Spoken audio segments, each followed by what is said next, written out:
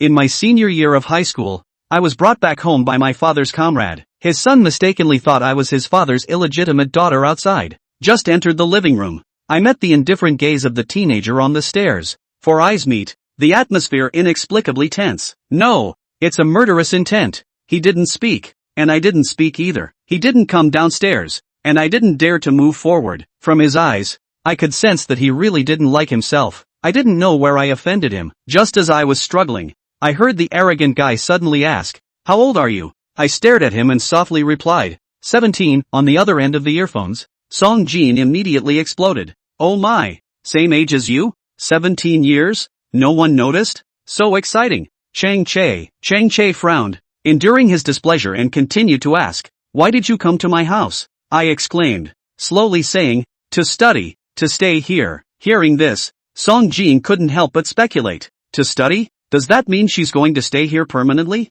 Oh my, is she here to claim the family property? Chang Che lowered the volume of his earphones. What did my dad tell you? I found it strange. This guy seemed to be intentionally steering the conversation in a certain direction, but not hitting the mark. What does he really want to ask? What is your relationship with him? Chang Che's patience was running out. He was an impatient person, couldn't stand beating around the bush. I was puzzled by this question. Didn't Uncle Chang tell you about our relationship? She really didn't know how to introduce herself and Chang Zhao's relationship. Uncle Chang brought her here. Should he have informed the family? Song Jin, see, she can't answer. Silence is golden. Song Jin continued in the voice chat. TSK. Listen to her tone. You can tell she's a scheming woman. Is such a person suitable for the Chang family? Suitable to be Ache's sister? Not suitable. Not at all. We have to help Ache get rid of her. Kick her out. After expressing his true feelings, Song Jin finished speaking, and Chang Che hung up the phone. So noisy. Did you also attend number 6 middle school? Chang Che's tone and expression became increasingly unfriendly. I felt anxious, thinking I might be in trouble now. Not even waiting until tonight. I don't know if it's because of the military family background. Chang Che always had an inexplicable toughness about him. Talking to him felt like being interrogated, making me uneasy. I was at a loss and decided to reintroduce myself. Chang Che suddenly took a step back, his tone unusually heavy. No matter what your relationship is with my dad, listen carefully. I swallowed nervously, looking straight at him. What? Chang Che stood there, his voice cold and distant, drawing a clear line with her. At home, don't get close to me, don't look at me. At school, don't claim to know me, don't touch anything of mine, whether it's a secret daughter or a family property issue. In his mind, I was already considered a secret daughter. As long as I didn't bother him, didn't affect his normal life, he didn't mind having one more person in the house. Me? Why? He was really harsh, with a disdainful and mocking look in his eyes. The oppressive feeling of looking down on me made me extremely uncomfortable. Well, after all, I'm a guest here. Maybe some people just have some strange quirks. I don't understand, but I respect it. Okay, I obediently nodded, a dimple showing on my cheek. I'll listen to him. Chang Che squinted, somewhat surprised. Did she just agree so readily? The last rays of the setting sun reflected on her, making her both beautiful and calm, especially those two dimples. Chang Che had never seen any girl with such a beautiful pair of dimples. Chang Che casually met her clear and clean apricot eyes, and his heart suddenly skipped a beat, as if being shot. Chang Che discreetly averted his gaze, quickly went downstairs, and left through the door. I blinked, looked at the empty living room, glanced at Chang Che's back, and asked, "Are you leaving me alone at home?" It seems he trusts me quite a bit. As I packed my luggage, I thought to myself, it's better to set boundaries, or else I'll have to rack my brains on how to maintain a good relationship. Look at the way he looked at people with his nostrils just now. He seems difficult to deal with at first sight. TSK. I pursed my lips, couldn't help but put my hands on my hips, imitating Chang Che's expression and tone just now. Don't come near me at home. Don't look at me. Don't say you know me at school. Hey. After imitating disdainfully, I couldn't help but laugh. Childish. I picked up a photo frame from the suitcase, carefully rubbed the surface, and smiled. Mom, Dad, everything is fine. Don't worry. After saying that, I left. On my way, I saw a large supermarket. I still needed some things, so I went to buy them. It was already troublesome to stay at Chang's house. Uncle Chang and Aunt Chang were so busy. It wasn't good to bother them with everything. I opened the map and searched for the location. She was a bit directionally challenged. She would be lost without a map. My phone still had 20% battery, which should be enough for me to come back. I closed the door and went out. When I came, I observed that this place was similar to a military compound. with a golden sign honored family hanging on every door. It should be very safe here. Otherwise Chung Chae wouldn't have left so easily. In August, Shun City was not completely dark at 7 o'clock. Every house was lit up. And this residential building gave a warm feeling that was indescribable. There was a strong sense of fireworks in the air. Following the navigation, I quickly found the supermarket. White Tree Street was close to the city center. And with the special promotion today, there were a lot of people in the supermarket. I carried a shopping basket and carefully selected items in front of the shelves. I bought some personal items, and then picked up some chocolates and candies. The checkout counter was crowded with people, and the grandpas and grandmas were all smiling happily after grabbing some discounted vegetables. Looking much better. After I paid, my phone reminded me that there was still 10% battery left. Don't push. An elderly man behind me said sternly to the person next to him. I picked up my shopping bag and was about to put my phone in my pocket when my shoulder was suddenly bumped, causing my hand to shake. Oops. I unconsciously uttered a monosyllable, and my phone fell to the ground. I quickly bent down to pick up the phone, only to find that the screen had cracked from one corner. Half of the screen was colorful, while the other half was completely black. Half a second later, the phone automatically shut down. I glanced back and saw a dignified old man. He was wearing a faded military green shirt with loose threads. The old man asked with concern, "Miss, I'm sorry for bumping into you. Are you okay?" "Your phone." The old man pointed at my phone. I shook my head helplessly, said it was okay, and left. The old man didn't mean to do it on purpose. Seeing that he was dressed shabbily, he didn't seem wealthy, so I let it go. I had planned to find a place to repair my phone, but it was too late. I was worried that Uncle Chang would be anxious if I didn't return home,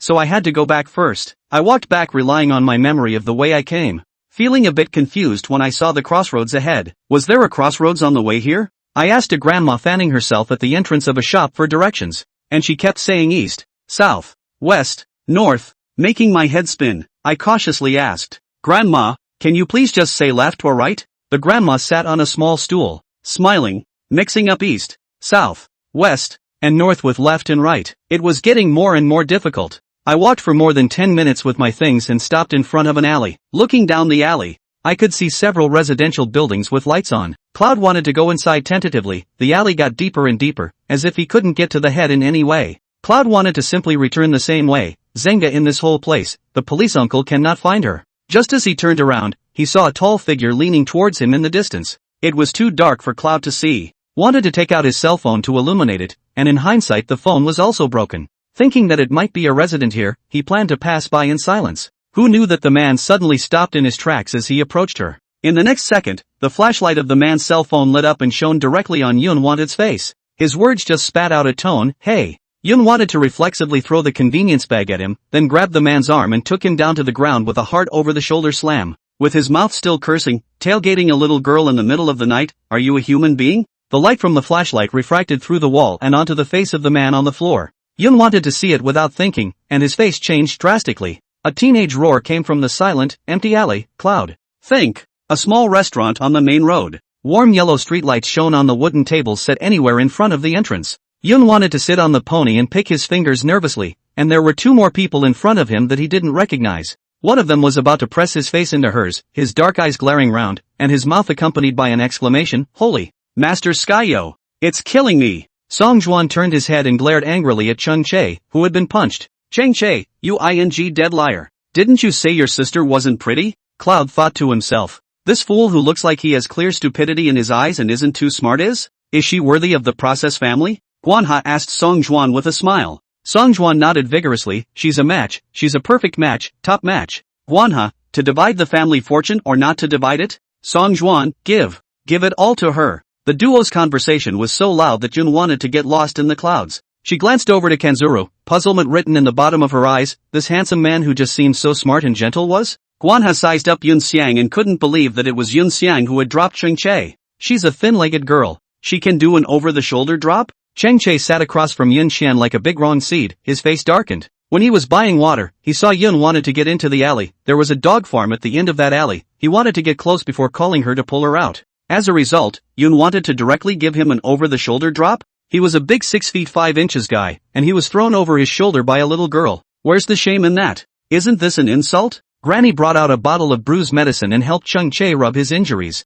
Cheng Chae grinned in pain. Cloud thought she was really sorry. She muttered in a small voice, "I'm sorry, I thought." "What do you think?" Cheng Chae went over fiercely. He saw that Yun wanted to do it on purpose. Because he embarrassed her at home, she immediately returned the favor. Yun Chen was about to open his mouth to explain when he heard Song Juan angrily drink, "Shut up." Yun wanted to be startled and immediately shut his mouth. She stared round-eyed at the cranky Song Juan, with a look that seemed to say, "This clear and stupid brother, take it easy. Can't I just shut up?" Guanha looked askance at Yun wanted, and couldn't help but be amused by her little expression. "Sister, I didn't say you, I said Chang Che shut up." Song Juan fell back in a minute. Cloud thought? Chang Che? Chang Che, how are you talking to my sister? Song Juan stood in the middle of the duo with her waist crossed, criticizing Chang Che with a displeased face. "You're sneaking around and following my sister is alert, is it wrong to drop you?" Kanzuru stroked his chin and said meaningfully, "Well, yes." Chang Che looked at Song Juan with an incredulous face. "He says my sister all the time. Is he okay? People are obviously right, and they are so generous in apologizing to you.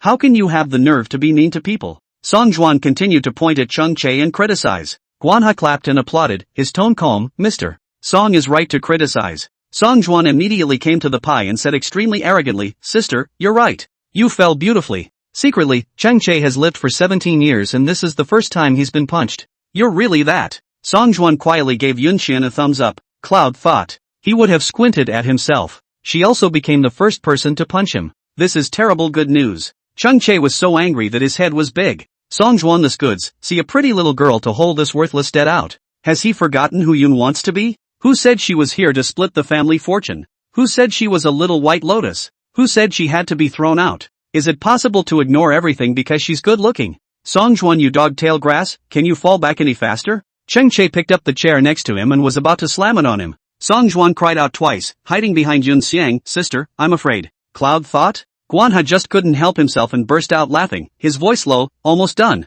Song Juan coughed as he pulled over a chair and sat next to Yun Xian.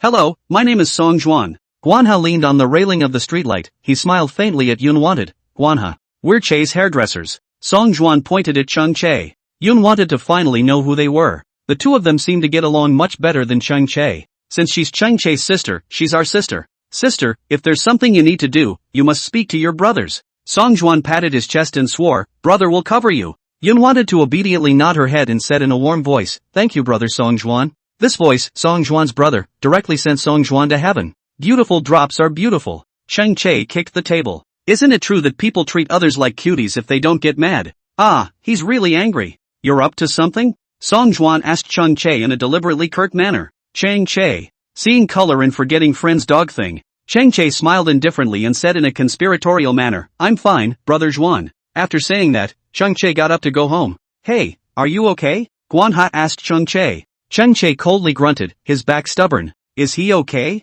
"Of course he can't. It hurts all over. But he's a man, no. Also, gotta. Okay." Chapter 4, Deliberately Bad, Helping Him Home. Yun wanted to see Chang Che go home alone, and immediately stood up and said to Song Juan and Guanha, "I'm going home with him. Otherwise, they would have to figure out how to get back on their own later. Then I'll join you." Song Juan was excited. Guanha directly dragged Song Juan away. "You can't. You have to go to the ballroom and brush my face, our clothes and rackets are still at the ballroom." Song Juan? A sorely missed opportunity to go home with my sister. He hates. Yun wanted to say goodbye to the duo and jogged to catch up with Chang Che. Chang Che did not look good, he walked with a limp, and there was little expression on that good-looking face, it was very high and cold. He glanced at Yun Think, his face covered in gloom. A good only son, and then suddenly a sister appears. Where can I argue? Yun wanted to be thinking about how to clear up the misunderstanding when he saw Chang Che suddenly sitting on a bench by the side of the road. His long legs stretched out and his arms drooped. Looking up at Yun wanted, he said in a lazy tone, "Can't walk anymore."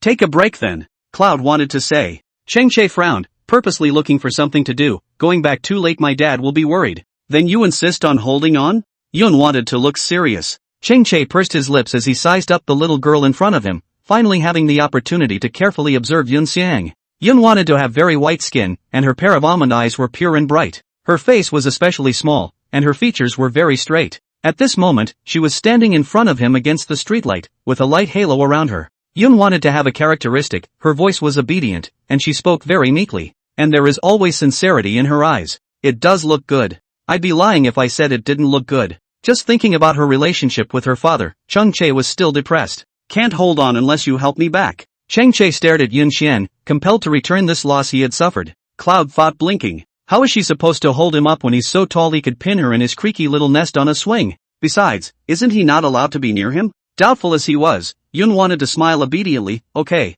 I'll help you. Who told him to get hurt because of her? Cheng Che stood up, his arm resting on Yun Xiang's shoulder. Yun wanted to almost fall over when his entire weight pressed down. Fortunately, Cheng Che's hand was quick to grab Yun Xiang's collar and pulled him back. Yun wanted to look up at him with puzzled eyes. You only have a pain in one leg, you're not paralyzed, why are you putting all your weight down? Cheng Che also frowned and looked at Yun wanted, his eyes questioning. Just now were able to swing me up, now help me a little to fall? The two stared at each other, unaware that sparks had already been flying in the center. After a few seconds, the two averted their eyes together. In their minds, they cursed each other even harder. Cheng Che roguishly rested on Yun Xiang's thin shoulders, full of willfulness. Cloud tried to drag him farcically towards home, cursing inwardly. Which way to go? You point the way. Yun wanted to gently bump Cheng Che's stomach with his elbow, his tone not exactly friendly. Cheng Che huffed, disgruntled, you don't know the way? Yun wanted to not be known as a soft spot, and lowered his head without responding. Cheng Che suddenly thought of Yun wanting to walk into the alley just now and asked, Rodia? Yun wanted to give him a sly look.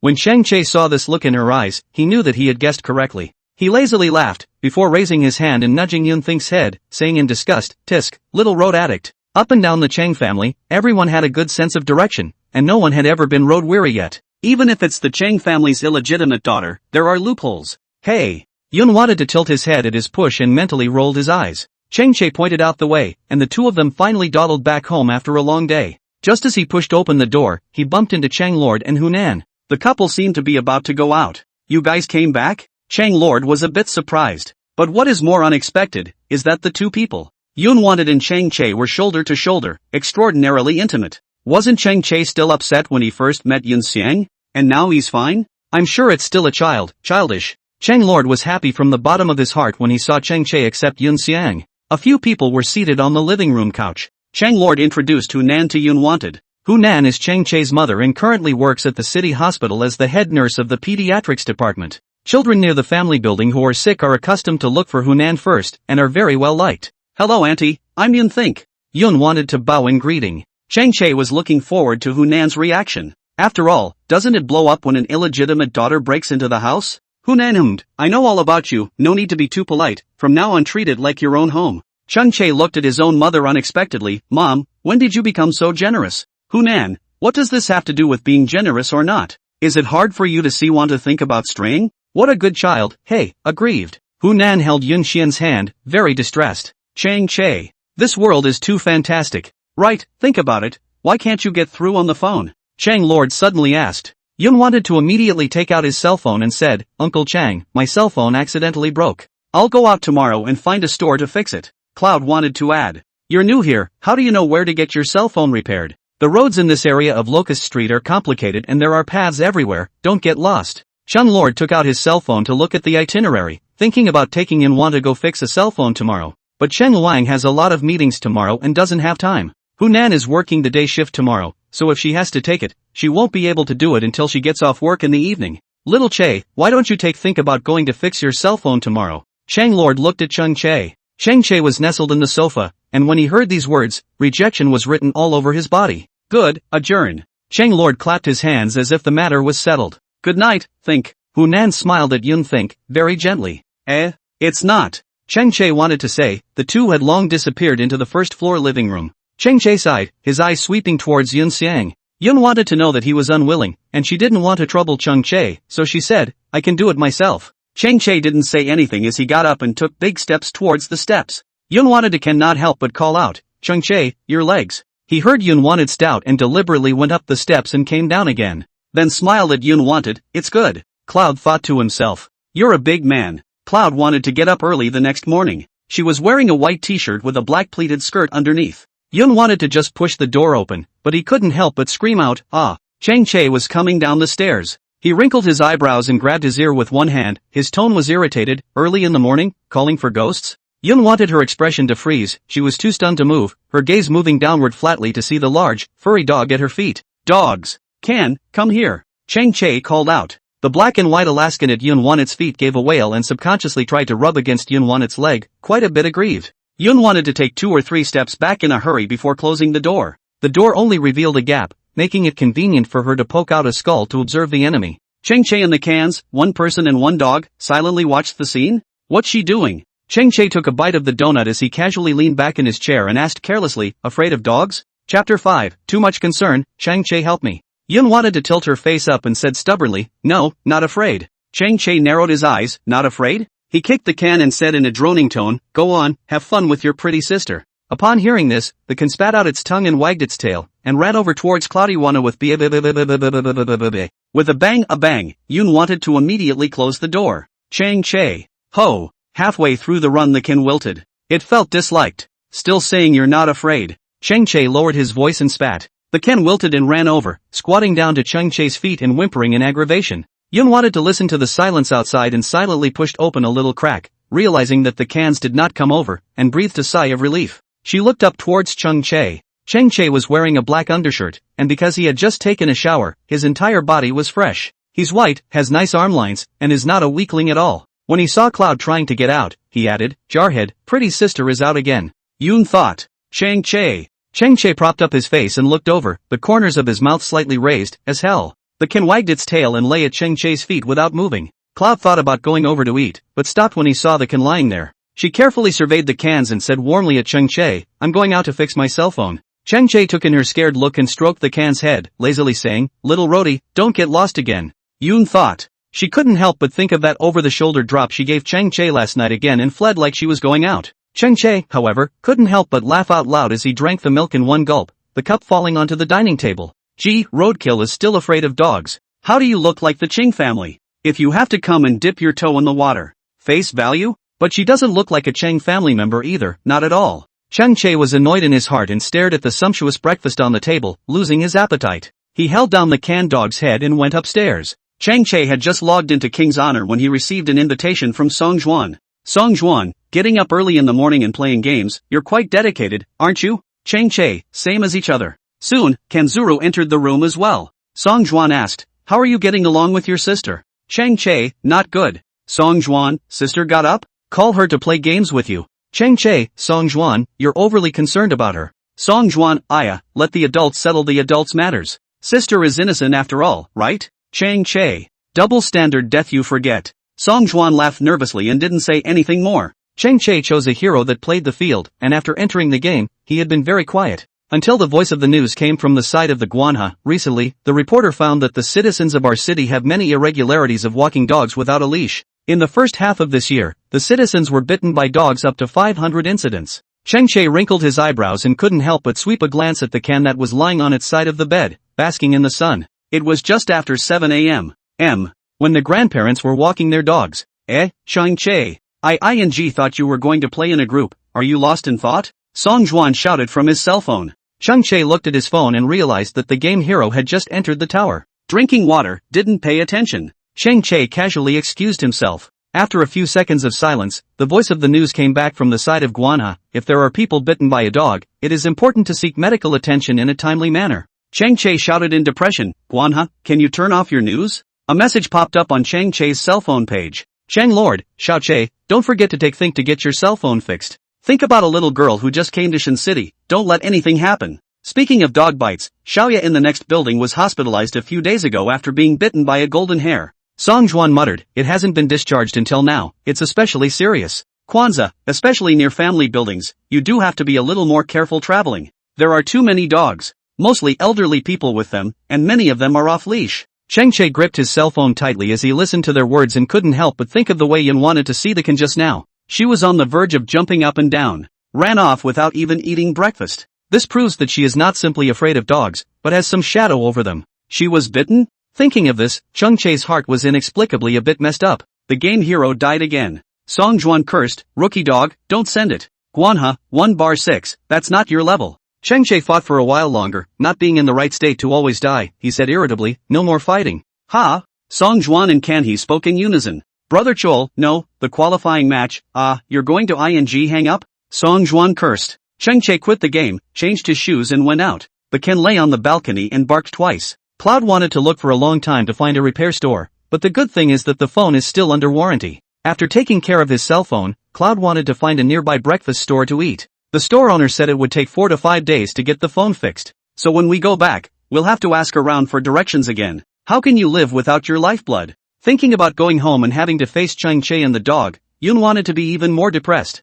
On the way, Yoon wanted to inadvertently scan the information on housing rentals, and the rentals in Xinjiang are quite cheap. The idea of moving out suddenly popped up in Cloud's mind. But right now, there's not enough money to move out, and if you want to move out, you'll have to find an odd job to make some money to do so. She hadn't taken more than 2 steps before she was lost on Locust Street, which was full of alleyways. Cloud thought she really wanted to put a GSP on her head. Cloud wanted to sit on a wooden bench in the street, her hands on her face, not wanting to go home, wanting to wander the streets. Until several puppies ran not far away and Cloud tried to panic. Yoon wanted to silently twist his head and cover his face with one hand. People who were afraid of dogs didn't even dare to look at the dog, for fear of attracting the dog's attention. A few puppies stopped at Cloud's feet, scaring him. Yoon wanted to raise her leg and kick, trying to scare the wolves away. Who knew that the puppies weren't afraid at all, but instead crawled towards her legs. Cloud tried to get up and walk quickly to one side as the pups chased her. Whenever his legs were rubbed by the soft dog hair, Yoon wanted to shiver and his body stood up in sweat. The scene of being bitten by a dog when I was a child was like a movie that kept replaying in front of my eyes.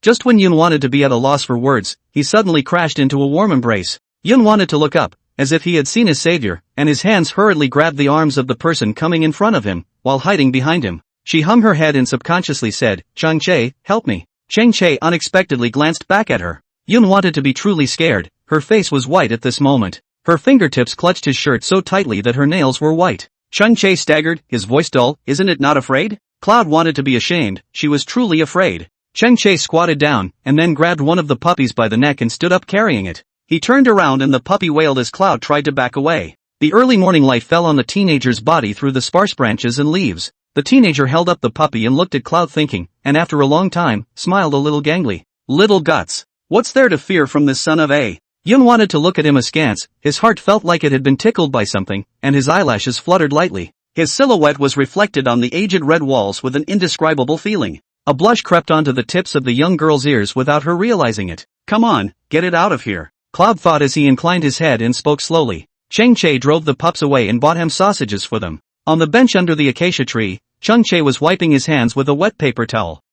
Why are you here?" Yoon wanted to ask Chang Che cautiously. Chapter 6, decides to move out, tells her to behave. Chang Che's movement of rubbing his fingertips stopped for a moment. He frowned, his pupils deep, and his face didn't change, came out to do some shopping. Cloud thought and nodded. Chang Che threw the wet paper towel into the trash can. The two raised their heads together to look at the street, and the light fell on their bodies in an extraordinarily pleasant way. Yoon wanted to sneak a glance at Chang Che and muttered, "You seem to, quite hate me." Chang Che didn't answer. Tugging and tugging, a bit of a stinker. But it had to be said that Chang Che's face was superior to all the boys Yoon wanted to meet in recent years. It was handsome with a sharp edge. Yoon wanted to hang her head and propped her hands on the bench, kicking her feet around. She said slowly, "I won't bother for long, when I find a suitable house, I'll move out." At the sound, Chang Che was stunned. He turned his head to look at Yoon Chien. It just so happened that Yoon wanted to raise his head as well, and their gazes coincidentally locked onto each other. "You're moving out?" He repeated Cloud's thought, his tone questioning. Cloud thought nodding, "Aha."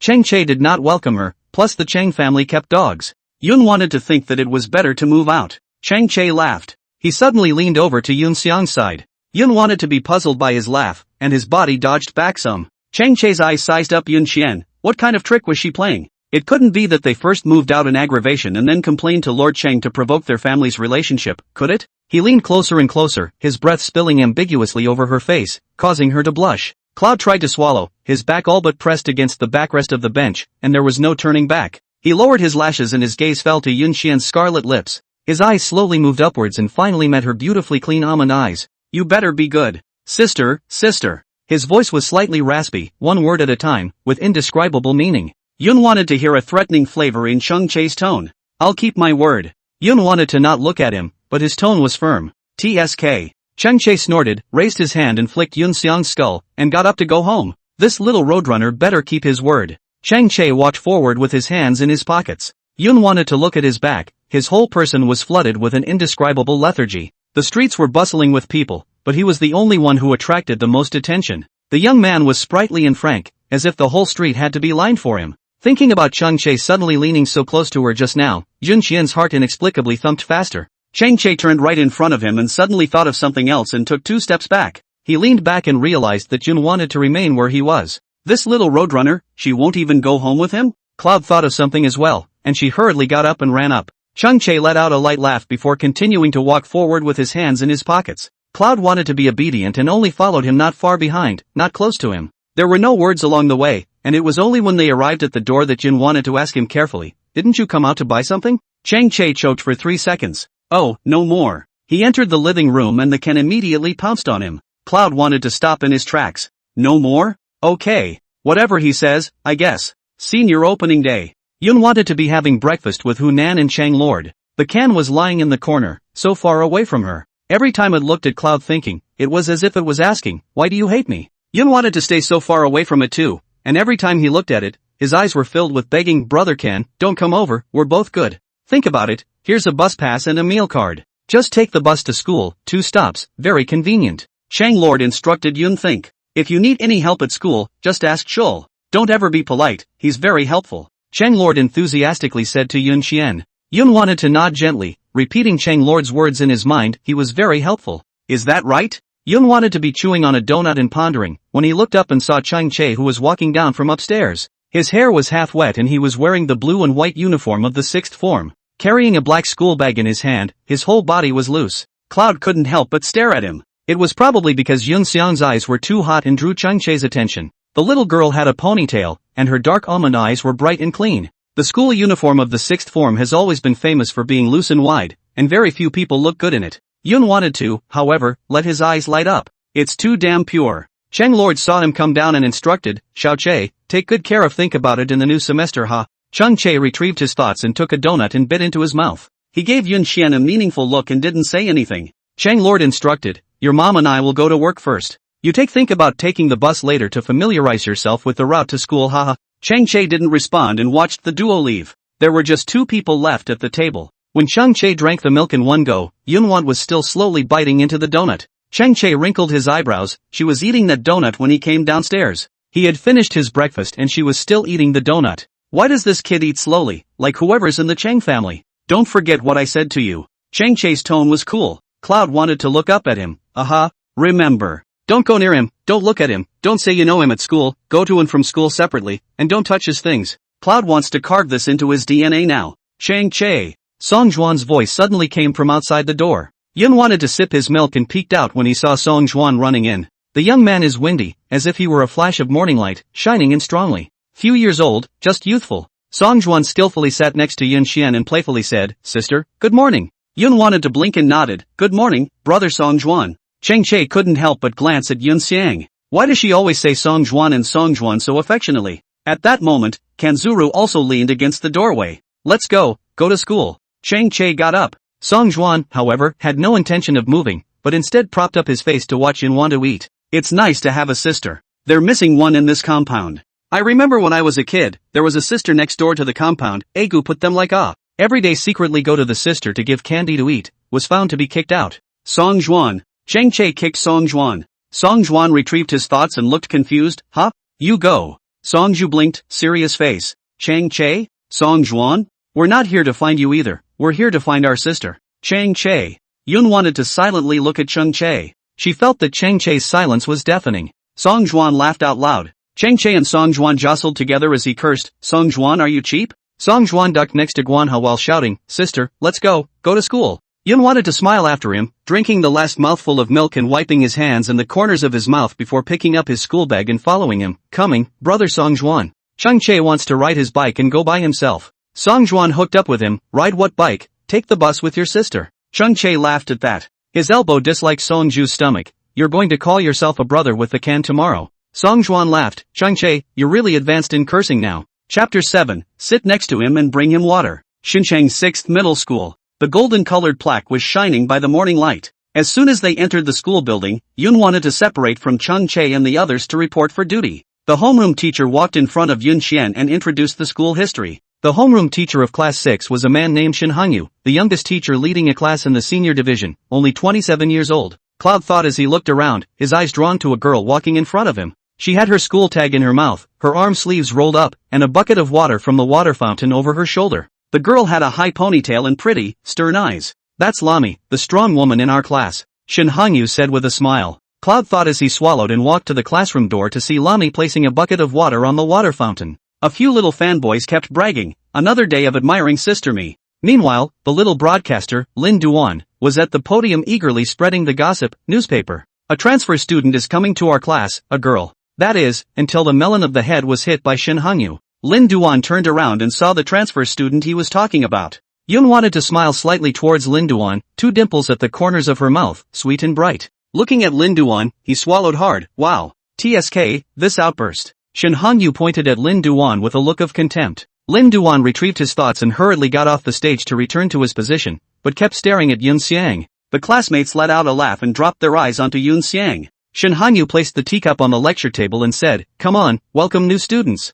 Amidst the applause, Yun wanted to bend down and bow. "Hello everyone, my name is Yun wanted. I'm going to spend my next senior year with you all, so I hope you'll take care of me." The morning light fell on the classroom and the breeze blew the curtains. In the last row, Chung Che was covered in his school jacket, lazily propping up his face, his eyelashes slightly drooping, his gaze faintly looking at Yun Xian. Cloud wanted to be pretty indeed. Mainly clean and bright, greatly generous, not at all twisted. It's no wonder Lin Duan went wow. If she wasn't his sister, he would have looked twice. Thinking that Yun Xian was Cheng Lord's illegitimate daughter outside, Chung Che felt his liver ache. A sister out of nowhere. Yun Xiang student is a school bully, another great addition to our class. A flash of appreciation flashed across Shin Hongyu's face. The applause was even crisper. Lin Duan was extraordinarily enthusiastic and said, "Welcome, welcome. Just sit next to Chung Che for now," Shin Hongyu said casually. Cloud thought with a start. Cheng Che, who was about to go to sleep, lifted his head when he heard these words. Ha! The two people's gazes locked in the air. There was some innocence in Yun Wanted's almond eyes. It wasn't her who made the teacher line up next to him.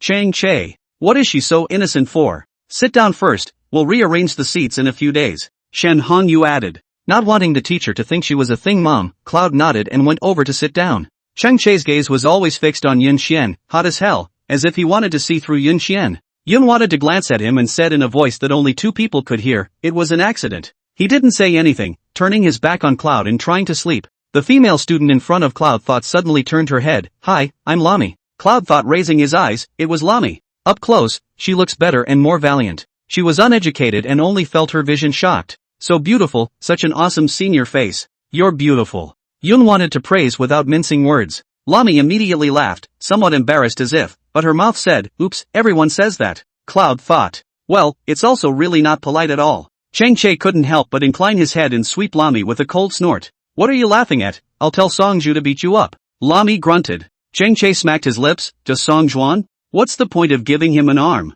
Yun wanted to look at the duo, curiosity flowing from his eyes. They knew each other? "I was in the compound next door to them before," Lami said. Yun wanted to seem to understand, and let out an oomph. "I know you, you're Cheng Che's sister," Lami whispered. Yun wanted to silently go look at Cheng Che. She swore that she didn't say anything. Cheng Che didn't say anything, but in his heart, he made a note to Song Juan. Song Juan is a big leak. Cloud thinker, your books haven't been delivered yet. Read mine first. Shen Hongyu handed the book to Yun Xian. Lunch break. Cloud wanted to be dragged by Lami to the playground to watch his classmates play ball. On the way to the playground, Yun wanted to hear many people talking about Cheng Che. When everyone talked about Cheng Che, their eyes were glowing and the corners of their mouths couldn't help but rise. It seems that Cheng Che is very famous in the school, no wonder he doesn't let her get close. On the playground, Cheng Che, Songju, and Guan He were playing 3v3 basketball with other students. There were quite a few people scattered around the neighborhood, mostly little girls. Lami bought 2 bottles of water and pulled Yun wanted to sit in the front row. Yun wanted to see Cheng Che on the court at a glance. He was holding the basketball in a sudden advance. The opposite students were defending fiercely, but he dribbled the ball like a cloud, 3 or 2 times to shake the opposite students, directly a basket side shot. Ball in. There were wows from the little girls around the room, while the boys shouted, "Cool." Cheng Che lifted up his shirt and wiped the beads of sweat on his forehead. Such a simple action, vaguely revealing his toned abs. In an instant, the little girls on the sidelines exploded. At halftime, he was listening to Song Juan and Guan He joking around. Song Juan threw the basketball to him and he intentionally slapped it a few times. Handsome, isn't it? Lami held the water and looked at them with a flash of adoration in her eyes. Once again, Yun Xian's gaze couldn't help but follow Cheng Che. How could the hot summer day not stop the light from shining on the teenager? Handsome indeed. So, Cloud wanted to nod. Perhaps Yun Xian's gaze was too hot. Cheng Che suddenly turned his head and met Yun Xian's eyes. He cocked his head and raised his eyebrows, as if warning her in his eyes, "No, look, me." This one move instantly caused the surrounding girls to mess up their heartbeats. Classmate A, who is Cheng Che looking at? Classmate B, we're not supposed to be looking at you in this direction, are we? Classmate C, Cheng Che's eyes, it's too provocative. Yun wanted to not move his head, avoiding Cheng Che's gaze. Unbeknownst to him, the tips of his ears were once again secretly red. Think, let's go bring them water. Lami suddenly pulled Cloud to think. Yun wanted to rush and shove, I'm not going. Why? Lami wondered. Yun wanted to open her mouth, wanting to say that she had an agreement with Cheng Che. But then she didn't feel good about it, so she blurted out a sentence, I'm socially terrified. Lami was even more excited when she heard that Cloud wanted to be socially terrified. You're an I-man? It doesn't matter, I, an E-man, will take you flying. The I-person E-person, an internet term, corresponds to the two broad types in the MBTI personality test, with the I-person referring to introversion and the E-person to extroversion. Simply put, it's a different word for social terrorism and social cows. Lami shoved the water into Cloud's hand and pushed Cloud up. Go on baby, the best way to solve social terrorism is to face it. Yun wanted to be confused. Lami's strength was particularly strong, and she was directly pushed out several meters. When he looked up, he happened to see Cheng Che who was coming this way. The two looked at each other. Cheng Che? Yun wanted to look at Cheng Che, her heart poofed. Knowing that there is a tiger in the mountain, but preferring to walk towards the tiger mountain, this is not looking for scolding. Oops. Cloud wanted to turn her head and try to run, she didn't want to GA, her great ideals hadn't been realized yet. This water is better for Lami to deliver. Just then, someone suddenly said, Cloud Thinker, watch out. Chapter 8, Protected Her, or Soft-Hearted. Cloud thought as he turned his head and saw a basketball flying towards him. Yun wanted to thump in her heart, just about to sidestep to avoid. Her arm was suddenly yanked by someone. Her feet slipped, and she slammed directly into that person's embrace. There was a muffled thud as the basketball hit the floor. On the playground, it's quiet. The sound of a strong heartbeat came from Yun Qian's ears, and she subconsciously clenched that person's arm with both hands, then slowly raised her head. The dappled halo of light fell through the branches of the trees. Cheng Che looked at her against the light, his head hanging down, his eyes seemed to carry reproach. What are you doing barging in here? His voice was deep, and Cloud wanted to be sure that it was the tone of reproach. Cloud thought, breathing a little choppy, I thought you guys were done. Cheng Che immediately pushed Yun Qian away, not forgetting to look towards those boys without a good tone. Can't you see anyone?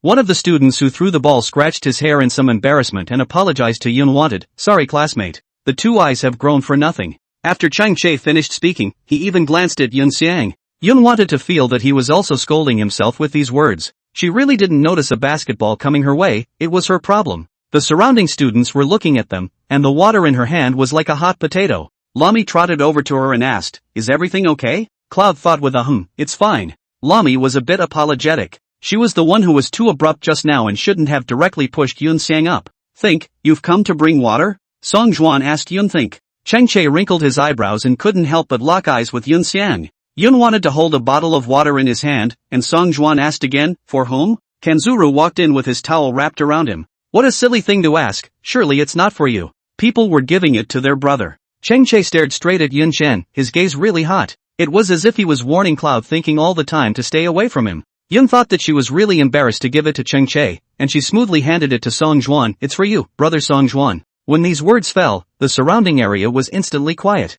Guanha and Song Juan both froze. Lami even blinked. Not for Cheng Che? Yun wanted to carefully glance at Cheng Che. Cheng Che didn't say anything, shot the ball a few times and threw it into the basket and continued to play. Yun wanted to not dare to stay any longer and hurriedly grabbed Lami and left. The crowd on the playground cast their eyes on Yun Xiang. Classmate A, who is that classmate? Classmate B, a lot of new students have transferred in this year, new to the program, right? Classmate A newbie dares to bring water to Song Juan? Yun wanted to just feel like a manacle and quickly ran into the school building, which was a little better. Yun wanted to take a long breath as she told Lomi, my relationship with Cheng Che is a bit complicated. Luomi, don't push me to get close to him in the future. I was wrong. Lami threw her hands up in the air and admitted her mistake decisively. She's the one who listens best, she respects her friends, but today was definitely an accident. Cloud thought with a and didn't think much of it. Back in the classroom, Yun wanted to look at Cheng Che's seat and couldn't help but frown. Would Cheng Che be angry at her for breaking the agreement? On the playground, Song Juan raised the drink in his hand high and circled around Cheng Che.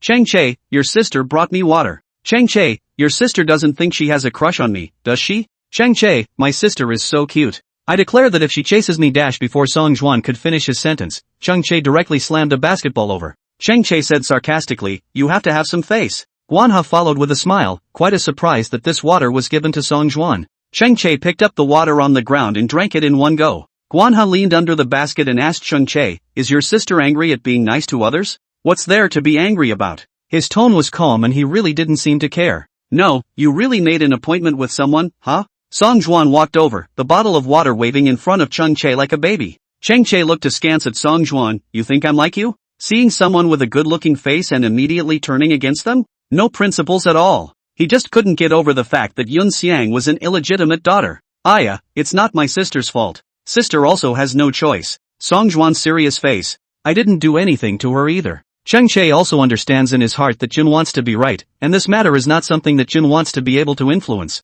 If you want to blame it on Xing Luan, who couldn't keep his moral bottom line. He is ashamed of his profession and sorry for his wife who trusted him. Chang Che could not care about Yun Xiang. Jun Xiang just don't cause trouble for the Chang family. Not playing. Chang Che threw the basketball to Song Juan and went to the gym to take a shower. Song Juan looked at Chang Che's back as he and Guan He exchanged glances and shrugged. Let him squirm for a while. It's a big shock to anyone. School's out for the evening. Yun Think was tidying up his desk when Shen Hanyu said outside the door, Yun Think, come to my office for a moment. Good. Lami asked, so I'll wait for you to get out of school with me? No need. Outside the school is the bus station, bus 237, 2 stops to reach Locust Street. Get off the bus and go straight to the family building. There is no 7-way route that Cloud wants to find. Lami hummed. He exited the classroom with Yun wanted to, just in time to see Song Juan and Can he go? Song Juan asked Yun to think. Yun wanted to point to the office. The teacher called me over. That's fine, Chang Che is also there, you guys can go together. Song Juan said. Yun wanted to anon, Chang Che was there too? In front of the office, Yun wanted to just walk to, then heard Shin Yuhang's voice, look at your last semester end of this English test, 20-something points, shouldn't be wrong questions are wrong. Can you be this sloppy? Chang Che, you must bring up your attitude towards studying in your senior year. Shin Hanyu was serious. Cloud thought to himself. English 20-something points? Uncle Ching is such a good man, but his son is a scum? Yun Qian. Shin Hanyu suddenly called Yun Think. Yun wanted to raise his head immediately, in. Chang Che glanced back, his eyes lazy and diffident. Yun wanted to put her hands behind her back and obediently stood next to Chang Che. Teacher. Here are your books. Shin Hanyu pushed over a stack of books and an enrollment application form, saying, there's a form you need to sign. Chang Che leaned on the teacher's desk and looked at the form. That is Yun Want personal information table. The upper right corner is pasted with a 2-inch photo of Yun Want. The little girl smiles and reveals 2 dimples, shoulder-length short hair is clean, pure, and beautiful. Down the page, the parents column was blank. There was a string of numbers Chang Che was familiar with in the remarks column. It was Chang Lord's phone number. Cloud wanted to sign his name in the lower right corner. Her handwriting is round and quite cute. Okay. Cloud wanted to hand it over. Shen Hanyu examined it and hummed. Chang Che, take my words to heart. Shen Hanyu glared at Chang Che. Chang Che nodded his head, his tone lazy, got it. Shen Hanyu, Yun wants to be at your table, you two help each other and be friendly. Chang Che nodded his head for a while longer. Yun wanted to not dare to respond and silently went to move the books. There were a lot of books, and it was a bit of a struggle for Cloud to carry them. But luckily, she wasn't that weak. Shen Hanyu gave Chang Che a look, still frozen? Can't you see that the little girl is too weak to move? Help out, be friendly. Chang Che. The memories of the over-the-shoulder fall came flooding back. Well, the force is small. Chang Che looked at her as a small person, moving such high books, and still felt soft. He walked forward and took all the books in Yun Xian's hands. Her fingertips touched and her fingers were soft and warm. With the weight off her hands, Yun wanted to look up and was meeting Chang Che's gaze. Chapter 9, Naked, you go up too. He took the book and quickly turned to go out, his heart feeling as if pins and needles had been stuck in it. Cloud wants extra soft hands. Yun wanted to look at Chang Che's back, and it was like a droplet of water had fallen in his heart, causing circles of ripples. Teacher, I'm leaving. Yun wanted to greet Shen Hanyu and hurriedly caught up with Chang Che. Chang Che put Yun Qian's book on her desk. Yun wanted to see that there weren't many people left in the classroom, so she called out, Chang Che. I'm sorry about today at the basketball court. I didn't mean to break our agreement. Cloud wanted to apologize to him. Chang Che glanced at her and raised an eyebrow. What are you apologizing for? It's not like you were near me. Yun wanted to be a bit surprised. He heard him say in a loose tone, didn't the water go to your Song Juan brother? Cloud wanted to blink. Hey? Something doesn't seem right. Your brother Song Juan is happy. He added before heading out the door. Yun wanted to wonder if she was experiencing an illusion. How did she feel Chang Che's words? A little sour. Yun wanted to silently follow behind Chang Che. It didn't dare to say or ask ah. As he passed the vending machine, Cloud thought to get a Coke. At the bus stop, she handed Chang Che a Coke. I'll make up one for you. The cicadas echoed in the evening. The sun is only a tip, but the crescent moon is already high in the night sky. Chang Che looked at the ice cola in front of him and followed the fair arm forward. The breeze blew her hair, and the little girl tilted her head to look at him with a sincere face. Yun wanted to blink. Chang Che suddenly felt his heart burning. Is she trying to ingratiate herself? Chang Che inclined his head, his tone calm. I don't like sweet. No drinks? Cloud wanted to ask. He hummed. Yun wanted to be helpless. If you don't want it, then you don't want it. What do you say you don't like sweet? Then I'll drink it myself. She was dry, with no further humility. Chang Che couldn't help but look at her more. Couldn't she be more polite even though he wasn't drinking? The bus came and the two men got on one after the other. Yun wanted to sit in the first row of the rear door. Chang Che sat diagonally behind her playing with his cell phone with his head down. Yun thought of something suddenly and turned his head to ask him, "Is your English bad?" Chang Che raised his head and looked at her indifferently. Where did she hear that his English was very bad? Cloud wanted to see that he didn't retort, "I'm okay with English, so I can help you review it if you need it." Chang Che raised the corners of his mouth, subconsciously sizing up Yun Xiang. "You?" Cloud wanted to narrow his eyes. "Can't she?" He seemed to be disdainful. "Starting exams tomorrow, you go for it." He only said this and continued to lower his head and play with his cell phone. Cloud thought awkwardly for a few seconds, feeling like he had touched his nose. Good. Don't worry about it. She just felt that living in the Chang family had caused trouble for the Chang family, so she could help if she could. He's really good at not giving a. She knew that Chang Che hated herself, so she had nothing to offer about helping people with their tutoring. Anyway, the person in question is just regretting it now, very much so. So much so that when the bus arrived, Cloud tried to run away as if he were trying to get home at a particularly fast pace. Chang Che followed behind her and couldn't help but tisk as he watched Yun Xian's small, broken steps. Yun wanted to just enter the living room when he heard Hunan ask, "Think, home?" Yun wanted to smile sweetly. "Aha, auntie, cooking?" "Hunan, right, go wash your hands, we're eating." Yun wanted to wash his hands and went into the kitchen to help Hunan pick up the dishes. "Just sit down and don't get busy," Hunan told her. Yun wanted to answer while going to help Hunan serve the food. Hunan shook his head helplessly. God has always been guilty of treating children who know what they're doing. Chang Che entered the house and saw such a cozy scene. For the first time, he wanted to use the words love brain to describe his great mother. At the table, the atmosphere was fairly harmonious. "Think, auntie, how about this tomato scrambled egg?" Hunan asked Yun. "Think." Yun wanted to nod. "Yummy. Do you like sweet or savory?" Hunan enthusiastically inquired. Cloud thought, sweet. More than just scrambled eggs with tomatoes. She, for one, is just a little more partial to sweetness. Chocolates, candy, cakes, that's what she always stocked up on. Hunan squinted and smiled. "You and our family Xiao Che have different tastes, so he can't eat any sweetness at all." Yun wanted to then look at Chang Che with some surprise in his eyes. Is it true that he doesn't eat sweets? She thought that he was deliberately unwilling to take his things. After being quiet for a while, Hunan opened her mouth and said to Chang Che, "Today,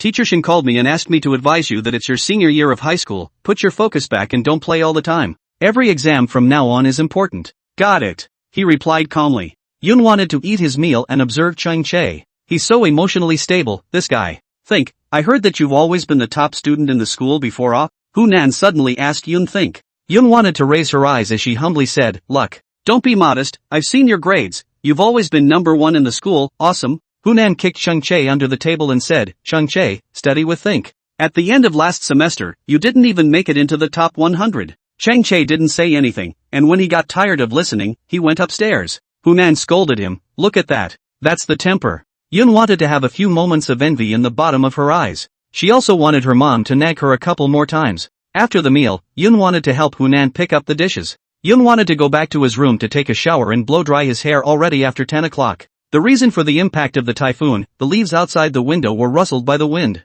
There was no water in the cup, so Yun wanted to go to the living room to pour water. As soon as he pushed open the door, he saw the can lying on its side in the living room. The can immediately climbed up when he saw Cloud trying to open the door. He wagged his tail and spat out his tongue. Shasa dash. Cloud thought to himself. The night passed quickly, and the water wasn't necessary to drink. Yun wanted to be about to close the door. There was a burst of footsteps on the stairs, followed by Chang Che's voice, "Canned." Yun wanted to raise her head without thinking, and after meeting the person's bland gaze, she slowly moved her gaze down. Yun wanted his breath to stutter, and in the next second, his face directly reddened to the roots of his ears. Thud, the door was slammed hard. Chang Che stood on the steps and saw Yun want to suddenly close the door. Chang Che followed the gaze she had just surveyed downward and suddenly thought that he was not wearing a top. "Gee, so pure? You're shy now?" The can rubbed against Chang Che's leg. Chang Che went to the refrigerator and got an ice pack. The door to Yun wanted the room to suddenly open again. Chang Che lazily raised his eyes, and Yun Xiang was furtively poking out a skull. The warm yellow light of the living room lined the topless Chang Che with an indescribable haze. With four eyes facing each other, the atmosphere was a bit awkward. Yun wanted his eyes to look somewhere else. Yun wanted to cough lightly, embarrassed. "Chang Che, I want to pour a glass of water." "So?" Chang Che narrowed his eyes with a playful tone. It's not like he didn't let her pour the water. Cloud wanted to inquire in a whisper, "Can you bring the cans up?" Chang Che hung his head and saw the can wagging its tail vigorously. The puppy wagged its tail, which meant that it was showing goodwill. Unfortunately, Cloud thought that he shouldn't know that. Aha! He responded boredly. And, Cloud wanted to add. Chang Che looked askance at Yun Xian with amusement, quietly waiting for her to speak. Cloud thought, you go up too. Chapter 10, Yun wants to call his brother, Chung Che Chung Che. Yun wanted to speak in a slow tone, as if he was ordering and begging. With her innocent and well-behaved face, it's hard not to think about it more. Chang Che leaned on the sofa and put an ice pack on his wrist. Looking at her carelessly, he deliberately joked, going somewhere? Yun Xian finally dared to meet Chang Che's eyes. Only then did she realize that Chang Che's eyes carried a few moments of teasing. Where else? Upstairs, of course. Go upstairs. Yun wanted to speak in a calm tone. Chang Che pursed his lips as he stared straight at Yun Xian and asked rhetorically, are you ordering me? Don't dare. She answered dryly. Chang Che smiled a bit gangly. He said, you're quite daring. Chang Che. Yun Xian's voice carried a few hints of reproach and helplessness. Chang Che kept looking at her and saw that her face was getting redder and redder in a hurry. Unamused little roadie. Not like the Chung family at all. Chang Che put the ice into the refrigerator. He turned around, his arms wrapped around his chest, gangly and tugging, making it clear that he was intentionally looking for a fight. Call brother. You call Song Juan your brother, but you call him by his first name? No manners. Cloud thought for a moment. Why did he suddenly ask her to call him brother? Is it because she called Songju brother? Yun wanted to sigh. The Cheng family's young master wanted to hear her call out to her brother, so what reason did she have to refuse? Yun wanted to guffaw, smiling in a good way, full of curiosity. Brother Chung Che. Yun Xiang was already speaking slowly, and coupled with the deliberately pleasing tone of voice, he heard Cheng Che's heart choke. She really barks, so obedient. The canister subconsciously looked at Chung Che. Shasha. Chung Che licked his lower lips, forcibly holding back his suddenly accelerating heart, and responded with a lethargic tone, aha. Cheng Che kicked the can and signaled for the can to go upstairs. The can gave a woof and dropped his tail, so reluctantly he went upstairs. Cheng Che yawned and followed behind the can's ass with his hands in his pockets. He also kicked the can's ass because the can was walking slowly. Stupid dog, walk faster. I'm going back to put on some clothes. Cloud wanted to make sure that a man and a dog had gone upstairs before he went out to get the water. Today the whole of the sixth form started testing and all the tables in the classes were pulled apart. Shin Yuhang was up there unwrapping the test papers, and his mouth said, the results of this exam are very important.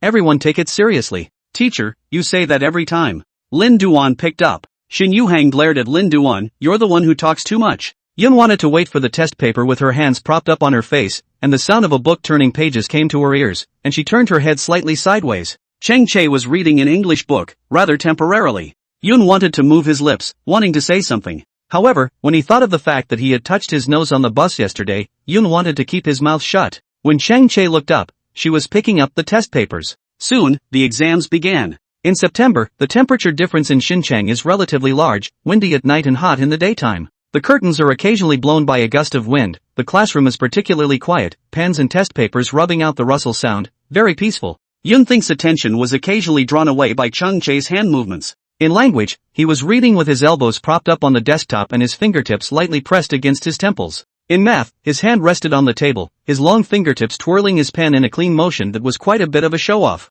In English in the afternoon, he wasn't so calm. Sighing now and then, he dropped his pen on the desktop and rubbed his brow, clearly not as serious as he had been when writing the first two subjects. Cloud wanted to be writing an English essay when he had stopped answering and fell asleep on the table. Yun Xiang couldn't care less about Cheng Che and continued to concentrate on answering the questions. At 7:30 p.m. Yun wanted to knock his chin on the table and heard Shin Yuhang say that he was exhausted by the end of the school day.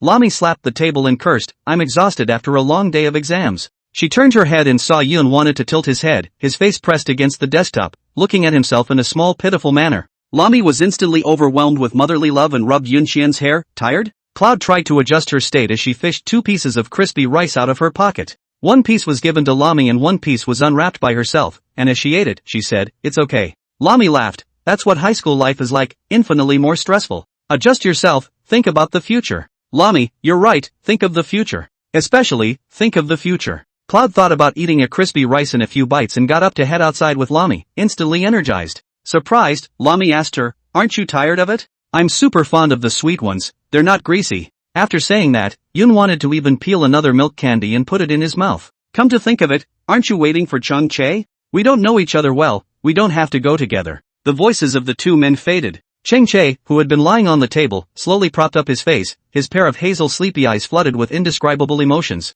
When Chung Chae rode his bike out from the school gate, Yun wanted to be waiting for the bus with Lami. The two people were facing each other and didn't know what they were chatting about, only to see Yun Wan's eyes slightly narrowed, revealing two small dimples and smiling brightly. Chang Chae lowered his eyes, the corner of his mouth unconsciously curved. It just suddenly occurred to him that the way Yun wanted to look at him during today's exam was too naked. The bus came and Yun wanted to get on with Lami one after the other. Yun wanted to get off at the station when Chang Chae was riding his bike past her. Yun wanted to stop in her footsteps and look at Chang Chae's back. The warm yellow streetlight elongated the teenager's figure, and the teenager's school uniform jacket was puffed up by the wind. He glanced back, the outline of his side face blurred, making Yun wanted to not see his expression. However, in Chang Chae's body, she felt a strong color of youth. Like, the sound of cicadas cannot swallow the summer, dense branches and leaves cannot hide the moonlight, and nothing can wear down the youthful spirit. Yun wanted to put his hands into the pockets of his school uniform, and thought of a sentence he had read online earlier: the so-called youthful spirit should be like the bright sun in autumn frost. Through all the changes of the 4 seasons, it is always sharp and clear, and glows in the mountains and rivers.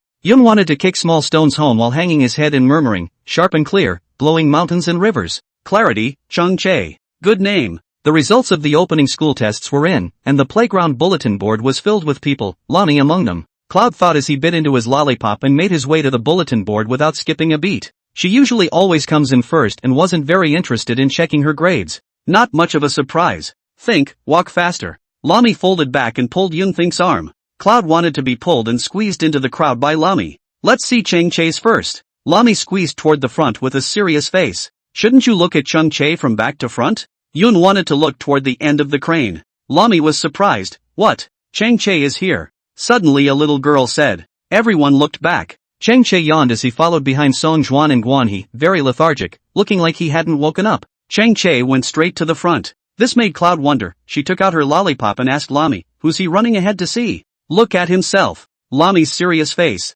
Cloud wanted to frown, huh? The next second, the crowd was pushed aside and Lami brought Cloud to the front row. Cloud wanted to see the picture and name of the first place on the list, and she dropped her lollipop on the floor. Chapter 11, Brother Chung Chae, Oil and Salt. Classroom. Yun wanted to have watched Chung Chae for 10 minutes already. She still couldn't believe that the one on the leaderboard who was number 1 in the whole school was Chung Chae. No one told her that Chung Chae was a schoolteacher either. The teacher criticized him for handing in blank papers, and Hunan criticized him for not making the top 100, but he actually came in first? The point is, she blurted out that she was going to tutor Chung Chae in English and ended up getting second place herself. Who got second place on a test and didn't know better than to tutor the first place winner? It's her.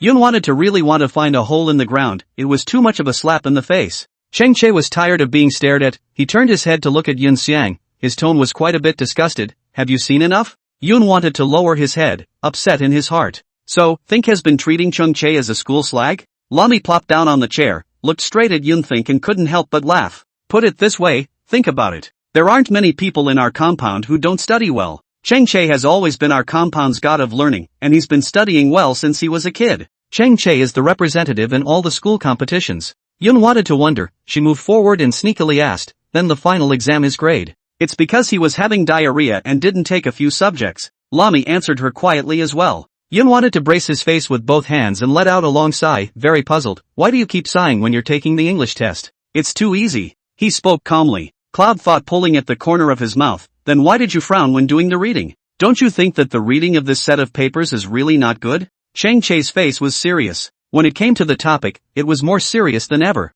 Cloud thought to himself. Chung Chae hooked the corners of his mouth, and when he saw Yun wanted to be silent, he deliberately made a cheap shot. Keep up the good work, second place. Yun wanted to just feel like he had no face. Lami couldn't help but laugh out loud as she watched the two. Cloud wanted to lie down on the table in shame, his arms hanging down by his side, lifeless. Think. Are you doing anything tonight? I know a particularly good chocolate place to take you. Lami leaned back. Cloud thought, shaking his head. I'm going to the repair store tonight to get my cell phone. Okay. Lami said. School's out for the evening. All the students in the classroom had left, leaving Chung Chae and Yun Xian. Chang Chae was slow to solve the last question in his exercise book. As soon as he looked up, he saw Yun wanted to sit next to him with no intention of leaving. Something wrong? He opened the door. It's okay. She must have left early with Lami. Yun wanted to reveal a smile. Chung Chae, can we put our roles aside for now? Chang Chae's pale gaze sized up Yun Xian. What did she want again? Yun wanted to blink, as harmless as a deer. Chung Chae, I don't know the way, can you take me to get my cell phone?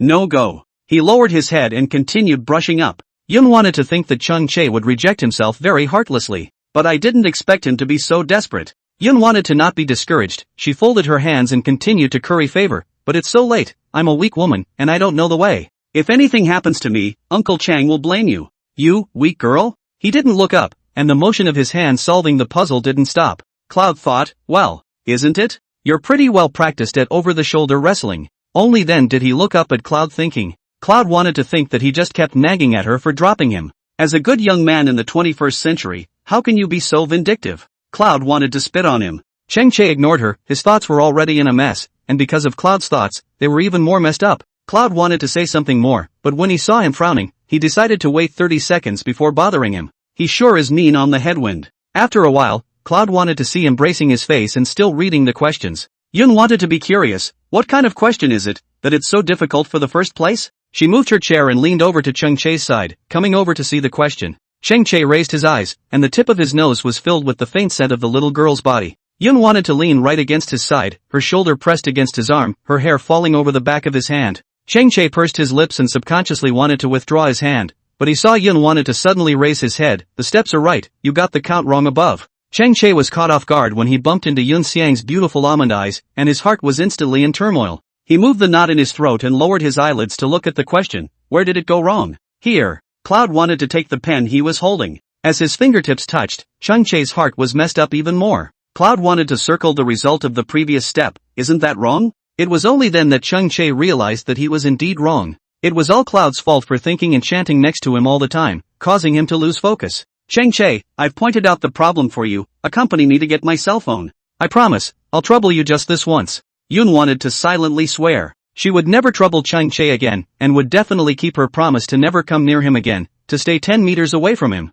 Cheng Che looked at her and didn't let go. Yun wanted to think of last night when he suddenly asked him to call himself brother. A plan popped up in her mind. Yun wanted to pull her hair, lie down on the edge of the table, and call out in a small pitiful manner, Brother Cheng Che. Cheng Che's hand that was writing the question gave a hard beat, then gripped the pen in his hand tightly. He lifted his lashes and was looking up into the pitifully pretty face of Cloud's want. She was lying on the edge of his table, blowing out her bangs, cute as hell. Cheng Che's hand gradually pinched the pen harder, and his heart inexplicably skipped a beat. He hung his head and quickly finished the questions, tidied up his desk and got up to head outside. Cheng Che, you're not getting any oil and salt nah. Yun wanted to slap the table and yell at him. Cheng Che's footsteps stopped as he looked toward the classroom. Yun wanted to be furious and sat on the chair angrily looking at Cheng Che. With four eyes facing each other, Cheng Che really couldn't do anything about her. He coldly spat out one word, go. Yun wanted his eyes to light up, coming. She rushed over to him, and almost fell when she accidentally scraped the corner of the table. Cheng Che wrinkled his eyebrows, sloppy ghost. Cheng Che, you're so nice. Yun wanted to heave a smile, his mouth extra sweet. Cheng Che was silent, walking forward with one hand in his pocket. Cloud wanted to see that he didn't say anything and continued to praise, you're the best person I've ever met. Cheng Che faked his death. Cloud thought, how can that be? I'm extra sincere. Cheng Che. Passing by the playground bulletin board, Yun wanted to see the leaderboard and still had a heart attack. Top 1, Cheng Che, Senior Class, 6. Top 2, Senior Class, 6, Yun wanted to get the cell phone already after 9 o'clock. A lot of stores near the cell phone store were already closed, and there weren't many people. Yun wanted to come out of the store, and his gaze fell on Cheng Che, who was not far away. He was wearing a white t-shirt with his sixth form varsity jacket slung over his shoulders, leaning lazily against the wall in his posture. He looked down at his feet with a downcast brow, a pair of narrow eyes with a deep color that made it impossible to guess what he was thinking. Yun wanted to be about to walk over towards Cheng Che. Someone behind her suddenly bumped her, and Yun wanted to subconsciously grip her cell phone tightly.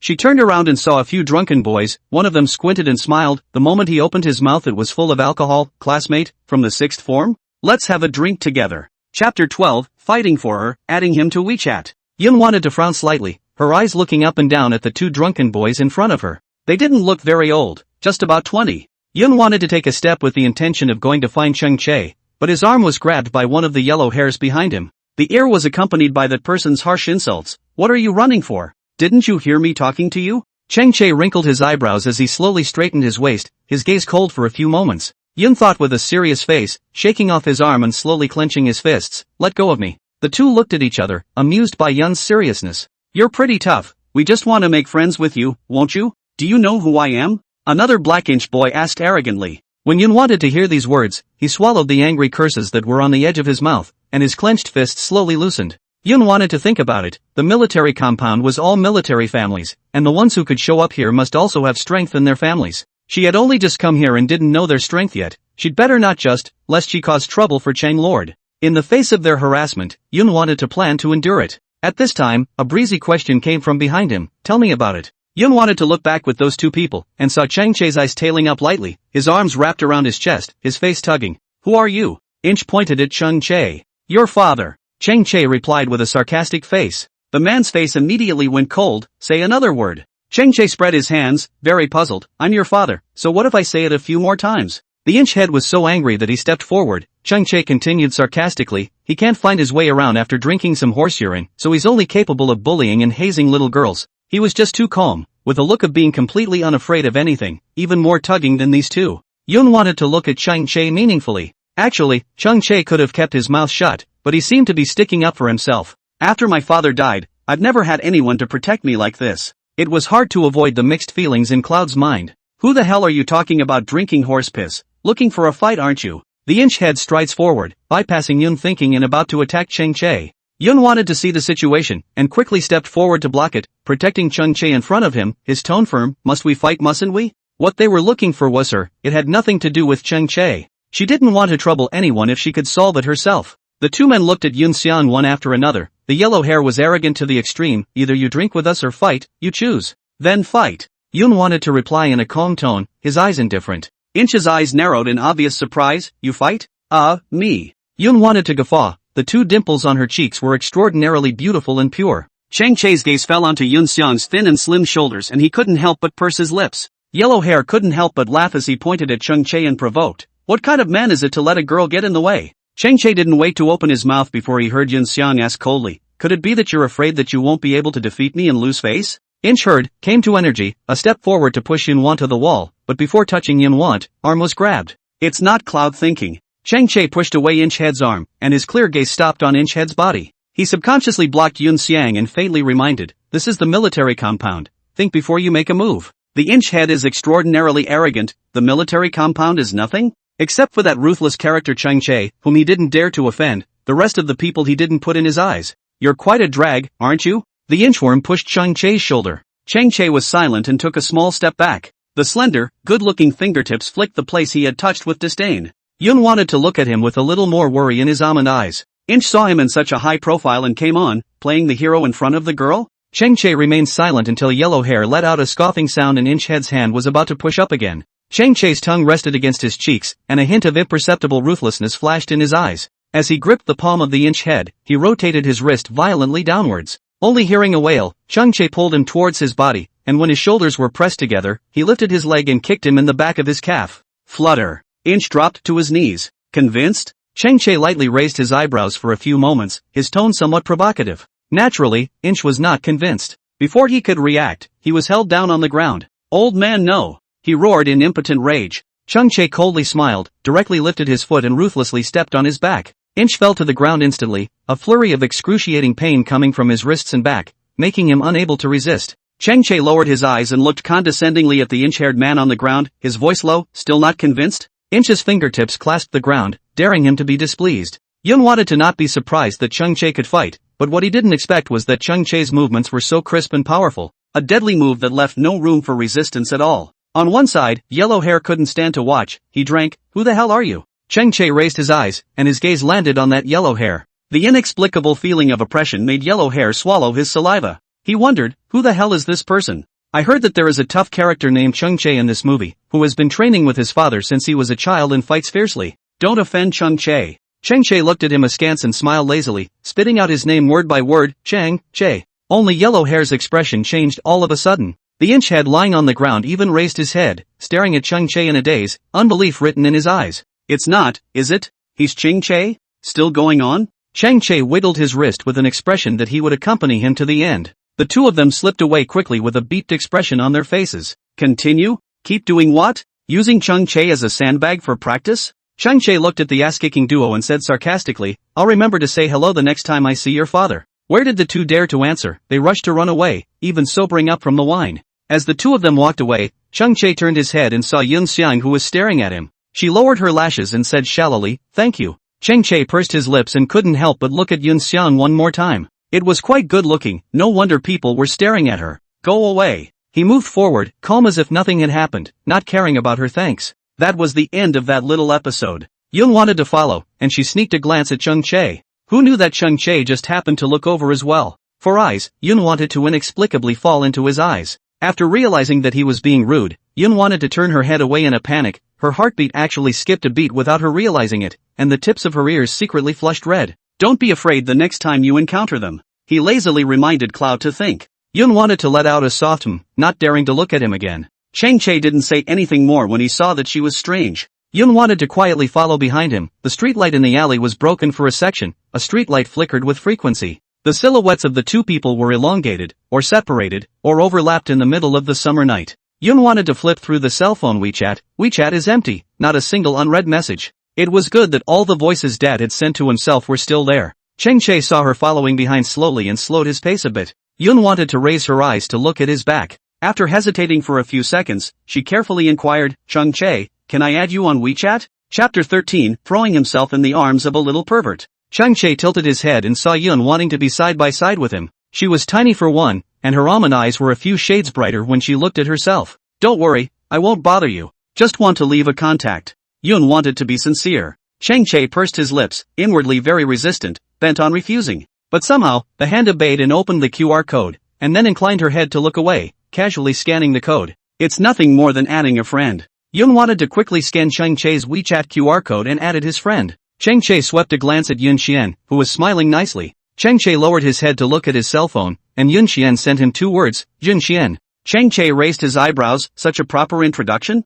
It's not like he didn't know her name. Cheng Che retrieved his cell phone, he turned his head to look at Yun Xian who was giving him notes on the side and lazily said, got it. Yun wanted to look up at him, his eyes blank for a few moments. What? No what? He hooked up the corner of his lips and hung back with a bit of playfulness. Cloud, think. Cloud thought as an afterthought that he was talking about WeChat notes. Cloud wanted to narrow his eyes and smile. The streetlight fell on her body, slightly transmitting an ethereal shimmer. Cheng Che looked at her translucent almond eyes and tilted his head uncomfortably. His footsteps quickened and he mouthed, it's late, go back soon. Good. Yun wanted to hurriedly follow Cheng Che. The night, a rare stillness. Yun wanted to lie down on her bed as she quietly clicked on Cheng Che's circle of friends. His circle of friends is set to be visible for 3 days with no content whatsoever. Cloud thought to rest his face, noticing the signature under his name. The 5-star red flag shines, my faith is clear and bright. Cloud wanted to murmur softly before giving a good-natured smile. She rolled over onto her back and lifted her cell phone, the ceiling light shaking her eyes. Clarity, ching ching. Sure enough it was as good as she thought it would be. The small master of the Cheng family of the middle-aged disease is still a patriotic little pink. Not bad, not bad. Cloud wanted to drop his cell phone and grabbed the covers and rolled them underneath him and went to sleep. The lights on the second floor were on, and Cheng Che was sitting in a rocking chair on the balcony, similarly scrolling through Yun Xiang's circle of friends. All of her friends' circles are visible, photos and videos predominate, not a single individual textual content is visible, and every one of them is full of routine. The sea, sunrises and sunsets, the seasons of the year, food and movies, these fragments of records interpret her life. Occasionally she posts a few selfies, an eye or a back, or the odd expression and camera angle. Cheng Che was amused by a photo of him making a face. Such a good-looking face is used for such fun? TSK. Cheng Che continued to scroll down, he found a problem. According to the time, the frequency of her posting friend circles had obviously decreased. One separate textual content stands out in Cloud Thinking's circle of friends. It reads, the reputation of the cake store is getting better and better, but the raspberry cake I buy is not good enough anymore. Cheng Che wrinkled his eyebrows, indeed not understanding the meaning of this sentence. The year before, on October 28, she posted a photo of a fire department badge with a caption of just 2 words, thank you. There was another comment under this friend's circle. Cheng Lord, think about it, uncle will take good care of you. So they had a connection really early on. Cheng Lord should have wanted to take her home a long time ago, and it is hard for Cheng Lord to not show a bit of horsefeet all these years. Cheng Che closed Yun Xiang's friend circle and threw his phone to the side. Looking at the night outside the window, Cheng Che's fingertips pressed down on his eyebrows, but he couldn't hold down his heart that was in turmoil. Early morning. Cheng Che hasn't come down yet? Cheng Lord came back from outside and was holding a small spray bottle in his hand to water the flowers. Think about it, go upstairs and call out to him. Cheng Lord said to Yun think. Yun wanted to be pouring milk when she heard this and looked at Cheng Lord in a mute manner.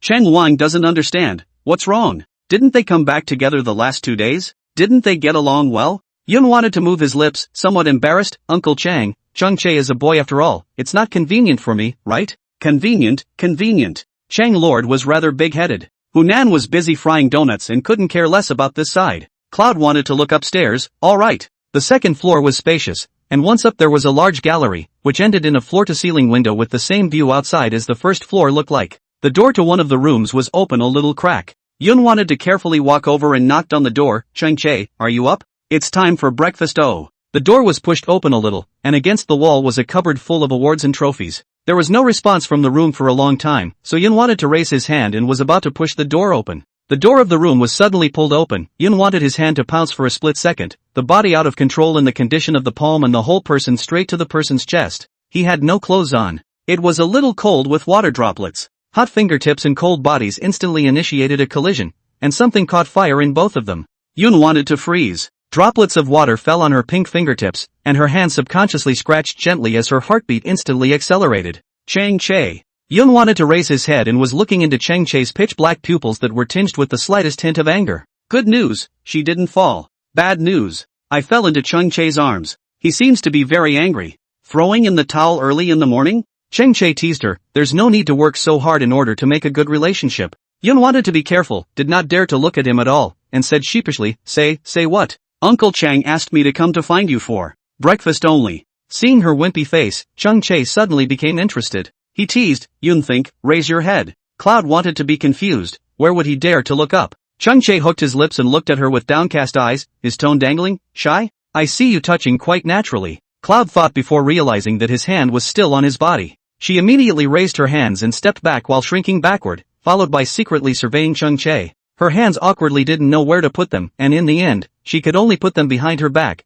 poised like an elementary school student. Chung Chae stifled a laugh. He took the school uniform next to him and slipped it over his body, his abs becoming more defined as he pulled and tugged. Cloud thought it would be hard to pile up pretty words to describe the scene before him. She was a commoner, and could only summarize what she saw in front of her with the words nice to look at, love to look at. Chang Chae swept over to Yun Xian and found that Yun Xian was there secretly pursing her lips and swallowing saliva, her almond eyes shining brightly, and he choked. Come on, it's still a little horny. In the next second, a clean towel was thrown over Yun Wanet's head, followed by a disgusted reminder, collect your saliva. Cloud tried to close her eyes as she was pushed out and the door to the room closed with a thud. Cloud wanted to remove the towel and touch the corner of his mouth. She admitted that Chung Chae was a bit beautiful, but where was she drooling? Cloud tried to ignore his blushing face and fled down the stairs. Inside the room, the tips of Chang Chae's ears inexplicably reddened for an instant. His chest seemed to still have the temperature of her fingertips, as if it was on the verge of burning him. Chang Chae touched his chest and his eyes sank.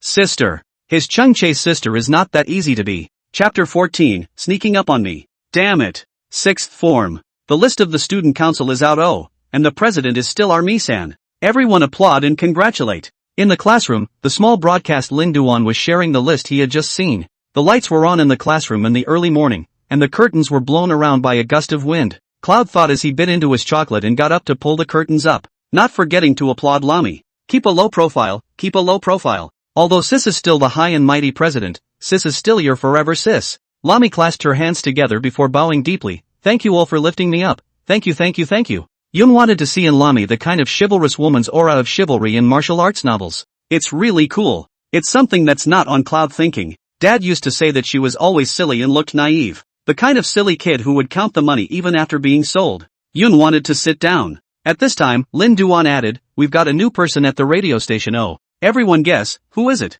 Everyone looks at me and I look at you. The radio station has changed? It's long overdue for a change. That voice before was really bad. I don't know if the voice changed this time is good. Brother Chu's voice is pretty good. I wonder if I can dream up a Brother Chu. A little girl said smilingly. The person next to him banged a pot of cold water and poured it down. Wake up. Chung Chae is so noble that he can give you a daily broadcast of gossip and play songs for you? Chung Chae going to the radio station is out of the question in this lifetime. The classroom fell silent, and everyone looked at Lin Duan with disappointment. So, who was the new announcer this time? Lin Duan blinks, He looked at the names on the list and he even wondered if he had misread them. So high and noble a person. Also, really became the new announcer this time. Just when Lin Duan was about to say Chung Chae's name, at that moment, a familiar voice came from the radio station. Hello everyone, I'm Chung Chae of Senior Class 6, and I'll be in charge of the radio station from today onwards. Everyone is welcome to contribute to the tree hole, order songs, etc. Chung Chae's voice was very recognizable, either low or lazy, and one could tell it was his kind of voice.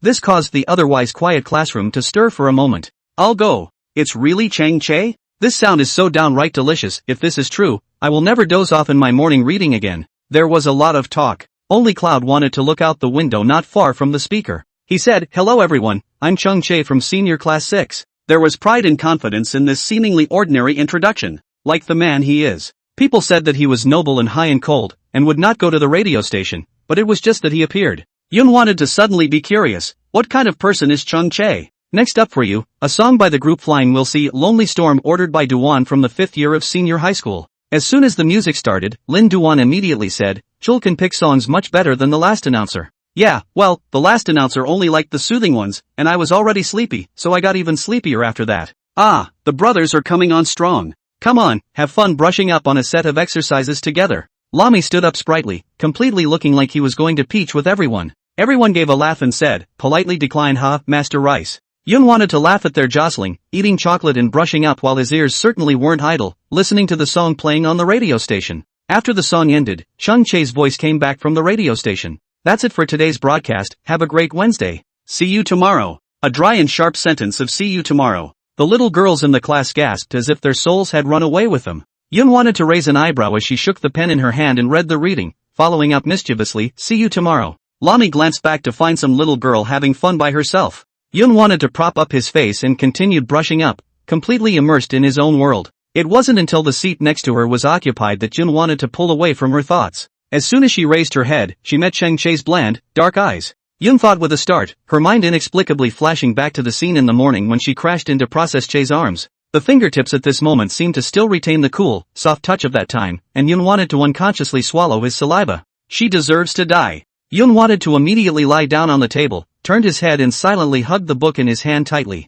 allowing his face to redden. Chang Che? Can't read it. Chang Che, why did you go to the radio station? Lami and Chang Che gossiped. Cloud wanted to be shy, but still silently perked up his gossipy little ears. Chang Che watched as Yun Xiang's body silently moved a few centimeters this way. TSK. He then replied in a purposeful whisper, "Well, I was asked to do a favor on a temporary basis." Temporary? But I heard you on the radio station, and it seems like you're in charge for the whole senior year. Lami's voice was crisp. Chang Che raised his eyes, and saw Yun want to move this way again. Chang Che pursed his lips and couldn't help but smile. This guy. If you want to hear it, turn your head and listen to it. What are you doing? It's like being a thief. Lami noticed it too and couldn't help but think that Yun wanted to be really stupid and cute. Did she really think they couldn't notice her silently, sneakily rubbing herself this way? Chang Che's elbows were propped on the tabletop, his palms resting on his face as he looked at Yun Xiang's skull and snickered, "If you continue to move back, you'll be in my arms in no time." At the sound of the voice, Yun Xian's body froze and immediately shrunk back. Chang Che suddenly burst out laughing. "Stupid. Don't say you're from the Chang family when you go out. Shame on you." He's not going to admit he has such a dumbass sister. Yun wanted to silently cover his face with a book, his face embarrassed and his insides growling. Chang Che was about to get his textbook when he suddenly saw the chocolates on Yun Xiang's desk. He frowned in incomprehension. Thieves hate sweets and things like chocolate are considered first-class junk food by him. Sweet and cloying, it can be fattening and give your teeth cavities. No wonder it's silly, too many sweets does make the brain not work so well. There's a reason he's smart. He didn't eat candy growing up. Thinking about this, Chang Che's heart was still a little proud. It's just so smart all the way to the top. Ed, don't you think it's infuriating? The evening class was over and the students had pretty much left. Yun wanted to shake his neck and realized that Chang Che was still sleeping. He slept through the entire night class. The first in his grade was really something. The teacher didn't even call out. He just said that Chang Che was too tired and needed to rest. Lin Duan had just dozed off when the teacher carried him out. Hey, the double standard is not too obvious. He slowly opened his eyes, and Yun wanted to hastily avert his eyes from looking at him. Chang Che frowned, the folds of his eyelids a few points larger, lining his eyes even better. He asked, "School's out?" Cloud thought, nodding, "School's out." Chang Che yawned, picked up his varsity jacket and left. Walking to the door, he turned and glanced into the classroom. Yun wanted to leave yet. She always seemed to be the last to go since Cloud wanted to turn up. This isn't for school, this is for a night watch. True volume. Chang Che left first, with no intention of waiting for Yun Xiang at all. Yun wanted to finish what he had in hand and also catch the last bus home. She had just reached the door of her house when she heard someone inside drinking. "Your son hit my son, what do you say?" Chapter 15, Chang Che punished, two people fighting. Isn't it normal for children of this age to fight? Don't be angry, Chang Che's wrong is wrong, I'm not harboring him. Chang Che, come here and apologize. Chang Lord's voice was either curt or angry. Yun wanted to frown slightly, and when she stepped through the door of her home, she was seeing Chung Chae leaning uninhibitedly against the doorway. His gaze was indifferent and extraordinarily sarcastic. "Do you want me to kneel for him?" At this time, a bald middle-aged uncle appeared in the room.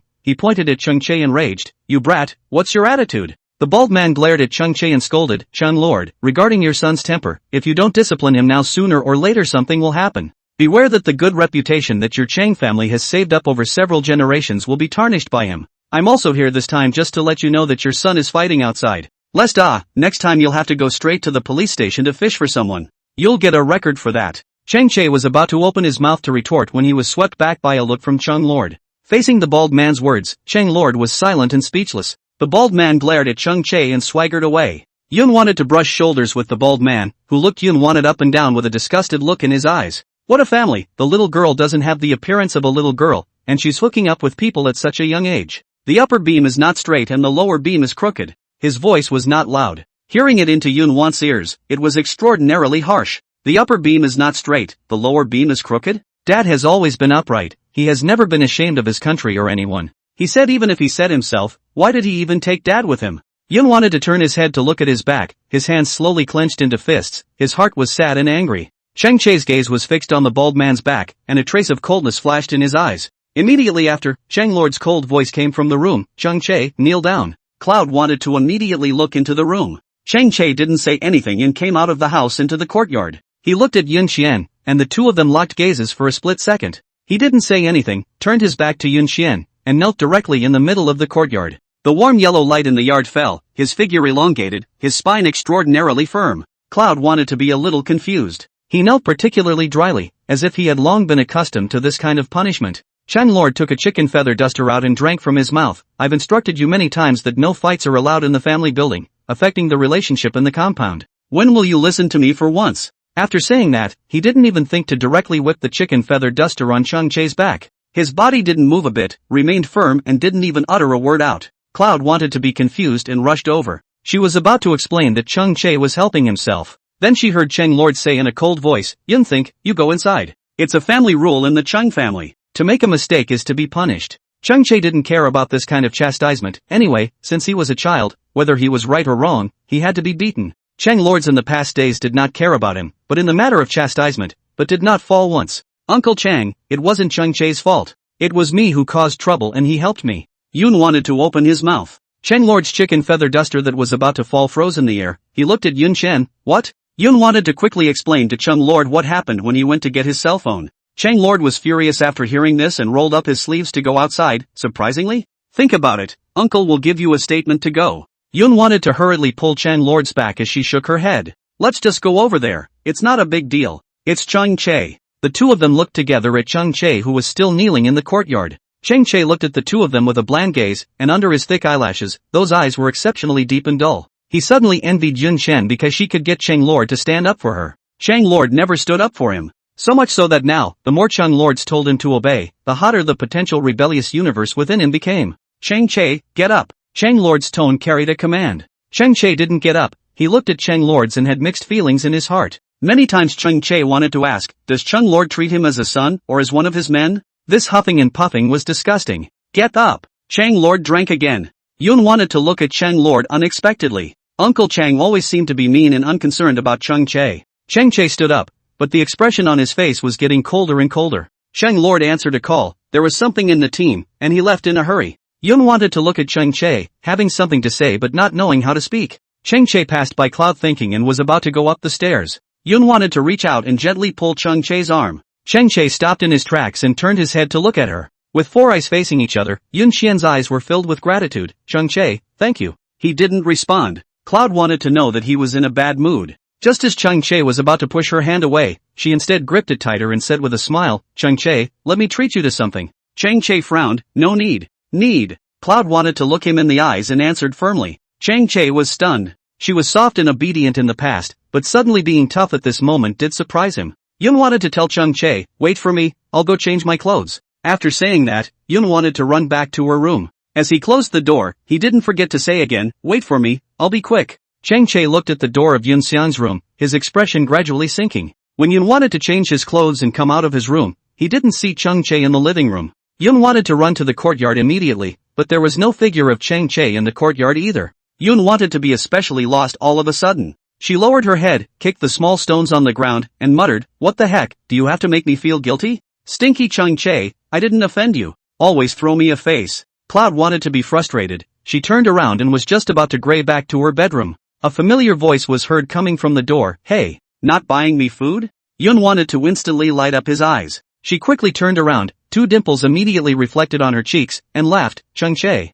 Yoon wanted to see that it was a child who saw the candy and hurriedly walked towards Chung Chae, not forgetting to ask enthusiastically, "Chung Chae, what do you want to eat?" Chung Chae looked at her askance, and in that instant, his heart felt like it had been struck by something and gently tugged. He was side by side with Yoon wanted, but his eyes couldn't help but look at her one more time. In his mind, he was thinking about the broken thoughts Yoon thought just now. "Stinky Chung Chae, I didn't offend you." Yeah, it's not like Yoon wants to offend him. Some things, they don't have a choice. Chung Chae pursed his lips, stuck his hands in his pockets, looked at her face, and lazily asked, "Eat anything?" "Aha." Cloud thought with a nod. Chung Chae thought very seriously for a long time and said, "I want to eat Australian lobster." Cloud thought to himself. Chung Chae couldn't help but be in a good mood when he saw Yoon-think's little face collapse. He asked, "No?" Cloud thought depressed. What did he think? Chung Chae cleared his throat. "Boston lobster then." Yoon wanted to stiffen a smile as she asked Chung Chae, "Do I look like a lobster to you?" Chung Chae lazily smiled, letting the streetlight stretch the two figures. He said, "Pretty much." Yoon thought.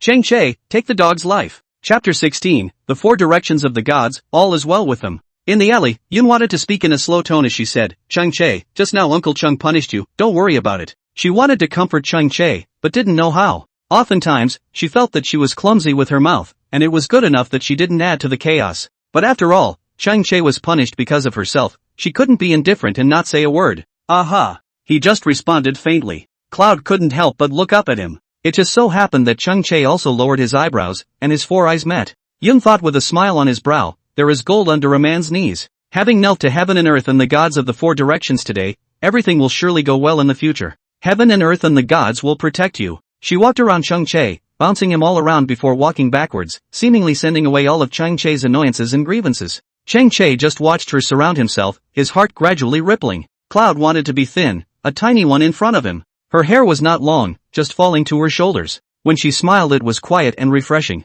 Very well behaved, very pretty. Different from any other girl he'd ever felt. For a moment, he thought that it seemed nice to have a sister. Chung Chae let out a shallow laugh and hooked up his lips to ask, "You still believe in this?" Cloud wanted to nod. Believe it. Believe in the gods of the four directions, in heaven and earth, and in yourself. People have to have a spiritual support. Especially when you are alone, the gods are the best place to look. Chung Chae didn't think it was unusual. After all, nowadays young people in the advancement and incense have chosen to incense. A car pulled in ahead. Chung Chae lifted his hand and pulled Yun Xian's arm, tugging her to his side. "Walk properly." Cloud wanted to be skinny and pulled around effortlessly. Yun wanted to thank him nicely and said no more. After the two of them got onto the main road and passed a few stores in a row, Chung Chae finally couldn't help but ask Yun Xiang, "What will you treat me to?" "Buy you a drink." Yun wanted to look at him. Chung Chae's gaze was complicated. He didn't like drinks. Besides, calling him out for one drink? It's also too insincere. "However, I know you don't like drinks." Just passing by the vending machine, Yun wanted to say that while choosing a $2 bottle of mineral water. Chung Chae thought to himself, this mineral water is definitely not for him. In the next second, Yun wanted to hand him the mineral water, "So, please drink." "This is your thanks?" Chung Chae stared at the bottle of mineral water she handed over. Yun wanted to tilt his head and asked him with a sense of humor, "No? I thought you don't drink sweet?" Chung Chae sneered, "Very good. Yun think, what do you see written on this bottle of water?" Chung Chae pointed to the topmost bottle of water. Cloud wanted to look over and muttered, "Unsweetened oolong tea." Looking further down, the price was $8. Chung Chae, right. He's not a sweet drinker, but that doesn't mean he has to drink mineral water. "I saw it." Yun wanted to say to Chung Chae. Chung Chae made a pleased gesture, "Pay the bill." Yun wanted to heave a little smile, curling his hair with his fingertips in a smart-ass manner. She looked at Chung Chae, very well behaved, and said, "Sugar-free also has sugar, listen to the advice, let's not drink this, just drink mineral water. It's good for the body." Chung Chae narrowed his eyes and looked at her, goddamn a sentence to listen to advice. Give him to get will not. Nay, his eyes were so hot that Yun wanted to inevitably feel pressure. She coughed lightly and said quietly, "Money should be spent. $8 for this is not worth it." Chung Chae. Obviously, he's not the blade. Chung Chae realized this. This is more than a little roadrunner and a coward, this is a little money grubber. Chung Chae raised his hand and nudged Yun Xiang's head, buying a bottle of water himself. Cloud thought as he stumbled back a step and rubbed his head. "On me," he said, striding ahead. Yun wanted to follow immediately, then we'll eat roasted meat? Chang Che? Yun wanted to squint and smile, his tone was full of currying favor. Thank you boss, boss worked hard. The corner of Chang Che's mouth twitched as he wondered from the bottom of his heart, Yun think, do you really not get beaten up when you usually go out like this? No way. Yun wanted to put his hands behind his back and answered seriously. Chang Che was silent. Was she able to soundly survive until now because of good luck? Just kidding, I'll treat you. Yun wanted to pat Chang Che's arm and pulled Chang Che forward. The little girl was cheerful and lively, generous. She turned back to look at him with a sheepish smile on her face, causing Chang Che to lose his concentration for a moment. He looked askance at the wrist that Yun wanted to pull, feeling the hot temperature of her hand.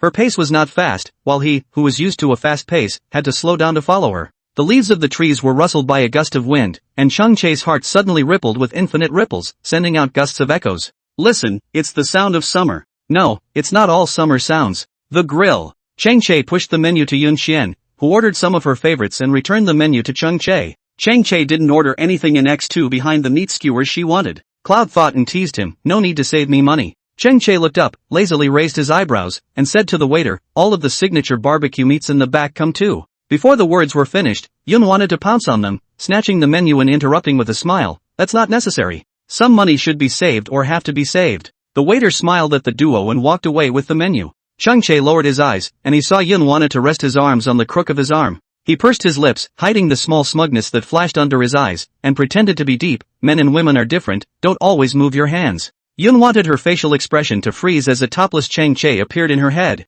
TSK. She cursed herself in her mind, you're dirty, cloud thinker.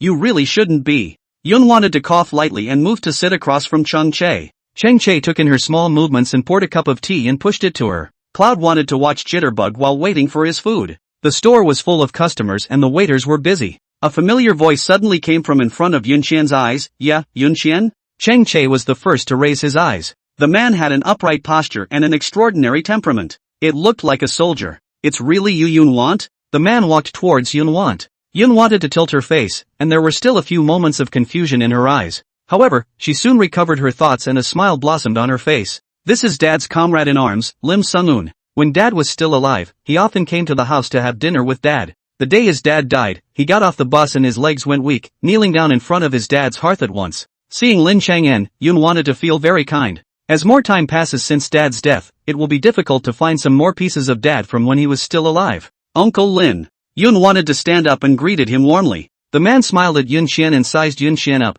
Haven't seen you for almost a year, you're getting more and more elegant. Yun wanted to guffaw, a little shy. Uncle Lin, you praise me every time we meet. Chang Che wrinkled his eyebrows as his cell phone suddenly rang. He didn't forget to look at Yun Xian one more time, wondering in his heart, these two people, they're very familiar? I'm telling the truth. He patted Yun Thing's shoulder and took a long breath before sighing with emotion. It seems you're in a good state of adjustment, worthy of being old Yun's daughter, it's just different. Chapter 17, Getting a Boyfriend, Brother's Gatekeeper. What? I didn't hear you clearly, we're at the barbecue restaurant. Chang Che's voice interrupted the two people's conversation. The store was a bit noisy, and Chang Che's voice was a bit louder. Yun wanted to look over. Chang Che was answering the phone and said impatiently with his mouth, got it, get busy. Quickly, he hung up the phone. When he looked up again, he heard Lin Sung-un laughing and joking, this is a boyfriend? Think, you're in love? Yun wanted to be stunned and hurriedly shook his head, no, Uncle Lin. Lin Chang'en snorted, only thinking that Yun wanted to be shy, turn around and get a boyfriend, Uncle Lin will help you keep an eye on you ha.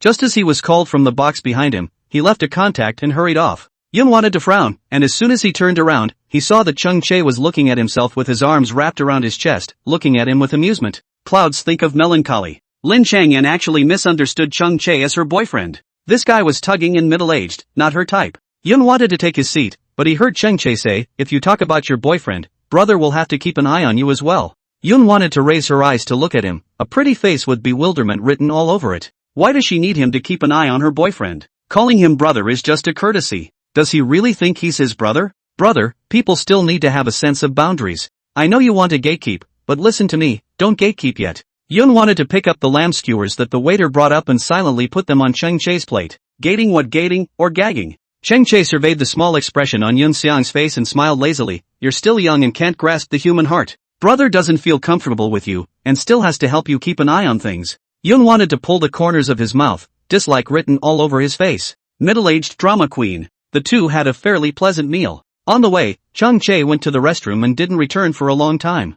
Yun wanted to tweet him, "Chung Chae, are you still alive?" Chang Chae almost didn't faint when he saw the text message. This guy's kinda skinny. When Chung Chae came back, she smiled and had another innocent and harmless expression and said, "If you're not full, just sit down and eat some more, it took so long to go to the bathroom." Chang Chae. The corners of Yun wanted the corners of his mouth to rise, his cheeks reflecting two dimples. Chang Chae sneered. Revenge, naked revenge. Look pure and good, but in fact, the heart of the sesame seed big point. Not like the Ching family. This is definitely a bug. Cloud wanted to get up and go to the bar. The bar was so crowded that there was a line for the check. She was standing in the back waiting to pay when her collar was grabbed from behind and she was pulled out of the store. Chang Chae, I haven't paid the bill yet. She tilted her head back and blinked with one eye, seeing Chung Chae's chin. He said in a quiet tone, "Brother bought it." The Cloud wants to know after the fact. If a person is having dinner with you and suddenly has to go to the bathroom on a good day, they are going to sneak in a bill. Yun wanted to admit that she was the one who was hasty just now, thinking with all her heart that Chung Chae hadn't eaten enough. She deserved to die, but not quite.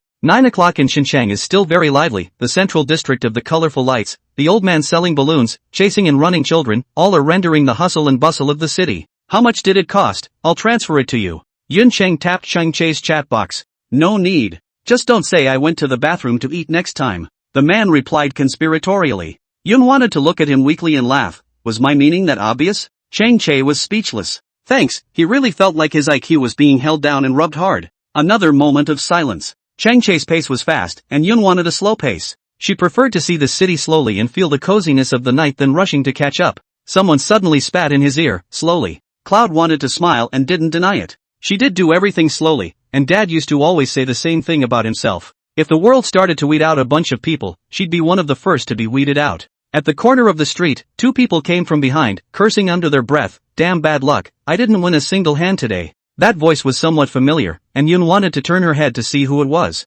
Chang Chae's warm palm suddenly landed on her single thin shoulder. Yun wanted to raise her eyes as Chung Chae pushed her towards the wall, blocking her with his body and snapping her face into his arms. Cloud wondered what was wrong. He dropped his head, his breath spilling into her neck. Rolling. Sizzling hot. Yun wanted her body to freeze, and the tip of her nose was filled with the smell of Chang Chae's body. A very light men's fragrance, with a little bit of the smell of the fire coals from the barbecue store just now mixed in. At this time, Yun wanted to hear the man cursing, talking about a girlfriend can't afford a room?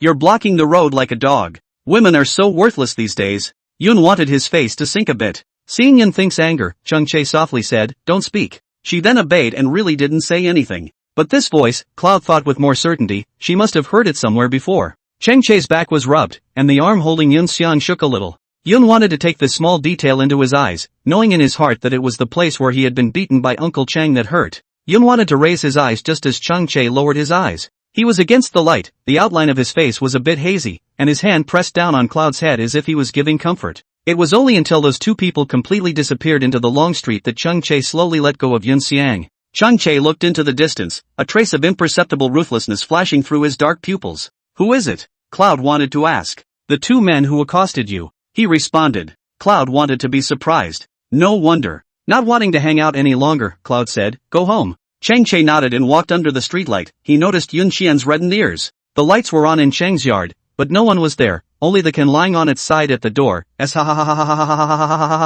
Seeing the duo turn around, the canister tipped its tail in excitement. Woof. Chang Chae walked over and stroked the dog's head, telling Yun Xian, "He doesn't bite, he just likes you." Turning his head again, he saw Yun wanted to stop at the gate, unwilling to come in. Okay. The can's tail fell off at once, and frustration crept over his face. Chang Chae pinched the can's face and said soothingly, "Be good." The can gave an ow and silently returned to the corner of the living room. Only then did Cloud think to enter the living room. Chang Chae was about to go upstairs when Yun wanted to say, "Chung Chae, are you still coming down later?" Chang Chae turned his head to look at her, obviously a little tired. You change into something convenient to the living room later." Yun wanted to blink and looked at Chung Chae who was on the steps, his voice soft. Chang Chae raised his eyebrows. She looked at him like that and told him to change into something convenient for the living room, so don't really blame him for thinking more about it in a beastly way. Yun Xian, I'm a decent person, I won't do anything that goes against morals and ethics. His facial expression was cold, and his tone was even more serious than that day when he said, "For nose here." Cloud thought to himself. Who isn't a serious person with this jumpy, middle-aged drama queen? What's going on in his head? Chapter 18, Use your time brother, don't need to eat. Parlor. Yun wanted to ask Hunan about the location of the medical kit and prepared it while waiting for Chung Chae to come downstairs. Chang Chae changed into a black loose undershirt and came down. He had washed his face and didn't completely wipe it clean, and at this moment, his forehead bangs and eyelashes were still stained with water droplets. Yun wanted to hear the footsteps and quickly turned to look at Chung Chae. His fingertips threaded through his hair and his arms had a sexy, nice line. He was really white, and his skin was also good.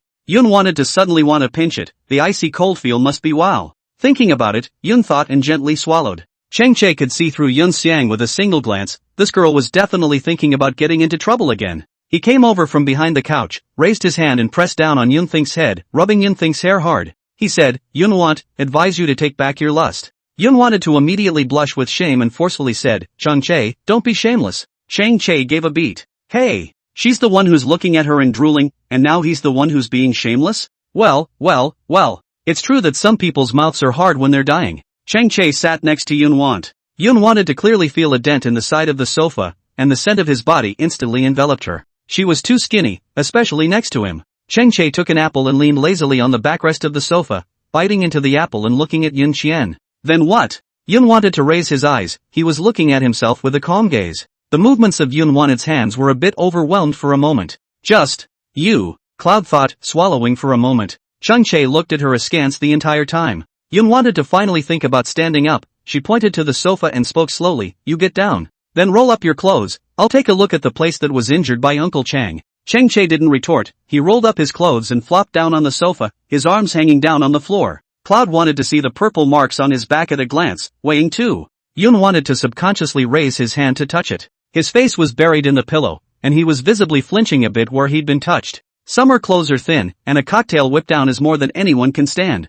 But Yun wanted to always remember Chang Chae's tough look at that time when he didn't say a word and his shoulders were straight. Yun thought's heart couldn't help but shallowly ripple, muttering, it's all purple and broken skin, Uncle Chang's hand is really heavy. The room was extraordinarily quiet, and her fingertips were soft, warm, and the places they touched felt like they were electrified. Chang Chae inclined his head, and the figures of two people were reflected in the black screen TV across the sofa. He was sprawled out on the couch while she knelt on the carpet to clean him up where the skin was broken and spilling blood. I don't know if it was his illusion, but he actually heard heartache in Yun Wanted's tone. Growing up, everyone thought he was naughty and deserved to be punished. Even his grandfather, who loved him, never felt sorry for him when he was beaten. Cloud wanted to be the first person to speak up for him and feel sorry for him when he was punished. Chang Chae hung his head to look at her landing knee. Yun Xian's legs were thin, white, and beautiful, just like her as a person. Coupled with the fact that her fingertips were intentionally or unintentionally touching his waist, Chang Chae felt his throat inexplicably tighten and quickly averted his gaze. Chang Chae looked at Yun Xian and the TV set and faintly said, did that man scold you when he left today? Cloud thought after a moment.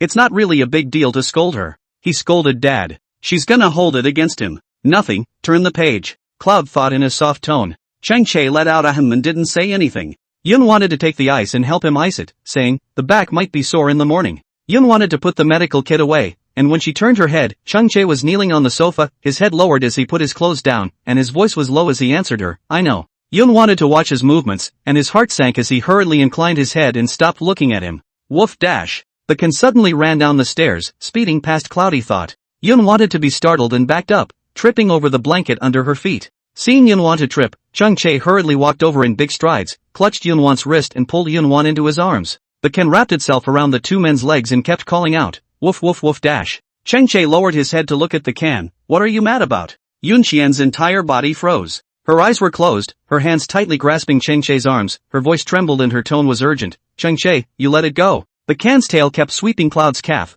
and the tickling sensation made Cloud feel like he couldn't catch his breath. Chang Chae hugged Yun Xiang tightly and kicked the can. The can let out an ow and wagged its tail at Chang Chae while spinning around. Chang Chae looked upstairs and wondered if something had flown in from the second floor balcony again. Can and Cloud think alike, a coward and a cowardly dog. Chang Chae lowered his head to look at the can, his eyes fierce. The can woofed twice and ran back 2 steps, retreating to the stairway. Only then did Chang Chae look at Yun Xian, who pinched him so hard. Chang Chae held Yun Xian's palm back and pulled her towards the room. The can went upstairs, it's fine. Cloud tried to peek open her eyes to see that the can was indeed at the top of the stairs. She was then relieved. Never seen such a fear of dogs. Chang Chae didn't forget to spit out a sentence at the end. Yun wanted to hold his face red, and before closing the door, he revealed a crack and drank.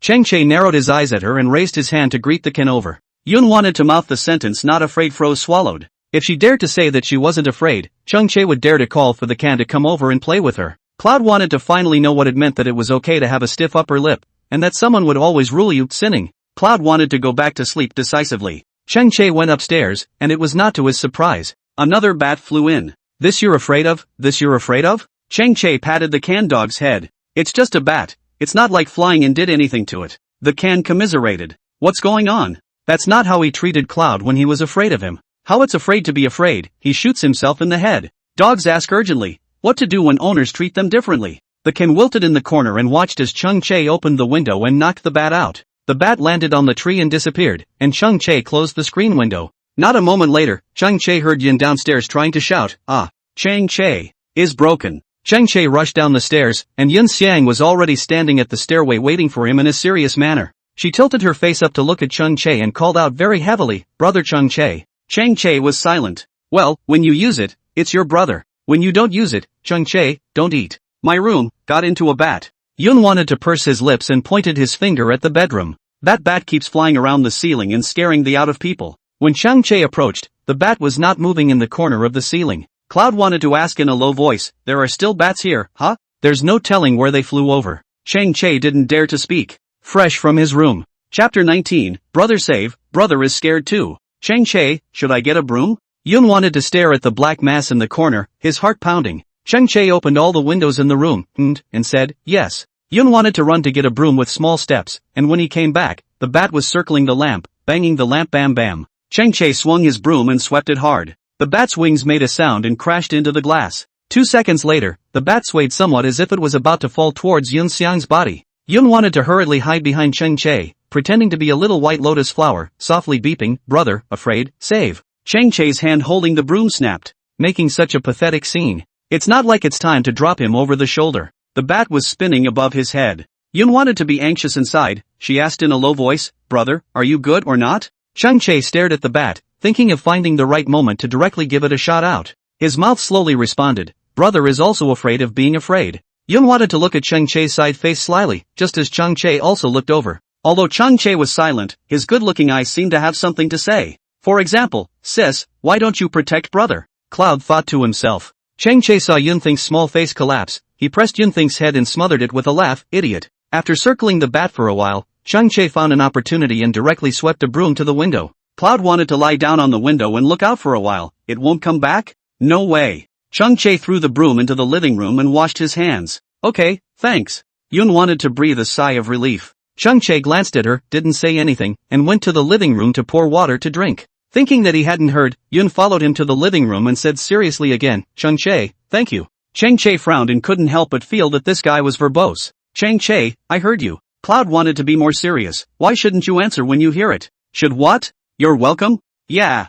Yun wanted to stand right next to him. His strong, lean right hand gripped the glass, his thin lips pressed against the wall of the glass, his eyes glancing at her askance. And then he tilted his head slightly to drink, the sexy knot in his throat rolling up and down. The lines of his arms looked even better when they were taut. Yun wanted to clutch the tablecloth with her fingertips and looked straight at Cheng Che's face. "Then say it again." He spoke in a calm tone, little extra emotion on his face. Cheng Che turned around and went to the kitchen to swish the cup around. There was no sound behind him for half a day, so he turned his head and found Yun wanted to be lost in thought. Cheng Che. Damn, colorful ghosts. With a tada sound, Cheng Che put the cup down hard. It was only then that Cloud thought to retrieve his mind. "Huh? What?" she asked in a panic. "It's nothing, go to bed early." Cheng Che nudged Yunthing's head. Not only are boys dangerous outside now, they're well and truly at home. And again, he was Yun Xiang's half-brother. How could Yun Xiang lust after himself every day? It's unethical. He won't do it. Cheng Che quickly went upstairs. The living room was quiet.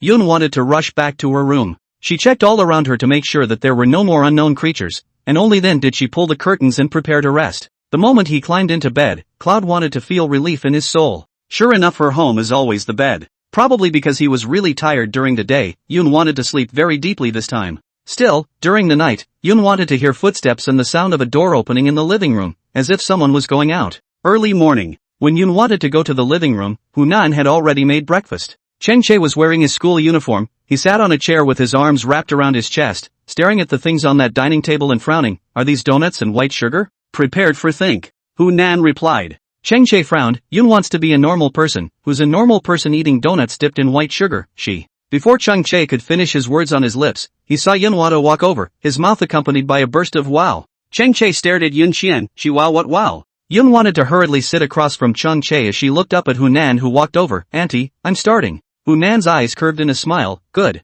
Yun wanted to immediately take a donut, dipped it in white sugar, and took a satisfying bite. Chang Chae was dumbfounded. Not. Donuts dipped in sugar? You're 17 years old and you've never seen this before? Yun wanted to raise his eyes. Chung Chae was staring straight at himself as if he was looking at a monster. Do you want to taste it? Cloud wanted to silently push his precious white candy over. Chang Chae immediately shook his head, resistance written all over his face. Is this edible? Cloud wanted to flatten his mouth and silently retrieve his white sugar. Chung Chae skimmed his mouth, who would grab the same as her, so protective. Hunan smiled and said, let's see how the fried cakes I fried today are. Chang Chae had wanted to eat one, but he realized that when Hunan broke it open, it was also filled with white sugar. In the past, the fried cakes made by Hunan were all filled with red small beans. Yun wanted to be especially surprised to see fried cakes filled with white sugar. As she ate, she quipped, Auntie, you're amazing. How can anyone be good-looking, talented and so good at making breakfast? It's so delicious. Hunan sniffed, a little embarrassed by the compliment, but still asked, really?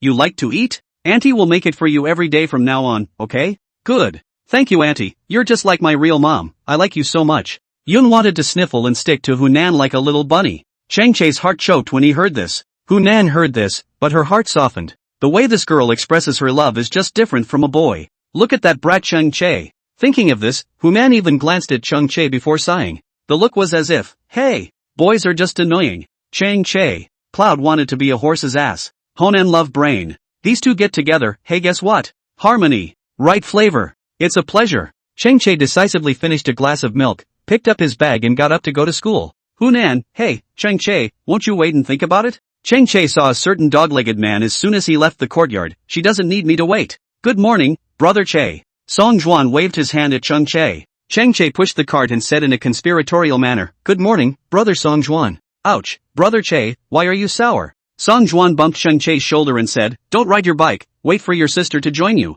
Chang Chae blankly glanced at him and continued to have a dark sarcastic comment. Someone has a mouthful of sisters, one sister after another. Fine, she's your sister, then what am I? Song Juan gave a cheeky grin and blurted out a sentence. Count on Heiji Lang jelly, more care, and more love. Chang Chae was silent. Song Juan immediately laughed. What's the matter, Xiao Chae, in a bad mood? Are you blaming me for not giving you an identity? Then if you don't want to, count seaweed, count milk tea, count anything. Chang Chae took away Song Juan's hand in disgust, flashed a smile with killing intent at Song Juan, and said in a deep voice, don't say it, brother Song Juan, count me unlucky. Chapter 20, No Seat Changes, Far Away Slut Goes. When Yun wanted to bite the donut and run out, Chung Chae had already ridden away. Cloud wanted to know in her heart of hearts that when she got to school, she still had to abide by his 4 no-nos. Good morning, brother Song Juan. Yun wanted to greet Song Juan. Song Ju nodded and glanced at what she was eating. What's that white color, bad? Cloud wanted to think for a moment and squinted. Oh, no, I dipped it in white sugar. Song Juan, donuts dipped in white sugar? You have a big sweet tooth? I always see you eating chocolate. Song Ju and Yun wanted to head for the bus stop. Don't you think you'll be in a good mood after eating sweets? Yun wanted to look at Song Ju with bright eyes. Song Ju frowned. Are you usually in a bad mood? Why do you need sweets to get in the mood? Cloud thought for a moment, her bite of the donut slowing down. Is she usually, like, in a bad mood? Yun wanted to just smile slightly and didn't say anything. Song Juan looked at her and inexplicably felt that this girl didn't seem as sunny as she appeared. She's got something on her mind. Why isn't brother Guanha with us today? Yun wanted to change the subject. Oh, the school is having a music festival, and Guanha went to the school early to help out. Song Juan lowered her head to read the message on her cell phone. Cloud thought with a wink, a music festival? That sounds like a lot of fun. The bus came and the two men got on, one after the other. News of the music festival was all over the school. Yun wanted to just enter the classroom when he saw Lin Duan, the little radio, run in as well, and he said, report. Lami, with one leg propped up on a chair, responded to Lin Duan, speak. Lin Duan, the music festival performance is real. It's scheduled for next Monday, and each class gets to put out 2 students on stage. The class was abuzz at that statement. Oh yeah, it's fun again. It is so rare for prospective seniors to have an opportunity to be able to play. Everyone expressed great anticipation. So the question is, who in our class has musical talent? Lin Duan suddenly asked. That's when the radio came on. Hello everyone, it's 7 o'clock in the morning. Welcome to the campus radio. I'm Chung Chae from senior class 6. Yun wanted to immediately raise his head as Ben flipped through his exercise book. That familiar voice came back. I don't know why, Chang Chae's voice sounded exceptionally good on the campus radio. It sounded even more lazy and magnetic than reality. He said, I'm sure everyone knows about the music festival, which is tentatively scheduled for next Monday. In the meantime, all students are welcome to register and actively participate. It's now time for song ordering. The next one to be played for you is You Used to Be a Teenager by the group S.H.E, ordered by Sue from senior class 3. The class grew quiet.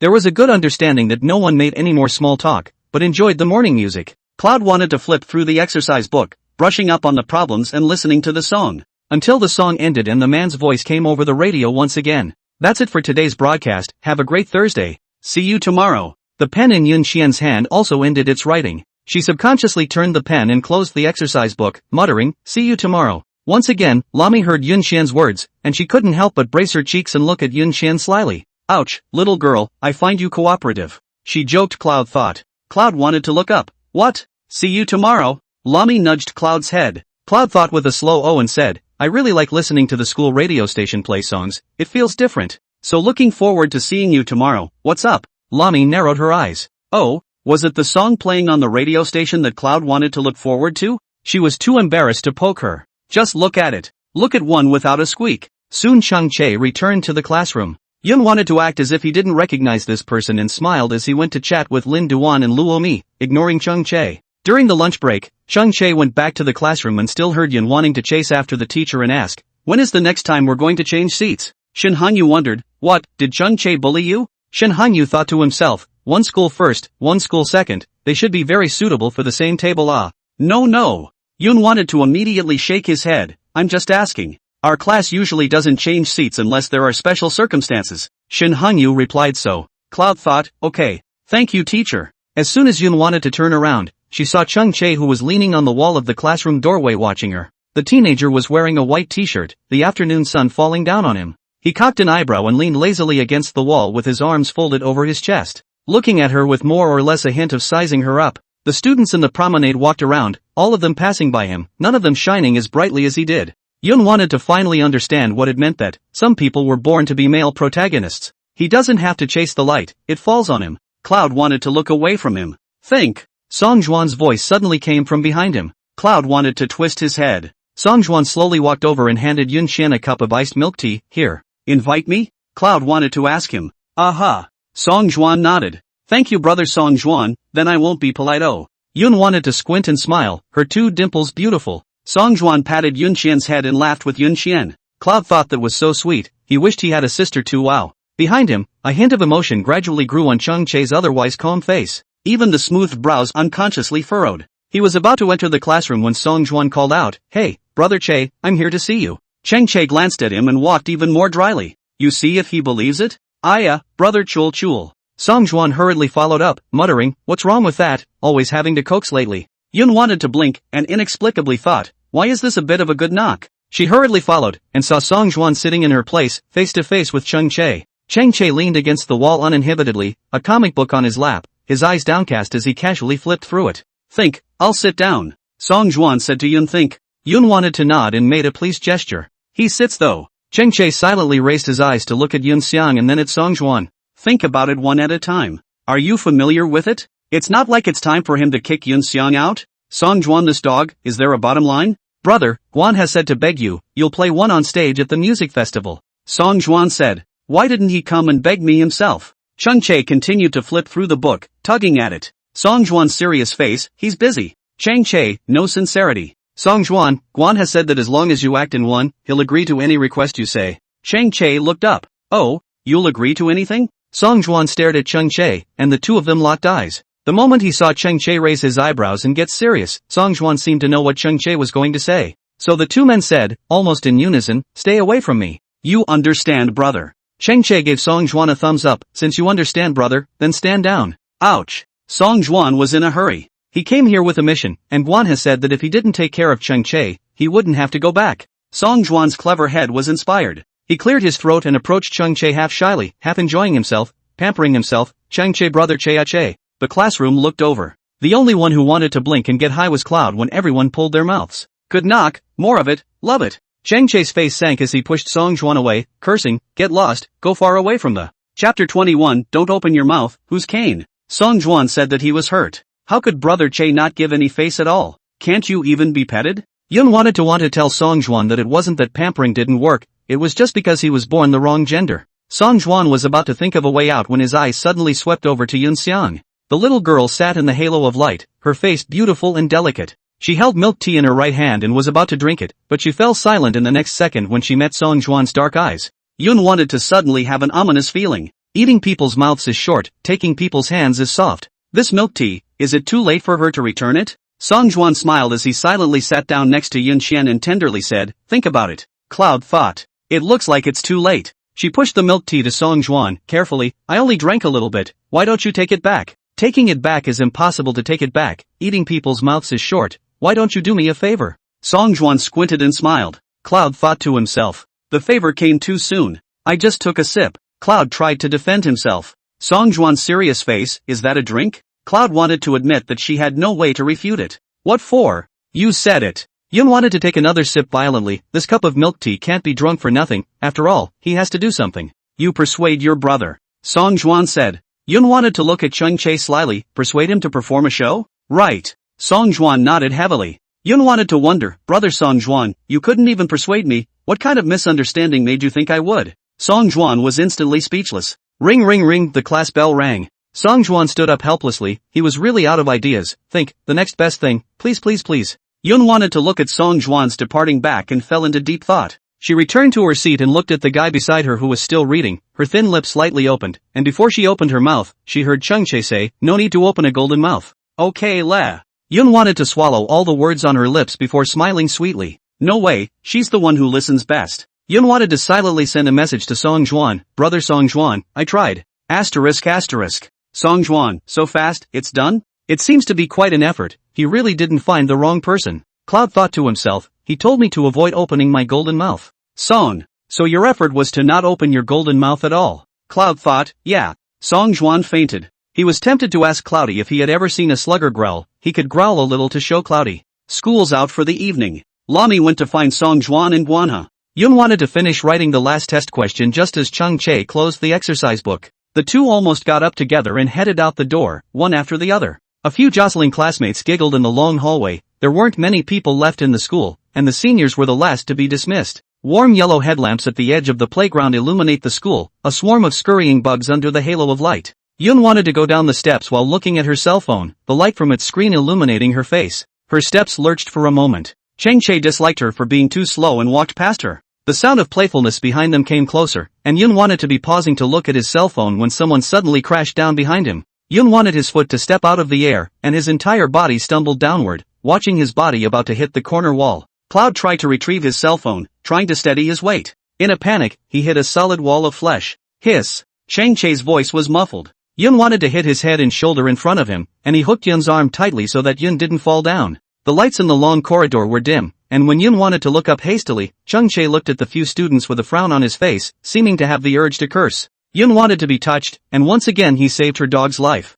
Cheng Che retracted his gaze and hung his eyes in disgust, his tone scolding, still playing with your cell phone when you're going down the stairs? Cloud thought to himself. He chose to criticize her out of criticizing her people. Cheng Che nudged Yun Xiang's head and pushed Yun Xiang away. Yun wanted to rub his head and watched Chung Che go downstairs. His pace wasn't fast, and his body was characterized by an indescribable lethargy. A few classmates smiled at Yun wanted and ran away when they saw that Yun wanted nothing to do. Yun wanted to watch Chung Che walk away before continuing downstairs. She silently followed Chung Che 10 meters away, how the two figures couldn't get closer. Yun wanted to keep her head down, kicking the small stones on the road. The night wind blew her hair a little messy. Chung Che glanced back, her pace was not fast and she kept playing. Every now and then, she had to look for a small stone that had been kicked and lost. Ding! Yun wanted his cell phone to ring. Song Juan, think about it, I saw you go home with brother Share, try harder. I'll buy you some milk tea tomorrow. Cloud thought with a sigh, not enough milk tea. Song Juan, you make the conditions. Yun wanted to squint her eyes and her little head turned. Brother Song Juan, help me find a part-time job near my home for the weekend.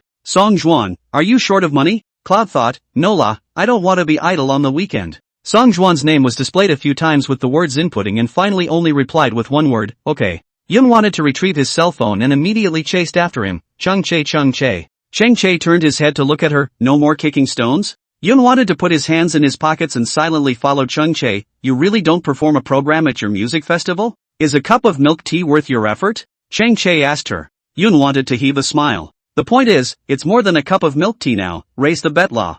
Chang Che, you have a good voice, classy song selection, lots of fangirls, and your handsome Yun wanted to be starry-eyed, with a little doggy look, and before he could finish his sentence, he was interrupted by Chang Che. He looked askance at Yun thought and said decisively, no performance. Don't boast, don't eat this. Eyes watched as the expression on Yun Xiang's pretty face collapsed. But soon, she regrouped, my suggestion is that you perform. Chang Che sneered, thanks, but I'm not listening. Yun thought with a serious face and a serious tone, Chang Che, listen to the advice. Chang Che also serious face, Yun wanted, I've been a rebel since I was a child. Never listened to persuasion in this life. The two of them went back and forth, and Yun wanted to think that she had sort of met her match. No wonder the fortune teller said that she had a hurdle at 17, it seems that Chang Che is her hurdle. Brother Kanye. Cloud wanted to blurt out. Chang Che? No, does she want to hear what she's calling him? Yun wanted to blush. No, brother Chang Che. Yun wanted to hurriedly compensate for his smile. Chang Che wrinkled his eyebrows, but came to be interested, who was brother Canner? Cloud thought about stiffening up a bit more underneath the stiffness. She couldn't tell Chang Che that it was the fortune teller who said that there was a hurdle when she was 17 and that he was the hurdle, could she? Kanye is just making something up out of nothing, underhandedly, nonsense, made up. Yun wanted to touch the tip of his nose and muttered sheepishly, just a male classmate who used to play better in school law. Chang Che narrowed his eyes, oh? One of the boys who play well together. You can look him in the face and say Kanye and just play nice? Are you sure you don't have a crush on her? Chapter 22 Brother Chang Che, you're the best. Yun wanted to cough lightly and hurriedly change the topic. The typhoon is coming soon, huh? Chang Che couldn't help but look at her one more time and stifled a laugh in his heart. The topic shift is raw. Chang Che coldly and cheerfully poked her. Yun wanted to be embarrassed. Soon after, he continued to shred next to Chang Che, then you should just perform a program.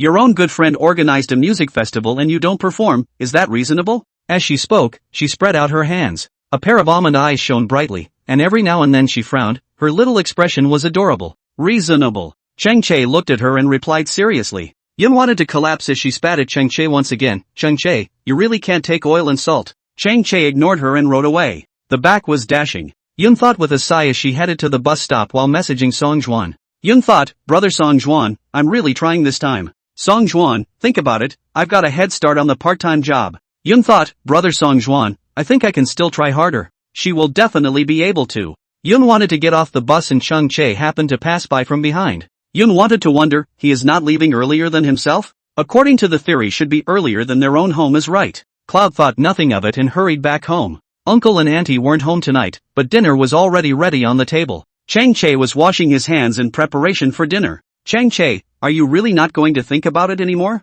Yun wanted to follow behind Chang Che. Chang Che frowned and reminded very mercilessly, don't get too close to me. Yun wanted to ask him, am I a virus? Will leaning too close to you poison you? Nay, when the Chang family's young master gave the word, she still obediently took a few steps back. Even if you don't agree, turning around, Guanhai is definitely going to come to you. If Guanhai comes out, are you still refusing? Yun wanted to lean on the sofa and watch Chang Che go around the kitchen. Chang Che didn't say anything. Yun wanted to clasp his hands to his chest and muttered in a small voice, it's just selling a favor anyway, so why don't you just sell it to me? Only then did Chang Che look at Yun think. She seemed to be very insistent on having herself put on a show, not just because she drank a cup of milk tea from Song Juan. Chang Che subconsciously asked, you made a bet with Song Juan? Song Juan, the man, loved to drag people into betting. For example, betting on which of the two of them can talk him into putting on a show. Nope, Cloud thought with a serious face. Chang Che carefully scrutinized it, unlike lying. Don't dwell there, come over and eat, he said. Yun thought with an innocent face, I thought you wouldn't let me get too close to you?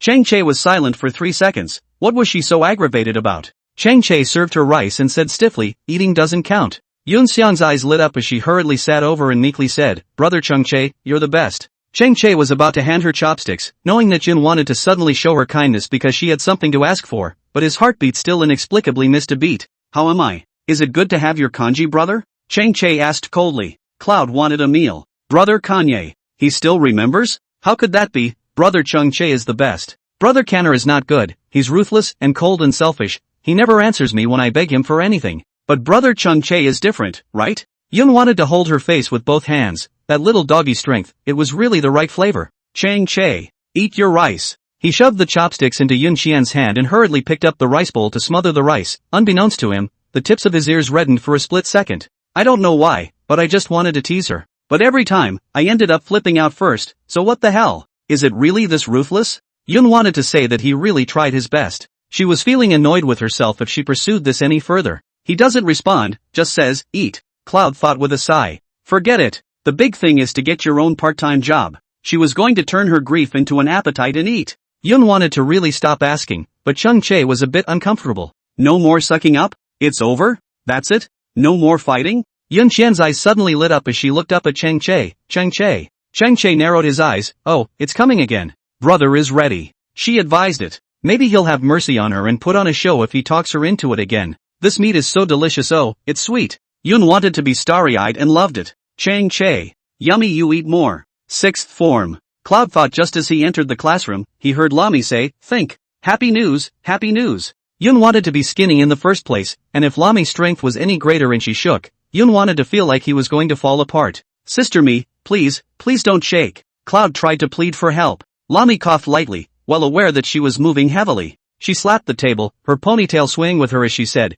Chang Chae is signing up for the music festival on behalf of Class 6. The sugar in Cloud's mouth nearly slid down his throat as he thought, what did Lami say? Really? Yun wanted to round his eyes in shock. Lami nodded heavily. Just then, Yun wanted his cell phone to ring as well. Song Juan, come to think of it, it's still you. I'll implement the part-time job immediately. Cloud wanted to be confused. No, the happiness came a little suddenly. Chang Chae really agreed to perform? It just so happened that Chang Chae came in through the back door. Yun wanted to be so excited that he almost shouted out Chang Chae. With the hindsight that the two of them have to pretend that they don't know each other at school, Yun wanted to keep quiet and stared dead at Chang Chae with a pair of bright and grateful eyes. Chang Chae. She might as well have spoken, the look would have been seen by others and there was no telling what rumors would have to be made. Chang Chae sat down. Yun wanted to lie down on the table, cover her face with her arm, and without moving, leaned over to his side and beeped in a low voice, Brother Chang Chae, you're in the show? Chang Chae swept a glance at her, again with that cover your ears look. Well, he asked. This favor, sold to me?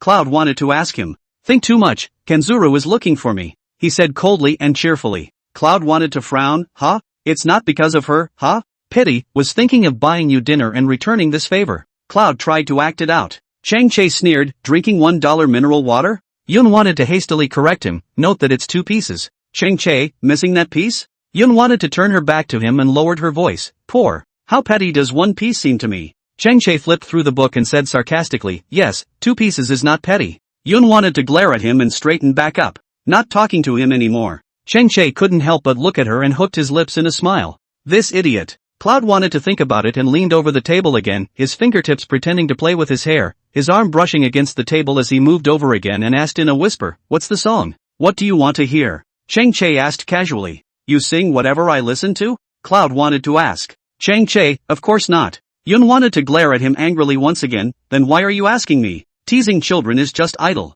Chang Chae sighed, with a look of this is not quite interesting. Cloud thought. Like words this? Chapter 23, you're the reason he's performing. In the late afternoon, there were quite a few people gathered around the entrance of the 6th form music room. Cloud wanted to look at each other and Lami looked at each other and squeezed over to join in the fun. Near the door of the music room, there was the sound of a piano inside. Yun wanted to stand on tiptoe and stretch his neck to look inside. The 6th form's music room had floor-to-ceiling windows on both sides, and it was decorated with light luxury, with a piano being the most eye-catching. There were also other instruments such as drums and cellos in the corner. It was very complete. Squeeze. Lami pulled Cloud trying to squeeze into the crowd. Cloud wanted to break into the front row without knowing who pushed him. When she looked up in panic, she caught a glimpse of Chang Chae, who was seated on a high chair. The afternoon sunlight swept in and fell precisely on his body, ferrying a shallow circle of light around him. He was wearing a white short-sleeved shirt, and his dark blue school uniform pants lengthened his already long legs again. The contours of his cheeks were hard and clear, his eyes were slightly downcast, he was holding a microphone in one hand and was flipping through his cell phone with the other, humming a couple of random lyrics, causing a sigh of relief from the little fangirls outside.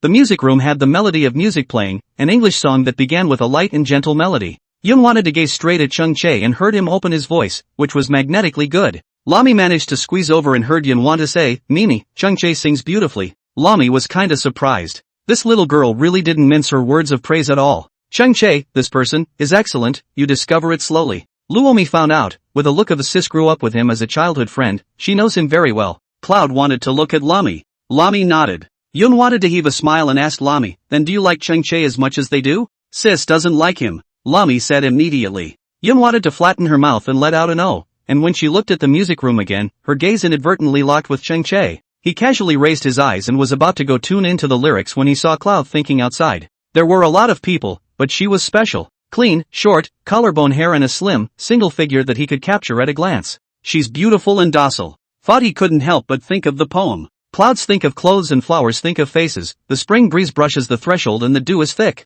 Ching Ping Tong, one of the songs. Yun wanted to blink and suddenly cocked his head, meek and pretty with a bit of mischievous cuteness. Pretty? Song Juan's voice suddenly rang in his ears. Chung Che hastily retracted his eyes and looked faintly at Song Juan with a grim expression. Let's practice here today, I'm tired. Cheng Che put down the microphone and put away his cell phone. So are you sure about what you're going to sing? Song Juan asked Chung Che. Say it again. Cheng Che pursed his lips and had no thoughts. Song Juan shrugged his shoulders. Fine. Let's go. I'll stop by to talk to think about something. Song Juan took the lead and headed out. Cheng Che was about to go get his school jacket when he saw Song Juan's figure walking towards Yunwana and couldn't help but frown. Song Juan and Yunwana do not know what they are talking about, only know that Yunwana be very happy. Look at the shape of the mouth, should be calling Song Juan brother constantly. As expected, brother Chung Che was just like brother Song Juan, nothing special. Cheng Che himself didn't even notice how dark his face was at this moment. Cheng Che went out from the music room, and everyone rushed back and scattered, not daring to disturb Cheng Che.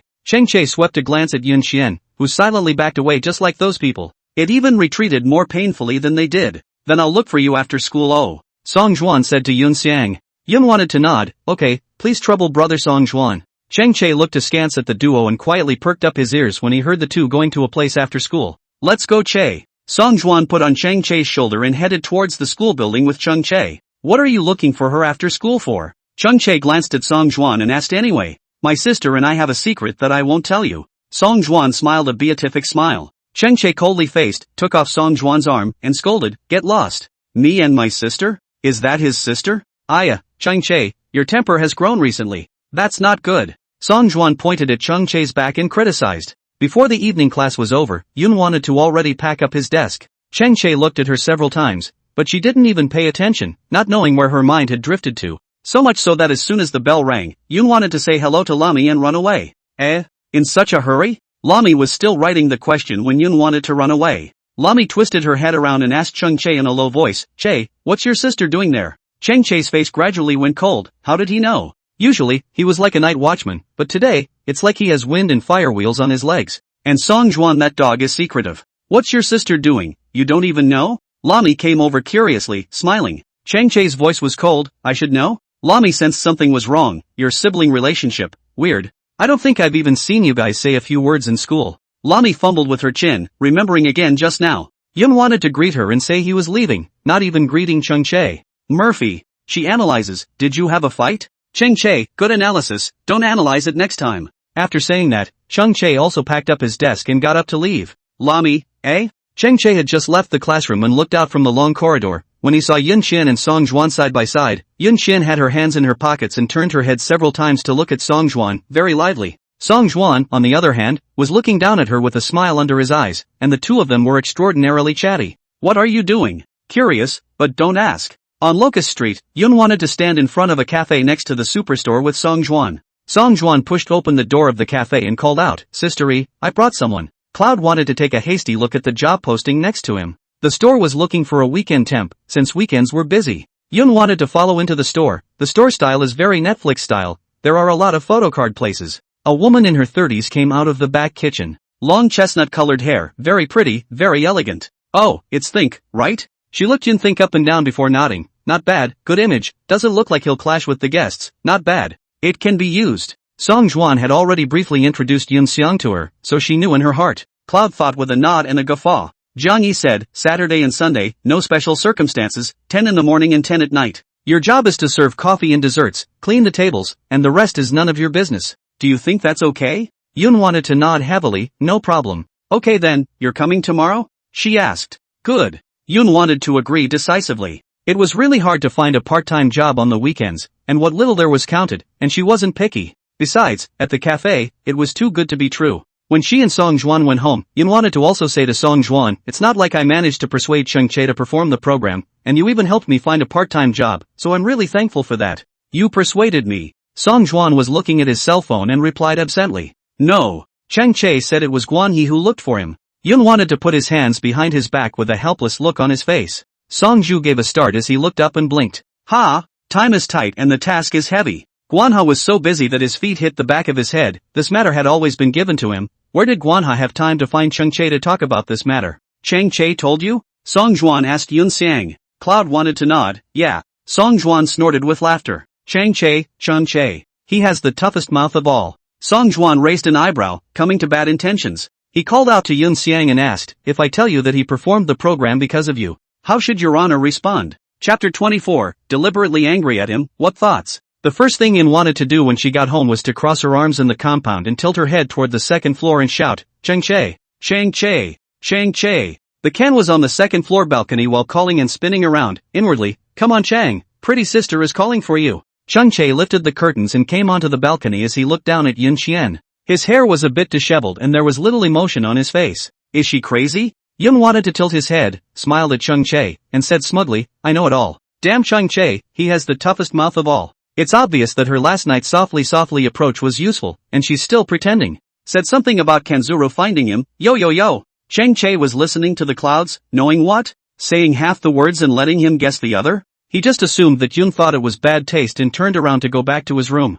Once again, Cloud Thinker's voice reached the bottom of his ears, you're attending the festival because of me. Oh. Cheng Che stopped in his tracks. Cloud wanted to raise an eyebrow, noticing this action of his. How's that for sweaty? Cheng Che turned his head to look at her and still had a stiff upper lip, less narcissistic. Yun wanted to smile cheerfully, her two dimples were especially distinct. She deliberately put her hand on her ear and asked, what thoughts? Cheng Che's face stiffened, with a kind of heartfelt emptiness of having his small mind torn apart, but he still growled fiercely, I'm talking about you. Less. Self. Love. Cloud wanted to nod heavily and repeated, got it. You rap about thinking. Cheng Che choked and gritted his back teeth and called out, Yun Xiang. Cloud wanted to look at him mischievously and raised his right hand with extra excitement, you. Cheng Che pointed at Yun Xian, looking at Yun Xian's face, inexplicably unable to lose his temper. He could guarantee that it was Song Juan standing below now, and he'd drop a vase straight down. Cheng Che was so angry that his ears turned red. He looked at Yun Xian, adjusted himself for a long time, and finally asked very airlessly, who told you that?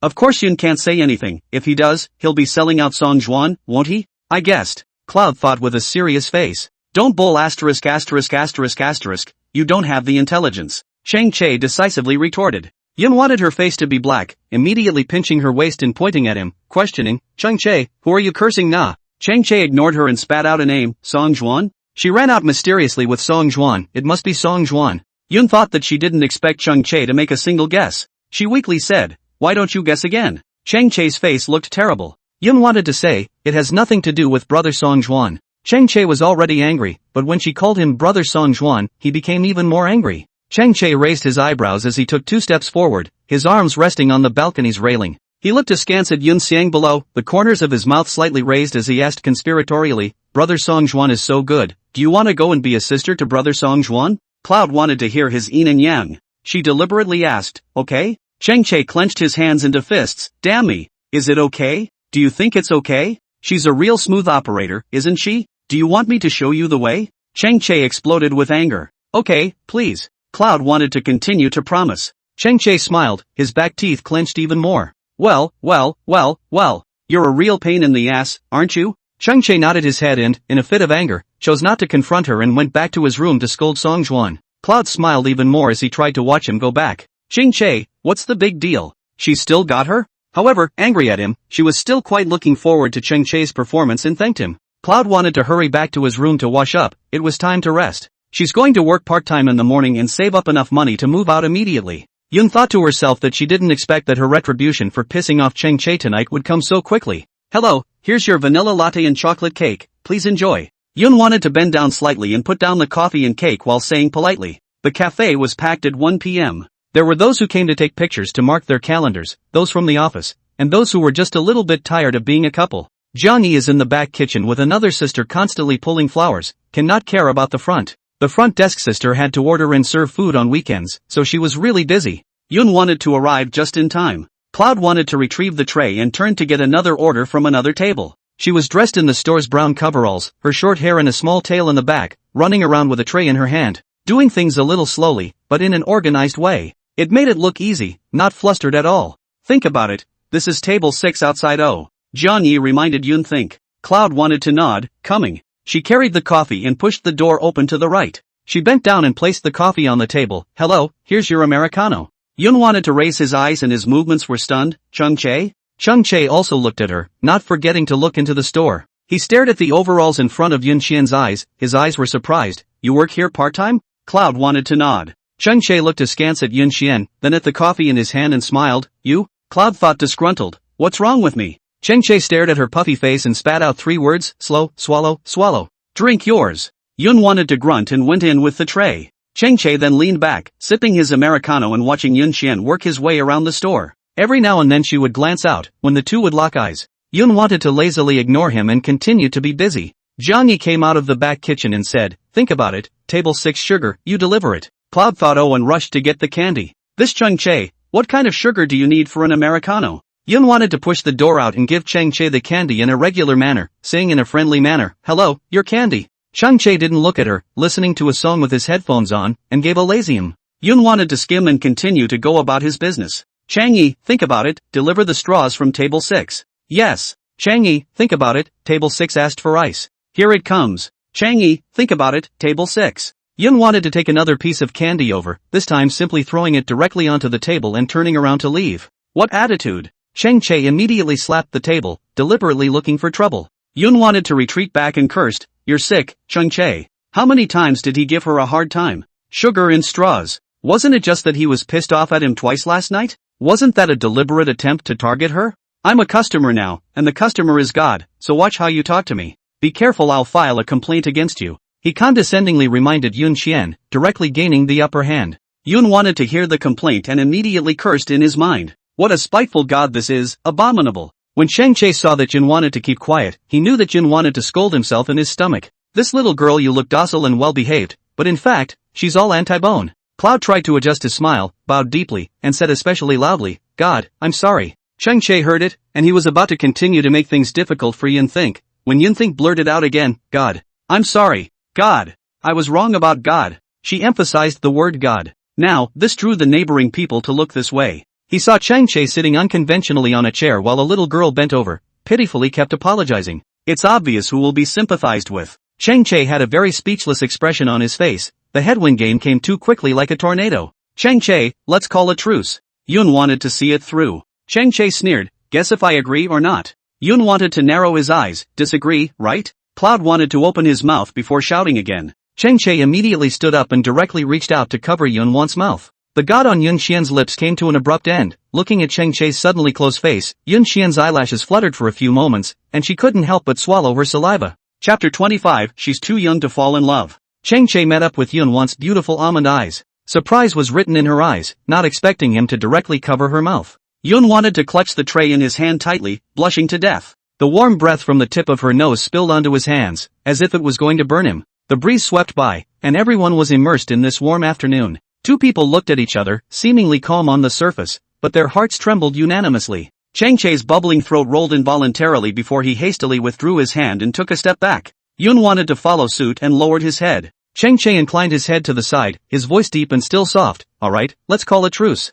Yun wanted to nod his head obediently and didn't say anything. Someone nearby called out waiter, and Yun wanted to raise her eyes to look at Chung Chae before rushing off to get busy. In the coffee shop, Jiang Yi looked at the duo outside and couldn't help but raise the corners of her mouth with an expression of bumping into it. Yun wanted to go in to get something. Jiang Yi asked a question. Think about it, do you know Chung Chae? Yun thought in response, but quickly shook his head again. Oh, we're not familiar. Chung Chae said not to tell anyone that he knew him. While speaking, Chung Chae happened to come in from outside. Hearing Yun want to say that he wasn't familiar, there was no emotion on his face. Jiang Yi looked at the two of them, but she had a see-through look on her face. Chung Chae is coming in to pay the bill. Instead, I heard a boy ask the front desk, is that your new waitress? Yeah, part-time, only come in on the weekends. The barmaid responded with a smile. Chung Chae lowered his head and opened the sweep in WeChat. Again, he heard the man ask, how old is she? Does she have a boyfriend?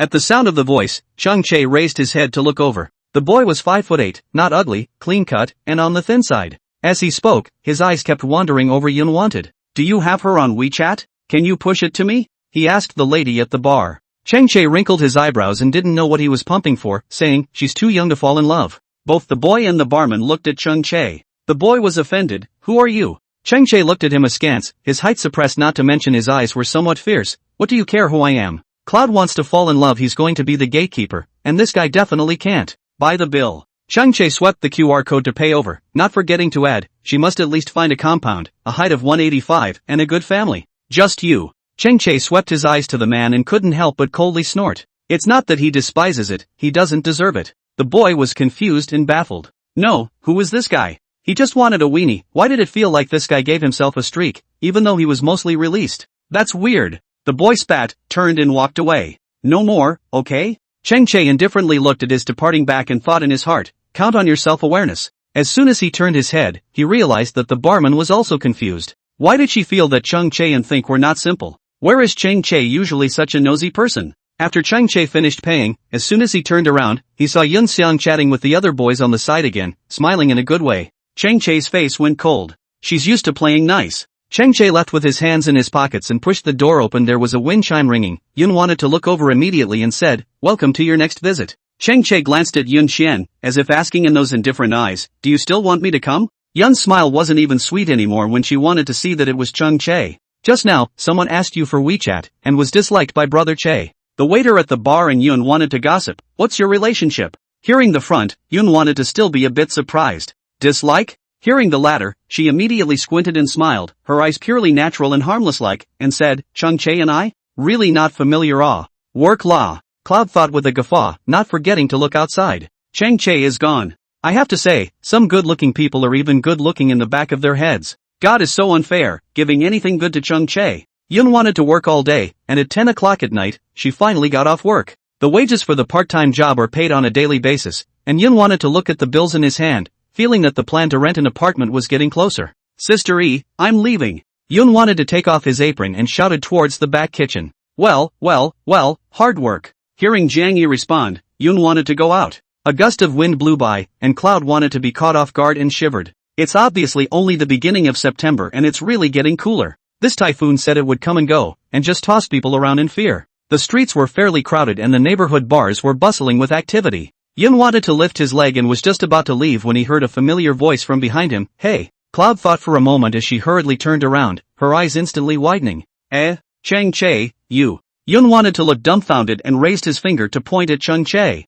Chang Che was wearing a hat, a black hooded sweatshirt, and gray pants underneath. His outfit was languid, and his entire person was loose and relaxed. The night was growing thicker, the lights were dim, and he was on the verge of becoming one with the night. He walked towards Yun wanted, his fingertips lifting away the finger she was pointing at him. That surprised? He asked Cloud to think. Cloud thought, blinking, where have you been? Playing soccer or dash? He glanced at Cloud thinking and directly interrupted her. Waiting for you. Waiting for me for what? Yun wanted to shake his arm, a little tired. Chang Che looked at the way she was squeezing her arm, his pace slowed down and he stood alongside her. You're short of money? And no la. Yun wanted to shake his head, not forgetting to look at him with sincere eyes. I didn't want to move out early, so I earned some pocket money. Chang Che wrinkled his eyebrows. Turns out it was to move out, so I came to work part-time. In a hurry to move out? Chang Che looked at the side of her face. On second thought, my presence has really been a nuisance to you all. It's better to move out, and since I've decided to move out, it's certainly before it's too late. Yun wanted to walk backwards, graciously and calmly.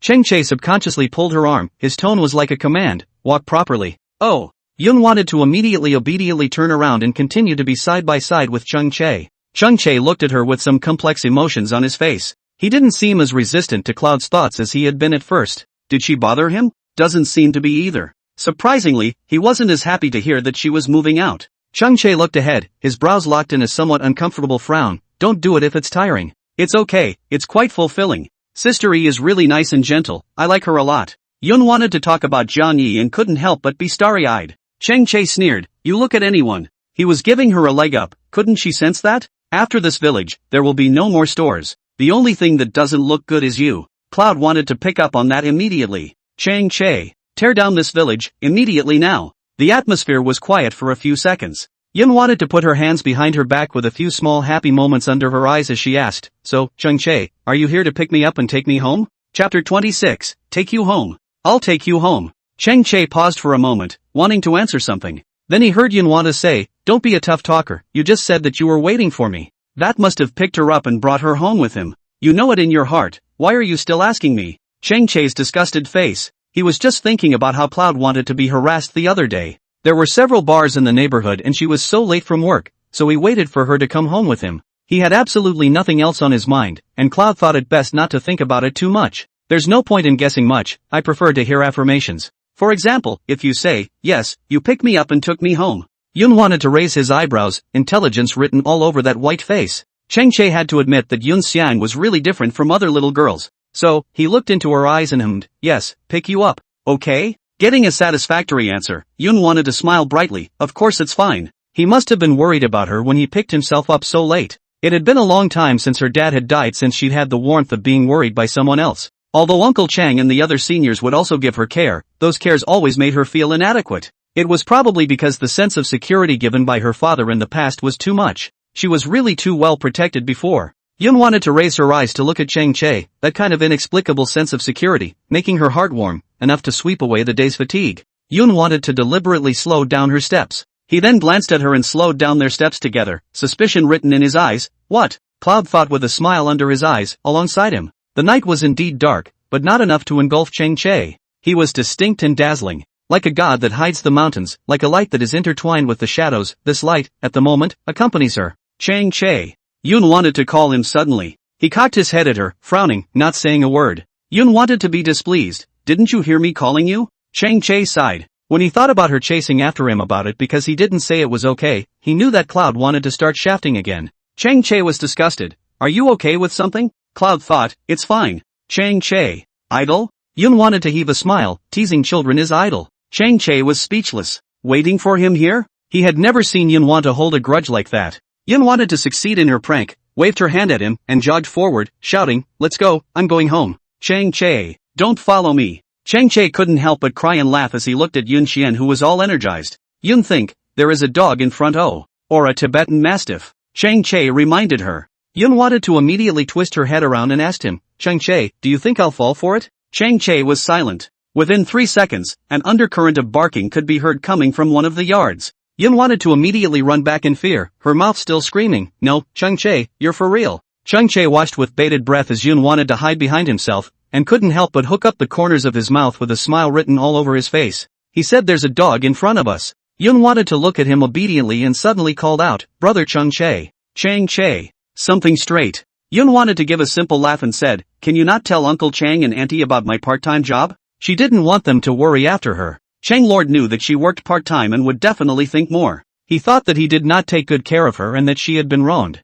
In fact, no, Uncle and Aunt are treating her very well. Chang Che looked askance at Yoon Xiang. Cloud wanted to fold his arms. Please. You begged me. Chang Che stuck his hands in his pockets with a smelly tug. You've just suffered a loss, you have to pay it back now, right? Cloud wanted to be silent. Ha! Chang Che decisively took out his cell phone and directly tapped on Chang Lord's phone number. If you don't ask, you can call. Yoon wanted to grunt, did the two of them have to hurt each other like this back and forth? Can't they just get along peacefully? I'm begging you, okay? Yoon wanted to flatten his mouth, reluctantly. Chang Che shook his head, his tone calm, no sincerity. Don't you go too far. Cloud tried to warn him. Chang Che narrowed his eyes and reminded her, Yoon think, get it straight, right now you're the one begging me to keep it a secret. Which one of us is actually the one not going too far? Yoon wanted to instantly commiserate face. Chang Che smacked his lips, here comes this again. Chang Che walked forward, ignoring her. He bet that Yoon wanted to be sure to beg him. Within 3 seconds, sure enough, Yoon wanted to follow up and said sincerely, Chang Che, please, help me keep this a secret. Only then did Chang Che take a look at her and couldn't help but tickle the corners of his mouth, little master shell. Yoon wanted to immediately smirk at his face and learn his words in her mind. Not forgetting to spit out, Chang Che, you're so middle-aged. Yoon wanted, I called Ching Wan? Chang Che, I was wrong. Count on you recognizing your mistake quickly. The backs of the two men faded into the mouth of the alley. A new sun rises slowly. Cloud wanted to lie on his back on the bed, and the top of his head looked like a party house had opened, with music constantly reaching his ears. Cloud wanted to close his eyes and grab the alarm clock on the nightstand. It's only 8 o'clock. Cloud tried to open his eyes and let go for a few minutes, hearing clearly that it was music playing upstairs. Yoon wanted to look up at the ceiling. It looks like Chang Che is preparing the songs for the festival. Cloud thought as he yawned and got up to wash to the music from upstairs. When she went out from her room, the news was playing in the living room. Hunan was cleaning up the house. Auntie, good morning. You don't work today ah? Yoon wanted to greet Hunan. Hunan, yeah, it's Sunday off. Think about it, breakfast is in the microwave, heat it up before you eat ha. Cloud wanted to head to the kitchen, it was meatloaf. She touched it and it wasn't very cold, so she didn't heat it up and picked it up and took a bite. The TV news reported that a typhoon called Manhwa is in Shenzhen province, and many places in Shenzhen province have suffered, and firefighters from all over the country are in the process of rescue. Reports say Manhwa may be arriving in Liao province soon. Hey, I hope it will come soon and let us get down to earth earlier, and I am afraid that it will come and make us drink a pot of water. Disasters in these years are really more and more, still let the people live? Hunan watched the news with feeling. Cloud thought as she leaned against the marble counter. She took a slow bite of her bun and thought of her dad. Dad said the same thing at the time, that disasters had been increasing in the past few years, and wondered if the Lord was trying to take people in. Dad also said, God collects bad people, too, and it's time to collect. But God took away her dad. Cloud wanted to keep wondering, was Dad some kind of bad guy? Why did God take Dad away?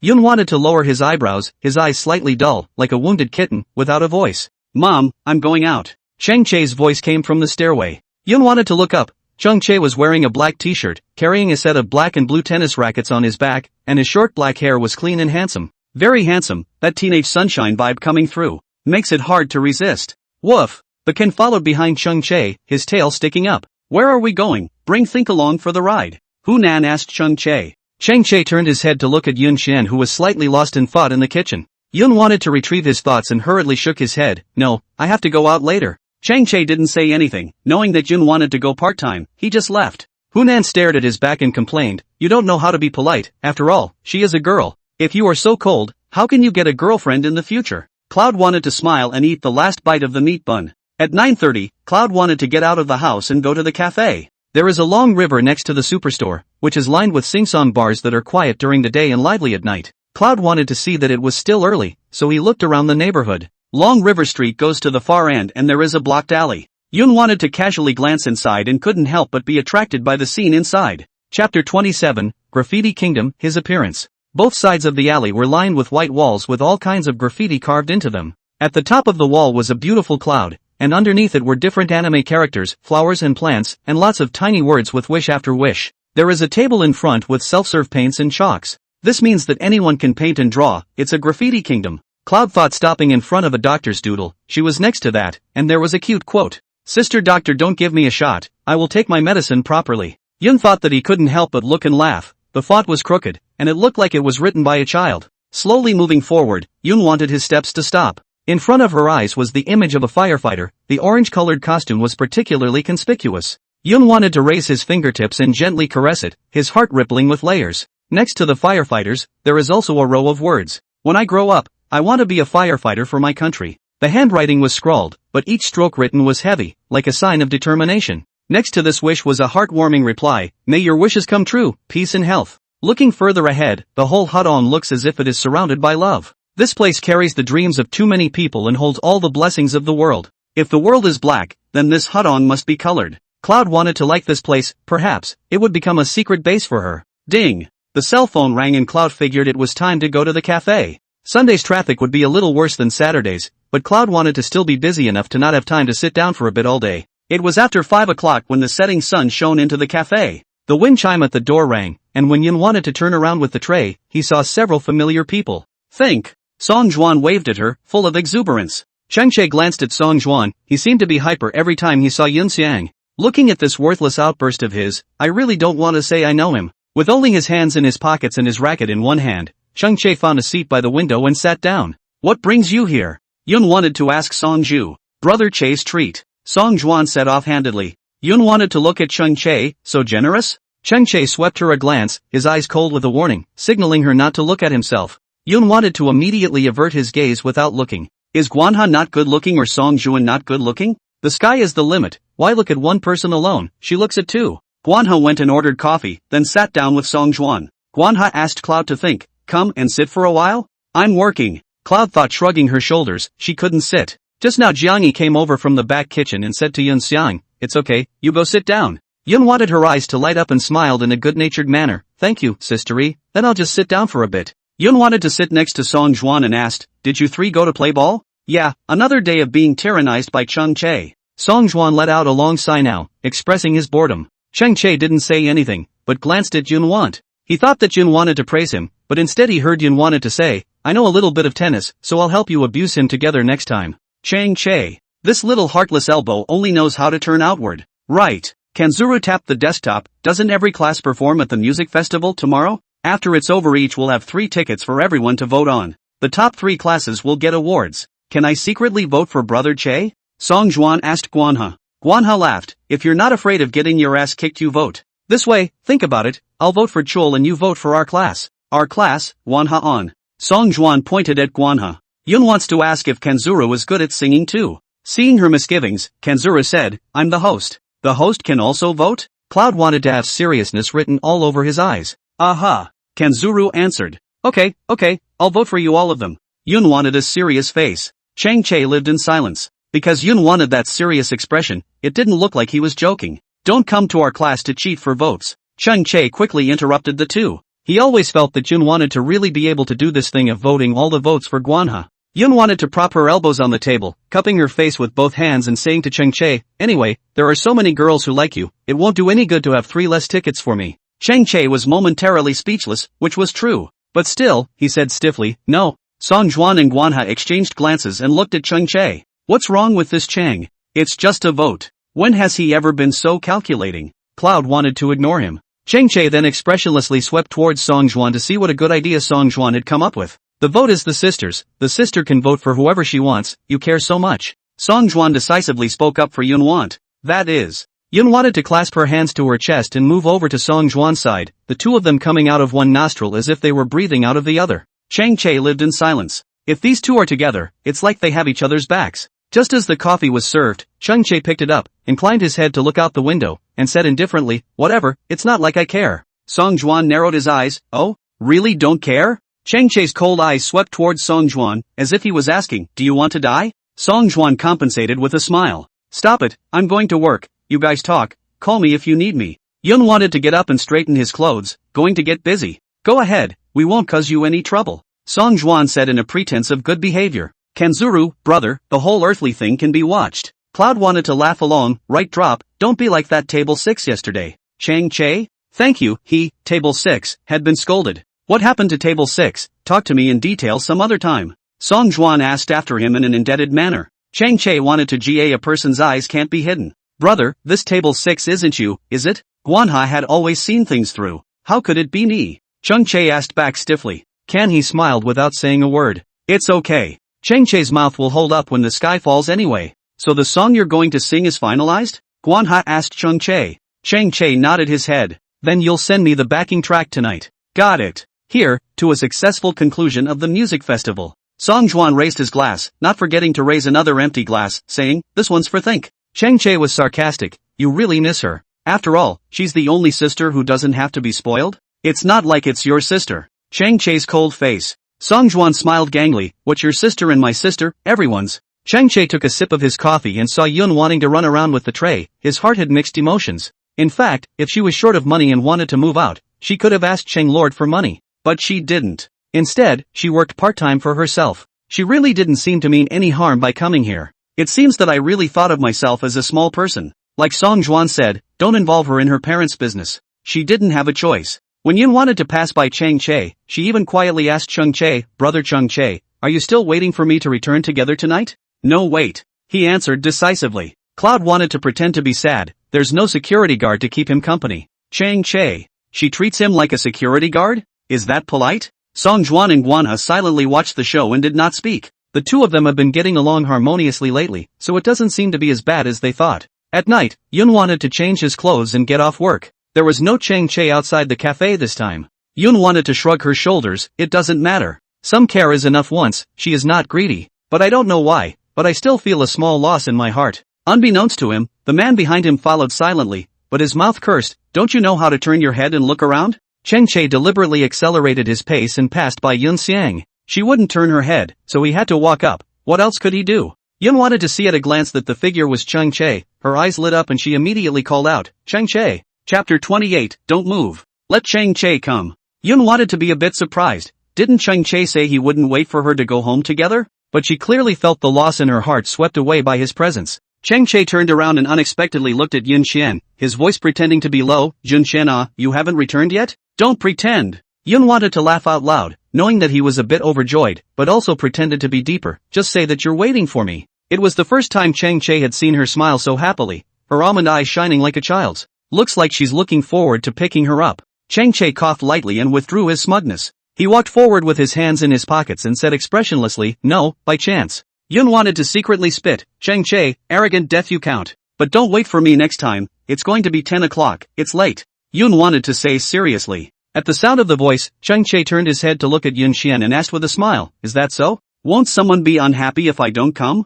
Yun wanted to touch his nose and muttered, it won't. Cheng Che curved the corners of his mouth. I don't know who it was that saw me appear and immediately shouted out, Cheng Che. Cloud thought for a moment, Cheng Che, I don't know who it is, but I couldn't keep my mouth shut from laughing just now. Cloud thought to himself. Cheng Che, I don't know who it was that asked me at the cafe if I was still waiting for her to come back with me at night. Cloud thought to himself. Okay, it's me, stop talking. Cheng Che's face was covered in smiles when he saw that she was defeated. Who can still lose every time, can't they? The district was just a Cloud thinker, and how humiliating was it for him to be held up all the time? Saying on my lips that I won't come to pick it up again, but if I really don't show up, I'm afraid that I've been cursed by all my ancestors along the way. Cheng Che sighed. It's not hard to guess what's on a girl's mind. It's all just backtracking. Yun wanted to blush at the comment. She did get a little moody just now, but, well, she's not talking tough. Just so you know, I curse a lot. Cloud tried to threaten him. Cheng Che sneered. He looked askance at Yun Xian and asked, so do you have a number in mind for who to vote for tomorrow?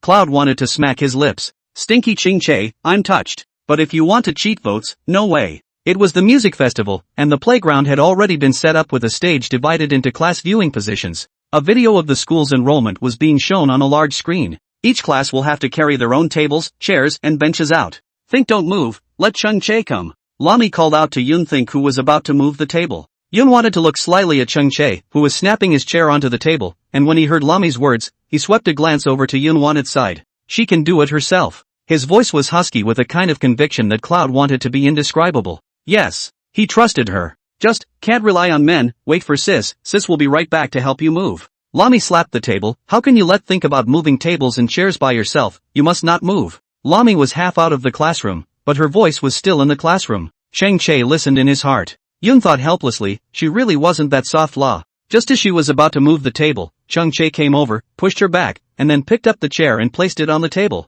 Cheng Che. Yun wanted to call him. He let out a hum and asked, something in the desk? It's not that you don't care about me. Yun wanted to whisper. Cheng Che frowned, his tone flat, it's just saying you can, it's not like I'm not helping you. Yun wanted to pause for a moment, looking at Cheng Che's back, his heartbeat missed a beat. Just saying you can, not helping you. Cloud wanted to laugh and couldn't help but tug at his ears, which were suddenly a little hot. Why? When he went down, he just bumped into Song Juan, who joked in an undertone, Brother Che, help think about moving tables and chairs? Cheng Che looked at him with disdain. He was going to be a demon again. Choo-choo, move, save. Song Juan looked like he couldn't move it himself. Cheng Che mocked him, are you vain? Song Juan blushed and growled, you're the one who's ing vain. Then what are you doing with this dead look? Cheng Che pulled the corner of his mouth. Song Juan, it's just pampering with you, do you know what a fling is? You big straight man. Yun wanted to silently follow behind the duo, and when she heard Song Juan's words the person was dumbfounded. Is that something she can listen to? Really didn't treat her like an outsider.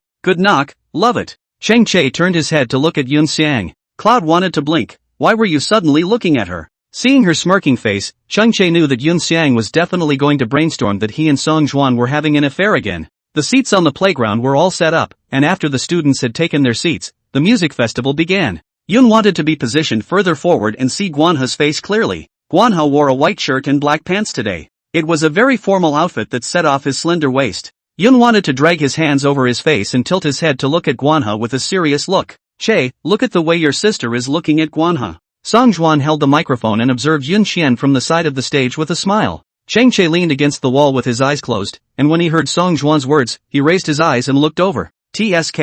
Eyes whiter than anyone else. So well behaved. Song Juan sighed, I don't know which brat will be so lucky to chase Think in the future. Cheng Che didn't say anything, and the corners of his mouth actually involuntarily rose when he saw Yun wanted to push the meat on his face upwards with both hands. He thought of the messy selfies in Cloud's circle of friends. The little girl isn't using her pretty face properly again. Song Juan rubbed Cheng Che's arm and blurted out, brother. Cheng Che immediately coldly lowered his face, glaring at him and asking, are you dead or not? He treats Song Jin as a brother and Song Jin wants to be his brother-in-law, which is outrageous. Song Juan said that it was fun to have a little skin. Guanha walked down from the stage and his first words were, Cheng Che, your sister is in love with me, isn't she? As he went through the process on stage, Cloud wanted the stage to watch him intently. Yes, it's all about giving you 3 votes, can you not fall in love with you? Cheng Che played with his cell phone and answered him conspiratorially, not even lifting his head. Let's just say Guan Hishao hangs out with Song Juan. How did he become as shameless as Song Juan? Seeing that he was upset,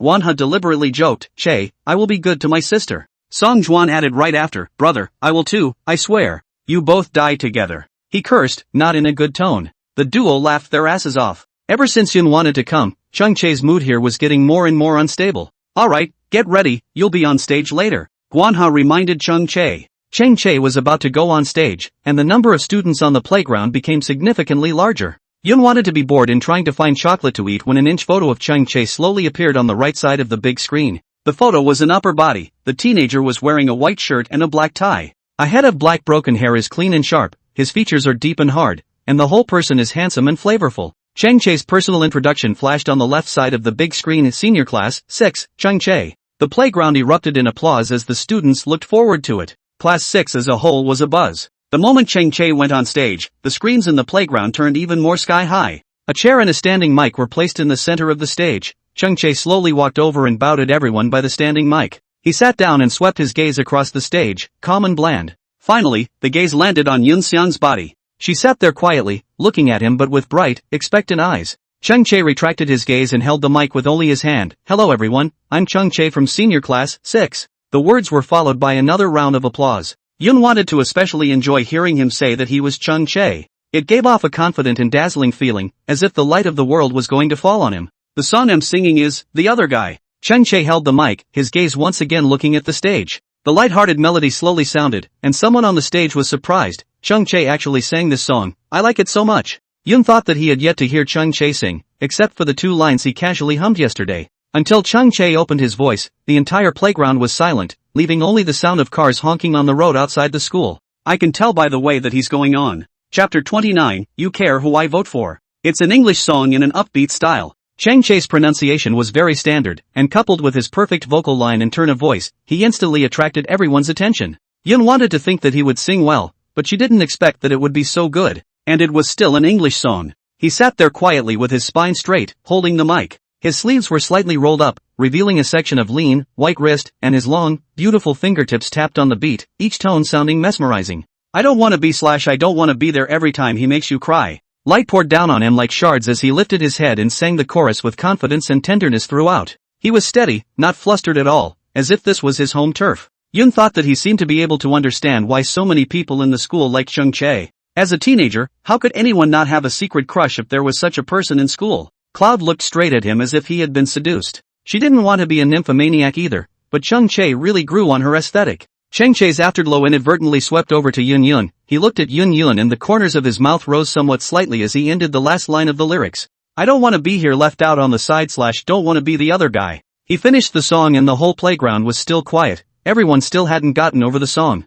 It wasn't until Kanzuro came on stage to speak that everyone finally applauded. When Yun wanted to retrieve his thoughts, he saw Cheng Che stand up. He bowed towards the stage. Thank you everyone. Cheng Che, would you consider singing another song? Guanha asked Chung Che with a smile. Chung Che looked toward the stage. If anyone wants to hear it. Think about it. Everyone nodded their heads in cooperation. Cheng Che faked a smile and deliberately teased everyone. Don't sing even if you want to. Disappointed and disgusted, everyone let out a monosyllable, ch-. I hope everyone had a good time. Cheng Che waved his hand and quickly got off the stage. The little fangirls on the stage had a disappointed look on their faces and couldn't wait for Chung Che to sing a few more songs. Cloud wanted to turn his head to look at Lami with a serious face. Oh, Mimi, that's nice to hear. That's the second time you've complimented him. Don't let him hear it, he'll be proud. Lami took a drink of water. Let him be proud. Singing well means boasting. Yun tried to look for Cheng Che's figure on the playground, but realized that the guy had disappeared after getting off the stage. The ballot box on the right is already starting to get groups of people to vote. Lami clasped her hands on her chest, wrinkled her eyebrows and said, this Chung Che is still not winning numbness? Yun wanted to hold up his face. Yes, so many little fans to vote for him. Where is the difference between her 3 votes? Yun wanted to take out the voting paper in his hand that he hadn't yet written his name on, and couldn't help but rest his face, launching himself into a daze. Just as Cloud was trying to walk away, a person suddenly sat down beside her. The person's arm touched lightly with hers. Yun wanted to hold her face and turned her head, just in time to meet the person's line of sight. It was Chung Che. Cheng Che followed Yun Xian's example, only propping his face with his hands and looking at her sideways. The teenager's brow stretched, and underneath his thick lashes, those eyes were filled with her figure. Further down, his nose was high and pretty, and his lips were a little pink and sexy looking. Cheng Che raised his eyebrows and watched as Yun Xian's gaze fell to his lips. Chang Che pursed his lower lips and curved the corners of his mouth. Cloud frowned at the thought, swallowed inexplicably, and stared at his lips for a few seconds before turning his head in a stiff and panicked manner. This little pervert really cannot stand the temptation at all. Not. Chang Che, what? Why was he suddenly sitting next to her? Chang Che couldn't help but laugh when he saw how vain she was. The ears are red. Chang Che's loose tone came from his side. Yun wanted to stiffen and hurriedly covered his ears with one hand near Chang Che's side. It did get red and hot. Yun wanted to pinch his ears and secretly curse it. Yun wanted, you come out a little. I don't know if it was the fact that he was caught committing nymphomania, causing Yun to think that his entire face was also red at this moment. Chang Che snorted, his voice lazy with indescribable doting. Dumbass. It's so easy to blush. Your vote, did you cast it? He asked. Yun wanted to cover his face with both hands and silently turned his head to look at him, revealing one eye. Turns out it's asking for a ticket. Do you care much who I vote for? Cloud wanted to ask him. Chang Che paused for a moment before looking at her with a threat in his tone. The rules of Class 6 can only be voted for one of their own. Is it decent to vote for someone else? Cloud wanted to flatten his mouth, just like that. Chang Che saw that she didn't say anything and the atmosphere was a bit awkward. Yun wanted to lower his hand, his face still flushed. She looked at Chang Che and said seriously, Chang Che, you broke our rules. What rules? Chang Che looked at her askance. Cloud thought to himself. Who was it that said no one was allowed to say they knew him in school? What's he doing coming over to talk to her now? Chang Che remembered, he let out an "Oh, I can do whatever I want." Yun wanted to coldly snort, overbearing terms. Only the officials are allowed to set fire to the people. Then it's a vote for whoever I want. After all, Manhwa is so good looking. Yun wanted to silently clutch the vote in his hand. Good, Yun think, oil and salt, right? Chang Che narrowed his eyes, his voice lowered. Cloud tried to get up, mouthing, yeah, same as you. Chang Che followed her and threatened in a smooth tone, Yun think you're finished. You'll have no white sugar for your donuts in the morning. Yun wanted to stop immediately, glaring at Chang Che and blushing in anger. Chang Che, you have such bad tactics. Chang Che sneered, watch yourself. Yun wanted to stomp her feet straight. She had never seen such a childish guy. Damn. She scratched out the sentence that said Chang Che grew on her aesthetics. Later, Yun wanted to see Chang Che for the whole afternoon, and the music festival ended to move the table back to the classroom. Yun wanted to go to the restroom and come back. His own table and chairs had disappeared. Instead, he saw Chang Che moving his own. I heard that the Olympiad is coming up soon, and I wonder who the school will send this time. The chatter of his classmates suddenly came to his ears, and Yun wanted to listen as he headed to his classroom. Classmate B, of course it's still Chang Che, and blind guess there's also Guanyi. Classmate A, isn't our new female classmate a good student? Then I'll bet on Chang Che and the new girl. Cloud wanted to wonder, the new female classmate. Is she? Yun thought of the classroom door. Chang Che was coming out. Yun wanted to call him, Chang Che. Chang Che just swept her a glance and went downstairs. Yun wanted to pause for a moment. She just wanted to ask Chang Che if he helped her move the tables and chairs and wanted to thank him. Looking toward the playground, he went back to helping others move tables and chairs. Turns out it was helping everyone move tables and chairs. Cloud wanted to return to the classroom, and his chair was put down in regulation. Yun wanted to sit down, took out a note from his pocket, and secretly cursed, stingy Chang Che. Chapter 30, Chang Che showed his cards, I do care. Night. Chang Che didn't leave school with Yun Qian, and Yun Qian waited for the bus at the bus stop by herself. After getting out of the car, I was sure to see Chang Che riding over from behind again. It's not as fast as a bus that keeps stopping that close, and I don't know how it rides. Chang Che. Yun wanted to call him. He didn't stop. Cloud wanted to be angry, not just did not vote for him, why are ignoring her? Chang Che. Yun wanted to call out towards his back again, then squatted on the ground and made a pretense of screaming, it hurts. As Chang Che turned the corner, his afterglow swept over Yun Qian who was half sitting on the ground behind him. He stopped the car and looked back. Chang Che wrinkled his eyebrows and looked at her, what's wrong? Yun wanted to know that this guy would still stop with a soft heart, so he said accusingly, stepped on a rock and fell. Chang Che was silent for 3 seconds before speaking again, it's close to home, come back by yourself. After speaking, he rode away. Cloud thought? Just leave? Yun wanted to wait for a while without seeing him come back, so he had to climb up silently by himself. A little awkward, but not much. Yun wanted to be in the middle of cursing in his mind and moving forward when the sound of a car in front of him reached the bottom of his ears. Within 3 seconds, he saw Chang Che riding back on his bike again. Yun thought with a start, hurriedly about to continue sitting on the ground. Chang Che's car stopped beside her. He propped his long legs up on the ground and reached out to tug on Yun Qian's arm, pulling up someone who was about to sit down. Yun wanted to look at Chang Che and his eyes lit up. He's back. Chang Che, it hurts. Yun wanted to deliberately pout. Chang Che looked at her indifferently, his tone tinged with helplessness, don't pretend. How could she step on a rock and fall when she's usually the one kicking it around? Besides, could her acting be any worse? Yun wanted to look at him slyly. Was she pretending to be fake? Unconvinced, she said stiffly and sheepishly, really stepped on it. Still pretending? I'm leaving? Chang Che glared at her with a cold face. Yun wanted to hurriedly backhand Chang Che's arm. Don't. Oh, well, just don't pretend. Chang Che lowered his eyes, and Yun Qian's hand was holding his wrist. Her palm was extraordinarily warm, causing Chang Che's heart to roll with it all of a sudden. Chang Che pursed his lips tightly before raising his eyes to look at her. You know I pretend to return. Yun wanted to look at him like a little pity and said quietly. Chang Che choked for a second. Yes, he's idle. Knowing that people are faking a fall and turning around. Chang Che removed Yun's hand that wanted to hold his arm, his bubbly throat moving up and down as he pushed the cart forward. The heart was pulled for a moment without realizing it. Chang Che, I didn't offend you, why are you ignoring me? Yun wanted to pat the ash that was sitting on the ground just now and follow Chang Che's footsteps. Chang Che pushed the car, a bit tugging. Ignore if you don't want to, but you still need to say hello? Yun wanted to lower her head and start kicking rocks again. Could she not know what Chang Che had in mind? It's not just about voting. Yun wanted to mutter under his breath. Didn't I ask you if you cared much about who I voted for? You're the one who didn't answer me. Yun wanted to put his hands behind his back and started pushing the pot, and threatening me with my white sugar. Chang Che stopped in his tracks. Cloud wanted to stop along with him, so what? Chang Che choked again. He stared at Yun Xiang's beautiful face for a moment, not knowing what to say. Talk. Cloud wanted to call him. Chang Che was speechless, she was quite fierce. Yes, I do care who you vote for. Chang Che simply showed his cards. Yun wanted to pause for a moment, staring at Chang Che in a daze. The late summer of cicadas that used to make her feel comfortable seemed stiflingly hot and scorching in this moment. The silhouettes of the two people under the streetlight were elongated, from one behind the other when they first touched, to slowly overlapping, like two people slowly approaching. Chang Che moved his lips, and after saying this, he himself felt that something was wrong. He frowned and averted his eyes, swallowing as he tried to add something else. Instead, he heard Cloud want to say, well, that's why I voted for you.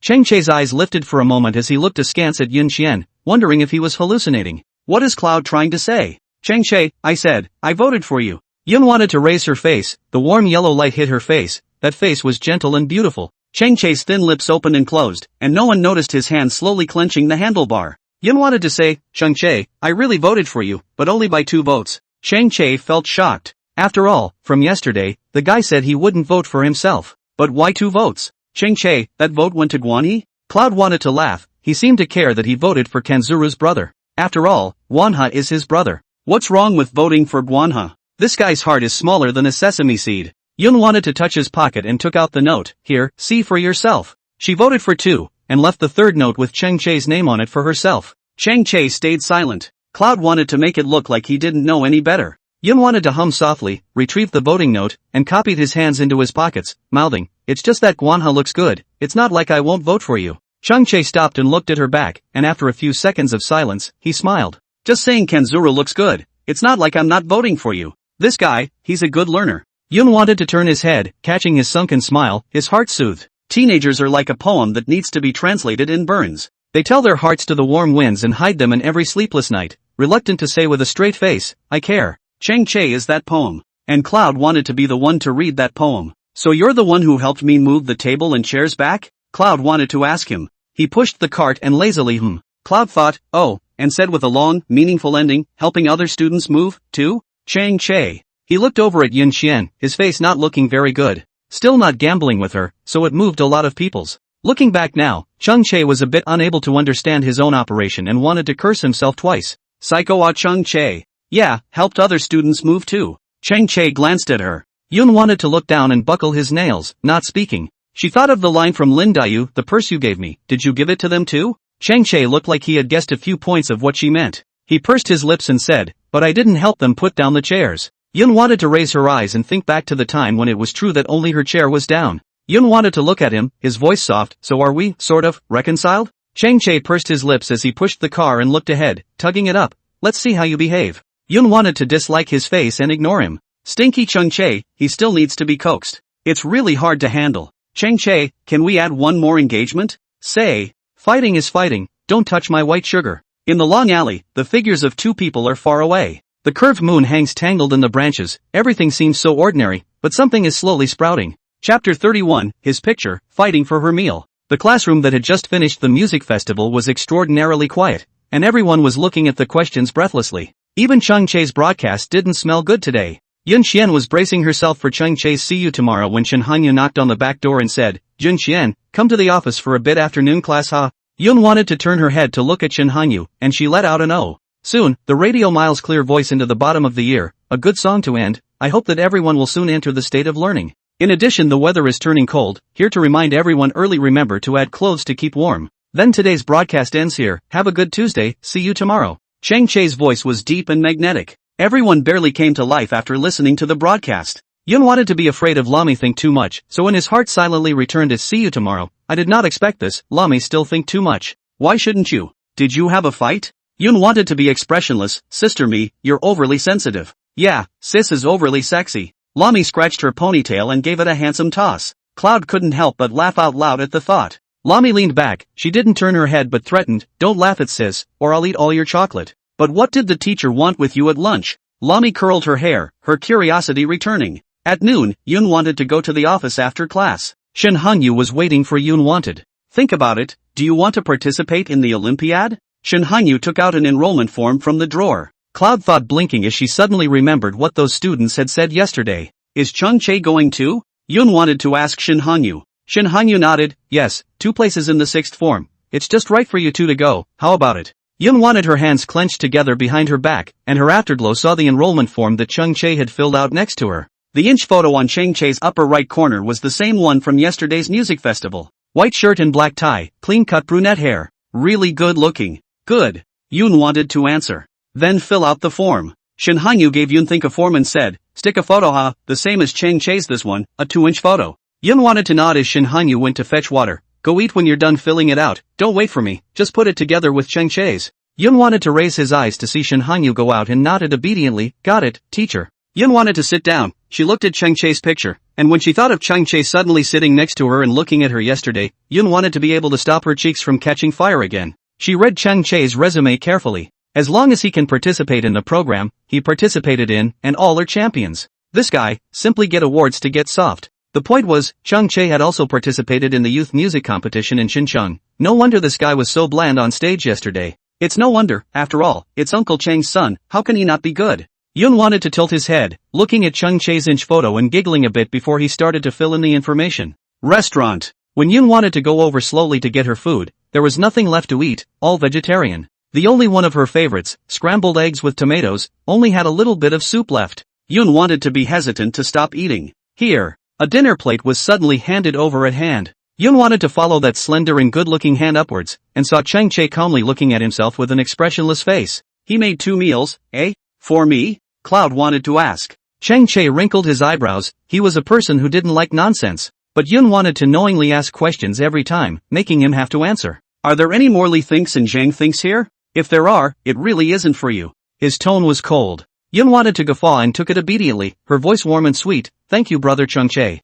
Chang Che pursed his lips and looked at her one more time. Silly. I'm going to eat over there la, you stay away from me. Yun wanted to point not far away. Chang Che sunk his eyes and let out a hum. There was just one seat left at that table, and Yun wanted to sit down and start eating. She's a slow eater and likes to immerse herself in her own little world. Her eyes light up a bit when she eats scrambled eggs with tomatoes. Chang Che smacked his lips, shook his head, and went to find Guan He and Song Zhuan. On the dining table, Song Zhuan looked disgusted. Didn't I tell you to think about coming over and you just find a corner to squat and eat? Chang Che didn't bother with him. Song Zhuan propped up his face and continued to poke fun at him, saying yes to the 4 no's, someone is breaking the rules a bit. Chang Che took a bite of his meal as he raised his eyes towards Yun Xian. She was eating alone and looked lonely. After all, it's not easy for a little girl to come to Shen City alone, so it's just a matter of taking care of her. He explained. Guanha and Song Zhuan exchanged glances. Song Zhuan skimmed his lips and mimicked his words, after all, it's not easy for a little girl to come to Xincheng alone. Chang Che looked at Song Zhuan with a cold face, eating still can't plug your mouth, showing you off? He's in a hurry. Song Zhuan immediately said to Guanha. Ken he smiled, it's kind of cute when you think about it, it's normal for him to be anxious. Who would really leave a sweet and sincere sister unattended? By the way, what did old Shen want with her? I saw her go to the office. Song Zhuan raised her eyes and asked Chang Che. Chang Che, Olympiad, call her to sign up. Oh. I thought I was going to be criticized, it's not okay for old Shen to bully my sister. Think about it, but there are 3 older brothers. Song Zhuan puffed out his chest. Chang Che disliked face, there are always been batch to rub against his sister. Song Zhuan ate his meal, suddenly put down his chopsticks and said, I suddenly thought of a fun one. Cheng Che didn't look at him, and Guanha asked, "What?" Song Juan raised his eyebrows and said with a straight face, "My sister has returned to China, the board meeting is cancelled, I'll go pick her up." Guanha snorted and picked up on his words, "My sister's back in the country, the show's cancelled, I'll get it." Song Juan, "School's out, I'll pick it up." Guanha, "The festival isn't running, I'll get it." The two men laughed and enjoyed themselves. Cheng Che clenched his fists and looked at the duo in front of him breathlessly, his back teeth clenched. He finally realized why these two could play and go crazy together. But, what happened to him playing nice with them too? In the evening, Yun wanted to be working on a problem when there was a knock on the door of his room. Cheng Che leaned on the doorway with his hands on his chest, his tone lazy, "There's a meeting." Oh. Cloud wanted to put down his pen and go out. The questions from the previous competition, were they difficult? Cloud wanted to ask him. Fine. His tone was flat. Yun wanted to sigh, asking this guy is also in vain, for people, what questions are not simple? Come and sit. Hunan brought up freshly washed fruit. The four of them sat on the sofa in the living room. Yun wanted to pick up the orange on the coffee table and peel it silently with his head down. Both Dad and I are off this Sunday, and Grandpa wanted to come over to the house to see you guys and have dinner. Hunan looked over at Yun Xiang. Cloud wanted to look up and was about to put an orange in his mouth. Think about it, are you afraid of living people? Hunan asked Yun. Think. Yun wanted to immediately shake her head. She is not afraid of this is not also in the Cheng family to live. However, Grandpa is a person, the old head is used to being the old head, he is a little bit fierce. Hunan raised his hand and squeezed it. Cloud wanted to listen to her tone, not like only a little bit, should be very fierce, right? Chapter 32, We don't know him well, don't get abducted. The morning sky was foggy on Olympic race day. Breakfast vendors were busy under large umbrellas, people were moving at a brisk pace, some jogging and waving to catch the bus, others biting into their buns and talking on the phone. Yun wanted to stand outside the examination room, her stationery bag in her hand as she looked at Cheng Che, who was chatting eloquently with an acquaintance not far away. The early morning light spread down through the leaves of the trees and fell onto him impartially. Cheng Che wore a gray sweatshirt, leaning against a tree with only his hands in his pockets, with a bland look on his face. Among the crowd of candidates, he was the most special existence. Whether it was the height and looks or the unique aura on his body, the people passing by always look at him one more time. He seems to have gotten used to this kind of onlookers' scrutiny. The whole person is lazy and casual. "Hello, are you from the sixth form?" A girl's voice suddenly came from Yun Xian's ear. Yun wanted to retract his gaze, and in front of him stood a girl with long black hair wearing the uniform of the third middle school. Yun wanted to nod his head. How does she know? I don't know if Yun wanted to be too obvious in his questioning. She smiled and said, "You've been looking at Cheng Che, plus, I saw that the two of you came together and guessed that you were from the same school." What was said afterward? Yun wanted to not even hear it. He only heard the sentence in front of him, "You've been looking at Cheng Che." Which she did. Cloud tried to retort as she added, "I've been watching you for a long time." Yun wanted to blush. Like Cheng Che? She came to Yun Think's side and looked along with Yun Think's direction. Cheng Che just happened to hang his head and laugh lightly, that scene was too seductive. Yun wanted to purse her lips and hurriedly withdrew her gaze, silently looking at the girl. "You are? One of Cheng Che's little fangirls," she said. Cloud thought, frowning, one of the little fangirls? There didn't seem to be any surprise. After all, Cheng Che had shown his face in various competitions, so such a person deserved to have people all over the world who liked him. Cloud wanted to lower his head, fiddling with his fingers, and let out an "oh." Cheng Che raised her head and was looking over to Yun Xian's side. Seeing that someone had struck up a conversation with her, she was about to continue chatting when she heard the girl ask, "Do you know Cheng Che well?" Cloud wanted to look at her and say, "Not familiar." "Not familiar at all?" the girl asked again. Cloud thought, "Not familiar at all." The tone was firm as steel. Cheng Che pursed his lips, and then raised his eyebrows. "Is enough not familiar touch all touched." He withdrew his gaze and continued chatting. "Pity, thought you guys knew each other well enough to ask you for his WeChat." She sighed, looking very sorry. Cloud wanted to smile awkwardly and said, "I'm sorry I couldn't help you." Two teenagers came up behind them, and one of them called out, "Duan Miao, there you are." "This one is?" Someone looked at Yun Xiang. "Hello there, sixth form Cloud Thinker." Yun wanted to guffaw and greeted graciously. "Oh, I know, Cloud Thinker who took second in Kanzuru just after transferring to the sixth form," the short-haired boy said excitedly. Duan Miao asked, "And number one is?" "Of course it's Cheng Che, thanks to you being his fangirl." A chubby boy spat. "Are you all from the third grade?" Cloud wanted to ask. They nodded. "Yeah. I'm Duan Miao. This is Xiao Jie and Fatty Wang Jishu. Nice to meet you." Duan Miao rushed at Yun to introduce himself. "Wang Jishu, how's it going? Are you nervous about the exam soon?" "It's okay, what about you guys?" Cloud thought, shaking his arms, "Not very nervous." "Nervous? But surely we can't test that devil. It's useless to be nervous." Wang Jishu raised his chin at Cheng Che across the room. Cloud thought and felt. Cheng Che is really too good for this kind of match, he is bound to win. Duan Miao, let's focus on participation and meet a few more friends. There's super food around the university town. Cloud wants to. Do you want to join us when the exams are over?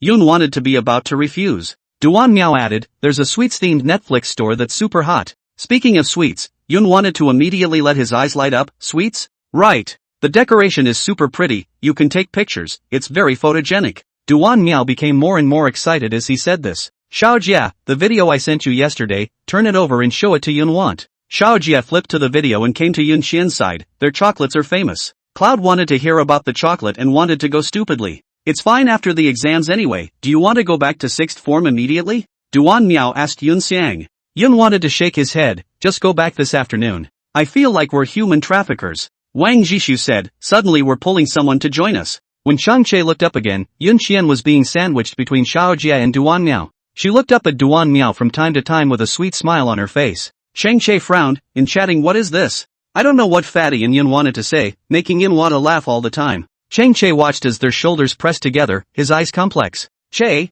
Someone called out to him. Chang Che raised his eyes, huh? A friend asked him, what are you looking at? Nope. Chang Che shook his head. That being said, he still couldn't help but look over to Yun Xiang's side. My friend could see that he was distracted and stopped continuing the conversation. Yun wanted to be moving his head over to look at Xiaojia's cell phone. Chang Che's frown tightened. Does she know what distance means? Do you know her? Why are you so close? Chang Che was inexplicably annoyed in his heart. His remaining light swept to the vending machine next to him. He bought 2 bottles of water and was about to walk over towards Yun Xiang. But after moving his pace, he suddenly reacted. It was none of his business if Cloud wanted to get close to other students. What's he mad about? But come to think of it, shouldn't a brother control his sister when she's so out of control? Yes, tube. Chang Che directly took the water and went over. Duan Miao raised her eyes and saw Chang Che coming this way, her eyes lit up. Chang Che stopped in front of Yun Xian and called out, Yun Xian. Yun wanted to raise his eyes, with a good face, in. Chang Che handed the water in his hand to Yun Xian.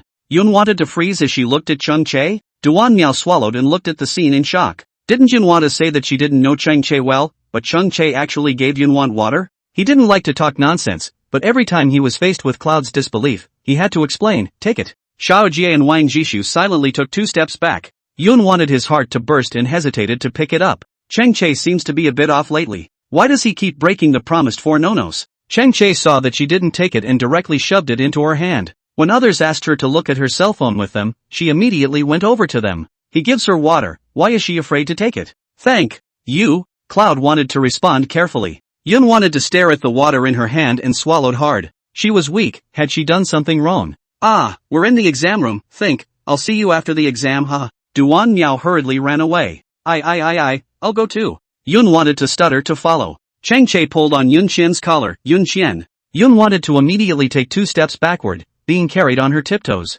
She turned her back to Chang Che and tilted her head to look back, huh? Chang Che lowered his lashes as he looked at Yun Xian, his voice lowered as he reminded, don't be abducted. Chapter 33, Do you hate me, Chang Che? I'm not a child. Yun wanted to silently remove Chang Che's hand, not forgetting to straighten his clothes. You better not be. He looked at Cloud thought askance, and when he finished, he headed into the school. Yun wanted to stand back as she moved her lips, a few question mark faces floating up on her head. Learning from Chang Che's words, she questioned, you'd better not be? Did Chang Che think that he was the only smart one under the sky and the rest of the people were stupid? Chang Che seemed to have heard it, and he twisted his head to look at Yun Xiang. Cloud choked on his thoughts, his fisted hand silently opening. Forget it, don't bother with him. Yun wanted to look at the water in his hands and couldn't help but skim. No one is allowed to come near me at home, and no one is allowed to say they know me. At school, and I don't know who made these rules. After the test out of 11 o'clock, this year's topic is not very difficult. Yun wanted to think they answered pretty well. Duan Miao was in the same classroom as her inside after the test, mouthing, another year of participation awards it's too hard. Yun wanted to not say anything and just went downstairs with Duan Miao. As he was talking, he saw the little fat man next to him cursing, I won't come back next year, it's too insulting. I'm in the same classroom as Chang Che. Chang Che turned in his papers early. Exaggerated. Yun wanted to hear Chang Che, she looked towards Fatty and asked, did Chang Che answer okay? As they spoke, several people had already exited the school building. Upon hearing Yun wanted to ask a question, Fatty was about to answer when a low teenage voice came from behind him, you can ask me yourself. Yun wanted to shiver and hurriedly turned around to see Chang Che standing behind her with one hand inserted and a stationery bag in the other. He only looked at her, a hint of indifference on that superior-looking face. It just didn't look good to be around. Where would Jin think to ask him? She turned around and was about to leave. Let's go to the dessert store. Chang Che once again pulled on Yun Xiang's collar and grabbed him back. The remaining three. Can't understand, really can't. What's the relationship between the two of them? Chang Che is in love? I haven't heard. Chang Che looked askance at Wang Jishu and said lightly, she can't go to the dessert store with you guys, sorry. Why? Several voices sounded together. This includes Cloud thinking. Chang Che lowered his eyes and met Yun Xiang's beautiful and somewhat stubborn eyes. She was innocent and angry. There's no reason, the adults at home don't allow it. The corners of Chang Che's eyes rose slightly, his voice low and with a hint of threat. If she dared to go with them, he told his family that Cloud wanted to work part-time. Yun wanted to narrow his eyes. She seemed to think of what Chang Che was going to say. Duan Miao couldn't hold it in, she asked, think about it, you guys. I'm her brother. Chang Che said in a cold voice. Duan Miao felt like hell. When did Chang Che have a sister? The three people looked at me, I looked at you, and finally looked at Yun Xiang. Yun wanted to spread her hands, slightly frustrated. There was no way she could go with them. The very idea of meeting new people was snuffed out by Chang Che. Looking at the backs of the three people who were far away, Yun thought that he really couldn't figure out how it could be so. Yun wanted to turn her head to glare at Chang Che, you can let go of me now. Chang Che raised his eyebrows, his purpose achieved, his fingertips slightly loosened. And then he flicked the non-existent dust on his shoulders and walked forward with broad strides.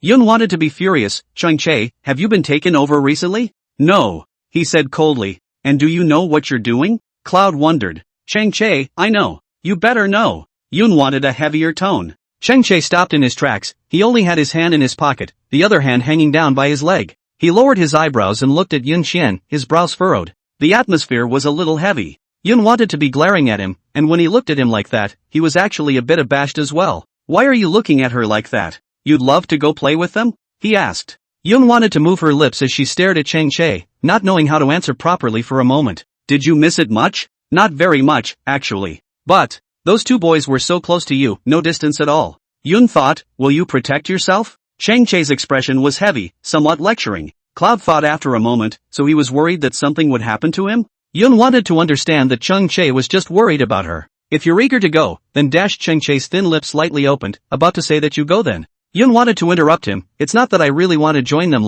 it's just that they said that there's a really good dessert store nearby, so it's for food? Well, Cloud thought, hopelessly. Chang Che was speechless as he turned to walk. Yun wanted to follow immediately as she followed Chang Che's footsteps, narrowing her smile. Chang Che, are you worried about me? Chang Che's heart trembled at the tip. He frowned and retorted her, where did I mean that? Don't make up your own mind. Was he worried about Cloud thinking? He didn't at all. Which of his holds shows worry? Girls are trouble. They always think nonsense. Chang Che, you just have a stiff upper lip. Yun wanted to put her hands behind her back, her mood suddenly pleasant. A teenager is more than a poem. It's still the weather, it can be cloudy, it can rain, and of course it can be sunny. Chang Che's pace was quick, and he kept walking forward in a bored manner. But Yun wanted to still see the tips of his ears that were gradually reddening. Yun wanted to smile and hurriedly followed Chang Che. Chang Che, walk a little slower. You're teaching me things? He questioned. Yun wanted to immediately say doggedly, I don't dare to dare. Chang Che snorted coldly. She wouldn't dare? She dared very much. But words were said, and still the pace slowed to wait for her. Yun wanted to notice his actions, and pink bubbles inevitably rose at the tip of his heart. Chang Che, you gave me water today. Won't they go out and talk nonsense about it and do anything to you? Yun wanted to ask him. Chang Che had an indifferent look on his face. Whatever. Cloud couldn't figure it out. Then the 4 no-nos you set for me are, in the end, just afraid you'll get me in trouble. He looked down at her and answered decisively. Cloud wanted to be silent for a moment. 2 men side by side at a red light. There was a steady stream of cars on the street, and there were leaves drifting to the ground. The world seemed to be frozen in time, and Yun wanted to sneak a few glances at him. Yun wanted to lower her head as she pocketed her hands and stomped her toes on the ground. As he was about to change the green light, Yun wanted to ask him, so, did I, get you into any trouble? No, he said truthfully. It's true that Cloud wanted to stay out of trouble for her. So you still hate me now? Cloud wanted to tilt his face up to look at him. Dad had told her since she was a child to speak up when she had a complaint. Ask if you have doubts. In today's terms, she was used to playing straight. The red light turned green and Chang Che turned his head, his gaze falling on her. He said, don't dig a hole for me. Saying that I hate you, I still have to turn around and coax you? Cloud wanted to laugh, so thinking about it another way, that means you don't hate me? Chang Che pursed his lips. Does he hate Cloud thinking? Chang Che, don't be sophomoric, you just don't hate me. Yun wanted to hum, looking at him with bright eyes, even with some smugness. Chang Che always felt that she was a well-pampered child. It wasn't at all like the state that an illegitimate daughter should be in. Generous, well-behaved, and bright. You can't raise a kid like that if it's a broken family of origin. Seeing her so happy, Chang-Che didn't bother to count. Forget it. Girls are happy when you make them happy. He looked ahead, his voice low. Well, it's not annoying. Chapter 34, bought it for her. What do you call me? Yun wanted to immediately raise her head to look at him, and at that moment, the direct and decisive Chang-Che was as great as her faith. Yun wanted to follow Chang-Che's side closely, her ears filled with his earlier sentence, well, it's not annoying. What seemed to be such a careless sentence was like cotton, softly drilling into the heart of Yun Xian, filling Yun Xian's entire heart. The young master of the Chang family who doesn't talk tough is still very handsome. After crossing the crosswalk, Cloud thought he was about to turn right. Chang-Che hurriedly grabbed Yun Xian's sleeve. Idiot, this way. He sighed, helpless. Cloud thought with a dumbfounded ah and hurriedly followed. Oh, okay. Chang-Che saw her confused and asked curiously, when you went out in the past, you took a lot of wrong turns, didn't you? Right. How do you know? Yun wanted to ask Chang-Che curiously. Chang-Che. This is a tricky question. Guess how he knew? I remember, this is the bus stop on the way here. Cloud thought as he pointed to the bus stop and stood still. Chang-Che said, keep following me. Ha? Isn't this the place? I'm a roadie, but I don't have a problem with my memory. Yun wanted to say after Chang-Che. She's like a little nag, blah blah blah. Chang-Che looked at her several times, and every time he met her eyes, she closed her mouth. As soon as he turned his head, she continued again. It was as if he was the pause button, or a less sensitive pause button, because that little radio always has a 2 or 3 second delay in response. Yun wanted to gradually feel that something wasn't right. Chang-Che didn't seem to have any intention of taking her back to school. It wasn't until Chang-Che stopped in front of a cool pink and black theme store that Yun wanted to fall into a trance. Yun wanted to raise his hand and point to the plaque of the theme store, and his eyes looked at Chang-Che in surprise. Chang-Che, the dessert store you're going to with them, is this the place? Yun wanted to move her lips to say something. She looked at the store, then at Chang-Che, and felt surprised anyways. She nodded. Chang-Che pushed open the store door. He passed Yun Xiang a look, signaling Yun Xiang to come in. Yun wanted to always look at him, feeling incredulous. Cloud Thinker. His name was Cloud Thinking. Yun wanted to return to his senses and hurriedly ran over. Chang-Che, wasn't I not allowed to come? It's forbidden for you to come with them. But that didn't mean he couldn't bring Yun wanted to come. Cloud thought, still surprised. No wonder it had traveled so far. Yun wanted to say something else, but as soon as he entered, he was shocked by the landscape inside. To the left was a large window display, all of which was filled with chocolates. Further in, a variety of rotating minibars with slice after slice of freshly made cake. Keep going inside and be dazzled by the variety of desserts. This is not a sweet and cool world for black fans, but a paradise for sweet-tooth eaters. Cloud wanted to gulp while looking at the cake. Especially the wall of chocolate, it was a mouthful. Chang-Che swept a glance at Yun Xian and noticed Yun Xian's starry eyes. This guy really liked desserts. He really didn't like it, and smelling these sweet and greasy smells even turned his stomach a little. Compared to Yun Xian's starry eyes, Chang-Che's tightly furrowed brow was a bit funny. How to describe it? It was like falling into a hole. Cloud wanted to hold the window. All these desserts look delicious and the pints are full. However, the price was very unfriendly to the student party. A small box of 8 chocolates is a surprising $168. That evens out to $21 a piece. Chang-Che saw the expression on Yun Thing's face suddenly collapse and also looked towards the price. So expensive. Chang-Che said indifferently. As much as Cloud wanted to have a sweet tooth, he was somewhat deterred when he saw the price. She has to go out and rent an apartment. It's not worth it to eat such extravagant chocolates. The crispy rice is also quite tasty and economical. Chang-Che silently walked forward. Chang-Che looked towards her back and clearly felt that Yun Xian's emotions weren't as excited as when she first came in. The store was quite crowded and many people were buying a box of photos in order to make a card. Unlike Cloud, she would look at the products carefully and hesitate between buying a box and forgetting about it. Finally decided to let it go. A day's part-time job to buy a box of chocolates hurts too much. So the second half Yun wanted to quickly finish watching. She also seriously analyzed. Such a store uses boutique materials. Expensive has its own reasons for people to be expensive. Only the audience group is not us.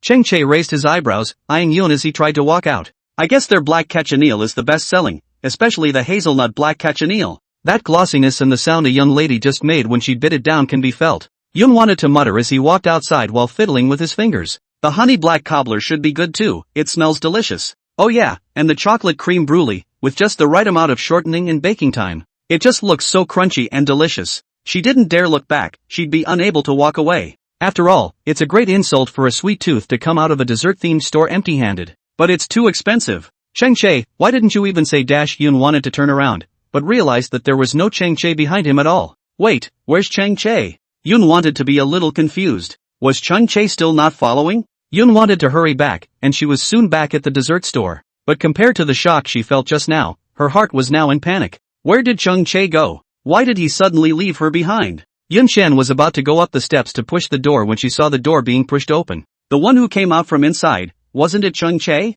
What are you doing? Scared me to death. Yun wanted to open his mouth to blame. Chung-chae raised his eyebrows, only his hands behind his back. Scared you to death? It's not like I'm going to lose it. Cloud thought it choked. Yeah, it's not like he's going to lose it. But, Yun wanted to open his mouth, stammered and closed it again. You what? He looked at Cloud thought askance, waiting for her to follow. The two just went up and down, looking at each other but hot. Cloud wanted to be embarrassed. She lowered her head and whispered, I'll lose it. What? Chung-chae heard her clearly and deliberately teased her. Yun thought then glared up at him, I said I would lose it. Looking at her exasperated face, Chung-chae smiled. He raised his hand and rubbed Yun-xian's head for a moment before descending the steps. What are you doing? Yun wanted to question fiercely. Didn't do anything. Chung-chae didn't say anything, but his hands were always behind his back. Yun wanted to see that he didn't say anything, thinking that he was going to the restroom and was too embarrassed to speak, so he nodded. I know.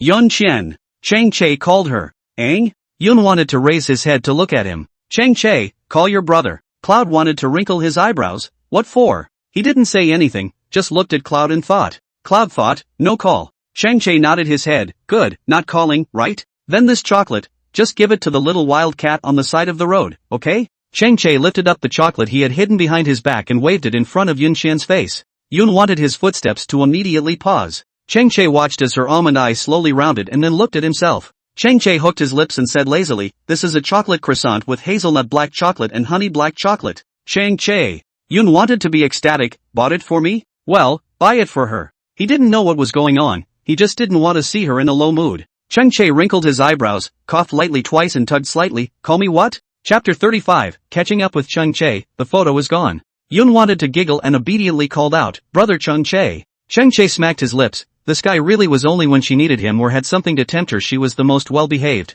It was rare to see a little girl being soft. Chung-chae actually inexplicably enjoyed this feeling. Chung-chae handed something to Yun-xian. Yun wanted to pick up the things while teared up and asked Chung-chae, brother bought this for me, sister won't be angry, right? Chung-chae looked askance at Yun-xian, dislike written all over his eyes. What a love of acting. Yun wanted to blink and was about to grip the bag tightly when Chung-chae directly withdrew his hand. He said, Will, not for you then? Yun wanted to not expect Chung-chae to answer like this. She hurriedly rounded herself off by saying, how can there be any reason to ask for something back that was given out? Chung-chae was very tall, and after his arm was raised high, Yun wanted to only look on with bated breath, quite powerless. I'll never skin again. Yun wanted to raise his hand decisively and swear. Chung-chae didn't continue to tease her, but handed something to Yun-xian. You can talk to me if you want to eat anything, and don't walk with anyone else in the future. Chung-chae walked in front and calmly reminded Yun-xian. Yun wanted to nod repeatedly. Got it. So how did you do today, on your exam? When Chung-chae looked back at her, she was lowering her head not knowing what to pick at. Cloud thought without looking up and said, it's okay, but it's definitely not as good as your test. Chung-chae. Yun wanted to raise her head. She asked Chung-chae, where's the small ticket, how much did it cost? What for? Chung-chae stuck his hands in his pockets, with little expression on his face. Here's your money. Although Chung-chae was happy to buy chocolates for himself, this box of chocolates was quite a lot of money after all, and Yun wanted to not want Chung-chae to break the bank. Chung-chae was silent. He stopped in his tracks, and his gaze met Cloud Thinking's beautiful almond eyes that were clear and obedient. Yun wanted to wonder if she had said something wrong somewhere, and inexplicably panicked in her heart, but she heard him ask, Yun wanted, do you understand the meaning of the 3 words bought for you? The chocolate, he bought it for her. Wasn't it insulting to him that she was going to pay herself? Yun wanted to move his lips, not knowing what to say for a moment. Do you understand the meaning of the words bought for you? Yun wanted to clutch the bag in her hand and looked at Chung-chae with a well-behaved look for a few moments. She understands. Yun wanted to guffaw, revealing 2 pretty dimples, and said, I'm not polite then, thank you, Chung-chae.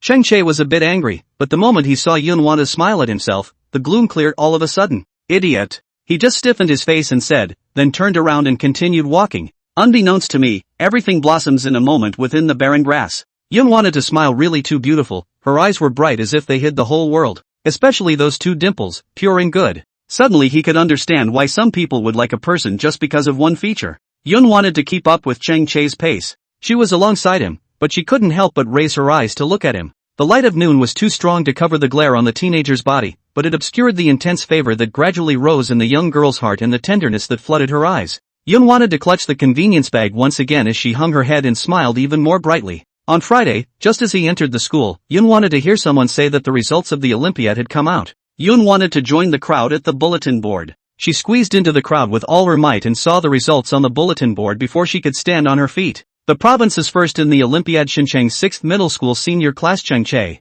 On the top of the list is that inch photo of Cheng Che at the festival. Short black hair, white shirt, somewhat gangly. God really favors Cheng Che, he's capable and has a face. Yun wanted to be jealous. His shoulder was bumped by the person behind him. Yun wanted to soften his feet, and his body was about to stick to the public notice board. His arm was suddenly clutched by someone, and his entire body was pulled back. Cloud wanted to crash into a firm embrace, his hair obscuring his vision, and Cloud wanted to look up dully. Cheng Che tilted his head, hung his eyes, and looked at her in a very high profile. Very tugging. He raised his eyes lazily and opened his mouth lightly. Congratulations, second place. Second place? Yun wanted to hurriedly look at the public notice board again. Below the enlarged first place, the second and third places are also publicized. The second in the province in the Olympiad Xinjiang 6th high school senior class, 6, Yun Xiang. Yun wanted his eyes to light up. Second? Cheng Che took in the surprise in her eyes and smacked his lips. Didn't you see yourself? No, I saw you right away. Yun wanted to be honest, with you around, who would observe the presence of others?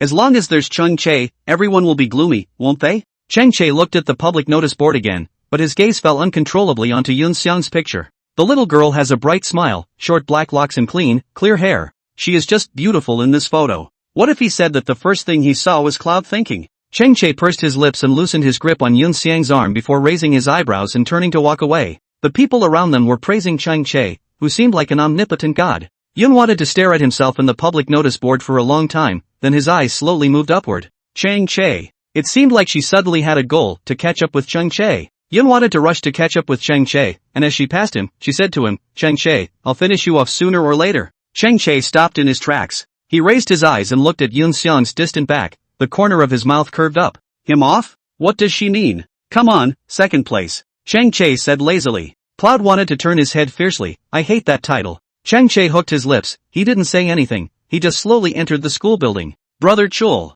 Congratulations, another award. Song Zhuan's voice came from behind him. Cheng Che didn't say anything, with an expression of brother is tired of holding it. Guanha laughed and couldn't help but feel that Cheng Che was a little beaten up. Song Zhuan, the sports plaza near the cafe opened last night. Let's go play ball together this Saturday out? Cheng Che raised his eyes. Near the cafe? Good. He said. School's out for the evening. Yun wanted to be coming out of the classroom with Lami. Then I heard someone off to the side say, on the bulletin board, 2 things are missing. Cloud thought as he was about to bite into the chocolate. The force of his hand was a little too strong and the chocolate broke and fell to the ground. What? Lami hurriedly squatted down to help Yun wanna pick it up and said, it's inedible, throw it away. A student in the back of the room asked, which two? Classmate A, you'll see for yourself later, it's pretty funny. What's lost? Let's go check it out too. Lami pulled Cloud along wanting to go. Yun wanted to lower his eyes and whispered, let's not go, second place is solid. Okay. Lami nodded, not forcing Cloud to think. The school was still and quiet at night. Warm yellow light fell on the bulletin board in the playground. Yun wants to disappear with Cheng Che's photos, together. Chapter 36, look at the abs, Cloud wants to fall off the horse. On Saturday, the coffee shop was having a promotion. Yun wanted to hold the flyer in his hand, glanced at the doll bear costume next to him, and asked Jiang Yi, Sister Yi, does our store really still need to advertise? She felt that business was already booming. At least the students in the neighborhood who wanted coffee and dessert would choose this place first. Jiang Yi's answer made Yun think in a raven, who would mind making more money than they have? Boss. The receptionist suddenly called Jiang Yi. What? Jiang Yi is pulling flowers for the coffee. The doll bear's employee said she was sick and couldn't come today. The front desk lady's voice was crisp and clear. Jiang Yi's hand shook as she pulled the flower. Huh? Cloud wanted to clearly see the coffee ruined in her hand. Then what should I do? I can't just put myself on it, right? Jiang Yi was depressed. Can we still find someone now? That's bad enough, boss. The guy at the front desk said. Yun Think was turning to leave with the flyer when Jiang Yi called out, Think. Yun wanted to raise his eyes. What's wrong? Do you want to do this? Jiang Yi pointed to the doll bear next to her. Were this to hand out flyers to solicit customers and double your pay today? Yun wanted his eyes to light up. Who would dislike the fact that they were making a lot of money? Cloud wanted to finish the morning's work, and in the afternoon, he changed into his doll bear costume, grabbed a flyer, and ran out the door. Jiang Yi was serving coffee and couldn't help but laugh when she saw Yun trying to run out. Don't tell me. It's kind of cute. It's a brown and white doll bear that is cute but heavy and stuffy. It was good that the weather wasn't that hot due to the recent typhoon. Yun wanted to feel no discomfort. It was said that once a person put on a vest, they would let themselves go. Cloud wanted to wear this outfit and then he did drag himself to the sky. On a bench near the park, a little brother was listening to a song, and Cloud wanted to sit right over it. Squeezing, and squeezing again, the whole bare body was pressed against the other person. Little brother, drink coffee? Today 70% discount, couples buy one get one free. Oh. Yun wanted to slap the flyer into his hand, his voice obediently sweet.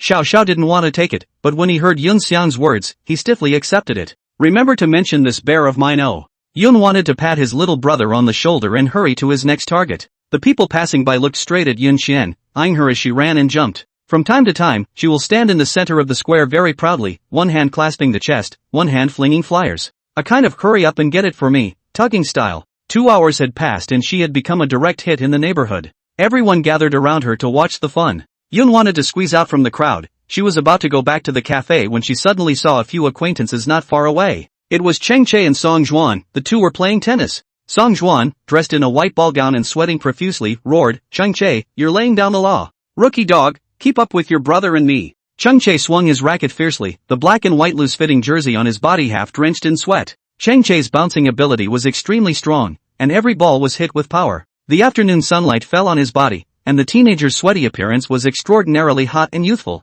Yun wanted to blink and swallow, unconsciously gripping the flyer in his hand. "No more fighting, no more fighting!" Song Juan roared. Cheng Che put the racket back as soon as he picked up the ball that bounced on the ground, disdainful. "There's not a single one that can play. Guanha, I really can't stand to see him in this tugging manner, you beat him up." Song Juan went to Guanha to air his grievances in an aggravated manner. Guanha just smiled lightly. Tennis, they really couldn't beat Cheng Che. Cheng Che's sports quality was too good. Cheng Che was putting down his racket and picking up mineral water to drink when he happened to look at the doll bear not far away. Cheng Che narrowed his eyes. Where did the bear come from? Is there a store nearby doing an event? He took a big gulp of water, rolling his throat up and down, beads of water sliding down along with the beads of sweat. The protruding knot in his throat was sexy. Yun wanted to stare at him, suddenly moving to bad thoughts. Anyway, she's wearing a vest. Go over there and tease him. It won't do any harm, will it? After Yun wanted to knock on his little calculations, he decisively walked towards Cheng Che. Song Juan and Guanha also noticed the brown bear that passed towards Cheng Che.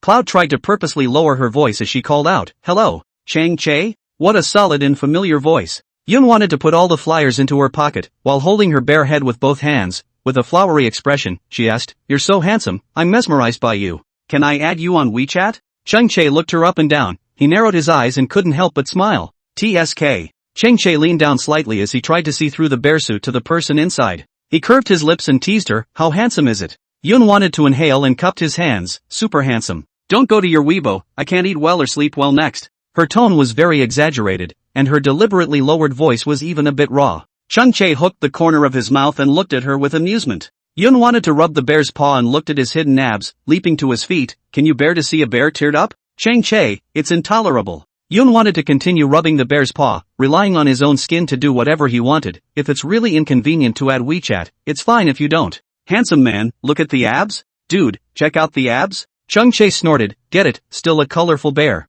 Fine, you can watch. But I have a condition." Cheng Che threw the water in his hand aside. His appearance was very lazy. Yun wanted to tilt his face. "Go ahead. Take off your hood and look big," he said. Cloud wanted to smile. How is this possible? She dared to be so prodigal in her bear suit. Strip her of it and she'll have to go into a hole in the ground. "I'll just look." Cloud wanted to extend his bear claws and try to gesture one realizing he couldn't. "People want to see it, so just fulfill it." Song Juan assisted from the side. Cloud wanted to nod along, his eyes glancing straight up at the line of his arm. Cheng Che was so white and had nice muscle lines. It was obvious that he was exercising all year round, very fit and powerful. Good. Cheng Che looked at the dull bear in front of him and couldn't help but step forward. Cloud wanted to see him loosen up, and she swore darkly that she'd take one look at him when he lifted his shirt and run. Cheng Che's fingertips hooked up the clothes as he moved forward and Yun wanted to step back. One step forward, one step back. Until Yun Xian's body hit the basketball net. When Yun Xian looked up, he heard the man faintly ask, "Yun Xian, do you really think I can't recognize you?" Yun wanted to be violently stunned. Guanha and Song Juan looked at each other and were shocked. What? It's Cloud thinking? Although Cloud wanted to wear a bear's skin, they clearly perceived that the bear was confused. Yun wanted to not think at all that she would fall off her horse. After all, she didn't know Cheng Che that well, did she? Wasn't this a game over? What are you saying? I can't understand. Yun wanted to pretend to be calm and turned to run. Cheng Che grabbed her arm and directly lifted her bare head up. The breeze blew by, and Yun wanted to turn her head in a hurry, her hair sticking to her cheeks, and her face was red. She was caught off guard and fell into his dark pupils, and in an instant, the sky turned. Chapter 37, Because It's You, I'm Flirting. Yun wanted to think that no one understood her heart that wanted to die at this moment. Her face flushed all of a sudden, red to her ears and to the tip of her heart. The saliva was hard to swallow, like a needle was trying to pierce her throat. Chang Che raised his eyebrows, the bottom of his eyes covered in playfulness as he repeated what she had just said, full of snark, check out the abs? Yun wanted to die already, and when he said this, it was even more of a direct hit to the sky. Social death is nothing more than that. Brother Chang Che, it's all a misunderstanding. Yun wanted to weakly, sheepishly say these words, and after finishing, she turned around and was about to run. Chang Che grabbed her collar and directly dragged her back. Where to? Flirt and run? No such thing. Yun Xian didn't dare to look at him, and his gaze fell toward Song Juan and Guanha. If the two of them were willing to pull her through at this point, she would surely appreciate it. Who knows? The two of them looked to the side and exclaimed, the weather is really nice. Yes, it was this look of watching the fun that made Yun wanted his heart to be completely cold. Chang Che couldn't help but snort when he saw Yun Thing's face turn red. Not looking? He asked in a deep voice. Yun wanted to nod and kept his eyebrows down to look at the ground. Not looking anymore, not daring to look. Chang Che saw how well behaved she was and smacked his lips, still dare to tease? Yun wanted to immediately raise her head in aggravation, her almond eyes met his good-looking pupils and showed weakness. I'm wrong, I won't tease anymore. This story tells us that even if you are wearing a vest, don't go overboard. If you come out, you always have to pay back. If you were unlucky, you might have flipped your car within 5 minutes before and after, like Cloud wanted to do. Chang Che's eyes tailed lightly, thinking that this was more or less the same. A little girl has to be a little more reserved. Is it right to meet a guy and ask to see his abs? But Yun wanted to suddenly hook Chang Che's coat corner with her bare paw as she tilted up her flushed face and said seriously, I teased because it was you. The small complacency in Chang Che's heart suddenly turned into panic and helplessness at this moment. Because it's you I'm teasing. Chang Che, who was originally still dabbling in a bit of complacency, was directly stunned at this moment. Cloud wanted to be too direct, so direct that the tips of his ears rolled. This is kind of her teasing him, right? This little girl is too wild. How dare she tease her half-brother? Cloud think dash not far away suddenly someone called out to himself. Yun wanted to turn her head hurriedly, it was the waitress from the store. She panicked and took the bear's head from Chang Che's hand, carrying the clothes and running towards the little girl, coming. Chang Che stayed where he was, watching that guy run away with a bounce. A trace of strangeness inexplicably flashed through his heart. With a sudden extra weight on his shoulders, Song Juan squinted his eyes and looked at Yun Xiang's back and side. Having a younger sister is indeed good. Chang Che took away Song Juan's arm. Guanha, but Che, the way you're treating Think, it doesn't seem right. Chang Che immediately looked at Guanha. Kanzuru's serious face, it's really not quite right. Which aspect do you mean? Chang Che asked Guanha.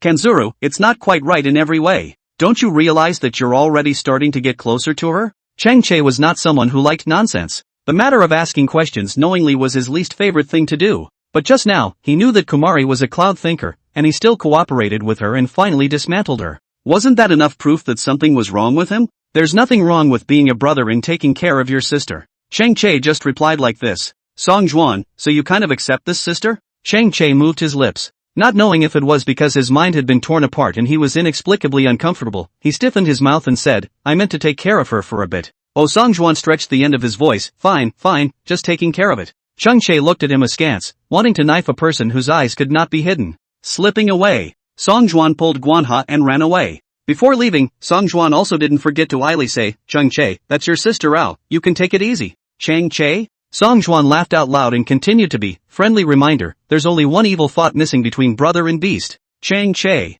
No, what kind of bull **** is this guy talking? Making it sound like he's going to fall in love with his sister. Scram! Chang Che shouted angrily. Guanha hurriedly pulled Song Juan away, the bastard's mouth was too broken. Chang Che picked up the side of the water cool to pour down. Dunking more upset, Song Jun this goods, he looks like the kind of beast of a person? Chang Che loaded up his tennis racket and came out of the court when he saw Yun Xian who had changed into normal clothes to hand out flyers. The little girl's body type was thin and skinny, and her short black hair set off her innocence and sharpness, and her smile was even more bright. To be honest, she didn't look like someone from the Cheng family. Not at all. Cloud wanted to keep handing out flyers along the riverbank, and on the way he would meet all kinds of people. Some people picked them up, some flashed them away without even looking at them, and some smiled weakly and said thank you. No matter what kind of guest she was dealing with, she was always well behaved and humble. There was still half a pile of flyers left in his hand, and he saw that dusk was approaching. Chang Che quietly followed behind Yun Xiang. Cloud wanted to keep handing out flyers along the riverbank and finally stopped at the alleyway of the Painted Kingdom.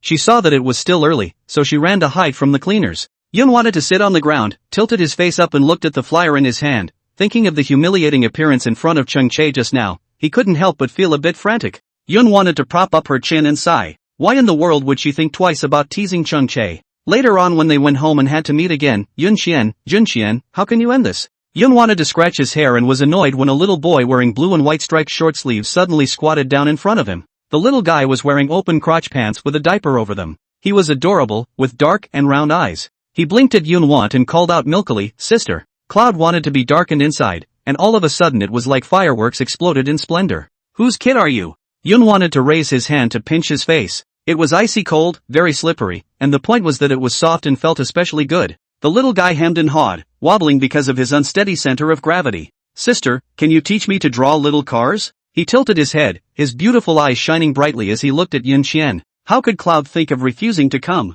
Teach, must teach. The little guy immediately came over to Yun Want's side. He gave Yun Want all his paintbrushes and said, "I want to paint red, and I want to paint the pretty little car." As the sun set, the child's words were hazy and hard to understand, and his swaying body bumped into Cloud's wanting arms several times. Sunset sunshine fell on the entrance of the alley. The two figures were refracted on the walls of the alley, refracted on those paintings full of fairy tale colors. Everything looked so warm and harmonious. Not far away, Chang-chae leaned against the railing with his arms wrapped around his chest, quietly watching the scene. She smiled at the children, several times lifting the broken hair of her face behind her ears, and every now and then she would stick to the children's cheeks, smiling like a flower, bright and dazzling. The orange light hit Yun Want's body without stint. Chang-chae looked at the side of her face, and for the first time, he felt the impact that Yun Want's beautiful face brought to him. All the words couldn't describe this moment of Cloud's thoughts. The sun was setting just right, the breeze was warming up, and the river was lovingly flowing. She was the one who made the already smoky streets even more cozy and bright. This sister doesn't really seem to be that annoying. However, what is this inexplicably accelerated heartbeat of his? Chang-chae silently covered his heart and fell into self-doubt. Chapter 38, So it's him. Don't be jealous. On the weekend, Grandpa Chang is coming over for dinner. Yun wants to finish his part-time job early and go home to help Hunan get busy. Chang Lord specially bought a chubfish and said that he would make boiled fish because Grandpa Chang likes to eat it.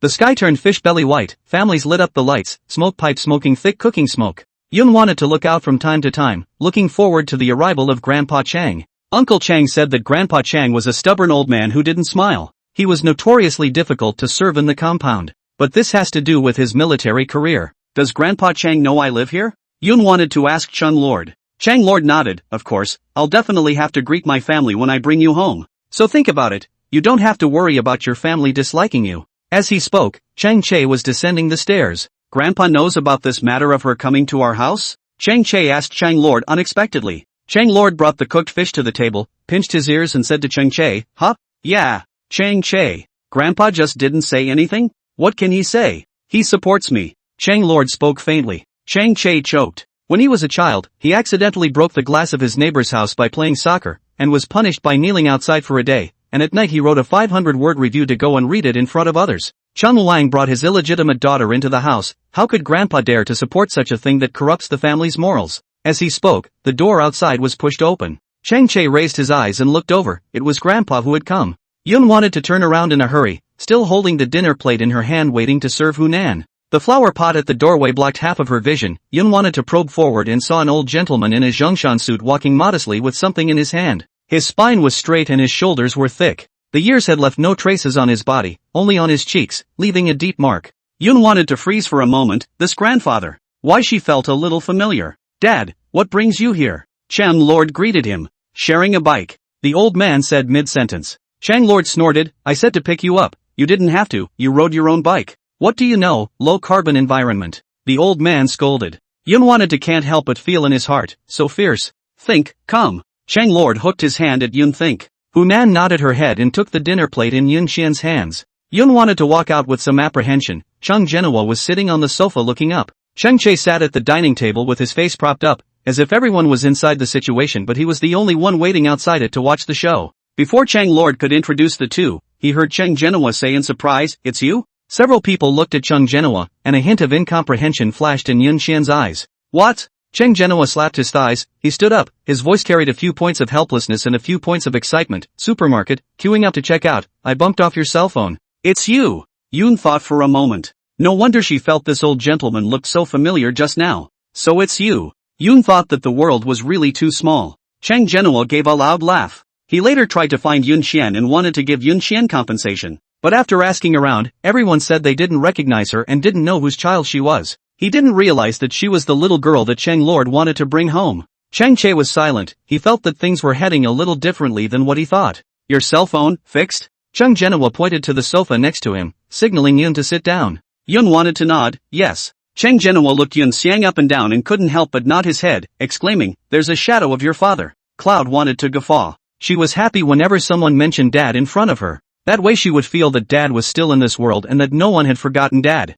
You that day, why don't you ask me for compensation? I heard later that it costs a lot of money to change the screen on your cell phone. The old man sighed. Grandpa, I saw you dressed plainly that day. Yun wanted to explain helplessly. The old man laughed. He took off the Chinese mountain jacket he was wearing, and inside was the worn-out army green shirt again. Are you looking at all the holes in my clothes, so you think I'm living on a shoestring and are embarrassed to ask me to pay for it? Yun wanted to look at his clothes and nodded along. Hey, I'm used to wearing it. I can't take off this uniform. It's comfortable. The old man explained. Cloud wanted to say, Grandpa, you got me. Cheng Genua was inexplicably happy, and he felt that he was very much in tune with this little girl. She was well-behaved and obedient, and he liked it. As he spoke, Cheng Genua felt that he seemed to have forgotten something. Until his eyes swept over to Cheng Che on the dining table, he knew she had forgotten Cheng Che. Why don't I say hello when I come to the house? He questioned with a serious face. Cheng Che. He remembered that there's still a himself at home. He opened his mouth to complain about how he didn't say hello, and he didn't give himself that chance, did he?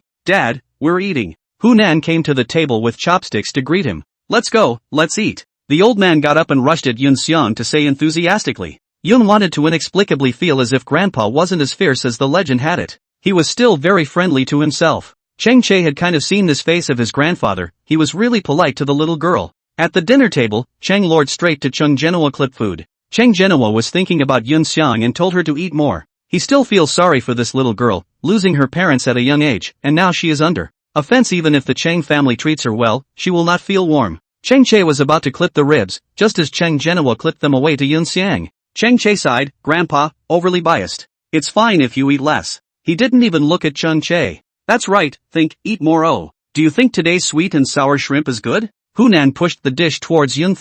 Yun wanted to sneak a look at Cheng Che, before saying gently, thank you Grandpa, thank you Auntie. Cheng Che cold face. The boiled shrimp of the past had turned into sweet and sour shrimp, and the change of heart became really quite obvious. Cheng Che was unhappy and took a big bite of his meal. Cheng Genua was chatting with Cheng Lord. Yun wanted to clip the ribs and put them in Cheng Che's bowl. Cheng Che's movements as he was eating his meal stopped for a moment. Looking at the extra ribs in the bowl, it was as if a thorn had grown in his heart. What was she doing, pleasing him? Yun wanted to lean her body towards him and whispered, Cheng Che, don't be jealous, eat the meat. The Cheng family treated her so well, and she was sorry for leaving Cheng Che out in the cold. I hope Cheng Che doesn't mind that she's just an outsider, so everyone temporarily shared a little bit of love for her. Everyone's favorite person will always be Cheng Che. Not jealous. He intoned lazily, not forgetting to pass the ribs into his mouth. That's better. Cloud thought with a narrowed smile. Cheng Lord, a typhoon is approaching and the weather is going to change tonight. Has your brigade issued any documents yet? The topic of conversation at the dinner table suddenly became serious.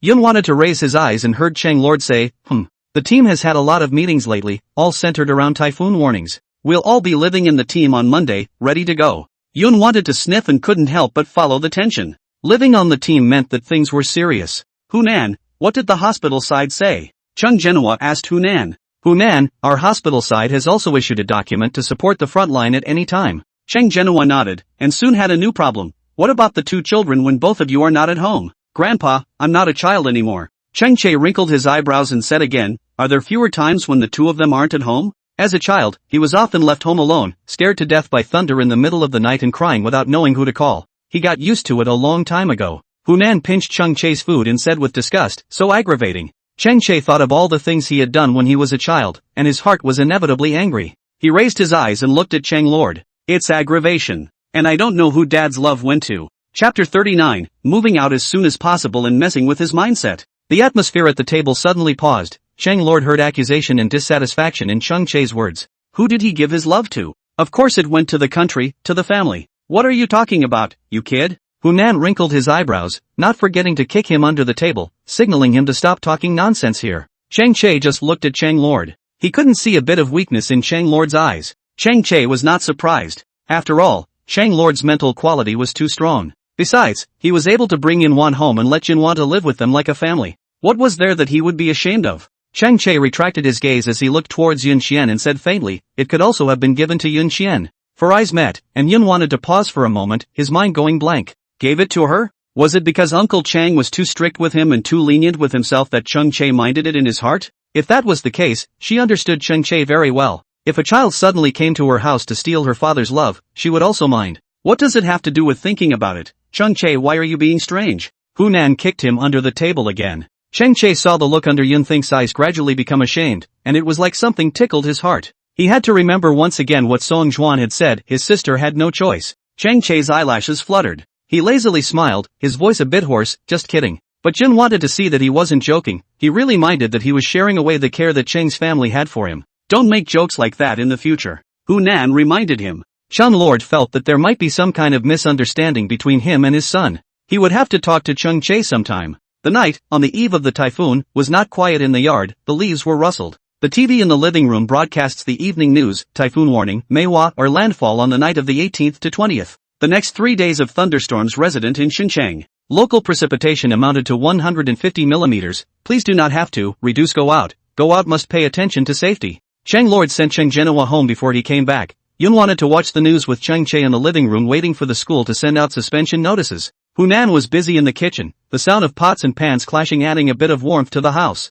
Yun wanted his gaze to fall on Chang Che, who was looking at his cell phone with wrinkled eyebrows, not knowing what he was looking at. Chang Che. Yun wanted to call him. Chang Che raised his eyes, aha. Yun wanted to rest her hands on her knees, her fingertips circling around. Chang Che took in her small movements, then heard her say, I'll move out as soon as possible. Chang Che raised his eyes and fell into Yun Xiang's beautiful almond eyes. He frowned, not knowing why. When he heard her words, his otherwise calm heart was suddenly a little annoyed. Why are you talking to me about this all of a sudden? He asked. Cloud thought, I'm afraid you think that I've forgotten what I said. Chang Che looked at her in silence. The more he saw a serious look in Yun Xian's eyes, the more restless his heart became. As you wish. Chang Che left these words in a good-natured manner and turned around to go upstairs. Yun wanted to be puzzled. She had said this, why was he still unhappy? This temper of the Chang family's young master was really difficult to deal with. Chang Che returned to his room and the can immediately rubbed over. The puppy wagged its tail and tilted its head back to look at him in a sa manner. Chang Che wrinkled his eyebrows as he squatted down, his palm falling on the can's head.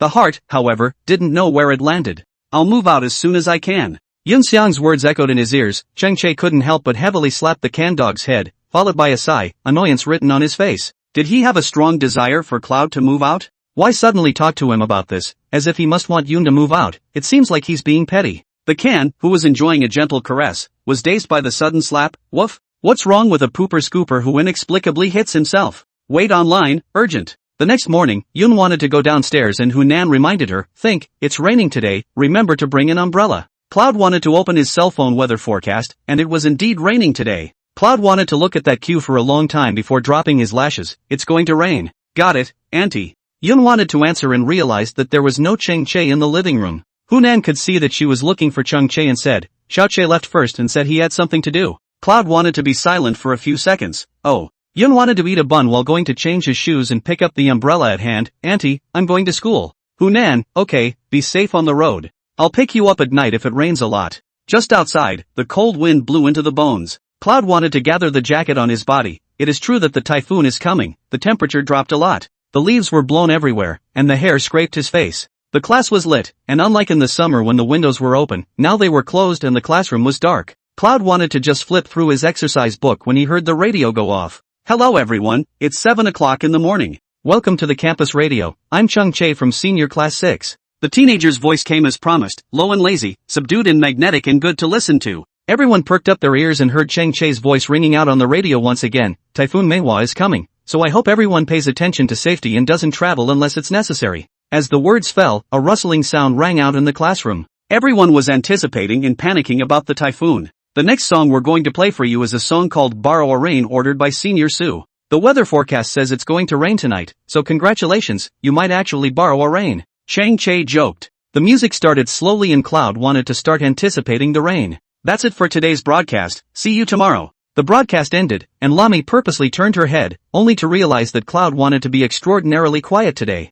I'm surprised she didn't say, see you tomorrow. What for? Cloud wanted to ask her. Lami, you're kind of weird. Cloud thought, cocking his head. Oddly cute? Lami snorted, why are you still picking up your own stems? Instead of speaking, Cloud thought and took a bite of the chocolate. Lami was surprised, isn't that chocolate from that theme store? When did you go there? Yun thought, Olympic competition, after the test Chang-Che took me. Chang-Che bought it for you? Luomi immediately rounded her eyes with a look of having eaten a melon. Cloud wanted to nod. Chang-Che even took you to buy chocolates? My god, he hates sweets to death. You ask him to choose between eating sweets and eating, he'll eat to the ground. He actually took Cloud to try to buy sweets from a dessert store? Yun wanted to know that Chang-Che hated sweets, but didn't expect that much? Lami, super exaggerated. Cloud wanted to stare at that last piece of chocolate in her hand and look up at Lami. She silently wrapped the chocolate and hid it in her pocket. Chapter 40, Heavy rain today, raspberry cake. Boom, heavy rain as promised. The classroom was lit, and the teacher lectured a little louder. Yun wanted to brace his face and look out the window, his eyes dull, his thoughts drifting to nowhere. The sky was sinking outside the window and the rain hit the window unmercifully, crackling and leaving droplets. Chang-Che raised his head, his eyes looking towards Yun Xian. Ever since the rain, she had been staring out the window and lost her mind. She seems to love rainy days. There are countless pictures of rainy days in her circle of friends. Cloud wants to? Cloud wants to. The teacher shouted from the podium for Cloud to think. Chang-Che pursed his lips and rubbed his elbow against Yun Xiang's arm. Yun wanted to raise her eyes as she looked at Chang-Che, her pair of almond eyes calm and indifferent. Yun think, how many times has this wandered off? On the podium, Shen Hanyu reminded in an unpleasant tone. Cloud thought in a bit of a daze and hurriedly said, sorry, teacher. Shen Hanyu wrinkled his eyebrows, take the lesson seriously. Yun wanted to lower his head, flipping through the book in his hands in a panic, and let out a long sigh. Chang-Che looked out the window, not understanding what was so attractive about this rainy day that made her, a good student who never wandered off, be named by the teacher multiple times today. Think about it, don't take the bus at night. My dad is coming to pick up and drop you off together. Lami sat back and said to Yun think. Cloud thought, shaking his head, no, I have something after school. Lami immediately turned her head, huh? It's pouring rain and blowing wind. What's wrong with her? Aren't you going home? Lami asked. Yun wanted to and didn't say anything else. The whole person was a bit distracted. Lami, on the other hand, looked at Chang-Che, puzzled, and inquired with her eyes, you guys together? Chang-Che shook his head. He didn't know where Yun wanted to go. Lami frowned, curious, but she didn't ask if Cloud wanted to say anything. Okay. Lami nodded while sitting back down. Chang-Che glanced at Yun Xiang one more time, wondering what Yun Xiang was thinking. As soon as the school bell rang, Yun wanted to tuck his books into his desk, grab his umbrella and leave. Chang-Che looked at Yun Xian's back and couldn't help but wonder where he was going in such a hurry. Heavy rain poured down, raindrops fell on the umbrella surface, and the snapping and dull sound kept reaching the bottom of the ear. Cloud wanted to hold an umbrella in one hand and a cell phone in the other, looking for a nearby cake store. Passers-by were in a hurry on the streets, and raindrops wetted people's shoulders and pants legs. The rainwater accumulated on the ground was like a mirror, reflecting the appearance of the city, reflecting the thin but hurried figure of Yun Want. Cloud wanted to push open the door of a cake store room. She closed her umbrella and asked politely, hello, do you have raspberry cake? Waiter, raspberry cake? I'm sorry, we don't have it in the store. Cloud thought with a slight nod of his head, thanked him and went in search of the next cake store. Cloud tried to push the door open as she retrieved her umbrella and gently inquired, hello, do you have any raspberry cake? Waiter, sorry, no. She pushed the door open again, letting the breeze dry her half-wet clothes, repeatedly dampened by the rain falling from the eaves. Hello, do we have raspberry cake in the store? Cut pieces would be fine. Waiter, we don't make cakes with such niche flavors in our store. Yun wanted to stand at the large intersection, where the red and green lights kept changing. The pedestrians waiting for the green light around them also changed one batch after another. Yun wanted to look at the city, the hand clutching the umbrella gradually intensified its strength, and could not help but hang her head, sadness surging towards her in an instant. How can you not be able to buy a piece of raspberry cake in such a big city? She didn't believe it. Cloud tried to sneak in a tear as she lifted her pant leg and barged into the huge city once more. Cloud wanted to stop in front of a cake store called What Time to Come Cake. This is a store with the highest favorable reviews and the most complete samples on the popular review. If you still can't find the Clouds want to push open the door, she didn't even put away the umbrella this time, but half of her body is in the store, half of her body is outside with the umbrella. Hello, I want to ask, do we have raspberry cake in the store? The store is cozy and warmly decorated with flowers and dolls everywhere, and the walls are lined with Q-tip pictures of a variety of desserts. There are display cabinets all over the house, it's classy and not cluttered at all. No one was in the store when Cloud tried to speak, and as she finished her words, a pretty woman with a cream-stained face and a store apron stood up at the bar. She looked a little dazed and her face was a little red, like she had been drinking and was slightly drunk. What did you say? She asked, perking up her ears. Cloud thought as he scanned the store, figuring there wouldn't be any of the cake she wanted. Raspberry cake? That woman, however, repeated what Yun wanted to say earlier. Yun wanted to pause for a moment, then nodded, a pair of beautiful almond eyes, dull and lifeless, fleshly frustration, no longer any expectations. Cloud thought, yes, sis, do you have any raspberry cake? She clapped her hands together and was extraordinarily chirpy, of course. It's new to our family. At the sound of the voice, Yunwan's eyes instantly lit up. Really, she couldn't believe it. The woman came out from the bar, and Yun wanted to hurriedly put away her umbrella. The woman walked over, took Yunwan's umbrella and put it aside, and said warmly, I just launched this cake, the first day it hit the shelves today. What a coincidence. Yun wanted to follow her and heard her ask, little girl, why did you come out in the rain to buy a cake? Aha. Yun wanted to just respond. The woman looked at Cloud and thought, stopping in front of a display case, look, is this the raspberry cake you wanted? Cloud wanted to lower his head, his feet unconsciously stepping forward as he saw the raspberry cake. Black buttercream with mulberry juice was spread on the outside and inside was a thin layer of cake mixed with raspberry jam. The flat surface of the cake was covered with dried raspberries, mulberries and raspberry jam, and the overall color was black and red. It's the same raspberry cake Daddy bought her. Exactly the same. Dad is usually so busy at work that he only comes home when it rains. Every time he comes home, no matter how late it is, he brings himself a piece of raspberry cake. So the raspberry cake Daddy bought would be in the refrigerator, on the dining room table, in the homework book, on the nightstand. Would be in every place she could see first thing when she got home from school or woke up from a nap. The first time Dad bought a raspberry cake for himself, Yun thought and was surprised. How could anyone buy such a cake for a girl? Saying it was pretty wasn't pretty, and saying it tasted good wasn't much more unique. But Dad said he wished he was like this cake, looking cold and cool on the outside, but pink and ever youthful and sweet on the inside. Later, Cloud wanted to fall in love with raspberry cake. Until Dad died. She can no longer wait for the raspberry cake her dad bought her on a rainy day. To prove that her dad still existed, she started to follow his example and bought herself a piece of raspberry cake to eat every rainy day. But the raspberry cake she bought was not as sweet as the one Dad bought for himself. Obviously, she went to the same store where Dad bought it. Little girl, want a pack?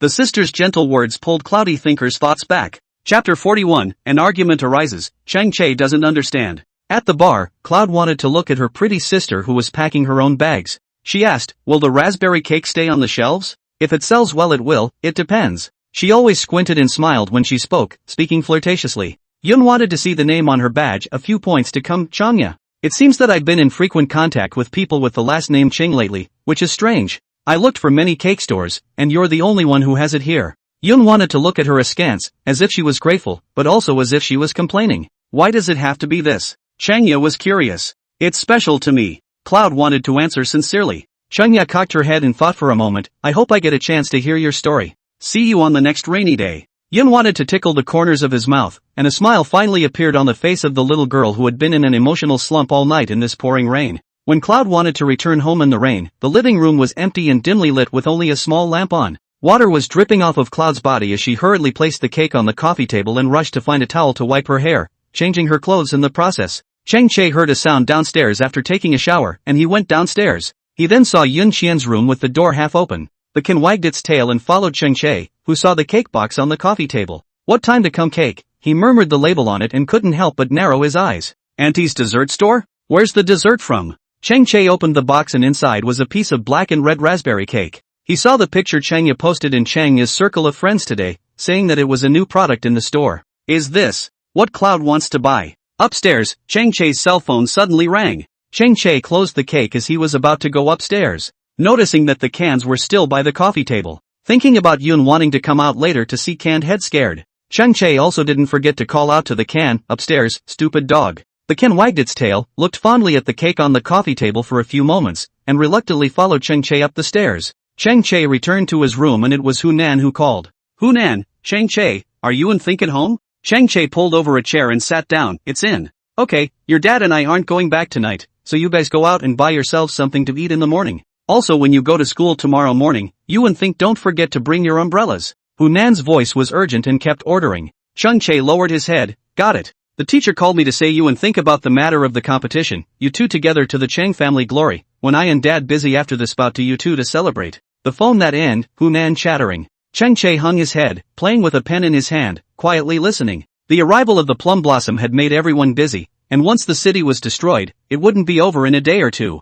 I don't know when they will be done. In the quiet, the girl's voice suddenly rang out downstairs as she broke down, Chang Che. Che immediately raised his head. He covered his cell phone, and then he heard Yun Xian's voice coming from downstairs again. Che. Determining that it was Yun Xian's voice, Che hurriedly hung up the phone. He then realized that there were no canned goods in the house. I think it was the can that ran off to scare Cloud thinking again. When Che rushed downstairs, he realized that things seemed to be more serious than he thought. The raspberry cake spilled over and the can ate his mouth full of black cream as he spat his tongue out and slumped there, looking at himself with an innocent look on his face. When I looked up again, Yun wanted to stand in the bedroom doorway, wanted to go forward but could not, anxious and helpless, a pair of eyes red. The moment she saw him, tears fell from her eyes. Che was confused. Yun wanted to bite her lower lip, her finger pointed towards the few remaining cakes on the ground, choking with red eyes. Che, that's the cake I bought. Che hurriedly walked over and picked up the can with one hand. The can spat out its tongue and looked at Che, its fur covered in cream. Che was speechless. After 1,000 stares, he still hadn't stared at this stupid dog. Che slapped the can's head violently, and the can screamed ow and ow twice, not daring to shout. Che raised his eyes to look at Yun Xian. He realized that Yun Xian was in a bad mood and tears kept falling down her face. He hadn't seen Cloud think like this before, and there was a sense that he was close to an emotional breakdown. He wondered if he was frightened by the can. She asked, "Why don't you watch your dog?" Che wrinkled his eyebrows, his heart displeased in the face of her questioning. "Are you accusing me?" The can was an individual, and he couldn't keep an eye on it all the time. Besides, the can had always been free and easy before Cloud Thinker came to the house. Because Cloud wanted to be scared, he tried to keep the canister's area of activity contained to his room. What more does she want? Che, it ate my cake. Yun wanted to take a step forward, and his heart broke when he saw the cake on the ground that had been eaten. Her tone visibly trembled when she called Che's name. Che thought that she was crying because she was scared by the can. Listening so much, it was because the can ate her cake? Che didn't realize what this cake meant to her. He picked up the cake box on the floor and told her, "It's just a piece of cake, it's the can's fault for eating it, I'll buy it for you later." It's just a piece of cake. How did he make that sound so breezy? That's not the same. Yun wanted to say stubbornly to Che with a sobbing voice, hoping that Che would understand the importance of this piece of cake to himself. Che looked at Yun Xian. She clearly had the stance that she couldn't get through this. Che was inexplicably annoyed. "Then what else do you want? Drag the can out and beat it up? It's not like it'll solve the problem." Yun wanted to sniffle, his heart aggravated and anxious. Che tidied up the floor while chiding, "Since it's so important, you should bring it back to your room instead of leaving it here." Yun wanted to clutch the corner of her coat as she pressed Che with red eyes. "So it's my fault that my cake was eaten from a can?" Che looked up and was about to ask, "Aren't you right?" But when he saw Yun wanted to look devastated, he moved his lips and finally said calmly, "We're all at fault, okay?" Yun wanted to keep wiping her tears, and the teardrops quickly soaked through her sleeves. Her shoulders trembled and she couldn't say a word. Che choked. What the hell is going on with Cloud thinking? Isn't it just a piece of cake? Che stood up. He pointed outside and asked her in a bad mood, "You want me to go out in the pouring rain and buy you another piece back before you give up, don't you?" Yun wanted to bite her lip. In Che's eyes, she sensed Che's opinion of herself at this moment.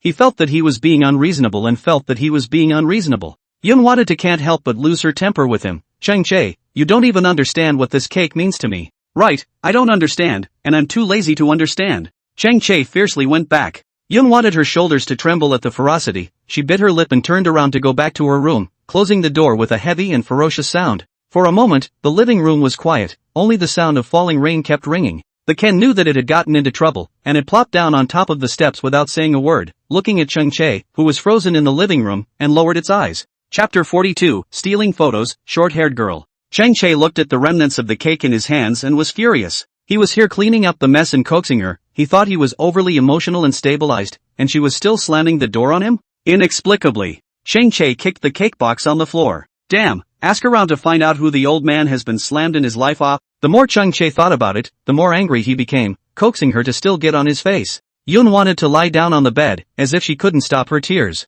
She kept sobbing as Che's curses clearly entered her ears. She blamed herself, too, for not bringing the cake back to her bedroom instead of putting it on the coffee table when she knew how important it was. She didn't mean to lose her temper with Che. Perhaps it was precisely because it was herself who was at fault that she went about shifting the blame to others. It seemed that only in this way could she find a shred of comfort inside. Outside the window, the rain fell harder, falling on the ground and smoking, as if reading the young girl's heart, but also for her heartache helpless. Early in the morning, the rain stopped. The city was cold and miserable, with water droplets falling down everywhere. Yun wanted to get up early after a sleepless night. She bought bread at the kiosk and she ate it as she walked to school. In front of the school notice board, the director cursed. Which little stole the public notice board photo off? Stealing one even if it's not enough, two are stolen. It was only then that Yun wanted to realize that his picture was gone as well. Think, good morning. There was a tap on the shoulder. Cloud thought, twisting his head around, it was Lami. Lami was shocked the moment she saw Yun. Think, what's wrong with your eyes? Why are they so red? Yes? Cloud wanted to rub his eyes again. Lami hurriedly grabbed her hand, but don't rub it, the more you rub it the redder it gets. Aha! Cloud wanted to obediently lower his hand. You have something on your mind? Lami sensed that something was wrong with Cloud's thoughts. You've been distracted since yesterday. Cloud wanted to shake his head and asked Lami, got anything sweet for me? Lami cocked her head, you're out of chocolate for your treasure bag? Cloud wanted to look down. I left in a hurry today and forgot to bring it. Hey, sis has it. Lami pulled a box of chocolates out of her pocket. Dang it. I have a sister who came to visit my father at home yesterday and stopped by to bring me some chocolate. When I thought about it, I thought about loving it. No, I brought it for you. Lami stuffed the chocolates into Yun-Think's arms, very generously. Yun wanted to look at Lami blearily, then lowered his eyebrows and said, movingly, thank you, Lami. You're welcome. Lami grinned widely, not caring. Cloud tried to unwrap the chocolate, put a piece in his mouth, and as if he didn't think it was enough, put another piece in. She just had too much of a sweet tooth. Especially when she was in a bad mood, the only way to be happier was to keep making herself eat chocolate. Lami held Yunwan's hand that was about to demolish the chocolate again, serious face, think about it. Although we have not known each other for a long time, if you have something on your mind, you can tell me. I'm willing to be your trash can. When Yun wanted to hear this, her heart did not feel good. She nodded her head, got it. Lami saw that she was preoccupied, so she chattered beside her, think about it, did Changchae bully you? I'll get Song Juan and Guanha to help you beat him up. No la. Cloud wanted to shake his head. That man Changchae's temper is a bit foul, it's hard to get along with him. If Changchae says something, don't take it to heart and treat him like an ass. Luomi made a fist with one hand and pounded it in her palm. Who knew that just as these words fell, he saw Changchae walk over next to him. His expression was indifferent as he swept a glance at Luomi, very contemptuous. There was a feeling of I won't bother with you today. Yun wanted to stop together with Lami's footsteps. Immediately followed by Song Juan's harumphing laughter. Yeah, just think of Brother Che as a fart dash. Lami's face darkened. Can't we cut back on the backstabbing and getting caught by the people involved? And then there's Song Juan, a big broadcast that would die if it wasn't repeated. Song Juan, UGA. Lami went hammering after Song Juan. Yun wanted to look forward, and Changchae seemed to glance back before going up the steps. He didn't wear a school uniform today, wearing a gray hoodie and a pair of black sweatpants underneath. Changchae's dress was always loose, he was very good at dressing, plus he was tall and well built, and every time he presented himself, he looked good. Ugh, sister me, I'm wrong. I'll send you home at night, okay? Sis is taking the afternoon off, Junior, you don't get that chance. The sound of Song Juan and Lami's jostling reached the bottom of his ears. Yun wanted to retrieve his thoughts and went upstairs. Just in time, she saw Changchae throw his umbrella outside the class and head for the radio station. Seeing Yun wanted to go, Lami hurriedly dropped Song Juan and followed Yun wanted to go. Yun wanted to sit down and eat another piece of chocolate. She took out her English workbook and quickly brushed up on the questions. At 7 o'clock sharp, the campus radio station went off. Cloud wanted to put on his headphones and not listen to the radio station. Lami says that Yun must have had a fight with Changchae. But if you think about it, it seems normal for siblings to quarrel. Not to mention that Yun Xiang and Changchae were still a special pair of siblings, so having friction wasn't unexpected. Hey, it's raining again. Lami propped her face up to look out the window. Cloud tried to look up and out. It was drizzling, a very small drizzle. The 13th grade school next door is closed tomorrow, why haven't we moved here yet? Lami muttered in a generalized way.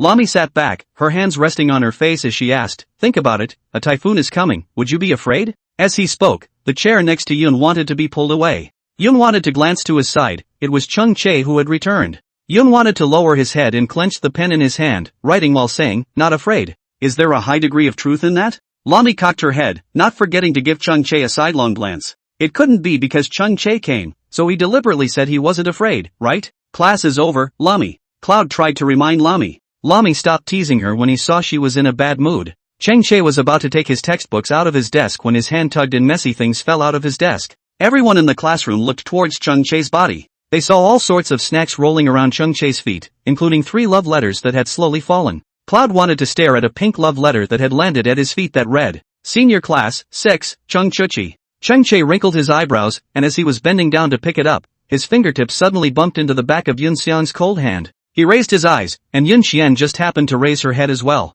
She hurriedly lowered her eyes and picked up the love letter on the floor, picking it up and placing it on Changchae's table. Changchae smoothly stuffed all the love letters into the desk. Yun wanted to look at Changchae, she moved her lips as if she had something to say. When she saw that Chung Chae went to read, she turned her head and continued to write questions. In the quiet, Lin Duan suddenly spoke up, "I'm really curious if the girl who took the picture of the public board is among the 3 love letters." At this point, someone followed up with, "I heard that the one who took Chul's picture was a female student with short hair." Yun wanted to subconsciously tighten the hand that clutched the pen, then raised his head, looking for the owner of that voice. "What grade?" Lin Duan, the little radio sniffed and went over. Chapter 43, Give her the umbrella and wait for him to come home. "I don't know, I think it said it was from the senior section. Quite a pretty girl, the guy said it was a bit strange, hadn't seen much of it before." In the quiet classroom, the female student's voice reached the bottom of everyone's ears. "Everyone looked at me and I looked at you." Lami couldn't help but turn her head to look at Cloud and think. Cloud wanted to be looked at and she asked Lami uncomfortably,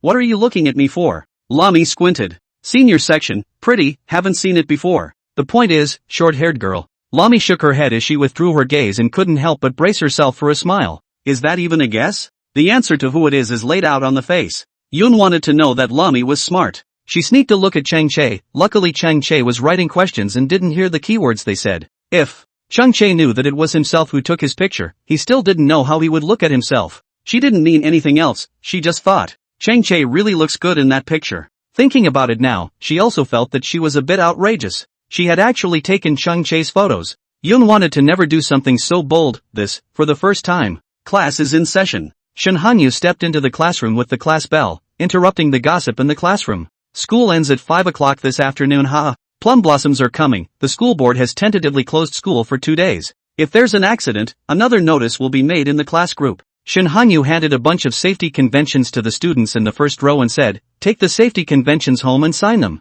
The safety convention clearly states that during a typhoon, you should not go out unless it is necessary. Everyone looked at each other in disbelief that the suspension notice had finally come. It also meant that the typhoon was getting closer to them. Cloud wanted to look at the security convention in his hands with a heavy heart. Take advantage of these few days to rest at home and play less with those electronic products. Review your homework well. There aren't many days left before the college entrance exam. Shen Hanyu urged everyone with a worried face. Everyone nodded their heads in the affirmative. Okay, class. It was windy and rainy in the afternoon, the voltage at the school was unstable, and the lights in the classrooms flickered a few times. When the school was released, Shen Hanyu repeatedly urged, when you arrive at home later all in the group to report a piece. Once again, do not go out during the typhoon. Yun wanted to stuff all of his books into his book bag when he heard Shen Hanyu ask a few of his classmates in the long hallway, did you all bring umbrellas? Cloud thought after a moment. Umbrella? Yun wanted to can't help but look toward the door, she came. This morning is not without an umbrella. Yun wanted to pick up her school bag and come to the promenade, and sure enough, there wasn't a single umbrella left in the promenade. She forgot to bring an umbrella. Outside, the bean-sized raindrops hit the ground hard, and the crackling sound shocked people's ears. Looking at the classroom again, Chung Chae left at the right time. Luomi was also picked up by her family at noon, and there was no one in the classroom. Yun wanted to put on his school bag and go downstairs. There were several people standing in the hall on the first floor, none of them had umbrellas, and it looked like they were waiting for the rain to stop. Cloud tried to walk out. A cold wind was blowing from the eaves of the house, and some raindrops were scraping in and hitting him. It was very wet and cold. Cloud wanted to back up and stop in the hall of the school building. The rain was pouring down with no intention of stopping. There were fewer and fewer people standing in the doorway, some coming to pick them up, others rushing into the rain. Yun wanted to go home in no hurry, so she squatted alone in the doorway, her hands cupping her face as she looked at the watery asphalt ground. She loved rainy days, especially the fresh air after the rain. It would give her a sense of comfort after a robbery. But more than that, it's because on rainy days she feels that her dad is still with her. It was the deepest connection she had with her dad. Yun wanted to stifle a sneeze. Yun wanted to rub his cold palms and rub his ears again. The fall school uniform was still a bit thin when it met the cold and rainy day. Classmate? A teenager's voice suddenly came from overhead. Cloud thought as he squatted and tilted his head to see an extremely unfamiliar boy's face. I can't believe there's still someone there. She thought she was the only one left. Cloud thought as he stood up and nodded. Classmate, do you want an umbrella? He was holding a black umbrella in his hand, and in a smooth manner, he was going to hand it to Yun Xian. Yun wanted to raise his eyes. Give me your umbrella, what about you? I see you're sneezing. The teenager scratched his hair, looking a little embarrassed. Cloud thought, not expecting him to notice his sneezing. It's okay, I'm looking at the sky. Cloud thought pointing to the sky, meant to say that it was almost clear. But it's so dark that there's no sign of it clearing up. On the contrary, the wind is blowing more and more fiercely. This rain, it looks like it's going to be hard to stop. Well, it should clear up soon. Cloud thought or hardened his heart. Sensing Yun Xian's refusal, the male student did not continue to insist on giving the umbrella to Yun Xian.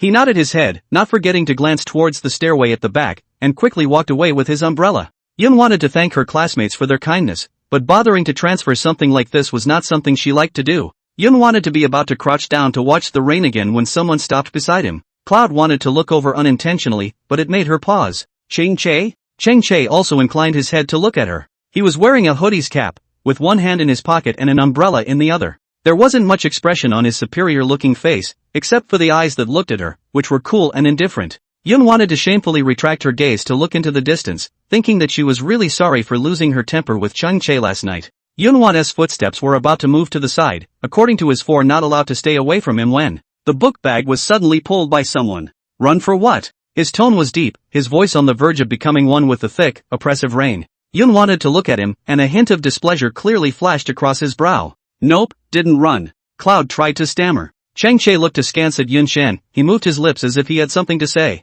But in the end, he swallowed. No conscience, didn't talk to him all day. Ran off alone in the morning and didn't know to bring an umbrella. Was he the one who was wrong last night? It's the Ken that should be ignored for eating her cake anyhow. Chang Che was indescribably annoyed in his heart. He raised his hand and handed the umbrella to Yun Xian, his tone calm. Take it. Take a taxi home from the school gate, don't take the bus. Cloud wanted to look up at him and asked in a small voice, what about you? Chang Che, don't worry about it. Counting on her still having a bit of conscience, she still knew to ask him what to do. Yun wanted to grip the umbrella in his hand tightly. When he was about to speak again, Chang Che had already rushed into the rain. Yun wanted to step forward, Chang Che. He heard it, but didn't turn around. At this moment, the self-blame within Yun wanted to break through the clouds. She was wrong. Yun wanted to hold an umbrella to go after Chang Che, but he lost him at the school gate. There were many cabs at the entrance, so he probably got in and left. Yun wanted to take a taxi home. Only when she pushed open the door of her room did she realize that Chang Che hadn't come home yet. Yun wanted to then wait for Chang Che at the door. A wait is 5 hours.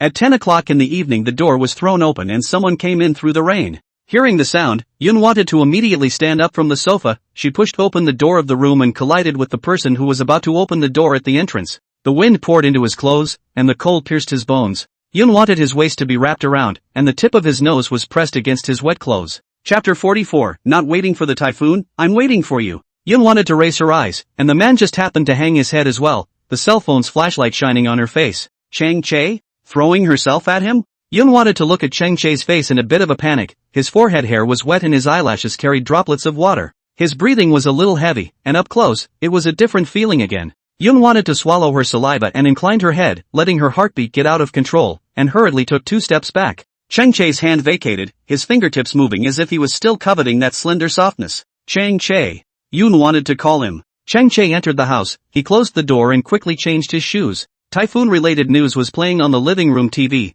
and then looking at the glass of water still sitting on the coffee table, he asked her, staying up this late, waiting for a typhoon? Yun wanted to follow him with his eyes and said directly, not waiting for the typhoon, I'm waiting for you. Chang Che's steps to go upstairs stopped. He turned to look at Yun Xian. Not waiting for a typhoon, I'm waiting for you. Yun wanted to have a serious look on his face, and his almond eyes were beautiful. He couldn't help but think of last night, when they confronted each other like this. She looked at herself with red eyes and spoke with a tone of resignation. She said, Chang Che, that's my cake. She said, Chang Che, it ate my cake. Come to think of it, was there any blame for him in her tone? Actually, no. Cloud wanted to sound all aggravated. Like she was looking for someone to stand up for her, to take her place and say, yeah, it's all its fault. She's just a little girl, you can coax her. He didn't. He was too high and mighty to understand her aggravation. Chang Che raised his eyes to look at Yun Xian, his complexion sank, he wanted to speak, Yun. Chang Che is sorry. Yun wanted to be the first to speak, however, interrupting what he was about to say. Chang Che looked at Yun Xian unexpectedly.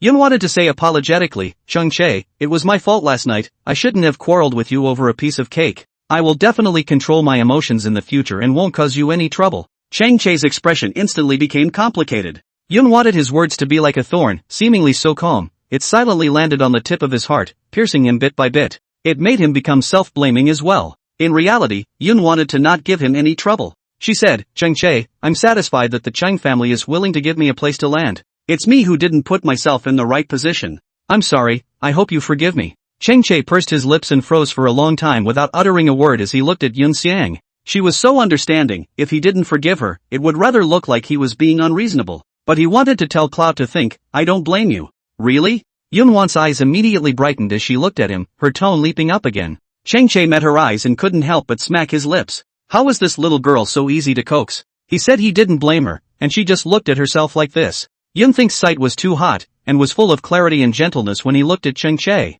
Looking at Cheng Che's heart was inexplicably itchy. He inclined his head, sank his voice, and said, really? Good, then I'm fine. Yun wanted to shake his arms that were hanging down by his legs, with a relaxed look on his face. Cheng Che asked her, have you been waiting for me for a long time? No la. Cloud wanted to shake his head. Cheng Che looked at her askance and didn't break her down. She hadn't even changed out of her school uniform, her clothes were wrinkled, and she had obviously been waiting for him in the living room after school. Cheng Che thought for a moment and said to her, I went to the internet cafe with Song Juan and the others. Cloud wanted to raise his eyes, Although he didn't know why Cheng Che suddenly said this, he still nodded his head. Cheng Che also noticed that his words came out of nowhere. Then he headed over to the steps and muttered, I'm going to take a shower, you rest early. Good. Cheng Che good night.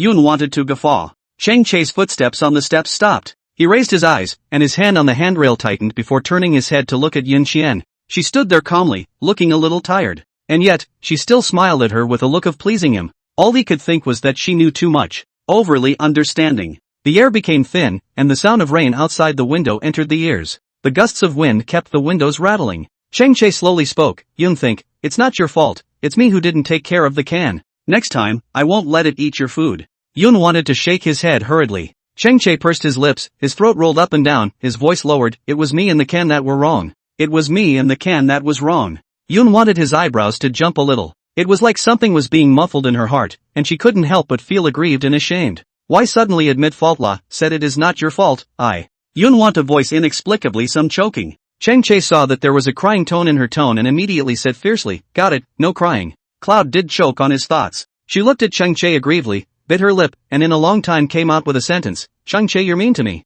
Cheng Che. Where did he come from? I'm going upstairs. He wrinkled his nose, all wet and uncomfortable. Yun wanted to keep quiet and just glared at him. For a while, Cheng Che didn't even know if he should leave or not. After a few moments of silence, he sighed, quite unable to do anything about her. Cloud Think, is it okay if I go upstairs and take a shower? He asked patiently. Cloud thought as he nodded his head, a little dumbfounded, okay. Cheng Che quickly went upstairs. The living room was quiet. Cloud wanted to turn off the TV and run back to his room. She took a shower and changed into her pajamas and went to bed. Yun wanted to stare at the ceiling, her mind was filled with what Cheng Che had just said. I don't blame you. It was me and the can that was wrong. Cloud wanted to sit up suddenly as she opened her desk drawer and took her journal out. The moment he opened the diary, Cheng Che's photo fell into his hand. Yun wanted to tilt her head as she held up the photo in her hand. Cheng Che's features were hard, his eyebrows were thick, and his eye sockets were somewhat deep. There was a bit of indescribable uninhibitedness in his demeanor. Yun wanted to skim her mouth and whispered, so tugging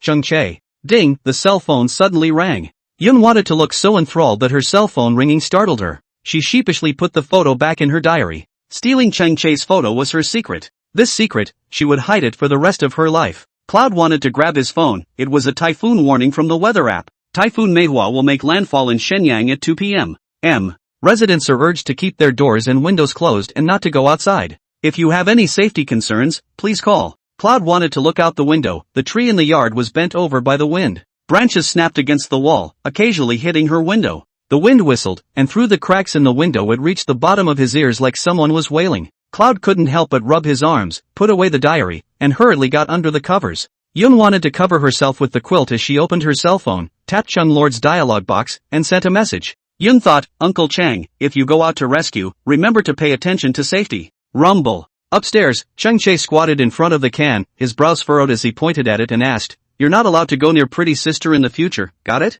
Chapter 45, Lami's coaxing, 8 Cheng Che. The can looked blearily at Cheng Che and let out a soft oh, a low tone visible to the naked eye. People's pretty sisters are afraid of you, so don't go in front of them. It's useless to like them. The can slumped to the ground with a rather resigned look. And no more eating anything that isn't yours. Got it? Cheng Che patted the dog's head. The can spat out its tongue, it knew it was wrong. So, Cheng Che suddenly smiled at the can. The can only felt a little weird shoveling that smile. Sure enough, in the next second, Cheng Che rushed the cell phone screen at him and tenderly said, brother can only entrust you for a bit. Seeing clearly what was on the cell phone, the can immediately screamed out and raised his claws to slap Cheng Che's cell phone away. Cheng Che immediately withdrew it, his mouth saying, I know you're reluctant, but don't be reluctant yet, everything can be discussed can't it? Cheng Che, brother will buy you a pink one, do you think it's okay? Can, woof. Shoveling you. It was his best playmate before his pretty sister came to the house. How come everything's different with a pretty sister? Is it no longer his best playmate?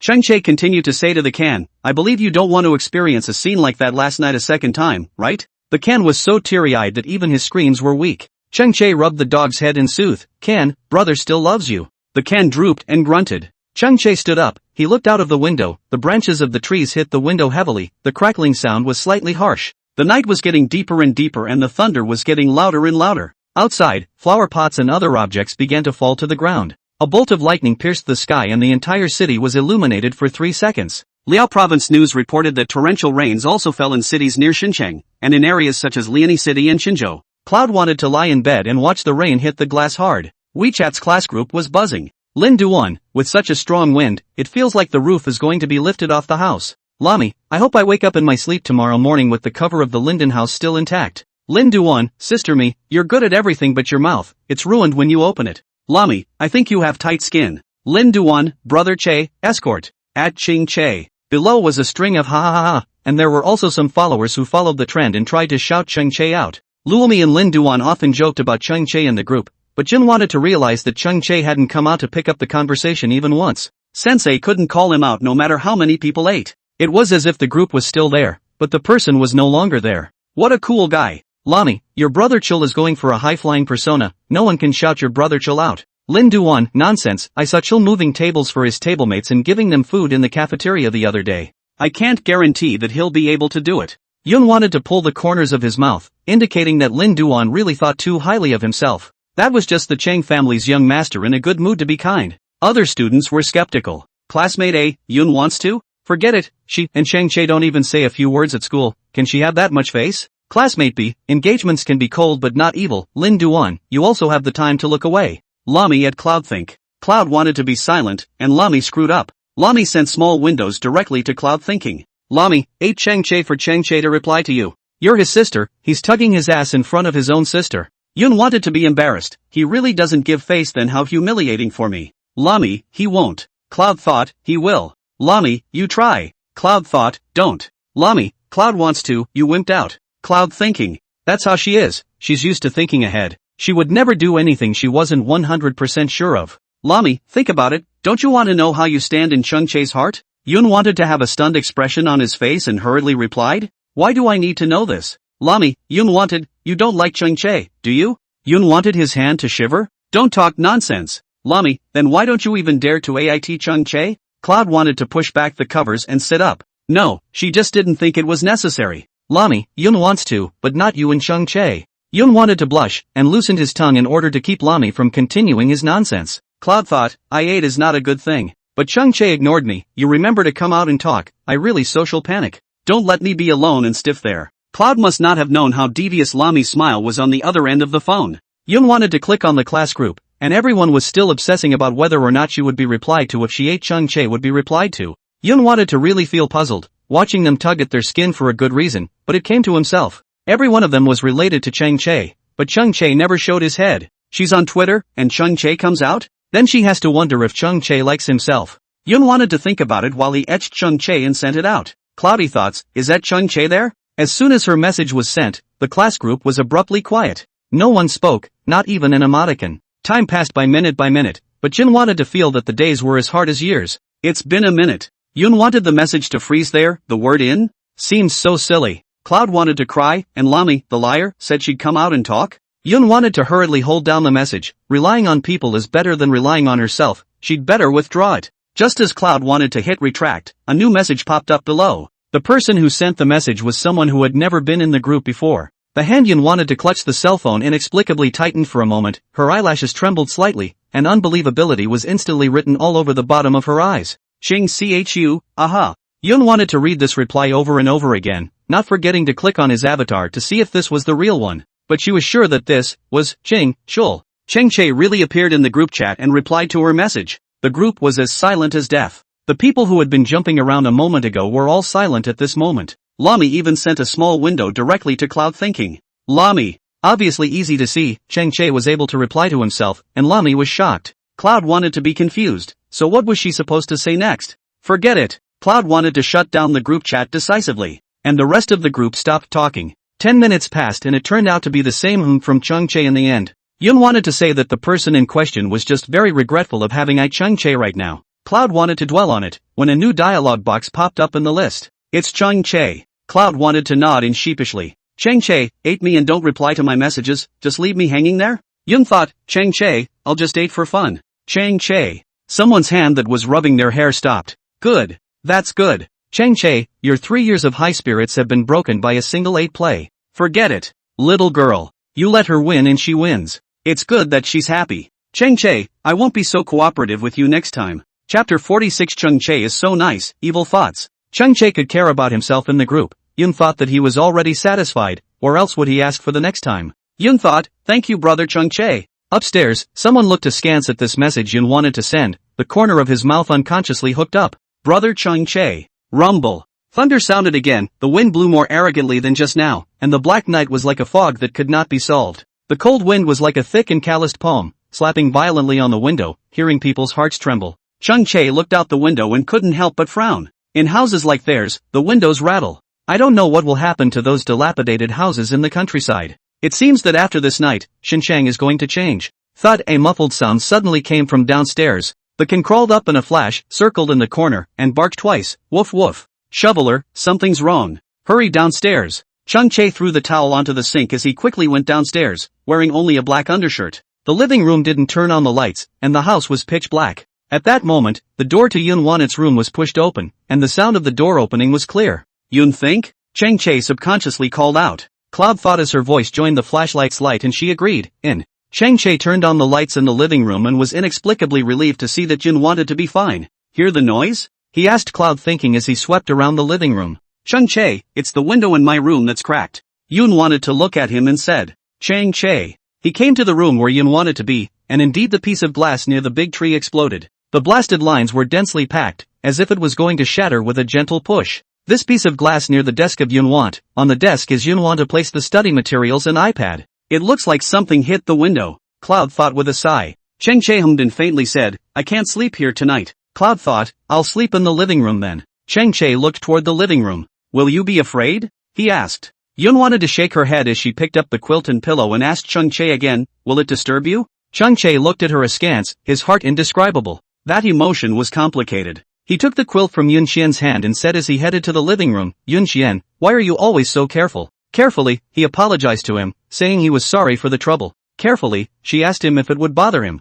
She slept in the living room, how could she disturb him on the second floor? Yes? Cloud thought not. Chung Chae, however, looked at her one more time and placed the quilt and pillows on the sofa. Chung Chae, go back to your room and rest, and don't leave this light on all the time. Yun wanted to urge Chung Chae to hurry up and go rest. Chung Chae was a bit uneasy about her, but he didn't say anything. When he went upstairs, he helped Yun wanted to turn off the lights. Yun wanted to silently hug the quilt tightly, and his gaze fell to the window. The water droplets kept falling alternately, the wind was blowing, and people were on edge. At 2 o'clock in the morning in Shin City, the whole city was in a state of insomnia. The occasional sound of a thunderbolt that rang out did send a jolt to the very tip of one's heart. Just as Yun wanted to bury his head under the covers, footsteps came from the stairs and Chung Chae turned on the light and came downstairs. Cloud tried to sneak a peek at him and saw him heading slowly for the kitchen, saying with a blank expression, get a glass of water. After a while, when there was another flash of thunder, he came downstairs again and said, hungry, get something to eat. Can't sleep, move around. Thirsty again. Once or twice, it's a coincidence.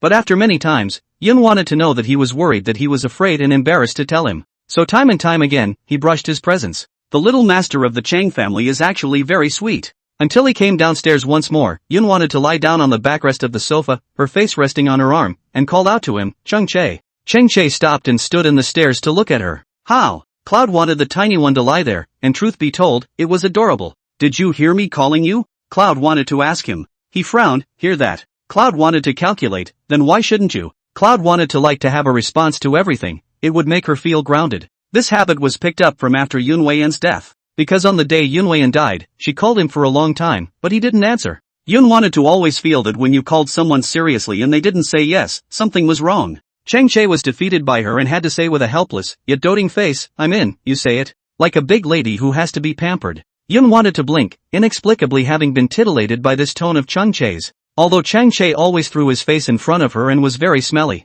but it had to be said that he was really emotionally stable. One realizes after a few experiences what a blessing it is to have an emotionally stable friend or loved one or family member. Chang-che, I'm not scared, there's no need to accompany me. Yun wanted to make a serious face. Chang-che choked. Who said he was keeping her company? Don't be narcissistic, he retorted back. Yun wanted to heave a silly laugh as she tilted her head, her pair of almond eyes bright and clear. She whispered, Chang-che, you're so nice. Chang-che was pouring water, and the sound of running water and her voice melted together. He looked at Yun Xian, rather snickering. I didn't hear you, say it again. Yun wanted to skim his mouth. Forget it if you didn't hear me, I won't say it a second time. Chang-che raised his eyebrows and couldn't help but stifle a laugh in his heart. He hooked the corners of his mouth and put the cup down, lazily saying, You say, Chang-che, you're so nice. Yun thought. This person is so annoying. Isn't he listening quite clearly here? Chang-che just felt that the Yun thinking in that moment just now was particularly cute, so want her to say it again. Moreover, since I was a child very few people in my family complimented themselves like this and said to themselves, Chang-che, you are so nice.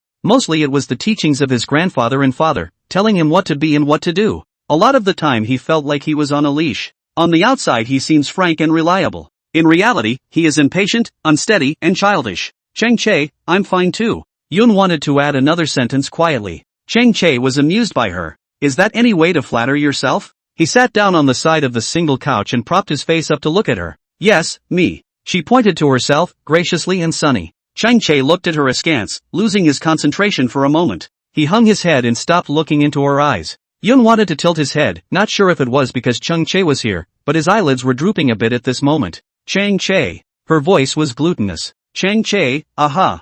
I'm sleepy. Yun wanted to look at Chang-che, her face gradually pressed against her arm, her eyelashes lowered. Chang-che watched as she closed her eyes, her slender eyelashes fluttering gently. She was like a warm and soft kitten, without a single blemish on her pretty face, so pretty that people couldn't take their eyes off her. Chang-che's gaze inexplicably landed on her lips, which moved slightly and flushed pink. Chang-che's throat inexplicably tightened as he stared at her lips for a long time. He turned his head and thought of Song Zhuan's words. All that's between a brother and a beast is an evil thought. In this moment, he looks like an animal. Chapter 47, carrying her upstairs, blood flowing backwards. Chang-che tucked her in, and after cursing himself in his heart, he got up to go upstairs. In an instant, something hooked his fingertips. Chang-che hung his head, and a thin, white, beautiful hand clutched his hand tightly. It's a cloudy thought. She didn't sleep soundly, and her frowning eyebrows were telling Chang-che that she had dreamed. And this movement was subconscious. Chang-che tried to pull his hand back, but found her clutching it tighter. Yun wanted to sleep very well, and wouldn't toss and turn or kick the covers.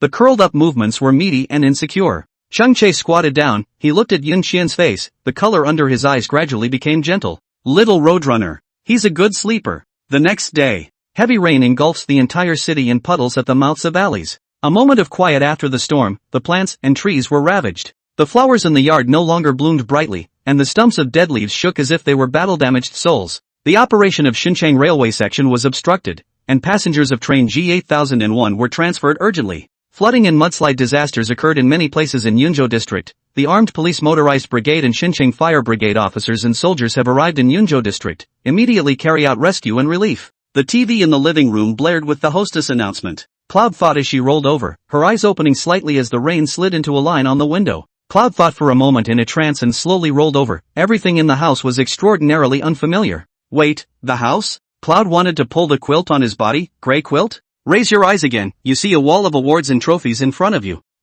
This is. Yun wanted to sit up violently, and only then did he see that this is not the living room sofa, but Chang-che's room. Yun wanted the whole thing to be dumbfounded. She hurriedly got out of bed. At this time, the door of the room was pushed open. Chang-che was standing right outside the door. He was yawning and his hair was a bit fried. Seeing that Yun wanted to wake up, he calmly asked, awake? Cloud wanted to freeze. Chang-che lightly entered the bathroom and poked his head out to look at her while preparing to brush his teeth. Yun wanted to swallow his saliva. Chang-che, how to be in your room, You sleepwalk. He opened his mouth. Cloud wanted to be dumbfounded. Huh? She sleepwalks? Haven't heard of her doing that in 17 years of living. I haven't sleepwalked since I was a kid. Yun wanted to stand up in a hurry and put his hands behind his back, but his feet were sneaking along the edge of the bed to move out. Chang-che could see that Yun wanted to run. He just smiled and didn't break it up. It's true you sleepwalked and crawled into my bed all by yourself. And said. To me, he rinsed his mouth and washed his face. Yun wanted her feet to stop as she looked straight at Chang-che. What did she say? Chang-che was nervous when he saw Yun wanting to bite his lip. Chang-che deliberately wiped his face slowly and said in a lazy tone, I'm so handsome, so like me. Yun wanted his ears to be red for a moment. Even though it couldn't have been his own words, he still couldn't help but blush when he heard Chang Che say such words. Chang Che, you. Don't talk nonsense, you. Yun wanted to growl fiercely and ran out as if escaping. Chang Che raised his eyebrows and looked at Yun once back as he fled, and snorted with laughter. You're blushing now? That's not funny. Just thinking about last night's images, Chang Che himself couldn't help but gulp. It was getting cooler and cooler in the living room in the wee hours of the morning, so he had no choice but to carry Yun wanted to go upstairs.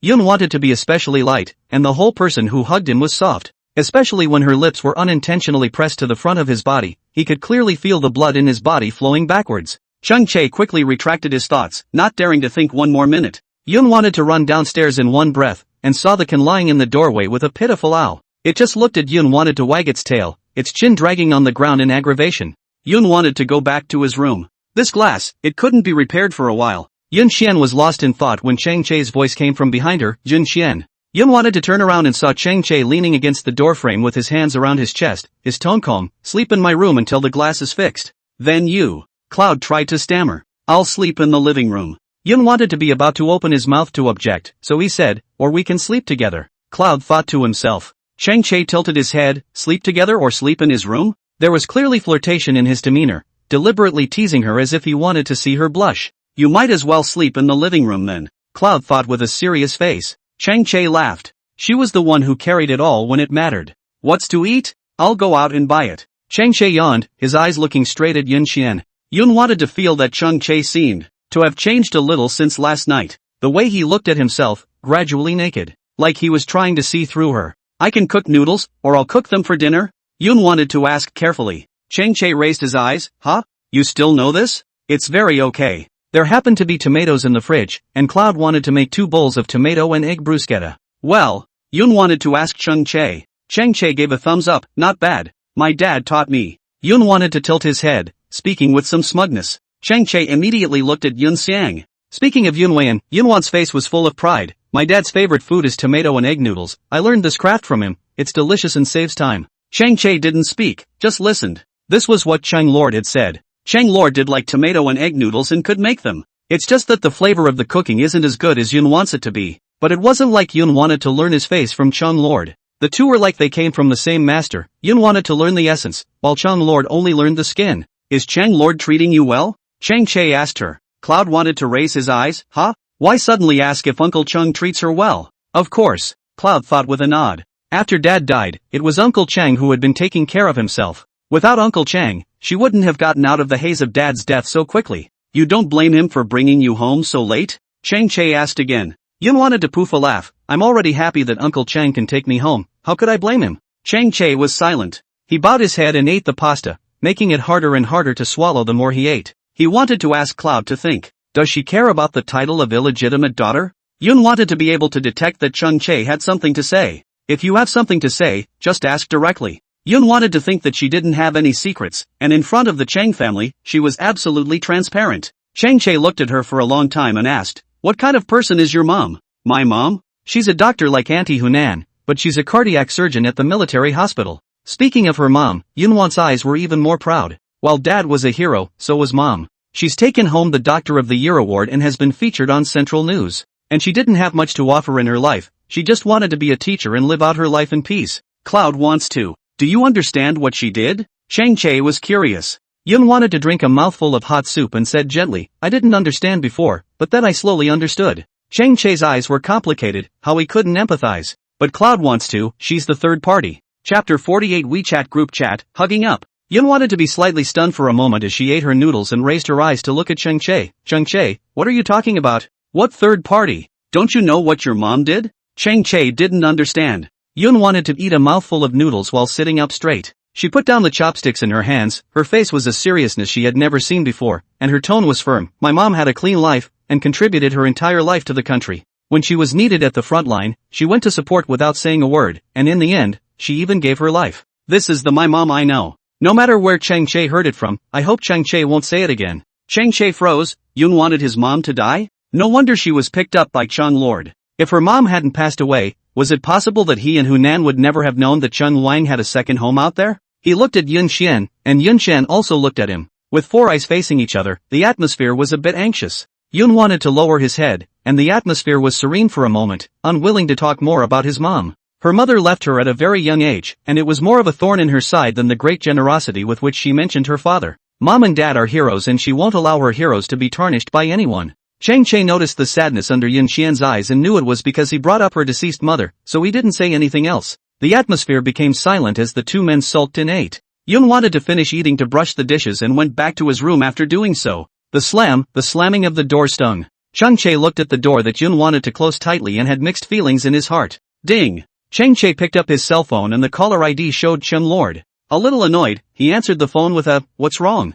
You kid, who offended you again? What's your tone of voice?" Chang Lord's side cursed and asked, "How's it going at home? Do you want to think about it? At home? Your daughter is fine," Chang Che said conspiratorially. Chang Lord smiled, "Take good care of your sister. I'm leading the team to support in Yunzhou, don't worry." Chang Che faintly said, "Watched the news. When Yunzhou district fell, the news said that people from the Xinqiang Fire Brigade went there, and there was no need to think that Chang Lord would also go. Obviously, he is the person in command, but every time he is on the front line charging into battle. Well, call me if anything happens." After finishing on Chang Lord's side, he added, "By the way, Chang Che, when did you back out of our family group again?" Chang Che, "My mom kicked it last time, it pissed my mom off." Chang Lord, "I'll pull you back." There was some noise on the other end of Chang Lord's phone, and he rambled on a few more times before the phone hung up. Chang Che looked at the hung-up phone with mixed emotions. He said, "Your daughter is fine," and he didn't even retort, smiling so happily. Chang Che was really going crazy. A group chat called The Chief and His People popped up on WeChat.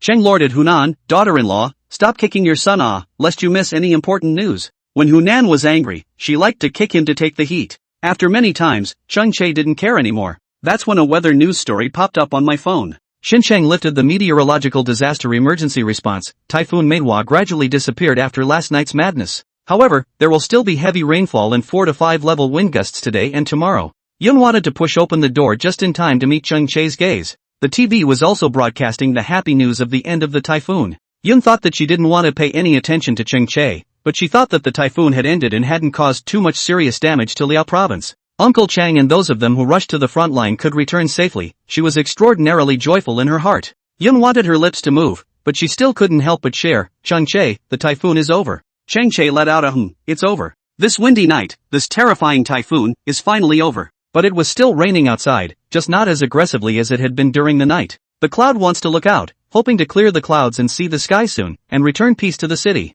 She was sure that Dad wished the same. Yun want, just now. Chang Che pursed his lips, wanting to talk to Yun Wan again about what happened just now. Then isn't it soon enough to get a master to replace the glass? Yun wanted to quickly interrupt Chang Che. Chang Che knew that she didn't want to say more, so he stopped asking. Yes. Then why don't we get the master to come in the afternoon? Yun thought before finishing his sentence. Chang Che, it's impossible this afternoon. The rain hasn't stopped yet, no master will come to change the glass. Yun wanted to skim her lips, she was just embarrassed to sleep in Chang Che's room all the time. Originally, she was a parasite, but she also told the other little master to sleep on the sofa. Was it appropriate? Yun wanted to whisper, "Chang Che, why don't I just sleep in the living room?" Chang Che nodded his head and poured a glass of water. "That's fine too, fall asleep and you sleepwalk yourself up again and scare me to death." Chang Che, "I really don't sleepwalk." Yun wanted to refute him. The atmosphere was much better, not as heavy as it had been a moment ago, as far as the naked eye could see. Chang Che threw the dishes into the sink, his tone calm. "That was me sleepwalking." Cloud wanted to blink, huh? When Chang Che looked at Yun Xian's eyes lit up. She seemed to acquiesce to his remark. "That's not possible, or possible," Chang Che said to her word for word. Cloud thought with a chortle as she looked into the corner out of habit and didn't see the can. Chang Che's phone rang, it was Song Juan calling him to go online and play the game. Yun wanted to go back to his room to do his homework, so Chang Che played games in the living room. Song Juan commanded in his voice, "Come on, there can be a wave." "Guanha, can't fight 3 to 5, withdraw Song Juan." Song Juan, big stubborn seed, can fight. Chang Che pulled the game view to Song Juan, who was squatting the opposite side's mid-laner in the grass, and his big move was placed crookedly. Song Juan, asterisk asterisk asterisk asterisk asterisk asterisk asterisk asterisk save me save me save me. Chang Che mercilessly scoffed, "It really goes down on Song Juan." As he watched Song Juan's hero avatar turn black, the voice went quiet. 2 seconds later, Song Juan cursed. "Chang Che, is your family okay after the typhoon?" Guanha suddenly asked. "It's fine," Chang Che said.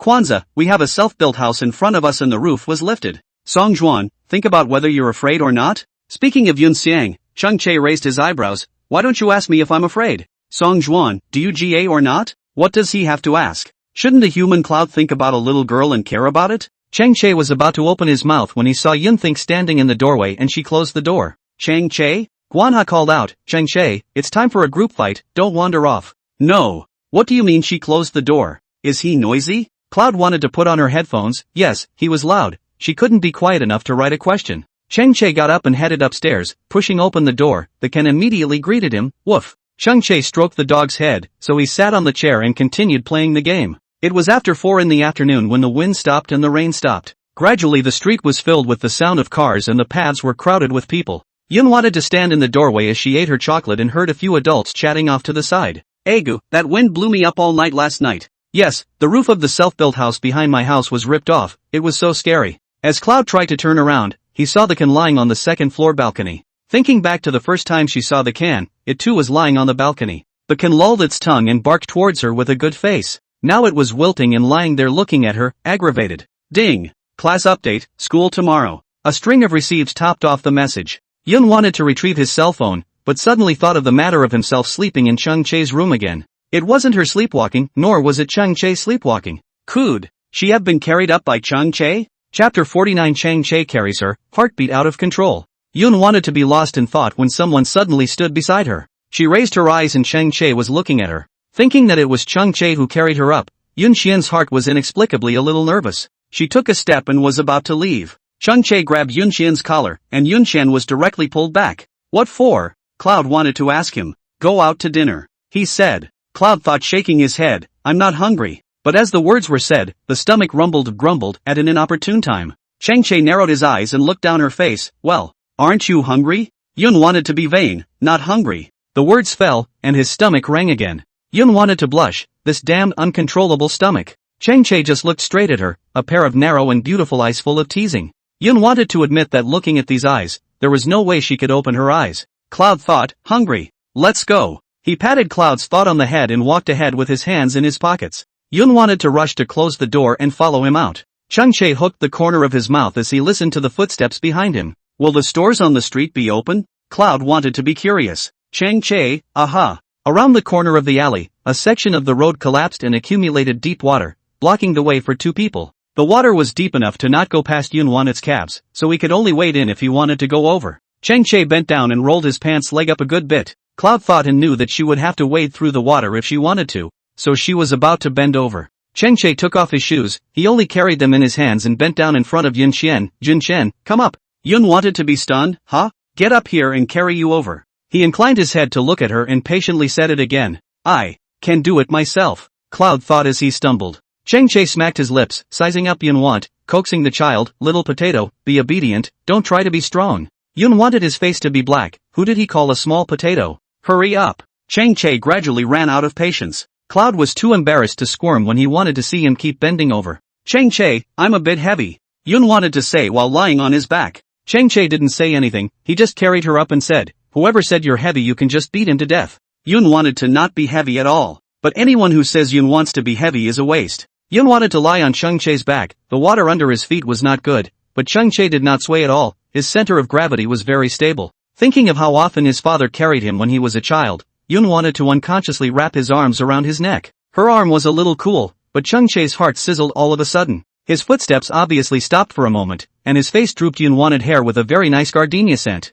It was Yun who wanted to lean on his shoulder and whispered, Chang Che, thank you. Chang Che wrinkled his eyebrows, his throat a little scratchy. Thank you for what? Thank you for taking care of me. Cloud wanted to look at the side of his face. Chang Che suddenly turned his head, her lips were close to pressing against his face, and Yun wanted to subconsciously shrink back a bit. Cloud wanted to feel clearly that his heart was beating faster, each stroke powerful. Chang Che met Yun Xian's line of sight and felt the strong heartbeat of the person on his back. He didn't know how hot Yun Wanet's ears were rolling at this moment. Chang Che was really good looking and his back was very secure. Yun wanted to have a moment where he ventured thoughts that shouldn't have ventured. She hung her head, not daring to presume anything. Only escape to solve the indefinable heartbeat in that moment just now. Chang Che rolled his throat and looked ahead, breathing inexplicably heavy. Walking out of that collapsed section of the road, Chang Che put her down. Neither spoke again until dinner. Chang Che finished eating and went to pay the bill, and when he went back, the water was already much less, and the padded bricks next to it were just right for stepping on. After Chang Che took a shower, he went to the living room to rest.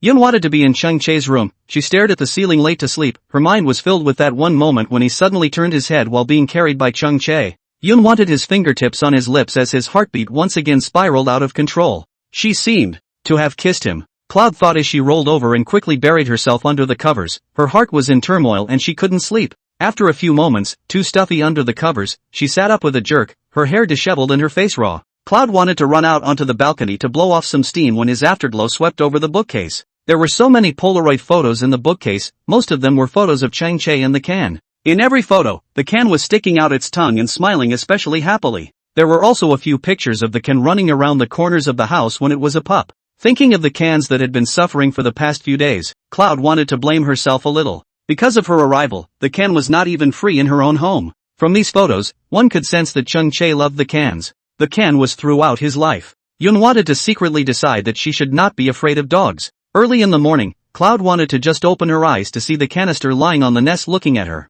Cloud wanted to scream out decisively, "Ah! She's never going to make a flag again, she can't do it." Downstairs Chang-Che almost fell to the ground as he threw his head back and yelled, "What are you shouting about early in the morning?" The can darted down the stairs, barking, "Woof!" Chang-Che. Cloud wanted to stand at the top of the stairs and asked in a whisper, "Where did it go?" Chang-Che twisted his head, and the can was at the door, not daring to come in. I don't know if Cloud wanted to scare the can or the can scared Cloud. Chang-Che, safe. Yun wanted to rush downstairs and escape back to his room, his face pale and looking scared. Chang-Che had a headache and grabbed his phone with his hand, and after unlocking it, the page was still parked in Yun Xiang's circle of friends. Chang-Che's hand shook and hurriedly turned off WeChat. Not forgetting to comfort myself, I can't sleep and open the cloud to think about the circle of friends, just casually look at it. No other meaning. The cockamamie morning quieted down as the two men left for school. In front of the bus stop, Yun wanted to look at Chang-Che strangely. "Don't you ride a bike?" He spat out one word casually against a face that looked just as strong as it was tired. Cloud thought to himself,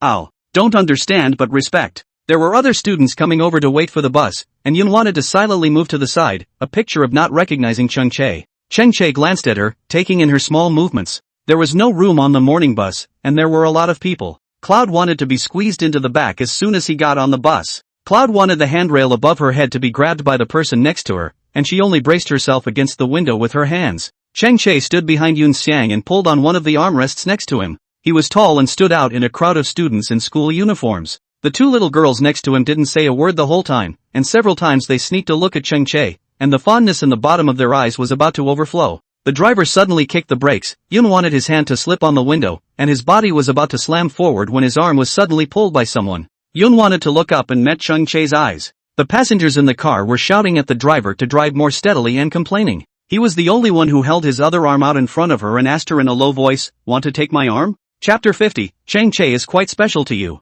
Yun wanted to move her lips, she was hesitating to help up. Seeing that Yun wanted to hesitate, Chang-Che was about to retract and give himself a step down. The car was shaking and showing signs of braking again. Yun wanted to immediately reach out and clutch Chang-Che's arm tightly. Chang-Che's arm froze, and Yun wanted to look up at him and say, "Yes." Chang-Che raised his eyebrows as he stepped forward a bit, and Yun wanted to be squeezed into his arms. One hand clutched his arm and the other grabbed the clothes around his waist. Her fingertips touched his strong and thin waist if at all. Chang-Che inclined his head to look out of the window, his throat moving slightly, his eyes flickering with hidden smugness. After arriving at the station, Chang-Che asked her, "There used to be so many people on the bus? Does she get squeezed around like that and stick it to other people?" Yun wanted to wait for the stoplight with him and shook his head. "No, today is especially heavy. It's because after the typhoon, the road is still not that smooth.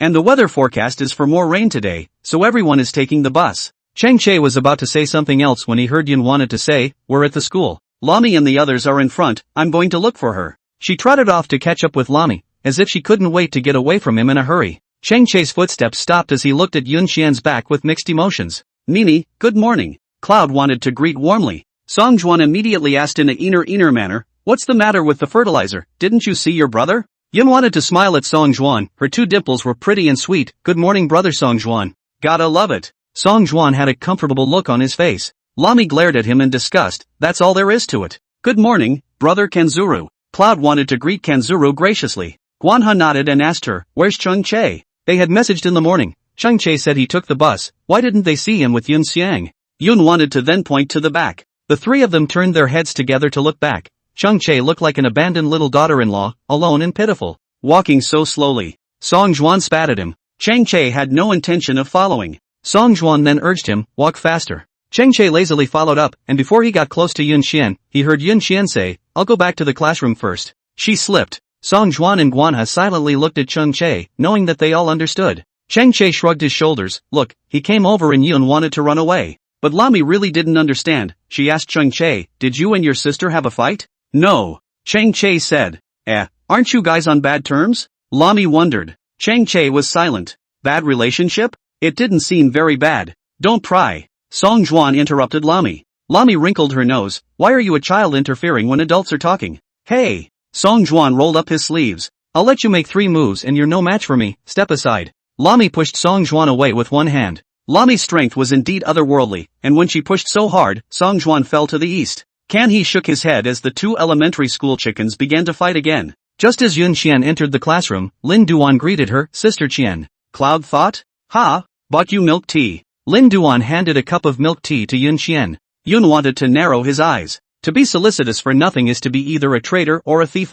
Besides, she'd suffered from this milk tea once, and she wasn't going to do it again. Yun wanted to not take it, and stuck his hands in his pockets, sticking them in dead center. Plug don't even want to plug her. Can I ask you something? Lin Duan asked Cloud thinking. Yun wanted to look cautious and didn't even dare to return to his seat. What if he put the milk tea on the desk? What? Cloud wanted to be as alert as a mystic joint. Lin Duan, why did Chol reply to your message? Cloud wanted to choke, ask this. She barely managed to deactivate the level 1 alarm, but didn't know how to answer the question. Cheng Che is jerking off? Cheng Che is bored? Is Cheng Che too embarrassed to see her frozen there alone? Well, Cloud imagined that it was on shock mode and stammered, not knowing what would be a better answer. For a bit of what? She doesn't know. Is it inconvenient to say? Immediately, Lin Duan's eyes widened with a sense of sniffing out gossip. Yun wanted to see Lin Duan get excited all of a sudden and hurriedly said, we don't have any relationship. Then why did he reply to you? Lin Duan couldn't figure it out. He ate Cheng Che 800 times a day and Cheng Che didn't reply even once. Even if he replied to scold him and tell him not to eat. Yun thought with a faint smile and lied, because Cheng Che has a handle on me. What? Lin Duan became even more excited. Yun wanted to smile, since it's a handle, I definitely can't tell you law. Lin Duan's serious face, so he replied to you that night because you threatened him? Yun wanted to make a shoe gesture, secretive. Lin Duan couldn't even imagine what kind of handle Cheng Che, who was so outstanding, could have. Get back to your morning classes. Cloud wanted to finally dare to take his hands out of his pockets. Frustrated, Rinchuan went back reluctantly. Yun wanted to breathe a sigh of relief as she sat back in her seat, her afterglow inadvertently sweeping over Cheng Che's desk. Gee, it's not bad for Cheng Che to have love letters and snacks again. Cloud wanted to retract his gaze just in time to hear the voice of radio mileage clear. It's campus radio time. Good morning everyone. Yun wanted to brace his face to write the question and mentally retorted his words. It's pretty good receiving love letters again. Lami turned her head and asked Yun Xian, Uncle Chang and Auntie who were at home during the 2 days of the typhoon? Cloud wanted to shake his head. Lami blinked, so it's just you and Cheng Che at home? Cloud wanted to raise his eyes to look at her. What's wrong? Lami suddenly laughed. Just the 2 of you? Cloud wanted to wrinkle his eyebrows. What happened to just the 2 of them? Yun Think. Lami plopped down on Yun Think's desk and asked Yun Think seriously, how does it feel to have such a handsome dude hanging out in front of you? What does it feel like? Cloud tried to think carefully, but didn't seem to feel anything. I'll feel it later. Cloud tried to answer Lami in a whisper. Lami smiled, but Cheng Che is quite special to you. Yes? Cloud asked in passing as he tried to read the question. There was. Helping you move tables and chairs again, and giving you lunch, and especially replying to your messages in the group that day. Cheng Che was a very ungrounded person, usually only talking a bit more when he was with Song Juan and Guanhe. Or to be more direct, the man is so unappetizing that he doesn't usually bother to do this kind of caring for others. And Yun wanted to be the one who was especially taken care of by Cheng Che. Isn't that a good knock? It's a shame they're half-siblings, or else Lami would have cowed out to death. Yun wanted to lower her eyes. Cheng Che did treat her differently from the first time he saw her. Especially the recent Cheng Che, who was obviously taking special care of her. The 4 prohibitions that were agreed upon, she had been abiding by them, but Cheng Che had long since broken them. Cloud wants to. There was a knock on the back door of the classroom. Yun wanted to raise his eyes. It was Shin Hanyu. Come to the office for a moment. Chapter 51, I'll give it to you. Hide your heart. Office. Shin Hanyu handed an envelope to Yun Xian. Cloud thought that when he opened it, it was surprisingly full of money. Teacher, this is? Yun wanted to not dare to take it and was about to push it to Shin Hanyu. Shin Hanyu, Yun want, considering that both your parents died in the service of the country and you are now alone. This is the bursary fund I applied for you. Cloud wanted to be surprised that there was a bursary fund. You keep this money and don't have a mental burden. What help you have in life next, the teacher and the school side will try to help you. Shin Hanyu had a smile under his eyes and his tone was very gentle. Yun wanted to be touched. This money in her hand was heavy. She nodded. Thank you, teacher. She is warmed by the fact that she has met such warm teachers and school authorities. Knock, there was a knock on the office door. It was other students from the next class who came to get their homework, and Yoon wanted to feel somewhat familiar. When the two went out together, Yoon wanted to inquire carefully after a few glances, "Are you the classmate who gave me the umbrella the other day?" "Yeah, you remember." He grinned. Cloud thought, nodding, "Thank you so much for that day." The classmate clutched his homework in both hands and smiled helplessly. "Why, I'm not the one you have to thank either." Cloud thought in disbelief, "Huh?" Cheng Che came out of the radio station just in time to see the backs of Yoon Xiang and that male classmate. The two were side by side, not knowing what they were chatting about, and looked like they were laughing and joking. Yoon wanted to hear that classmate say, "It was Chul who asked me to bring you an umbrella at that time." Yoon Xian's footsteps stopped and she looked at him in surprise. "Cheng Che?" He nodded, "Yeah." Yoon wanted to stay frozen for a moment. So at that time, he had been silently paying attention to himself where she couldn't see him. No wonder Cheng Che had come over just after she had rejected his umbrella. It turned out to be the young master of the Cheng family who didn't want to show his face, nay she didn't get on board and didn't take the man's umbrella. Finally had to come out on my own. Thinking of this, Yoon thought and laughed lightly. "Cheng Che, is face important? Can't you take the initiative to give her a step down and have to wait for her to say sorry first? I'm in class, classmate, see you later." The male student waved his hand. Good. Cloud wanted to wave his hand and slowly make his way back to class. Cheng Che followed behind Yoon Xian, passing by the male student's class and glancing inside for a few moments. What kind of person, talking and laughing with Yoon want? Cheng Che returned to the classroom and everyone stared at Cheng Che. Cheng Che swept over them with a cold expression on his face. "What are you looking at?" Everyone looked straight at Cheng Che as he sat down, not communicating with Yoon Xiang at all. These two people just seemed to be strangers, but why would Cheng Che reply to Yoon Xiang's message in the group? The big guy couldn't figure it out, couldn't scratch his head. Cheng Che was about to reach into his desk to get a book when a love letter slipped out of his hand. Cheng Che sighed, this might be the handsome man trouble. Cheng Che tucked the love letter back in and looked further inside to find 2 chocolates. Cheng Che raised his eyebrows, thinking that it would be a waste to throw it away. He smoothly handed it over to Yoon Xiang's side. Cloud was trying to write a question when his arm was pushed. When she looked over, Cheng Che was looking at her askance, while later giving her a wink and telling her to take the chocolate. "Your suitor gave it to you, it's not quite appropriate for you to give it to me, is it?" Yoon wanted to speak with an uncomfortable expression, his tone somewhat inexplicable. Cheng Che narrowed his eyes, seeing Yoon Xian's small mind, and asked her coldly, "What are you shading here, do you want it or not?" Yoon wanted to move her lips, did she have a yin and yang? Don't. Yoon wanted to decisively refuse. Cheng Che smacked his lips and threw it directly into Yoon Xiang's desk, cursing as if he was guilty. "I'm partial to giving it. Don't have to want it. Just give it to her and keep it. Why are you talking so much?" Clouds think of speech condensation. This man is so unreasonable. She handed it to Cheng Che again and said seriously, "I don't want someone else to buy it."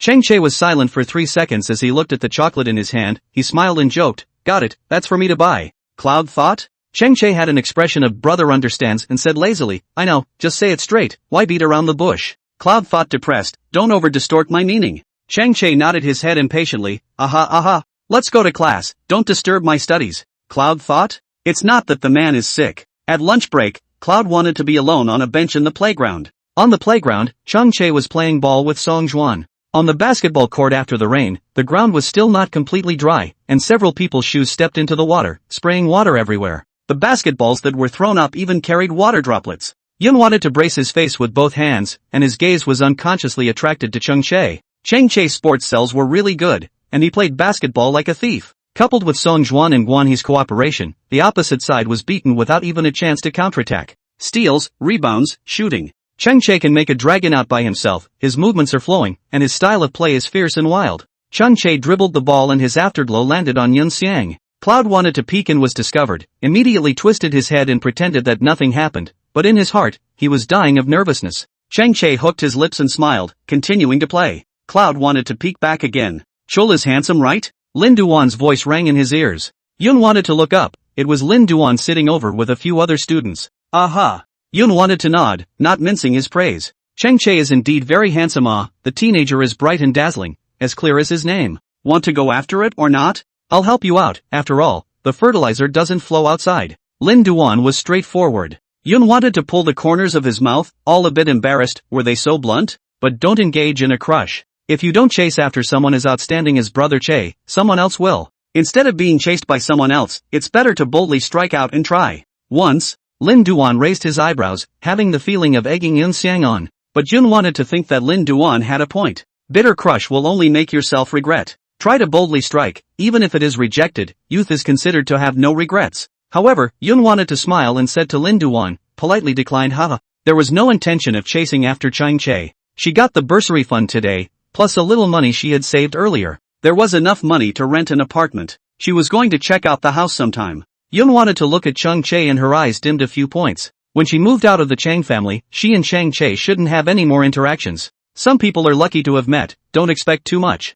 As for the occasional heartbeat or two, just hide it forever in the summer of this year. Cloud wanted to look down, the chocolate in his hand crushed at some point. She was about to open the bag when a cool voice came from above her head, step aside. Yun wanted to look up and saw Chang Che kick away Lin Duan and forcefully sit next to her. Cloud wanted to get up and leave. The wrist was suddenly held. Yun wanted to hang his head and meet Chang Che's line of sight. He sat on the bench, his eyes looking hotly at her with relief. A few people next to me looked at me, I looked at you, and held their breath. They smelled the melon. Chapter 52, Yun wants to be beautiful and kind. Everyone felt that these two had melons to eat. Even Yun wanted to think that Chang Che was going crazy. Chang Che lazily asked, tablemate, help buy a water? Lin Duan. Ha!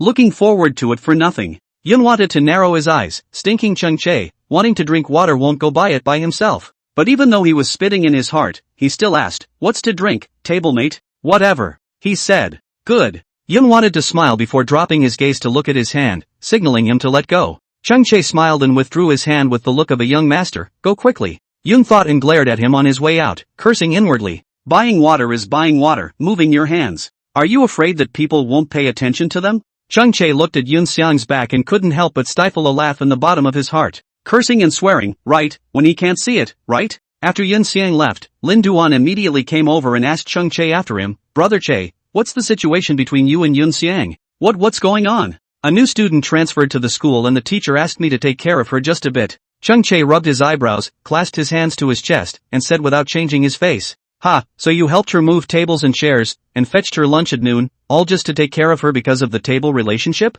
Lin Duan felt like he had paid wrongly. He almost thought that this high and mighty Chul had a favorite. Chang Che was puzzled, they all knew about him doing these things to Yun Xiang? Sure enough, Shen Hanyu was right, one is not good at studying, and once there is a little bit of something outside the study of the wind, one smells the smell and comes, like a detective. Chang Che pursed his lips, looked at Yun Xian who was running towards the kiosk on one side, and indifferently spat out a monosyllable, aha. Lin Duan was disappointed. He thought that Chang Che's melon could be eaten, but instead, he made up a big drama in his own head. Lin Duan left with his friends in disgrace. Yun wanted to buy water and come back, and realized that Chang Che was the only one left. She stood and stopped 3 meters away from Chang Che. Chang Che wrinkled his eyebrows, slightly distressed as he said, come here. Yun wanted to purse his lips, this is what you told me to come over. Chang Che sneered, well, I told you to come over. Yun wanted to rush over, she stopped in front of Chang Che and handed Chang Che the sugar-free drink in her hand. Yun Wan's fingers were thin and beautiful, and when he handed it to her, that nice gardenia scent appeared again.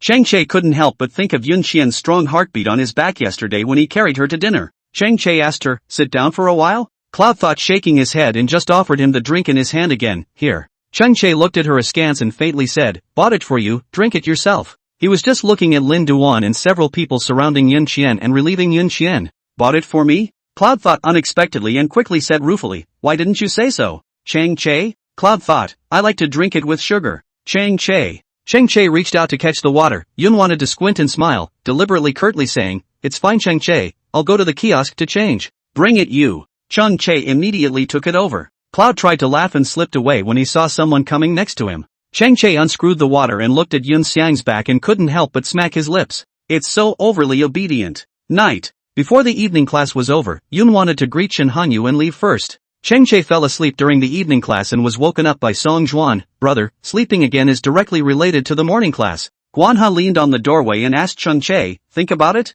Chang Che put his hands on his face and looked at the empty position next to him sleepily. Well, I don't know. Probably went first. Let's go, school's over. Since your sister has abandoned you to go first, I'll take you on my bike, right? Song Zhuan put his arm on Chang Che's shoulder, smiling. Chang Che walked out of the classroom with an expressionless face, with a I don't need it look. At the bus stop, Chang Che didn't get to see Yun Xiang. Instead, he saw Lami. The night was dim, and the figure of the teenager was elongated under the streetlight. He wore a hat, his hands in his pockets, and his whole body was scattered. What about Cloud think? He volunteered to ask Lami. She said something came up and left first. Seems to have gone shopping. Lami said. Chang Che let out an oh, and then looked to the side of the bus that was driving. I stopped to pick up the delivery on the way home, and when I arrived at the door I found the living room being lit. Chang Chae saw Yoon Seong's shoes at the door. He had just entered when he saw the Ken lying on the floor eating cake. Chang Chae was stunned, then cursed, "Canned. Shut the up." His tone was urgent and his voice was so loud and sudden that the Ken jumped and gave a woof.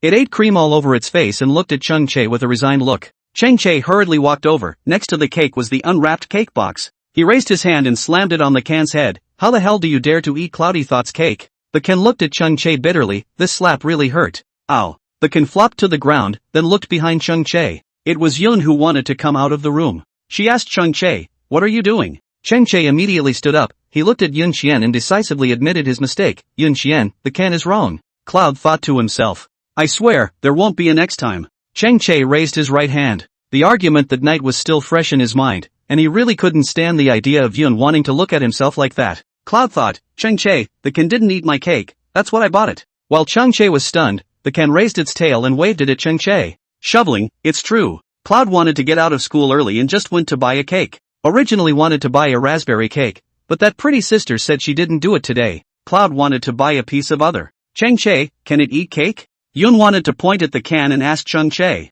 Chang Chae wrinkled his eyebrows. "Theoretically it's not possible, but..." "Yes," Chang Chae replied. Cloud thought, nodding, "That's good." Chang Chae asked her, "So you're forgiving it?" Yoon wanted to flatten his mouth. "It's mutual forgiveness." Chang Chae nodded his head as he gave Yoon Xian a thumbs up and said earnestly, "I thank you for the canister." Yoon wants student, "Your pattern is really big. As expected of you, you are beautiful and kind-hearted. I wish you happiness and all the best for the future." Yoon wanted the face that had been smiling to stiffen directly. No need to go out and rent a house, she's clawing her toes out of a house with an ocean view at this point. "You embarrassed me to death." Yoon wanted to pull the corner of his mouth. Chang Chae smiled as he helped the canister wipe his mouth and pulled him to sit next to the sofa. Yoon wanted to just lean against the doorway and watch the two, but not come closer. Chang Chae picked up the scissors to unwrap the courier and mouthed, "Actually, the Ken doesn't mean you any harm, it just likes you." The Ken looked blearily at Cloud thinking, his tail tucked higher. Until the next second, when there was an extra anti-bite gag on his mouth and the light in the Can's eyes disappeared. Chapter 53, Brother Chang Chae, I'll change my mind from now on.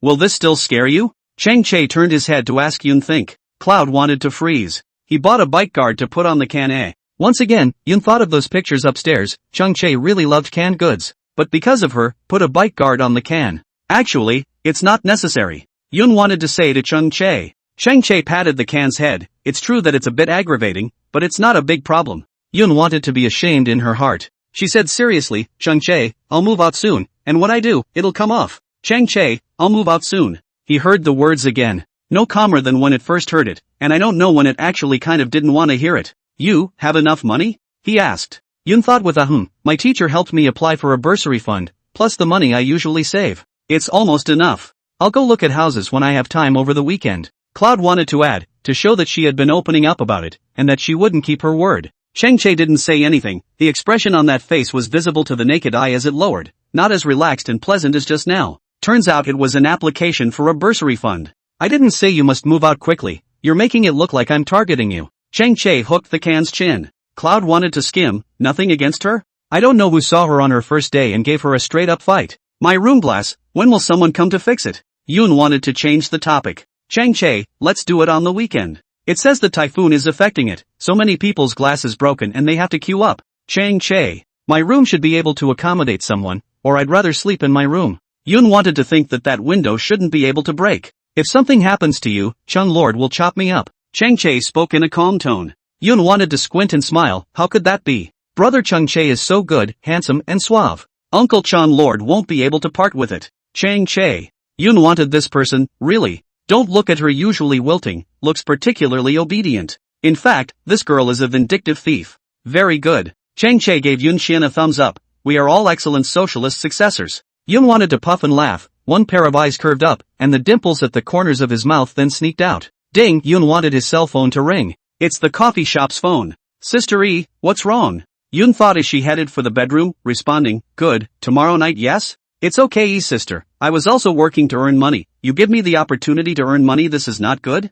Yoon wanted to sound very gentle. Chang Chae and the Ken were one person and one dog looking blearily at the door of Yoon Seong's room. After a while, there was no sound in the room. Chang Chae got up as he headed towards Yoon Seong's room. Cloud thought as he was replying to a message with his head down, not knowing who he was talking to. Chang Chae leaned on the doorframe as he coughed. Cloud thought, turning his head. What's wrong? Something going on at the cafe? He asked. Yun thought with an O and muttered, Sistery said that someone is having a birthday tomorrow night and is coming to the cafe to throw a birthday party, so she asked me to go and help. You answered? Chang Che asked her. Cloud wanted to nod. It's a lucrative business anyway, so why not? Chang Che didn't say anything, he just raised an eyebrow before turning around and going back to the living room again. Yun wanted to look at his back and only thought that Chang Che was concerned about himself. The night was quiet. Cloud wanted to sit at her desk, and as she flipped through her materials, she saw the diary in the drawer. Cloud wanted to take it, but she didn't open it. This diary hides countless things in her heart. Every time she opened it and saw the contents, it was like a thorn in her heart. Cloud wanted to lie on his desk, spinning the notebook in his hands. Yun Qian, you're still not resting? Chang Che's voice came from the living room. Cloud wanted to look up and said, I have a problem I can't solve. What's the question? Yun wanted to lower his head. Where is the question? Just do not want to go up to sleep. Who knows, but there were footsteps at the door. Cloud thought for a moment as she froze, hurriedly placing her diary in a drawer and grabbing a test paper over with it. Chang Che knocked symbolically on the door and walked in. Yun wanted to say awkwardly, I unraveled it. Chang Che sized up Yun Qian, who had her arms protecting the test paper in her hands. The warm yellow light shone on her face, her short hair just covered the side of one side of her face, and her pair of almond eyes were round, looking straight at him. It's rather like no one is here. Chang Che didn't have the intention of chasing after it, but instead asked, what time will you be back tomorrow night? It might be 12. Cloud wanted to answer. Chang Che wrinkled his eyebrows, it was so late. Even though it's near the family compound, I'm afraid there are a few leaks. In the quiet, Yun wanted to suddenly ask, Chang Che, you tomorrow, still pick me up? Chang Che lowered his eyes and was caught off guard as he crashed into Yun Think's eyes. He was a little surprised that Yun wanted to take the initiative to ask him if he would pick her up. If you want me to pick you up, I can. Chang Che replied dryly. Cloud wanted to be direct as well, then I want you to pick me up. Looking at each other, the over-sincerity of the two added an indescribable splash of color to the calm night. If you want me to pick you up, I can. Then I want you to come and get me. Chang Che sucked in a breath. Yun wanted to be really sincere and direct. Got it. Chang Che lazily responded, and there were even a few small hints of smugness in his tone from being needed by her. Yun wanted to guffaw, thank you brother Chang Che. Someone's used to being like this, using it when it's used Chang Che's brother, and tossing me aside when it's not used. Chang Che smacked his lips, not forgetting to glance at the time. It's 11 o'clock. It's really time to rest. Brother Chang Che, I'll change it later. Yun wanted to squint and smile, that was so attentive. Look, when it comes to using him, brother Chang Che, I'll change it later. The cursing was written all over her face when she didn't use him, and even turning away showed her little emotions. Chang Che's disgusted face, you'd better change. Yun wanted to still have a fake smile on his face. It's impossible to change it. We'll just have to let him take it. I'm going upstairs. Yun wanted to roll up the test paper in his hand haphazardly and throw it aside. Chang Che saw her slip away as if she had fled. The rolled-up test paper slowly unfolded, and on it was a set of English test questions that were too simple to be true. That's not the point. The point is that not a single word was written on the entire paper. The next day, late, the cafe was buzzing with activity, and birthday costumes added a bit of color to the cafe. Beautiful cakes were placed on the bar and the self-service mode kept Zhang Yi and everyone else busy. Cloud wanted to learn from after school until 10 o'clock now, and had never rested. Hey, old G, you drink less wine. Yun wanted to look to his right, it was a handsome man in his 30s. He had drank a lot of champagne, and now he was red-faced and alcohol-addled, and he was going to keep drinking. He had come in a suit, but now he was left with a white shirt and a crooked tie. Chapter 54, I'll give you money and you'll follow me. He looked rich and already had a successful career.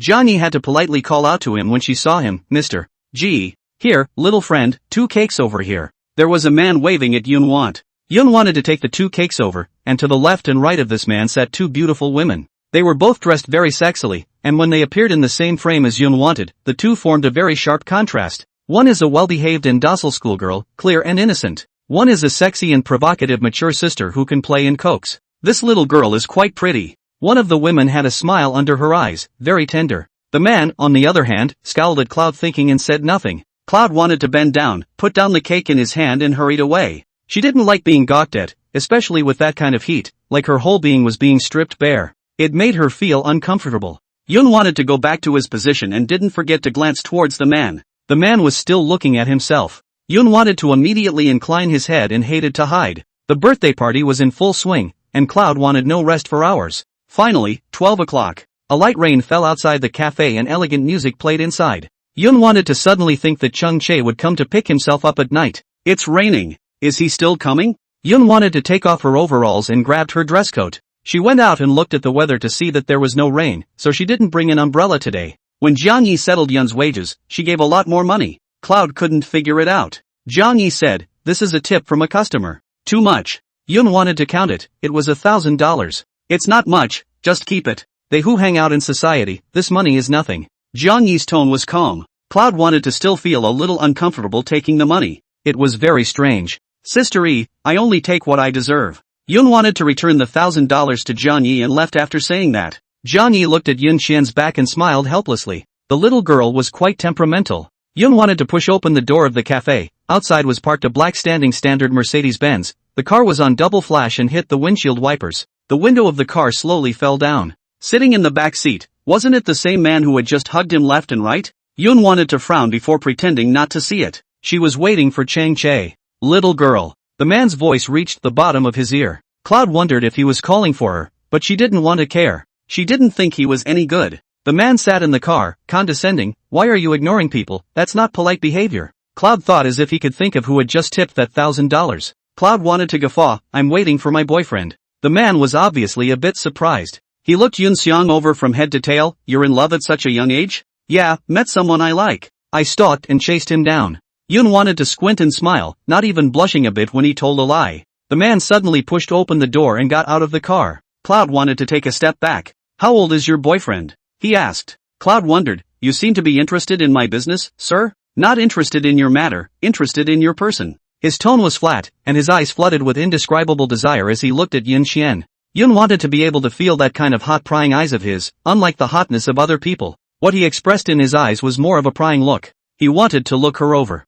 Yun wanted to resist this kind of look very much. It made her feel like a commodity, very worthless. "My boyfriend will be here soon." Yun wanted to say it again, afraid that he didn't hear it clearly. The man continued to ogle. "Such a pretty girl, your boyfriend is willing to let you come out to work?" Cloud wanted no answer. The man wasn't in a hurry either. "You came out to work for nothing more than money." He stopped in front of Yun wanted. Yun wanted to see his face. He bore a slight resemblance to that G. "I'll pay you and you come with me. How about it?" The man raised his hand and was about to go hook Yun Xian's hair. He was very direct in his speech, which caused Cloud to think of extreme discomfort. What does he think she is? A nightclub escort? Yun wanted to immediately knock his hand away, looking extraordinarily serious. "Sir, please respect yourself." The man lazily smiled. "Little girl, don't pretend to be noble, but you'll regret it later. After all, such opportunities don't come all the time." Yun wanted her face to sink, and her right hand that fell by her leg slowly clenched into a fist. When the man raised his hand once again to land on her, Yun wanted to directly raise her hand and slap the man's face.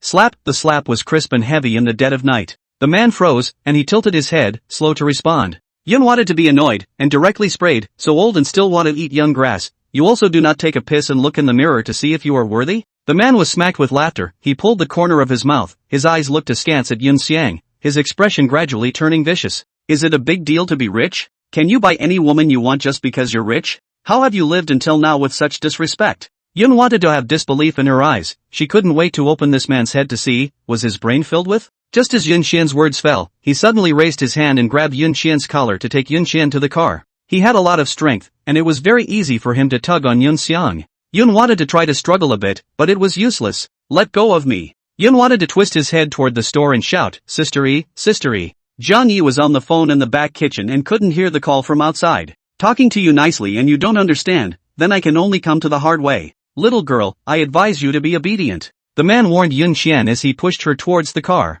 Yun wanted her hand to deadlock on the car door. "My boyfriend will be here soon." "Boyfriend? You think I really believe this bull asterisk asterisk asterisk asterisk? Besides, so what if he has a boyfriend? As long as he wants it, it's not impossible to take it by force. If you have to take me away today, you'll regret it. You'll pay for what you've done." Yun wanted to keep warning. His voice was almost hoarse. His eyes looked towards the store several times, trying to be able to call out Jiang Yi. "Then I'd like to see what the price is." Saying that, the man ripped the jacket off Yun Xiang's body with one hand. Yun wanted to subconsciously cry out, her heart beating at the tip as she shielded her body with her hands. Alcohol paralyzes one's nerves. The unpleasant odor drilled into the tip of his nose. Yun wanted his hand to scratch his face painfully, and he became even more irritated. The man pinched Yun Xian's neck, red-eyed, and cursed, "I hate people threatening me in my life, no one can." With that, he raised his hand to fling his slap over. The body was stretched out in the dim night. The streets were deserted, and the man's roar was low, like a demon growling. Just moments before the man's slap was about to fall, he was kicked hard from behind.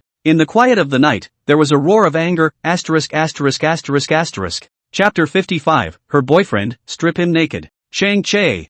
Yun wanted her voice to be crisp. Chang Che suddenly appeared in front of her, causing Yun Qian's panicked heart to skip a beat for a moment. The black shirt he was wearing was on the verge of becoming one with the night. Chang Che kicked away the person on the ground and wrapped one arm around Yun Qian's waist, directly holding Yun Qian by his side. He responded in a deep voice, "Aha! Chang Che, I thought you weren't coming." Yun wanted to subconsciously clutch Chang Che's arm and the clothes around his waist, her tone carrying a few points of aggression. "Said I'd come to pick you up." Chang Che looked at Yun Qian's somewhat messy hair. He hesitated for a few seconds, wondering if it would be presumptuous, but still reached out to help her organize it. Yun wanted to look straight at him with a pair of beautiful eyes, like little kids finally waiting for their parents. Chang Che was uncomfortable in his heart as she looked at him. He was supposed to come over at 12, but there was a delay on the road. If he had come over earlier, wouldn't Yun want to be bullied? Chang Che lowered his head, his shadowy gaze landing on the man's body. A clear wet footprint was left on the man's suit. The umbrella fell beside the car, and a gentle rain fell. Everything looked so wretched.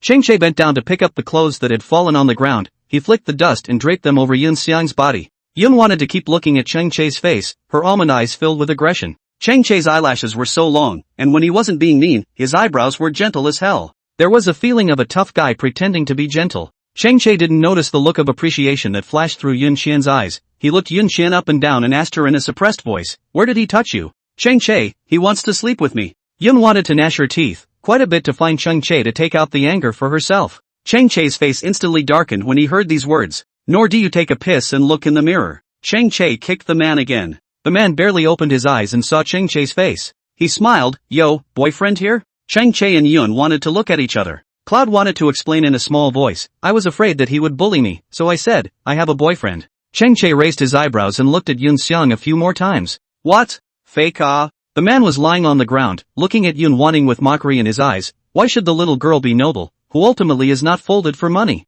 What's the use of being handsome? Not a damn thing. Yun wanted to immediately clutch Chang Che's palm and smiled slightly at the man on the ground. "I like it just fine." Chang Che lowered his eyes and couldn't help but raise his hand. Yun Qian's hand was warm and soft, and it was very comfortable to hold in his hand. Holding her hand and holding Song Juan's and their dogmen's hands were completely different sensations. The man laughed out loud, scorn in his eyes. What's the point of liking it or not? Love doesn't drink water. His face was red, and it was obvious to the naked eye that he had drunk too much alcohol. At this moment, his eyes were also a bit disoriented, so he probably didn't even know what Yunwana and Chang Che were talking about. Chang Che really looked at him with displeasure, although Chang Lord had said many times that no fighting was allowed. But what Chang Lord's meant was that neighbors should not fight, it affects the relationship. It's not like he's a neighbor. There's nothing wrong with beating him up. Chang Che was a man of action, and did whatever he thought. He directly grabbed the man on the ground and directly stripped the suit jacket from him, not forgetting to scold, "Dress like a man," but actually worse than a pig or a dog. Yun wanted to see the situation, and with a feeling of being a fox and a tiger, he immediately said, "Chang Che, strip him of his shirt and pants and let him run around naked." Chang Che looked at Yun Xiang slyly, even wondering if he had heard wrong. What's Chang Che waiting for? Strip him. Yun wanted to rub Chang Che's arm. Chang Che. Chang Che was pushed in a daze. This little girl is really vindictive and ruthless. Want me to do it myself? Cloud wanted to step forward. Chang Che immediately held down Yun Xian. He couldn't help but feel that this was outrageous and exciting. "Where do I need you for this kind of thing? The old slave will do it for you." Cloud wanted to poof a laugh. The man saw Chang Che unbuckling his belt, and he seemed to have heard something in his daze as well. He was instantly energized. "What are you doing?" "Not doing anything, helping you loosen the waistband of your pants." Chang Che replied in a serious manner, but drew out his belt. "Yun Qian, turn around." Chang Che glanced at Yun Qian with a command in his tone. Yun wanted to blink as she put only her hands in front of her eyes, her fingertips spreading to reveal a slit as she asked Chang Che, "Not leaving a pair of panties?" "He's shameless, what does he need underwear for?" Chang Che directly gave it all off, not forgetting to raise his hand to block Yun Qian's eyes. Yun wanted to immediately close her eyes, and there was more of Chang Che's hand on the back of her hand. "All stripped?" Cloud wanted to ask cautiously. Chang Che let out a hum as he turned his head to look at Yun Xiang and said, "Don't open your eyes." Yun wanted to have the heart of a thief but not the guts of a thief, especially since Chang Che's hands were covered tightly. She couldn't see any light at all. One could imagine how worried Chang Che was that he had seen this scene. Must be hot. Just as Chang Che was about to pick up his cell phone to take a picture, suddenly a black maiden stopped on one side. A middle-aged man walked down from the car and yelled, "Hey, what are you guys doing?" "Mr. Su, is Mr. Su all right?" When Yun wanted to hear that it was General Manager Su, she knew that this man wasn't simple either.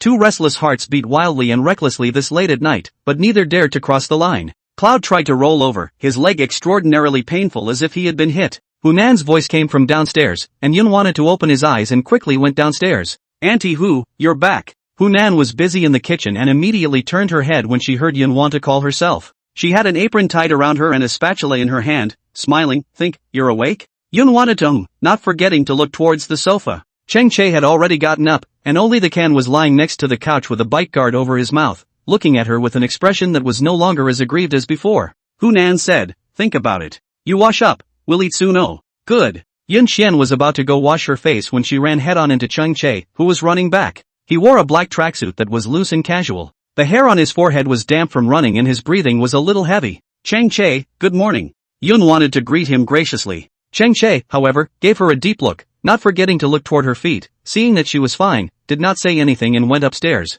Yun wanted to look at Cheng Che strangely. She lowered her head and wiggled her ankle. It was much better after a night's rest, nothing serious. Why don't you even say anything back to people when they want to say hello to you? How rude. Hunan was coming out of the kitchen and didn't forget to slap Cheng Che's arm. Only then did Cheng Che glance at Yun Xian and let out a hum before going upstairs without saying anything. Cloud wondered why he was suddenly so cold. Had she said something last night to upset him? When Cheng Che changed his clothes and came down, Hunan and Yun Xian were getting ready to eat. Mom, I'm not eating, I'm going to school first. Cheng Che went straight out the door. Won't you wait to think about coming along? Hunan growled. Cheng Che said, she's in a car, I'm on a bike, we can't go together. Yun wanted to bite into his bun, his eyes looking out. She's in a car, I'm on a bike, can't be together. Why can't we go together? We're all on the same road. Besides, wouldn't it be better for you to take the car together? Hunan's tone was full of dislike, not forgetting to spit out with Yun want, this boy's mind, it's just not as good as you girls. Think about it, if Cheng Che usually does something to make you unhappy, you must not take it up with him.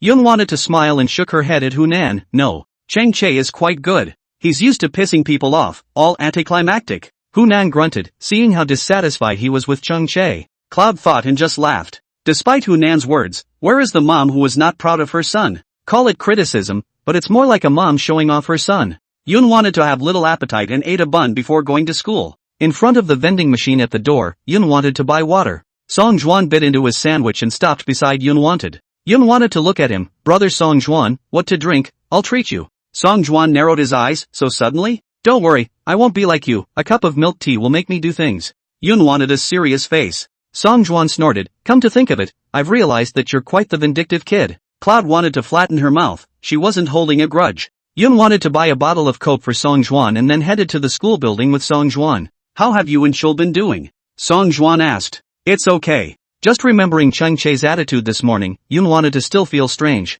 She was fine last night, and this morning she's throwing her face in the air. What's Cheng Che doing, acting like a Peking opera face changer? Chapter 57, Off Track, Impure Purpose. Chul went to an internet cafe with us to play a game the other day and said you guys had a fight. Have you guys made up yet? Song Juan had a gossipy face. Yun Xian was in the middle of screwing the bottle when she heard Song Juan's words and looked up at Song Juan. A couple days ago? On the night of the typhoon? Cheng Che seemed to say that he and Song Juan went to an internet cafe. Aha! Cloud thought with a nod. She was looking down and wringing out the water, the top of the bottle was just too tight. Seeing that she hadn't opened it in half a day, Song Juan reached out and said, let me help you open it. Yun wanted to hand it over and guffawed, thank you brother Song Juan. You're welcome. Song Juan raised an eyebrow and unscrewed it before handing it to Yun Xian. In the long corridor of the teaching building, Cheng Che quietly watched the scene with a complex expression. He turned his head, rubbing his brow with only his hand, and went into a radio room. Cheng Che pulled over a chair and sat down as he spun his cell phone, waiting for 7 o'clock to come. The words Cloud wanted to say last night suddenly rang in his ears. Cheng Che, being a sister is enough. Cheng Che lowered his eyes and turned his cell phone faster and faster. The boredom and uneasiness in his heart were all on his face. His feelings for Yun wanted, seems to be off track. Thud. There was a sudden knock on the door of the radio station. Cheng Che saw through the window that there was a girl standing outside, as well as the head of the senior high school. The door was pushed open and the director first greeted Cheng Che. And then he said to Cheng Che, this is Milan, an art student in the second year of high school, who has been studying broadcasting since she was a child. Starting today, let Milan broadcast with you. Cheng Che wrinkled his eyebrows. Why did he bring in people so suddenly? His eyes swept over the girl. The girl was wearing a sixth form uniform, had a high ponytail, and had a very innocent face. The girl introduced herself, hello senior, my name is Milan. Do you need 2 people? Cheng Che opened the door and asked the director. A small radio station, which is not supposed to be overly informative, is just right for one person. Isn't it too much to arrange for two people? Milan heard the meaning of rejection in Chang Che's words and she immediately said, "Senior, I'm just here to study. I'm not a professional. Who did you come here to study with?" Chang Che's cold eyes swept onto her body, and the words he uttered had no temperature at all. Milan was stunned. She knew that Chang Che wasn't very easy to get along with, but she didn't expect Chang Che to be this bad. It was a rhetorical question that was just too much to take in. The director pulled Chang Che out of the broadcasting room. The director whispered, "Chang Che, this is the arrangement of the school leaders. Afterward, if you two are really unsuitable, I'll think of another way. I'll give you two choices, either I broadcast it myself or I'll let her broadcast it after I do the handoff. Two people can't broadcast it. I don't like working with girls, annoying." Chang Che's cold eyes didn't have a good tone. The director immediately nodded, I get it. You take her and broadcast with her for a few days first, okay?" The director was in a difficult position. The bell rang at the radio station. It was 7 o'clock. "Director, Chang Che, it's starting, don't open the sky." Chang Che turned his head and Milan was standing there waiting for him.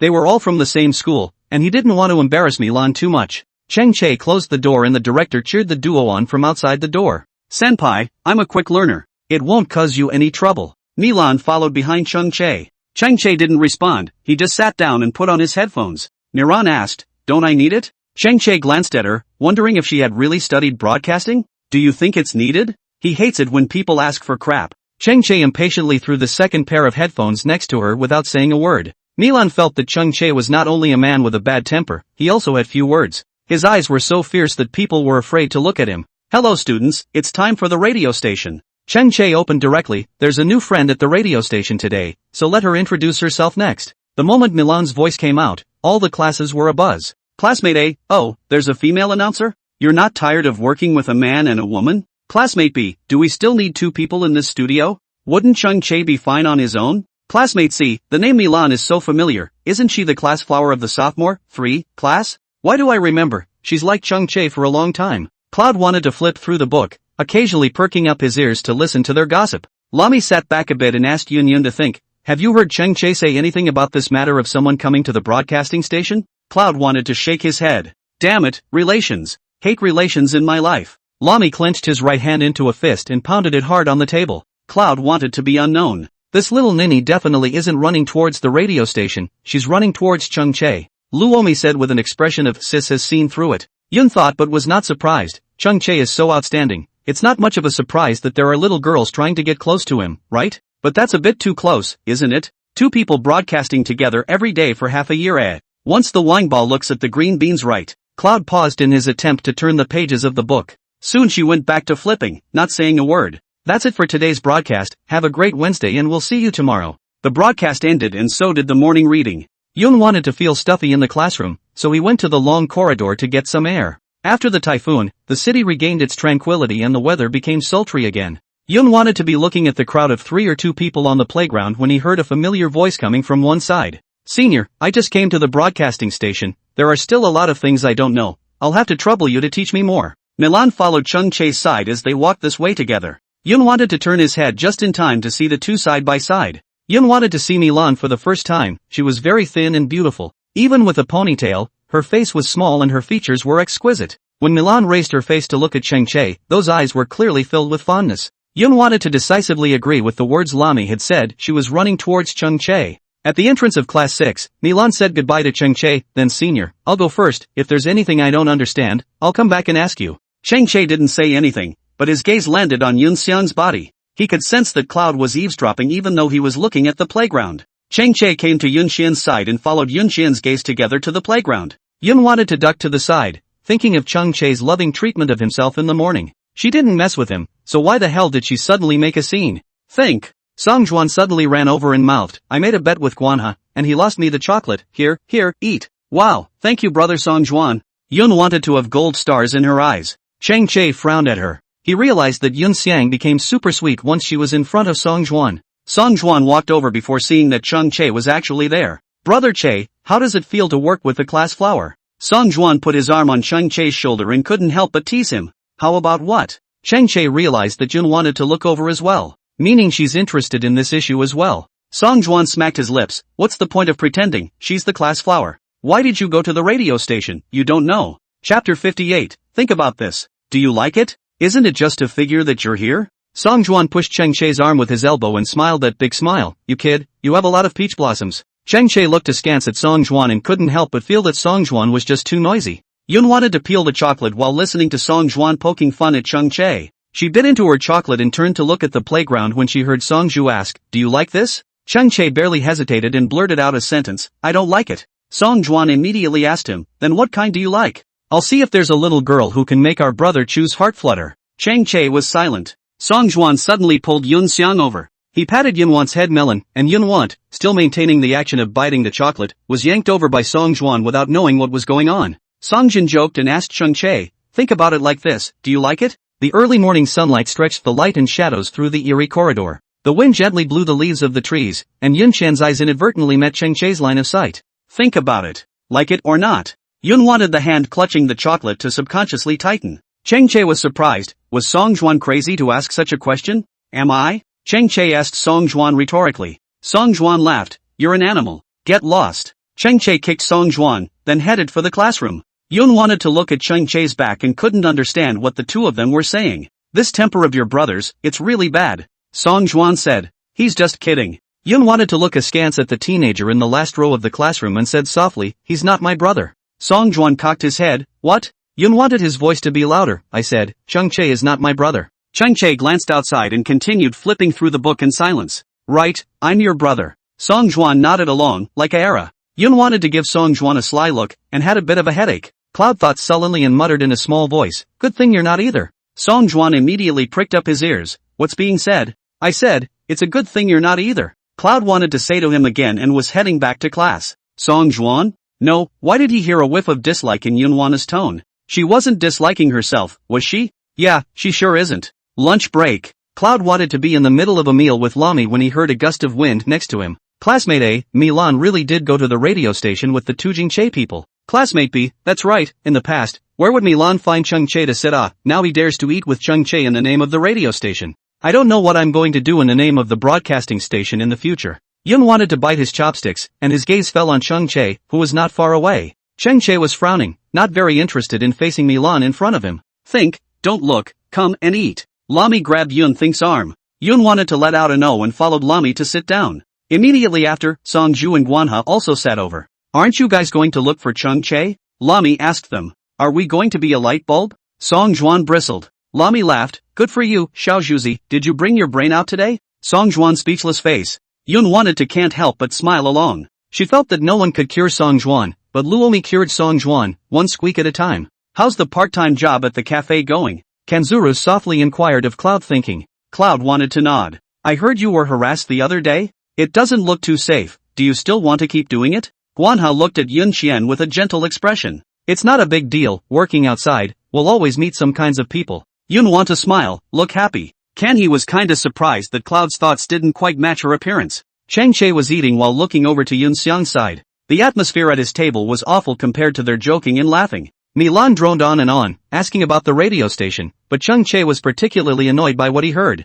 Cheng Che, let's add a WeChat. Milan suddenly asked. Cheng Che raised his eyes. Wasn't the impatience on his face obvious? I have no interest in you. Cheng Che simply refused. Milan stiffened, then smiled. Cheng Che, aren't you overthinking it? We just have a working relationship. Adding WeChat is just a convenient way to contact. No need, I'll resign from the broadcasting station, you'll broadcast yourself from now on. Cheng Che said indifferently. Milan's face darkened. Do you hate me that much? Aha. He grew drier. Milan's grip on the chopsticks intensified in strength, her chest rising and falling in anger. She admitted that she had ulterior motives. But Cheng Che wasn't that much of a drag. You're not just a bit more handsome. What's the big deal? Milan simply dropped the chopsticks in her hands. The chopsticks fell next to Cheng Che's dinner plate, and a crowd of people looked this way. Cheng Che was stunned, the last bit of patience on his face gone. She dropped him? He had never had his chopsticks dropped in public since he was a child. Wasn't this provoking him? Cheng Che's face went cold in an instant. He raised his eyes, his gaze cold and stern as he looked at Milan, his voice icy cold as he said, I'll give you 3 seconds, pick up your chopsticks and get out. Milan didn't even dare to look him in the eye. She choked a little. Cheng Che's eyes narrowed slightly. 3. The gazes around her were too hot, and Milan did not dare to provoke him. She quickly picked up her chopsticks and left without looking back, losing her wife and her army. A sigh of relief in the cafeteria. It's not good to offend anyone, but why offend Cheng Che? Who doesn't know that Cheng Che is the person with the quickest temper and the most impatient? What's more, it is also in front of so many people to drop him. Really crazy. Cloud wanted to bite into his ribs and watch the show with seriousness. What was happening? She looked at Chang-Che slyly, an anxious and gossipy shimmering light flickering in those almond eyes. Chang-Che. She wants to eat melon, very, very much. Chang-Che became even more angry for a moment. The conversation fell apart. Song Juan narrated from the sidelines. Chang-Che got up, he threw the dinner plate into the trash can and turned to go. When Yun wanted to go out after eating, he also saw Milan crying alone under the kiosk. Luomi said, "Hey, Chang-Che, this little man, all day long I don't know how many little girls' hearts to break." Yun wanted to look at Milan, even more determined to hide his little thoughts. Maybe being friends can go farther than lovers, right? Lami looked to Cloud for approval. Yun wanted to look askance at Lami, taking in her words before nodding. Right. Let's go, back to class. Yun wanted to pull Lami, suddenly full of strength. Lami narrowed her eyes. Huh? How about we PK later and see who finishes the 6th set of English papers first? Yun wanted to raise his eyebrows, somewhat provocatively. Lami, however, laughed. Yo, you're getting your energy back? Cloud's mood hadn't been quite right for the past few days. Lami could detect it. Yun wanted to nod heavily. Go go go. Good good good. Lami smiled lazily and went back to the classroom with Yun Xiang. After school in the evening, Yun wanted to get off the bus. She was looking down at her phone when she suddenly heard the sound of a bicycle behind her. Yun wanted to turn his head, and it was really Chang-Che. He was wearing a white t-shirt and the car wasn't going fast. Cloud wanted to not greet him, and he naturally brushed shoulders with Cloud. Cloud wanted to walk into the alley before realizing that the streetlight was out on this road home. This piece of cable happens to be connected to a house in the back, and it just so happens that during the typhoon, the roof of that house was tipped over, and the cable was affected along with it. Cloud thought he had to use his cell phone flashlight to illuminate it. Although this part of the family building is very safe, and there is nothing to be afraid of with the lights on in every house. But when the domesticated dog in the yard howled, Yun thought his heart was still trembling. Cloud wanted to quicken his pace, and as he approached the house, he saw a blurry figure just entering the house. Chapter 59, Yank Your Ass, Pick It Up Yourself. When Yun wanted to enter the house, only the can was lying on the doorway tilting its head to look at her, with a well-behaved face waiting for her to come home. Cloud tried to smile at the can, but went around it and into the house. The can instantly collapsed into a dog's face. Don't mistake a beanbag for dry food. Don't treat a dog like a human being. He's been waiting here for her, why doesn't she pet him? Cloud wanted to wash his hands while looking into the living room. The person who was waiting for her at the door just now was Chang-Che, right? She was obviously waiting for her right at the door, yet she didn't show up. Why has it been weird since morning, not talking to her all day? Yun Think was about to go to the kitchen to pour water when Chang-Che happened to come downstairs. Chang. Yun thought as she was about to call him, and he turned around and went up the stairs. Cloud thought to himself. They say that women have so many days, should not men also? Chang-Che closed the door of the room behind him, holding his forehead with one hand, and leaned against the doorway and stood there for a long time. Chang-Che sighed deeply, annoyed in his heart. Maybe it was because he had been spending a lot of time with Yun Wanted lately. There were always thoughts that shouldn't be bubbling up inside of him. It's too dangerous. He had no choice but to control himself. Yun wanted to look at the dinner on the table, thinking that Hunan must have made the meal and gone to the evening shift. Yun wanted to look upstairs and sent Chang-Che a WeChat. Cloud thought, don't you want to eat dinner? Chang-Che didn't reply to her messages, and Yun wanted to hate this feeling of being nowhere to be found. Cloud wanted to serve his meal and eat it himself. Chang-Che didn't come downstairs until it was time to rest for the night. The Can followed Chang-Che's side, and the anti-bite sleeve looked particularly comical. Chang-Che. Yun wanted to call him. He then looked to her, but in a cold manner. What's wrong?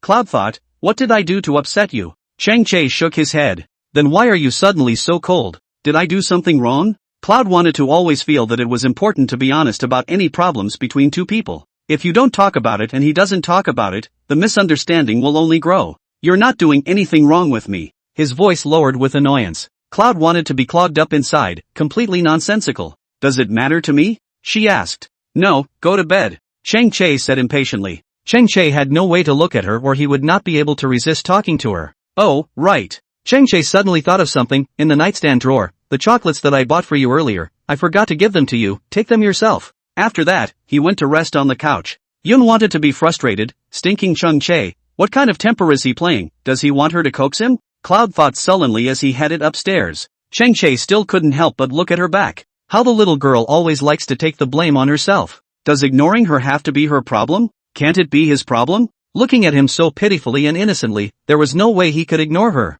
Yun wanted to pull open the drawer of the nightstand, and the chocolates were arranged in a drawer full of them. They were all imported brands. Yun wanted to look at the drawer of chocolates, and his heart rippled. Some people look cold on the face, but their hearts are hot. Seeing as Chung Chae had treated her so well, she still had to get along with Chung Chae even though he was throwing his face at her. Yun wanted to take a picture and send it to Chung Chae. Yun thought, thank you brother Chung Chae. Chung Chae looked at the messages sent from WeChat, especially the 4 words Chung Chae's brother. His mind inexplicably jumped out of the appearance of Yun Xiang. She would always call him brother Chung Chae with an innocent face, or a begging face. Or maybe his eyes were glowing with a shimmering light, his face was surprised, and he called him Chung Chae with a great leap of faith. Chung Chae didn't know when it started, but Yun Xiang's face had become so familiar in his mind. Familiar enough to linger. Chung Chae stared at the content of the WeChat for a long time, but in the end, he was ruthless enough not to reply to her message. Yun wanted to not care if he replied or not, but she knew that Chung Chae must have read the message. Cloud thought stretching as she looked at the kennel and couldn't help but feel ashamed again.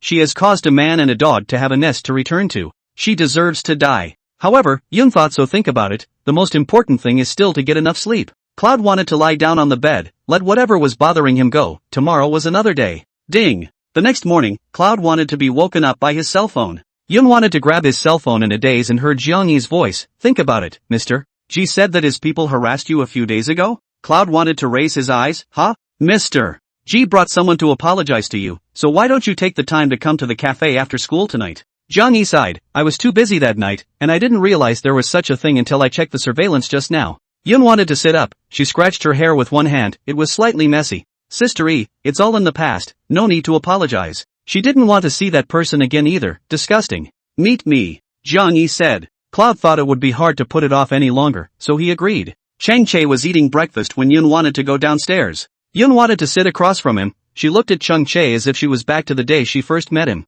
There was no extra emotion on his face, and she was careful. Yun wanted to think that she and Chang Chae were already well acquainted, and suddenly going back to square one made her feel awkward. Chang Chae. Yun wanted to call him. He just looked up at her and kept eating. Yun wanted to move his lips and brood for half a day before finally spitting out only one word dully, good morning. Aha. As the words fell, Chung Chae continued to lower his head to eat. Yun wanted to stir the white porridge in his hand and asked him again, I'm going to the cafe in the evening, can you accompany me? Chung Chae wrinkled his eyebrows, going to a cafe at night again? Seeing Chung Chae's doubts, Yun wanted to immediately explain, it's not to work. It was Sister Jiang Yi who said that person's boss wanted to find me to apologize and asked me to go over. Chang Chae let out an O and didn't say anything else. Then you promise to accompany me? Cloud wanted to sit forward. Chang Chae raised his eyes and met Yun Think's bright eyes. She looked at him like that again, as if he was going to be pouting in the next second. Brother Chung Chae, please please please. Chung Chae sucked in a breath and lowered his head with a tugging face. Besides, I'll go when I have time.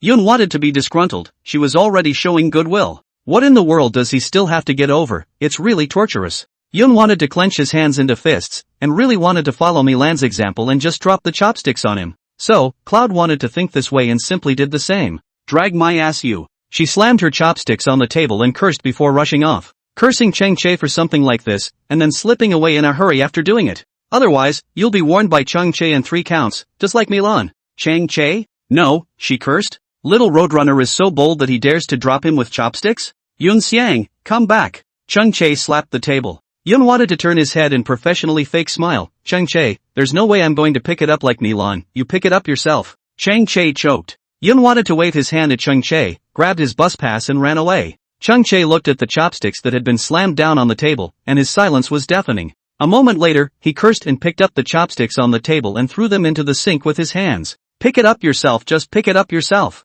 Chapter 60, Still Caring, Cloud Wants to Hold a Grudge. Yun thought that he had just entered the school building when he ran head-on into Shin Hanyu. Shin Hanyu called out to her, think about it, why don't you go to the library with Chang Chae during the lunch break and come up with a set of English practice papers for our class? After Yun wanted to drop Chang Chae's chopsticks, his heart felt a lot more comfortable. But when she heard Chang Chae's name, she was still a bit angry. Teacher, I don't want to be with Chang Chae. Shin Hanyu was surprised, there were still people who didn't want to be with Chang Chae? Chang Chae is so nice, handsome, and good at studying. The point is that you guys are still familiar with each other. Teacher, I'm not familiar with Chung Chae. Yun wanted to refuse again, just as Chung Chae also came. Chang Chae glanced at Yun Xian, and his pace of departure noticeably quickened. Yeah, not familiar. Not anymore. Shin Hanyu pulled him over and said, Chang Chae, what are you running for? You lunch break and think together to come up with a set of English exercise papers for our class ha. Chang Chae. Not out. It's up to you. Shin Hanyu elbowed Chung Chae and took out his homeroom teacher stance. I'll leave this to you guys, I'm going to the meeting first. He ordered and ran off. With Chung Chae around, he was relieved. Yun Xiang and Chang Che glanced at each other, and a hint of dislike flashed under their eyes. Don't be so smug, I don't have a strong desire to work on a problem with you either. After Yun wanted to finish speaking, he headed for the school building. Chang Che stuck his hands in his pockets and silently followed behind Yun Xiang. He couldn't help but snort coldly. And she's got a temper. Yun think. Chang Che couldn't help but make the mistake of calling her. Cloud wanted to walk faster without looking back. Chang Che raised his eyebrows and called out to himself, little potato. Lunch break. Yun wanted to already look for questions in the library. Chang Che came late, not to mention that when he came, he ran under the sun to sleep. Cloud wanted to hold up his face and turn the pages of the book, a rare moment of clarity. The midday sun was shining strongly and there was no one in the library. A few books were stacked on the warm yellow wooden table, and the sound of turning pages was slow and nice. Chang Che opened his eyes slightly as he inclined his head, just in time to see Yun Shen, who was propping up her face to copy the questions. Light fell on her body, ferrying a light halo around her. She looked at the book, and every now and then she would puff out her cheeks and sigh. Chang Che looked askance at Yun Shen and watched her for a long, long time. And then his complexion dimmed for a few moments. His heart was mixed. He didn't know what attitude to take to face Yun Shen. Too much indifference and she would wonder more if she had done something wrong. Too much enthusiasm and he'll fall. Yun wanted to suddenly look up, just in time to meet Chang Che's line of sight. Chang Che hastily averted his gaze, then got up, stretched, and asked her with feigned indifference, "Is it out yet?" "No." Cloud wanted to keep his head down and not look at him. Chang Che walked towards her and reached out to ask for her test papers. Yun thought and then threw the test paper to Chang Che and went back to find the information himself. She remembered that the GCSE English paper 3 years ago had been particularly difficult. She wanted to find that set of questions and choose a few. Chang Che raised his eyes to look at Yun Xian, who was standing on her tiptoes to reach the information on top. She just happened to turn around and tried to call out to him, and as the four eyes met, Yun wanted to point at the information. Chang Che read her meaning but didn't move. Cloud wanted to narrow his eyes. What did he mean? Chang Che tilted his head. Won't call out? Cloud think. Cloud thought with a fake smile. Book, take, get it? Chang Che. The two looked at each other as if forming a closed loop. This is the day you talk, one without a squeak. Chang Che walked over to get the book, and Yun Xiang was muttering about another book under his breath. Chang Che just happened to see it and picked it up from the bottom and put it on top as if nothing had happened. Cloud thought as he looked up and saw him placing the book high. Cloud wanted to make a fist with his right hand. When you stop having a heart for someone, you want to someone up. Like right now. She wanted to give Chang Che an over-the-shoulder drop. Chang Che, be a man. Yun wanted to raise his hand to dislike Chang Che's back. Chang Che raised his eyebrows and didn't say anything. He just patted himself on the back and was about to leave. You bring it down for me. Yun wanted to rush and grab Chang Che's arm. Chang Che was yanked back 2 steps and crashed into Yun Wanet's body. Yun wanted to take 2 steps backward, his head about to hit the bookshelf. Chang Che's eyes sank, and he quickly raised his hand to pad behind Yun Xiang's head.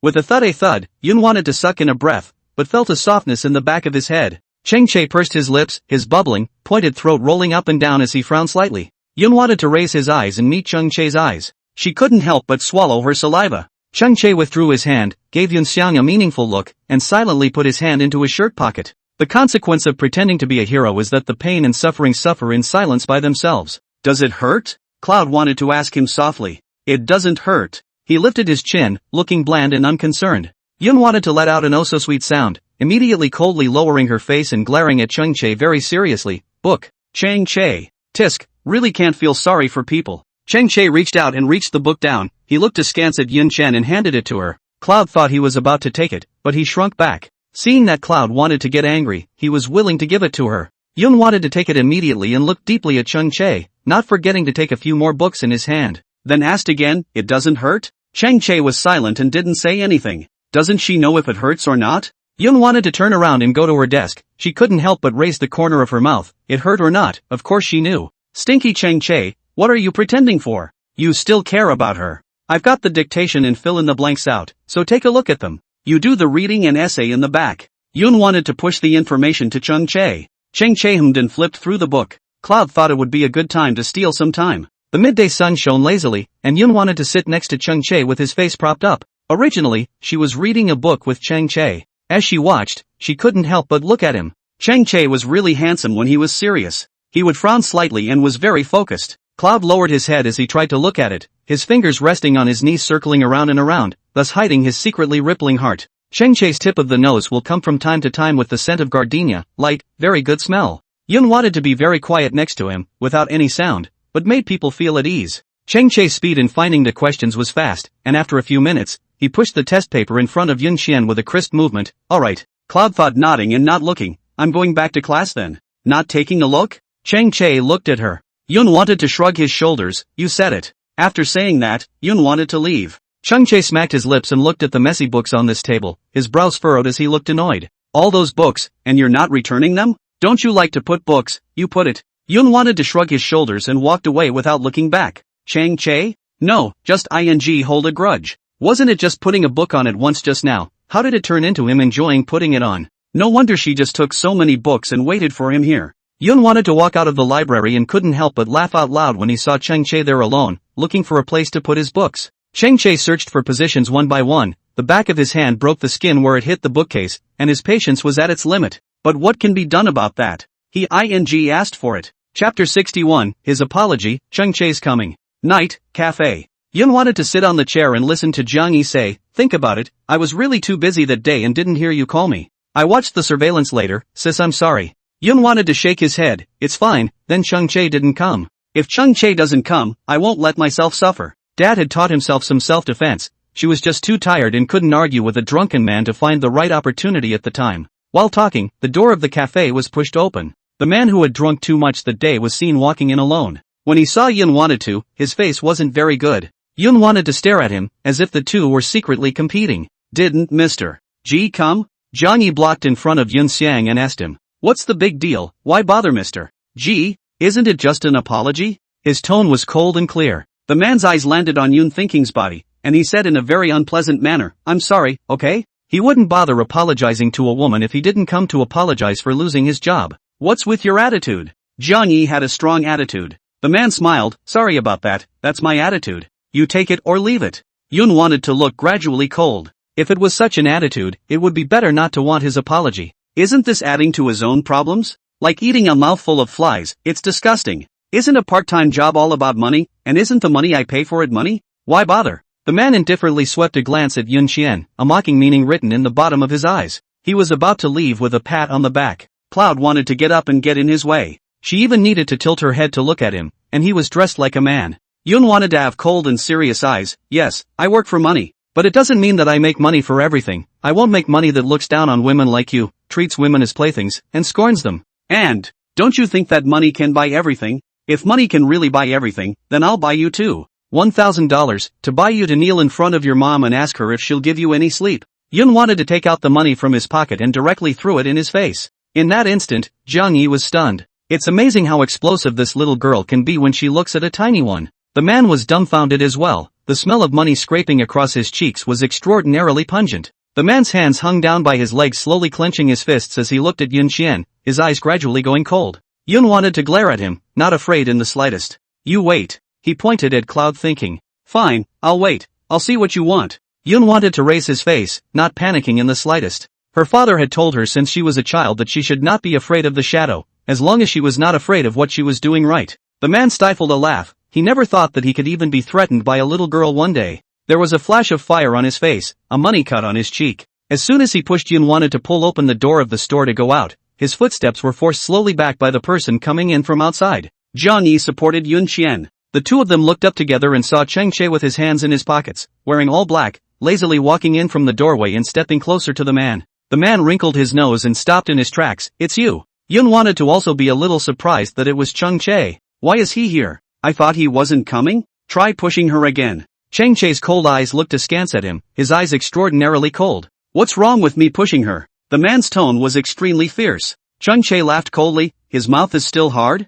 Not really, I'm calling the police, you wait for them. Sister E, the surveillance is all still there, right? Chang Che asked Jiang Yi. Jiang Yi immediately nodded her head. The man was a little confused. He had come here today to solve a problem, but he didn't expect things to get out of hand. The man moved his lips. At that moment, the door was pushed open again. Someone came in at the door. Everyone's here, how's it going, is it settled? It's Ji Hong, the owner of the Chuang Ji Group, who is a little famous in Shin City, making friends all over the place, and is very well liked. Solve what? You still want to solve it with this attitude? Chang Che opened his mouth indifferently, directly splashing over like a pot of cold water. Ji Hong was puzzled. Xiao Su, what's the situation? Ji Total, I apologized. People do not forgive but also reported to the police. Xiao Su said stiffly. You call this an apology? Chang Che immediately drank over. Xiao Su didn't say anything, Chung Chae was extremely upset. Really think that the little girl is good at bullying? No one is at home, is it? Ji Hong saw that the scene was getting a bit out of control, and he hurriedly said, don't argue.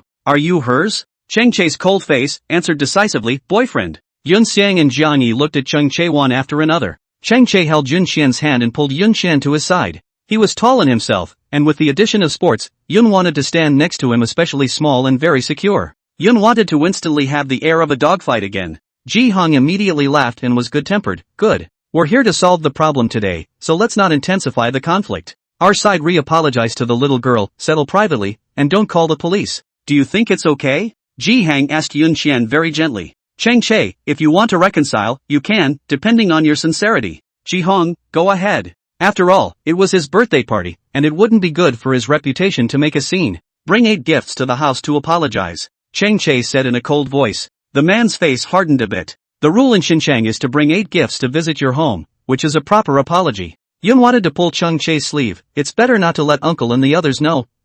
Scared of what? You're not wrong. Chang Chae held Yun Xian's hand tightly, his tone was firm. Just so he knows who Yun wants to know whose kid he is. He dares to spy on people in the family home. Can his ancestors withstand investigation? Does the next generation still want to take the public examination? It's really against them. Jiang Yi coughed lightly at Ji Hong and reminded, Mr. Ji, they are from the nearby military compound. Ji Heng's face sank in a flash. He immediately said to Chung Chae, okay, let's pay a visit at the door. When the man heard this, he immediately said, Mr. Ji, this is a very small matter. Is there a need to make a house call? Shut up! Ji Hong shouted in a cold voice. This was the first time Jiang Yi had seen Ji Hong lose his temper outside. Chang Chae took paper and a pen from the bar and wrote down his number. To Ji Hong, he said, my number, call me. Those who can live in the military compound on Locust Street are bound to have official positions. He didn't dare to make a move. Good. Ji Hong nodded his head, not forgetting to apologize with Yun Xiang, little girl, I'm really sorry. I will definitely give you a satisfactory answer for this matter.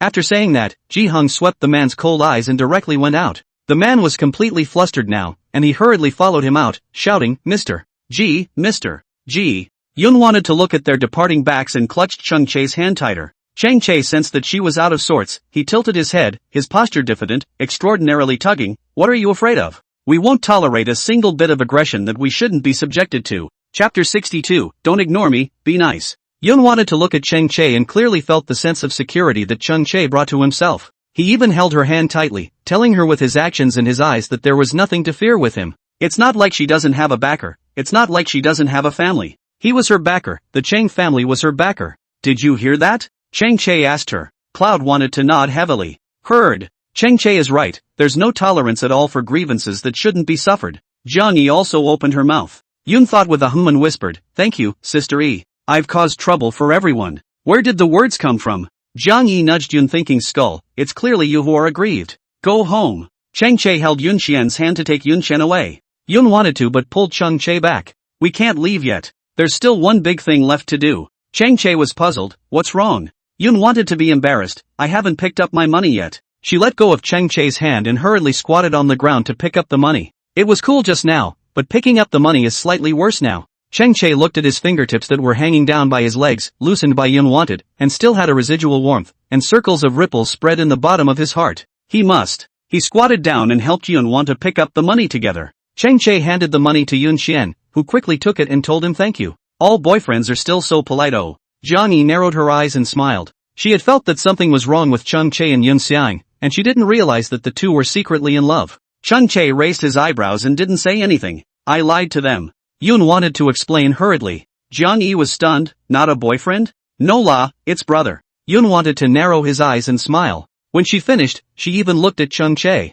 Chang Chae greeted Jiang Yi and went out. Yun wanted to say goodbye to Jiang Yi and immediately followed him out before Chung Chae could go far. Yun wanted to put his hands behind his back, alongside him, and couldn't help but mutter, not coming? Chung Chae looked at her, his tone calm, passing by. Do you think I'll believe it? Cloud wanted to look at him seriously. Chung Chae put his cell phone away and pocketed it, pretending to be bashful. As you wish. Cloud wanted to bite his lip. He's doing it again. Always saying such unemotional things with such indifference makes you uncomfortable to listen to. Chang Chae was about to cross the street. Yun wanted to reach out and pull Chung Chae's sleeve. Chang Chae inclined his head and met Yun Think's line of sight head-on. Her brows were furrowed and her eyes were covered in displeasure. Why have you suddenly been so cold to me in the past 2 days? Cloud wanted to get to the point. Yes? Chang-Che had a no-ah look on his face. Cloud wanted to be too lazy to review the situation with him. He knows best, doesn't he? Same attitude you had the first day you met me, standing on the steps and talking. It's very off-putting. Cloud wanted to lower his head and withdraw his hand.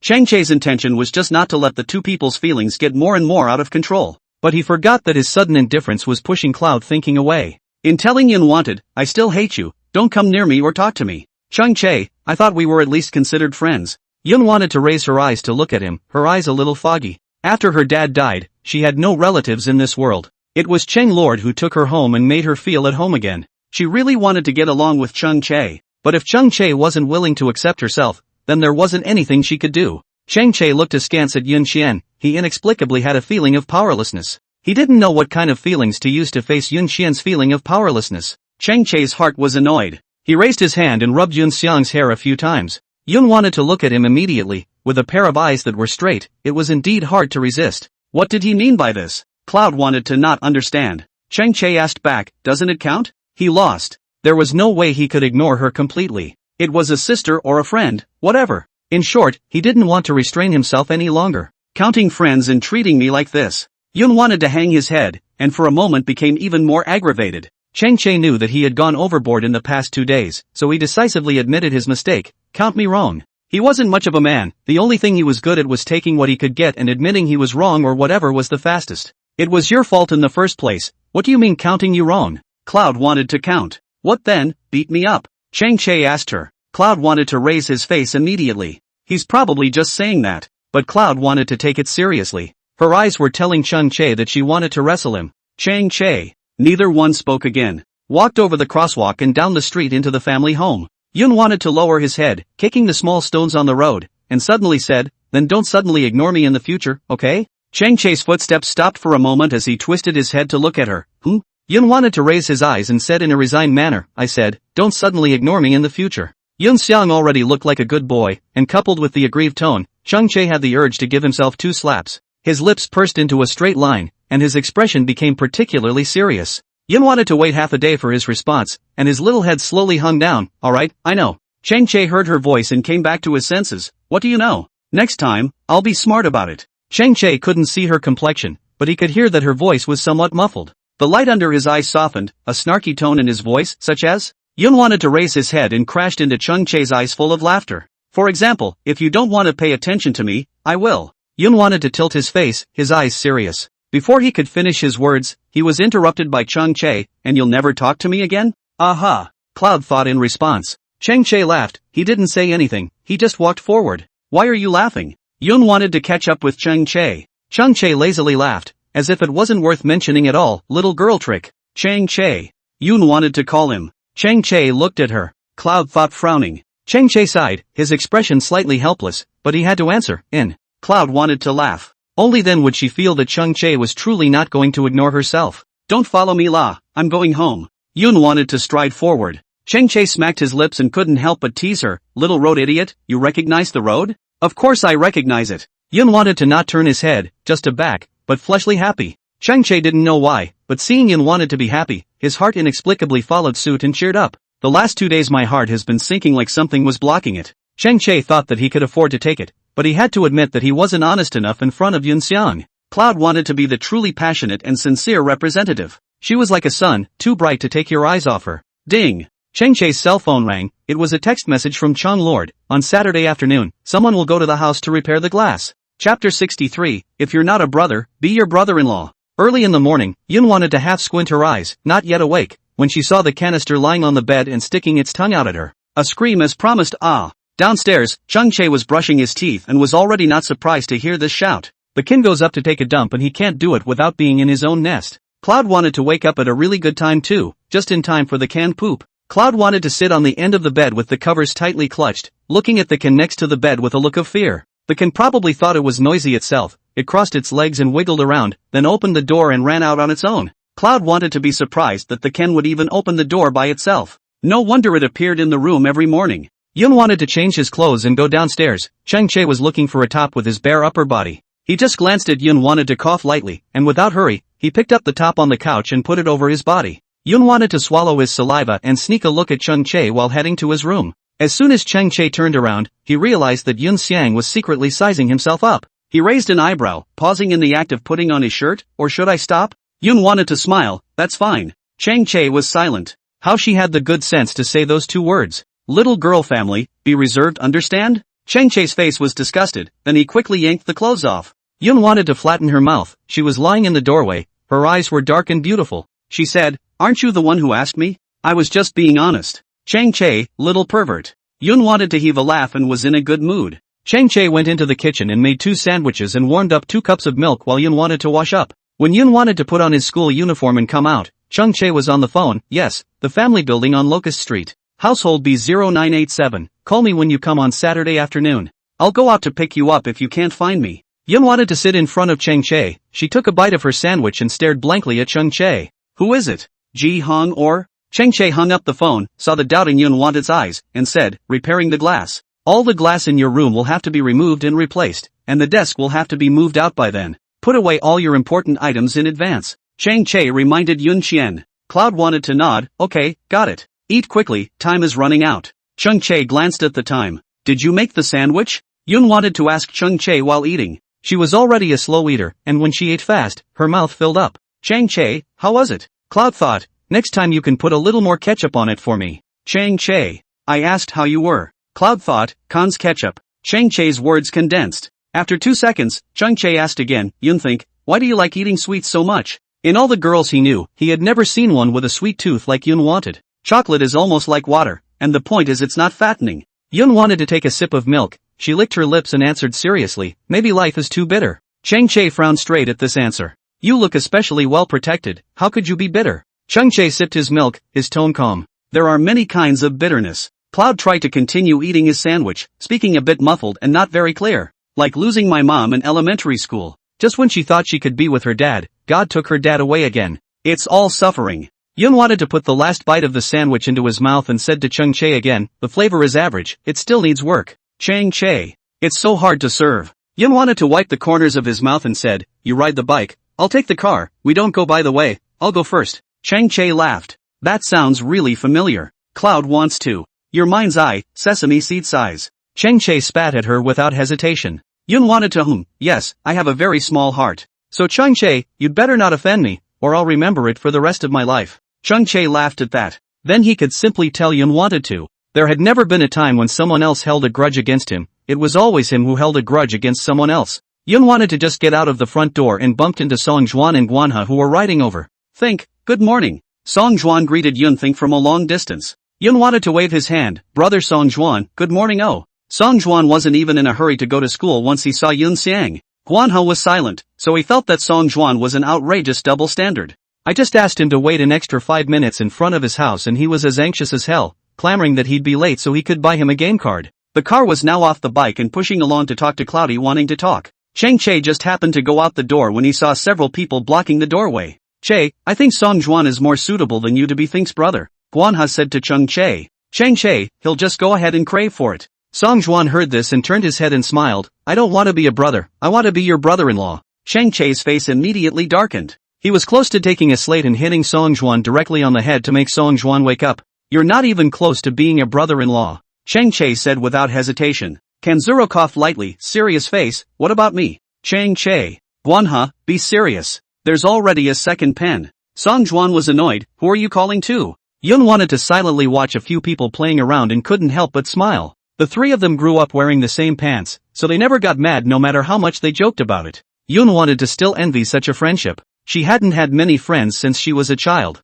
After mom died, dad kept himself well protected. She was alone most of the time and quiet. Think about it, speak for yourself. If the 2 of us let you choose, who would you choose? Song Juan and Guanha were side by side. Cloud wanted to look over. The 3 teenagers stood leaning together. The morning light beat down from the high walls. Each of the 3 people has their own characteristics, but they all should have the same label on them, youth. They are truly dashing young men who were born under the red flag, grew up under the sun and lived in the spring breeze.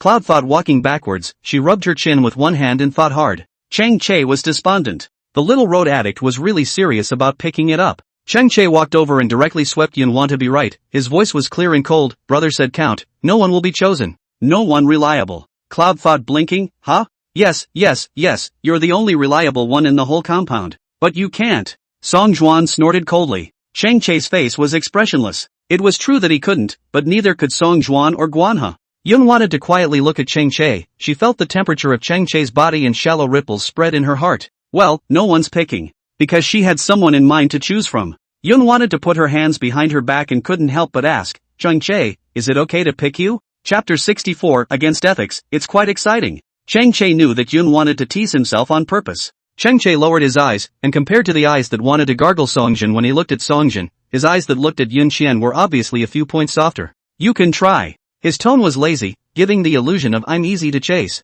A smirk flashed under Yun Thot's eyes. Try it? It's not a no-no. At the bus stop, Cloud wanted to part ways with the three. Chang Che only left after watching Yun Xian get into the car. In the school parking area, Guan had teased him, Chang Che, you're overly concerned about your sister. You said you're a sister, what's too much to care? Chang Che braced his bike and raised his eyes to look at Guanhe. Can he laughed, after all, she's a halfway decent sister, so who knows if your feelings will turn sour. Chang Che's complexion sank for a moment as he smiled and put his arm on Guanhe's shoulder. He asked Kanhe, what happens if it goes bad? It's against ethics. Kanzuru replied bluntly. Of course Chang Che knew that. Chang Che coughed lightly, he raised his eyebrows, a hint of bad flashed under his eyes, don't you think, it's kinda exciting? Guanhe's eyes narrowed slightly as he looked at Chang Che as if sizing him up, you're quite bold. Half-brother and sister TSK. Chang Che looked into the distance, thinking of Yun Xian's obedient appearance, he really couldn't help but want to bully her. Guanha hurriedly held down Chang Che's arm and pushed Chang Che to the side. Wake up, do you really want to be not?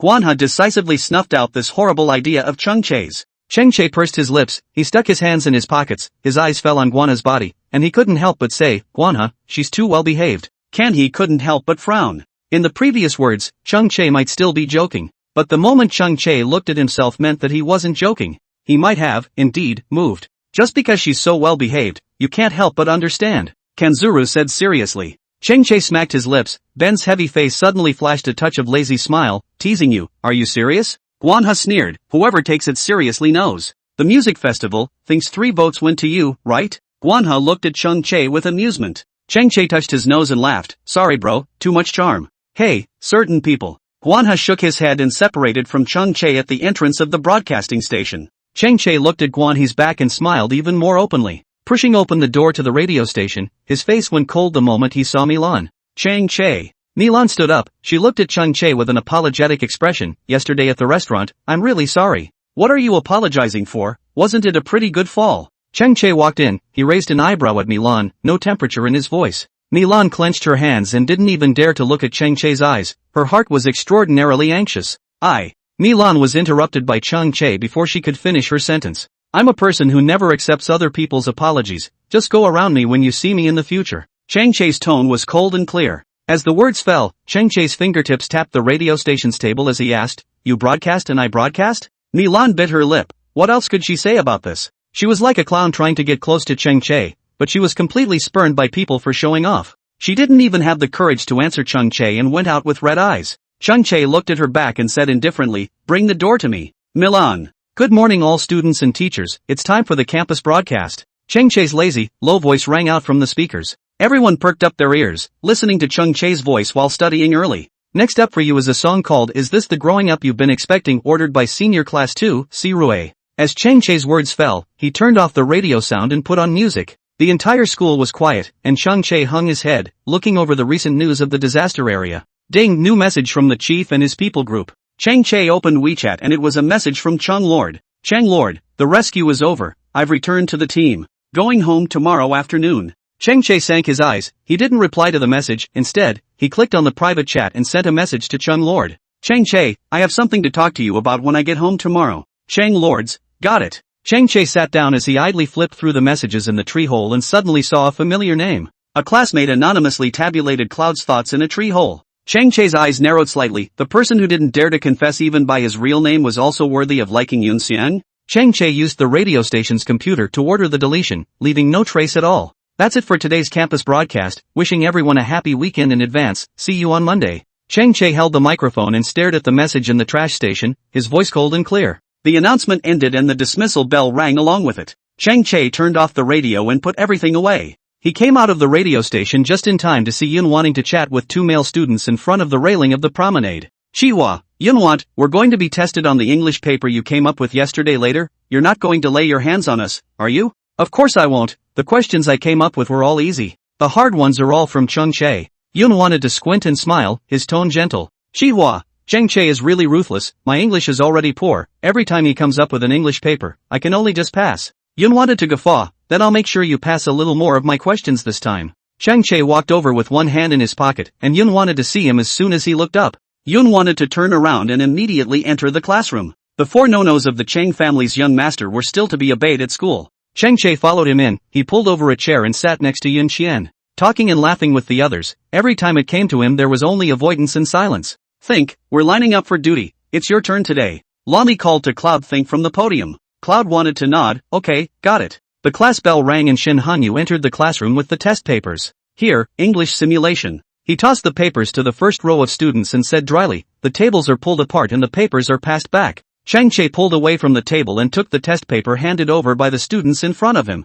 Yun wanted to get the test paper before he saw the reading questions that Chung Che had come up with. She couldn't help but look at Chung Che one more time. Cheng Che is really on the high end of the scale and this reading question was very challenging. The students who had just discussed the test papers with Yun Qian looked at Yun Qian, rather tearfully. So much so that as soon as the test was over, Chihua ran over and complained, Cloud Thinker, the questions were too hard. Asterisk. This reading is making me do a double take. It's so hard. Where are the questions that should be in a practice paper? Cheng Che was in the process of putting away his pen when he swept a glance at those 2 men and slammed the table towards Yun Xiang's table. Bang bang. The classroom was quiet. Is it hard? Isn't it just a matter of having hands? Cheng Che looked at Chihua with a provocative gaze. The 2 students were instantly anonymous and turned away without a moment's pause. Yun wanted to silently look at Cheng Che. What was he doing? What are you looking at? So fond of chatting with them, you sit over there. Cheng Che clasped his hands on his chest, grimacing. Cloud thought? Just sit down. She got up and was about to leave.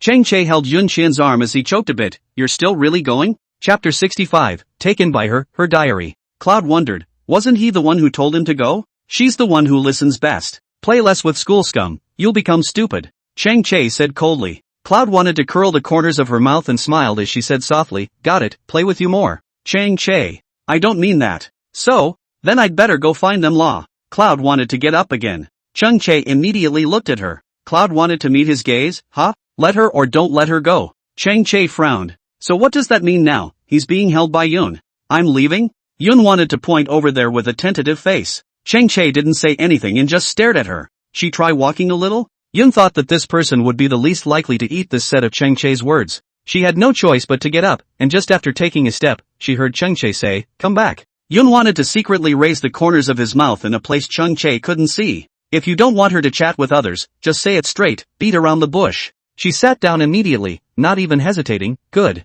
Cheng Che's ears inexplicably warmed up when he saw how quickly Yun wanted to agree. He knew in his heart that he had been tricked. Cheng Che, come to the office and get your homework. Shin Hanyu called Cheng Che from the back door. Cheng Che raised his head and gave a hum. Getting up, he went to the office. Think, I'm done writing notes. Someone called out to Yun Think, signaling that Yun Think could erase the blackboard. Shin Hanyu was on the taller side, and his characters were always written upwards. A whole blackboard is full of writing. Cloud wanted to stand on his tiptoes and raise his arms as high as he could barely manage to graze a little above. Students came and went outside in the hallway, and she pushed the chalkboard eraser with her fingertips, dust falling from it as it slid down, towards her face about to smash. Someone behind her suddenly enveloped her, and with a thud, the chalkboard eraser was slapped against the board. The chalk dust fell down, and Yun wanted to hurriedly lower her head, so the chalk dust fell on top of her head in droves. Can't reach, won't find someone? The man's disgusted voice came to his ears. As soon as Yun wanted to look up, he saw Cheng Che standing behind him. He picked up the blackboard eraser and cleaned all the words on it in 3 or 2 passes.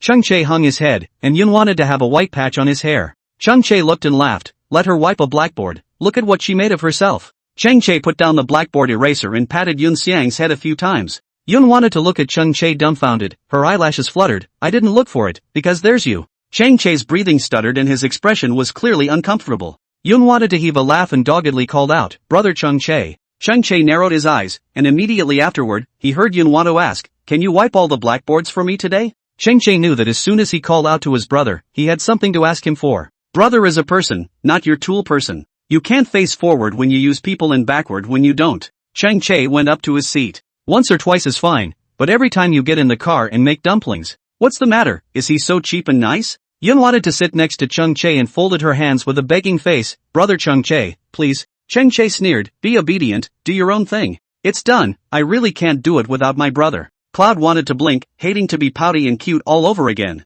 Done. Can't really do it without my brother. The knot in Chung Chae's throat moved as he lowered his eyes and lowered his voice to remind him, Yun think, speak properly for the hell of it. Yun wanted to sit back in her seat and said stubbornly, Chung Chae, you better not have need to ask me for anything. Chung Chae cocked his head and swore that there wouldn't be that day. It would only be Yun who wanted to beg him. Some people are just hard-mouthed and soft-hearted, and when Yun wanted to come back from the office at night to clean up, he found that the classroom had been cleaned. The blackboard was also wiped clean. Yun wanted to stand on the podium, rubbing his fingertips on the blackboard and couldn't help but smile. Chung Chae, the sky is falling, your mouth is hard. Class, are you going to play your shift at school? Still not leaving? Chung Chae's lazy voice came from outside the door. Cloud wanted to turn around, she put her hands behind her back and raised her face. Didn't you leave too? Brother is waiting for someone. He tugged with his hands in his pockets. Yun wanted to curl the corners of his mouth. Waiting for me? Waiting for you, he said dryly. Cloud thought, but we're on different paths. Chung Chae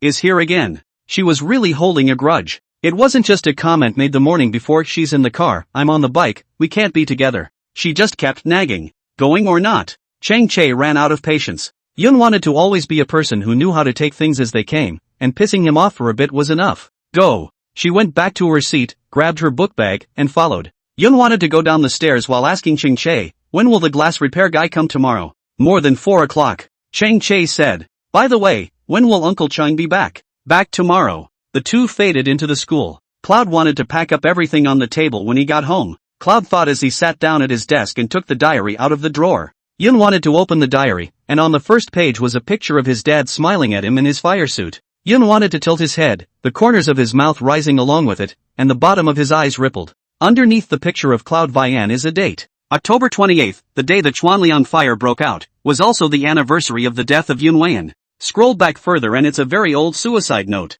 It was written by all the participants in the Chuanlian rescue. The content of Yun Wayan's suicide note was simple, with only 2 sentences. Think, my daughter, Daddy loves you. With a military uniform and a heart of gold, I will do my best to guard a side of heaven and earth. He told Yun thought countless times that he was wearing this uniform, enjoying the people's high esteem, and that no matter how dangerous it was, he couldn't back down. There was no shortage of heroes in this world, but he still had to do his best to guard this side of the world. But, he didn't tell Cloudy thought countless times, Daddy loves you. Yun wanted to look askance at his dad in the photo, tears slipping down his cheeks as he choked. I'll go see you in a few days, my hero. Saturday, coffee shop. There weren't many people, so Yun wanted to rest his face and read the newspaper for rent. Jiang Yi came over from the back kitchen and saw Yun wanted to look at the house and asked her, you want to rent a house? Yeah. Cloud thought tilting his head, I live alone and don't want anything too big. Nor do I want one that's too far away. It's so hard to find a suitable house, Sister E. Jiang Yi thought about it and suddenly said, a friend of mine has a 1-bedroom apartment in the neighborhood.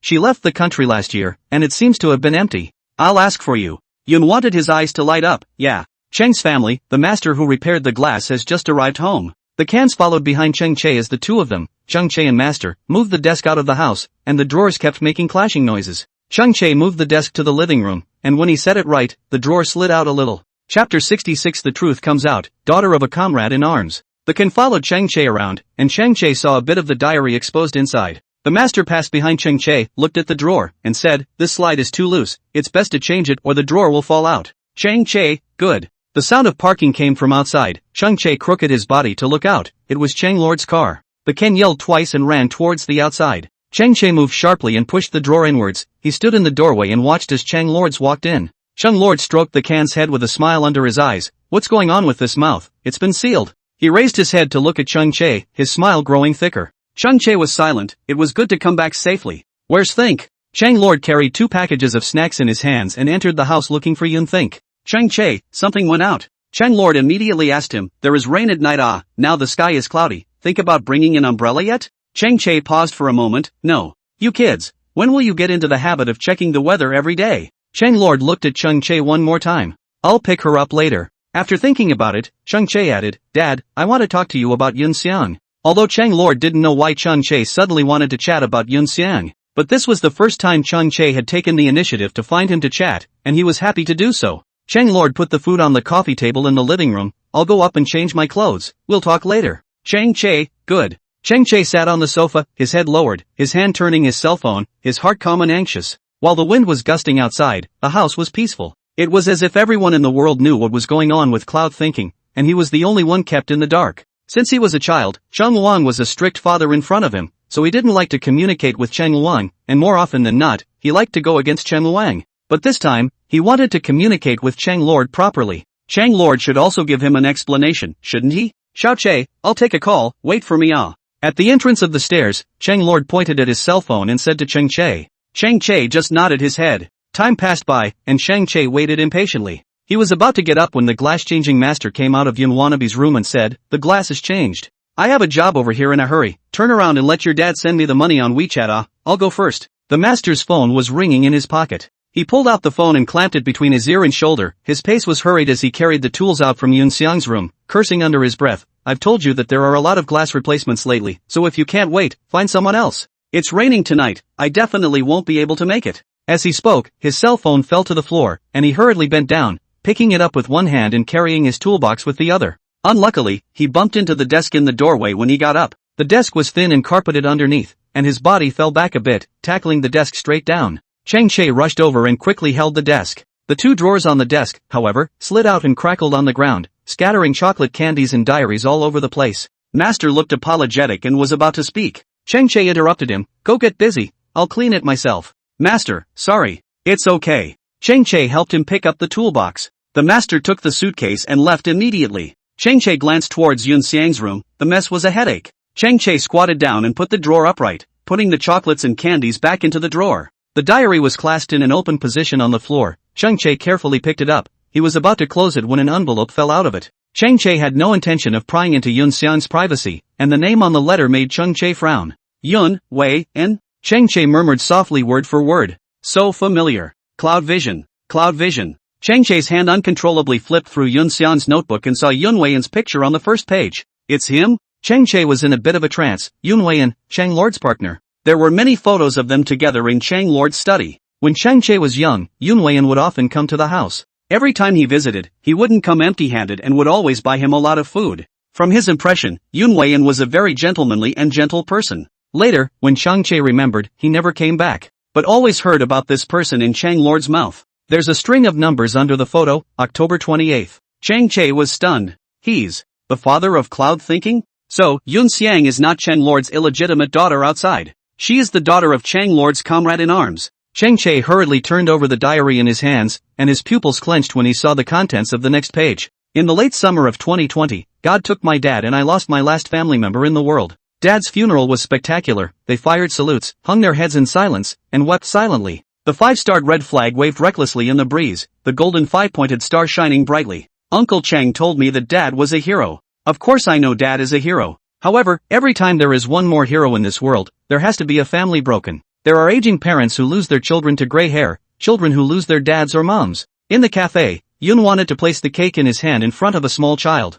She narrowed her eyes and smiled prettily. "Baby, your chocolate cake." The child clutched the fork in her hand, a pair of eyes looking straight at Yun Xian, then shyly twisted her head in front of her face and sweetly called out, "Mom." Cloud wanted to turn away, envious in his heart. Cheng Che's fingertips clenched the diary in his hands, and when he saw what came next, his entire heart felt like it had been viciously plucked out by something, suffocating for a moment. "Dad, it's raining today. I remember how you would always buy a piece of raspberry cake and come home to see me when it was raining. You've asked me countless times if it's good. I've always answered yes. In fact, I got tired of eating it a long time ago, but since it was bought by my dad, I was always a big fan of finishing it every time. Dad, it's 8 o'clock. I probably won't be able to wait for the raspberry cake you bought me, so I decided to go out and get it myself. Every rainy day from now on, I'll buy myself a slice of raspberry cake, because only then will I feel that you are still with me. But Dad, do you think that thoughts have a voice?" Cheng Che's brows were tightly locked, and the image of Yun Xiang arguing with himself over the raspberry cake flashed through his mind. "Cheng Che, you don't understand what this cake means to me."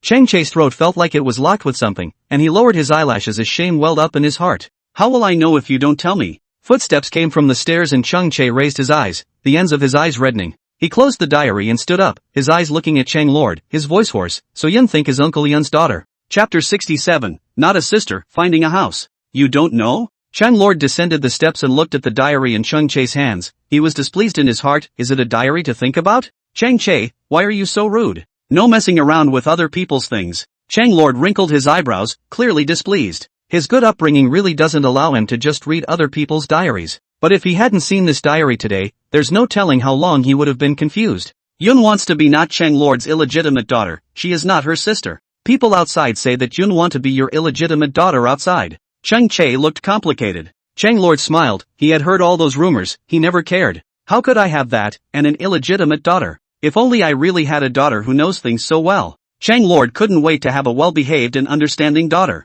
So Yun want to live in our house because Yun want's father passed away? Chang Che asked Chang Lord. Chang Lord was sitting on the sofa, and when he heard Chang Che's words, puzzlement was written in the bottom of his eyes. Didn't I talk to you guys in the group? What group? Chang Che immediately asked. How come he didn't see the message? Chang Lord, of course it's our subgroup. Oh. Chang Lord slapped his thighs, as if remembering something. I remember, it just so happens that you were kicked out by your mom in those 2 days. Chang Che choked, So why would you say something so important on WeChat? I haven't heard you say it before either. Chang Che was on the verge of breaking down. He treats people like a bastard and gives them a hard time on the first day. Even called her mom a third party the other day. Chang Che simply didn't dare to recall what outrageous things he had done in this short month or so. In his world, it all seemed reasonable. But in the world of Yun Want, he is not purely a nothing to find trouble and careful? Chang Che was speechless and couldn't wait to slap himself. Aren't we always tweeting about our family? I'm not at home, and your mom doesn't look at her phone often in the operating room. Only by leaving a message on WeChat can all of us not miss it and receive it. After saying these words, Chang Lord looked at Chang Che slyly. Chang Che gasped and laughed. So what was he doing? Count them play a part? Counting the chief and his kicked out subjects? What the hell? Chang Lord lightly coughed. I've said, don't always make your mom angry over nothing. Look, you're missing out on important news, aren't you? But wait. Chang Lord looked at Chang Che and muttered, you suddenly questioned me. It couldn't be that you believed the rumors of those people outside and thought that Think was my illegitimate daughter, right? Chang Che immediately turned red as he stretched his neck and stiffened his mouth. How could I? Chang Lord's at ease, I said it. You are not so stupid. 205 to believe those rumors outside. Chang Che drew in a breath of cool air, extraordinarily vain. Don't scold him, he's the 250. He's not even 205. A gentle rain fell outside the window, and the figure of Yunwei suddenly flashed through Chang Lord's mind. Whenever it rained, he took leave from the team and told them with a smile while changing into his regular clothes, going home to see my daughter. That's when people make jokes about him and say he's a total daughter slave. As Chang Lord was reminiscing, Chang Che's voice suddenly came from his ears. Dad, I'm going out. Chang Lord retrieved his thoughts. Chang Che was running out with his umbrella, his pace hurried. What for? You remembered to pick up Think about coming home. Chang Lord's voice was swallowed up by the light rain. The teenager's footsteps became more and more hurried as the rain fell on the back of his shoulders, wetting his shirt. Evening rush hour, vehicles on the road gradually increased, blinding lights dazzle people. In the cafe, Jiang Yi sipped her hot tea inside. It's raining again, what a rainy October. Yun wanted to raise his eyes and look out. It was the same way the October of the year Dad died, it rained a lot. Think, go home and get my umbrella later. Jiang Yi said to Yun. Think. Cloud thought with a good. Boss, phone. The little girl at the bar handed her cell phone to Jiang Yi. Jiang Yi took the cell phone and she went to one side to make a call. A short while later, she came over and called to Cloud. Thinker, Think, good news. Yun wanted to be handing a cup of coffee to a customer. When he heard Jiang Yi's words, his eyes lit up. Is it that the matter of the house has been settled? You're so smart. Jiang Yi nodded Yun Xian's skull and smiled gently. My friend said that the house is idle, so if you want to live there, go ahead and live there. But pay your own utility bills, don't damage the facilities in the house, and don't bring strangers in. Yun wanted to be touched. Thank you Sister Yi, but I still have to pay the rent. Where can I live for nothing? Jiang Yi had worked with Yun Xiang for a while, and she knew that Yun Xiang was a very principled person. If she didn't want the rent, Cloud wouldn't want to live there. Solely, she then said, then I'll give you a 60% discount on the normal rate out there. Do you think that's okay? Yes. Okay, then I'll have her draw up a contract and get back to you with the keys. Because Yun wanted to be aggrieved at the cafe, Jiang Yi had been upset in her heart. Being able to help Cloud think of a favor and find her a place to stay put her mind at ease. It's raining today, so there shouldn't be too many customers, so you can go back early later. Jiang Yi said to Yun Xiang. Cloud nodded as he tried to look out. It's raining. I didn't get to have raspberry cake last time. She just happened to finish her part-time job early today, and she's going to go buy a new piece. Yun wanted to change her clothes. She took her umbrella and just pushed open the door of the cafe. She saw Chang Che who was standing in the rain holding an umbrella. The young man was long and his clothes were clean and classy. The dark night could not drown him, but the guilt in his heart was like a flooding beast that swept madly towards him the moment he saw Yun Xiang. Until Yun tried to call his name, Chang Che. She's leaping in tone, or surprise, or accident. Chang Che looked at her, the bottom of his eyes gradually rippling, countless whirlpools surging in his heart. Why are you here? Yun wanted to come in front of Chung Chae, the umbrella in his hand, not even having the time to open it. His umbrella immediately tilted towards her, and his eyes instantly became soft as he looked at Yun Xian. If he hadn't read Yun Xiang's diary, he wouldn't have believed that such a sunny and well-behaved little girl on the surface was actually lonely and dark inside. No wonder she's always careful. No wonder he always felt that with Yun Wana's quality and upbringing, it didn't look like a child that would be raised by a deformed family. This idiot is obviously fragile, but is a hot son. The eldest young master shouldn't have come to pick me up, right? Yun wanted to tilt his head and deliberately joked. Chung Chae looked at her, and his heart, which had been shrouded, saw clear in an instant. He didn't try to hide it. Well, to pick you up. Chapter 68. She's too good to move out. Yun wanted to narrow his eyes, vaguely feeling that Chung Chae was a bit off. You shouldn't be begging me for something. Yun wanted to turn around to leave. A bicycle suddenly rode over on one side, shaking off the rain on the road, and Chung Chae's hands were quick to yank Yun Xiang toward his arms. Yun wanted to pause for a moment as Chung Chae's powerful heartbeat was heard in his ears. She looked up at Chung Chae, who was looking down with a frown. You think I'm like you? If you have something to ask brother Chung Chae, if you have nothing to ask Chung Chae, don't eat. He. Yun wanted to give a naive laugh. Chung Chae raised his hand and flicked Yun Xiang's head, but his tone was filled with indescribable doting. Silly. Cloud tried to rub her head as she looked around and said, I'm going to the cake store. Buy raspberry cake? Chung Chae immediately asked her. Cloud thought, nodding, still a little surprised. How did you know? I guessed. Chung Chae said. Yun wanted to laugh as she tilted her head and looked at Chung Chae with a pair of almond eyes shining brightly. She asked, Chung Chae, do you know why I like raspberry cake? Chung Chae knows. Still, he shook his head. He was more interested in hearing what Cloud wanted to say than in peeking into the diary to learn the truth. Because of my dad. Cloud wanted to put his hands behind his back. Chung Chae looked at her askance, watching the proud look of the corners of her mouth rising, his heart gradually rippling. Chung Chae didn't respond and continued to wait for her next words. She spoke in a calm tone. He died in the Chuanliang rescue in his 20th year. When he was alive, every time it rained, he would buy me a piece of raspberry cake. So, I love raspberry cake. The asphalt road was painted with white crosswalks, and the entrance to the cafe was lit with warm yellow light. The two stood not far from the entrance of the cafe, the umbrella in Chung Chae's hand completely tilted towards her. Light rain pattered down, the railing on both sides of the long river in Gaoqiao was washed by the rain, the color of yellow glowing. Chung Chae handed the cake that had been hidden behind his back for a long time to Yun Xian. The teenager's voice was deep and magnetic and husky, and his eyes were extraordinarily gentle. Is that so? Yun wanted to be slightly stunned. Huh? The cake box was opened and the raspberry cake came into view. Cloud thought as his heart skipped a beat. Raspberry cake? She raised her eyes in surprise to look at Chung Chae, a pair of almond eyes glowing with a fine light. She then realized that Chung Chae's hair was half wet. It looked like it had been out for a long time. Looking further down, his shoulders, his pants legs, they were wet. Like the state she was in that day when she was looking around for raspberry cake.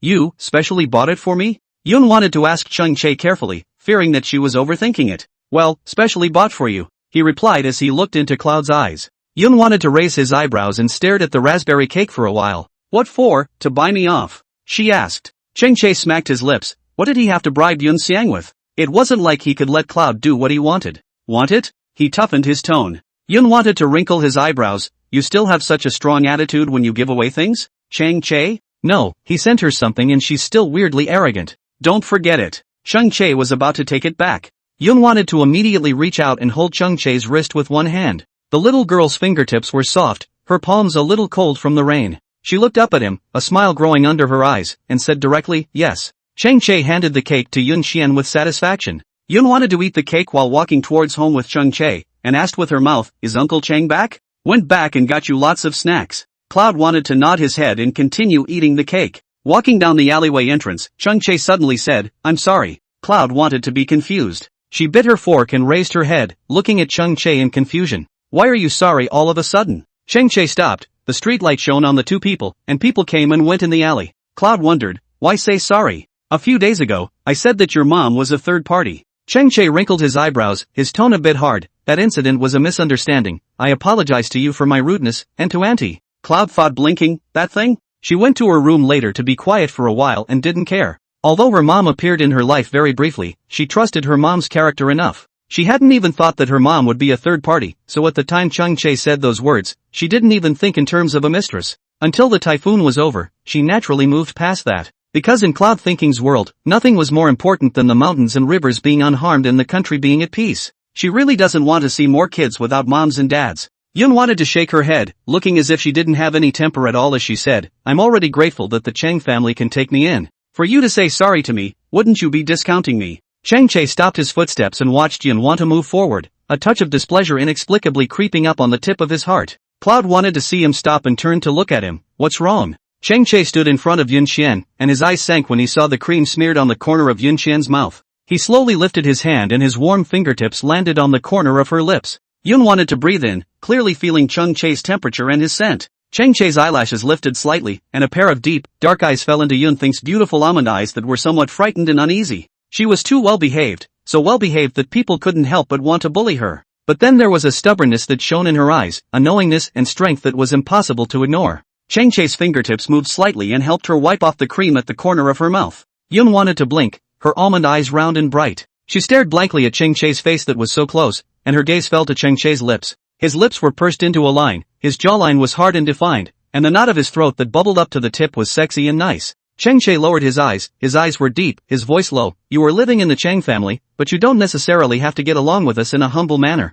You can be a parasite, but you can't be without your own temper. Understand? Yun wanted to look into his eyes, and for the first time, he saw the sincerity of a teenager in Chang Che's body. It was as if he had suddenly become a different person, very different from what he had been before. Ow, it's like being punched through the vein. Yun wanted to be apprehensive in her heart. Chang Che was a bit too good for her. Especially the words just now, which really had warmed her up. Can be a parasite, but not without a temper of his own. Yun wanted to be careful and softened his voice. Chang Che, are you really okay with begging me? Chang Che. What part of him looked like he had something to ask her? Does she know what a warm moment is? What a party pooper. Chang Che ignored her and turned his head to look to the side while the umbrella in his hand was propped on top of Yun Xiang's head, so the scene was somewhat comical. Yun couldn't help but smile when he wanted to see him get angry. The Chang family's little master really doesn't stand up to teasing. Oh, got it, Chang Che. Yun wanted to respond to him seriously. She wouldn't put herself down too low. Yun wanted to come to Chang Che's side, his tone relaxed and pleasant. However, Chang Che, I should be able to move out soon.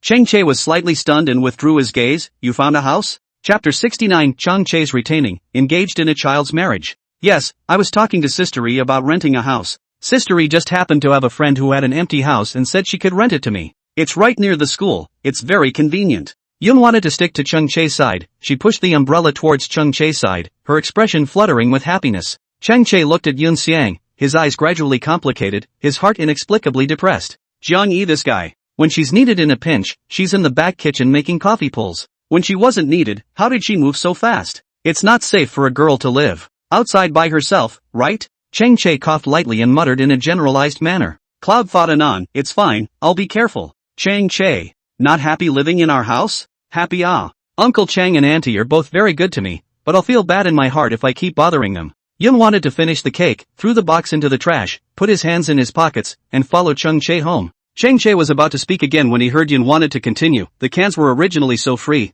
but because of me, I can't play in the living room as often, and I have to wear an anti-bite tool. Chang Che, I'm so ashamed. She was afraid of dogs, favoring the fact that Chang's family kept dogs. She tried to overcome it, but her heart was in the right place. She's also been having friction with Chang Che since she arrived. No matter how you look at it, Cloud thought it would be better to move out. The cans are used to it. It doesn't matter, and it's not a reason why you must move out. Chang Che's voice was cold and clear, and his words seemed to carry other meanings. Yun thought that he couldn't help but look at Chang Che one more time. Chang Che's small mind felt like it had been torn apart as he inclined his head and said softly, I mean, it's fine if you don't move out. And at that moment, fireworks suddenly exploded across the river. The inky sky was illuminated by the glow of stars, and the red and purple fireworks were particularly eye-catching. Yun wanted to immediately tilt his head up to look at the sky. Chang Che's words together were swallowed by the fireworks. On the other side of the Yangtze River, the warm yellow night color is the backdrop, the light rain patter, a couple kissed under the fireworks, in the gentle drizzle love each other. Yun wanted to realize afterward that Chang Che had just spoken, but the voice was too low for her to hear clearly.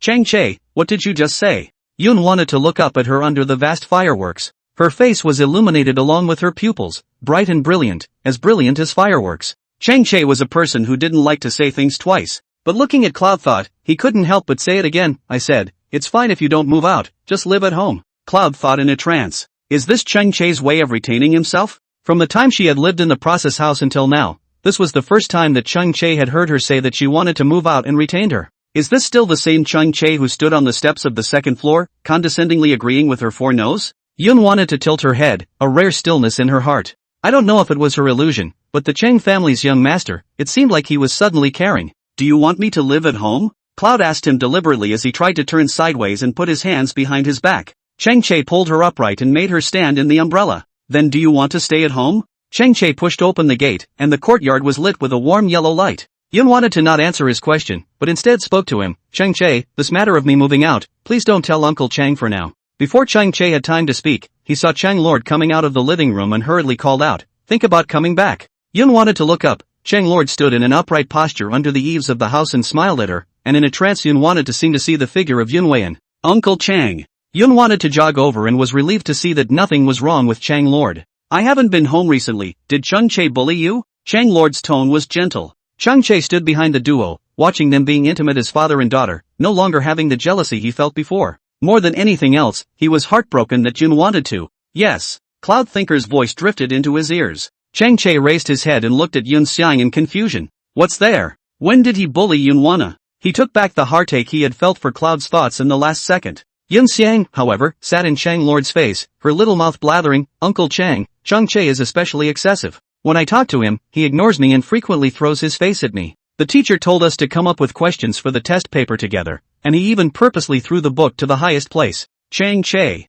Cloud wanted to be really vindictive. It's definitely not fake. Anyone who wants to be with Yun in the future will suffer. This is simply a walking memory book. I don't. Do you believe her or me? Chang Che asked Chang Lord. Chang Lord's face was expressionless. Who do you believe in? Chang Che also realized that he was making a bit of a fool of himself. Love or no love is really quite obvious. Chang Che's tone was light, his heart bitter. Yun wanted to raise his face and looked at Chang Che triumphantly. Chang Che laughed coldly as he purposely walked behind Yun Think and his fingertips nudged Yun Think's head. Yun Wan immediately puffed up her cheeks as she glared at Chang Che and said to Chang Lord, Uncle Chang, look, Chang Che even hit me. Chang Che? Chang Che, be gentle with your sister, why are you always so light-hearted? Chang Lord immediately criticized Chang Che. Chang Che was expressionless. Right, it's because Chang Lord's mouthful of sister.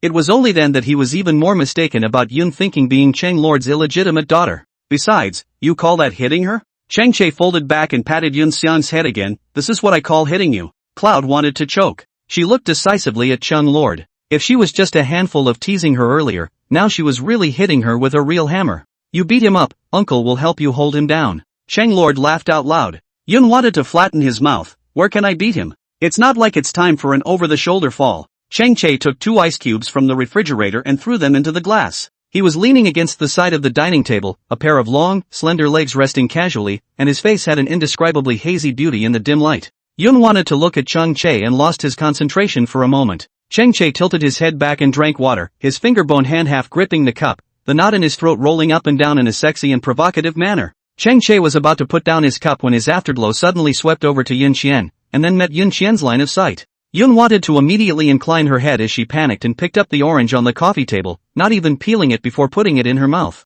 Chang Che laughed. Little colorful clouds of thought. He placed the cup on the coffee table and looked at Yun Qian with eyes that gradually deepened in meaning. Luckily, this little pervert wasn't his sister. Otherwise, it's really going against ethics. Chang Lord's eyes observed the two people and he couldn't help but smile. He also remembered that people in the team always teased him and Yun Weian before, saying that the two children were as old as each other, so they could be engaged in a baby marriage. He just thought at the time that people were fooling around. But now look at. It doesn't seem to be a no-no. Is it better to raise Yun Wannabe as a daughter as well as a daughter-in-law? Chapter 70, being her backer, brother smells good. Uncle Chang, I'm going back to my room. Yun wanted to take 2 more small oranges and got up to slip away. Chang Che just happened to turn back and he blocked in front of her. The teenager had his hands in his pockets and his eyes were downcast, looking at her with teasing written all over them. Yun wanted to purse her lips and silently looked at Chang Che. What's he doing? Chang Che couldn't help but tease her when he saw that she was dumbfounded. Can't you see that your brother is here? Why don't you go back to your room and say hello to your brother?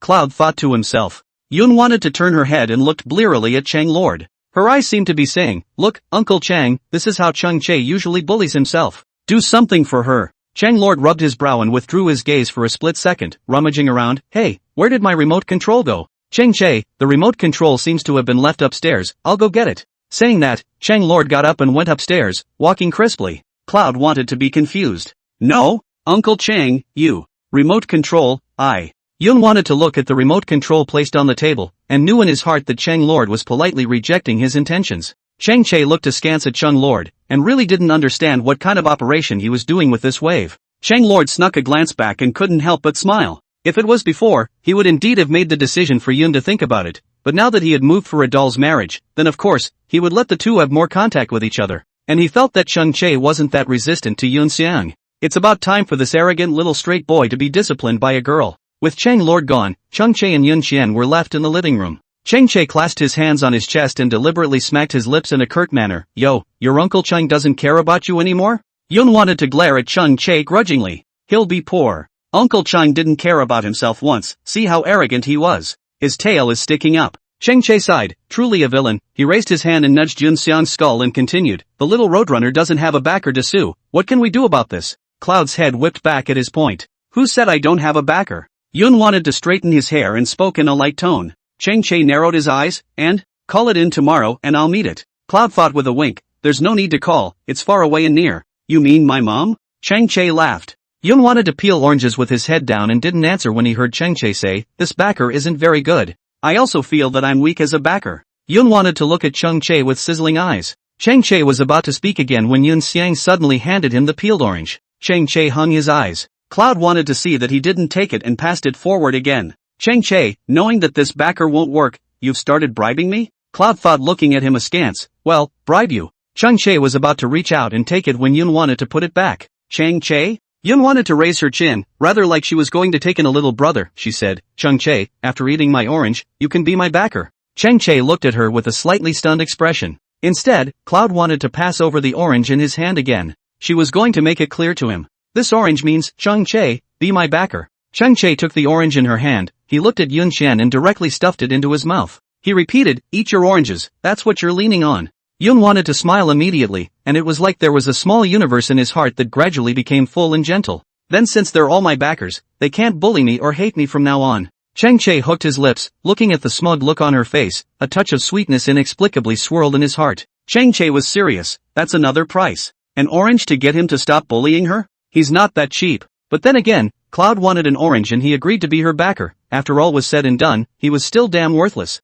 Huh, that's another price, you think you're by Jingting. Yun wanted to glare at him with a disgusted face, and walked around Chung Chae about to go back to his room. Chang Chae decisively pulled Yun Xian's arm and frowned at her. Cloud thought with a sigh. The man is so persistent. She removed Chung Chae's hand and said seriously, brother, I'm going to my room to rest. Is that okay? Only then did Chung Chae satisfactorily step aside. Cloud thought to himself. He's so childish, really. Yun wanted to slip back into her bedroom, where the 2 packs of snacks that Chang Lord had bought were piled up next to her bed. She went to the front of her desk and pulled the drawer open with her hand, only to find it full of more chocolates. Cloud wanted to pull out the drawer of chocolates, an imported brand, not her crispy rice. It didn't take much thought to realize that Chung Chae had bought it for her. Yun wanted to prop her elbows on the table. She looked at the chocolate in her hands, thinking of the conversation she had just had with Chang Chae. She couldn't help but raise the corners of her mouth, revealing 2 beautiful dimples. Yun wanted to pick up the iPad and unwrap the case to flip out Chung Chae's photo. She put the chocolate and the photo together. Looking at the tugging and handsome face of the teenager in the photo,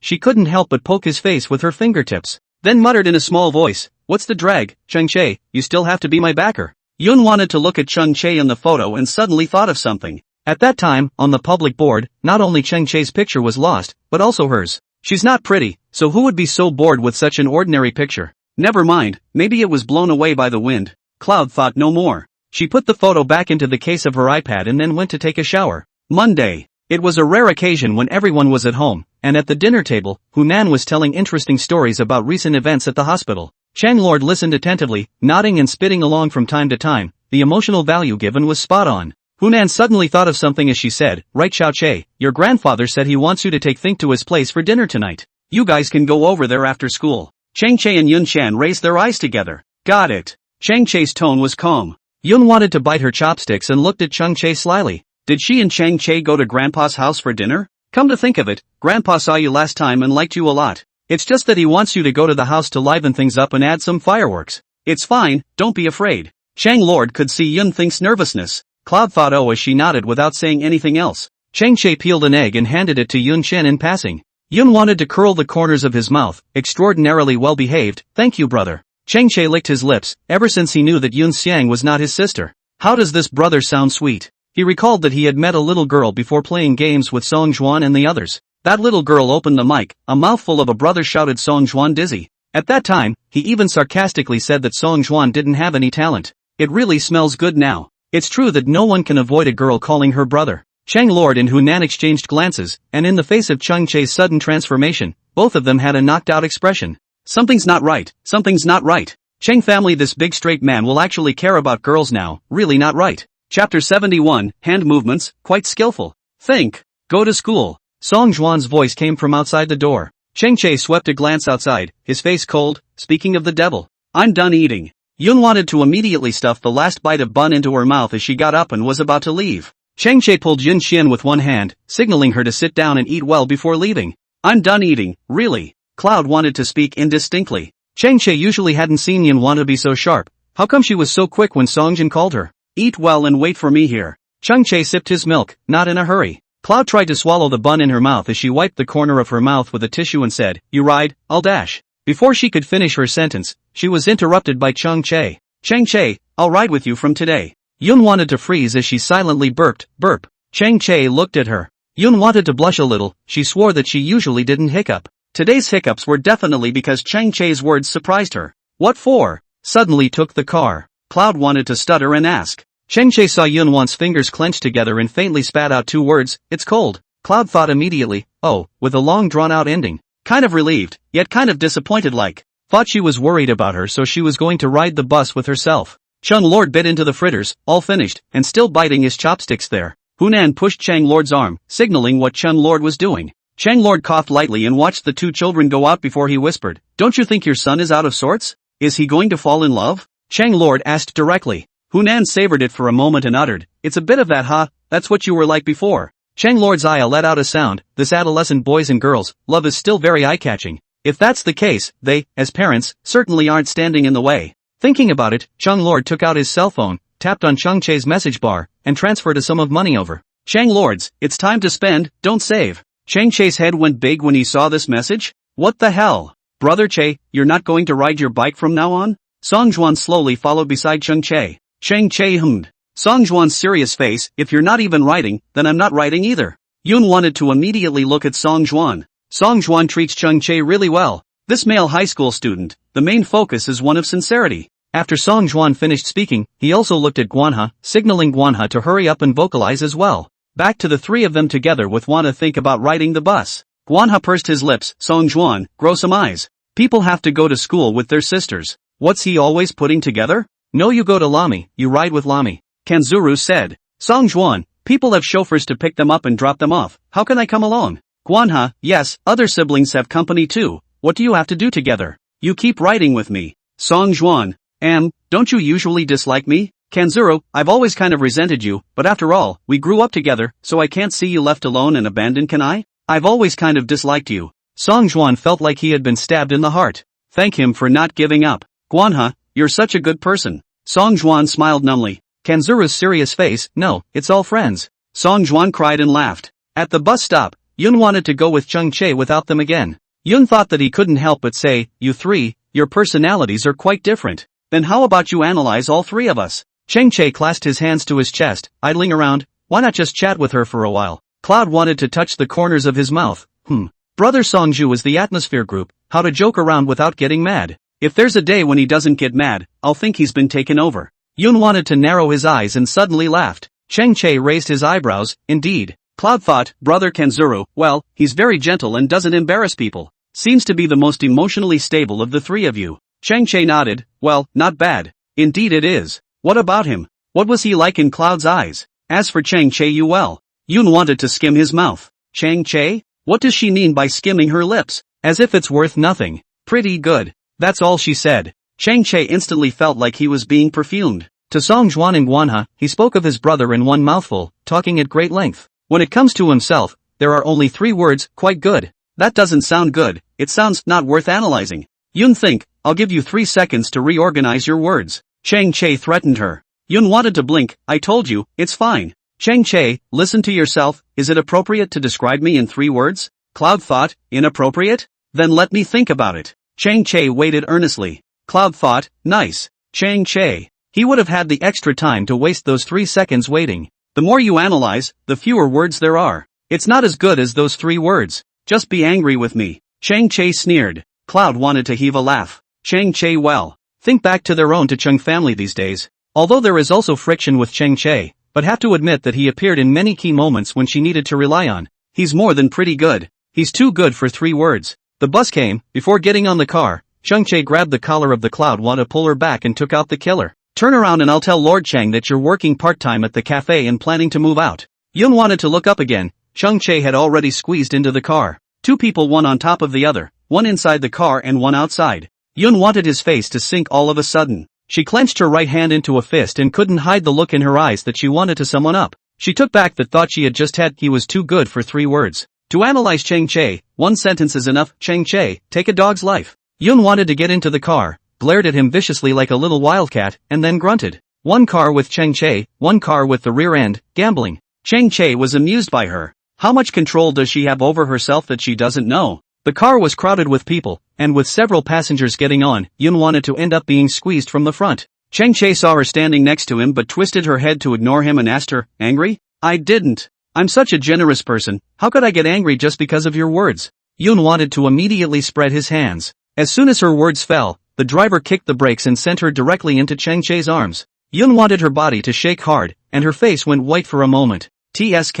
Came Cheng Che's light voice from his ear. Yun wanted to realize that at this time, her hands were tightly encircling Cheng Che's waist. Yun wanted to silently lower her head, her fingertips intentionally scraping across his waist. Cheng Che pursed his lips, clearly feeling the traces of her fingertips flashing hastily on his waist. Yun wanted to look at him and turned around with red ears, her hands clenching the armrests. This car cannot drive a little more stable, she said. With brakes like that, a few more kicks would be fine, wouldn't it? Cheng Che's voice suddenly came from above his head. No, this driver is driving so erratically. Yun wanted to say stiffly. Cheng Che laughed, but your hand movements are quite skillful. Cloud wanted his ears to be red all of a sudden. Chapter 72. I fell in love when. Children really can't be teased, their faces turn red in 2 words. Cheng Che's snickering voice slowly came from behind. Yun wanted to just feel his face getting hotter and hotter. She bit her lip and looked out the window, pretending to not recognize his expression as she silently moved 2 steps ahead. A few boys in front of her were talking and laughing, eyeing Cloud as he tried to stick it to them. Cheng Che smacked his lips, raised his hand and grabbed Yun Xian's collar, yanking him back.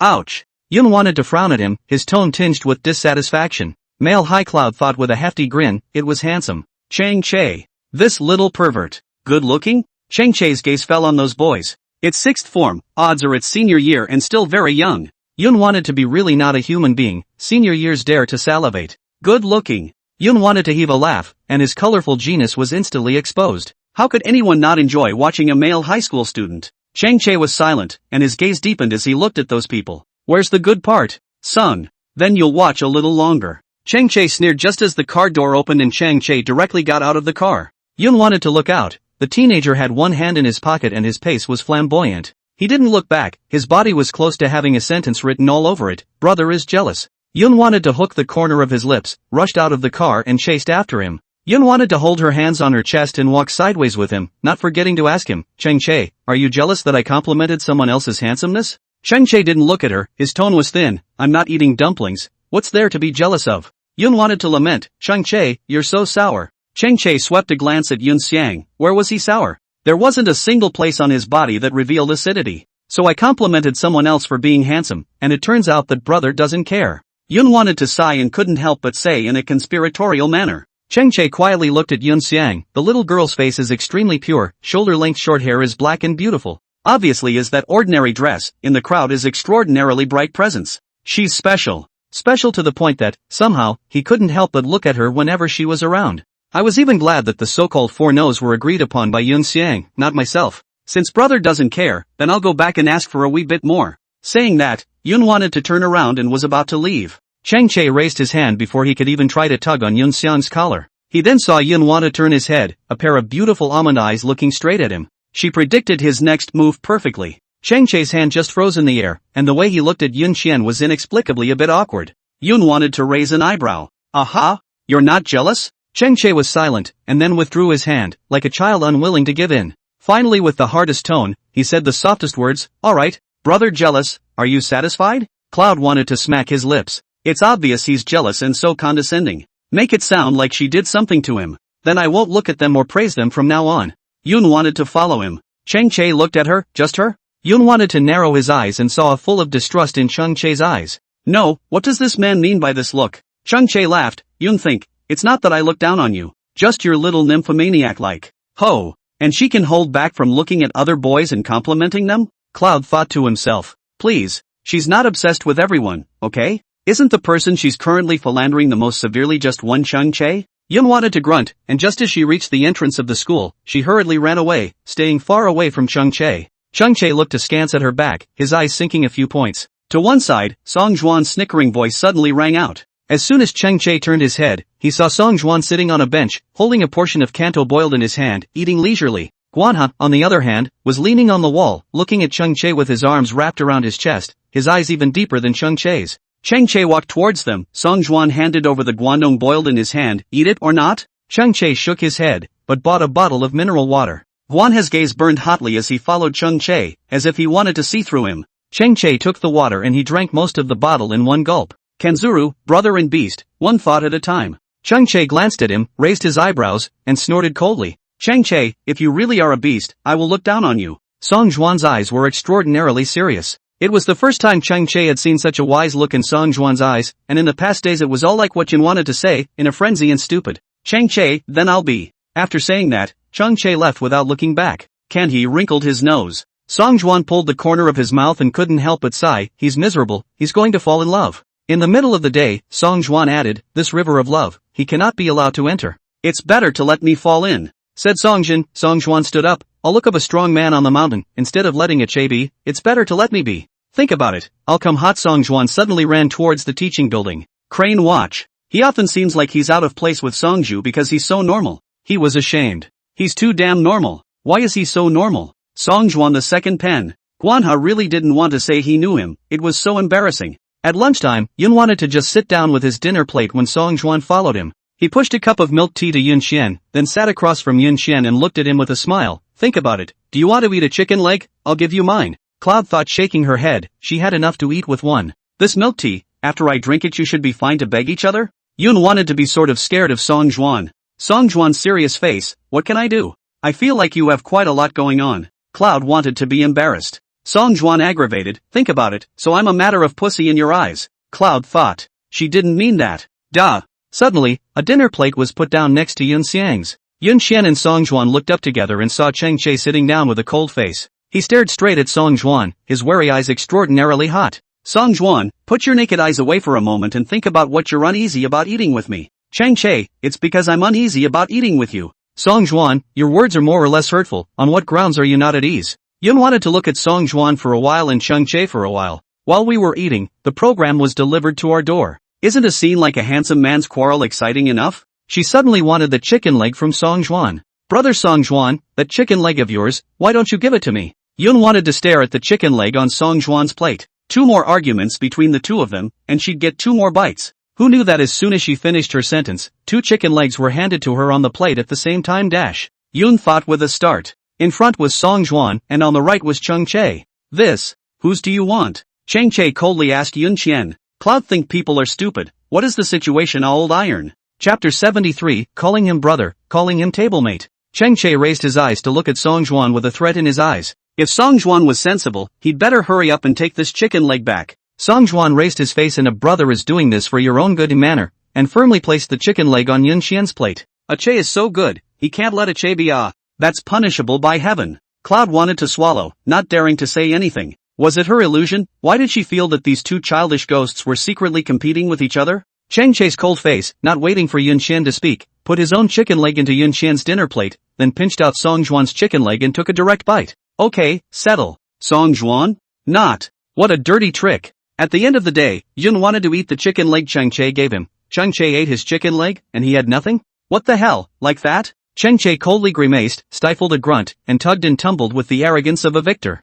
Yun wanted to see Song Juan's face redden with anger. Sure enough, of these 3, Song Juan was the most innocent and the most angry. And Chang-Che, childish, small-minded, habitual bully. This chicken leg, I'd rather not eat it. Yun wanted to return the chicken leg to Chang-Che. In the next second, it turned into Song Juan laughing out loud. Chang-Che stared at the 2 chicken legs on his plate, his face as black as coal. Yun wanted to clap her hands and squinted with a smile. I'm done eating, so I'll leave first. See you later, brother Song Juan, tablemate. When she spoke of the table, she purposely bit down on the pronunciation of the word. It was obvious that she did it on purpose, deliberately angry at Chang-Che. Chang-Che, at the same table? Calling him brother Song Juan, calling him his table mate? Okay, line 6. Song Juan looked meaningfully at Yun Xian's back, and when he retracted it, he just happened to meet Cheng Che's dark pupils and darkened face. Song Juan couldn't help but be mimicking Yun Xian's words, see you later, same table. Table mates. Table mates. Cheng Che's face became even darker. You die. Song Juan laughed numbly. Call him Song Juga, call Cheng Che at the same table, ahahaha. Well, it's exasperating to think about. There's something really interesting about this little girl. Cheng Che looked at the 2 chicken legs on his plate and couldn't eat anymore. He threw it directly to Song Juan, and said with his mouth, eat it, who can eat you? Song Juan? Cheng Che got up and took big steps outside. Song Juan is numb, so no matter what, he's the one getting scolded, right? It's a disgrace. Guanha arrived late. He took his seat and asked, what did Cheng Che do? Went to buy beanstalks. Song Juan said through gritted teeth. Kanzuru, huh? Cloud wanted to run away to the library alone to escape from the heat. The library was crowded at noon, and Yun wanted to sit next to a senior schoolmate. Yun wanted to drink milk tea and flip through the books in his hand. The library was quiet, everyone was silently reading and doing problems. Until a footstep came and the sound of flipping books turned into a wow. Yun wanted to sniff and look over to see Cheng Che walking purposefully towards her. A book was dropped in front of the schoolmate. Cheng Che's face was expressionless. Make a seat? When the schoolboy saw that it was Cheng Che, he got up without saying a word and slipped away. Yun wanted to sweep a glance at Cheng Che and ignored him. Cheng Che greeted her with a cold smile. What a coincidence, same table. Cloud thought to himself. She heard the echoes of yin and yang. What a coincidence. Cloud wanted to respond stiffly. According to Cheng Che's careful like. Yun wanted to feel that she was 80% going to have a battle with Cheng Che. Not coincidentally, I came to find you on purpose. Cheng Che crossed his legs, his face scattered and extraordinarily tugged. The students in the library looked at Cheng Che and were all unmotivated to study. I had long heard that Cheng Che had been hidden in the class group for 2 years, but suddenly replied to the new student's message a few days ago. Now that a big melon had fallen from the sky, a good show was in front of them. The crowd had their eyes rounded, ears perked up, and their spirits raised. Come on, this isn't just any melon, this is Cheng Che's melon. Who can refuse Cheng Che's melon? Yun wanted to be able to feel himself being visited by the crowd. She lowered her head, flipped through the book, and in a voice that only Cheng Che could hear, reminded him, Cheng Che, don't forget the 4 no-nos you said. Those 4 no-nos are a rule for you, not for me. His tone was flat. Cloud wanted to hear a smile. Goddamned rules for her. This is typical of you only allowing the state officials to set fire to the people. Yun wanted to bite his back teeth and scold him. Brother is happy too. He propped up his face and looked straight at Yun Xian with a roguish face. Yun wanted to be disgruntled. What are you doing? Not doing anything. Your teacher told me to get along with you when you first transferred here. I'm just concerned about my good tablemate now. He narrowed his smile and it was a. Cloud thought with a stiff smile. Thank you, I don't need to be concerned. Cheng Che, you use it. Cloud thought, I don't have to. Cheng Che, okay, got it, tablemate. Cloud thought to himself. Don't I just call you my deskmate? Cheng Che, the size of your mind's eye sesame. Yun wanted to be depressed. Same as each other. Cheng Che's indifferent face. They're half-assed, so don't laugh at anyone. Cloud wanted to choke. She's not being careful. The students were still peeking out at first, their eyes not so hot. With the 2 men whispering afterward, everyone's curiosity was pulled right to the top. Let them hear it. Louder. Rush them. Yun wanted to not really like being ogled by everyone. She asked Cheng Che, then after caring, you can leave, right? I'm studying. He flipped through the comic book in his hand with a serious look on his face. Cloud wanted to be speechless. If you can't read a comic, where can't you read it? Why come to the library? Yun wanted to close the book in his hand and squinted with a smile. Then tablemate you read it, I'm leading. After saying that, Yun wanted to leave without looking back. One mountain cannot accommodate 2 tigers. If he doesn't go, she goes. She left in a dashing and resolute manner, and Cheng Che's face was almost askew with anger. Cheng Che threw the comic book in his hand onto the table with a loud sound. Everyone followed with a shudder. As soon as Cheng Che looked up, he realized that a group of people were looking at him. The crowd said that Cheng Che was considered to have been dumped by someone's little girl? It's usually Cheng Che who ignores others, like Milan did. Never before had I seen a little girl throw her face at Cheng Che. Turns out Drag has people he can't handle. Cheng Che's face was dark and his heart was annoyed. What are you looking at? Have you memorized all the words? Have you memorized all the translations?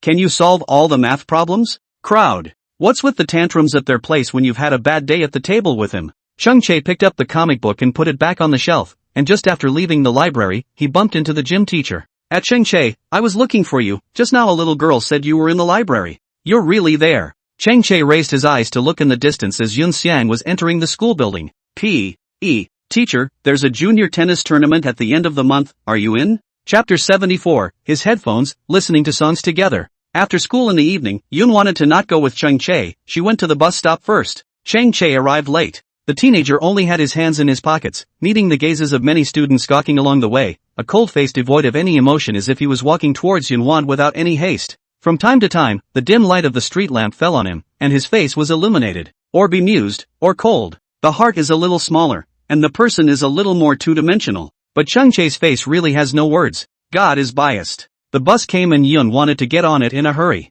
Chang Chae's eyes sank for a moment and he quickened his pace. The bus wasn't as crowded at night as it had been in the morning, and once she was on it, she sat at the very back. When Chang Chae got on the bus, the students in the bus were obviously surprised. Chang Chae lowered his eyes, his gaze falling onto Yoon Xian's body as he walked over and sat beside Yoon Xian. Cloud wanted to lean against the window while he sat in the aisle, a pair of long, slender legs that he didn't know where to put and finally one to the side. Yoon wanted to silently shrink his short legs. She thinks the difference between people is just kinda obvious. In the quiet, he suddenly asked, "Do you know which stop you have to get off at to go to Grandpa's house?" Cloud wanted to shake his head. "So you're in a hurry to get in the car?" He glanced over at Cloud and thought with a measuring look in his eyes. Yoon wanted to understand the meaning of his words. He blamed himself for not waiting for him to get in the car with him. "Because I knew you'd come up," Cloud wanted to answer dryly. Chang Chae pursed his lips, his tone clearing a few points. "What if I don't go on?" Cloud thought, "Then I'll go home." Chang Chae laughed in anger. "Good line, then she'll go home." Chang Chae thought that he was not a good-tempered person, but in front of Yoon Xian, he had to endure.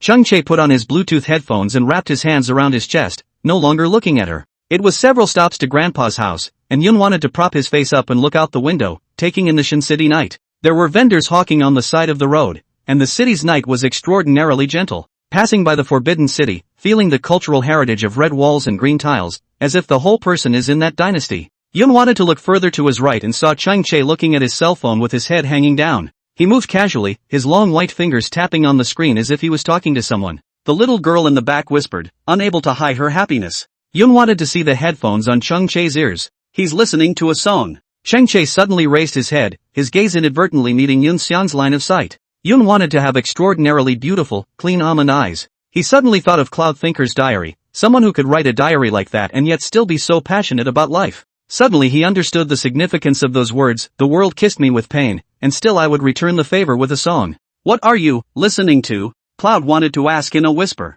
Chang Chae pursed his lips and was about to say the title of the song. In the next second, he took off his right earphone. He slightly sidled closer to Yoon Xian, his fingertips gently ruffling the hair around Yoon Xian's ears. Her ears were flushed pink, soft, and nice. Chang Chae licked his lower lip, his gaze sank for a moment, following her ears to her eyes, and then put the headphones on her ears. A gentle song came from the headphones, and Yoon wanted to meet Chang Chae's line of sight. For a moment she didn't know if it was his temperature on the headphones that was too hot, or his fingertips that were too hot, and the song inexplicably burned her heart. Yoon wanted to turn her head to look out the window, lifting down the hair Chang Chae had tucked behind her ears, propping up her ears with one hand, and purposely lowering her head. Her ears were burning. This feeling of not daring to look at him made Yoon want to be a bit overwhelmed. Cloud wanted to bite his lip and look out the window as the lyrics in his headphones became even more tantalizing. "The night has the stars and the clouds have the raindrops / at this moment I just want to hide in your coat / you protect me from the wind and the storm / in the vast night sky / I hear your voice softly saying I love you." Starry Sky Silhouette by Jansen.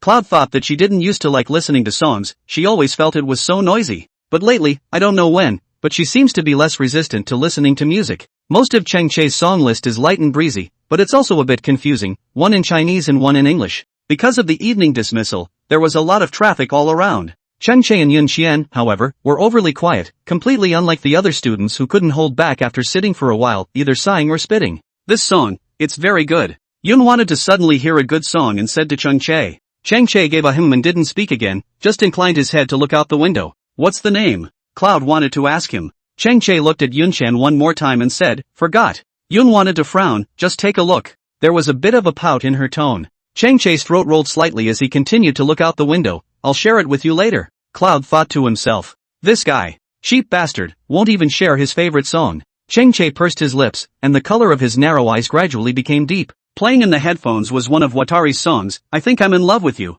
It was 10 o'clock by the time we got to Grandpa's house. Chang Genhwa lives in an old residence, a small cottage with a vegetable garden in the yard. There is a swing in front of the vegetable garden. After the death of Chang Genhwa's old partner, Chang Genhwa was supposed to live with Chang Lord, which was also convenient for Chang Lord to take care of. Naiha Chang family out of love, he and his old partner is extremely affectionate, the small courtyard, they live from young to now, he does not want to throw away. As the old saying goes, if someone lives in the house, it's a home, if no one lives there, it's a ruin. As soon as it's gone, it should be overgrown in a week. He was afraid that his old partner would come back and not see that he would be scared. So he kept the bungalow for 10 years. Grandpa. Cheng Che pushed open the door to the room. The first thing that hit my ears was a cat meow, meow. Yun wanted to lower her head, and there was an extra civet cat at her feet. The kitten rubbed against her leg, meowing, and her heart melted. This kitten is especially cute and very pretty with round eyes. Cloud wanted to crouch down and hold it in his arms. Cheng Che realized that small animals seem to like Cloud thinking.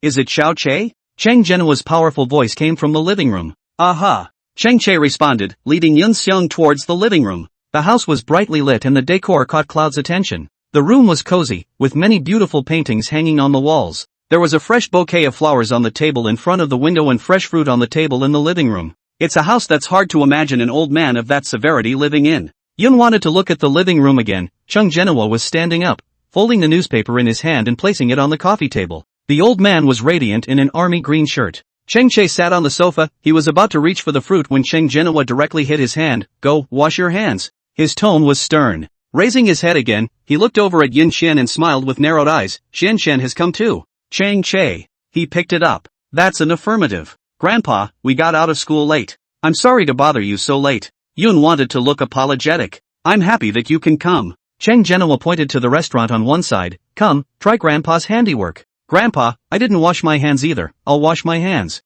Yun wanted to be vain. Cheng Genoa hurriedly called out, Xiao Che, you wet the towel and bring it over to think to wipe his hands. Cheng Che, who was coming out of the restroom? Grandpa, outrageous really. Chapter 75, Princess, please sit down. Heartbroken Cloud thinking. Yun wanted to hurriedly say, no, Grandpa, I'll go by myself. Cheng Genoa could see Yun wanted to be rushed and wondered if he had scared the child by being too enthusiastic. He then nodded, good. But now, it's Cheng Che's turn to mess things up. Don't, Princess please sit. The old slave will prepare a wet towel for you. Cheng Che had the complete intention of letting Yun want to die in embarrassment. Yun wanted to head towards the restroom while being pushed towards the dining table by Cheng Che. Cloud thought? Don't move, I'll be right there. Cheng Che was more serious than ever. In fact, Yun thought that this person was still quite thin-skinned. She blushed when Cheng Che messed with her like this in private. Not to mention the fact that Grandpa was still around at this moment. Yun wanted to follow in a hurry. She didn't even get close to the sink before Cheng Che pushed her out again.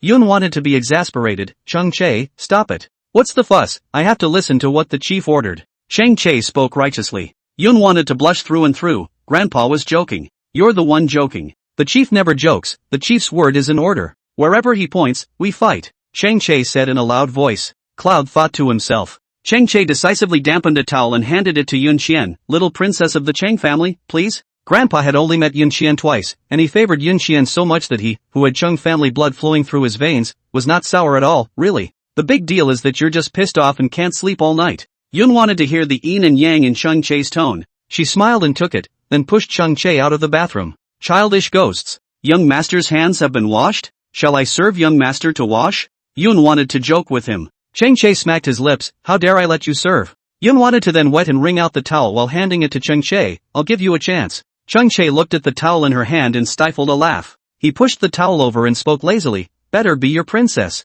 He didn't need her to serve. Girls are to be pampered and grown up. This truth Cheng Che knew since he was a child. Because there were no girls in their compound, girls were precious. As for the bullying of Cloud thinking, it was initially due to a misunderstanding. Now, it's probably just the schoolboy mentality. Bullying someone is just a little trick to get their attention. Yun wanted to raise his eyes. Cheng Che was already heading towards the restaurant. Cloud wanted to retrieve the towel in her hand. She lowered her eyes and smiled. Or be your princess. She's not going to be a princess, she's going to be a great heroine and a queen. Yun wanted to put the towel away and set it on the towel rack. He wiped up the water droplets that splashed out next to the sink. Because, she thought, Grandpa was a clean freak. At the table, Cheng Genoa kept giving Yun Xian dishes. Think about it, Grandpa made sweet and sour pork and braised prawns. Do you taste it well? Cheng Genoa sat upright, but his tone was gentle. Yummy, Grandpa, you're so good with your hands. Can I often come over with Cheng Che to dine with you in the future? Yun wanted to squint and smile. Very well behaved. At first glance, she was a pretty, sweet-talking, coaxing and understanding little girl.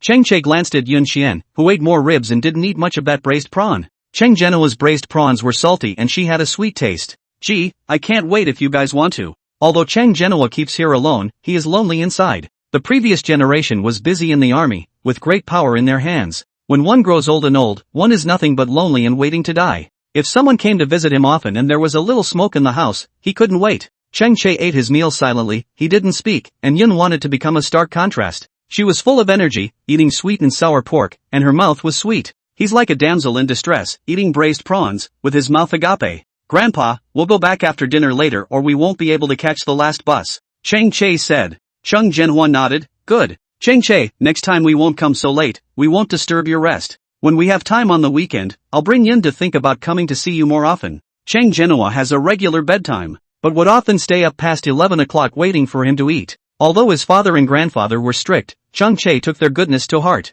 It was only the rebelliousness of adolescence that had gotten the better of him, making him a disobedient child. Chang Jianhua nodded and smiled at the duo with great joy. Chang Che could feel that the old man was truly happy. Usually they are all stone-faced, but today they were all smiles all the time. I remember him being so happy when grandma was alive. Then he retired and his grandmother died, and the smile on his grandfather's face became less and less. Yun wanted to eat early. She squatted by the sofa and teased the kitten. Chang Che ate the last bite of his meal, and his eyes landed on Yun Xiang's body. The warm yellow light fell on her, and she cocked her head slightly, poking her tongue out at the kitten. He had seen her timid face when she first met him. He had seen her deliberately ingratiating, mischievous, and surprised and excited. He had seen her tear up in aggravation and vocalize her dissatisfaction, and he had seen her smile tenderly against the setting sun in the alley. People are multifaceted. He didn't understand that before. He always thought it was an ironic word. Until this moment, he understood the word multifaceted. It's a cloudy thought. Vulnerable or stubborn, or now quiet and gentle. She embodies both vividly and graphically. She hides in her own little planet, warming others without needing to be near them. Coming out of Grandpa's house to go to the bus stop, Yun wanted to keep saying, Grandpa's sweet and sour pork is so good. The prawns are actually delicious too, but it's a shame they're not sweet. But it's good that it's not sweet. If both dishes were sweet, Chang Che, you would go crazy, right? She put her hands behind her back and looked at him with a smile. Chang Che let out a He really doesn't like sweets, they're cloying. The streetlights in the alley shone on the ground. Yun wanted to look ahead. She sighed and said softly, Chang Che, I really envy you. What? Chang Che looked at her. Yun wanted to smile and said truthfully, I envy you for having such a happy family. Chang Che looked at Yun Xian's eyebrows, and the tip of his heart felt like it had been hooked by something, and it hurt with a tug. He knew it. Cloud wanted to show off. And when she appears on occasions, the fragile kitten secretly licks her wounds. How could she not be envious? It's your family now, too. He looked ahead, his voice low. Cloud wanted to lower his eyes. It's like the alley never ends. Yun wanted his heart to sink more and more. She frowned and kept her head down, all the time. Chang Che looked at her several times. In the middle of the day, she was heard joking, Chang Che, I miss my dad too. Missed her hero. Her hero is so petty and hasn't been in her dreams in ages. Chang Che's breath stuttered. Yun wanted to have a soft voice, but it was so heartbreaking. And what can he do? In the quiet, Yun wanted to ask him in a low voice, Chang Che, the 28th is the anniversary of my father's death. I've only been to the mausoleum here once. If Uncle Cheng is busy, can you accompany me? Chapter 76, Fawn, His Shadow. Chang Che was surprised that Yun wanted him to accompany her to the mausoleum. Yun thought that her entire body was in a saddened mood just now, and she noticed that she was a bit out of sorts. She hurriedly added, I looked at the map earlier, the martyrs' cemetery is so far away from here, I'm afraid I won't recognize the road and get lost again. So, She stumbled and said at the end, her voice became smaller and smaller. Asking someone you've only known for a short time to accompany you to see your deceased father is honestly a bit of a difficult request. But Chang Che really couldn't help but feel sorry for her. At an age similar to his own, he carries too much weight on his shoulders that he shouldn't. Should the sons and daughters of martyrs be strong? Chang Che didn't say anything for a long time, and Yun wanted to lower his eyes, knowing his answer. She raised her face and smiled at Chang Che. Quite frankly, Chang Che, let's get going, we're going to miss the bus. The words were spoken, but her pace quickened as if she were fleeing. Chang Che retracted his thoughts, and when he saw Yun Xian's hurried pace, he subconsciously clutched Yun Xian's arm. Run for what? Yun wanted to look askance at his clutched arm, then at Chang Che, didn't run. Chang Che smacked his lips and said that he didn't run. It was clear that he was afraid of his rejection, so he tried to run away in embarrassment. He palmed Cloud Thinker's head and faintly said, I know. Yun wanted to raise her eyes and meet Chang Che's dull eyes, and for a moment, her almond eyes brightened slightly. Cloud thought, accompany me? Chang Che raised his eyebrows, like a god who descended from the sky. His tone was low and full of doting. Well, accompany you. The sadness on Yun Xiang's face was swept away, and she heatedly laughed, her tone instantly leaping. Thank you brother Chang Che. TSK. Chang Che coldly grunted. This voice, Chang Che's brother, now had no gold content at all. Cloud thought with a serious face, it's a real thank you. Chang Che, aha. Yun wanted to be disgruntled, you're so perfunctory. Chang Che raised his eyes, perfunctory? It's okay, after all, it's just tablemates and it's easy to cross the line when you're too enthusiastic. Cloud thought to himself. She told you, Chang Che was the one who was the most careful. Chang Che, your mind's eye, the size of a sesame seed. Yun wanted to follow the tone of what Chang Che had said about her earlier, and returned the words back to Chang Che. Chang Che smiled coldly, same as each other. Yun wanted to cut, she clasped her hands on her chest and immediately walked quickly to the front. Chang Che looked askance at Yun Xiang's back and couldn't help but let out a lazy laugh. Dumbass. It's good that she's still energized. Seeing her head pressed down so low really made him feel depressed. Chang Che followed up and raised his hand to pat Yun Xiang's head, lazily saying, Little Rhodey, smile more. Do I smile any less? My dad always says that when I grow old in the future, I'll definitely be the one with the most lines. Yun wanted to lift his eyes with both hands, with a helpless face. Chang Che looked at her and snorted a laugh. Cloud thought then looked over at him. She had rarely seen Chang Che smile so happily, a smile from the heart. Don't tell me, good-looking people smile like they're seducing people. God is so unfair, Cloud thought and couldn't help but sigh once again. On the way back, Yun wanted to keep looking at his cell phone. Everyone in the class group is chatting, and Cloud wants to keep quiet, but secretly peeks at the screen. When she saw something interesting, she would poke and prod Chang Che and show him. Chang Che, however, was not interested in those messages and asked her, is the water group interesting, wasting time? Cloud thought, what joy. Chang Che, then why don't you say anything? Cloud thought, you don't understand the joy of screen peeping. The joy of screen peeping? Chang Che really didn't understand. Then you don't read what the group usually chats about you? Yun wanted to ask Chang Che. Chang Che let out an on, he never looked at the group, and spent most of his time playing games with Song Juan and the others, or going out to play tennis. He rarely wasted his time on online socializing. Yun wanted to feel from the bottom of his heart that Chang Che was a very determined person. In the quiet, Cloud wanted to suddenly hear the man beside him say, but if it's you who ate me, I'll watch. Yun Wan's hand that was clutching her cell phone tightened for a moment as she raised her eyes to look at Chang Che. Chang Che clasped his hands on his chest, his long legs casually supported. There were very few people on the last bus, and the bus was extremely quiet. He looked askance at Yun Xian, his gaze getting hotter and hotter, looking at Yun Xian's heart deer in the headlights. He said, but if you were the one who etched me, I'd read it. What is this, special treatment? Any time? Cloud wanted to ask him. Chang Che, any time. Does that mean that no matter what happens to me, I can always find you first? Yun wanted to tilt her head, her pair of almond eyes looking at him frankly, and there was a snarky tone in her voice. If you trust me. Chang Che's eyes were deep, and a serious look flooded that hard face. Yun wanted to look out the window, but he saw Chang Che's blurry face through the window. Chang Che, aren't you afraid of trouble? She was too afraid of being a nuisance to others. And wasn't Chang Che's greatest fear that he would bring him trouble? Afraid. He answered dryly. Yun wanted his heart to skip a beat as well. Then she wouldn't bother Chang Che and wouldn't be a problem for him.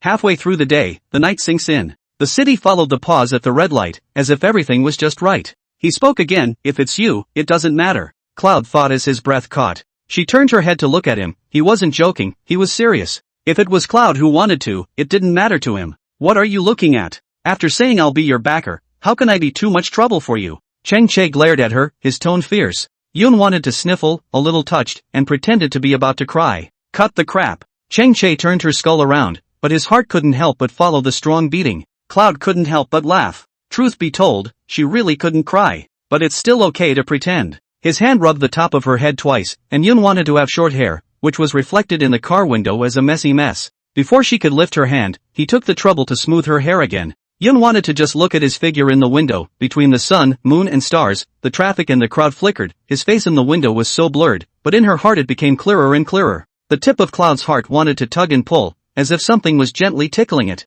Chang Che withdrew his hand as he continued to lower his head to look at his phone again. Yun wanted to gently raise her hand, and her fingertips landed on the side of the teenager's face on the window. Yun wanted to gently raise the corner of her mouth, and in her ears were the words Chang Che had just said. If it's you, it doesn't matter. Once again she felt the deer in the headlights. The sun, moon and stars, the bright moon when the return, it is difficult to hide more than summer. Is a young girl secretly poking and prodding, do not dare to publicize the heart, is apprehensive and afraid of being found blushing, is to ask, but do not dare to ask the desire to say. Where she couldn't see, the man's not quite clever gaze fell to her fingertips, his heart beating wildly with her. Chapter 77, Red Eyes for Her, Someone Who Loves Her. On Saturday the 28th, Yun wanted to take a vacation with Jiang Yi. Yun wanted to get up early in the morning. Chang Lord was talking on the phone in the living room, mouthing, let's talk about what's going on this afternoon, I don't have time in the morning. He's going to visit his old comrades at the Martyrs Cemetery. Yun wanted to eat a donut, and opposite him sat Chang Che. The Ken was lying at Chang Che's feet, taking off the bite guard to eat breakfast together.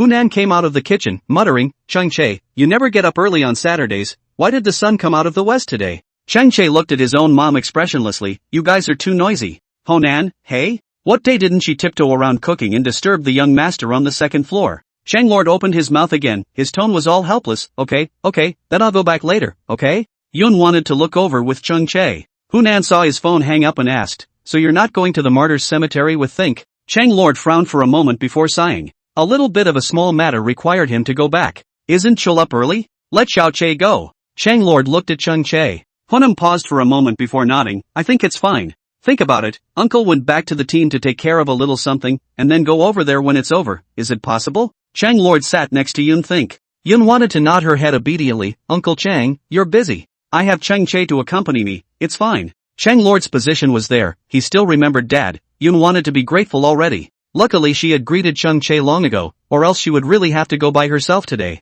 After the meal, the two of them went to change their clothes. When he went downstairs again, Hunan, who was tidying up, exclaimed, Yo, it's a good match. Cloud wanted to look up the steps and realized that both men were wearing black. Yun wanted to wear a black dress, short hair tucked behind the ear, palm-sized face pure and clean. Yun wanted to already thin, black color is even more thin, the whole person thin piece. Chang-che, on the other hand, was wearing a thin black sweatshirt with loose black pants underneath. He slowly walked towards Yun Want, deliberately standing on Yun Want's side, and asked Hunan, match? Hunan nodded. A good match, she must admit. The duo stood together like a bright landscape that anyone would want to see more of. It was a feast for the eyes. And Chang-che and Yun Xiang's heights matched. Yun wanted to smile, Auntie, don't make fun of us. Chang-che glanced at her, and Yun wanted to be a little embarrassed. Let's go. Chang-che patted Yun Think's head and walked ahead in large strides. Unbeknownst to me, the heart is in the dark. Hunan said it's a good match, so it must be a perfect match. Yun wanted to greet Hunan and hurriedly chased after him with small steps. She mouthed, Chang-che, I'm going to buy flowers. Oh.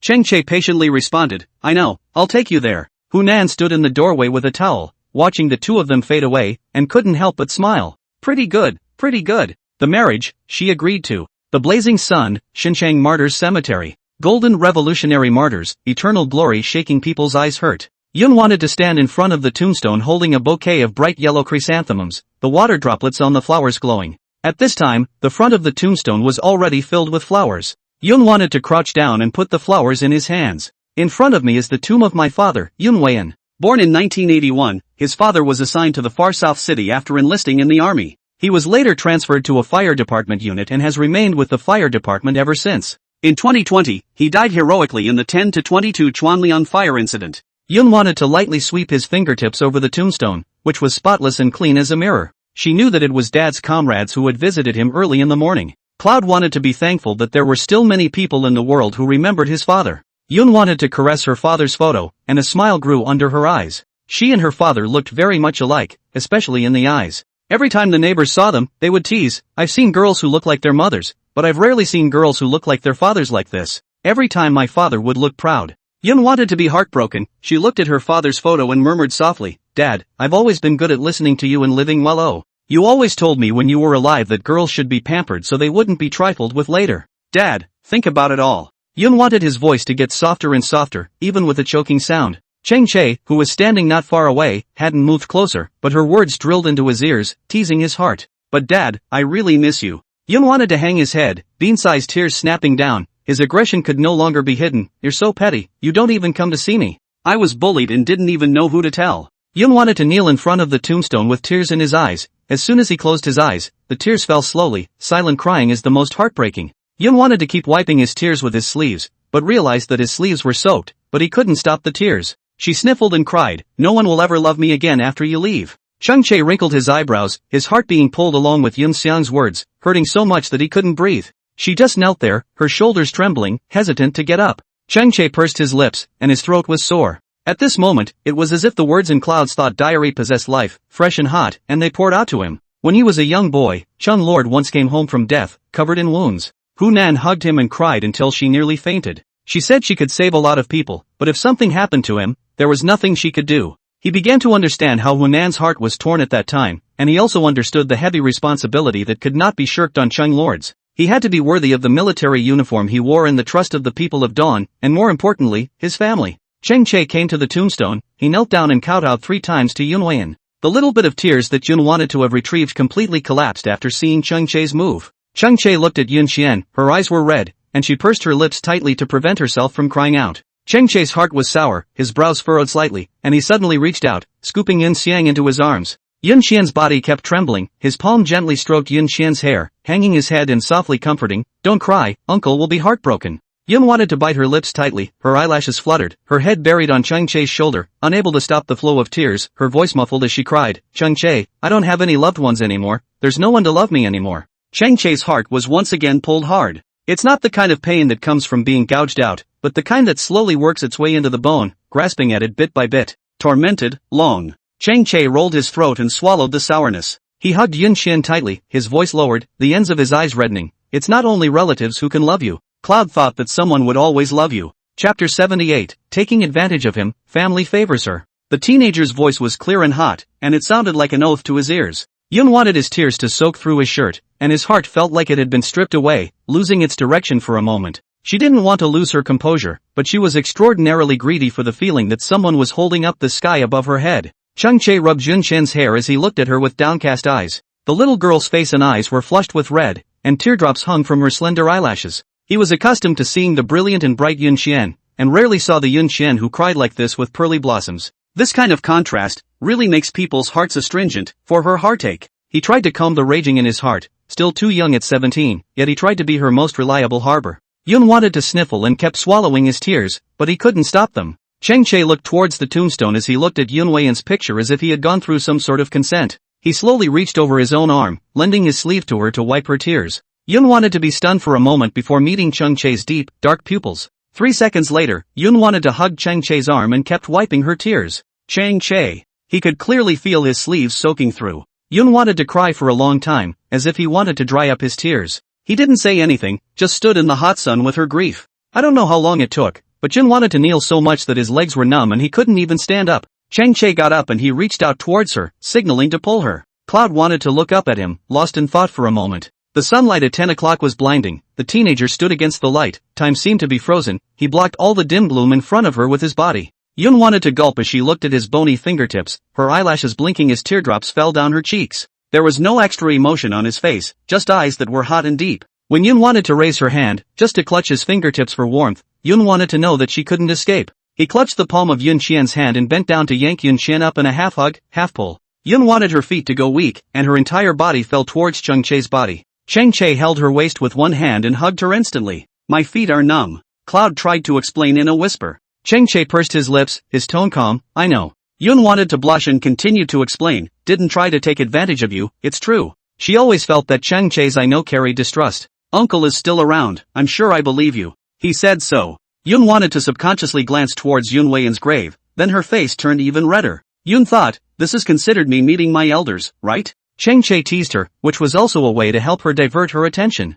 He really wasn't very good at coaxing little girls. If she keeps crying, he should run out of ideas. 2 words of comfort are enough, too many words should be false. If Yun wanted to continue crying and there was nothing he could do about it, then he could only cry along with her. I don't know who should be consoling who in retrospect. My dad is indeed the eldest. Yun wanted to not hear the snark in his tone. Cheng Chae smacked his lips as he smiled at Yun Weian's picture and said seriously, I don't know if uncle is satisfied with me. My dad, rotten good man, he is satisfied with anyone but himself, always feel that he has not done enough. Yun wanted to follow Cheng Chae's gaze, his heart souring. Cheng Chae was silent. He once again looked at Cloud thinking and patted him on the head. Cheng Chae, live well, uncle will bless you. Will do. Cloud wanted to nod his head, like an oath. The more God tried to break her, the stronger she would be. She wasn't going to be discouraged or complain. She always believed that her life would get better and better. Chol, think. Not far away came Cheng Lord's voice. The two turned together. Cheng Lord held a bouquet of flowers and carried 2 bottles of wine in his hand. He walked broadly, with a steady pace and an upright posture.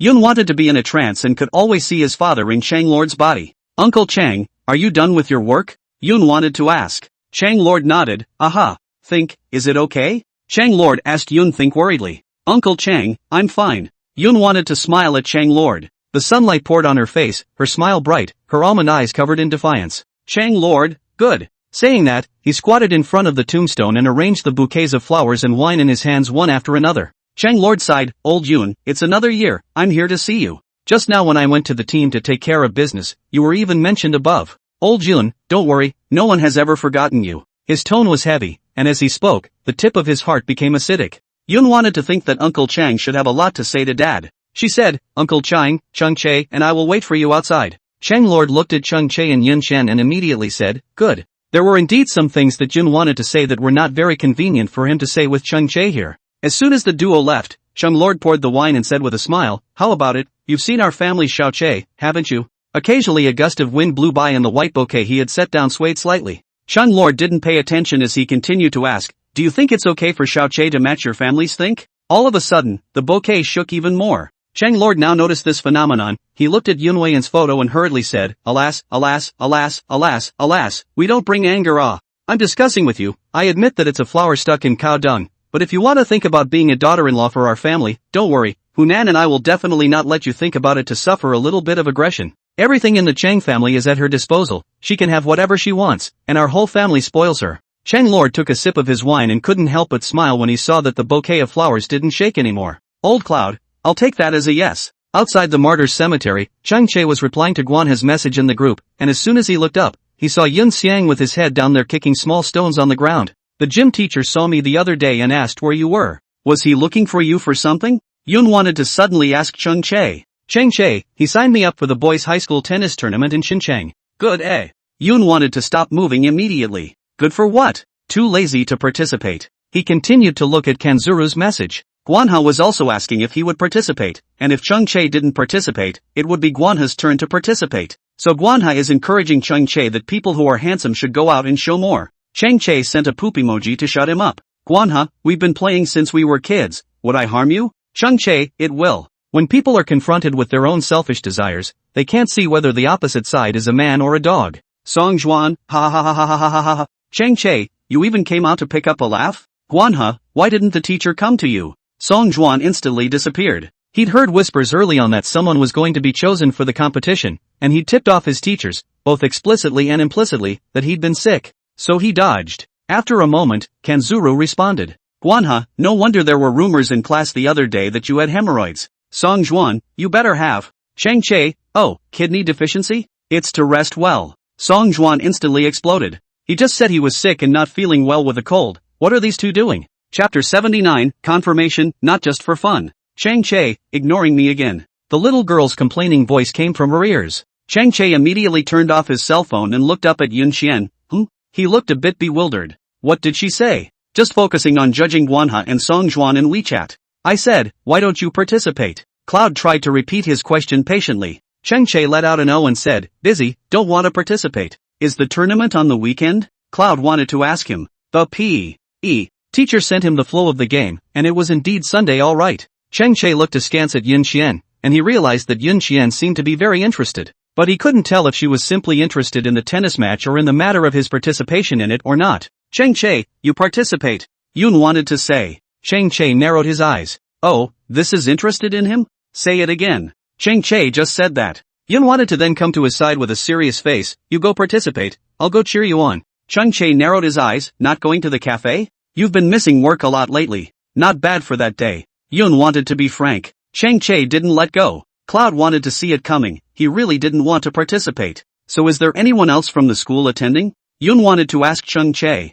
Cheng Che was about to reply when he saw Chang Lord come out from inside. He went with flowers and wine in his hands and came back with empty hands. Let's go, send you guys back. He pulled open the car door and gestured for Yun Xian to get in first. Chang Lord flicked the dust off his body and quickly got into the car. When they arrived at the door of the house, they happened to bump into Song Juan and Guanha. Cheng Che got out of the car and asked Song Juan, hemorrhoids cut? Kidney deficiency healed? Cloud wanted to listen to the clouds. Song Juan rushed over and covered Cheng Che's mouth, looking slyly at Yun Xiang, somewhat embarrassed. Brother Che, what's wrong with you? Hitting someone without hitting their face. My sister is still here, don't I want to lose face? Guanha added from behind, your face is worth a few dollars. Song Juan was unconvinced, even if it's worthless, it's still face. Cheng Che laughed coldly, face, next time you sneak away, I'll make you a lil. When Song Juan heard this, he came in the spirit. Brother Chu, expand on this. How to make him into a lazy method. Cheng Che. Look at this dead out of him. He's going to get extra excited when he talks about cleaning him up. Made it look like the two of them had something going on. Cloud wanted to pull the chocolates out of his pocket and silently peel off the wrapper. Every time I see an image like this, I want to eat something. You guys, you can't do anything right when you get together. Don't bring us down. Chang Lord joked. Song Juan immediately let go of Cheng Che and said in a thieving doggy manner, don't worry Uncle Chang, we can't wait to spoil her. Chang Lord, okay, I'll go to work, you guys have fun. Yun wanted to join Song Juan and Guanha, almost in unison, goodbye Uncle Chang. I'm going to play soccer with Kanzuru, are you going? Song Juan pointed to the racket on his back. Chang Che was about to respond. He suddenly looked at Cloud thinking, want to come alone? He asked. Yun wanted to shake his head, Sister Yi's store is busy this afternoon, I'm going over. By the way, sign the contract with her. Sign the contract? Chang Che wrinkled his eyebrows, a touch of imperceptible annoyance flashing across his complexion. Guanha was looking up when he inadvertently noticed Chang Che's sunken eyes. What contract? Kanzuru asked Cloud to think. Yun wanted to say, Sister Yi helped me find a house near the school. He was surprised, you're moving out? Not living here anymore? Cloud wanted to nod. Guanha immediately looked at Chang Che, finally seeing what that smudge of annoyance in the bottom of Chang Che's eyes meant. It turns out that the sister is moving out, and the brother is reluctant to let go. It's not safe for you to be a girl, is it? Song Juan couldn't help but speak. It shouldn't be a problem, I talked to Sister Yi, that neighborhood is very safe. Yun wanted to look at the time and said, you guys go first, I'll go back and change my clothes. Without waiting for Song Juan and Guanha to speak again, Yun Xian had already entered the house. Guanha rubbed Chang Che's arm, you didn't retain? Retained, she has her own ideas, let her go. Chang Che pursed his lips, although his tone was cold, his eyes were extraordinarily hot. Guanha raised an eyebrow, go with her? But he couldn't feel any sign of he will let her go in Chang Che's eyes. Wait, what did you guys do today? Song Juan suddenly asked. The two men, still wearing all black, were sent back by Lord Chang. Going to see Yun Xiang's father. Chang Che told Song Juan. Song Juan, eh? Which dad? Chang Che raised his hand and slapped Song Juan's head. Which other father could there be? Yun Xiang's dad. Song Juan was even more dizzy. Song Juan, in the future you'll listen to less gossip with old ladies at the village head, grow up hair you. Chang Che kicked Song Juan. Song Juan's eyes became even more clear and stupid, ABA. Guanha was also a bit confused. Chang Che patiently explained to them, Yun Think is not Chang Lord's illegitimate daughter at all, they are the ones spreading rumors. Yun Think is the daughter of martyr Yun Weian. The expressions on Song Juan and Guanha's faces became subtle for a moment. Cloud vision. Song Juan, so, you and Think, are not related by blood? There's a hair. Thinking about this, Chang Che became even more angry. He kicked Song Juan again. If it wasn't for Song Juan arching fire at that time, he wouldn't have been so stupid to approve it. Song Juan silently hid behind Guanha, and the two of them had extraordinarily blank expressions on their faces. The news came out of nowhere. Not fooling us? Song Juan wanted to be sure again. Chang Che lifted his leg. Song Juan hurriedly ducked back and said, okay, got it. Not snubbing them. Chang Che, in the future, less listening to the wind is rain. It just so happened that Jun wanted to change his clothes and come out from inside. She was a little surprised to see the three still at the door. Still here? I'll go first. Cloud wanted to say hello. The three men nodded their heads and watched Yun want to leave. Yun wanted to also look back. Chang Che's eyes are still normal. But Song Juan and Guanha, it's not right. It's very wrong. So, Guanha narrowed his eyes and spoke slowly after Yun wanted to walk away. No one can be your brother-in-law anymore. Song Juan suddenly realized, asterisk. Chang Che, no wonder you haven't let me get close enough to think about it. You just reacted? Guanha asked Song Juan. Chang Che had thoughts about Yun Xiang, but Song Juan didn't see it at all? Song Juan was dumbfounded. This dead animal really likes his sister? Note that it's not sister anymore. How inappropriate is it to call a beast? Guanha amended for him, call it. Chang Che didn't care. He patted Song Juan's shoulder, a hint of smugness flashed under his eyes. Thank you for liking my sister Song Juan numb. You to death Chang Che. Kanzuru smiled helplessly and couldn't help but feel wonderful. It was really a mistake, but it was good to stop in time. Luckily, Yun wanted to not Chang Che's sister. Guanha followed Chang Che and asked him, Chang Che, are you really sure of your feelings? It's not just for fun? Chang Che's mind frantically flashed the pitiful look of Yun wanting to fall into tears, and he replied very seriously and firmly, well, it's not for fun. Chapter 80, It's a Coward, I've lost to you. The night is gentle, some people walk by the creek, others enjoy the night view with milk tea. In the cafe store, Cloud wanted to be busy with his feet hitting the back of his head. She placed dessert after dessert on the table and went back about to take the next one when she heard Jiang Yi say, Think, this one is for you. Cloud thought with a lurch in her step as she turned around. Jiang Yi smiled at her from the cake counter, take a break. We'll look over the rental contract later. Good. The corners of Yun wanted the corners of her mouth to lift, and her two dimples were cute and pretty. She dropped her eyes to look at the red velvet cake in her hands and licked her lips without a second thought. Cupcakes, ha. She was looking for a spot with the cake when her body was suddenly bumped. The man at his side was on the phone, cursing under his breath, don't ever call me back, I don't want to be involved in the family's business anymore. As he hung up the phone, the cake in Yun Xian's hand fell to the ground. At the same time, the man stepped on it. Cream was trampled all over the floor, dirtying the leather shoes on his feet. As soon as Yun wanted to look up, he met the man's pupils filled with anger. Yun wanted to rush to apologize. Sorry. You bumped into me, you really should be embarrassed. When he opened his mouth, his tone was extremely fierce. He lowered his head and lifted his cream-stained leather shoes, annoyed for a split second, but the words were on his lips, but he didn't curse. He plucked out a glance at Yun Want. That look made Yun wanted to shiver all over. Sorry. Cloud wanted to bend down and apologize. The waiter at the bar looked at the man a few more times and scolded him with his eyes. It's obvious that you bumped into him yourself. What's it got to do with us, Yun Xiang? Jiang Yi came out from the workbench with a wet towel in her hand and made amends together. Sorry, it's our problem. The leather shoes will help you wipe it down. Yun wanted to see Jiang Yi was about to bend down. She immediately took the towel in Jiang Yi's hand and squatted down to help the man wipe the sides of his shoes clean, not forgetting to clean up the cake that fell on the floor together. Jiang Yi was stunned. The impression was that Cloud wanted to do everything slowly, but in this case, she had impressed her. For a 17-year-old girl to be so good at reading people's eyes, she was really able to bend the rules. The man saw both women circling around him, and with so many people in the cafe watching, he didn't say anything else. Jiang Yi patted Yun Xiang's shoulder and signaled Yun Xiang to go wash his hands. In the bathroom, Yun wanted to look at himself in the mirror and couldn't help but sigh deeply.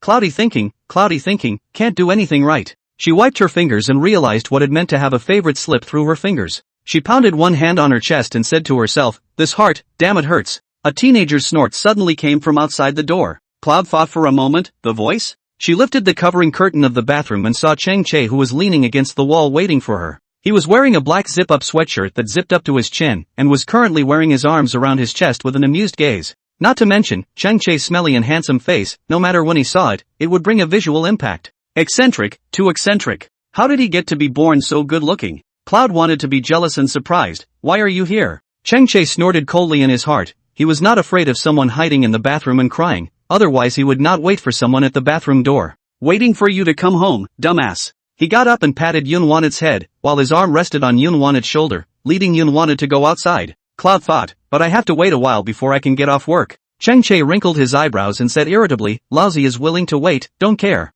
I'm willing to wait, never mind. Yun wanted to be slightly stunned, his eyes fluttering with darkness. Cheng Che's face was close at hand, and Yun wanted to look straight at his side face, accidentally losing his concentration. Until, that is, a piece of red velvet cake blocked his face and pulled back the thoughts that Cloud wanted to drift away. Does the cake look better than me? The teenager's tone had a touch of snark in it. Yun wanted her eyelashes to flutter slightly. She looked up through the red velvet cake and saw the teenager's clear face. His eyes were gentle and his head cocked.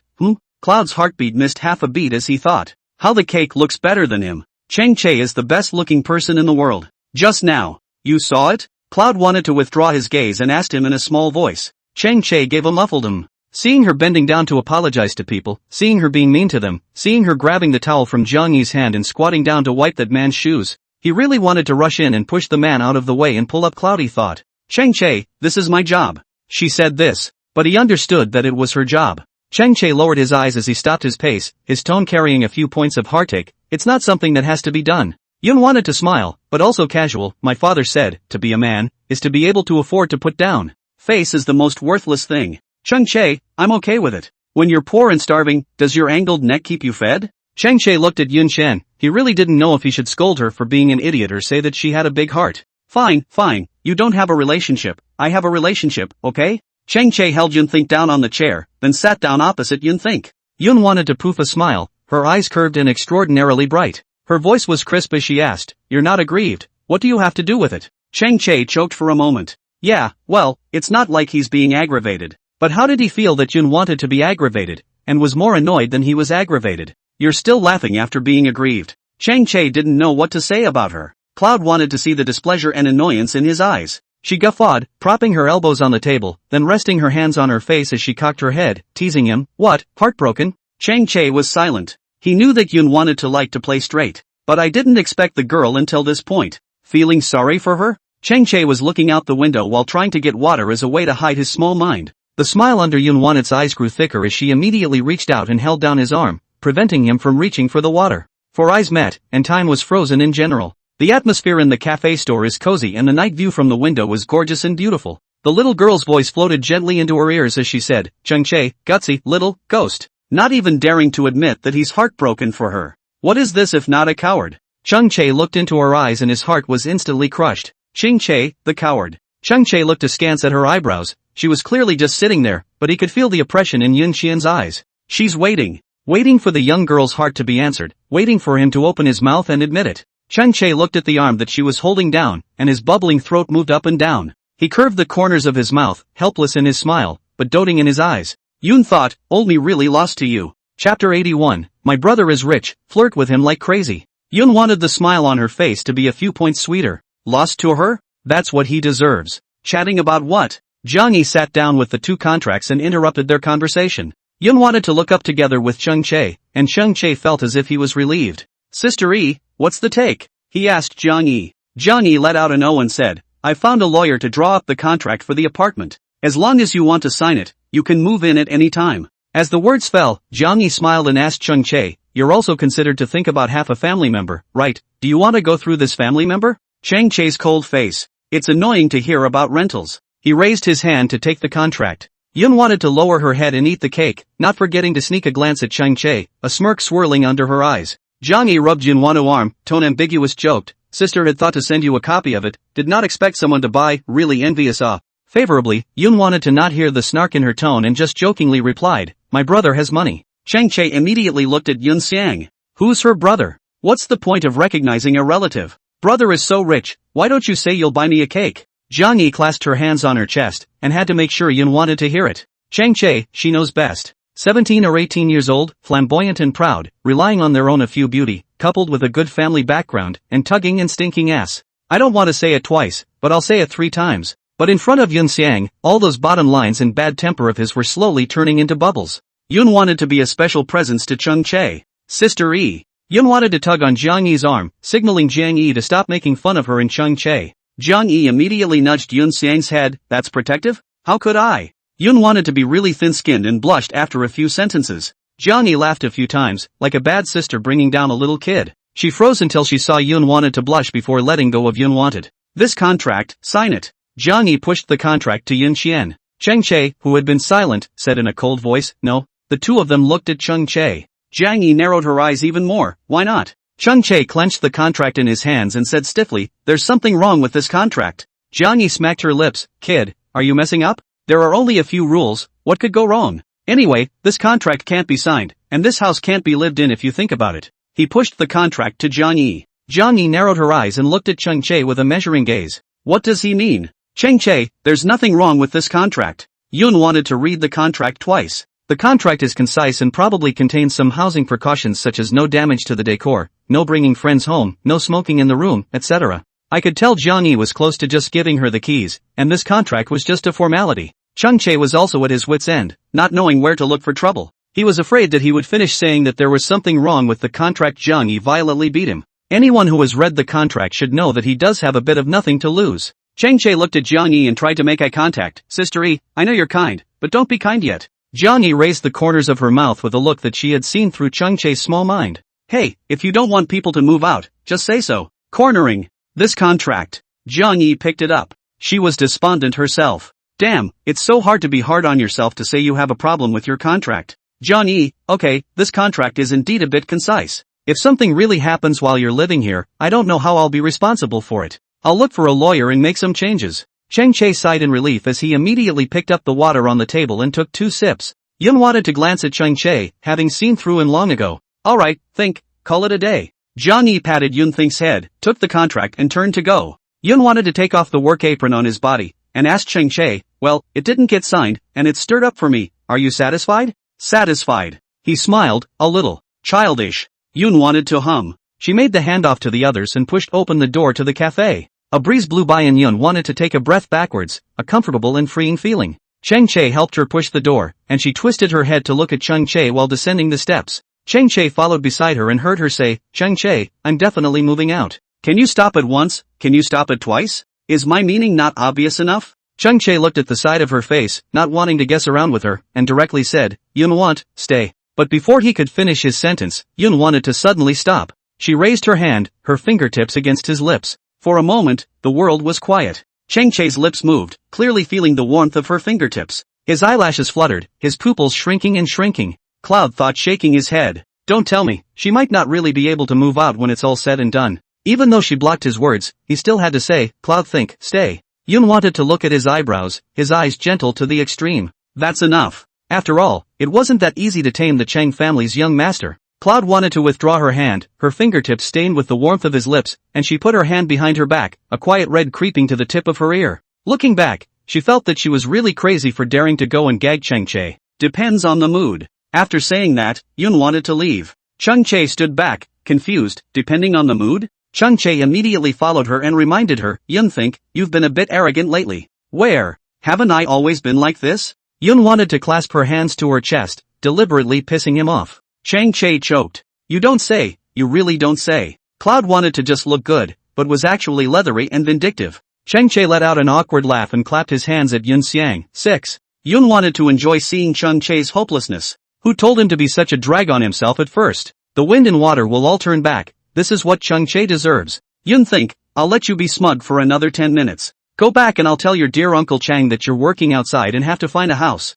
She'll see. Cloud thought to himself. Now, it was Chang Che's turn to walk in front. Yun wanted to curse, Chang Che, you can't afford to play. Chang Che hooked his lips, unimpressed. But soon, Yun thought, it's okay, I can tell Uncle Chang first, Uncle Chang will understand me. Chang Che, oh, blowing yourself up, huh? Yun wanted to seriously face, like looking at a puppy, and said, good boy, brother is still quite smart. Chang Che choked throughout. There are so many factors that it's hard to know which to pay attention to first. Is it paying attention to the way she looks at her master? Or to the goodness of her words? Or to the way she compliments herself? Chang Che reminded at her back, Yun think, you'd better not be too reckless. Cloud wanted to turn around and walk backwards. What can you do to me? You know, I won't do anything to you. Chang Che was helpless. Yun wanted to raise the corners of her mouth as she stood not far from him, very blunt. It's because you won't do anything to me that I dare to be reckless. Chang Che, this is the bottom you gave me. You're miserable, you're planted. Chapter 82. The wind blew over, anonymously ordering songs. Chang Che's footsteps stopped.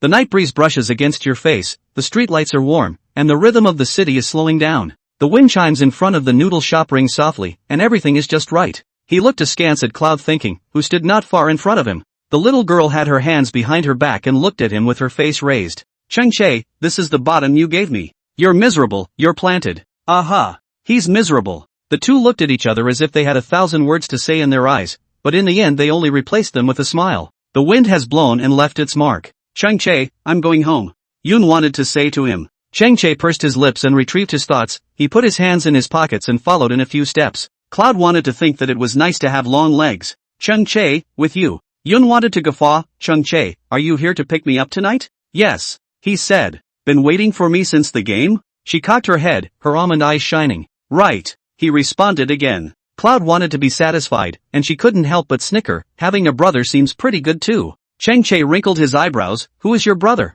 You. Yun wanted to clasp his hands to his chest with a serious face. Having me is a blessing for you, and you'd better seize this blessing. Chang Che snorted coldly. Who cares? Yun wanted to feel the dislike in Chang Che's expression. You dislike me? Yun wanted to sniffle, purposely aggravated. Chang Che paused for a moment. Where did he dislike her? Little girls were just capable of making something out of nothing and picking unnecessary thorns. He froze and dared to say something, smiled and said, I dare not. Cloud wanted to raise his eyes. She cleared her throat, mimicking someone's tone, and said lightly, you're quite daring. Chang Che. Hold a grudge, really hold a grudge. Never seen anything like it. In the future, if you want to fall in love with Yun, you'll suffer from old age. Chang Che nudged Yun Xiang's head. Yun wanted to can't help but smile, a pair of almond eyes slightly narrowed, dimples flaring beautifully. Chang Che stuck his hands in his pockets and looked at her coldly, his eyes were helplessly doting. Cloud wanted to walk at a light pace, the streetlights lengthening her figure. At the entrance of the alley, the figures of two people overlapped, one taller and one shorter, sweet and tender. On Monday, Cloud wanted to be late.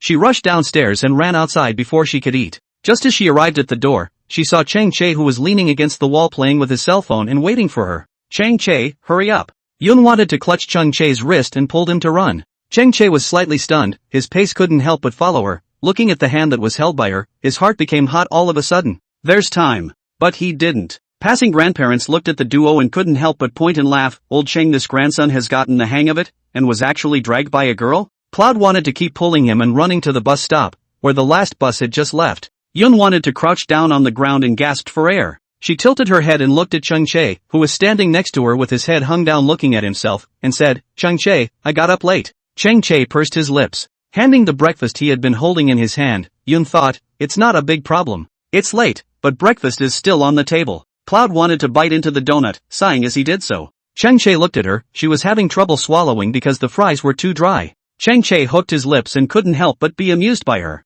Changche took out a bottle of milk from his book bag and poked in the straw before handing it to Yun Xian. Yun wanted to raise his hand to take it, because it was too choked, and violently drank a mouthful of it. A little bit of the little girl's appearance is not there, a big grin. Auntie prepared this for me? Cloud wanted to ask him. Changche frowned, it can't be me? Yun wanted his eyes to light up and deliberately snickered. Wow. Brother is so sweet, it's heartwarming. Changche coldly grunted, less attacking him with sweet words. In reality, Changche's inner villain had long since fallen to the ground covering his heart, well, it was a heartbeat. There weren't many people on the second bus, and Cloud wanted to sit by the window and take his time eating breakfast while looking at the view. Changche lowered his head to look at his cell phone and heard the sound of drinking all the milk coming from his ear. Zip. Changche looked at her and extended his hand the moment Yun wanted to put down the milk. Cloud thought blinking and then looking at the empty box in his hand. Seemingly, she placed the empty box in her hand into his. Is that what it means? Good boy, smart kid. He guffawed, his tone gentle. Cloud thought to himself. She also said that she holds a grudge. It's not always a case of payback for payback. In the 6th grade, Cloud wanted to get out of the car and run on his own. Changche looked at the back of a certain young girl, then looked at the various garbage bags in his hands, and fell silent. Chocolate bags, donut bags, milk boxes. He carried his book bag in only one hand, casually slinging it over his shoulder while heading over to the trash can. Yun wanted to just enter the school building and saw Song Juan and Guanhe. Joining them upstairs was the physical education teacher. Teacher, I really don't want to play tennis. I've been busy lately, really. Song Juan's serious face. Guanhe followed with a and said, hemorrhoids are acting up. Song Juan dealt with his teacher while turning his head to kick Guanhe. Guanhe let out a lazy laugh, and with a twist of his head, he saw Yun Xiang. Think. The corners of his mouth lifted in a gentle purr. Yun wanted to blink. Kanzuru was really nice and gentle for one. She nodded as Song Juan and the gym teacher walked away and she asked, Brother Kanhe, who else are you guys playing in the tennis tournament? Guanhe, there's only one spot, and it's Changche, no surprise. But Changche doesn't want to participate, eh? Yun wanted to be despondent. What's wrong? Kanzuru asked. Cloud wanted to say, I'd like to go to the game, if you guys know anyone going, can you get me a ticket? Kanhe raised an eyebrow, oh? Want to go to a game? Guanhe laughed, wouldn't it be better if you just told Changche that you wanted to go to the match? He didn't believe that Changche that would not participate. May I? Cloud wanted to ask Kanzuru. Kanhe nodded, his eyes looking at his sister as if he were doting. Cloud thought to himself, thank you brother Kanhe. Guanhe paused slightly, his eyes sinking for a moment before he touched the tip of his nose. Well, I'm going back to class. After saying that, he hurried up the stairs. Cloud wanted to tilt his head and walk that fast. Yun wanted to return to the classroom in the front foot, and the campus radio sounded in the back foot. Hello everyone, it's 7 o'clock in the morning. Welcome to the campus radio, I'm Changche from senior class 6. Cloud wanted to return to his seat, and without turning around, Lami set down a box of great white rabbit milk duds on her desk. Sister me, are you feeding me little snacks again? Yun wanted to ask with a smirk. Sis loves you, keep it. Lami raised an eyebrow with a big sisterly spunky look. Cloud couldn't help but laugh. Lami's personality is really bright and dry. She won't always put like on her lips, but in every move she says, sis likes you, sis covers you for life. Next is the time to order a song. This song is a song anonymously ordered by a student in the upper school. I think I'm in love with you. His voice was loving and gentle, and the hearts of those who heard it rippled. Chapter 83, Disdaining Competition, Participating in Competition. Yun wanted to be flipping through the book's movement stopped for a moment. She raised her eyes and the song was already blaring from the radio station. The night is dark /talking /starting to think /thinking about what it would be like to hold hands with you /being relieved /heartbeat is a mess. The scene on the bus flashed through Cloud's mind as he thought. This song, it's great. What's the name? Forgot. Just look at it. I'll share it with you later. The tip of Yun Xian's heart jumped violently for a moment, and then her almond eyes flooded with a bit of shimmering light, and her face smiled brightly. I think I'm in love with you, I miss you this inexplicable heartfelt desire it's like seeing you the blush on my face but it's full you're only hidden in my misses I think I'm in love with you I miss you this doubtful voice I'm sure of myself and I'm sure of you. Yun wanted to turn the pen in his hand and look at the questions in the test paper in a happy mood. Thank you to this anonymous student from the upper school. This song, it's really good. Today's broadcast ends with this song, I think I'm in love with you. I'd like to wish you all a great week and I'll see you tomorrow. The teenager's voice was low, and the words see you tomorrow were light and gentle. The broadcast was over, but it was as if everyone's thoughts hadn't been pulled back. It's hard not to get distracted by such a lyrical song. Some people look out the window and stare, others frantically catch up on their homework, others have a smile in their eyes. I don't know why, but the songs on the radio station always seem to sound better than in the headphones. But the song in the headphones, if you listen to it with him, that's still a better song in the headphones. Brother Che is so good at choosing songs, giving us emo early in the morning. Lin Duan exclaimed from the side. Lami, where's the emo? It's super catchy, okay? No emo? This song, you can't sing this without running 10 wives. Lin Duan joked. Yun wanted to flip through the English book in his hands as he waited for Chung Che to return to the classroom. Footsteps came from the long hallway, followed by an impatient refusal. Teacher, I've already said I won't be attending, leave me alone. Yun wanted to raise his head, and sure enough, he saw Chung Che who came in through the back door, and behind him was the gym teacher who was eyeballing Chung Che. The gym teacher raged for a moment before stomping off. Chung Che passed by Yun Xian, and seeing that no one was paying attention to him, he secretly raised his hand and patted Yun Xian on the head. Yun wanted to disgruntledly straighten her hair as she lay down on the table, curling her hair with only her hands and not moving as she leaned towards Chung Che's side. Hello, are you the anonymous classmate? She asked in a whisper. Chung Che looked at the back of her head and sighed. That's the whole cover-up thing again. Seeing that Chung Che didn't answer, Yun wanted to rub towards him again, cautiously. You wish I was? Chung Che rummaged through the desks, which again contained drinks and small snacks. How was he supposed to tell them that he really didn't like the food and to stop wasting money on sending him stuff all the time? Cloud wanted to raise an eyebrow as she sat upright and muttered, that song, it's good. Indeed. He thought so too. After thinking about it, Yun wanted to rub it in again. Chung Che, are you really not going to participate in the tennis tournament?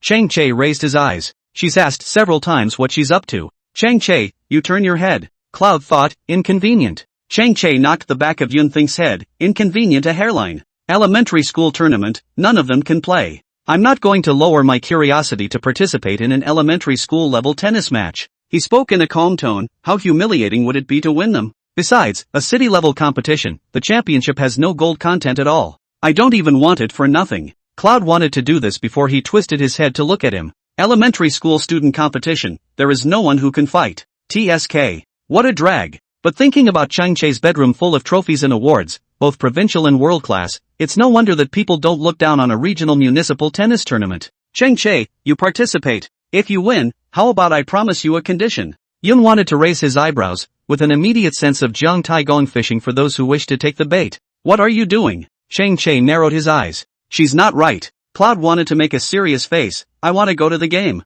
Do you want to go? Chung Che's words ended abruptly, and then his pupils widened. What did she say she wanted? My dad used to play tennis and I used to watch him play. Then my dad passed away and I haven't seen several tennis matches since. Not noticing Chung Che's collapsed face, Yun wanted to rub his palms together, his eyes brightening slightly as he continued to ask, Chung Che, turn around and ask who's attending, can you help me get a ticket? Chung Che choked. It's not. Why didn't she say this earlier? He's cursed, and it's making it hard for him. Chung Che. Outside the door, the gym teacher appeared again. Without waiting for the teacher to say anything else, Chung Che got up and walked out the door, saying impatiently, I know, I'll just participate. There's a step, quick down. No less than a dog. Cloud wanted to blink and froze. He had just said he wouldn't participate. The teacher froze too.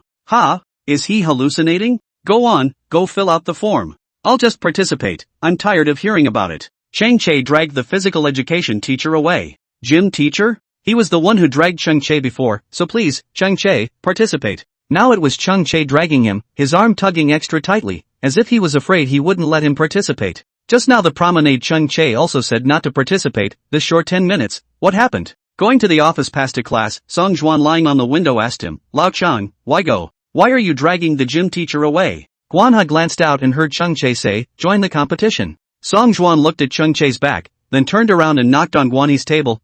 Isn't he not participating? Trying to think of a tennis match. Kanzuru said. Song Ju blinked, wanting to think about it? Didn't get it? Kanzuru asked. Song Juan smiled, understood. He's the smartest in this three-man gang. How could he not understand? If I had known I would have participated. Song Juan ejaculated and slapped his thigh with one hand. Guanha, everywhere you are. When the time comes for me to go to the competition, think about cheering me on. Wouldn't Brother Che still be jealous? Song Juan felt funny just thinking about that image. Guanha's face was expressionless. I don't know if Chul died of jealousy or not, you have to die. Song Juan. Chung Che returned to the classroom and he slapped the enrollment form on Yun Xian's desk. He clasped his hands on his chest and lazily looked at Yun Xiang. Brother is attending. The crowd in the classroom looked towards Yun Xiang and Chung Che's side. Help, the two people who usually seem to know each other the least in the class seem to have suddenly become well knocked up lately. Cheng Che tilted his head as his fingertips landed on that enrollment form, his gaze sizzling as he looked at Yun Xian. You said it, I win, you promised me a condition. Chapter 84, Future Occupation, Defense of the Nation. At the end of October, the weather is getting chilly and the leaves on both sides of the road are starting to yellow. Cheng Che participated in the qualifying rounds of a tennis tournament and won all the way to the finals. Yun wanted to go buy a few long sleeves to wear on the weekend, and then after school in the evening, he saw various shopping bags placed on the bed, and a note left by Hunan. Dear Think, the weather is getting cold. Seeing that your clothes are thin, I took the liberty of buying a few outfits for you.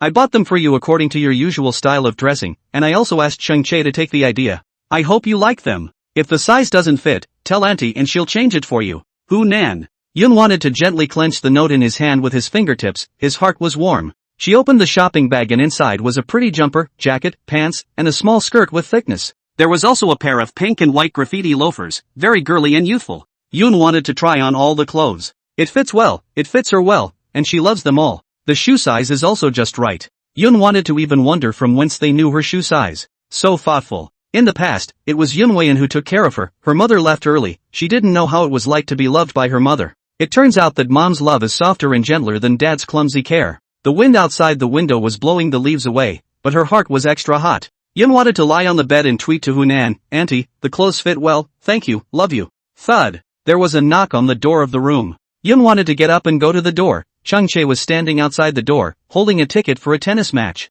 Yun wanted his eyes to light up and reached for it. Cheng Che raised his eyebrows and deliberately took a step back. He wrapped one hand around his chest and held up the ticket in his hand, not saying anything nice? Cloud thought with a lazy smile, she understood. Brother Cheng Che, please. She clasped her hands together, then bent over and bowed, gaga with sincerity. Cheng Che. Oops. It's not a heartfelt feeling, it's a feeling that you're going to be sent away. Get up you. He nudged Yun Wan's head. Yun wanted a smile on her face as her hands reached forward again. Her fingers were slender, and her palms were pink. Both hands hooked and soon, there were tickets placed in her hands. Yun wanted to point to the text on the ticket and murmured, 2023 Shin City Boys High School Division Tennis Tournament Finals Admission Ticket. Don't forget what you promised me. Cheng Che reminded her. Cloud wanted to look up, one condition. Well, on one condition. Then you'll have to give it your all. Cloud thought, tilting his head. Cheng Che patted Yun Xiang's head, while then turning around and heading towards the living room. This kind of match, still need to go all out? Bang. On the tennis court, the sound of wind caught in the swing of the racket and the sound of the ball being hit hard was muffled and hard. The chaperone is picking up the ball for Cheng Che and preparing for the match. The large venue was filled with people, and Yun wanted to find the appropriate seat according to the ticket in his hand. It was the front row, VIP. Next to her was Cheng Che's gym teacher, and then on the left were Guan He and Song Juan. Two people who said they didn't want to play were willing to come to the game. Brother Song Juan, your hemorrhoids are healed? Yun wanted to learn their snickering routine as well. Song Juan's face turned red all of a sudden, strangely embarrassed. Kanzuru was bracing himself to hold in his laughter. Song Juan was exasperated and kicked Guanha, you're the culprit, and you're still laughing. That kid is here. Song Juan suddenly pointed to one side of the entrance. Cloud wanted to look up. The man was wearing a Shinchang No. 2 middle school sweatshirt, with his name, Jane Nobuko, written behind him. Nice name oh. Yun wanted to not be able to help but sigh. Kanzuru, Jane Nobuko, very famous, also from the military compound. But a sophomore. Cloud wanted to look over, like what? He's very good at tennis, and he plays in a lot of the tennis events at the second high school. Yun wanted to blink, and could tell that Jane Nobuko was a very disciplined person. Gentlemanly and courteous to the staff around him, very gentle. It's not something you can fake once or twice, but it has to do with family upbringing from a young age. She looked over at Kanhee and suddenly asked, are all the children in your compound kept on a tight leash? Of course. Look at Che, why is he so open and restrained? He was suppressed as a child, and now he wants to rebel, but he has to obey. Guanha's eyes were complicated for a few moments. Yun wanted to see the way Cheng Che knelt down. Uncle Chang was really strict. What about you and brother Song Juan? Yun wanted to be curious. The two of us are obedient, don't worry about it. Only Che is rebellious. Song Juan was still a little proud when he said this. Yun wanted to find it hard to believe that Song Juan was an obedient child. She thought Song Juan should be very skinny. So what do you guys want to do for a career in the future? Cloud thought, propping up his chin. Guanha's family has been military doctors for generations, and he will become an excellent military doctor in the future. As for me, here, Song Juan also cleared his throat. But the words have not yet opened to say, was interrupted by Guanha. He wants to be a special police officer, to protect the family and the country. When he is old, he will be a small police officer in the area of Locust Street, to control the safety and security. Song Juan. This man owes a lot of money. Who told him to say that? He has to speak for himself, okay? Kan he smiled slightly. You're welcome. I see you struggle to speak. Kanzuru, you are really annoying. Same to each other. Yoon wanted to look at the two of them and snorted a laugh. Good brothers who play with each other, good hairdressers. In the future, one is a military doctor and the other is a special police officer. Although they are in different tracks, they all have the same goal, to protect the family and defend the country. What about Chung Chae? Yoon wanted to ask. Chae, he's always loved the firefighting profession, and it's no surprise that he's taking the path of a firefighter. Uncle Chang is also very supportive of him. To put it bluntly, we will all join the military in the future following the steps of our predecessors. After all, we were inculcated in such an environment, it's just that we chose different careers. Gwanha said this. Yoon wanted to look over at the match as Chung Chae dropped his racket to the ground while sitting down. Chul, he has always loved the firefighting profession, and it is no surprise that he is on the path to become a firefighter. Yoon wanted his hand on his knee to tighten, circles of ripples gradually spreading in his heart. When Gwanha saw that Jin wanted to be silent, he turned his head to look at Yoon wanted and realized that Jin wanted to be a bit lost in thought. Gwanhi paused for a moment. After Chung Chae said Yoonwayan that day, he looked up the information. Yoonwayan's father was a firefighter who died during a rescue. Not necessarily. Kanzuru added. Everyone who has a career plan is amazing, and you all have my admiration. Yoon wanted to guffaw, his tone sincere. What about you? Song Junyuan asked Yoon to think. She didn't have her dad's great sense of justice, much less her mom's fortitude. Her choices were a bit more comfortable than her parents'. I think. Hello and welcome to the finals of the 2023 Shenandoah Boys High School Division Tennis Tournament in the fall as promised. The sound of the radio drowned out what she had to say. Kanzuru, who was sitting next to her, seemed to have heard and not heard. Chapter 85, Placing a Bet with Someone You Like. Today's match is played by Chung Chae of Shincheng 6th Middle School and Jane Shinzi of Shincheng 2nd Middle School. Both are players who frequently appear in major tennis tournaments, and I believe that they will bring us a great feast of matches. Up in the audience is the commentary area. Chang Chae and Jian Xinz have already entered. Chung Chae wore a black and white casual dress today, with the labeled Shincheng 6th Middle School, Chung Chae on the back. On the big screen, his face was brought closer bit by bit, instantly provoking screams from the entire crowd. That superior face made it hard to look away. How should I describe him? It seems like any way to describe him seems bland. Then describe him as the blazing sun of youth, the dotty starlight of youth. Yoon wanted to look straight at Chung Chae in the video, then look at the duo on his side, and couldn't help but sigh. It's true that the good-looking ones are all handed over to the state. Song Juan smacked his lips. Guilty. Chung Chae is far worse than me. Cloud wanted to look over. Oh? Kanzuru, you'd better say that again in front of Chae later when the match is over. Song Juan, you think I don't dare? Kanzuru, it's grandchildren if they don't. Yoon wanted to pay no attention to the two of them bickering, but instead watched the match carefully. The two of them, Chang Chae and Jen Shinzi, touched palms, then picked up their tennis rackets and quickly entered the court. Chung Chae looked up towards the audience as if he was looking for something. Yoon wanted to always look at him and made sure that his gaze fell on his body, immediately waving towards him and shouting, Chung Chae, go for it. Chang Chae raised his eyebrows. In the midst of all the noise, only her voice was the cleanest and her tone the most enthusiastic. Will, dumbass. Soon, the game begins. Chang Chae's physical fitness was really good and his bouncing ability was strong. You could tell from his playing position and catching maneuvers that he was a professional. Yoon wanted to remember the first time he met Chung Chae. He rode his bike, tennis racket slung over his body, and appeared in front of her against the wind and the setting sun. For the first time, she felt that the original teenage feeling was not just an adjective, but warmly appeared and merged with her life. The scores of Chang Chae and Jian Xinz were tightly clinched, and as Chung Chae hit a ball back, he was greeted with loud chants from the arena. Jian Xinz swept a glance towards the scores before looking at Chung Chae. Chang Chae pursed his lips and took 2 steps back, his hands gripping the racket in his hands, his biting and serious eyes, looking at Jian Shinzi's heart muttering. A year ago he and Chang Chae played against each other. It was at the Liao Province men's tennis tournament, and he and Chang Chae played about 6 matches. He figured out Chung Chae's style of play. He was good at defending in the early stages and counterattacking after consuming the opponent's stamina. For the entire 6 games, as well as against others, he played like this. A reporter interviewed him, care about winning or losing? He disdainfully replied with 4 words, play casually. At that time, it drew the displeasure of many opponents who felt that Chung Chae was mocking them. It was later discovered that Chung Chae was really powerful and really disdained them. But today is different. He opened the game on offense, strong and fierce. It was as if the words, I want to win, were written all over his body. Since when is he so obsessed with winning? The Chung Chae who played like this didn't just surprise Jian Shinzi. It was even more surprising to Song Juan and Gwanha, as well as the gym teacher. It's fierce. Having been in a fast-paced fight, Jane Shinako fought back perfectly in the early going, and then was directly out of reach in the back. Yoon wanted to frown at the match with an extraordinarily serious expression. Her first contact with tennis was with her father. Dad and his comrades reunion, she watched them play soundly, and has been interested in tennis ever since. When Dad was still around, she used to play tennis with him whenever he came home. Then Dad died and she never hit it again. Compared to basketball and badminton, not so many play tennis. So this time when she heard that there was a tennis tournament, she was particularly looking forward to it. At halftime break, Gen Xanz sat in his chair. He didn't listen to what the coach said behind him at all, and instead looked at Cheng Che. Want to win badly?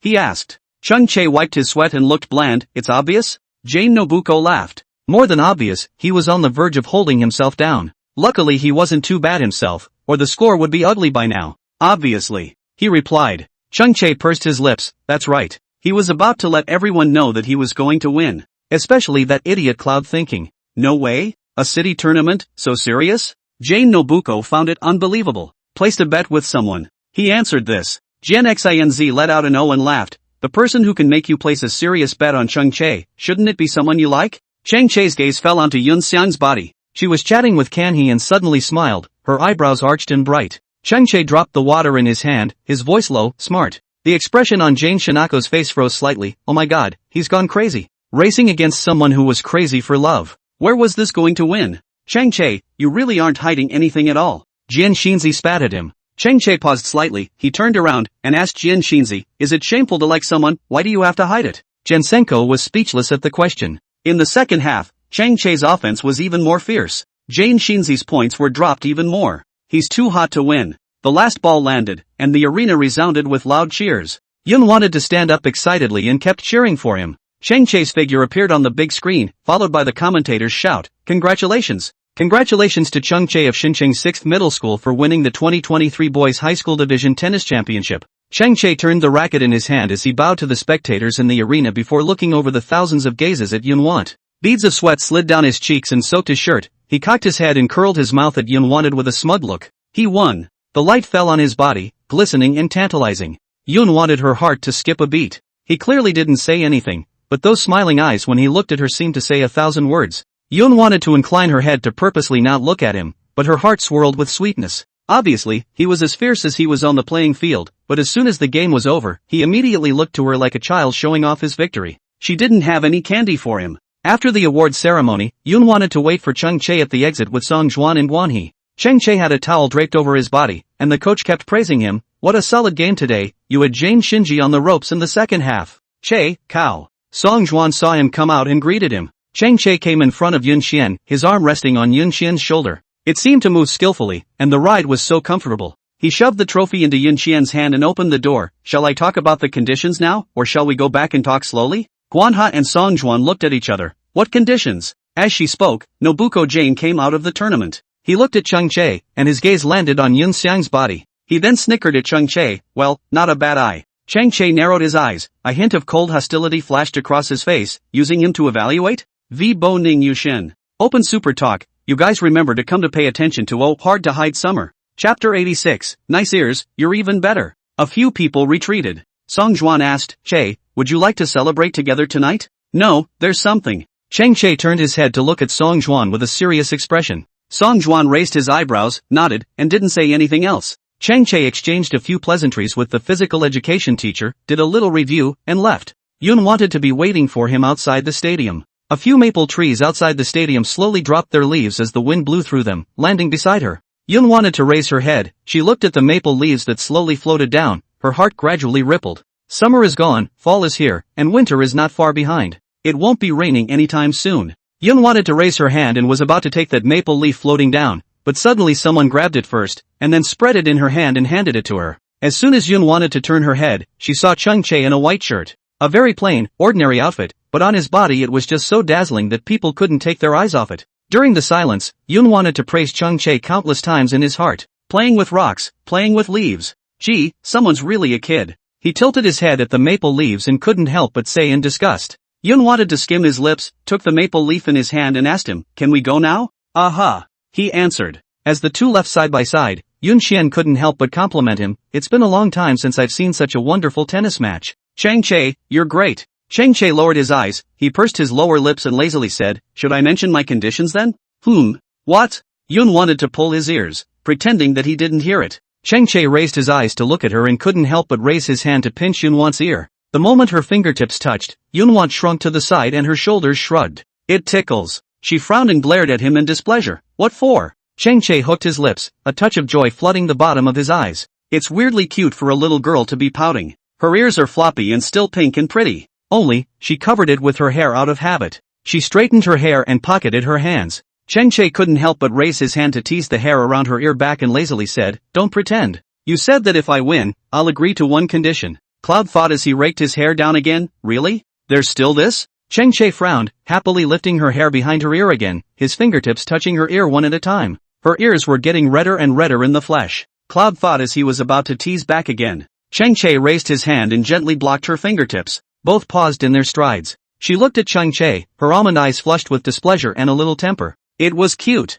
Chang Che pursed his lips, his voice lowered, somewhat dark. This is very pretty. Yun wanted to be stunned for a moment. As far as I can remember, I've never heard Process Chul praise himself for being good looking. Are you saying that the ears are pretty, or am I pretty? Yun wanted to raise her face. Chang Che's appearance gradually reflected in those pure and beautiful almond eyes. Chang Che followed her ear to look into her eyes. Her eyes were bright, and at the moment, there was only shimmering light and him in her eyes. Hear the truth? He asked. Cloud thought, aha. Chang Che slightly leaned down close to her, his breathing slightly sunken, the color in his eyes dense and tidal, and said seriously, the ears look good, and you look even better. Yun wanted to meet his gaze, feeling the ambiguity of his breath spilling onto her cheeks. Her ears were red through and through in an instant, and even her breath followed suit. Chang Che's eyes were really killing him with their gentleness, they were too affectionate. Yun wanted to hang his head and hurriedly turned his head to stop looking at him, whispering, I'll take that as a compliment. After saying this, Yun wanted to just feel his face start to burn. Chang Che took in her shy appearance under his eyes, his tone lazy, I'm complimenting you. Yun wanted to not dare to look at him again, but rushed to get a taxi, ready to go home. Yun wanna, you're blushing. He favored the back to snicker. Cloud wanted to keep quiet and clutched his cell phone. Of course she knew she was blushing. How could one not blush when faced with such a good-looking person and he was so close? Cloud wanted to move at a faster and faster pace. Chang Che looked at her stubborn back and couldn't help but snort a laugh. What an idiot. He rushed to follow, and was about to talk to her about his terms when his cell phone rang. It was a string of unfamiliar numbers, Shin Chang's. Chang Che pressed answer, he put it to his ear and raised his eyes slightly when he heard the words of the person over there. He said faintly, yeah, we'll go back now. Something wrong? Cloud wanted to ask him. Chang Che, there is. Mr. G came to the house to apologize. When Yun wanted to return home with Chang Che, there were 3 cars parked in front of the courtyard. A black Mercedes, a black Volkswagen, and a white BMW. There were sounds of giggling and laughter coming from the courtyard. Chang Che knew that it was Ji Hong and that man coming. Yun Xian followed closely behind Chang Che, who looked at Yun Xian and asked her, are you afraid? Yun wanted to shake his head immediately. Chang Che was worried that she was having a shadow in her heart. He patted Yun Xian's hair and gently comforted her. Yun Xian, there's me, there's Chang Lord. Won't let you be wronged. Yun wanted to look at Chang Che's face, he was more serious than ever. The Chang family is your backing, you will never be alone, don't be afraid. Yun wanted to finally lift a smile on her face as she nodded, her mind relaxing a bit. Woof! The can ran out from the bedroom, it didn't dare to get close to approach Yun Xian, so it circled around Chang Che's legs, seemingly cheering that there was a newcomer in the house. Chang Che patted the can dog's head. The can spat out his tongue at Cloud's thought, stupid and naive. Cloud wanted to suddenly feel that the dog didn't seem so scary anymore, and the can was really quite cute. Is it thinkin' little Che who are back? Chang Lord's voice came from the living room. Chang Che and Yun Xian entered the living room one after the other, and sure enough, they saw Ji Hong and that man. Ji Hong sat on the single sofa on one side of the couch while the man stood with his head down. Chang Che, think about it, you go back to your room first. Yun wanted to move his thin lips slightly, I won't have a conflict, will they? She's worried. Behave. He patted Yun Xian's arm, signaling Yun Xian to rest assured. Yun wanted to look at Chang Lord again, who nodded. Cloud thought then went back to his room. Chatting so happily? Chang Che teased. Chang Lord smiled, Mr. G is a very famous entrepreneur in Shin City, he has helped us with many rescue operations. Chang Che glanced at Ji Hong. Mr. G is a good person, it's just that the people under him are of poor character. Chang Che's voice was clear and cold. Chang Lord's paused slightly. Ji Hong had also just arrived at the house, and it just so happened that he and Ji Hong had met once before, so they had just chatted a bit and hit it off. He hadn't asked Ji Hong about the reason for his visit, he only knew that Ji Hong had come to make amends because they had brought a lot of gifts. What happened? Chang Lord asked. Chang Che simply sat on the sofa. He wrapped his hands around his chest and crossed his legs as his gaze fell on the man with his head lowered. Dad, what do you think happens when you humiliate the daughter of a martyr? Chapter 87, Stay in Chang's house, don't move out. In a flash, the smile on Chang Lord's face disappeared completely. Humiliation and daughter of a martyr, just these two words seemed to pluck a string in his body. Obviously, this is talking about Cloud thinking. Who moved to think about it? Chang Lord almost slapped the coffee table and stood up violently. In an instant, the atmosphere in the living room changed. The birds in the treetops outside the window twittered and flew up in a single leap. Ji Hang's face sank as well, glancing at the man next to him, his heart growing more and more depressed. The man next to Ji Hang took a step forward, while lowering his head as he said, "I'm sorry." "You raise your head." Chang Lord's roar rubbed off on him. Chang Lord was a very hot-tempered person, and usually in the team, he would get angry at the drop of a hat. Coupled with his work, he was always quick-tempered. The man raised his head apprehensively because Chang Lord's tone was really arrogant and made people panic in their hearts. Chang Lord saw his face and looked incredulous. "Are you crazy? How old is she?" "I'm sorry. I'm really sorry." He kept apologizing, a mortified expression on his face. It seemed like it was getting to the point where he was finally getting a little serious. Cheng Che then said what he saw that night to Chang Lord, and Chang Lord's face directly blackened to the end after hearing it. What madness! Chang Lord picked up the cup on the coffee table and slammed it directly onto the man's head. Bang bang! The sound of the man's head colliding with the cup was followed by the cup falling to the floor in pieces. The man took 2 steps backward in a row, his forehead instantly broke open, and blood fell violently, crossing his eyes and landing on his mouth.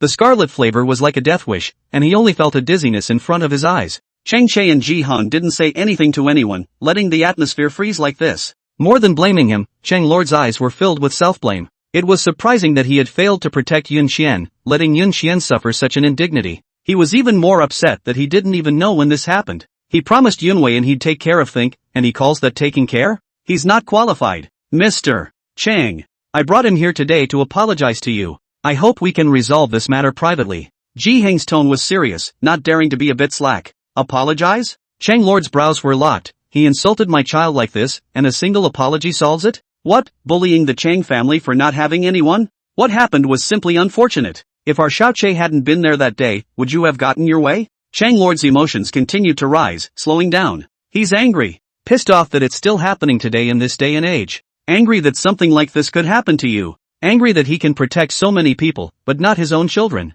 The room wasn't soundproofed very well, and Cloud tried very hard to keep himself from listening to the conversation outside the door. But even with the headphones on, she could still hear it clearly. Uncle Chang said, "He insulted my child like that, is it solved by an apology? What, bullying no one in the Chang family?" Auntie Hunan says, "Dear Think, the weather is getting cold. Seeing that your clothes are thin, I took the liberty of buying some clothes for you. Someone to protect her from being wronged, someone who cares about keeping her warm for 3 winters, someone who tells her, don't be afraid." How can anyone feel unhappy with such a life? Cloud wanted to be really content. She took off her headphones and walked out of the room. All 4 people looked at her, and all was quiet in the living room. Only the can wagged its tail and looked at Yun Xian from the corner. It seemed to have a fierce energy that if anyone bullied Yun Xian, it would immediately charge up. The man was the first to speak. "I'm sorry." Yun wanted to look at Cheng Che and Chang Lord, her heart warmed. She sincerely thanked them for standing firmly behind her. Yun wanted to look at the man, his tone calm. "I accept your apology." Cheng Che and Chang Lord were silent and didn't say anything.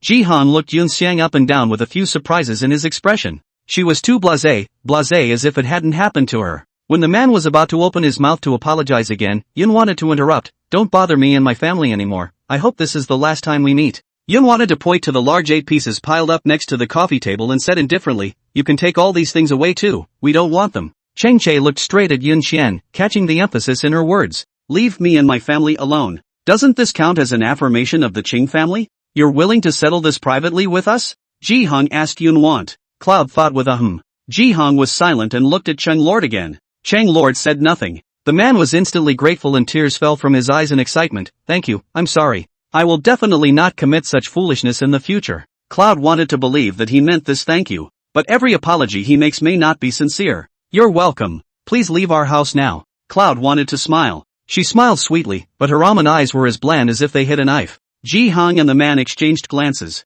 Ji Hong knew that this matter had aggravated Yun Xian. He took out his bag and was about to pull out the contents. Yun wanted to immediately guess what he was going to take out. She asked, "Does Mr. Qi want to insult me again?" Ji Hong gave a beat. He learned that sometimes money isn't everything. There are some things that money can't fix. Chang Lord, who had been silent for a long time, opened his mouth. "Leave a business card." Ji Hong immediately handed it over. "Good. Bye." Chang Lord directly gave an expulsion order. The two didn't dare to interrupt again. The man got into the car, visibly relieved, with a sense of having dodged a bullet. Unbeknownst to them, they had just left on the front foot, and Ji Hong received 2 text messages from unfamiliar numbers on the back foot. The content is as follows. Mr. Ji, my child is untouched by the world, she is simple and kind, and I don't want her to put away her kindness. Because in her world, everyone is full of love. But just because she's kind doesn't mean I have to be kind. Everyone is an adult and should pay for what they have done. I'm sorry I refuted you. This is something I'm going to make him pay for. In the living room, sending the guests away, Chung Lord was dissatisfied. Why did you only tell me about this kind of thing? No sooner had the words left his mouth than his cell phone rang. Team Chang, we're meeting this afternoon, you guys Lu? Chang Lord paused for a moment. Ha! I was just going out. He pointed to Cheng Che and Yun Xian and said, I'll go to the meeting first. You two stay home honestly and don't run around. We'll talk when I come back tonight. Got it, Uncle Chang. Yun wanted to answer. Cheng Che was silent as always. Yun wanted to look at the faraway car outside the door. A gaping hole in his heart was slowly being sewn up. Get over there, idiot. Cheng Che's voice rang in his ears. Cloud wanted to glare at him. You're the one. Cheng Che sneered. Fine, I am. The corners of Yun wanted the corners of his mouth to rise, and his eyes rippled. Cheng Che is not an idiot. He was her backer. Yun wanted to look up at him with a grateful tone. Cheng Che, thank you. Cheng Che hung his head as he met Yun Thing's hot gaze. Then stay at Cheng's house and don't move out. Chapter 88, consider it done. He's in the shower. Cloud wanted to ask him immediately, is this the condition that you won the match in exchange for me? You said it, no matter what the conditions are, you promise. Cheng Che's eyes sizzled. Cheng Che, this matter won't work. Yun wanted to wrinkle his eyebrows. Cheng Che's complexion immediately became clear and cold. He hid the annoyance in his heart and his voice was low. Yun think, don't trick me. Cloud thought, I'll take care of myself even if I move out. It won't change anything. Cheng Che quickly retorted, if you stay, it won't affect anything. Yun wanted to not talk more about this matter with Cheng Che and turned around to go back to his room. Cheng Che reached out and grabbed Yun Xiang's wrist. With 4 eyes facing each other, Cheng Che's expression was covered in shame. The midday light was blinding, reflecting the 2 men's silhouettes against the wall. He hung his head slightly. He knew why Yun wanted to move out for sure. It was just that the things he said and did when she first came to the house were a thorn in her heart. In truth, Cloud wanted to be not so cut and dry. The moments that didn't seem to hurt her, behind her back, she was secretly licking her wounds to heal herself. Cheng Che lowered his eyebrows. He looked helpless and said sincerely, Yun think, I apologize for my previous ignorance. He really wanted to keep Cloud thinking. Yun wanted to take in the guilt and self-reproach in the bottom of his eyes. She didn't want to waste Cheng Che's good intentions as she asked, I'll, think about it, then, okay? Think about it? His eyelashes fluttered as if he saw a little hope. Yun wanted to nod. Cheng Che, whether I stay or not, it has nothing to do with you. It's me who doesn't want to bother. The little girl's eyes were bright, and she spoke to Cheng Che very sincerely. If I choose to stay, I hope that you take care of me more in the future. If I don't stay, don't hold me back or blame me for not staying. Is that okay? Cheng Che looked at her, and the tip of his heart trembled. Cloud wants to, always knows what's going on and makes people's hearts ache. He let go of Yun's hand and nodded her forehead. I respect that. Thank you, brother Cheng Che. The corners of her mouth lifted up in a sweet smile. Cheng Che smacked his lips and turned around to enter the house. The atmosphere returned to its original state, and the cans jumped around after Cheng Che as if they were also happy for Cheng Che. Cheng Che took a strip of chicken out of the cabinet. He squatted down and fed it to the can. The can eats and wags his tail at the same time. Yun wanted to look at the can and his heart rippled at the tip. Alaska was a very non-aggressive dog, especially goofy and silly every time he wagged his tail. Cloud thought he liked a dog similar to Alaska when he was a kid, a husky that the family next door had. She would secretly buy food for him and he would always wait for himself in the yard, puckering his tongue whenever he saw him. The husky is a little too, but a big one and very secure. She was being bitten by a small dingo, and the family's husky helped her when she was bitten. Except then she was so afraid of dogs that she never ran into the husky again. Do dogs have feelings, you say? Wouldn't that husky feel bad about how, for good reason, he lost a friend? Woof! The barking of the can pulled Cloud's thoughts back. Yun wanted to raise his eyes and saw the can lying on the ground and splashing around, his mouth continuously screaming, woof woof woof. Translated, it's more like cursing and saying, shoveling, you heartless shoveler. Get up. Cheng Che's tone was fierce. The cans continued to spill, the big one, scrubbing the floor like a meatball. Cloud couldn't figure it out because it was rare to see a canister like this, and she asked Cheng Che curiously, what's it going to do? The can was lying on the ground pretending to be dead. Cheng Che said, didn't eat enough, want another one. Then just give it another one. Yun wanted to blink, with an innocent face. Cheng Che looked at Yun Xiang. The can didn't pretend to be dead anymore. It eyed cloudy thinking and lolled out its tongue. TSK, pretty sister is hurting you more than me, huh? Cheng Che hung his head and looked at the can. The can immediately shook its head, its tail arched so high, and as if it was somewhat embarrassed, it went to look at Cheng Che slyly. For the first time, Yun wanted to feel that he had read a dog's expression. It's shy. Really? Chang Che couldn't help but roll his eyes inwardly as he looked at the unproductive fellow at his feet. Chang Che took another one out of the cabinet. He unwrapped it and asked Cloud to think, do you want to, try to feed it? Yun wanted to shake his head hurriedly, resistance written all over his face. It's one thing for her to be interested, but for her to get close enough to feed it, that's another thing altogether. Canned head, it seems like you're still not in the right place for pampering. Pretty sister still dislikes you. Chang Che squatted down and laughed in a deep voice. Don't talk nonsense. Yun wanted to interrupt Chang Che. Chang Che hooked the corners of his mouth and threw the meat strips into the dog bowl. Pretty sister rewarded you. The Ken looked gratefully at Cloud thinking. Although Chang Che was a very spontaneous person, in the matter of feeding dog food, he never gave two. Today, he did make an exception. I'm going upstairs to take a shower, come up and find me if there's something, Chang Che said to Yun Qian. Yun thought with a hum and went into his room to rest as well. Unsurprisingly, she shouldn't have anything to do with going upstairs to find Chang Che. Yun wanted to lie on his bed, and the class group was posting videos and photos of Chang Che's fight today. Chang Che was already popular enough, and after participating in the competition, he gained another wave of little fans. A few videos of Chang Che's competitions exploded on Shake Shack, with upwards of 100,000 likes. Even the microblogging has been on the hot search in the same city, and the topic of a Xinjiang 6th middle school Chang Che has been retweeted by major bloggers. But everyone's focus was not on winning the match, but on Chang Che's face value. Netizens have said they want Chang Che's social software account, but the network is not found. A source revealed that Chang Che has no social software, only a WeChat, but also often do not speak. Yun wanted to be brushing his Twitter feed to see what was going on when his cell phone rang. Chang Lord, think, are you still at home? Where did Chang Che go? Why didn't he answer my calls? I have something urgent to find him. Cloud thought, he's in the shower. Chang Lord, in this case, go and give him a shout. Tell him that I need his ID card, and tell him to stop washing it for now. Take a picture of the anyway side of the ID card, and send it to me. Cloud wanted to be silent.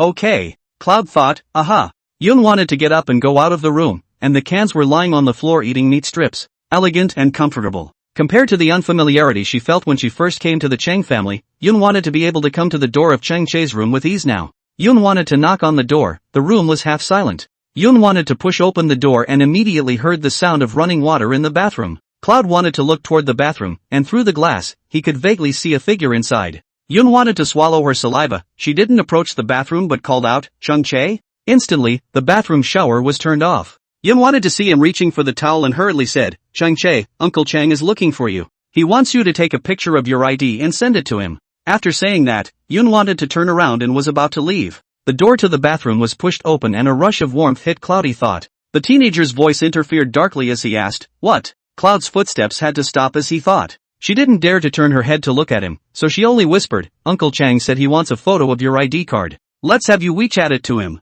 Oh. Chang Che responded, deliberately walking behind Yun Qian. Yun wanted to instantly feel the strong scent of shower gel on the teenager's body. The hot breath from his body pounced on her neck. Yun wanted her heart to poof wildly and took a step to escape. Chang Che's body suddenly brushed her shoulder and his arms suddenly swept past her. Chapter 89, She blushes when she's teased. Yun wanted his heart to tremble violently and subconsciously tried to dodge to the side, but he accidentally tripped over his feet. Chang Che picked up the cell phone on the table while seeing Yun trying to fall to the side. He reached out, gently blocking Yun Wanet's waist with the back of his hand, holding Yun Wanet upright. Yun wanted to turn his head to look at him. The teenager had just finished his shower and was looking at himself with wet narrow eyes. His hair dripped with water, falling from his neck to his pecs. He was naked, his upper body still covered in droplets of water that he hadn't had time to dry off. Chang Che pursed his lips, his hot breath falling onto Yun Qian's face, and the scent of shower gel always slipped into the tip of his nose without notice. The atmosphere in the room was inexplicably ambiguous for a few points. Yun wanted to look straight at him, only to feel the tips of his ears burning before he lowered his head.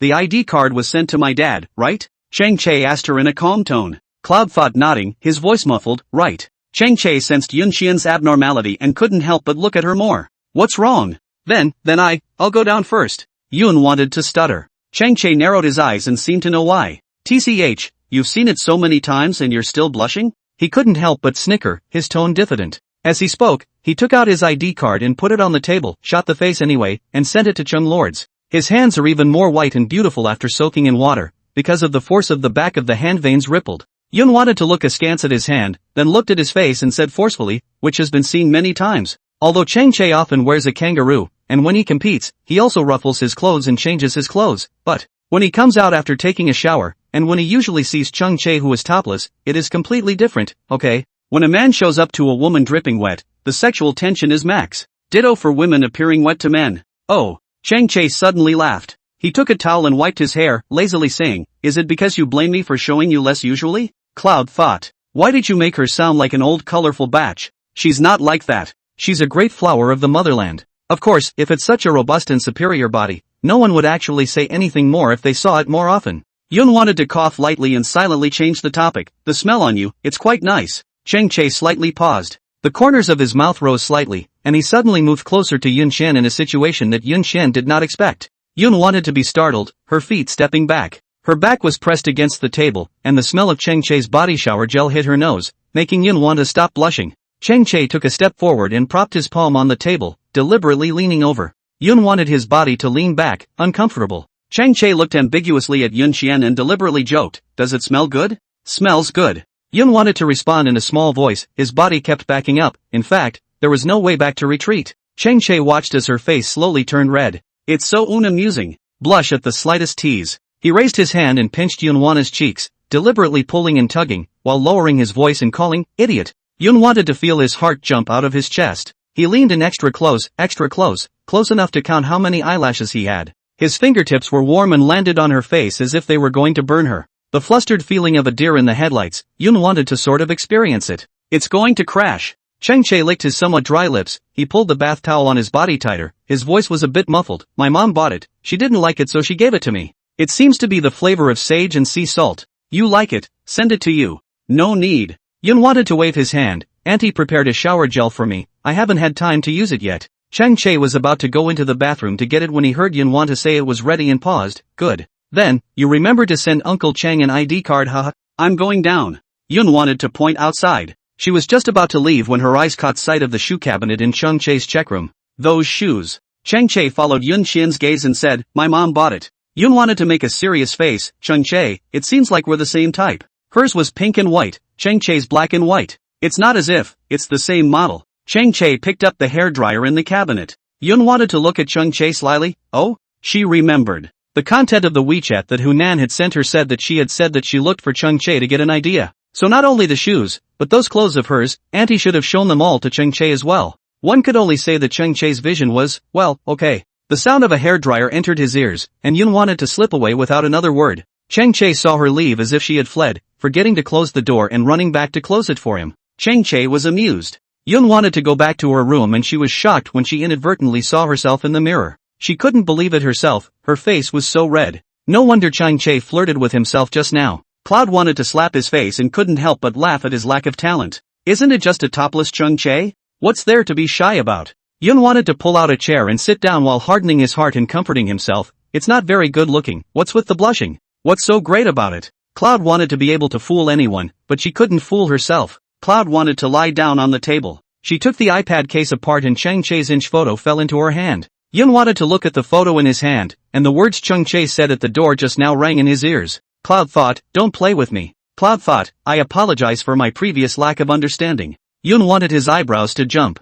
And he called her an idiot when he was clearly the one. He didn't do anything wrong. Why apologize? She's the one who's bad. It was clearly agreed that he would participate in a tennis tournament and that he would be promised one condition if he won. But after he stated his conditions, he couldn't agree to people. Yun wanted to look at the teenager in the photo, his eyes rippled. Chang Che is the one who can really take it and dare to love and hate. Compared to Chang Che, she was much more petty. The following day, Monday, the flag was raised during recess and the national anthem echoed through the campus. Lami wrote today's schedule on the blackboard and reminded everyone before class started, there's gym class this afternoon huh? The gym teacher said to tell us to split up into groups ahead of time, 2 by 2, preferably one male and one female. After Chang Che won the tennis match, the principal found someone to build 2 tennis courts overnight. Let the physical education teacher take everyone to play a game to strengthen their bodies. Chang Che's popularity was already on fire, but in the past, people didn't really get close to Chang Che because of his poor temper. With Chang Che winning the game, everyone braved it out. The books in Chang Che's desk were thrown onto the chair, and the desk was all filled with love letters and snacks. Cloud was dumbfounded when she tried to sit down in the morning, because the stuff was falling out, and stuffed wrong, into her desk. The love of little girls was always passionate and raging, and she didn't find it funny, only that it was youth at its best. Yun Xian, do you want to be in my group? Lin Duan suddenly appeared in front of Yun Xian. Just after saying this, Lin Duan saw Chang Che who came back from outside. Chapter 90, team up with me and demonstrate together. Cheng Che threw his school jacket onto the table, his eyes sweeping up and down with a clear and cold gaze, sending chills down Lin Duan's spine. Lin Duan had a weak heart. Yun wanted to drink the yogurt and glanced at Cheng Che, then quickly nodded in agreement. Okay. She wouldn't be grouped with Cheng Che anyway, so it would be anyone. She was still familiar with Lin Duan, and she wouldn't be told off if she played badly. Lin Duan tactically cleared his throat and asked Yun Xiang, why don't you reconsider? Yun wanted to be confused. She found Lin Duan strange. Wasn't he the one who asked if she wanted to team up with him just now? Why was he asking her to consider it now? If you want to find someone else to organize, just find someone else. Why are you asking me to think about it? Lin Duan, you're sick. Yun wanted to flatten his mouth, his tone carrying dislike. She was still familiar with Lin Duan, and joking about Lin Duan wouldn't make her angry. Lin Duan was embarrassed, but his gaze sneaked over to Cheng Che's side. Cheng Che leaned casually against the wall with his arms wrapped around his chest, his cold eyes staring directly at Lin Duan, as if asking, are you sick in the head? Do you want to roll by yourself or should I help you? Lin Duan, this where he dared to breathe, no, this where he dared to speak. I'll go find someone else. Lin Duan grayed out. Yun wanted to narrow his eyes and couldn't help but look towards Cheng Che's side. The teenager looked up, that gangly face tugging. What are you looking at? You want to team up with Lin Duan? He spoke first, his voice clear. Cloud wanted to nod. There you go then. He cocked his head, his fingertips falling to the table, tapping once and for all, loose and bland. Cloud thought to himself. Is it true that you want her to go? Looking at Cheng Che's fair and beautiful hand, this knocking was not a table, it was clearly a countdown to her death. Unfortunately, Yun wanted to be all anticlimactic. She got up, accompanied by the words, I'll go then. But she had just lifted her but a little, and before she could straighten her back, her arm was clutched and then held down. Yun wanted to suck in a breath, and when she turned her head, she saw Cheng Che's depressed face. Don't you dare try to go for a second. He pressed his voice, irritation visible to the naked eye. The classroom was suddenly quiet, and Yun Chen inexplicably had a bad feeling. When she turned her head, she really realized that everyone was looking at herself and Cheng Che. Yun wanted to subconsciously remove Cheng Che's hand and silently sit upright. Cheng Che stared at certain students in the class, his tone irritated. What are you looking at? You've never seen a fight with your table mates. Everyone silently turned their heads, and though they did not look this way, they perked up their ears. Yun wanted to look at the crowd and couldn't help but tickle the corners of his mouth. So the same table doesn't want me to go team up with Lin Duan? Yun wanted to turn over the test paper in his hand and picked up his pen to write. I should want to? He asked. Yun wanted to look at Cheng Che instead, his eyes serious, then tell me straight. Said he didn't want her to team up with Lin Duan. How would she know if he didn't tell her? Cheng Che barely hesitated and immediately said, I just don't want you to team up with Lin Duan. How? Cloud thought, nodding his head, compelled to ask for a satisfactory answer. So who do you want me to be with? Cheng Che immediately picked up the conversation. Me. The word I was said in a crisp and clear manner, without a trace of hesitation. It was as if Yun wanted to belong to him, to team up with him. With those words, the two men looked at each other, neither one averting their gaze first. Yun wanted to gradually reflect his figure in his eyes. Cheng Che pursed his lips and slightly averted his gaze. Yun wanted to curl the corners of his mouth as a smile grew under his eyes. Stinky Cheng Che. The usual yin and yang, beating around the bush. He was just about to go get the book to hide his intensely beating heart when he heard Yun think, just say it straight out, it's not like I'm not in your group. So, Cheng Che's thin lips flicked out. So, let's team up. Yun wanted to raise an eyebrow, beat them to the punch. Cheng Che laughed, in a happy mood, and couldn't help but tease her, just you? What's wrong with just me? Cheng Che, I'm not a vegetarian either. Yun wanted to clench his fists. All she could say was that the person who matched them was going to be miserable. P.E. 2 p.m. The sun is blazing, but the fall wind is blowing comfortably. The physical education teacher briefly told everyone about the origin of tennis, and then said, Cheng Che, come up here and demonstrate the position. Cheng Che was sitting in the back and was a little depressed when he heard the gym teacher's call. Can't he do it himself? The physical education teacher let out a silly laugh. The students were definitely more happy to see Cheng Che demonstrate than him. Yun wanted to squat on the ground to tie his shoes, and when he looked up, he saw Cheng Che standing so reluctantly next to the physical education teacher. The corner of Yun wanted the corner of his mouth to rise. He liked to see Cheng Che's forced dead look. Cheng Che glanced at Yun Xian and threatened with his eyes. What are you laughing at? Is it funny? Cloud tried to stifle a laugh, amused. When we play, we have to watch our ankles and knees. In all sports, you have to protect your ankles and knees first. When swinging the racket, you should also pay attention to exerting force on your small arms, not relying entirely on your wrist to exert force. Cheng Che, demonstrate. The physical education teacher handed Cheng Che the racket. Cheng Che stood firmly and held the racket with both hands, making a swinging gesture. He wore half-sleeves, and when he swung his arms up, they immediately reflected the muscle lines. Yun wanted to think that it was really a pity that Cheng Che didn't become a soldier. He should just be handed over to the country. It was just that when the four eyes met, Yun wanted to hold it in. It's really hard not to laugh at something like an acquaintance as a demonstration. Cheng Che inclined his head and didn't look at her, and Yun Shan also stopped looking at him. Gym teacher, here, everyone pull back in line and try to do the pose. People were doing all sorts of poses, and watching the gym teacher slap one hand to her face gave her a headache. Physical education teacher, can't you learn? Like Cheng Che. Bend your knees slightly and turn sideways. Yun wanted to glance at Cheng Che and realized that Cheng Che was staring at himself. Yun wanted to stand firm and clasped his hands in fists, then made a gesture of swinging his racket. Cheng Che paused for a moment, surprised that Yun Xiang's movements were quite standard. Teacher. Cheng Che suddenly called out to the physical education teacher, Yun Xiang's posture is also quite standard, why don't we let her do a demonstration for the girls? After all, there's still a difference between boys' and girls' postures. Yun thought? She stared at Cheng Che with round eyes. What's he doing? Lami looked at the duo slyly and couldn't help but smile. Hey, siblings are just so close that they have to get one another killed before they stop. Unfortunately, if only it wasn't brother and sister, she thought she could kowtow. The physical education teacher twisted his head. Yun Xian was silently taking his posture back, but unfortunately he was still seen. Hey, Yun Xian, this posture is really good. Oh. The physical education teacher pointed at Yun Xian and said, then you come up too. Cloud thought to himself. No, the teacher. She thinks this matter can be discussed again. Cheng Che curved the corners of his mouth and smiled that big smile after getting away with his mischief. Don't be embarrassed. What are you afraid of when you're all in the same class? The physical education teacher pointed next to Cheng Che. You stand next to Cheng Che.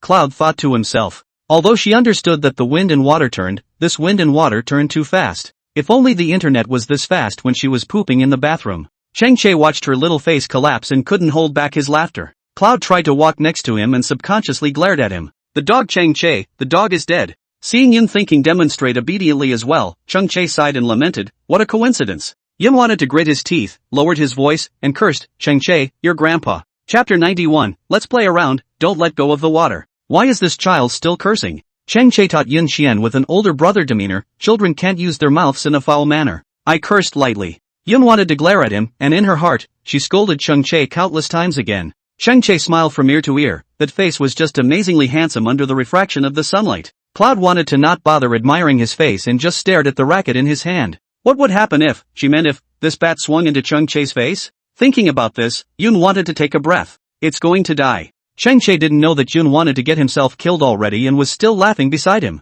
Physical education teacher, everyone knows how to do this, right? Come on, let's do a little practice. Cheng Che and Yun wanted to stand up straight together, and the two were just about to put down their rackets and join the team when they were called back by the physical education teacher. Why don't it just be the two of you? Cloud thought to himself. Cheng Che. No, it's not over yet. Cheng Che looked at the gym teacher expressionlessly, his tone sarcastic. You're asking me to fight a little girl? PE teacher, demonstration. Cheng Che retorted, no indication. Don't even talk about demonstrations, tennis entry is supposed to be high, and a person who has never played tennis will have a hard time catching the ball even if you send it to him. Telling Cloud to try to fight him wasn't a demonstration, it was walking her. The two conversed quickly, and the students looked at Cheng Che and the teacher, their heads like rattlesnakes. The gym teacher's serious face, it's just a demonstration of serving, catching. Not really letting you two play against each other. Cheng Che, they're not little cuties. They've never eaten pork or seen a pig run? After saying that, Cheng Che and the physical education teacher looked at the students. Students, Abba,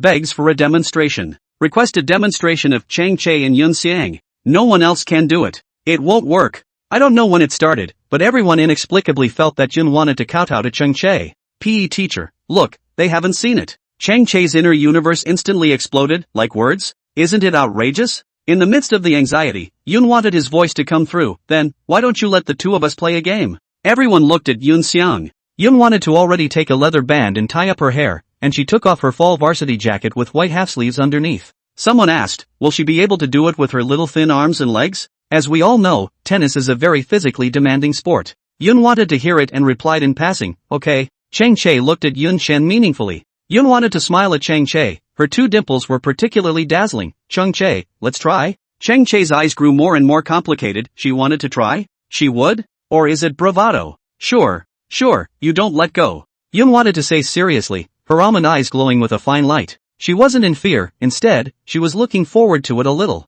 Cheng Che raised his eyebrows, reading the emotions like under her eyes, thought for a moment, and said, good. The students were tacitly quiet. Not to mention, everyone was still weirdly looking forward to it. After all, Cheng Che had just won the 2023 Boys High School Division Tennis Championship, and to immediately see Cheng Che play another match, wasn't this a benefit for them? As for winning or losing, there was no doubt that Cheng Che won. No one looked favorably on Cloud Thinking, only thinking that Cloud Thinking was helping to put together a game. In the long corridor on the 4th floor of the teaching building, Song Juan and Guanha skipped class to watch the fun. On the playground, Jun Xiang and Cheng Che had already taken their positions, and the physical education teacher blew the whistle to start the game. Who will win? Guanha had a smile under his eyes, gentle and lazy. I certainly believe and support it unconditionally. Song Juan sold the idea. Guanha raised an eyebrow. Cheng Che? Che, who supports him? Song Juan suddenly giggled. Of course I support Think About It. Although he knew that Think About It wouldn't win, he still supported Think About It. The love of brother Song Juan is great and silent.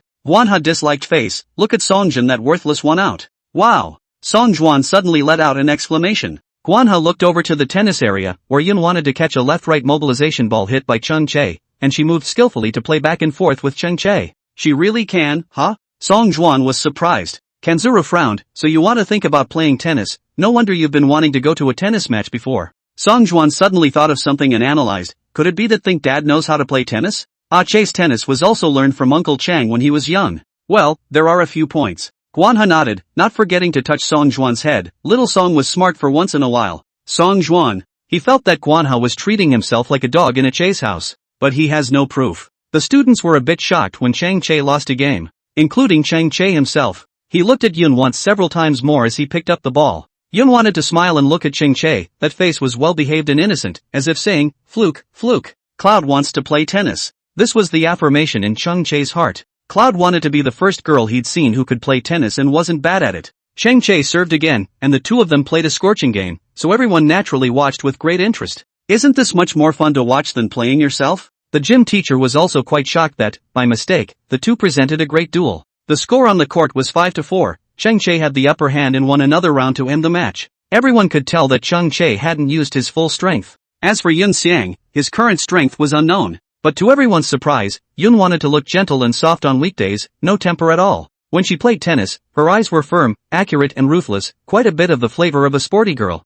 Yun wanted to start running out of stamina. It was obvious that he couldn't beat Cheng Che anymore, and his running speed slowed down. Tennis scoring is unique. Winning a ball is 15 points, winning another ball is 30 points, and winning another ball is 40 points. Getting 40 points gets you a big score. If both sides have scored 40 runs, the inning is extended and play continues. It's hard to score a point in tennis, so Yun thought it was tops to be able to play for so long with Cheng Che, who had just won the boys' high school tennis championship. Yun wanted to hold the racket with both hands as she stared straight at Cheng Che, her eyes extraordinarily determined. Cheng Che looked at Yun Chen and could detect her seriousness. Cheng Che lowered his eyes and heard someone beside him say, "Must kill the game now. Balls up." Yun tries to catch it beautifully and Cheng Che quickly fights back. This time, he had no tactics, just straight line drives. Instead, Cloud wanted to start mobilizing left and right to launch an attack. Cheng Che pursed his lips as he looked at Yun Chen and let the ball fall to the ground. Hi! The neighboring classmates sent their sorry voices. On the promenade, Kanzuru watched the scene and smiled.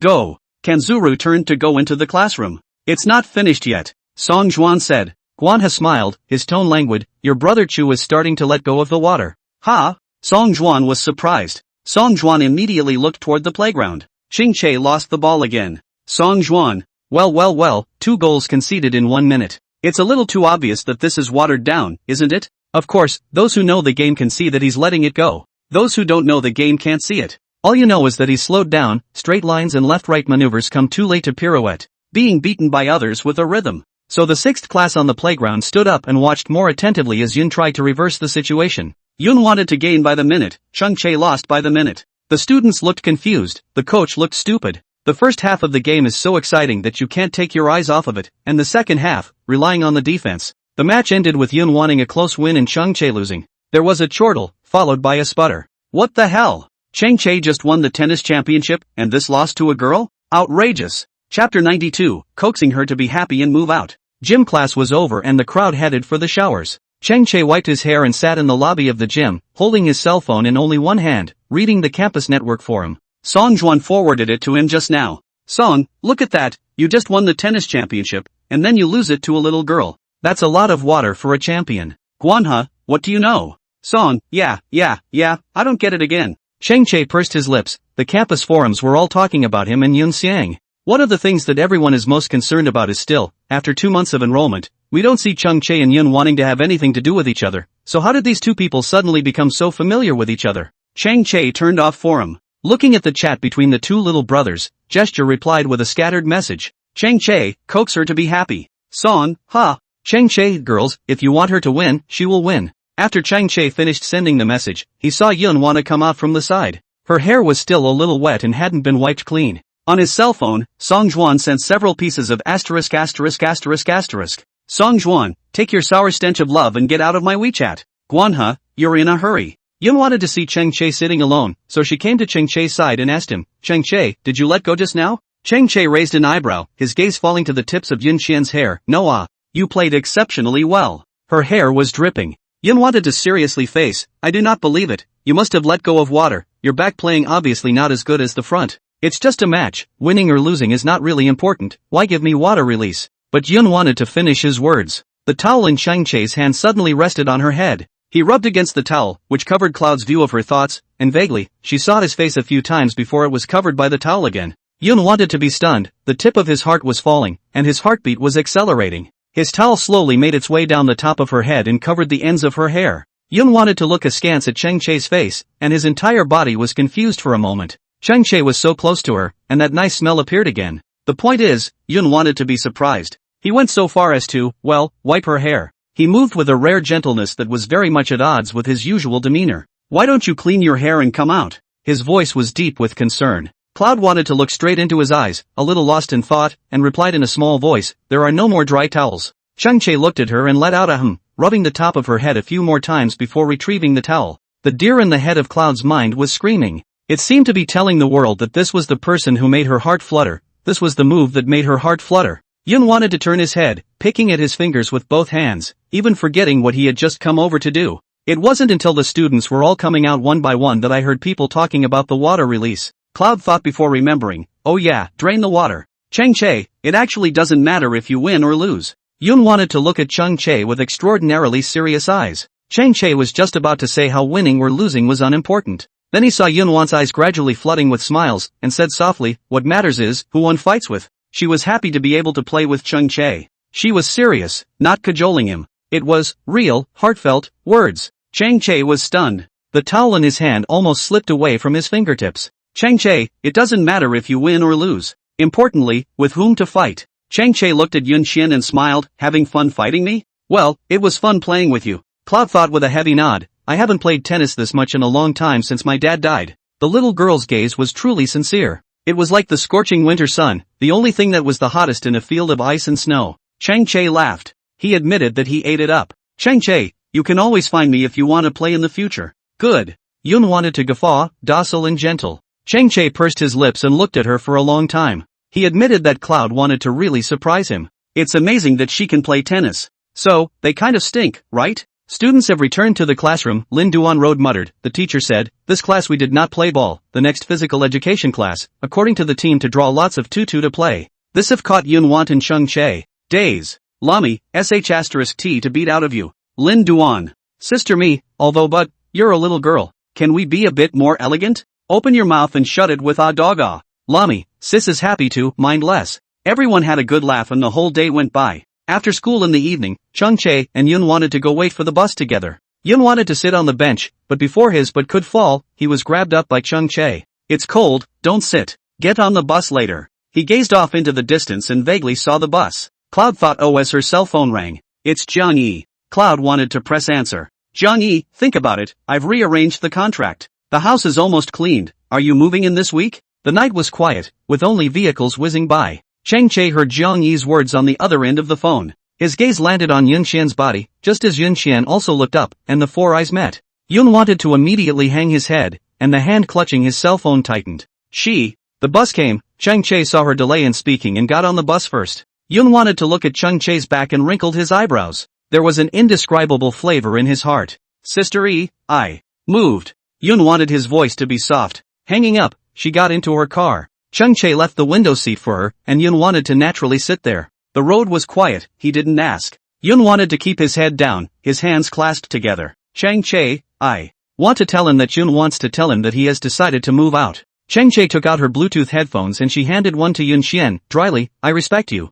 Yun thought with some surprise, perhaps he also knew he was in a difficult situation, so he was willing to go with him. Thinking about this, Yun wanted to feel a little ashamed in the bottom of his heart. Chang Che is really, quite good. With four eyes facing each other, the eyes of the two people revealed indescribable complex emotions. Cloud wanted to not take his headphones, so he put them on her ears. Don't think too much, let's listen to the song together. Yun thought, I'll talk to Uncle Chung Lord about me moving out tonight. Chang Che nodded, more dryly, good. Music was playing in the headphones, but Yun wanted his heart to be not as calm as it was last time. She looked out the window while Chang Che looked at her. He knew in his heart of hearts that the reason she was moving out was because the things he had said and done when she first came to the house had broken her heart. Although Yun wanted to say nothing, Yun wanted to be a very dignified person who knew what he wanted. Cloud wanted to be listening to music when the sound of typing suddenly came from his headphones.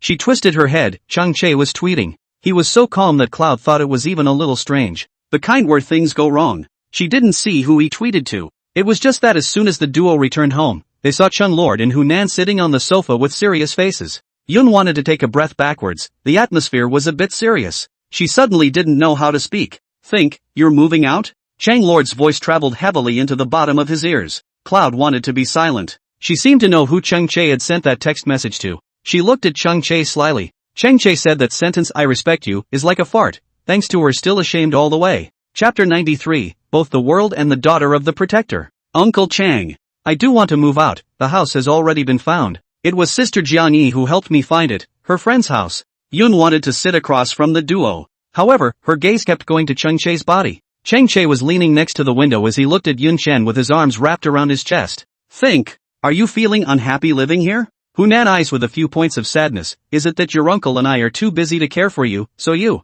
Hunan has not finished his words. Yun wanted to speak immediately. Auntie, no. You guys are good to me, it's my own reasons. There was a silence. Hunan suddenly looked at Chang Che. In the next second, Hunan questioned, Chang Che, is it you who messed with Think? Ever since Think About It came to the house, you've been targeting Think About It. It must be you. Chang Che. Little Che, you and Think apologize. Hunan was displeased. Yun Weian is gone. In the eyes of Hunan and Chang Lord, Yun want to be just like a daughter. Yun wants to not be allowed to suffer a little bit of aggression. Chang Lord was silent. Yun Xian still shook her head. Auntie, it has nothing to do with Chang Che. Chang Che treats me very well. It's really me who doesn't want to live here anymore. Think. Chang Lord spoke slowly. Several people in the family looked at Chang Lord. Chang Lord first smiled, then spoke. Are you afraid of troubling us? Yun wanted to not say anything, counting it as acquiescence. Think about it. Your father and I were the best of friends. We were in the army together, assigned to the same brigade together. We were born to die and went to war together. We were comrades in arms and family. Now that he's gone, it's my responsibility to take care of you. How could you think that this is troubling us? Chang Lord's voice was gentle and full of sincerity. Yun wanted to but didn't dare to look at Chang Lord. It always felt like seeing Chang Lord's was like seeing Dad. At this time, Dad will also sit here and say with great effort, think about it, you really don't know what you're doing. Uncle Chang arranged, you have to obey, why do you go out to live alone, how worrying. Because she knew that her father would also agree to her living in the Chang family. Not for any other reason, just because of what Uncle Chang said, we are comrades in arms and also family members. If Chul doesn't tell us about you moving out, how long are you going to keep this from us? A hint of dissatisfaction flashed in his eyes. Yun wanted to look at Chang Che slyly. It was all Chang Che's fault that this caught her off guard. Uncle Chang, Yun wanted to lower his head, a little frustrated. Think about it and stay. You won't trouble us, we can't wait to have a daughter of our own. You've been living at home for 2 months, if you leave, we'll still have an empty heart. Hunan was more sincere. She really liked Yun Xiang.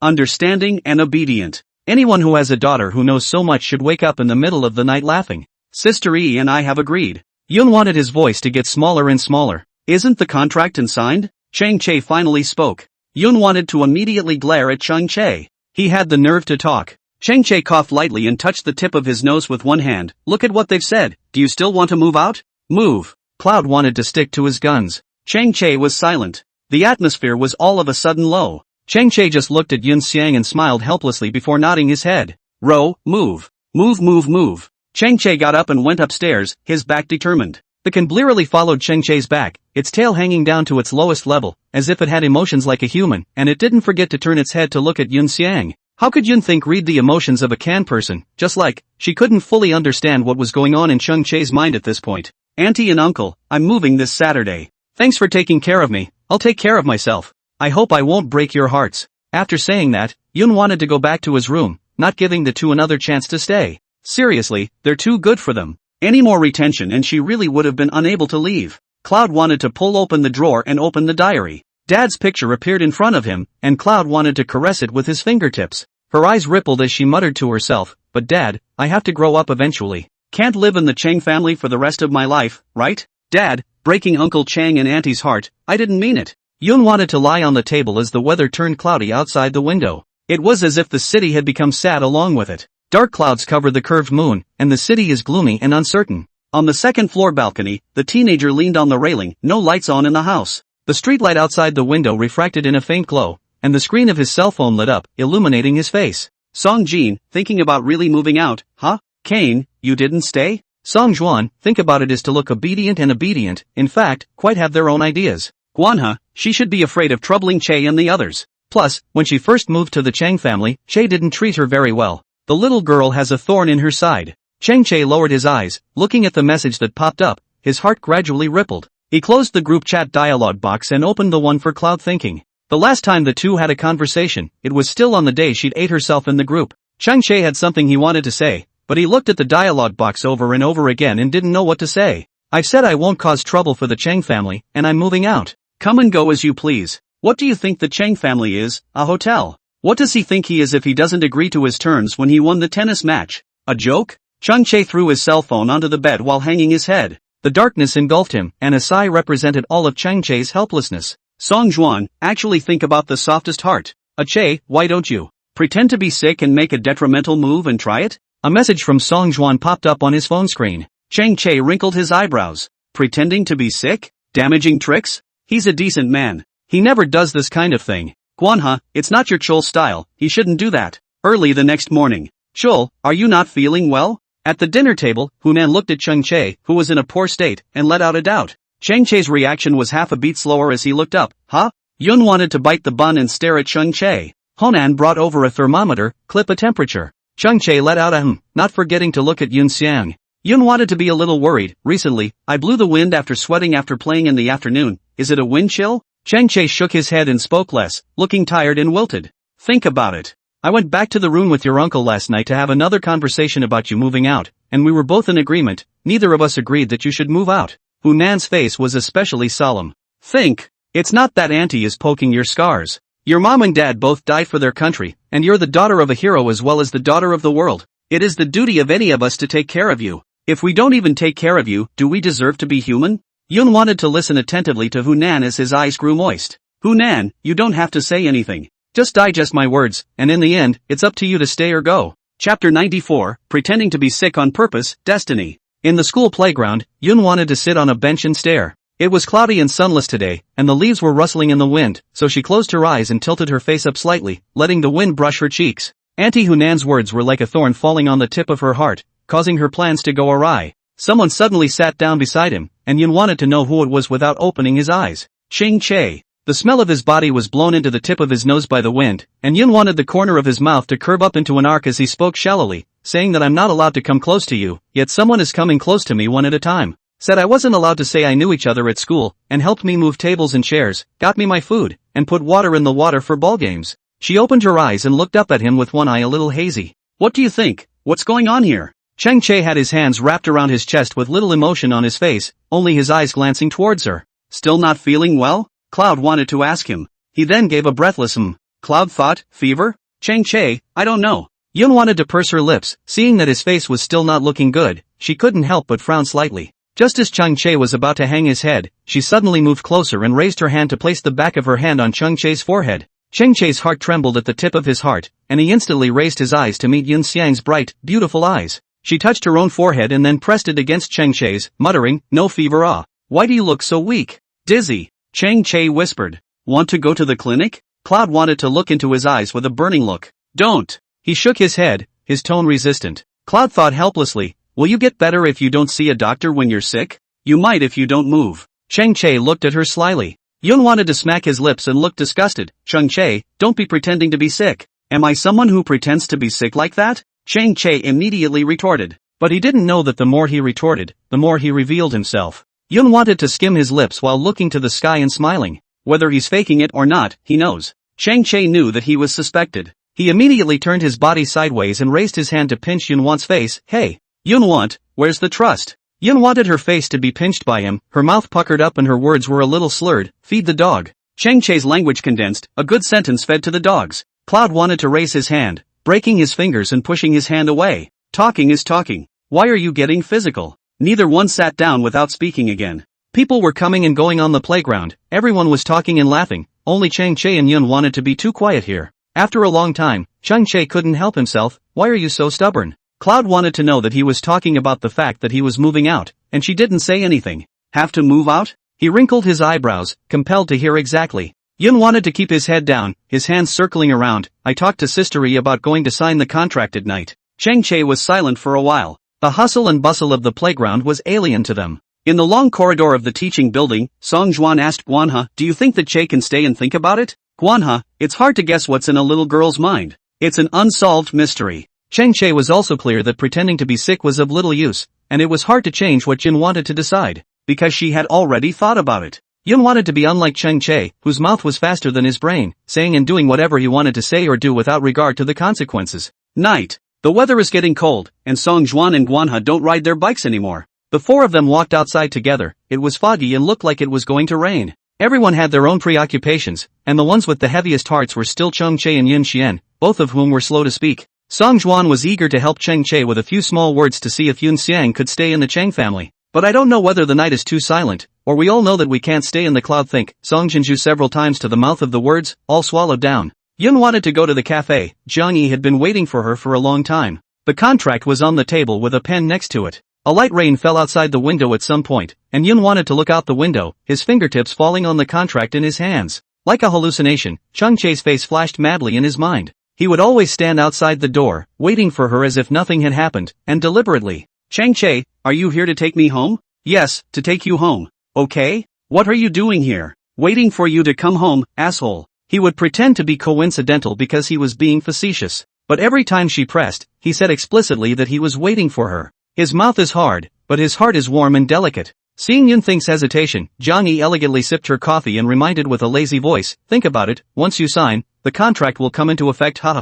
Yun wanted to tighten his grip on the pen in his hand. Chang Che's face surfaced again, having to move out? Cloud wondered if he had to move out, too. Hey, it's November tomorrow, it's supposed to snow in past years, and this year it's still raining. Time passes by, the Cloud wants to turn his head to look out the window, the rain, it's pouring. Think, did you bring an umbrella? Autumn rain is the coolest. If you get wet, it's easy to get wind chill. What time to come? Cake in front of the door. Chang Che was lowering his head, his cell phone on his ear. On the other end of the phone, Changya was slow to answer. Chang Che frowned and lowered his head to send a message to Changya. Why isn't it open today? Auntie, please call me back when you see my message. The rain scraped against my face, crisp and cold. Chang Che opened his cell phone and the dialogue boxes with Changya were all messages from him. Changya didn't reply to a single one. Chang Che couldn't wait for Changya and watched the rain get heavier and heavier. He delayed no longer, but dashed into the rain and found another cake store. If he gets a raspberry cake this evening, he shall leave a cloud of thought. If he couldn't buy it, then he accepted that everything was fated. Hello, does the store have raspberry cake? He was just about to go in. Waiter, no. Chang Che thought of the last time he bought raspberry cake to make amends. He didn't go to his aunt's store because he thought raspberry cake was a good buy. It turned out that it wasn't sold at any of the places he went to, but he ended up getting it at his aunt's. Today he came directly by car only to find that his aunt was not open for business. You see, God has a habit of playing tricks on people. The rain soaked through his clothes, and Chang Che's pace slowly became slow and hopeless from his initial haste. He could even think of how Cloud wanted to brave the rain that day looking for raspberry cake from store to store. The thought of Yun wanting to be a little road warrior, but running around the city alone in the rain for a piece of cake. He was saddened in his heart. The city was engulfed in rain and the windshield wipers waved with frequency across the car. Warm yellow lights lengthened the silhouettes of people. A puddle of water had formed on the floor, as if mirror mode had been turned on, lining an identical world. Chang Che's pace didn't dare to stop. Hello, do you have any raspberry cake? No. Oh. Can it be customized? It's so late now, our master is already off duty. Oh. No raspberry cake. Will the rest do? And a piece of chocolate cake. Hello, the back room is closed. Is red velvet cake okay? Does it have to be raspberry cake? Would a raspberry lasagna be okay? Everyone responds differently. But he had answered their questions a million times in his mind. No.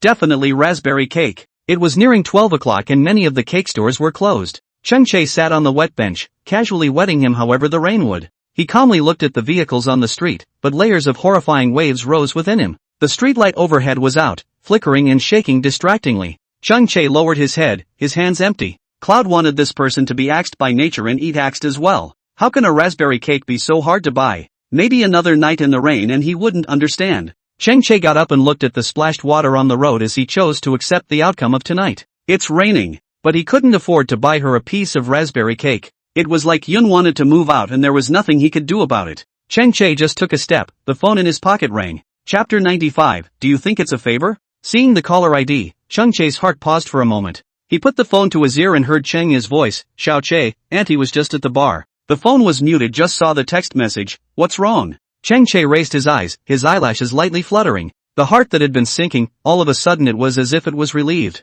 He frowned, and the world turned quiet with him, and he suddenly smiled. Chanya, what are you laughing at? Say something. Cheng Che, I'll wait for you in front of the store. Chanya, got it. Chanya got out of the car and really saw the aggrieved child in front of the cake store. She hurriedly walked over with her umbrella. Cheng Che was sitting on the steps, his entire body drenched. Are you nuts? Why are you here alone in the rain? Won't you go to the store next door to hide from the rain? Chengya's voice and the raindrops slammed towards him. The rain overhead was held up by an umbrella, and there was the smell of alcohol reaching the tip of his nose. Cheng Che raised his head and met Chengya's eyes. His eyes were tired and red. The light at the door was dim. Chengya didn't see the color of his eyes, but he could feel that his air pressure was low. He didn't seem to be in a very good state. No stores are open. His voice was hoarse. Chengya looked around before realizing that it was too late, plus the rain didn't have many customers, and everyone was closed. Just like she went out today because she knew she'd have no visitors if it rained at night. Chengya opened the door to the cake store and the lights came on. She turned her head and glared at Cheng Che. Wring out the water on you before you come in, lest I have to mop the floor later. Cheng Che raised his eyes. Chengya was helping him turn over his clothes and asked with his mouth, what are you looking for me for so late? Cheng Che looked at her back, his tone calm. I want a piece of raspberry cake. Chengya's hand movement stopped. Waiting for me here in the middle of the night, just for a piece of cake? Cheng Che couldn't help but think of the argument from the time the cans ate Cloudy thinking cake. He feels the same way. Isn't it just a piece of cake? I thought you never had a sweet tooth? If I remember correctly, this is the second time you've bought raspberry cake, right? Before Cheng Che could answer, she murmured, it's raining, raspberry cake. I to remember, there was a little girl the other day, with you. She looked up and down at Cheng Che and continued, now this state is the same. Just for a piece of raspberry cake. Cheng Che didn't say anything, but he knew that it was Yun who wanted to. Chul, Auntie didn't make raspberry cake today. It didn't sell very well. Chengya asked him, is it okay to switch to something else? No way. Cheng Che immediately retorted with a strong attitude. Chengya was quite surprised. The person who had the impression that Cheng Che couldn't take much interest in anything and was too lazy to speak a second time. Because of his family, he always had a taste of disobedience in him. The Cheng Che like this today was a bit strange to her. Then you want me to make you a piece right now? Chengya tugged at the corner of his mouth. She didn't want to do it this late. For a hitman, off duty is off duty. The boss is the same. Aha. Cheng Che responded as he stood in the doorway. Chengya looked at Cheng Che slyly and suddenly asked, are you in love? Even though she's single, she's sharp as a tack. Cheng Che never ate sweets, she knew that. Chengya narrowed her eyes as she pointed at Cheng Che. Cheng Che, you confess and resist. Otherwise, I won't make this cake for you. You'll make it for me if I tell you? Cheng Che asked Chengya. All the stores are closed. Chengya is his last hope. Chengya clasped her hands to her chest and raised an eyebrow. Aha, Cheng Che, I'll say. Chengya made a cup of ginger tea for Cheng Che. My dad said in the family group that he was bringing a girl back. Cheng Che handed his jacket to Chengya, who helped him dry it. Not forgetting to look at him, his comrade's daughter. Well, I know. Cheng Che, well. A silence followed. I'll go.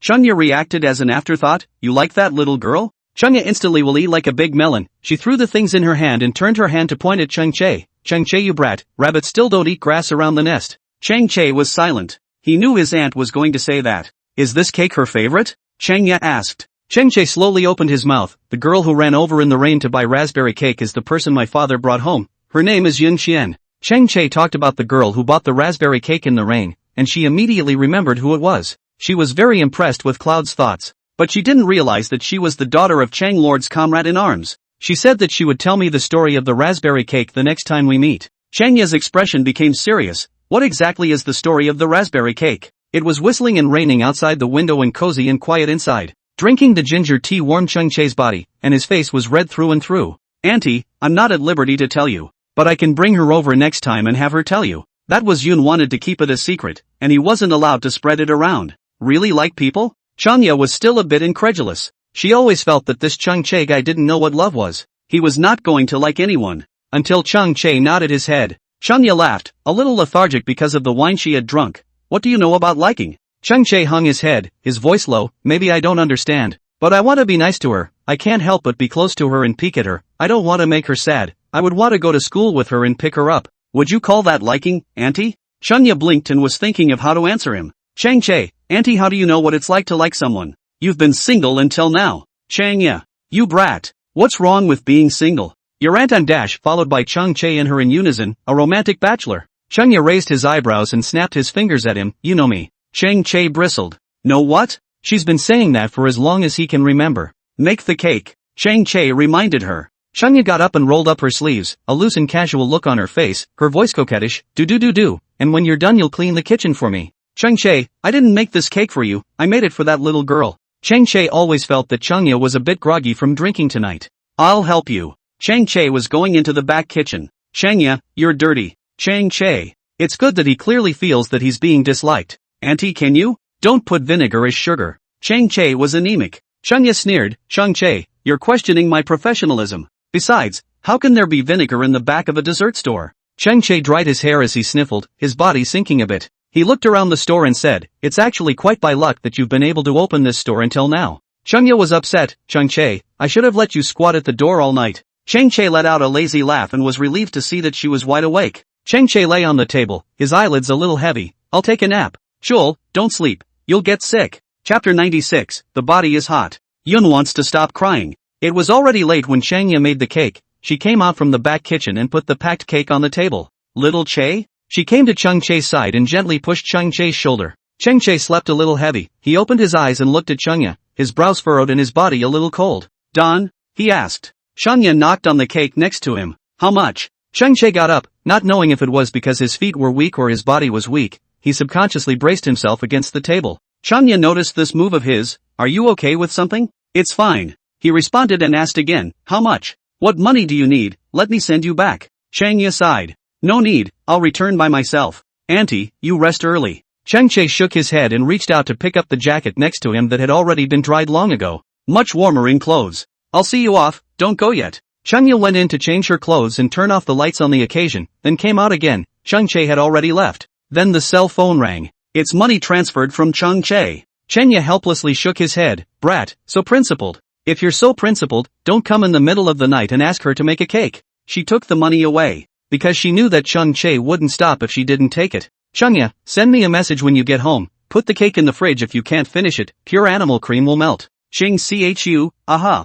Turning off his cell phone, Chung Che realized that Yun wanted to send himself several messages. Cloud thought, Chung Che, it's raining, it's pouring. Yun thought, Chang Che, there's something I want to tell you. When are you coming home? Chang Chu, it's coming back. When the door of the house was pushed open, he saw Canned Head running over. The anti-bite device on his mouth was taken off by someone unknown, and he just wagged his tail at Chung Che without barking out. Chang Che had just changed his shoes when the can bit Chang Che's pants leg, intentionally bringing him towards a place as if it was. Chang Che was about to ask what happened to it when he saw Yun Qian, who was sleeping on the sofa. She still clutched her cell phone in her hand, the screen lit up with a shimmering light, and on it was a dialogue box with him, with one sentence that hadn't been sent. Yun thought, Chang Che, I didn't wait for you to pick me up and take me home today. Chang Che's heart thumped, subconsciously frowning as he murmured softly, idiot. Chang Che slightly bent down and tried to carry Yun Wan to go back to his room. I don't know if his movements were too heavy, or if Yun wanted to sleep too lightly. He had only just touched her waist when Yun Qian's eyelashes fluttered, and Chang Che watched as her eyes opened.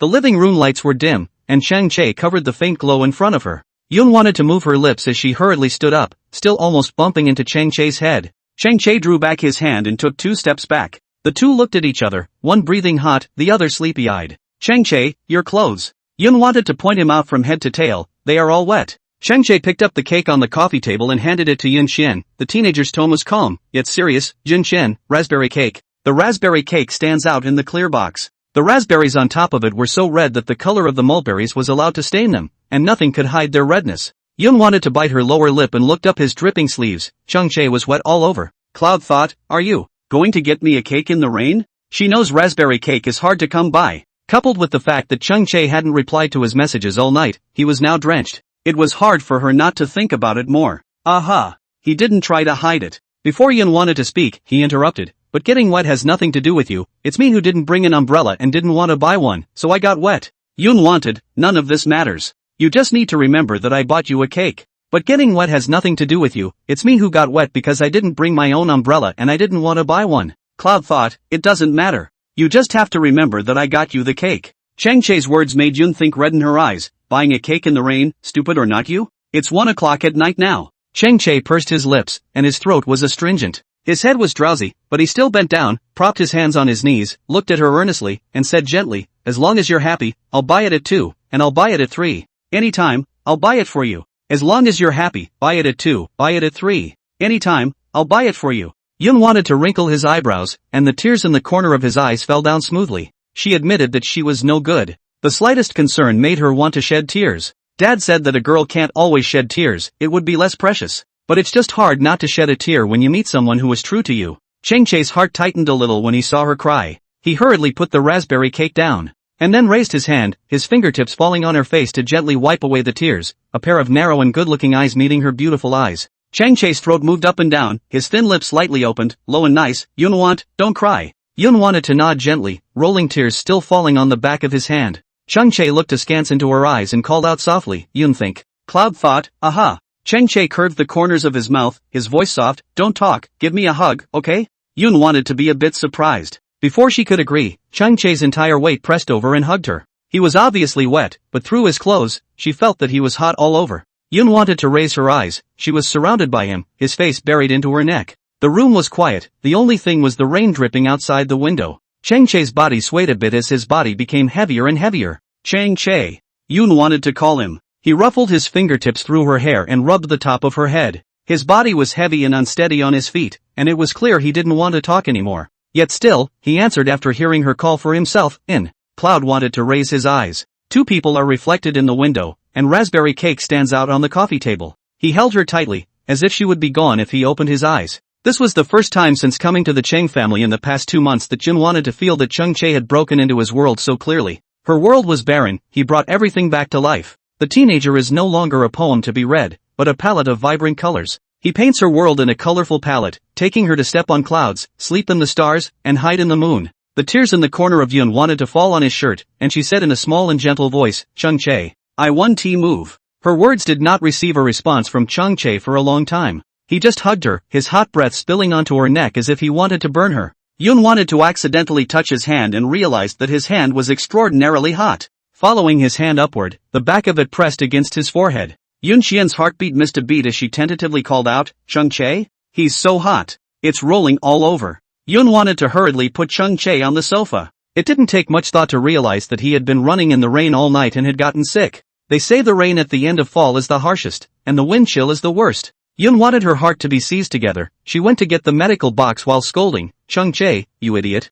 Chapter 97, you begged me, brother hugged me. Chang Che's fever was so bad that Jin wanted to give him antipyretic medicine, and also used a towel wrapped in ice to help him physically lower his temperature. He was wet and dry, and sweaty and wet. He curled up several times and Yun wanted to see that he was cold. So he ran upstairs and went to move Chang Che's quilt go down as well. The light in the living room was warm, and Cloud wanted to go to the bathroom to wash her towels in a moment, and then go upstairs to get her things. But she wasn't alone, there were canned goods. Wherever she goes, the can follows not far behind. It wouldn't scare Cloud thinking, but it would still keep her company. Cloud thought as she was wetting her towel and coming out of the bathroom when she saw the can shaking its head and spitting out its tongue at her. Cloud wanted to look down at it, and his heart instantly softened. It followed her for as long as she ran. What a sweet guy, just like his master. Cloud couldn't help but crouch down. She looked at the can, though she was afraid to reach out and touch it, but it was the closest she had gotten to it. The can's eyes instantly lit up and his tail wagged in an even greater arc. There was a readiness to pounce on Cloud whenever he wanted to.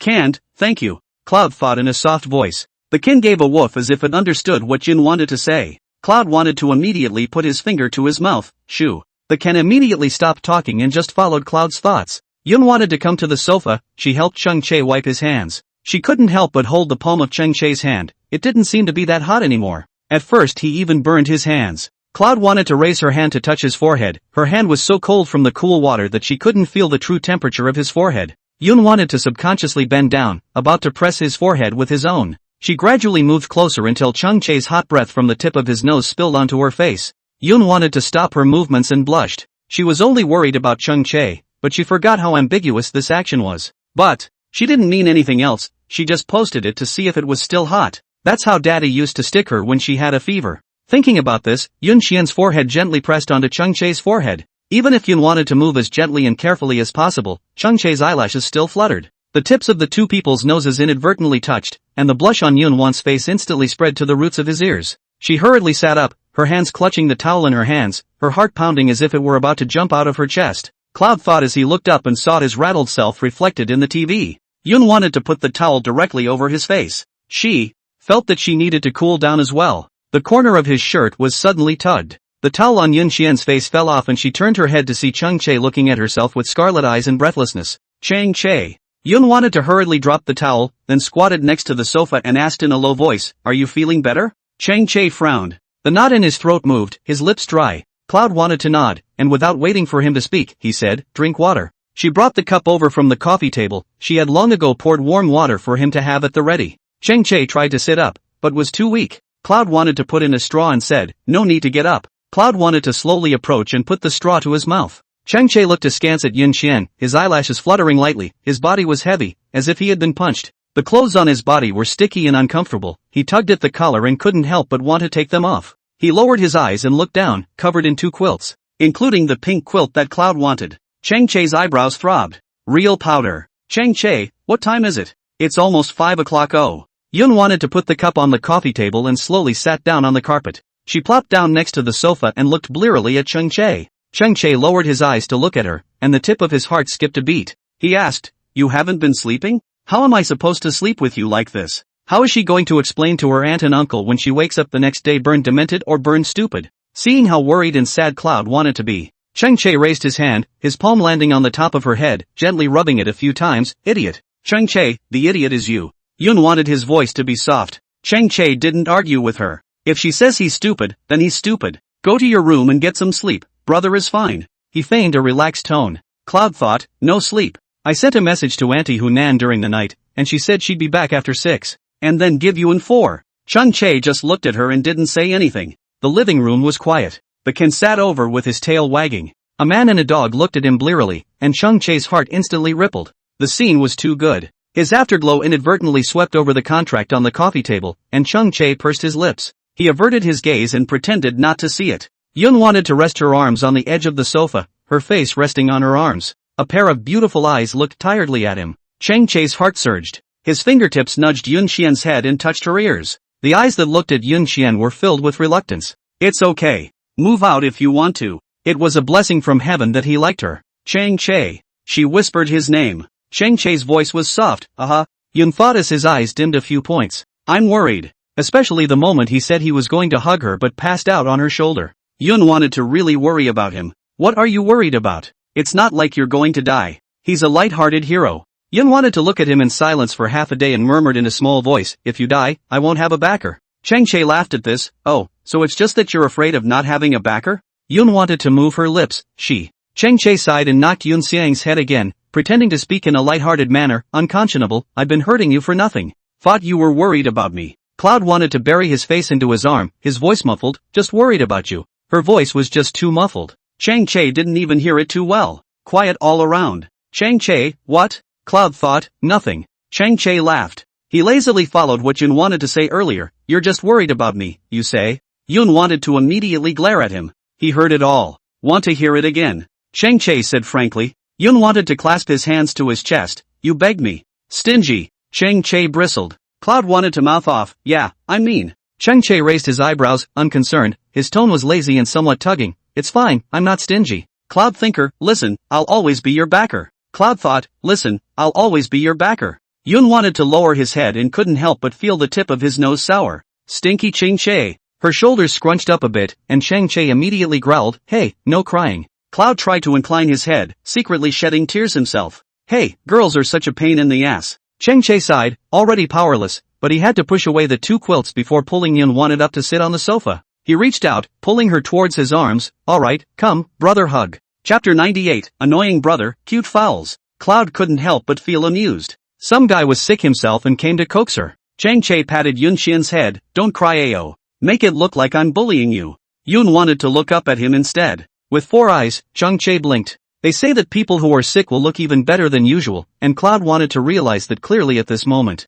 Chang Che was usually very handsome, but now that he was sick, he had an indescribable sense of thinness. The folds of his eyelids seemed to be bigger, very weak, yet gentle. The atmosphere was somewhat ambiguous, and Chang Che's heart was satisfied. Cloud must not have known that he woke up when she pressed against his forehead. Little twerp. He obviously looks like a child who needs to be taken care of by others, but he takes care of others so carefully. Chang Che. Yun wanted to call him in a low voice. Chang Che's voice doted. You have such a serious cold, and we're leaning so close, it's contagious, isn't it? After saying this, Yun wanted to silently push Chang Che away and sit back on the carpet again, keeping a safe distance. Chang Che. Cloud tried to beep in a low voice. You might as well not go to school tomorrow, desks are the most contagious. Chang Che was expressionless as he covered the quilt back layer by layer, not forgetting to ask her, Yun Xiang, are you allergic to romance? Right, the contract. Cloud wanted to pick up the contract on the coffee table. Move, brother won't keep you. Chang Che grunted, then lay down. Girls are so annoying and have so many things to do anyway. TSK. Cloud thought as he clasped his hands to his chest, he'd better say something else. Chang Che sighed, since it's sand that can't be held, it's better to raise it with the wind. It would be impolite to retain it any longer. Cloud thought. Brother, don't be too middle class, I said. Chang Che. I meant to say. Cloud thought, pursing his lips. Don't want to hear it. Chang Che covered his face with the quilt, but within 3 seconds he pushed away again. I can't get air in my nose. I'm dying. He chose to cover his ears with his hands. As long as that's the case, the grief won't come pouring in. Yun wanted to just look at these childish actions of his with a speechless face. A big boy, 6'5", lying straight on the couch. The couch couldn't even accommodate him. Cover your ears for a while. Just look at it. Look at one without a squeak. Well, since someone doesn't want to hear it, I won't say anything. Yun wanted to sigh and slowly stood up. Although Chang Che didn't listen, he still secretly removed a hand. Cloud wanted to talk, so how could he not listen? Even if he didn't want to listen. I had told Yi that I wasn't moving. Now it seems that someone is treating me so badly, so I'll still dash. Chang Che's voice snapped. What? Yun wanted to spare him a glance and ghosted towards his room. Then I'd better tell Sister Yi that I'm moving. No, Yun Qian, stop right there. Chang Che immediately climbed up from the sofa and even flipped over the backrest of the sofa. He hurriedly came to Yun Qian's face and took the contract in Yun Qian's hand. When I turned it over, I saw that the signature inside was blank. Not only did Yun want to not sign it, even Sister Yi didn't sign it. Meaning, even if Yun wanted to think about backtracking, he would still have to go to the cafe to find Sister Yi before he could do so. Yun wanted to look up at him, pretending to be aggrieved and snickering. Brother, why don't I just move? I'm really bothering my brother too much when I'm at his house. After all, I have so many things to do that I always annoy my brother. Before Yun wanted to finish his sentence, Chang Che immediately roared, bull asterisk asterisk asterisk asterisk. He felt half as well as he had been, and his nose wasn't stuffed up. Chang Che yelled in a pressurized voice, who the hell said you're annoying? Do you know what you're doing? How dare you say we're bored? I think he doesn't want to live. Cloud wanted to hear a smile. The dog Chang Che, when he's ruthless, he even curses himself.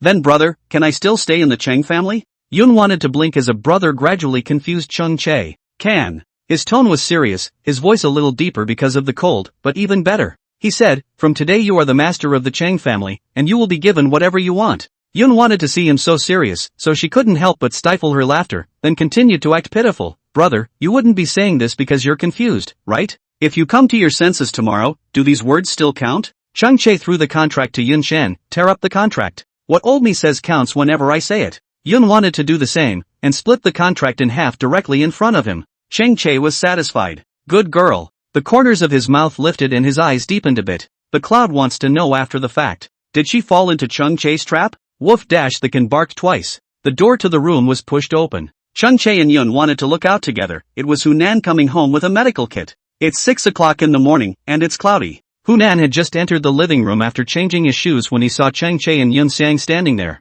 Egu, recovered from your illness? She teased Chang Che. Before Chang Che could answer, Yun Xiang said, no, auntie, brother he's serious. Quickly give him an injection. Chang Che looked askance at Yun Xiang. She's definitely got a personal vendetta. Who'd believe it if it wasn't personal? Mom, I'm fine. There's no need for an injection. Chang Che said in a deep voice. Auntie, the fever is recurring. It's better to give him a shot. Yun wanted to make a serious face. Hunan was silent for 3 seconds and said decisively, listen to think. Chang Che, I'm the one who's sick. Don't I know if I'm okay? Cloud thought, I took care of you all night. What kind of state are you in? Can I not know? Chang Che, Yun wants to. Hunan directly grabbed Chang Che and went upstairs for an injection. Chang Che looked at Yun Shen meaningfully, and Yun Shen spat out her tongue, slightly. Chang Che was instantly dumbfounded. Damn, that's kind of cute. It's not. The two of them are arguing. Why is she even using props? This is a prop-free group.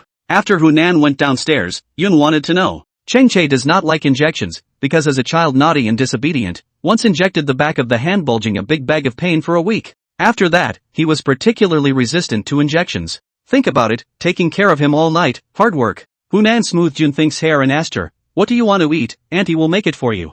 Auntie, don't do it, you're working so hard after a late shift. I'll go to school later and just buy some breakfast to eat. After a pause, Yun wanted to add, Auntie, I'm sorry I've caused trouble for you and Uncle Chang. I'm not moving. The expression on Hunan's face became surprised all of a sudden. She asked, really? Cloud thought nodding, really? That's great. You're just going to stay here, why move? If Xiaoche bullies you, I'll help you beat him up. But don't move out. Hunan patted her face, got it. Yun wanted to nod his head, his mouth sweet, thank you Auntie, you're so kind. The Ken spun around happily and shouted after him a few times. The atmosphere in the living room is cordial. On the second floor bed, someone looked at the needle on the back of his hand and couldn't help but black out, let him pass out and forget about it. Chapter 99, Half-Father, Chang Che confesses. Hunan gave Yun Xiang and Chang Che a morning off. The two rested well at home before going to class at noon. On the road, Yun wanted to stay hidden away. She was afraid that Chang Che would infect her. Chang Che was not as good as she wanted, the whole person was sickly and still didn't forget to poke fun at her.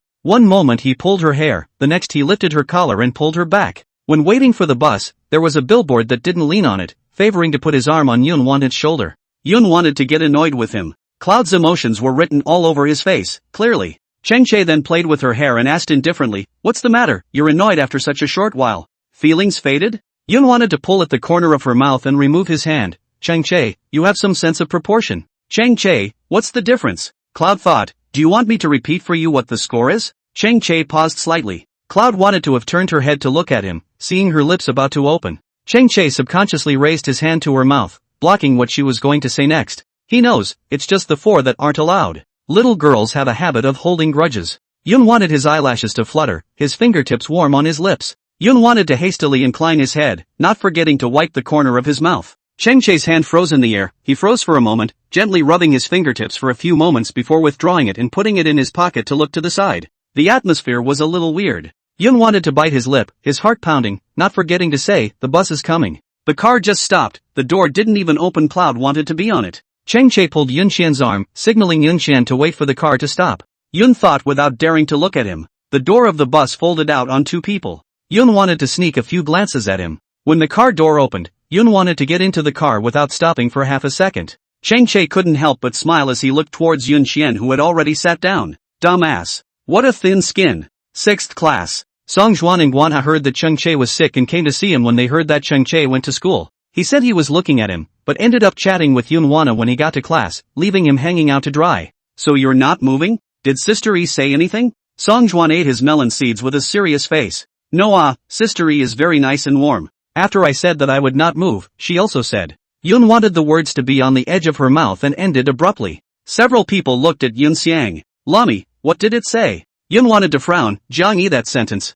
She said, cherish the person in front of you, yo, he's not like that with everyone. Yun Think couldn't help but look at Chang Che. The person in front of me and him that mess. He is talking about, is that Chang Che? Chang Che was looked at with a cloud of confusion. Song Juan was anxious, no, what's the point of looking at Joel? Just, didn't say anything either. Cloud thought with a smile, choosing to hide the words. It's not like it's convenient to tell everyone everything. Chang Che glanced at Yun Think, knowing full well that Yun Think was selling out. So who took care of you last night when you were sick? Were your uncle and aunt at home? Guanha asked Chang Che. Chang Che raised his hand and pointed it directly at Yun Xiang. Songju shocked face, want to think about taking care of you? What, do I look like I'm bad at taking care of people? Yun wanted to skim his lips to show his dissatisfaction. Lami, however, had an expression of having guessed it as she said, Chang Che, see. Having a sister is still important, it can save your life when it matters. Cloud wanted to correct Lami immediately, I'm not his sister. Half-sisters can take care of them with such care, Lami said before she could finish her sentence, seeing the three people next to her scowling at her.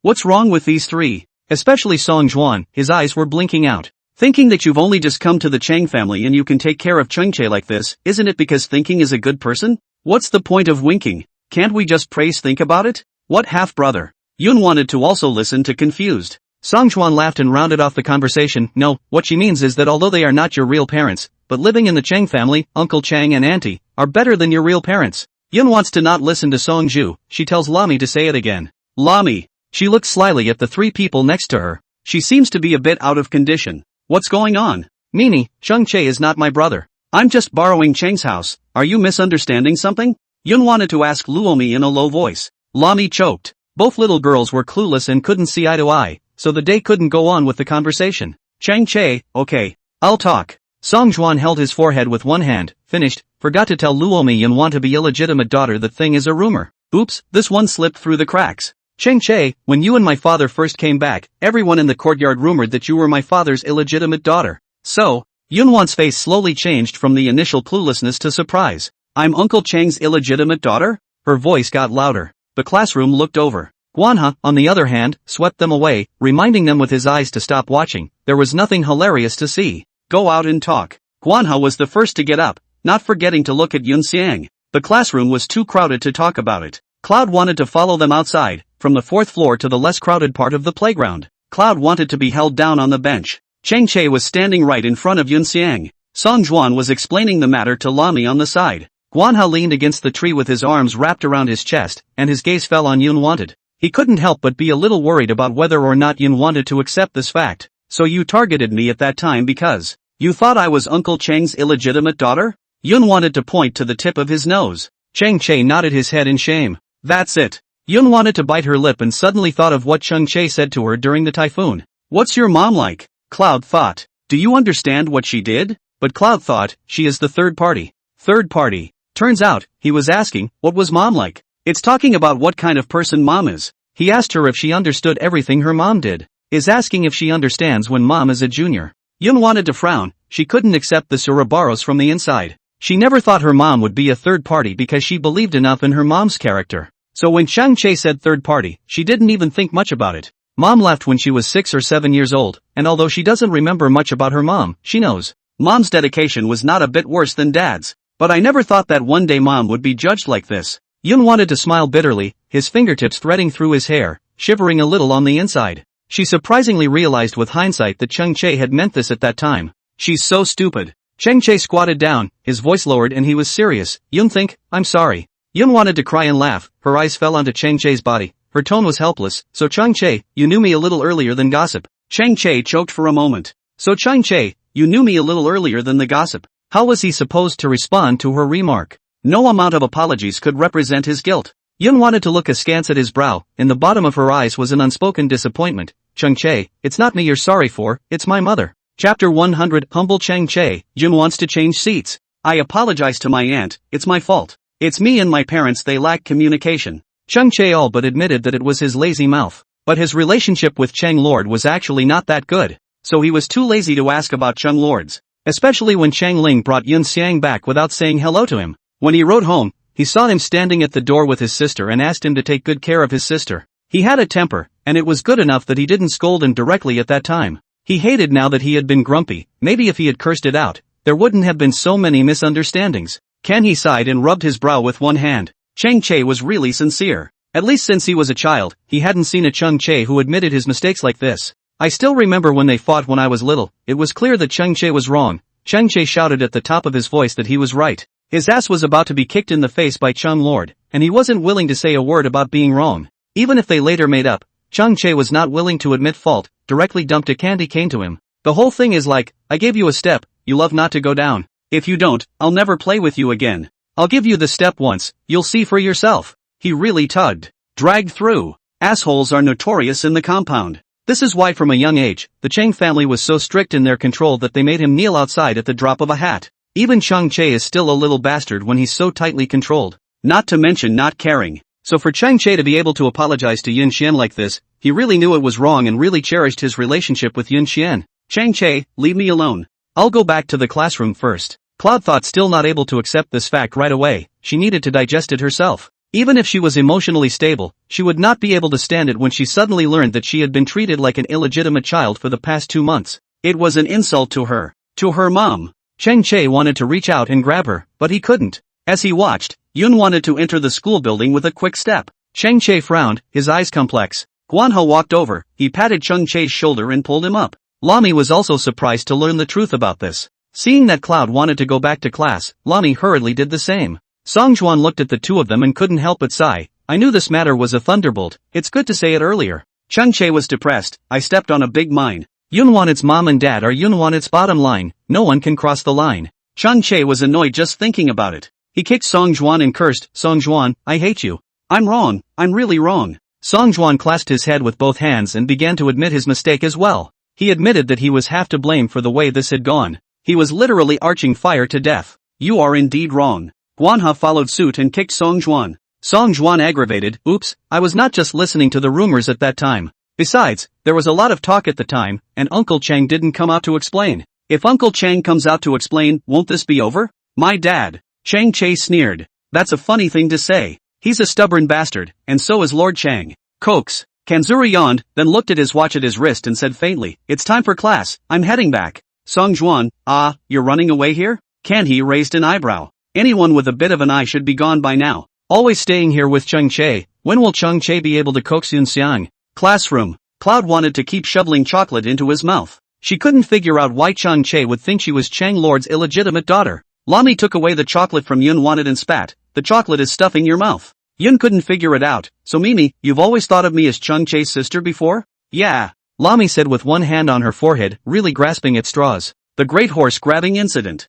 Cloud wanted to be speechless. She bit down hard on the chocolate in her mouth, furious. So for so long, she was the only one who was smothered in a gourd. Give it to me. Cloud wanted chocolate with Lami. Lami then handed her one. Changchae leaned on the doorway, he looked at Yun Chen, not knowing how to face her well. Yun wanted to glare at him, his back teeth clenched. She joked about treating him like a brother, and he actually wanted to be his brother. It's outrageous. When Lami saw Changchae come in, she coughed lightly and silently turned around to sit back down. Changchae pulled out a chair and sat down. Neither one spoke, but Changchae knew that he might have a long battle ahead of him. Think. Changchae called her. Yun wanted to immediately sit to the side, itching to get away from him. Changchae, it's such a big place, don't run away. Where can we go? But he really underestimated the little girl's ability to get angry. Just as Shin Hanyu entered the classroom, Yun wanted to get up. Teacher, I want to change my seat. Changchae choked. Teacher, she's fooling around. As the words fell, Changchae pulled Yunthink and coaxed in a low voice, don't make a fuss, changing seats is a big deal.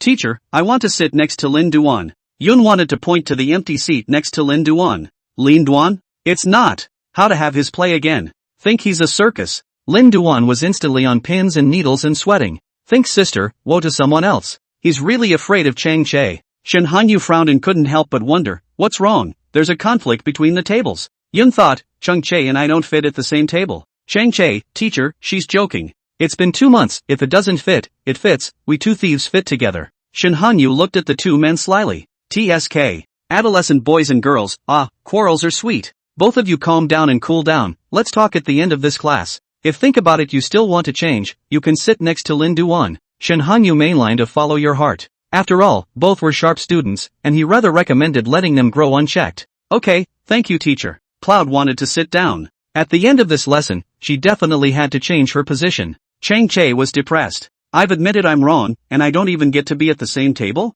Cloud thinker, brother was wrong. Really? Changchae silently raised his hand, can brother go with you to apologize to auntie? One more chance, don't ignore people. Changchae was buzzing like a mosquito next to him, and it was called humble. Don't say that Cloud couldn't listen to the lesson if he wanted to. Even Lami, who was in front of Cloud's thoughts, couldn't hear him. Listening to Changchae whispering in his ear and admitting his mistakes, who the hell has the heart to listen to class? Isn't this more interesting than class? How many times can you see such a Changchae in your life? Stop it. Cloud tried to forcefully tell him to shut up. After class, Yun wanted to load up his books and got up to go find Lin Duan. Changchae pulled Yun Xian's arm in an irritated manner, you have to change your seat don't you? Yes. Cloud wanted to need to calm down. Changchae. Changed you don't change back. Yun wanted to smile, if you don't come back, you don't come back. Changchae was furious, you. Chapter 101, Fancy Coaxing People to Do Something. Yun wanted to glare condescendingly at Changchae and said in a serious tone, Changchae, I'm very unhappy right now. It's best if you don't aggravate the conflict with me. Do I look like I'm having fun to you?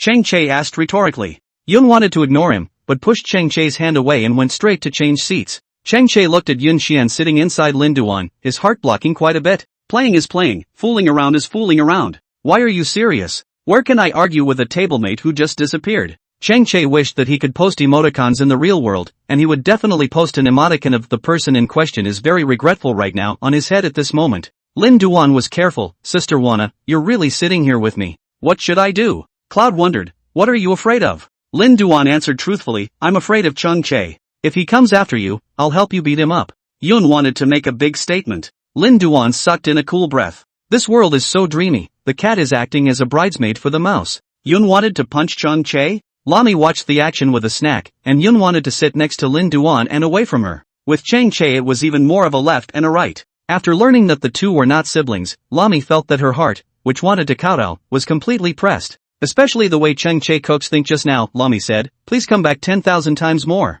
Good knock, love knock. Yun wanted to just straighten her desk. She was about to talk to Lin Duan when she saw a comic book slapped on Lin Duan's desk. Yun Xiang and Lin Duan looked up almost together. He saw Chang Che sticking one hand in his pocket, his gaze sweeping over Yun Xiang and landing on Lin Duan. Lin Duan. He knew he was destined to be a part of their play. This position, I'll take it. Chang Che's gaze landed on Yun Xiang's body, his tone was tugging and his demeanor arrogant. If he's got his eye on Cloud thinking, does it matter where she sits? Chang Che, can you not be childish? Yun Wan couldn't help but open his mouth. Chang Che picked up Lin Duan's collar and gestured for Lin Duan to take his seat. He sat down dryly, wrapped his hands around his chest, and looked at her with a slight sideways glance, very serious. Yun thought that escaping wouldn't solve the problem. Cloud wanted to wrinkle his eyebrows, then at least let me calm down. You're only going to get more nasty if I ignore you, so why don't we just say what we have to say? Don't forget what I misunderstood. Isn't it just a lack of communication? Yun wanted to move his lips and was speechless for a while. She lowered her head.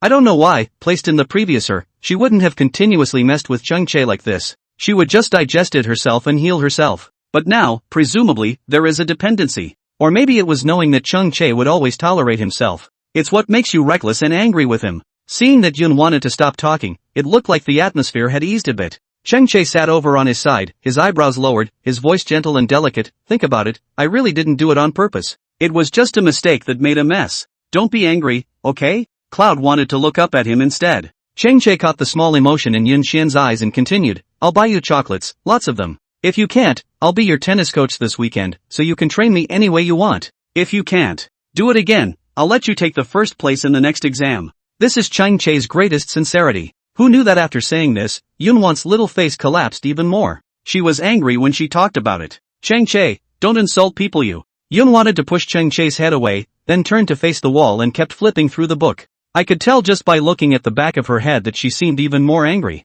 Chang Che? Which sentence stepped on thunder again? And so, the next thing you'll see is that Cloud wants to have a heel behind him. Think brother bought you milk tea. Think brother bought you crispy rice and honey butter chips. Think. Yun wanted to hide around, Chang Che followed around. Angry Yun wanted to face red. For lunch, Yun wanted to just sit down and eat not even 2 mouthfuls of rice. Chang Che sat in front of her. He gave her chicken legs and peeled shrimp for her, causing a sigh of relief from the surrounding students. At night after school, Yun wanted to not finish brushing up. Chang Che was waiting for her right next to her, and silently handed over torn wrapped chocolates. At the bus stop, as soon as the doors opened, Chang Che immediately followed closely behind her to swipe her bus card. Students who have been observing all day have said, are these two sure they're not talking? In front of the house, Cloud tried to take off his shoes and was just about to bend down to rummage through his slippers. Chang Che directly presented it with both hands. Cloud thought to himself, he's in a state where 3 big words, I was wrong, are everywhere. Yun wanted to glare at Chang Che and took the slippers and put them on. The can ran out at the sound and wagged its tail at Cloud's want.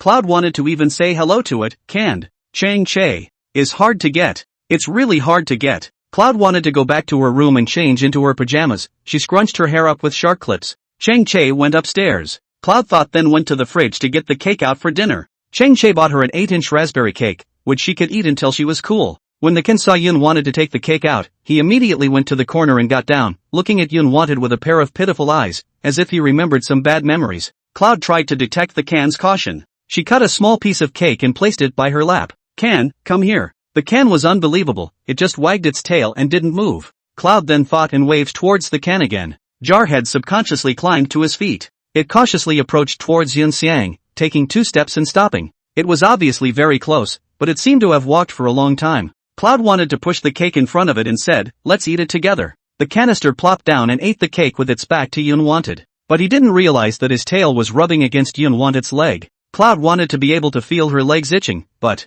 she didn't seem to be so afraid. Cloud wanted to eat the cake while looking at the can. The can would look up at her as well, the sides of his mouth smeared with cream, kinda funny. Yun wanted to suddenly realize that big dogs seemed to be quite cute. The can let out a woof, a sort of shoveler, one more piece. Cloud wanted to stop giving it food before it got bad. It then honestly leaned against Yun Xian's leg and accompanied Yun Xian to eat. It didn't roar or bark. Good boy, too good. Luckily it was an Alaskan. But any husky, Cloud thought it was time to be pounced on with the cake. Half of the cake was left and Cloud wanted to put it back in the fridge. At that moment, footsteps came up the steps. Cloud wanted to look upwards. Cheng Che had just finished showering and was wearing a black undershirt. His hair was dripping water at this moment. He was holding a towel to wipe his hair, and his arm muscle lines were beautiful. Yun wanted to look at Cheng Che a few more times and closed the refrigerator door. Cheng Che coughed lightly, deliberately dangling in front of Yun Xiang, pouring a glass of water 1 minute, rummaging in the fridge the next. Cloud wanted to be out of the kitchen and go to the living room couch, so he followed him there and sat down on the single couch next to him to continue brushing up his presents. Don't ask him what he wants. The question is, seduction. Chapter 102, It's hot today, self-raters. Hiss. It's hot today. He pursed his lips and intentionally tugged at the undershirt he was wearing. Yun wanted to ignore him and watched the legal program on TV. A man intentionally followed a young woman and then lifted her clothes and made indecent gestures. He is hereby notified and sentenced to a fine of $5,000 and half a month's detention. Cheng Che. Yun wanted to change the channel silently and noticed Cheng Che's collapsed face. Cheng Che reached for the orange on the coffee table. As he peeled the orange, he looked at Yun Xian. Still angry? His voice even clamped a little. Cloud wanted to keep quiet and just play the TV with the remote control, seemingly calm. Cheng Che put an orange petal into his mouth. Sweet as a snore. Subconsciously, he handed the orange to Cloud thinking and said, sweet. The act of handing out the oranges, Cheng Che himself froze a little. Cloud didn't want to take it, but the eyes that drifted over to him seemed to say, want to eat. Cheng Che smacked his lips, taking in her little expression. He simply sat down next to Yun Xian. Yun wanted to immediately smell that familiar scent of shower gel. Faint and shallow, it just came into the tip of the nose so unexpectedly. It was a bit ambiguous and flooded with an indescribable sense of aggression. Cheng Che raised his hand and directly pinched Yun Xian's face, shoving an orange petal into her mouth. Yun wanted to be slightly stunned as the sweetness of the orange burst in her mouth. The temperature of Cheng Che's fingertips scalded her cheeks. The petal of orange was indeed sweet, and Cloud thought of swallowing the curse on the edge of his mouth. Cheng Che pursed his lips. He gulped as he watched Yun wanted to gently move his pink lips as he chewed. Cheng Che hid the dry heat that gradually burned at the tip of his heart, looked at Yun Xiang's beautiful almond eyes, and asked in a deep voice, sweet or not? It was probably because the two people were too close, their movements were too ambiguous, or the atmosphere was just set here. Yun wanted to look at Cheng Che's good-looking face and only felt her heartbeat slowly accelerating. Yun wanted to incline his head, pretending to hum as if nothing had happened, and continued to watch TV. Cheng Che. She's so calm. Calm like the scumbag who puts up his pants after a good time. And he's going crazy. He's like a showbag. He's made such a worthless play, she can't even look at him more than once. Cheng Che deeply felt what is called the Waterloo of life. Cheng Che sneezed. Only then did Cloud think to sweep him away. I was already sick with a cold and wore an undershirt and went downstairs to fool around. Serves you right. I don't know if it was because Yun wanted to scold him in his mind, but Cheng Che sneezed again. Achoo! The sound was even louder than the one earlier. Cheng Che felt his ears ringing. He tugged at his ears, his brow furrowed in some discomfort. Cloud wanted to get up and head for his room. Cheng Che looked at her back and leaned on the sofa with a disheveled face. Just desperate, just difficult. He picked up the blanket next to him and was just about to drape it over his body. Then he saw Cloud trying to come out of his room again. Cheng Che was just about to pull the blanket off his body when Yun wanted to drink. Cheng Che, I won't be able to take care of you if you pass out with a fever again tonight. Beyond words, try ripping it off. Cheng Che. He silently pulled the blanket back. Yun wanted to glare at him and threw the blow dryer at him. Dry your hair, take your medicine and go to bed. Cheng Che hugged the blowtorch for self-strategy. Look, he told me that Yun wants to not be so desperate. Cloud wanted to go back to his room, and as he closed the door, he heard the sound of a blowtorch coming from the living room. Stinky Cheng Che really can't take care of himself. What the hell, again good heat and feed her oranges.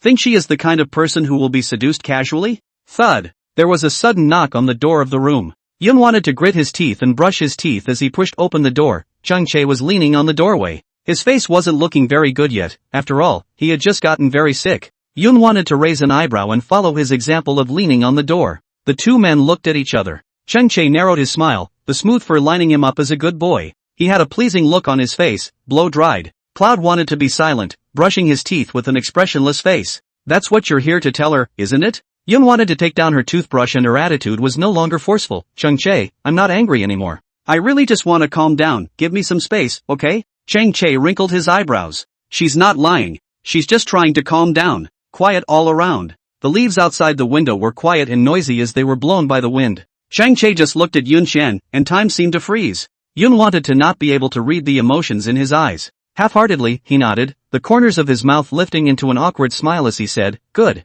Calm down." Chang Che put the blowtorch into Yun Xian's hand. Yun wanted to suddenly feel that the blowtorch was so heavy that it made her arm pause downward. For a moment, I didn't know whether the blowgun was heavy, or whether it was his good that was heavy. Cloud wanted to close the door as she put the blowtorch in a drawer. The threads of the blowtorch were organized neatly. Yun wanted to wash his hands, leaning against the sink with a towel in his hand for a long time, like healing himself and talking himself through it. After a long time, Cloud wanted to drop the towel. She pushed open the bedroom door and was about to go out. Just saw Chang Che alone in the living room. There were no lights on in the living room, and the TV was on, flickering picture only, but silent. He sat right where Cloud wanted to sit, like he had something to think about, and sat there alone and quiet. Yun wanted to turn around, go back to his room, and gently close the door. Chang Che turned his head just in time to see the door to her room close. Ding! A message came from the group. Song Juan, have you coaxed it yet? Chang Chu, no. She said she wanted to calm down. Song, let her digest it then.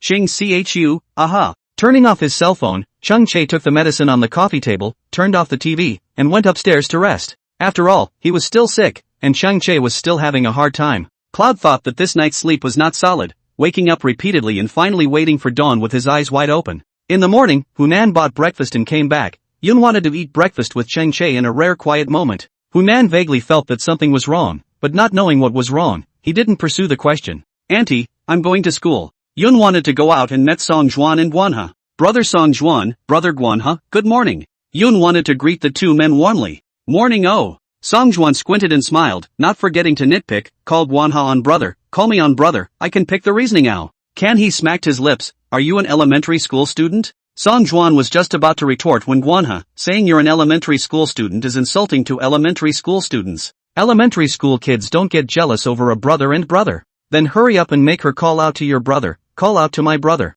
Song Juan roared over. Kanzuru, that won't work. Song Juan, get lost. Yun wanted to follow with a narrow-eyed smile. These two people made people cry and laugh every time they appeared. Chang Che came out from the back of the cart, and Yun wanted to look at him and go first. Guanha and Song Juan read it and said nothing. Ah Che, good morning. Song Juan greeted Chang Che, deliberately being, yo, not accompanying your sister in the car? Chang Che glared at Song Juan. Which pot is the wrong pot? Making words. Run for the hills, run for the hills. It's hard to hide the summer when the Cloud Traveler superlatives are up and running. Eponymous scarf, Ning Yushun. Quick note. Chapter 103, beat me if you don't want to. Yun wants to him. 6th form. The morning campus announcements came as promised. There was no music playing on the radio today. Instead, it was reading today's campus newspaper. Chang Che's voice was muffled after catching a cold, and his nasal tone was heavy. In the quiet morning, the teenager's voice was even more melodious, carrying an irresistible charm. The weather was getting colder, and people were not in a high mood, not as enthusiastic as they were in the summer. But when they hear Chang Che's voice, they feel that summer hasn't gone far. Yun wanted to have been preoccupied with a head full of Chang Che. Chang Che's voice still kept drilling into his ears. When she thought of Chang Che sitting alone in front of the sofa watching the silent TV last night, Yun wanted to feel disorganized in her heart. Cloud thought with a sigh as she leaned over the table and turned her head to look out the window. Thoughts flew along with Chang Che's voice. Think, come to the office and get your homework. There was a knock on the window and Shin Hangyu's face appeared. Cloud thought with an O and got up to follow him out. That's it for today's broadcast. Cool fall breezes and winter is in the future, so stay warm. See you tomorrow. With Yun wanting to pick up his homework, Chang Che's broadcast for the day came to an end. Yun wanted to take his homework and had just walked out of the office when he saw Chang Che coming out of the broadcasting room. He was wearing a gray sweatshirt over a blue and white varsity jacket. He was tall and thin, dressed loosely, and his whole body carried an indescribable sense of looseness. He closed the door as he watched Cloud think. Cloud wanted to retrieve his thoughts and was going back to class. Chang Che followed. I'll do it.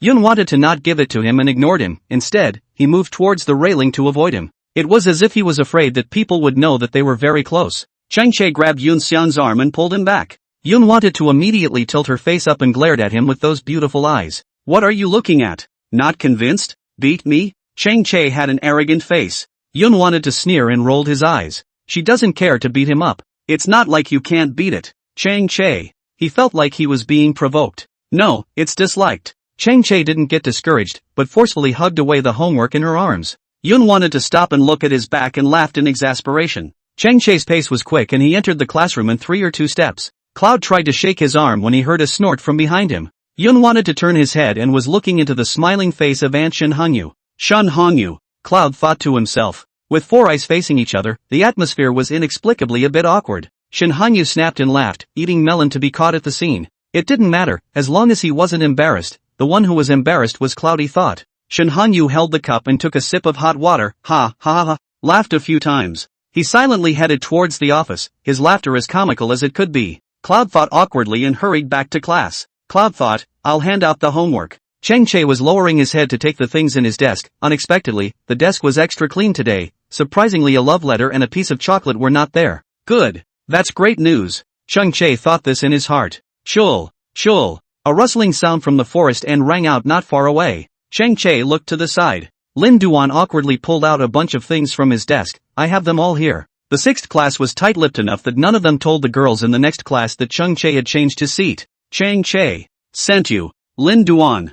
Yun wanted to suddenly call Lin Duan's name. Chang Che and Lin Duan almost looked towards Yun Xiang's body together. Yun wanted to be handing Lin Duan his homework. Thanks, think. Lin Duan gave a playful laugh. Chang Che swept a glance at Lin Duan before looking at Yun Xiang. Yun wanted to squint and smile. It's fine. Chang Che smacked his lips and couldn't help but let out a cold ho. Thanks for thinking about it. It's all right. Yo yo yo yo. He's a little bit excited about them. It's such a good match. Chang Che clenched his back teeth, hitting his heart. When he brought her homework, she hid far away. Send Lin Duan a homework and you smile so sweetly with Lin Duan? Who is it for? Who are you mad at? The more Chang Che thought about it, the more dissatisfied he became. He simply crossed his legs, stuck one hand in his pocket, and rested one hand on the table. A pair of beady eyes stared dead at Yun Xian, waiting for Yun Xian to send him his homework. She'd better smile at him like that later. Yun thought that the homework was almost finished being handed out and Chang Che hadn't waited for his. Yun wanted to return to the podium, and there were 2 books of homework left on the desk. One for himself and one for Chang Che. She stood on the stage and looked down. Chang Che was wrinkling his eyebrows, the air pressure around him was low, and he looked like he was not to be messed with. Drag my ass. Tell him to believe rumors and nonsense. Tell him to call his mother a third party. Tell him to call himself an illegitimate daughter. She was partial to teaching him a lesson. Chang Che, come up and get your homework. Yun wanted to call him with a cold voice. Chang Che? They give it to everyone at their desks, but in his case he has to go up and get it himself? Yun wanted to take her homework, intending to go back to her seat. But she was sitting inside Chang Che, and she couldn't get in until Chang Che got up. Get up. Yun wanted his tone to be even more crisp. The familiar smell of melons was back and the guys looked over at the smell. Yun wanted to send the entire class's homework, but only Chang Che's. Isn't it obvious that he's picking a fight? Chang Che's face directly collapsed. The homework isn't even taken and she wants to sit in it. How is that possible? He is at least the first brother of Locust Street, dragged from childhood to adulthood. It was someone as cool as Guanha who had to call him Brother Che. Now, let him back down to a little girl over and over again. Is that a good idea? Wasn't this challenging his bottom line and humiliating him? If he gives in today, what's he going to do in class 6? Where's his honor? Chang Che had a rich expression on his face. Yun wanted to know without having to think about it that he must be cursing in his heart and was not convinced. Are you letting me or not? Yun wanted to run out of patience. Chang Che retracted his thoughts and was looking into the almond eyes of the upper cloud wanting to gradually go cold. She's misbehaving. She's so mean. Chang Che gritted his back teeth and said, how dare he not? Let's just do it. So much inner drama and I don't know what I'm doing. Inexplicable. Yun wanted to scold him while rubbing shoulders with him. Chang Che. How dare he squeak? He endured. Who called himself wrong in the first place? Numerous students took a breath. Chang Che's silence was too suffocating, as if a big move was coming next. Immediately, they sweated for Yun wanted to. Who knows the next second? He saw Chang Che help Yun wanted to pull his chair. He topped his face with a giant tugging face, and while compensating with a smile, he doggedly nodded his head and said through clenched teeth, come on, it's brother's fault, brother doesn't have eyes. Cloud wanted to laugh. Chang Che's attitude of admitting fault was a few degrees harder than a rock. It's just a homework assignment, how can I bother you? I'll do it myself. He said several times in a row that he was coming and made a tentative move up to the podium. Upon turning around, he realized that a good portion of the time he hadn't even made it out of his seat. Yun wanted to rest her hands on her face as she tilted her head, the word watch the show written all over her beautiful almond eyes. Go ahead. What are you waiting for? For her to get it for him? Chang Che was numb. No, all the students of class 6 are here. She really doesn't give any face. Chapter 104, Only She Can Instruct Chung Chae. It's true, one thing leads to another. At lunch, Song Juan couldn't help but sigh when he heard about this. When has Brother Chae ever been so wronged? My heart aches just listening to it. Look, the commiserations aren't coming to lunch. Song Juan spread his hands and Chung Chae was missing from the entire restaurant. Yun wanted to give Song Ju a meaningful look. Song Juan and Chung Chae are talking, right? All she could say was that Song Ju was capable of heartache.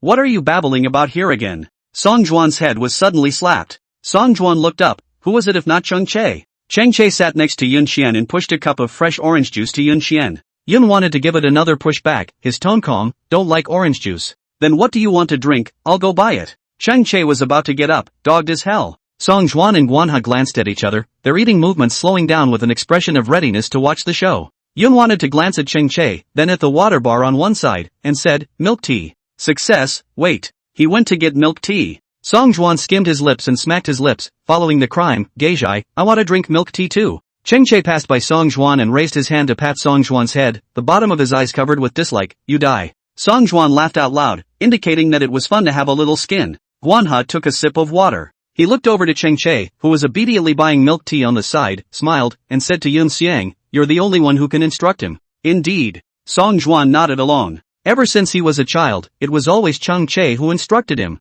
Yun wanted to look at Chung Chae's back, his hand holding the chopstick silently poking at the rice. Kanzuru, so, you still don't forgive him? I can't say whether it's original or not, it's just that I want to resist it from the bottom of my heart. Yun wanted to take a bite of rice, his voice soft. Substitute Chung Chae, he was just lazy-mouthed and didn't talk to Chung Lord and misunderstood his identity. Although he treated himself as a bastard daughter, he didn't do anything untoward to himself, nor did he look at himself through tinted glasses. Actually, Yun wanted to thank Chung Chae quite a bit. Being able to live in the Cheng family so smoothly, it wasn't enough to have the likes of uncle and auntie. Chung Chae is the one who matters, isn't he? It just so happened that Chung Chae put down the milk tea. Chung Chae looked at her with bated breath and didn't even sit down. There was a sense of immediacy on his good-looking face that said, try it, if it's not good, buy it again. Cloud thought, sit. Only then did Chung Chae sit down when he heard Yun want to speak. Cloud tried to pick up the straw and stab it. The tip of the straw was askew and didn't poke in. Chung Chae saw her clumsiness and took the straw out of her hand while bringing the milk tea along with it. Fingertips touched, and Cloud wanted to feel the warmth of his skin. It's hot. He pushed the milk tea to Cloud thinking. Cloud wanted to hold on to the milk tea. The milk tea was warm, and his hands were hotter than the milk tea. I think it must be a cold that hasn't completely cleared up yet. I've been so focused on arguing with him for the past 2 days that I haven't bothered to ask him how his health is. Cloud wanted to retrieve his thoughts to eat seriously. She was a slow eater, and Song Juan and Guanha slipped away first after eating. Chung Chae didn't eat fast today, intentionally waiting for her. The moment Yun wanted to put down his chopsticks, he did as well. Yun wanted to glance at Chung Chae. Chung Chae's serious face, what are you looking at? Yun thought that she couldn't help but let out a heartfelt laugh. She stood up and had just turned around when someone suddenly bumped into her face. Yun wanted to collide with a girl, and the rice the girl was carrying in her hand spilled all over Yun Wanted's body. Think! Chung Chae immediately stood up. He came to Yun Xian and saw that the back of Yun Xian's hand was covered with vegetables. Is it hot? He picked up the paper towel next to him and hurriedly helped Yun Want to wipe his hands. Yun wanted to be tugged to the side by Chung Chae, and Yun wanted to look at the long-haired girl in front of her. I'm sorry. The girl was the first to apologize. Yun wanted to shake his head. It's okay. She was the one who got up so suddenly that the two just happened to bump into each other, but neither meant to. Should we go to the infirmary? The girl asked. Before Yun wanted to refuse, Chung Chae said, of course. Yun wanted to immediately hold Chung Chae's palm back and whispered to Chung Chae, there's no need to go to the infirmary. The food isn't very hot, and I'm not that delicate. It has nothing to do with being delicate or not. Chung Chae insisted on taking Yun Xiang to the infirmary. Her hands are red, and who knows if they've been burned, they can't be ignored. Then I'll stay with Dash, the little girl spoke. Chung Chae immediately interrupted, with a few moments of nervousness in his expression, no need, I'll take her. Before Yun wanted to react, Chung Chae had already clutched her arm and went out. Chung Chae, my milk tea. Yun wanted to speak incoherently, still thinking about the milk tea Chung Chae bought for her on the table. Chung Chae looked deeply at her, his tone was calm, and he answered dryly, buy again.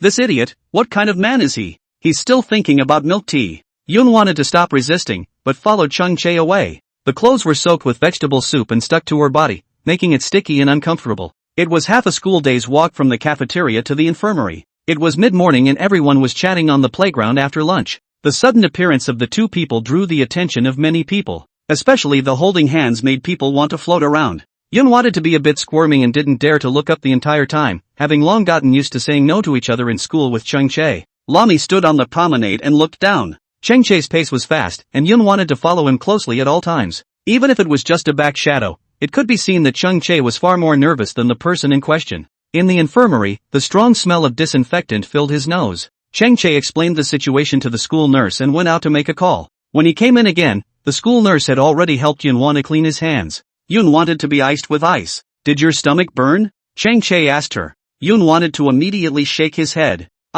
Cheng Che subconsciously wanted to say he looked. Hindsight is a little less convenient. No really. Cloud wondered about his concern. School nurse, it's okay, don't worry too much. Cheng Che then breathed a sigh of relief. The school nurse goes out to get something. Yun wants to look at Cheng Che, who has been tensing his nerves, and mutters, Cheng Che, I'm really fine, don't worry. It would have been fine to handle it on my own, having to come to the infirmary for such a small matter. People who don't know think I'm more delicate. Cheng Che was extremely dissatisfied when he heard her words. He pulled his chair up and sat down, his eyes looking askance at her as he said, word for word, what's wrong with being delicate? It's good for a girl to be delicate. Yun wanted to lower his head and repeatedly hold the ice in his hand. Cheng Che, when something goes wrong, you have to see a doctor in time. Your own feelings are the most important at all times, and it has nothing to do with whether you are delicate or not. Understand? Cloud thought without responding, continuing to apply ice to the back of his hand. Cheng Che knew that Yun wanted this person to look obedient, but in reality, the shaft was there. He pulled a chair over and sat down, his fingertips cupping Yun Wan's face and forcing Yun Wan to look at himself. Cheng Che, speak.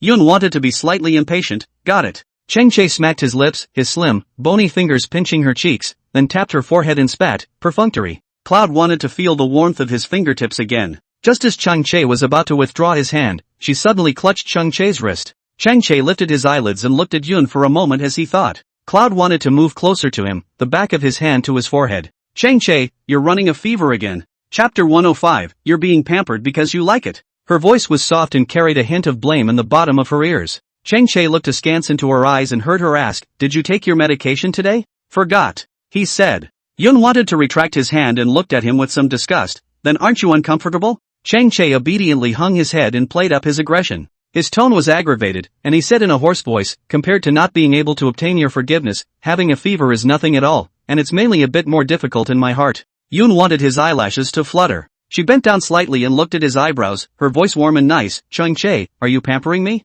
Cheng Che, if pampering can make you forgive me, then I am pampering myself with you. Spoiled can't. Cloud wanted to break his dream. Cheng Che looked askance at her eyes, his eyes were loving and ambiguous, his voice was deep and magnetic and lazy. Then I will continue to coax. Coax until you are happy. He was prepared to fight a protracted battle with Yun Want. Anyway, she can't escape. Knock knock. There was a sudden knock on the infirmary door. The two men retrieved their thoughts and looked toward the door. It was Lami, carrying a shopping bag in her hand and mouthing, think, here's the spare school uniform, change into it. Cloud wanted to keep feeling uncomfortable with the clothes on his body, and Lami seemed like a savior. Thanks Mimi. She's so sweet. Cheng Che swept a glance at Yun Xian and picked up the small scissors on the desk and played with them. No need to thank me, I'll go back to class first. Lami didn't forget to look at Cheng Che. Cheng Che nodded his head. Yun couldn't figure out why Lami was looking at Cheng Che's face when she was just leaving. I'll change, can you go out for a while? Yun wanted to ask Cheng Che. Cheng Che nodded, of course. Yun wanted to silently walk to the center of the hospital bed, and she pulled up the curtains on both sides. Open the shopping bag, the first item inside is not clothes, but a cup of milk tea. Me, Cheng Che, my milk tea. Buy again. Conversations in the cafeteria came flooding back. Cloud thought about what Lami had just said, no need to thank me. She even looked at Cheng Che at that time. She remembers Cheng Che dropping her off at the infirmary and going out to make a phone call. So this dress, Cheng Che told Lami to get it. It wasn't Lami who was sweet, it was Cheng Che. Cloud wanted to look toward the door. The door to the infirmary had a piece of glass in the center, so people coming and going outside could see inside. He was leaning against the door at the moment, blocking that glass. Yun wanted to feel warmth instantly. Finished changing? The teenager's voice came in through the door. Cloud wanted to fasten his buttons, there. Cheng Che pushed the door in and Yun Xiang was still organizing his clothes. Doctor, if it's alright we'll go back to class. Cheng Che spoke to the doctor while looking at Yun Xian. School nurse, take the ice pack and medicine with you and keep icing. Cheng Che didn't immediately go to get the medicine, but pointed to Yun Think's collar, reminding her, the collar is crooked. Yun wanted to lower her head as she straightened her collar before asking Cheng Che, is it done? Cheng Che shook his head. Cloud wanted to wonder where it was crooked, and it was a good thing the infirmary didn't even have a mirror. Cheng Che came in front of Yun Xian. He looked at Yun Xian. Seeing that Yun Xian did not refuse, he raised his hand to help her turn her collar over and fasten the buttons again. Yun wanted to look straight at Cheng Che, taking in his caution. Stinky Cheng Che. So sweet that she wouldn't know where to start if she wanted to get into trouble. Going out from the infirmary, Cheng Che's cell phone rang. It just so happened that Song Juan and Guan He had also come. Is everything alright? Kan He was the first to speak. Yun wanted to shake his head. A small accident law. Pay attention next time. Song Juan reminded her. Yun wanted to nod and said with a smile, it's fine, there's Cheng Che. Cheng Che was answering the phone when he heard Yun wanting to call himself and tilted his head. Guan Ha and Song Juan looked at each other and laughed. Indeed, with Cheng Che around, she didn't have to be afraid. Got it, let's talk about it tonight. Cheng Che hung up the phone. Yun wanted to look at Cheng Che and vaguely heard his grandfather's voice. Think, let me see if the burn is serious. Song Juan walked over and hooked Yun Think's hand. Cheng Che had just hung up the phone when he saw the scene, and he immediately stepped forward and hit Song Juan's hand. What's going on? Why are you still fighting? Song Juan also wondered, well, how to also start a hand. I'm just looking, that's all. Look at you protecting it. Song Juan scolded him, cheap bastard. Cheng Che said with a cold bull asterisk asterisk asterisk asterisk. Guan Ha had a headache. He pinched his brow and exchanged a glance with Yun Want, choosing to bolt. Night. After school in the evening, Yun wanted to be tidying up his desk. Cheng Che went out to answer the phone. When she went out, Cheng Che also finished answering the phone. The two went downstairs together. Cheng Che seemed to have something to say, but was silent. Yun wanted to wait for him to open his mouth for a long time. Cheng Che didn't go for a ride, but went to the bus stop with Yun Xian to wait for the bus. It's getting cold and there are more and more students waiting at the bus stop. At the end of the day's program, everyone was slightly tired. Some people laze against billboards, others sit in their chairs and listen to music.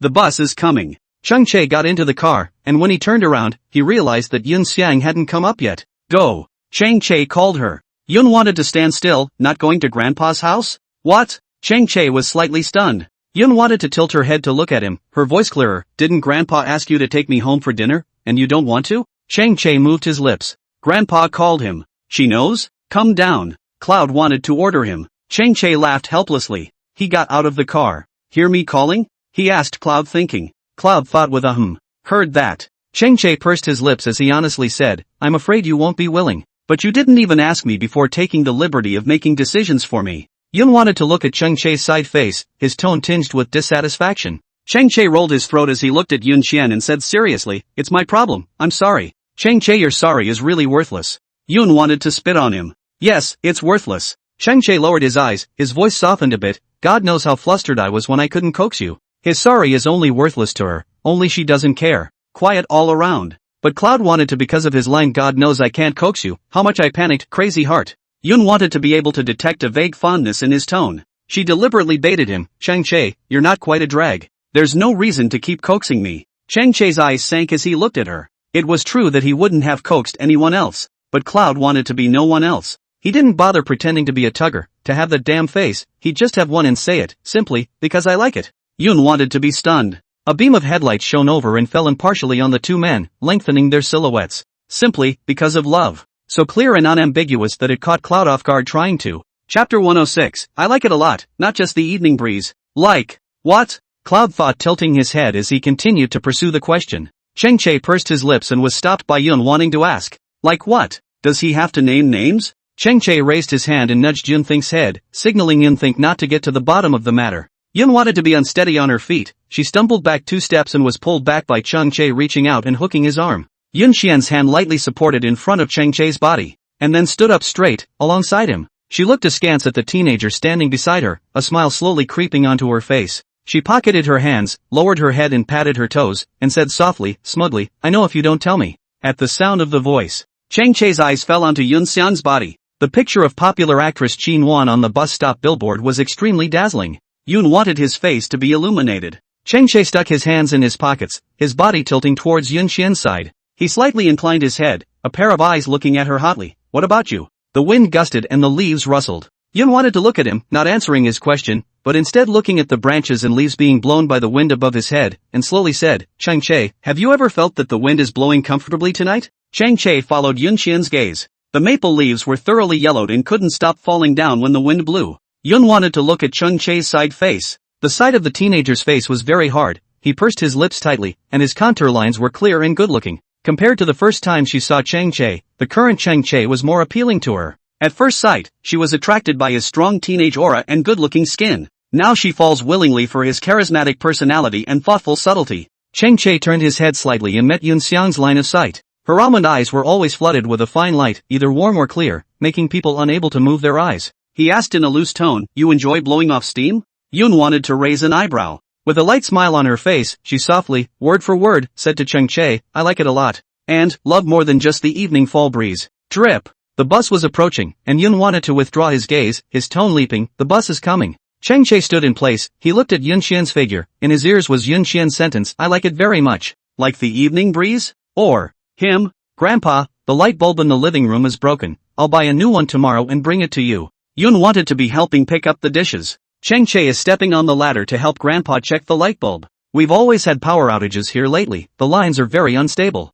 Cheng Genoa sighed, then waved at Cheng Che, "Little Che, come and sit here." Cheng Genoa took the dishes from Yun Xian's hands, much softer at home than his imposing presence outside. "Grandpa, this fish smells so good." Yun wanted to always hold up. Cheng Genoa's eyes narrowed as he said in a very friendly manner, "Don't you like to eat sweet things? Grandpa made all your favorites today." Cheng Che washed his hands and came back, and when he saw the dishes on the table, he felt like passing out for a moment. Sweet and sour carp, braised prawns, braised pork, corn rib soup, plus a stir-fried green vegetable. With the exception of the soups and veggies, every dish was red, and you could tell at first glance that there was sugar and ketchup. Xiao Che doesn't like to eat sweet things, so I purposely fried a green vegetable for him. Cheng Genoa pushed the fried bok choy towards Cheng Che. Cheng Che. Yun wanted to give Cheng Che a sly look and couldn't help but feel a little heartbroken for him. "Last time I was here, the prawns were still savory braised prawns. On this visit, the prawns were all cassoulet and tomato sauce." "Grandpa, if you don't, next time just ask Think to come and don't yell at me. I feel like I'm quite redundant." Cheng Che held a chopstick of bok choy. Cheng Genoa said in a cheerful voice, "That won't do. It's so late and she's a little girl coming by herself, how can we guarantee her safety?" Cheng Che choked, "So the meaning of my existence. It's about protecting Think's safety." Cheng Genoa hemmed and hawed. Cheng Che. Well. So whole.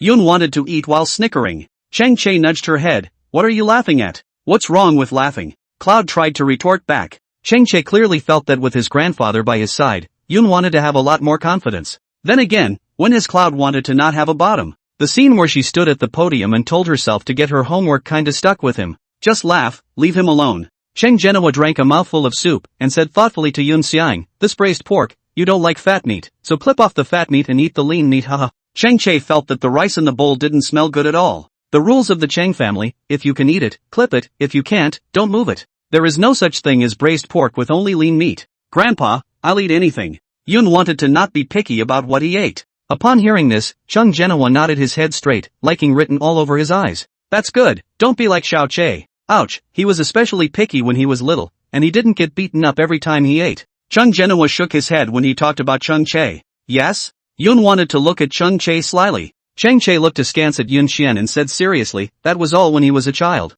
Speaking of being a child, think about it, later on Grandpa will show you pictures of our Xiao Che when he was a child, ha. Cheng Genoa suddenly mentioned this matter. Cheng Che choked and hurriedly called out, "Grandpa, this isn't good, is it?" His tone was drawn out, clearly reluctant. Cheng Genoa ate his meal. "What's wrong with that? It's not like you're an outsider when you think about it." Cloud thought blankly, reacting half a beat slower, "Huh? What?" Cheng Che's face went black. "Can it be a good picture if it's stored with Grandpa? Either you're bare-assed or you're beaten. When he was a kid, he was 7 nothings and 8 nothings, and he didn't have a single decent picture. Will Yun want to see it and not die of laughter? How could he face Yun Xiang in the future? "Grandpa, this dish is really well made today." Cheng Che hurriedly pinched the old man's food and tried to change the topic, "But Grandpa, you usually don't make such sweet dishes to eat. After all, when you're older, it's easy to have high blood sugar." The old man didn't say anything and looked at Cheng Che with an expression of seeing through everything. Cheng Che's heartbeat accelerated uncontrollably when he thought of those shameful pictures of himself that he was going to show to Yun Xiang.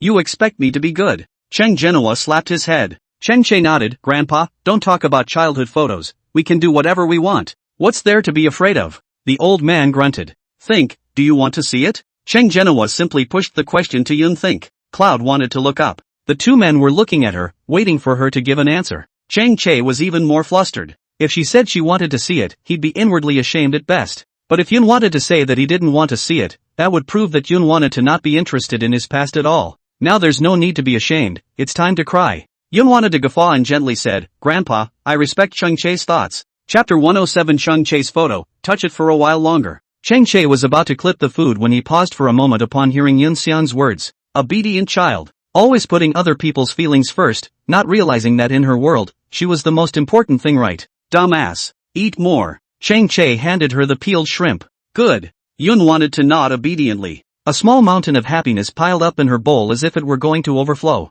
Yun wanted to sneak a glance at Chang Che, who was still peeling the shrimp. It wasn't for him to eat, it was all for Yun Xian. Cheng Genoa had a smile under his eyes, his gaze was gentle as he looked at the two children, and his heart was also warm. After the meal, Yun wanted to go and brush the dishes. Cheng Genoa pulled Yun to try to go to the study, saying with his mouth, "Oops, don't brush it. I'll get up in the morning and brush it together. Grandpa will take you to see Chul's picture." Chang Che was washing his hands and couldn't help but shake his head when he saw the two masters sneaking into the study. Forget it. Just die. It's good that they're both happy. Grandpa, won't Chang Che get angry? Yun wanted to still care more about Chang Che's feelings. It's fine. The old man gestured for Yun to think about sitting down, then warmly went to flip through the photo albums. The old master's study was large and antique. A painting on the wall was very dated, and there was paper and ink on the desk. The bookcase was full of medals of honor. Cloud froze as he tried to watch. Grandpa, so many medals. Yun wanted to look straight. It's all in exchange for a life. The old man said so. Cloud couldn't help but look at him. He handed a photo album to Yun Xian and sat down next to him. Look at our Xiao Che. Yun wanted to think that it would be some unpleasant and weird photos. Who knew that all Grandpa showed her were highlights of Chang Che's various competitions? This is a picture of little Che rock climbing when he was 6 years old, isn't it cute? Chang Genoa's eyes were filled with relief as he mentioned Chang Che. Cloud wanted to nod. Chang Che's face was round when he was a child. Now it was fully grown, his features were hard, his face was slim, and his contour lines were clear. However, the biggest change in Chang Che was his eyes, which were bright and clear when he was a child. Now the eyes had a bit of harshness in them, so the whole person would look tuggy and bad to get along with. Look, slowly our little Chul is growing up. This was taken last year when we went skiing, isn't it handsome? Grandpa's vocabulary had changed from cute to handsome. The teenager was wearing a black ski suit with a white ski resort behind him. The photo was a snapshot, and he just happened to take off his hat to grab his hair, his eyes looking offhandedly at the camera with a diffident look. Very handsome. Awesome. The next one shows him giving the camera a backhanded yay at his waist, a light-hearted look, a slight curl of his mouth, a disdainful look of tugging. Cheng Genoa flipped out another photo. This is this summer. He and Xiaojuan Xiaohe went to a tennis tournament. Look, these three brats are all handsome, right? This is a group photo of Chang Che, Song Qian, and Guanyi standing on the podium to receive the award. The three of them are holding the trophy high, and the garland, sunshine, and trophy appear together in the photo. The warm youthfulness came to the surface, and although Yun wanted to not participate in this scene, he was already in the scene at this moment. Aha! Yun wanted to nod his head, but his gaze kept looking at Chang Che. Although each of the three had their own characteristics, the best-looking one was Chang Che. It's hard to describe the feeling of power in him. So if you had to pick one of these three guys to be your boyfriend, who would you pick? The conversation turned. Yun wanted to subconsciously spit out a sentence, Chang Che ah.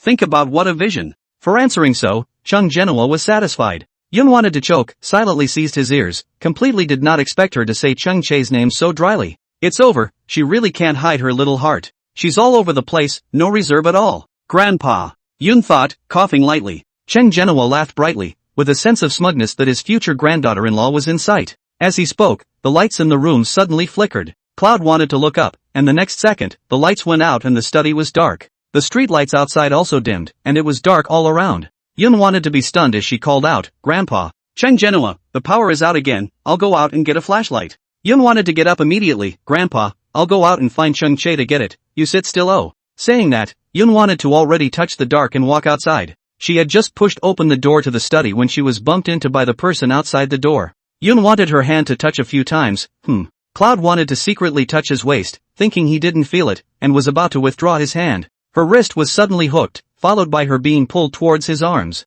Chang Che's low and ambiguous words slowly came from her ears. Yun want, no more touching for a while? Yun wanted his face to turn red all of a sudden. His breath spilled over her ears, and she shrank at the sound of it, subconsciously wanting to run. But his hand clenched so tightly that she couldn't draw it back. She wasn't sure if Grandpa would hear the two of them, which made Cloud even more nervous, his heart pounding, completely out of control. Little pervert. His voice came from his ear again, his tone full of flirtation. Although Chang Che couldn't see Yun Xian's face, he also knew that Yun Xian's face must be red at this moment. Her breathing was messed up. Cloud wanted to be like this, having a thief's heart but not a thief's guts. Dare to tease, but do not dare to keep teasing. Stop, the power's out. Cloud tried to stutter. Chang-che hooked the corner of his mouth, and suddenly a beam of light hit him from one side. Yun wanted to close her eyes as she inclined her head and covered the light with her hand. It was Chang-che who turned on the cell phone flashlight. Grandpa, I looked and the power is out outside. Chang-che said to Chung Genua. Chang Genua sighed, then you two should return early. Are you okay on your own, Grandpa?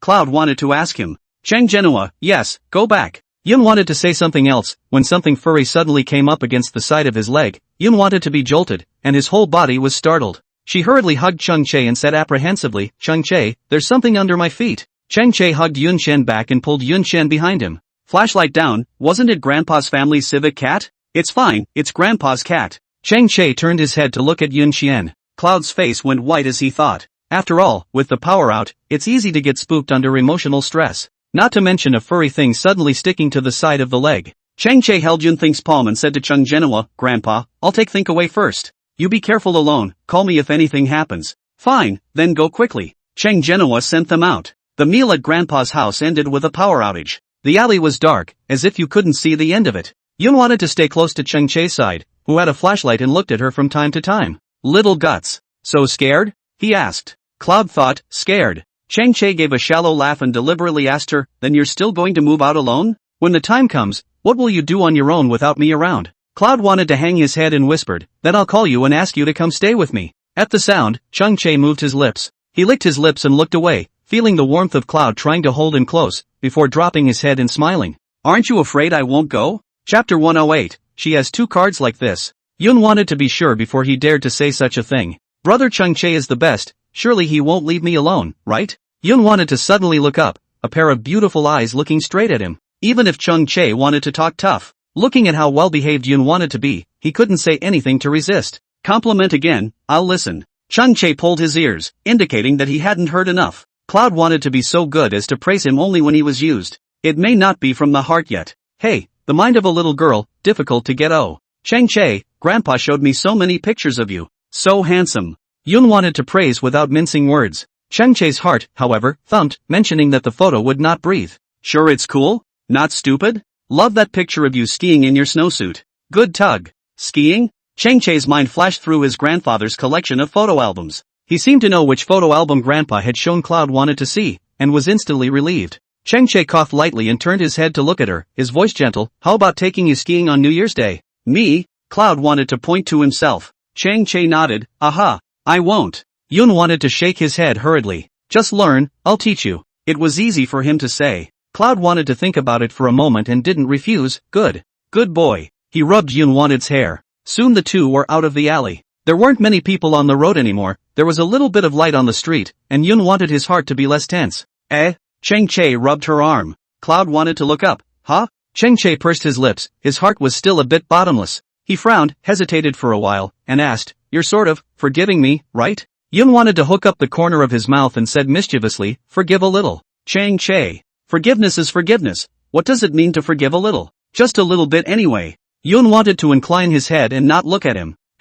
Chang-che raised his hand and cupped her face, forcing Yun to want to look at him. With 4 eyes, Yun wanted to look at him with a beady mouth. How? Chang-che looked askance at her eyes, and being looked at by her, his eyes shifted downward, swept over the tip of his nose, and landed on her lips. How to? Chang-che licked his lower lip, his throat involuntarily tightening before he moved. Yun wanted to have pink lips, and with the warm yellow light shining down, it looked extraordinarily kissable. Not much. His voice was a little husky as he gently released her face. Yun wanted to notice the rawness in Chang-che's tone, and gave a muffled oh, not saying anything else. The next second, a headset was suddenly placed in her ear. Chang-che, listen to the song. Yun wanted to lower his eyes and smile lightly, the earphones were still filled with that familiar song, I Think I'm in Love with You. Early morning. Yun wanted to eat breakfast while listening to English. Think. Chang Lord walked towards Yun Think and said to Yun Think, there's a card for you. Cloud wanted to take off her headphones as she looked up at Chung Lord. What? Chang Lord's 3 genus cards. Chang-che was wearing his clothes and coming downstairs. When he heard Chang Lord say 3 genus cards, he paused for a moment. He swiped a short video last night and also saw a little boy riding the bus being questioned for swiping his advantage pass. There are 2 types of cards, the ex-serviceman's privilege card and the privilege card for the survivors of martyrs, soldiers died on duty, and deceased soldiers, the latter of which is also known as the 3 dependents card. With the preferential treatment card and the 3 dependents card, you can enjoy discounts in many areas, such as urban public transportation, registration at local medical institutions, and cultural tourism. The issuance of the triple family card for the surviving family members is not only facilitating their lives, but also paying tribute to them in the name of the nation. However, in daily life, because it is not popularized enough, many people have not heard of the triple genus card. This causes a lot of misunderstanding. Cloud wanted to get this card in a helpless mood. It was heavy and red enough to numb the heart. She clutched the triple belonging card that belonged to her dad tightly in her fingertips, tilted her head and joked to Chung Lord, Uncle Chang, now I have 2. Cheng Che's eyes sank for a moment, and his heart felt like it had been plucked out by something. Cloud tried to force a smile. 2, 1 for mom and 1 for dad. She really didn't want to have a card like that if she could help it. The atmosphere in the living room was subdued, and Yun thought that even his breathing had become oppressive. Chang Lord lowered his eyes as he gently patted Yun Xian's shoulder, heartache written all over his face. Good boy. Yun wanted to be really strong. He was proud of Yun Weian for having such a tough and unyielding daughter. Yun wanted to eat with his head down, his voice soft. Thank you Uncle Chang. She still remembers it clearly to this day. When her dad gave her mom's triple belongings card, he said, this is a gift that mom left for you. When dad is not with you and you happen to be in a hurry and need help, this card will help you out of trouble. Think and never forget your mom. With his dad's appearance flashing in his mind, Yun wanted to lower his head and eat faster. Her head was suddenly rubbed, and Yun wanted to raise her head. Her almond eyes seeped with a thin layer of mist, and the moment her tears slipped, she saw Cheng Che's face clearly. Cheng Che pursed his lips, and his heart choked after him. He stopped in front of her, his warm fingertips wiping her tears, his voice gentle, don't cry. When she dropped her tears, his heart ached with her. Eyes that beautiful are not fit to shed tears. It's okay. Cloud tried to roughly wipe the tears from his eyes. She lifted the corners of her mouth, her reddened eyes not detracting from her brightness and prettiness. Cheng Che hummed and waited for her to finish eating to go to school with her. Cheng Lord's heart ached, but there was nothing he could do. He and Hunan could only do their best to take good care of Yun Xian. Cloud wanted to put away his father's triple belonging card and didn't take it out to use it. Dad said to use it when needed. You see, Dad is always like that. His heart will always be toward his favorite 5-star red flag. With a military uniform and a heart of gold, I will do my best to guard a side of heaven and earth. He's the one who's really living the way he wants to live. Cloud wanted to hope that he, too, could live the way he wanted. Everyone has to have goals, and her goals will get clearer and clearer. Turning to the end of December, Xinjiang had a heavy snowfall, and it was getting closer and closer to the new year. Yun wanted to quit his part-time job at the cafe and devote himself to his studies. During the lunch break, Yun wanted to drink milk tea and lean against the wall to watch the flying snow. Cheng Che was tugging at the door of Class 1 with Song Zhuan, his eyes looking towards Yun Xiang's body from time to time. The homeroom teacher of Class 1 was greedy and asked Cheng Che if he wanted to switch classes, just as Shin Hangyu caught him in the act. A thick layer of snow piled up on the playground and the whole city became snow white. A few students strolled in the snow, the scene, and cozy. Yun wanted to warm his hands with a milk teacup when a male student from the next class came over with a workbook and asked, Yun wanted, can I ask you a question? Good. Cloud wanted to guffaw. It's a big math question from a recent practice test. Male, I've been trying to solve it for ages, it's a really hard question. Cloud thought, wrong idea and wrong formula. Male student, so how should I solve this set of questions? Cloud thought, I'll tell you. She took the pens from her male classmates, taped the workbook to the wall, and carefully explained the problems to her classmates. Cheng Che, who was tugging at the door of the first class, looked over coldly, and saw that the male student was looking towards Yun wanting to smile, his eyes looking straight. TSK, who is this? Song Zhuan also followed Cheng Che's gaze. Chapter 109, Cheng Che's Jealousy, Shades of Eerie. Okay, that's it. Yun wanted to hand the pen over, the corners of his mouth raised, his voice gentle. The male student looked at him for a while and took the pen in Yun Xian's hand. The fingertips touched for a moment, somewhat embarrassed. He gave Yun Think a thumbs up and praised, Yun Think, it's still you. The problem I couldn't solve all morning, you got the idea after reading it once. It's okay. If there's a question you don't know next, you just come to me. Yun wanted to put his hands behind his back. Help out when you can among your classmates. As Lami ate her chips and listened to the two people's conversation, she couldn't help but sweep a glance towards Cheng Che's side. Thank you Cloud Thinker, I'll treat you to milk tea someday. No, bye. Yun wanted to wave his hand. As soon as the male student turned around, he bumped into Cheng Che who was looking at him with a cold face. Cheng Che pursed his lips and stuck his hands in his pockets. He wore a black sweater today, with a black punching bag over it, lining the contours of his face even more clearly and rigidly. Cheng Che, what class? The air pressure was low on him. The male student was a little apprehensive. The second class of. Cheng Che's eyes sank, the second class is so close to the first class, don't you ask the first class? You're coming to class 6? I just happened to see that Cloud wanted to be here, so. The student stumbled, the exercise book clutched tighter. Cheng Che looked slightly impatient and handed that classmate a wink, signaling him to leave quickly. The male student nodded at Cheng Che and left in a panic. Yun wanted to look at Cheng Che and didn't take it seriously before turning around and entering the classroom. Thank you, Cloud, thinking Cheng Che's conspiratorial voice suddenly came from behind him. Yun wanted to give him a sly look. What's he doing? Yun wanted to sit in, and Cheng Che followed suit. He only propped his hands on the table, then rested his face, squinting at Yun Xiang, continuing to be, I'll treat you to milk tea some other day, Cloud thought to himself. Cheng Che raised his eyebrows, pulling at the hair on top of his head as he continued to snicker, if you have a question you don't know, just come find me. By Cheng Che smacked his lips, and bye-bye. The whole that fetish won out. Pretty good. He nodded, then pulled out the English book in his desk. That's nice. What are you doing? Cloud wanted to ask him, lowering his voice. Not for anything. Cheng Che flipped through the book, his voice lazy. I also have questions I don't know. Yun Xian, how do you write this question? He purposely pushed his English book in front of Yun Xian. Oh, so that's how it is. Yun wanted to, and it's you who did the harm. Cheng Che smiled and kept repeating the conversation between her and another classmate outside just now. Yun wanted to glare at Cheng Che and understood what he was shading because of. Yun wanted to spit at him in a small voice. Cheng Che, your mind's eye sesame is bigger.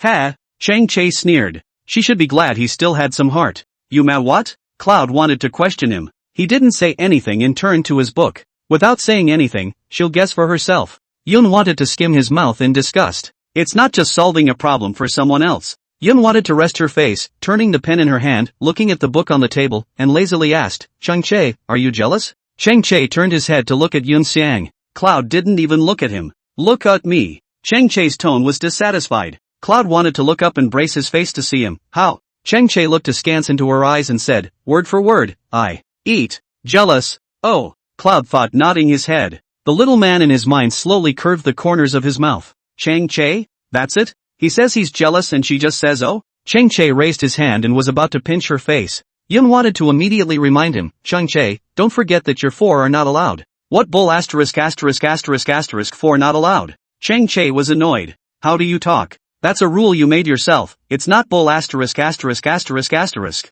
Cloud tried to snicker. Cheng Che choked. Dig your own hole and jump. He's really the first person ever to dig a hole. The sound of students laughing and joking came from the promenade. Cloud wanted to look out, it was snowing again. Cheng Che's annoyed voice suddenly came from his ears, it doesn't count. Yun wanted to have a beat. She turned her head to look at Cheng Che and pulled her ears, deliberately. What? Didn't hear. I said, those four no-nos, don't count. He was furious. Why hadn't he realized before that Yun wanted to be so good at being angry? Yun wanted to meet his eyes and asked with a smile, Cheng Che, if you say it doesn't count, it doesn't count? Ha! Cheng Che laughed audibly. Yun think, you've learned the hard way. Cheng Che condemned her, you used to be good and cute. Faking it. Cloud wanted to say frankly. Cheng Che nodded, good. So whole. Yun wanted to hook up the corners of his mouth and smile brightly. Cheng Che was quiet. Cloud wanted to not talk to him again. Cheng Che had to go and sulk alone. School's out for the evening. The playground has accumulated a thick layer of snow. Students did not go home immediately after school, but 3 or 2 for a group to play in the snow. The cars on the street slowed down. The snow was beautifully glistening with fine flashes under the streetlights. Lami walked backwards, her tone jumping. It's Christmas Eve soon, think, do you want an apple or an orange? I'll buy it for you. Cloud wanted to be straightening the hat on his head, serious face, apple. Christmas Eve is all about eating apples and reaping double the peace. Honest man Yun thought there was no escape. Song Juan spat mist from his mouth as he said, at this time your answer is, both. Song Juan gave a move. Yun wanted to nod immediately and said to Lami, okay, that's all. Okay, sis will satisfy you. Luomi waited until Yun wanted to be side by side with her, her arm resting on Yun Wanet's shoulder, and said cheerfully, sis will definitely send you a unique peace fruit. Just you wait. Cloud wanted to nod obediently. Song Juan immediately asked, you're not going to wrap a red with green again like you did last year, are you? Lami turned her head and cursed, Song Juan, what do you know? That was last year's popular color, do you even know how to appreciate it? Song Juan bristled, appreciate it. Then you gouge your eyes out. Lami smiled. Song Juan, Kanzuru, didn't I wrap it well last year? Lami couldn't figure it out. View Crane. Sends the question up this belongs to is. Good looking. After saying that, he didn't even wait for Lami to say anything else before changing the subject. It's so quiet, something doesn't feel right. Kanzura said as he looked back. Cheng Che was following alone. He was wearing a hat, his hands in his pockets, and his pace was slow. From the time he came out of the school building to the bus stop, he didn't say a word the entire time, looking very high-strung. Okay, you just sell me you. Song Juan pushed Guanha, brothers dig their hearts out with you, you play mind games with brothers. Guanha smiled lazily and moved 2 steps forward at the bump, his face diffident and unimpressed. Song Juan, do you want apples or oranges this year? Lami asked Song Juan again. Song Juan, you can only choose one, don't stomp on your nose. Oh. Luomi pointed at Song Juan, her face serious, all of a sudden imperial. Song Juan was unconvinced. Think about it, you can choose 2, why can't I? It's not like you want to think about it. Lami grunted. Let's give you oranges. I bought too many oranges and I feel like I'm going to have leftovers.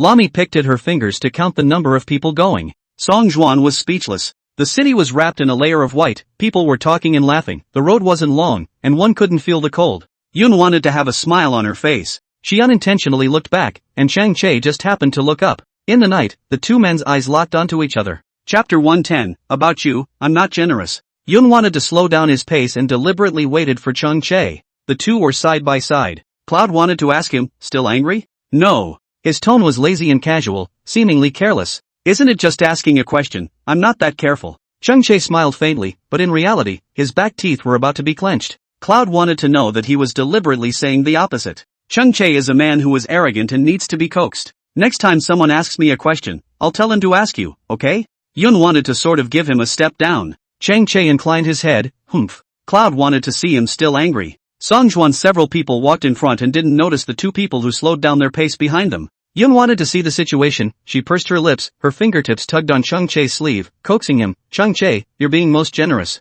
Don't be angry. The wind blew the snow that had accumulated on the treetops, and Chang Che's footsteps stopped. 4 eyes. Cloud wanted to wait for him to speak. Chang Che looked at her askance, his eyelashes slightly drooping. He said, frankly, I'm not being generous at all when it comes to you. He's not generous. You could even describe him as petty. Yun wanted to put her hands behind her back, and the corners of her mouth lifted into a smile. Vinegar extract. Then next time I'll have a little sense of proportion, okay? Cloud cocked his head at the thought. Chang Che coldly grunted. What does hum mean? Yun wanted to tug on Chang Che's sleeve again. Chang Che's mouth was stiff. It doesn't mean anything. Cloud wanted to ask him immediately, so this is considered coaxing? Chang Che, a little bit better. He's been pissed off all afternoon, and she wants to be coaxed out of it with a few words? Is he that worthless? Yun thought helplessly. What do you mean a little bit? Chang Che laughed. Then tell me, what does it mean to forgive a little? Cloud thought in a trance, thinking of the day he came back from his grandfather's house and he asked if he had forgiven her. Her response at the time was, forgive a little.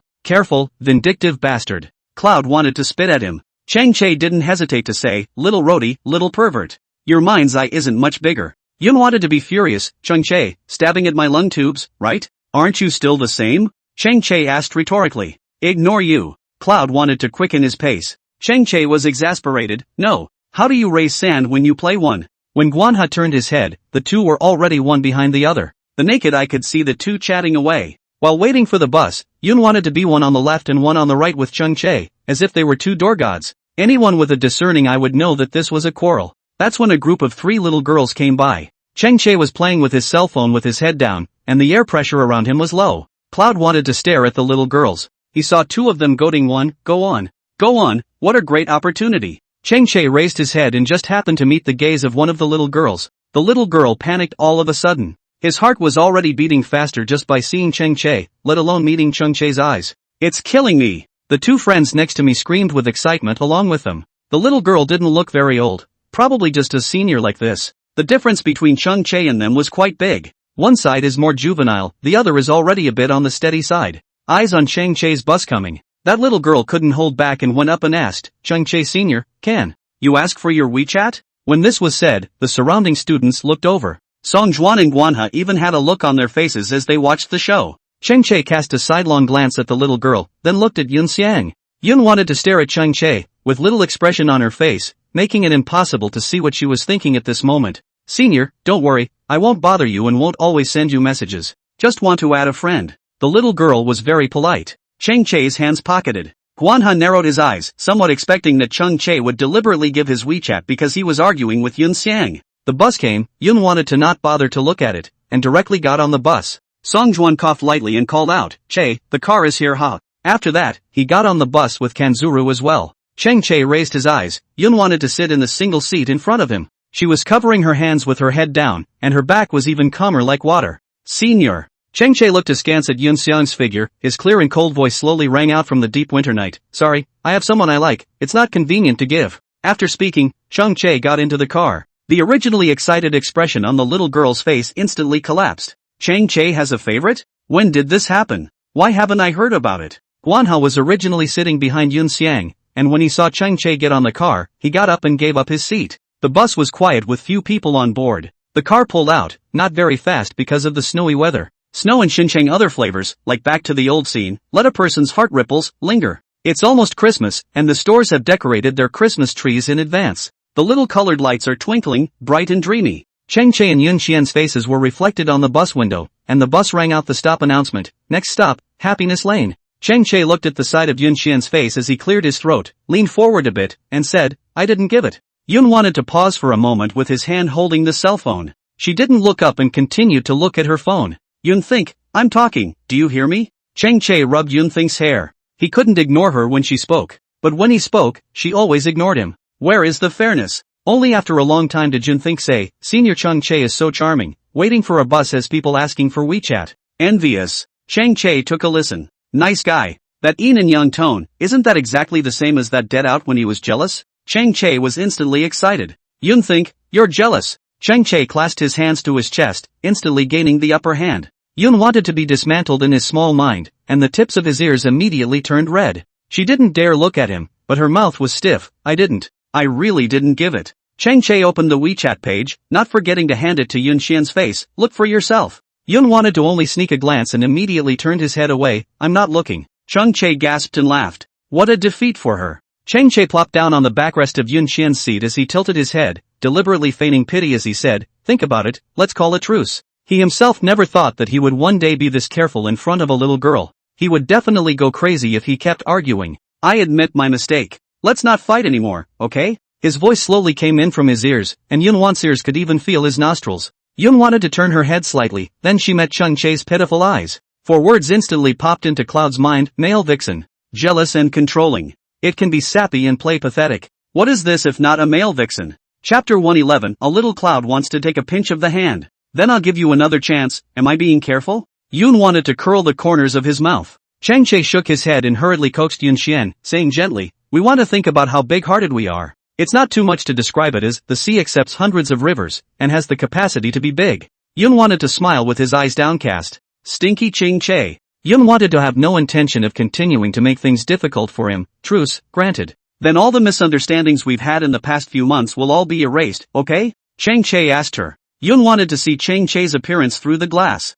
He had been lying on the backrest of her seat, his hand curling her hair from time to time. Chang Che's body always had an indescribable sense of looseness, very wanton and lazy. It was something that no one else could imitate in any way. Thinking about all the things that had happened with Chang Che in the past few months, how could it not be like a dream? At first sight, his teenage aura caught her full attention. Hudong Oolong, she accidentally dropped him and began to know his friends. Perhaps from this point on, there was an unraveling bond between them. What made Jun think the most heartwarming was that he clearly wanted to save face and had a hard mouth. But he would agree to every request she made. She remembers every night that Chang Che picked her up from work and brought her home. He also remembered the way Chang Che came to his rescue at the critical moment every time. Also remember, Chang Che said to do her backing, Chang Che softly, and she said sorry. People live, is not it for those few moments? Her fractured jigsaw puzzle was coming together, so what was there not to be satisfied with? Yun wanted to look askance at Chang Che in the glass and said softly, okay. Turn the page on all of them. Chang Che turned his head slightly, and then he met the eyes of the little girl whose glass was flooded with waves.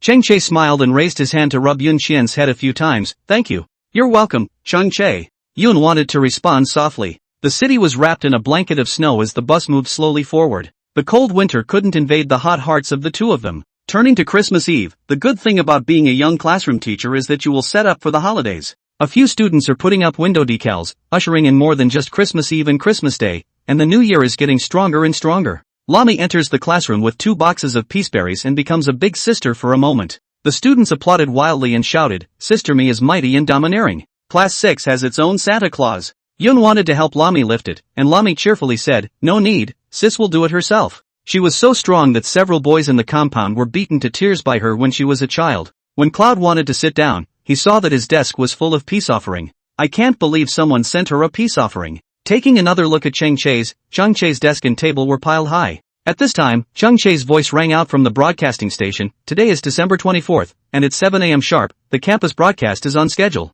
Today is Christmas Eve, here's wishing everyone a happy Christmas Eve. Next up for you is Last Christmas by Taylor Swift. Chang Che's voice faded away, and with it, the sound of beautiful music. The festive atmosphere was set off by the music, and Lami handed out the Christmas berries in her hand. Think, Happy Christmas Eve. Lami placed a small gift box on Yoon Think's table. Cloud wanted to look up. Mine is different from theirs? Of course, you're special to me. So the gift has to be special too. Lami sat in Chang Che's seat and knocked on the box, signaling Yoon to open it. Cloud wanted to look forward to it very much. Unpacking the gift box, inside was an apple and an orange. Underneath the peace fruit, there were crispy rice and chocolate that Yoon wanted to enjoy eating. Milk candy. Includes a small card. Lami's handwriting was sprightly, like the person she was. As if Cloud wanted to see her for the first time, she had a high ponytail and was biting her school tag to help change the water in her class. She said, Cloud thought, heaven and earth are vast. You are a treasure secretly hidden in the world by a hero. At the sight of these words, Yoon wanted his heart to feel as if it had been struck by something.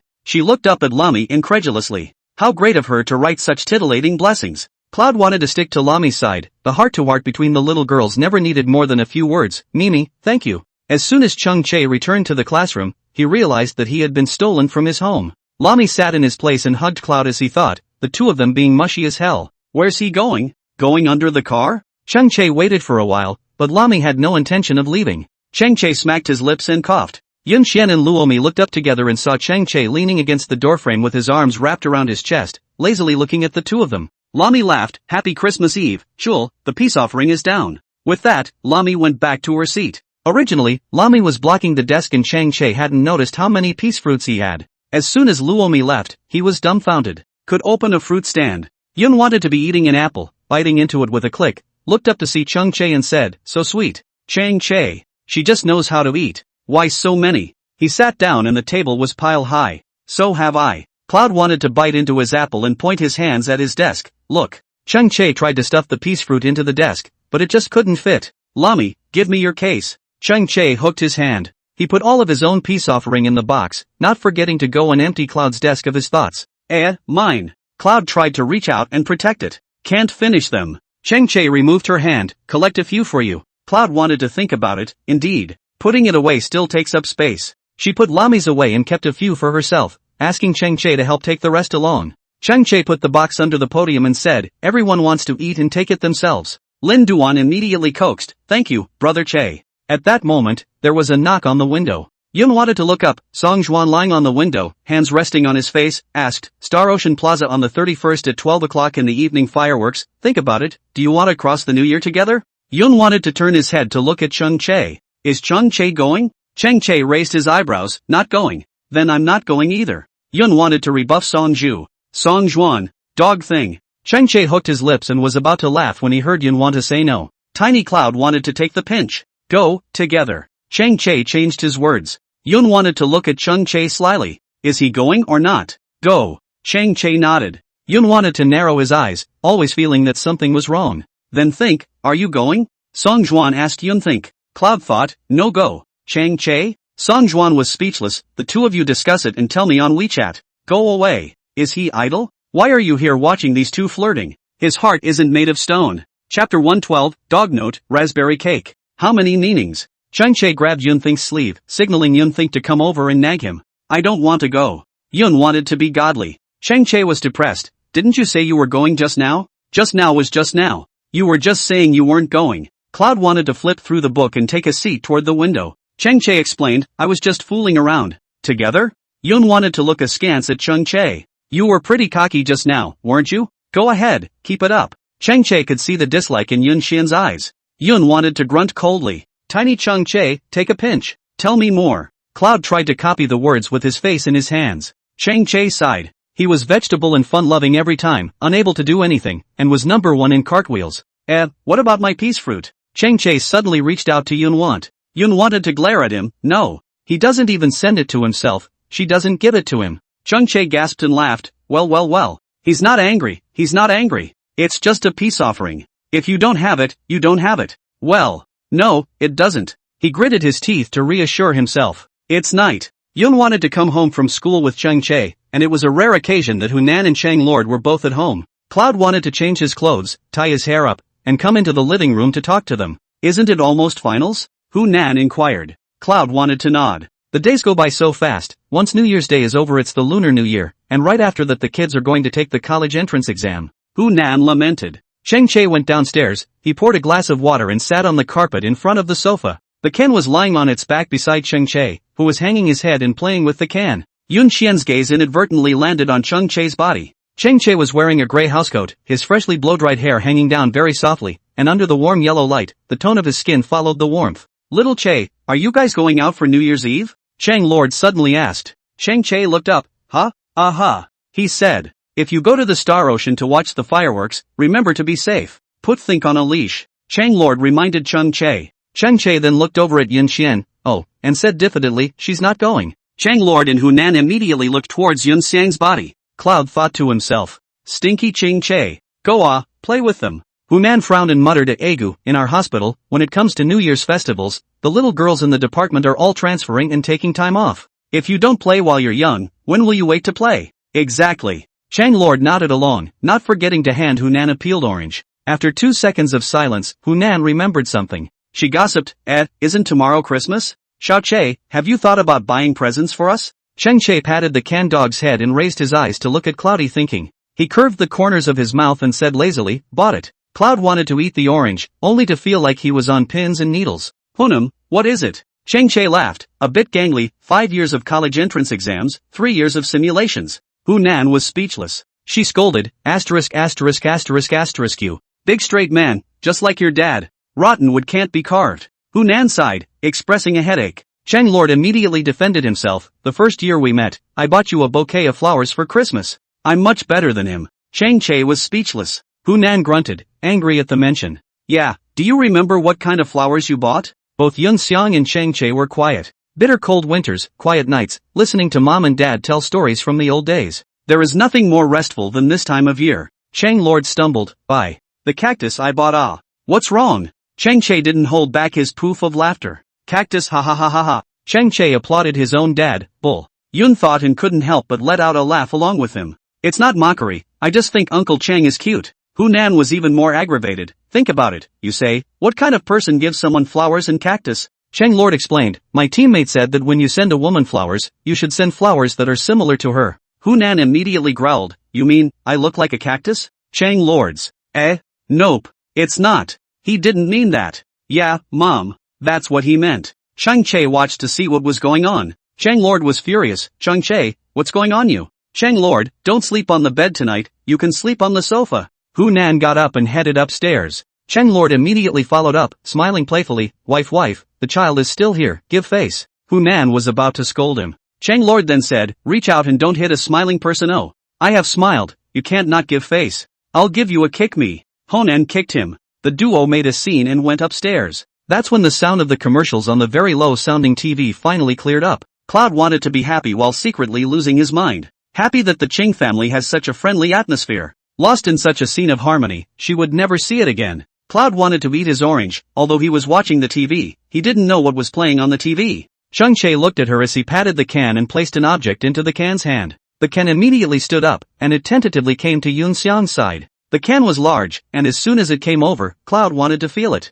Cheng Che got up and went upstairs. The can dropped the object in his paw at Cloud's feet, then took 2 steps back and plopped down. Cloud wanted to look at the can and then at his feet. She bent down and picked it up, sitting on the carpet in the process. The note opened to just 2 words, refrigerator. Yun wanted to look up. Cheng Che was no longer in the living room. Refrigerator? Cloud thought as he got up and headed for the kitchen, opening the refrigerator, which contained a piece of raspberry cake. Yun wanted to glance towards the stairway and her first thought was that Cheng Che had prepared it for her. Cheng Che, it's not raining, why did he buy her a cake? Cloud wanted to sit on the floor with the cake. She placed the cake on the coffee table. Looking at the cake in front of her, Yun wanted her heart to suddenly feel like it was torn by something, then smiled. Maybe raspberry cake won't be the only thing that shows up on rainy days from now on. It will appear in every, when she misses her dad moment. Christmas Eve, raspberry cake. It's dad wishing her peace and happiness too. Yun wanted to look up the steps and called out, Cheng Che. No movement at the steps. The can followed with a bark of woof. Yun thought, Cheng Che, don't hide. When the words fell, he saw Cheng Che coming down from above. He is really convinced. How did Cloud think he knew he was hiding? For me? Cloud wanted to ask him. Cheng Che, or else? Why don't you give it to me yourself? Cloud wanted to press on. Cheng Che was tugging, don't care. Just be glad you have a good dog. The Ken doesn't pass him a note to see what he'll do. The can wagged its tail as if it understood that Cloud wanted to compliment himself. The living room was quiet. In the middle of the day, Yun wanted to speak. Chang-che, I also prepared peace fruits for you. Do you know that? Chang-che wrinkled his eyebrows. Huh? Really? Where is it? No, she mustn't tell him, it's in his desk pile. Cloud thought to himself. I had it in my desk and was going to give it to you, but you put it away for me. Chang-che. Good, very good. It makes you want to laugh more than being in a pile. The expression on Chang-che's face was meaty and urgent. Why didn't you say anything? Yun wanted to make a serious face. I saw that you have so much and thought about it. Forget it, don't burden you. Chang-che choked. How can it be a burden if Cloud wants to send it? How come everyone's paragraph reviews aren't positive these days? 5-star reviews poking and prodding. I'm not motivated to write when I'm not active in catching up on my work. Little broken bowls. Knock knock knock knock knock. The boys are here to gather. Also, are you guys not playing microblogging anymore? Why don't you come to follow me? Gave us Chang-che about such a handsome manuscript and didn't say to come and take a look. Angry, you guys guess away. Chapter 113, he's bowing down, she's coaxing him. Did Song Juan and Guanha? Chang-che asked such a sentence out of the cold. Cloud thought, nodding. Yes, I gave them all away. Chang-che directly made an in-place defense break. The mind is broken. Song Juan and Guanha both received it, but he didn't. Yun think, make up one for me. Chang-che sat in front of Yun Want, his tone serious. The person in question just regrets it now. Give or take a spill. It's just a peace fruit, you've taken it away anyway, just think of it as me having given it away. Yun wanted to pretend to be calm. Chang-che, no. Cloud thought, so where am I going to make it up to you this late? Chang-che, Yun Want, you're just biased. Guanha and Song Juan aren't lacking in peace fruits, either. There are tons of little girls who like them. Cloud wanted to see him furious. Couldn't help but laugh out loud. Stupid Chang-che. Unconscionable, you're still laughing aren't you? Chang-che nudged Yun Xiang's head. Yun wanted to smoothly lean on the sofa and not get up, but kept giggling. Sleeping. Bad mood. Chang-che got up and turned to go upstairs. Yun wanted to rest his face and look at his back as he asked, don't you want the peace fruit? My sister has too many people on her mind to come and go. He grimaced and complained of aggression. Although Chang-che didn't look at her with a straight face, just that one back shadow alone, one could feel how pitiful Chang-che was. Cloud wanted to laugh even more. This whole worthless thing again. Cloud wanted to pull open a drawer and take a wrapped orange out of it. Yun wanted to prop his elbows on the coffee table, holding the orange with both hands, and lazily said, since brother doesn't want it, then give it to Lin Duan tomorrow. Whoa, whoa. The sound of palms rubbing against the bag. Chang-che stopped in his tracks. As soon as he turned his head, he saw Cloud trying to shake his orange and looking at himself. Yun wanted the corner of her mouth to lift up. The sun was blazing like fire, and she asked cheerfully, Chang-che, peace fruit, do you want it? Chang-che licked his lips and laughed in anger. It had been complacent, thinking that it was he who had taken Cloud's thought. Only now did he realize that he had been taken to death by others long ago. Do you want it? He's no good. 2. Chang-che walked over and was just about to take it. Cloud thought, then withdrew her hand as she tilted her face and asked again, want it? Chang-che was still trying to hang on for dear life. Give or take? Don't forget it. Cloud wanted to unwrap and eat it himself. Chang-che immediately reached out and clutched Yun Xiang's wrist. He was bent over, one hand propped up on the coffee table. The eyes that looked at Yun Xian were a little complicated. All was quiet around them, and the two men's breaths gradually rolled away. Chang-che looked askance into Yun Xian's beautiful eyes, his bubbling, pointed throat rolling up and down. His thin lips lightly opened and he heavily spat out a monosyllable, 2. Yun wanted to look straight at him with a pair of eyes and asked, Chang-che, is it convincing? Chang-che. Cloud thought, cocking his head. Chang-che stiffened his smile. Dare to disagree? Chang-che, convinced, okay? Yun wanted to shake his head, wrong attitude. Chang-che was silent. Good.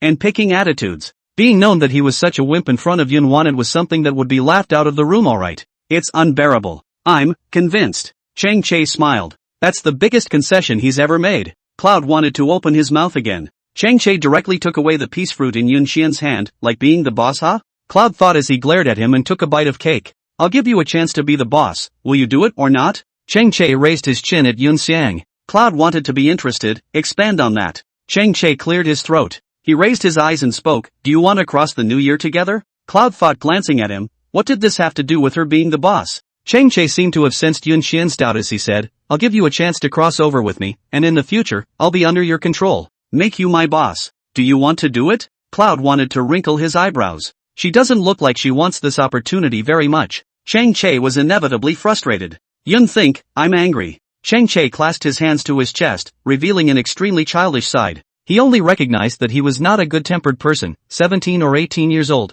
and he had a stiff upper lip. but there was nothing he could do in front of Yoon Seong. Yoon immediately laughed when he wanted to see Chung Chae huffing and puffing. Okay. Crossing the new year with you is just that, how childlike. Yoon wanted to skim his lips, but his heart swirled with layers of sweetness. He's going soft. Who could stand to have someone that proud bow down to them? Who would curry favor with someone for no reason if they didn't care? So, she's going to take what she can get. Chang Chae was lying on the table, looking at Yoon Xian aggressively. No matter, Yoon thought that he couldn't be coaxed without a couple of good words today. Cloud looked askance at him, a piece of raspberry cake separating the two of them. Yesterday's snow had accumulated a thick layer on the roof, and when the wind blew at night, the snow fell with it, as if it were snowing again. The living room was lit with warm yellow light, and the two of them sat on the carpet, cozy and warm. Yoon wanted to follow Chang Chae's example as she also lay down on the coffee table. The two men, one on the left and one on the right, had their sides resting on their arms. With 4 eyes, Cloud wanted to slowly approach. Chang Chae instantly held his breath, his eyelashes lightly fluttering a few times.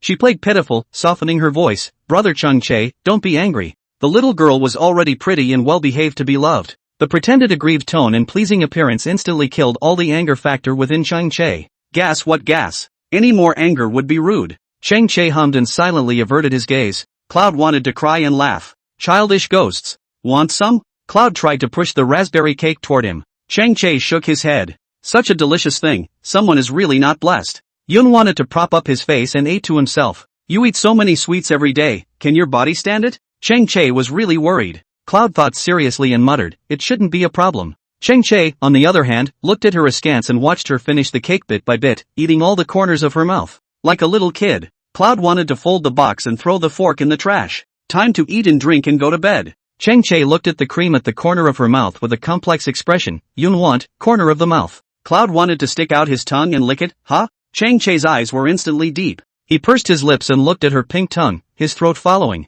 This way. He pointed to the right. Yoon wanted to just raise his hand to wipe it. Chang Chae suddenly reached out. Warm fingertips landed on the corner of Yoon Xian's mouth as he looked into Yoon Xian's eyes, clearly feeling the trembling in her eyes. He rubbed it gently, extraordinarily gentle. There's cream. Yoon wanted to swallow her saliva as she looked straight at Chung Chae, not even breathing. Chung Chae looked askance at her eyebrows, his gaze once again going to her lips. Yoon wanted to lick his lips and hang his head. Instantly, the tip of Chung Chae's heart felt like something was about to jump out. To die for. He hurriedly stood up. It's getting late, go to bed early. When he finished, he went upstairs without looking back. Yoon wanted to look at his back, some inexplicable, but also seems to understand what. Chapter 114, Happy New Year, can't help it. A bitterly cold winter with heavy snowfall. Cars slow down on the streets and roads, and store entrances are decorated in a cozy and romantic way. Snow and colorful lights of various shapes hang from the branches of trees. Occasionally, fireworks shoot up into the sky, causing the crowd to gasp in amazement the moment they explode. The sounds of children playing add a new dimension to the night. The Star Ocean Plaza neighborhood is so crowded that the parking lot has long been empty. The large, characteristic clock in the square rotated lazily, and the time was set at 11:30.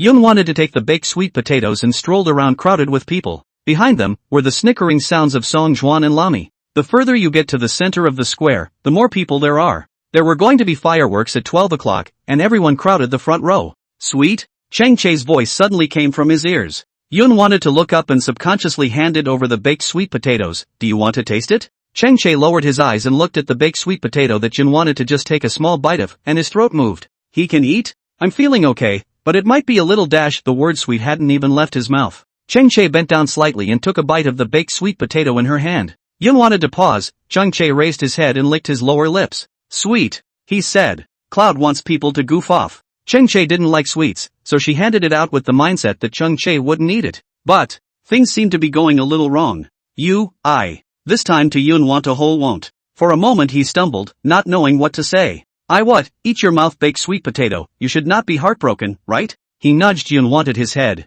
Yoon wanted to shake his head hurriedly. That's not true. She's not that cheap. What does it feel like? Cloud wanted to ask him curiously. Chang Chae raised his eyebrows. What was she referring to? Sweet. He had that word again. Yoon wanted to skim her mouth. Of course she knew that baked sweet potatoes were sweet. She wanted to ask what it was like for someone who didn't have a sweet tooth to eat sweet. Forget it, don't bother asking. Chang Chae couldn't help but curve the corners of his mouth when he saw her move forward. His fingertips gently wiped his lips, and the color under his eyes gradually became gentle. It was as if he couldn't hide his fondness anyways. She asked a million more times and there was only one answer. Sweet. So sweet. Not baked sweet potatoes. It's the clouds that think it's so sweet. Yun wanted to eat the baked sweet potatoes to himself, not minding in the slightest that he had just been eaten by Chung Chae. There were a lot of people setting off small fireworks in the square, and she stopped every now and then to follow and rub the fireworks to see them, then said to Chung Chae, this is nice to see. Chung Chae just smiled and nodded along, it's good looking. Chung Chae, this year's New Year's Eve is so lively.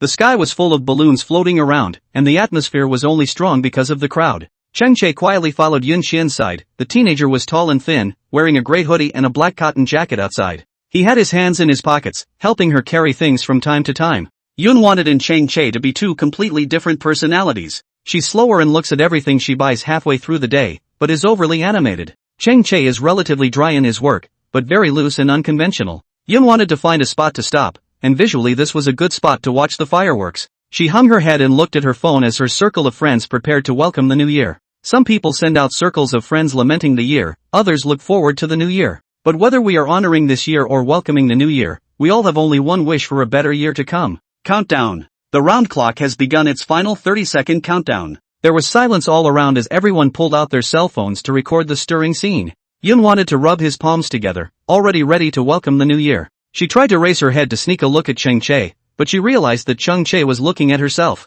Chung Chae tilted his head and caught Yun Xian's peek. He stuck his hands in his pockets and raised his eyebrows slightly. For just a moment, eyes locked and the bells rang across the air. Gorgeous fireworks reflected in the sky, which illuminated the faces of the two men. Chung Chae's thin lips lightly opened, his voice gentle, Happy New Year, idiot. The sound of Happy New Year from different voices was deafening, and the sound of fireworks was deafening. Only his Happy New Year was the most touching. Cloud wanted to know that he had been caught peeking and simply tilted his face up to look at him. With all the noise around her, she looked at him alone. Chung Chae moved closer to her and asked with a smile, why are you looking at me like that? And don't say Happy New Year to him. It's just not cute. The corners of Yun Wan's mouth lifted up, his tone gentle and bright. I asked the heart, it said, can't help it. I asked the heart, and it said, can't help it. Chung Chae's breath stuttered. The wind blew past his ears, and the tips of his ears slowly colored a touch of red. I don't know if it was because his ears were red from the cold winter, or if it was because he was provoked by Yun Xian's words. This line was stolen from Shakeology, but it feels true.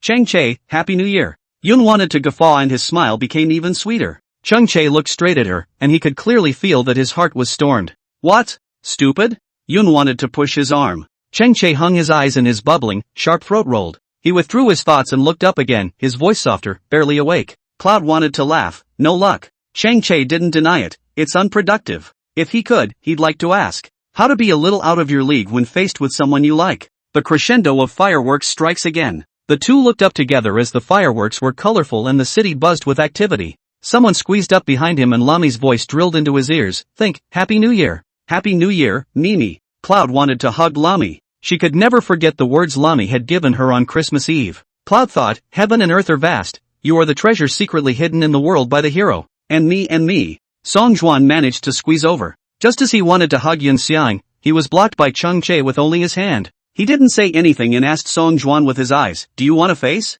Song Juan, don't. He stepped forward again. Think, look at him. Song Juan was angry. Okay, male green tea. Chung Chae gave Song Juan a clap. You're really something. Yun wanted to smile and look at Chung Chae. This guy still has the nerve to call Song Jinan green tea? It's not like he's green tea anymore. Yun thought, Happy New Year, brother Song Juan, brother Guanha. Can he nodded gently, his every move reserved and aloof. Happy brother Gaga. Song Ju gave an okay sign. Chung Chae held his forehead. Song Juan is the one who's really no good. Lami suddenly pointed to the little pig Peichi floating in the sky not far away. She grabbed Song Juan and asked, Song Juan, look at that pig, does it look like you? Song Juan smiled. Lami, in a bad mood? Why are you flying in the sky? Lami pursed her lips, and she couldn't help but smile at the mention of it. Song Juan, I still remember you being chased by pigs when you were a kid, ha ha ha ha. Song Juan choked. Dead memories begin to be pulled out by friends to attack themselves again. Ken he followed with a poof of laughter. Cloud wanted to be the same in the laugh. This kind of embarrassing things as a child is difficult not to laugh well. He was not only chased by pigs, but when he was a kid, he was so butthurt that he had to go to Grandpa's house with me, and it turned out that the ducks were being released in Grandpa's yard. He was chased all over the yard by the ducks and cried that he would never go to Grandpa's house again. Chung Chae pointed at Song Juan, that's him, remember his name, Song Juan. Song Juan. Not, the new year, do not force him to cry ah. So many little girls around, they mention this. Doesn't he want to lose face? Chung Chae, what's going on? Song Juan was furious. Big Daddy loves you. Chung Chae hooked Song Juan's neck and barraged Song Juan's head. Your second father loves you too. Kanzuro, though short on words, was generally cooperative at such moments, nodding his head. Aha. Songjuan, Guanhai Yuhum fart. I treat you guys like brothers and you want to be my father. Outrageous. The teenager's hissing voice reached the bottom of the crowd's ears. The atmosphere was cordial and everyone was bent over with laughter. Lami came to Yun Think's side. Think, welcome to the compound, from now on we'll be friends for life. I didn't do anything to get over my life? Cloud wanted to simply issue a sole question. Lami, I said yes. Yun wanted to immediately nod his head and was very uptight. Okay, listen to Sister Rice. In the midst of the merriment, Yun Xian's eyes locked on with Cheng Che's.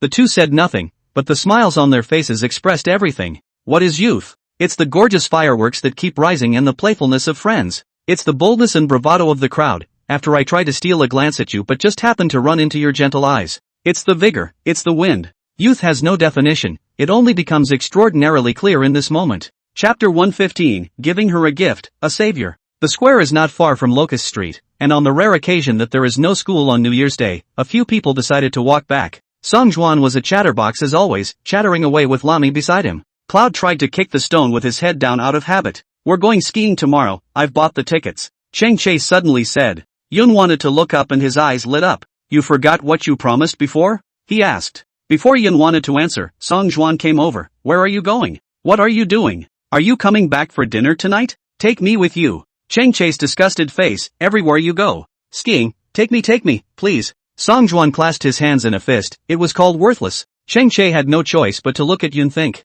It was as if he was asking for Yun Think's consent. Cloud wanted to nod. Bring. It's more fun when there's more people. Together then? Cheng Che glanced at Kanhee and Lami. The two looked at each other. Convenient? They weren't like Songjuan, who had to follow. Songjuan, you guys are making it seem like I'm unintelligent. Guanha, do you need to show that you don't know what you're doing? He just doesn't know what he's doing. Songjuan, he's just a big, sunny, cheerful boy who wants to play with his buddies. What's wrong with him? Because of the New Year's Eve, the streets are lit up and there are cars everywhere. Hurry up, there are fireworks outside. Cloud wanted to change his shoes, and the Ken ran over to him with his tail wagging. It was wearing a bite guard, and Cloud wanted to crouch down slowly. The Ken didn't come near her, just plopped down 3 paces away. Yun wanted to try to get closer. The Ken didn't move a muscle and looked straight at Yun. Cloud wanted to raise his hand and gently touch the can. Cheng Che closed the door and turned around to see this scene. Dare to touch it? Cheng Che was curious. Cloud thought, a little dare. Not quite daring. Cheng Che, it won't bite you, you can be bold.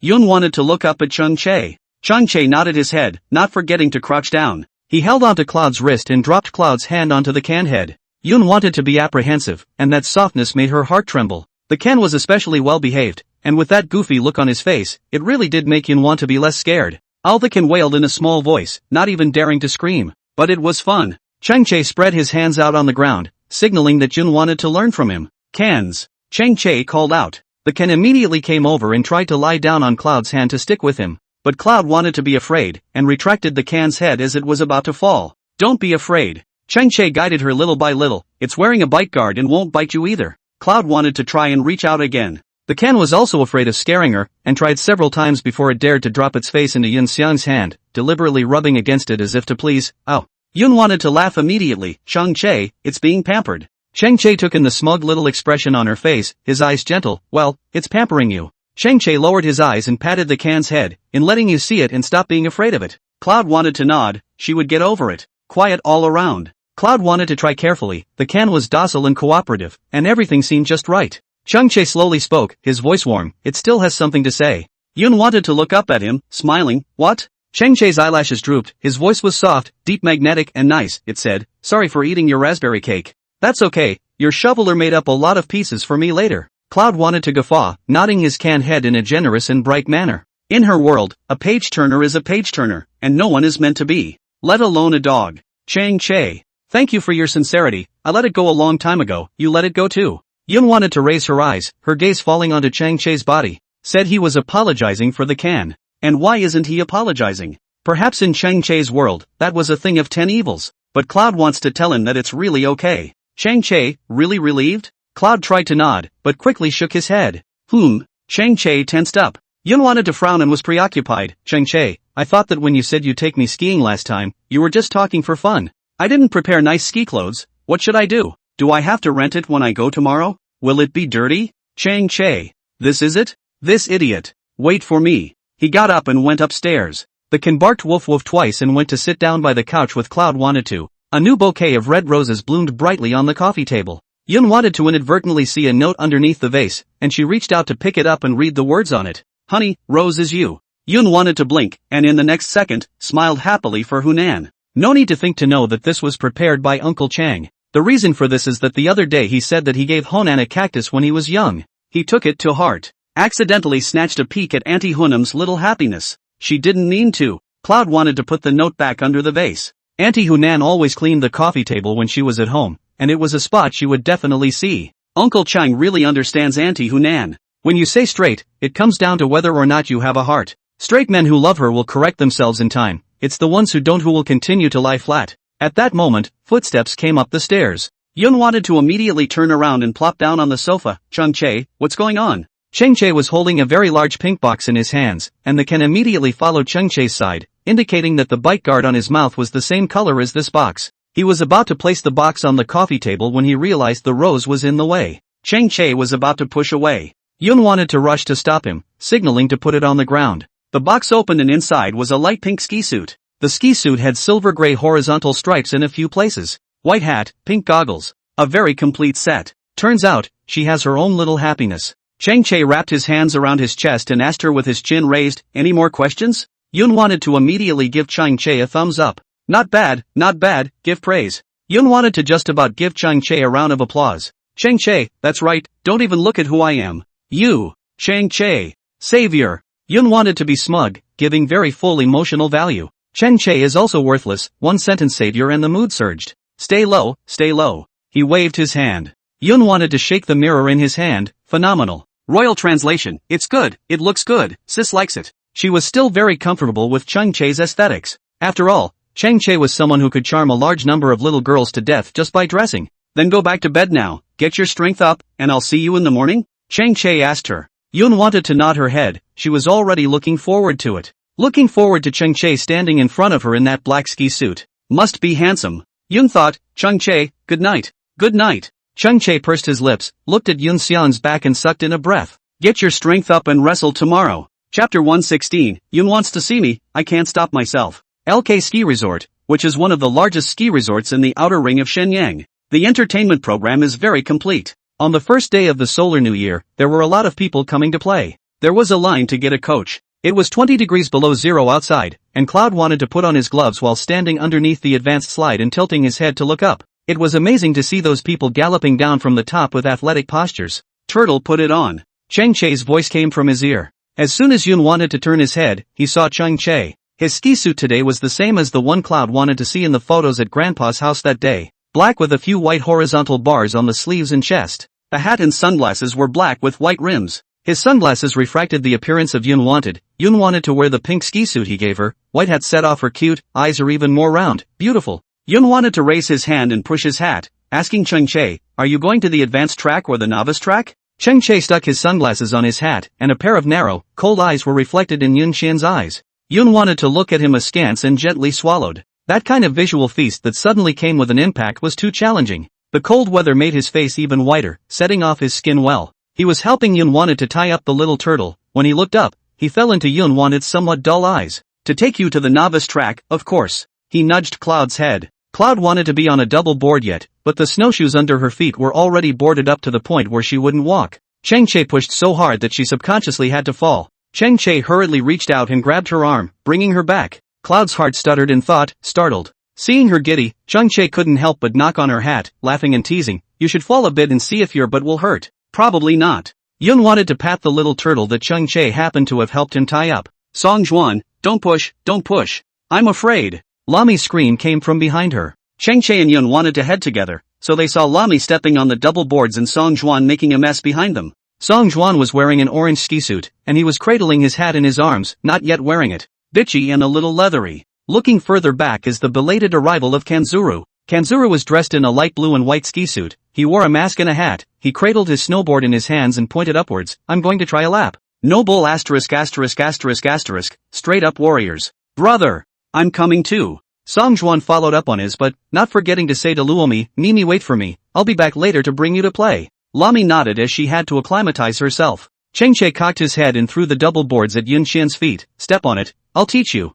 Cheng Che held Yun Xian's arm and reminded her, the front is stuck, so step on it and get in. If you fall, it's to take off the double board and stand up again. Cheng Che patiently started to teach Yun Xian from putting on his shoes, and the coaches passing by couldn't help but look at him twice more. No, man, it's time to steal your job. Cheng Che, just keep your feet apart and your boards parallel, as wide as your hips. Cloud wanted to hang his head and spread his feet apart at his words. A little bigger. Yes, if you have to break during a slide, do it like this with your toes inward and together. If you can't break, it means you're not driving your feet enough. It's probably one of those poses. Cloud wanted to operate while listening to him. By this time, Guanha and Song Juan had already reached the top. Cloud wanted to not forget to look upwards to see what was going on. There was no shortage of handsome men at the ski resort, but Guanha and Song Juan's clothes were eye-catching. Coupled with being acquaintances, Yun wanted to capture them at a glance. They both went on the intermediate track and didn't go straight to the advanced track. Probably hadn't skied it in a while either and wanted to familiarize themselves with it. Cloud wants to, look at me. Cheng Che's disgruntled voice came from his ears. Seeing that Guanha was about to slide down, Yun wanted to hastily say, let me finish watching. Cheng Che followed Yun Xiang's gaze upwards, and Guanha was sliding down sideways, flying at a fast pace without any intention of controlling his speed. Good, very handsome. Cheng Che raised his hand to cover Yun Xian's eyes and directly turned Yun Xian's head around. Can't see a brother being a little more handsome than he is. Take a look. Yun wanted to heave a laugh. Cheng Che smacked his lips. Little pervert. Can he not know her little mind? Can you slide it for me later? Yun wanted to ask blearily. Cheng Che, you learn first. Woohoo! Song Juan slid past like the wind. Yun wanted to immediately look towards Song Juan again. Song Juan pushed his sunglasses upward and lamented with Guanha, this year's snow course is not bad, it's stronger than last year. Che, aren't you coming for a round? Song Juan came in front of Cheng Che. This weather was already cold, and when Song Juan came over, Yun wanted to feel even colder. I'll take her to try. Cheng Che stepped on Yun Xiang's double board while lifting it up. Ah, this is going to be a practice? Yun wanted to be a bit confused. Cheng Che nodded, yes. Song Ju laughed, good luck and think. Guanha looked over as well. Yun wanted to be shredding with Cheng Che. Can I do it? Be confident. Cheng Che, would it be embarrassing to take a fall? It's not like you're the only one who falls. The voices of the two men faded away. Going up from the ropeway, Yun wanted to be scared all the way up. Even though Cheng Che said there was him, the tip of his heart still trembled when he looked down from above. Yun wanted to put on his double board. Cheng Che also put on the single board. He stood in front of Yun Xian, signaling Yun Xian to put his hands on his arms. Yun wanted to hold Cheng Che's arm, who was sliding down backwards. The rest of the coaches were doing the same. He pressed against Cloud's skateboard so that Cloud wouldn't be able to skate downward without control. I taught you the posture. Cheng Che reminded her. Yun wanted to spread his feet apart and clutched Cheng Che's arm with both hands. Okay, let's get started. Cheng Che raised his eyebrows and met Yun Think's eyes. Cloud wanted to nod. Her body began to slide down uncontrollably. Cheng Che pushed against her skateboard and reminded her again and again, find your balance. Feet apart. Cloud thinker, look ahead, not at your feet. Good, keep your balance. He led Cloud to think down a little bit. Yun wanted to still be smart. With just a little reminder, she could remember. After sliding down twice, Cheng Che tried to stop pushing against the skateboard under her feet, letting her slide down on her own and learn to brake. But after all, she was a novice, and as soon as Cheng Che left her alone, she immediately began to lose her balance, and her entire body scurried downward uncontrollably. Yun thought, Cheng Che, the brakes are off. Soon, Yun wanted to get up and lie on the ground on his back, sighing deeply. Cheng Che slid over, a smile on his lips as he stood by her side and reached out to her. Yun wanted to grab Cheng Che's hand, kneeling with difficulty, and stood up. For not taking off the double board, plus falling halfway down the hill. Yun wanted to just stand up and start sliding down again uncontrollably, and before Cheng Che could pull her back, she fell again. Cheng Che pulled her up while laughing. Cloud wanted his mind to fall apart. How does Cheng Che do it, navigating the trails as if he were walking? Try again. He pressed against Cloud's wanting double board. Cloud wanted to look down, feet apart, knees bent, weight forward. Cheng Che brought her down a little bit, thinking she was stable, but in the end, just as he let go of her, she leaned back again. Yun wanted to lie smoothly on the ground, and decisively raised his hand, coach, fishing, saving. Fall again. Raise your hand again, save again. Cheng Che came over this time and didn't drag her up. He curved the corners of his mouth and looked condescendingly at Yun Xian, who was lying on the ground, a hint of belly aching flashing under his eyes. Yun wanted to stare at this smile of his and suddenly had a bad feeling. Cheng Che bent down slightly, his hands propped up on his knees, and asked with a smile, Yun Xiang, are you convinced? Cloud thought. Why is that line so familiar? Chapter 117 Yun wants to plant, she doesn't deny it.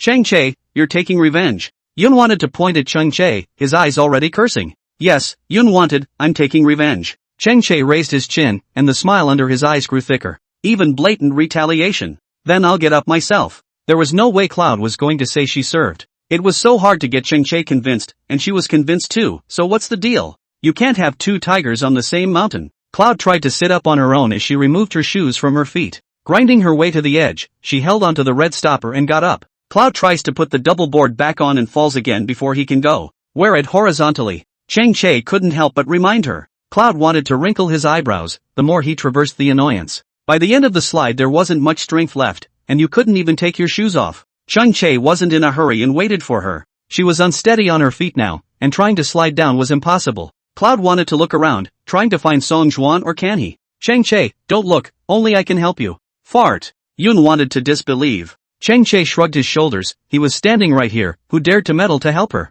Cloud wanted to realize that it seemed like he couldn't really find anyone else. She had to look at Cheng Che again. Her eyes were begging for help. Cheng Che hooked the corners of his mouth. The entire ski resort could not find anyone happier than him. He asked, convinced? Yunwan's eyes surveyed the veneer under Cheng Che's feet before looking at Cheng Che. Convinced. She's suddenly well behaved. Cheng Che narrowed his eyes. Cloud wanted to blink and start playing nice again. Brother, I'm convinced. Cheng Che. There is a fraud. This is definitely fraudulent. Help. Cloud wanted to open his arms and wait for him to fish himself up. Cheng Che, however, was apprehensive. He approached Cloud thinking with a cautious look on his face. Yun wanted to see him careful and smiled numbly. Cheng Che reached out, and Yun wanted to just hold his palm. He then withdrew it again. He narrowed his eyes, more cautious, really convinced? Really, from the bottom of my heart, I'm convinced. Yun wanted to obediently nod his head, his eyes extraordinarily sincere. Cheng Che was silent for 3 seconds, barely believing that she was truly convinced. He bent down and yanked Yun wanted up. Cloud thinks about the body shake. Before he could stand firmly on his feet, the clothes around his neck were suddenly yanked, and the double boards under his feet that Yun wanted were pushing him down. Cheng Che instantly lost his center of gravity and couldn't control how he slid down. The next second, the whole thing fell, and he dropped to his knees, bracing himself on the snowy path with one hand. The skis shoveled the snow up. Yun couldn't help but snort with laughter when he saw the situation. Cheng Che instantly understood that Yun wanted to trick him. No wonder it suddenly served. I knew Cloud wanted to suddenly play nice for no good reason. Yun wanted to just play a small prank and let him fall once too, but was afraid that Cheng Che would break it. That's why when Cheng Che knelt down, her hand was still tugging Cheng Che with a deadly grip, not letting him fall too hard. Good. So whole right. Cheng Che gritted his teeth and couldn't help but nod his head. Cloud wants to think about running. But his feet slipped and he fell without taking 2 steps, and in the process, he shoveled down Cheng Che who was just about to stand up. With the wind whistling in their ears, the two men just suddenly fell together and slid down several meters together. Yun wanted to lean against Cheng Che's body as she slowly raised her head, breathing heavily. The weather was so cold that Yunwan's hair froze. The moment she met Cheng Che's line of sight, Yunwan's eyelashes clearly fluttered twice, and her heartbeat accelerated for an instant. Cheng Che smacked his lips and doted, idiot. A tactic that hurts the enemy 1,000 times over. Yun wanted to swallow her saliva, looking at Cheng Che's face nearby, the deer in her heart was crashing. She hurriedly turned her head, forced down her pounding heart, and silently knelt up, pretending to be calm. Teach me again. She definitely learned this time. Good. Cheng Che stopped teasing her. He earnestly led Cloud to think about skating twice more. Slowly, Yun wanted to feel it. By the 3rd lap, she was able to slide down slowly on her own. Cheng Che followed beside her, dutifully acting like an escort. After the first unknown number of laps, Yun wanted to no longer need Cheng Che to follow. She went on the ropeway and slid down by herself. Cheng Che just clapped and applauded her from below and kept encouraging her. Guanha rested again and realized that Cheng Che was still bringing Yun Xian to play. He couldn't help but feel that Cheng Che was really patient. Lami and Song Juan are both taking a break now, and Lami gives up. You may not come back in the future anyway, and the experience is enough. Song Juan also wanted to take her for 2 laps, but she gave up on her own. One person sat on the tires and took pictures. Cloud was tired of trying to play, so he came over to Lami. Will? Lami asked. Cloud wanted to flatten his mouth, no more falling. Cheng Che is so nice. Luomi couldn't even help but praise Cheng Che. Yun wanted to look ahead. Cheng Che had gone to look for Guanhe, the two of them side by side, their eyes glowing with smiles, and they didn't know what they were pleased about. Yun thought as he rubbed his wrist and hummed, Cheng Che is so nice. She never minced her compliments. So Cheng Che is just fine. Especially good. The universe is invincible, the first good. Cheng Che suddenly turned his head. He saw Yun wanting to look straight at himself. Her eyes were too clear to hide any little thoughts. Cheng Che hooked his lips and pointed up. I'm going to go play, call me if there's anything. Cloud wanted to nod heavily. Lami bristled, still reporting, huh? This damn sour smell. She really can't smell a bit. Cheng Che stood on the advanced track as he pressed his hat and straightened his mask and sunglasses. He looked to the bottom and determined his destination. The entire person leapt down. Yun wanted to look straight ahead, not daring to blink. The black figure sped down the mountainside, his body for slightly leaning forward. Whether it was a steep mountainside or flat ground he could easily handle. He was fully focused, and the more he skated, the more stable he became. It instantly drew the attention of everyone in the arena. Cheng Che came down from the snowy path, and instead of controlling his speed, he made a drift and stopped directly beside Yun Xiang. Yun wanted to look dumbfounded the entire time, and for a while, he didn't know what words to find to praise Cheng Che. The only thing in her head at this point was, what a sparrow eating a cricket, handsome indeed. Bull. Yun wanted to give Cheng Che a thumbs up. That's all. He pursed his lips, his tone flat. Cloud thought? That's it? Damn it, let him get loaded. Cheng Che saw that Song Juan and Guanha had both come down and shouted, again. This time it wasn't Cheng Che who slid downward. Instead, Song Juan and Guanha went down first. Just as everyone was looking at Song Juan and Guanha, Cheng Che suddenly overtook the car from behind in a curve, and a flash of black suddenly appeared in everyone's line of sight. Yun wanted to clearly feel that the moment Cheng Che appeared, her heart skipped a beat. 3 figures leapt downward in a triangle, all covered up, but you could tell by their stance that they were all certainly handsome. Every time Cheng Che skated down, he looked like he had won a battle, and he kept on winning in front of Yun Xiang. When Yun wanted to deliberately not look at him, he would call out to her, Yun wanted, look at me. She still wouldn't listen, but she couldn't hide the smile in the back of her mind, and she looked at him 1,000 times in the afterglow. Cheng Che came to Yun Xian's side, he purposely stood in front of her and flirted with her, don't even dare to look, Yun Xian, you planted it. Yun wanted to meet Cheng Che's eyes, which contained a smile and were gentle and doting. She doesn't deny it. She's planted. Chapter 118, Stop filming me. Is Cheng Che handsome? The sun set in the west. Cloud wanted to take off his gloves and hat and change out of his clothes in the locker room. Lami stretched and yawned, so sore. Sore all over. Cloud wanted to look into the mirror, her hair floppy against her scalp from the hat. She raised her hand and scratched it, tidying it up a few times. Go home and take a nice hot shower and soothe yourself, Cloud wanted to say to Lami. When he came out of the locker room, Cheng Che was leaning on the doorway and using his cell phone to call for a car. He habitually wore a black cotton suit with a thick sweater inside. A very loose outfit, a very lazy style. His stuff was piled up at his feet. Yun wanted to walk towards Cheng Che and put his things down together, asking, one car won't fit, so I'll call for one too? Kanzuro called. He said. Yun wanted to be opening the car hailing software when he heard Cheng Che's words, which made him look outside. Guanha and Song Juan were already waiting. The sky was tinted with a reddish blood red as the sun broke in the northern part of the country. The 2 teenagers were talking and laughing, hot air exhaling from the sides of their mouths as they spoke. Everything seemed so cozy. Tell Lami to go with them, we'll have one car, Cheng Che said. Cloud wanted to nod. Lami had just come out when she heard Cheng Che's assignation, and she didn't say anything, she directly went out. Cheng Che saw that Yun Xian's hair was scratched up and messy, he raised his hand to help her straighten it up and said gently, Mom said that she's done preparing dinner and is waiting for us to come home. Yun wanted to yawn and gently nodded his head, leaning his whole body against the wall, his eyes a little dull from being so tired. Guanha went first with Song Juan and Lami in one car. The 3 of them were closer. Everyone brought clothes and skateboards, and 5 people in one car could neither sit nor fit. The car Cheng Che called is here. Yun wanted to be about to bend down to get something. Cheng Che had already lifted it away with only one hand. Yun wanted to raise his eyes and hurriedly followed. Compared to Cheng Che, she always seemed to be half a beat slower. He gestured for Yun to think about getting straight into the car, and then put all his stuff into the trunk himself. The ski resort is more than 40 minutes away from the city. Yun wanted to get in the car and lean on the window to watch the sunset outside. Cheng Che was reading the messages from the group. Song Juan, today it's slippery and cool, tomorrow I guess the pain will be cool too. Kane, a good stretch. Cheng Che, you 2 are in a car, can't you talk in person? Song Juan, aren't you out of town? Guanha, look. Thinking of you. Cheng Che, Guanhe, you're like the comic relief. Guanha, really? I have a talent for that. I'll go back and learn it. Cheng Che. Cheng Che turned off his cell phone and when he turned his head, Yun Xiang was dozing off.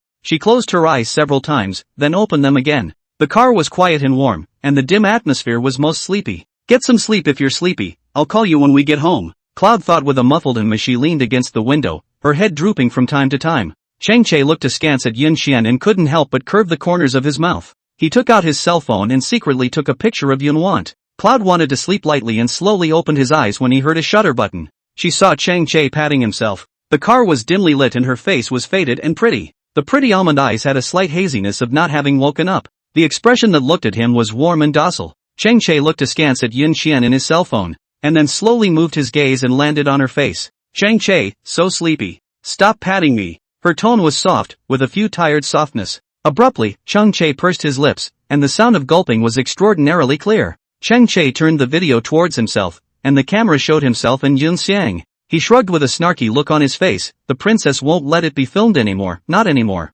Yun wanted to give him a meaningful look. What the hell, princess? Mundane. She's going to be queen. Cloud wanted to turn his head and go back to sleep. Chang Che puts an end to the video shooting. He opened his cell phone's photo albums and on a whim opened an album named, and think about it. A moment later, Chang Che was about to turn off his cell phone when there was suddenly a bit of weight on his shoulders. Cloud tried to find a comfortable position on his shoulder, wrapped one arm around his arm and fell into a deep sleep. Chang Che paused for a moment, he slightly inclined his head, and the faint scent of gardenia came from the tip of his nose. Chang Che's throat instantly tightened. He lowered his eyebrows. The heart was beating uncontrollably. Bang! Bang! Bang! Cloud wanted to hear it clearly. Chang Che turned his head to look out the window, his lips pursed. The snow that fell the other day hadn't melted yet, and the city was blanketed in white. It was a dark night and no one understood how out of control his heart was. Yun wanted to bury his face and slowly curved the corners of his mouth. The driver clicked on the car radio in a happy mood, and it just happened to play the song Meet by Sun Yanzi. Who do I meet? What kind of dialogue will there be? The one I'm waiting for. How far into the future is he? I hear the wind coming from the subway and the sea of people. I'm standing in line. A love number plate. Think about coming back? Did you have fun today? Yun wanted to just change his shoes when he heard Chang Lord's voice. The aroma of rice in the living room was overflowing, and the can ran towards Yun wanted. Yun wanted to immediately bend down and touch the can's head. Uncle, auntie, we're back. Yun wanted to hurriedly take off his cotton clothes, washed his hands and went to the kitchen to help the two people. It was New Year's Day, and she felt bad that they came back so late from playing and made her aunt and uncle wait for them to eat. Oops, you go rest. Hunan pushed Yun think. Yun wanted to flatten her mouth and shook her head. No, I'll help you pick up the dishes. You pick up the dishes, so what do I do? Chang Lord initiated doubts from the side. Yun wanted to look at Chang Lord and smiled sweetly. Have fun, Uncle Chang. Chang Che is so awesome, he can fly. Yun wanted to lean on the bar in the kitchen, resting her hands on her face and praising without mincing words. Chang Lord raised his eyebrows. That's right. When he was young, he learned to ski with Song Zhuan and Xiaohe. On cold days your aunt sent him there again and again. If this can't learn, we'll be furious. Chang Lord put the finished dishes on the table, not forgetting to say, handsome? Handsome. Cloud thought with a heavy nod. Charmed you? Chang Lord asked with a smile. Cloud wanted to be a little embarrassed. Hunan pushed Changling. Why are you getting to the bottom of this? The little girl will be embarrassed. Cloud thought with a hefty laugh, not forgetting to look up the stairs. Chang Che was descending the stairs. Not forgetting to stretch his arms, he asked, what are you laughing at? The home heating was sufficient, and Chang Che habitually wore pajamas at home. It's very thin. Cloud thought of course he wouldn't tell him what they were talking about. Who knows, Chang Lord said, think about complimenting your handsomeness. Yun thought's face instantly turned red. Hey, no, Uncle Chang.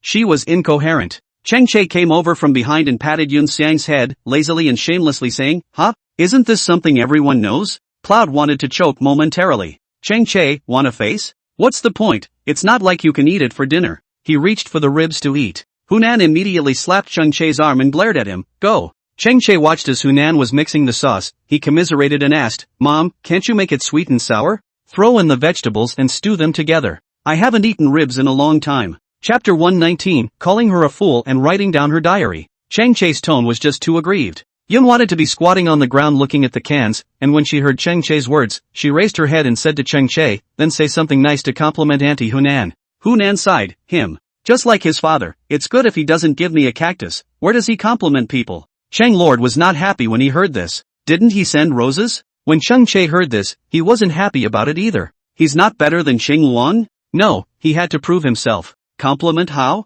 Compliment what? Chang Che leaned against the cabinet, his hands wrapped around his chest as he looked at his own mom with amusement. Complimenting the meal? Or compliments on mommy's youth and beauty? Cloud thought, both. Isn't this the truth? Why do you still need to boast? Chang Che immediately asked, my mom is so good looking, which ungrateful person needs me to boast in order to see that? Hunan paused for a moment, you don't say. You don't say. It makes sense. Yun wanted to follow the comic relief. Auntie looks pretty and cooks deliciously, the point is that she's also beautiful and kind-hearted, and a white angel. Wow, the buffs are stacked. But no, where can I find such a good mom? Chang Che took a bite of a cucumber with a dangling look on his face. Hunan was complimented and laughed. These two kids sing together, TSK, TSK, TSK, TSK, TSK, TSK, TSK, TSK, TSK, TSK, TSK, TSK, TSK, TSK, TSK.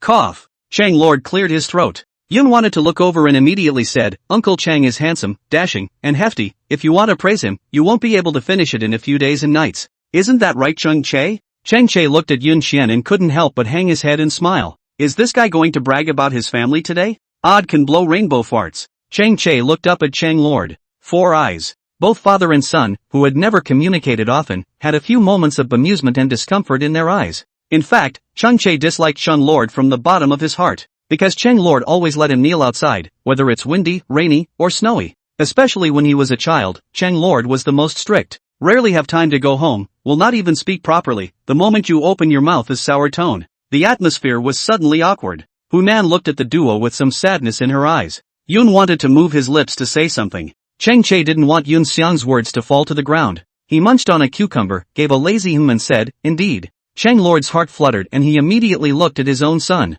Chang Che surprisingly answered. It was truly one of the best starts of the year. Hunan laughed even more. Chang Che glanced at Yun Xian and raised his eyebrows, as if asking for a compliment. Yun wanted to smile, looking at Chang Che's almond eyes gradually flooded with sweetness. Alright, the dumplings are out of the pot, let's eat. Hunan handed 2 plates of dumplings to Chang Lord and said, be numb. Hey, Snappy. Chang Lord sighed. Yun wanted to follow Chang Lord towards the restaurant and asked with a smile, Uncle Chang, Auntie is so fierce, it seems that a bouquet of roses doesn't work. Oh. Women. Look at the body with thorns, in fact, are all made of tofu. Chang Lord's eyes with a smile. Yun wanted to smile lightly, his heart warmed. There's nothing like a family having a good time. Hunan and Chang Lords had made many dishes, the flavors took good care of Yun Xiang while at the same time, there were also a few for Chang Che that he loved to eat. 2 plates of dumplings were placed in the center, 4 cups clashed in the air, and a Happy New Year's Day was said. Though we're all tired of the dumpling together stunt. But what is undeniable is that dumplings or lanterns, this is one of the happiness of the delegation round.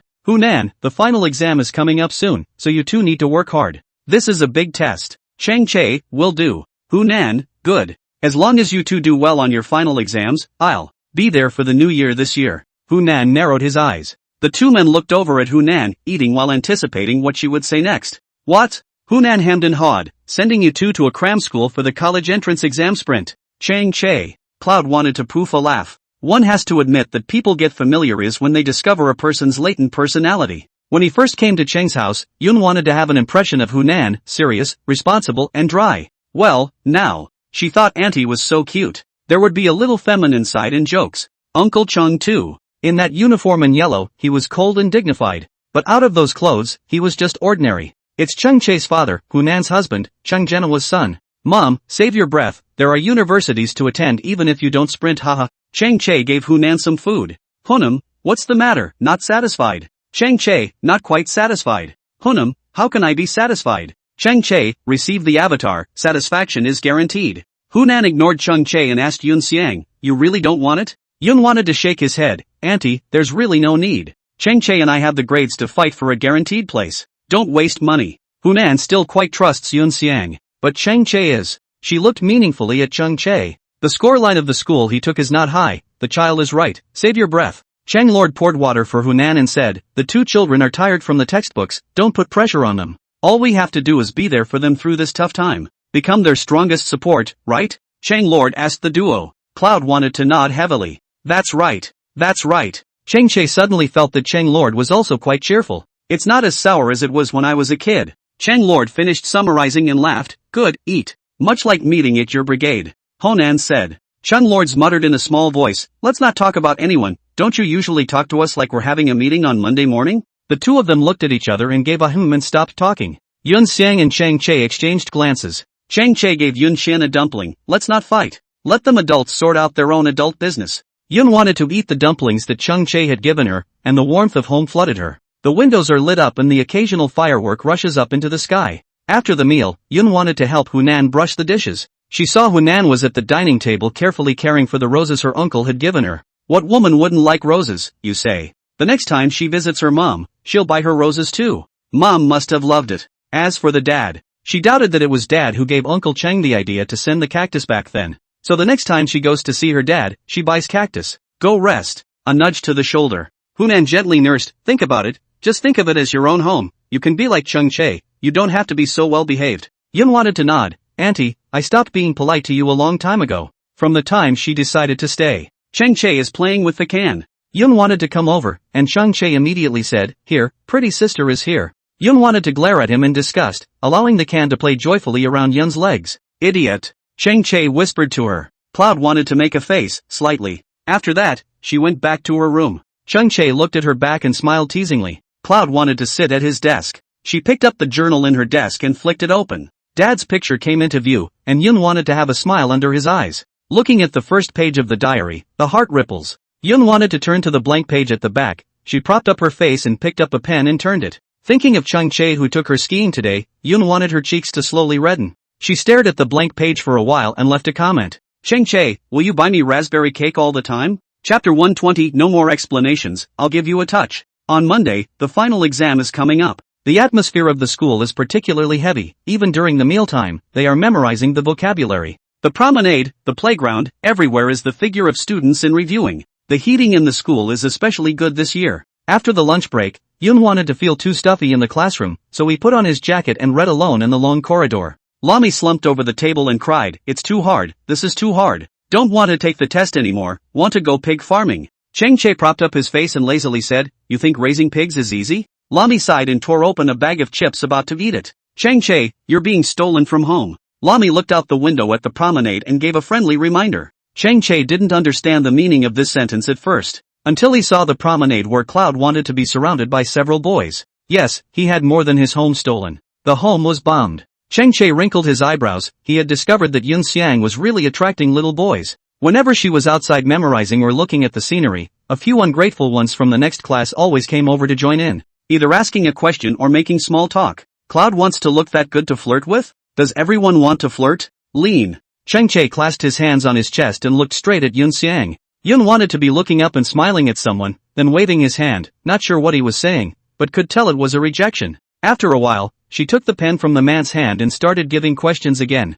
Cloud, understanding, love of lectures, want to. Two of them were up in arms, egging a boy on, and had no idea what they were going to do. The man bumped Cloud's shoulder, then scratched his hair and apologized in embarrassment. Chang-che's hand that clutched the pen gradually tightened its force, the color under his eyes slowly dimmed, and he became more and more impatient. Chang-che came to the back door of the classroom and leaned against the doorframe, his gaze sizzling as he looked at Yun Xian. He heard the boy ask, "I see you and Chang-che walking together a lot. What's the relationship between the two of you?"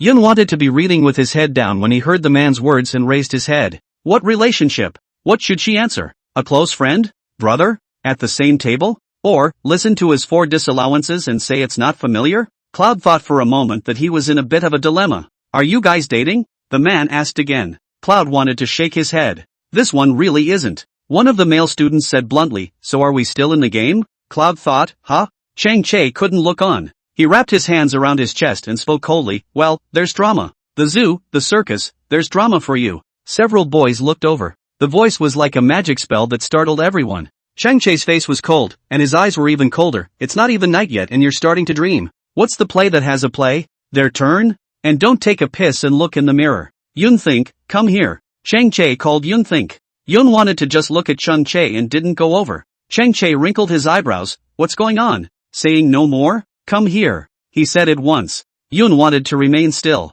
He's not allowed to be here. Why should she go over there? Unless, Chang-che himself said that they unlocked the 4 forbidden. Otherwise, she wouldn't walk towards him. Chang-che's brows were tightly locked, and puzzlement was written in his eyes as he looked at Yun Xian. Chang-che seems to be angry. Let's go back to the classroom first. The classmates saw the situation clearly and turned to leave. Yun wanted to immediately say, "What are you afraid of? We're just chatting casually, it's not like we're doing anything." After saying this, Yun wanted to continue looking at Chang-che. She wanted to see if Chang-che understood what she meant or not. Chang-che's face darkened. Lami silently ate her chips to show that she understood what she was reading. This house was stolen clean. There's only one window left to pierce. What more do you want? Chang-che asked her. Yun wanted to wrap her arms around her chest and deliberately exasperated him. "I met a few new friends. What's wrong with that?" Chang-che laughed. He slowly walked towards Cloud thinking. "A few students next to me where they dare to stay any longer." Chang-che stopped in front of Yun Xian, the corner of his mouth curved up as he looked into Yun Xian's beautiful eyes.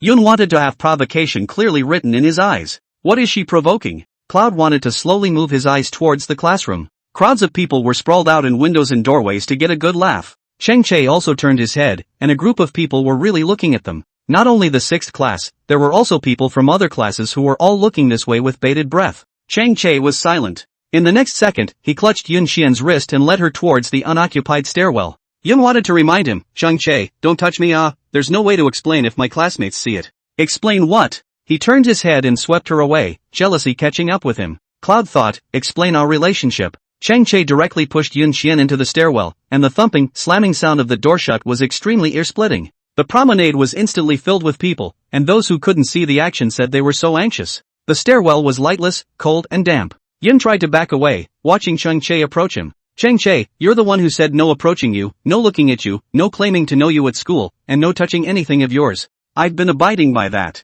Yun wanted to raise her face, patiently repeating the rules he had once set with himself while standing on the steps of the second floor. Chang-che was upset. He stepped closer, his gaze hot. You listen when I say? Cloud tried to back away as she pursed her lips and let out a Listen. There was no reason not to listen to the words of the Chang family's young master. Chang-che laughed at that. In the corner, her back was pressed against the cold wall, and there was no more way back. Chang-che only had his hands propped up on the wall as he looked at the girl who was trapped in the corner by herself, his voice lowered, very dissatisfied. Then why didn't you listen when I asked you to come over just now? Cloud thought, that doesn't count. Chang-che laughed, why doesn't it count? Aren't you very obedient? Cloud wanted to immediately glare at him. Chang-che looked askance at her pretty face and his gaze fell to her lips. When he thought of those few people sizing up Yun Xian so nakedly just now, he was not happy in his heart. He raised his hand and his fingertips were about to land on Yun Wanted's lips. Yun wanted to immediately incline his head. Chang-che frowned, hiding again? Cloud wants to, look at me. His eyes held endless aggression, and his lowered voice seemed stronger in the hallway.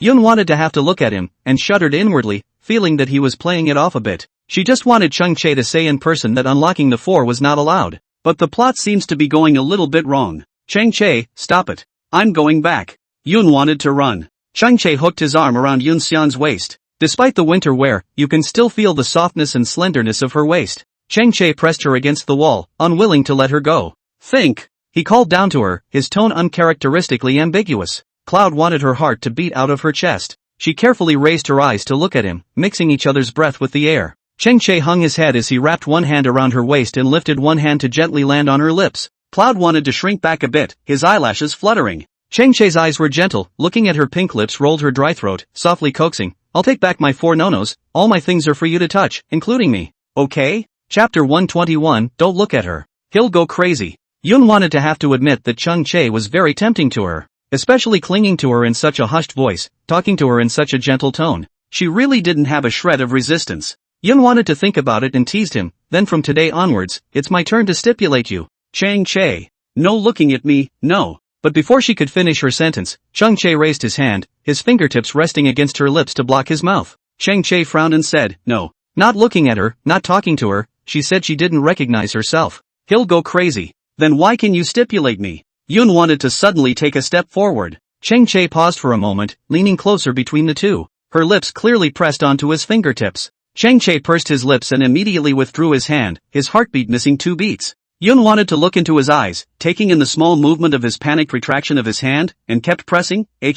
Chang-che commiserated. Isn't that a mess? I was wrong. He bowed his head and softened his attitude. I'll touch it when you say I should. How am I so worthless? Yun wanted to grunt, countering his defeat and taking direct control of the whole situation. Think about it, Chang-che decisively pouted. Yun wanted to heave a laugh. She pushed him away and waved her hand. It's useless to call anything, Cisco back and brush up. The door was pushed open. Cloud wanted to see a lot of people standing outside the door listening to the wall. TSK. It's true, human nature is to gossip. Let's just say Chang-che dragged her in and it's not easy to explain outside. Never mind, no explanation, it's what they think. Chang-che looked toward the promenade with complicated eyes. What are you looking at? Have you finished your homework? Have you memorized all the words? Can you get guaranteed transportation or can you go to Tsinghua University? Everyone looked at me, I looked at you, and slipped away. Although he was listening to the wall, this stairwell was too soundproof, plus Chang-che and Yun Xiang's voices weren't too loud. They didn't hear anything. Trying to kowtowing to loneliness. Cloud wanted to return to the classroom in a happy mood. Lami handed her the chips. What did it say? Chang-che said to be my little brother. Yun wanted to open his mouth. Lami laughed. A little brother for you? I haven't really seen Chang-che, who was a junior to others. As soon as Chang-che returned to the classroom, he heard Yun wanting to brag with Lami. Lami laughed and teased, Tisk, Jul, what's going on? Being taken for a ride. Chang-che's face was already dark, and it was even darker now. The first person to be taken for jealousy instead of being taken. Yun wanted to turn the pages of the book and turned the pen with one hand, thinking, little Chung Che, take it easy. Chung Che threw the book toward the table, and then clasped his hands to his chest, nesting, but not saying. Yun wanted to take a piece of crispy fragrant rice. She took a bite and looked at Chung Che. Chung Che also looked at her slyly. To see how angry he is? Is it that aggravating? Chung Che, you need to learn from me on this point. I heard you say 4 no's at the time, and I had a lot of respect for you. Cloud wanted to talk eloquently as he ate. Chung Che,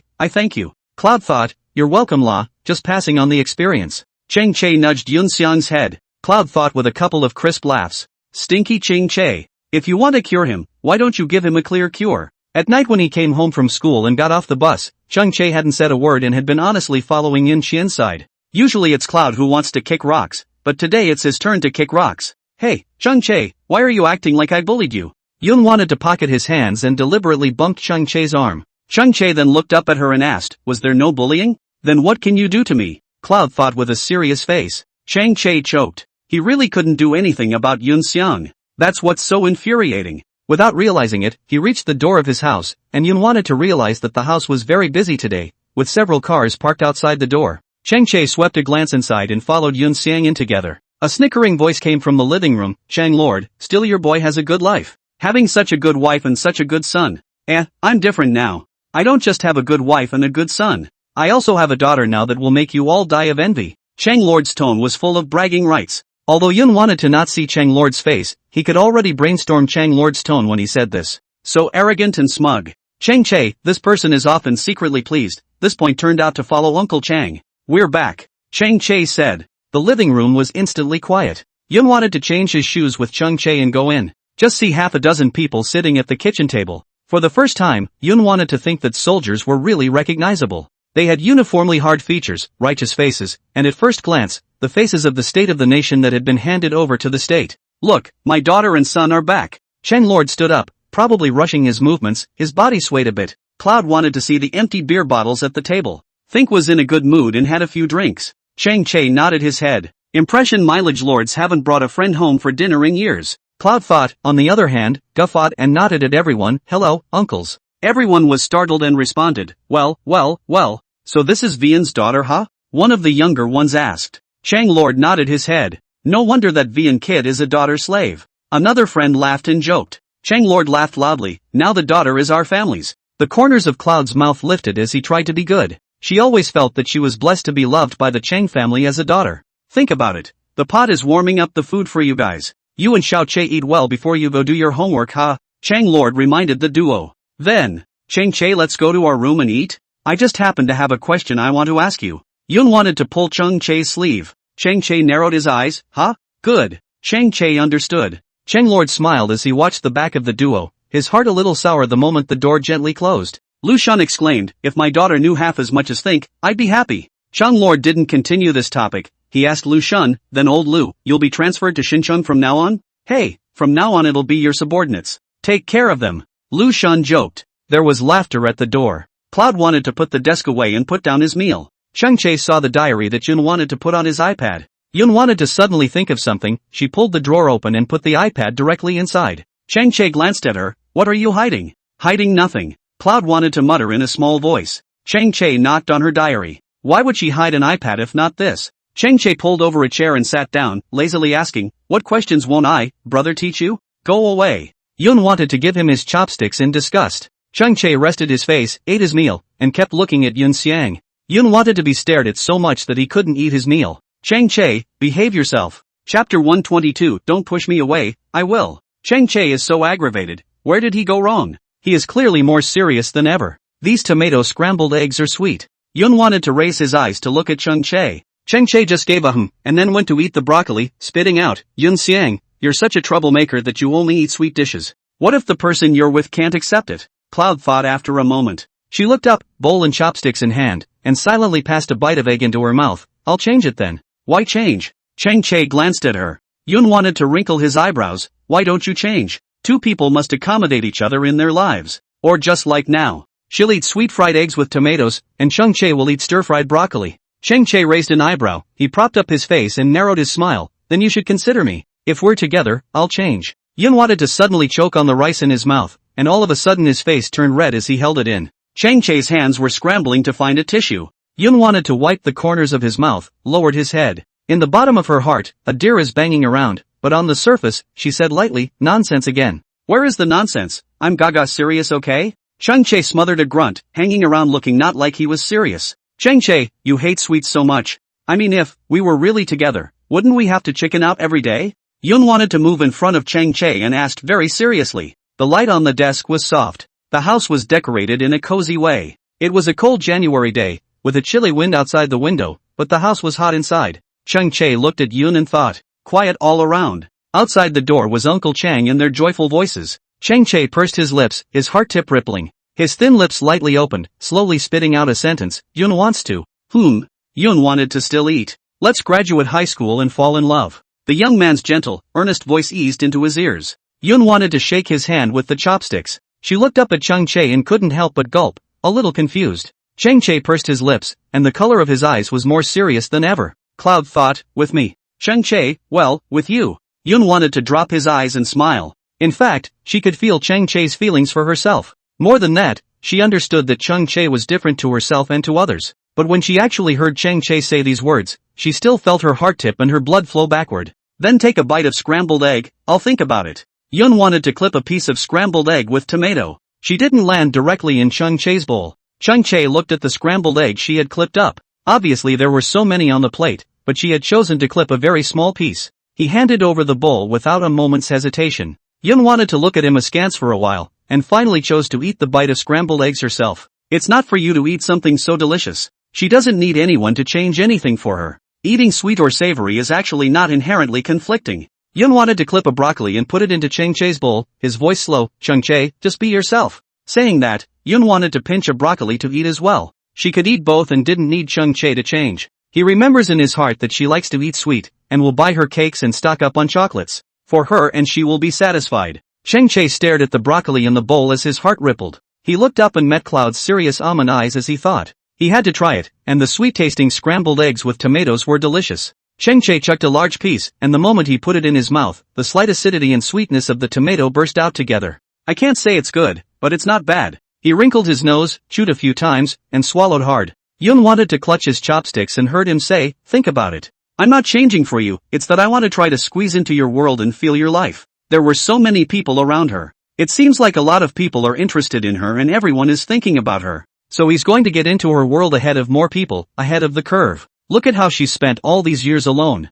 Look at how much the little twerp has suffered and how many times she's secretly shed tears. Find out how on earth she does it. The world is so unfair to her and yet she still lives like the sun, warm and bright. Chang-che's eyes were gentle, soft as if they were going to drip water. Don't push me away, it's me who is willing. They say that liking is predicated on heartache. Yun wanted to seem to really feel it in Chang-che's hidden love. He said, think about it. It's not that I'm changing for you, it's that I want to try to squeeze into your world and feel your life. He said, don't push me away, it's me who will. She tried to respect him, favoring the same carefulness that made him so insanely protective of her. Idiot. Cloud wanted to murmur. He lifted his hand, gently patting Cloudy's head, heartfelt, and repeated her words, idiot. Knock knock. There was a knock on the door of the room. Yun wanted to turn his head with Chang-che, and saw Chang Lord say, Uncle Shun and the others are leaving, say hello? Yun wanted to immediately nod his head before pulling Chang-che up. Chang-che sighed. In the past, when people came to the house, he was alone upstairs and didn't show up. He didn't like the occasion, the commotion. But Yun wanted to always cope like a fish out of water.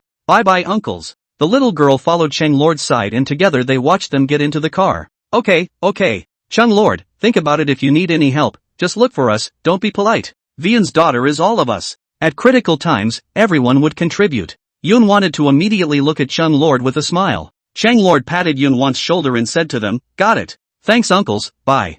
Yun wanted to wave his hand. The car was far away, but Yun wanted his heart to be extra cozy because of their words. Vian's daughter is the daughter of us all. It's so nice that there are still a lot of people in the world who remember Dad. Everyone has also been practically showing her that she is never alone. Look, these are your father's good friends. Think about it, no matter where you are in the future, as long as you can use them in a difficult situation, they will help you without saying a word. Chang Lord led Yun to think back. Cloud wanted to nod along, I understand. When Yun wanted to return to the living room with Chang Lord, Chang-che was already helping to clean the dining table. Yun wanted to immediately roll up his sleeves and follow. But before her hand could touch the dishes, she was pushed away by Chang-che's elbow. Go take a shower and rest, I'll do it. But I want to help. Cloud wanted to soften his tone. Chang Che, it's useless to be petulant. Cloud wanted to flatten his mouth. Beat you. Beating me up is even more useless. He lifted the corners of his mouth in a slightly gangly smile. Chang Lord leaned against the back of the sofa to drink water, and his eyes fell on the two figures. He couldn't help but secretly take out his cell phone and take a video of Hunan.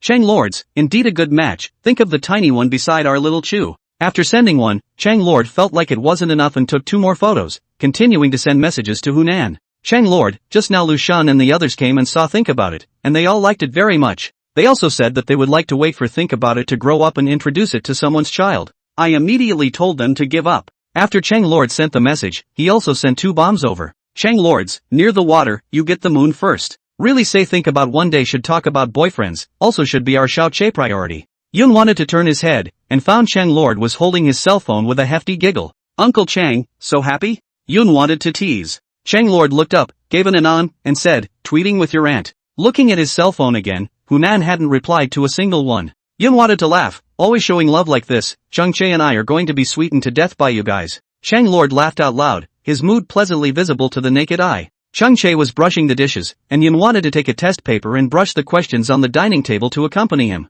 Chang Che is still quite sharp in doing things, much like Hunan. Yun thought that every time he encountered a problem that he didn't want to solve, he would brace his face and daze. So every time she was dazed, her gaze couldn't help but drift to Chang Che's body. Suddenly she saw a sense of husbandhood in Chang Che's body, very strange. How could someone as gangly as Chang Che give the illusion that he was suitable for living at home? Chapter 123, Only Like You, Sensitive Ears. Good morning, it's campus radio time. Welcome to Listen on Time, I'm Chang Che. Chang Che's voice echoed through the school, and the class was extraordinarily quiet in the morning study hall. Yun wanted to brace his face to look at the questions on the test paper, but he went off when he heard Chang Che's voice. Yun wanted to look out the window and thought of what Chang Che said to himself last night. Graduate from high school, let's fall in love. Yun wanted to hook the corners of his mouth and couldn't help but giggle. As soon as Lami looked up she saw Cloud trying to giggle, but she couldn't gossip because her seat was far away. Nini's classmates who couldn't eat the melons said they were in a hurry. Next is song ordering time. Today's song order comes from Ni, a sophomore, who ordered a song called Instant by Run Zhang for all the students.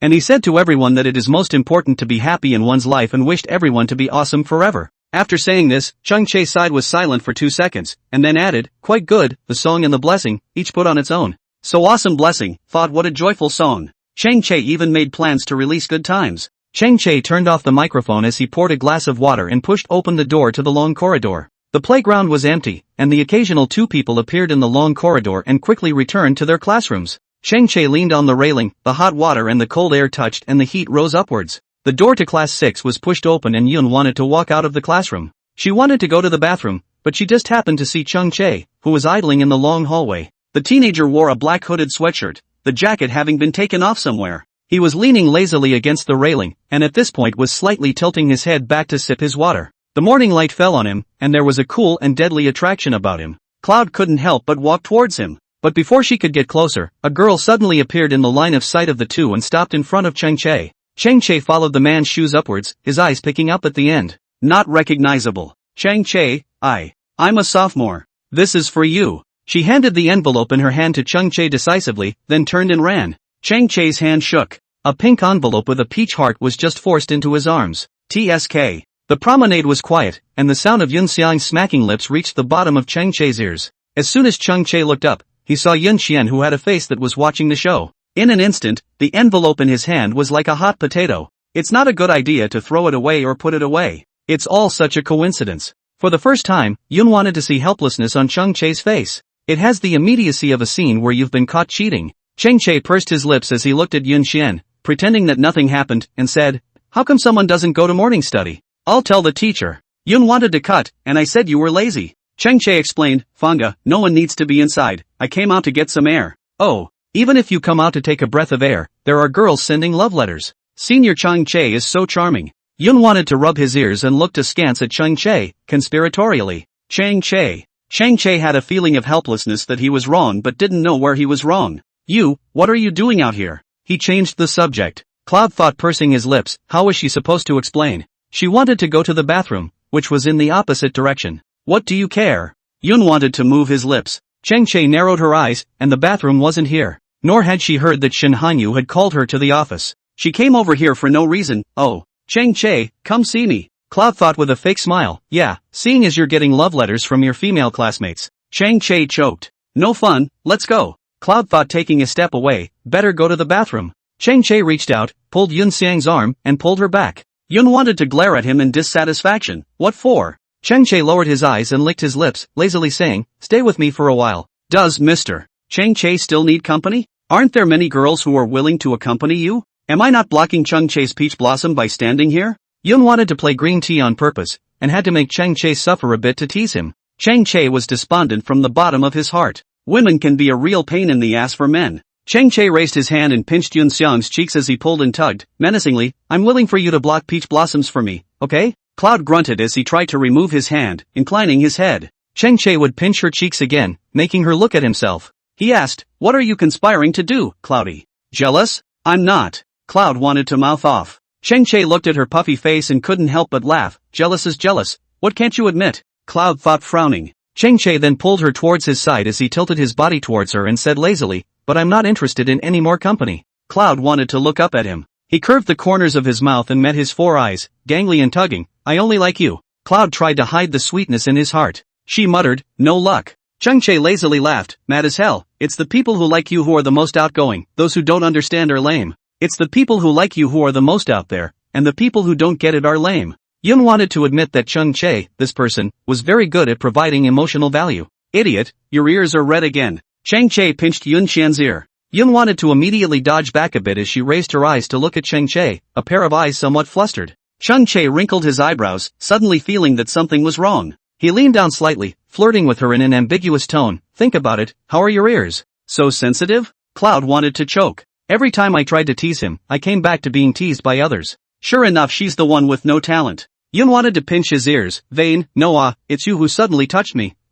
Chang Che laughed, quietly listening to her sophistry. Yun wanted to stop talking and just glared at him. Okay, she admitted that her ears were indeed sensitive. For example, when Chang Che spoke in her ear and his warm breath sprinkled on her ears, she would feel her ears itch. Hey, those 2 students over there, what are you doing? Not far away suddenly came the voice of the head teacher. No love in high school, don't you know? Chang Che and Yun wanted to look up together, and heard the director of instruction cursing. What are you doing in the morning study hall if you're not in class? Yun Xiang and Chang Che exchanged glances and dispersed. One went into the broadcasting room and the other rushed back to the classroom. The director pushed open the door to the radio room. Chang Che is doing the closing. That's it for today. See you tomorrow. After saying that, he turned off the radio. Looking at the director again, he smiles. Director, something's up? You just. Oh, my deskmate. Came over to ask me a question and the 2 of us talked for a while. What's wrong, director? Chang Che had a calm face. Director. He read it wrong? Why did he get the feeling that both of those guys had just posted up?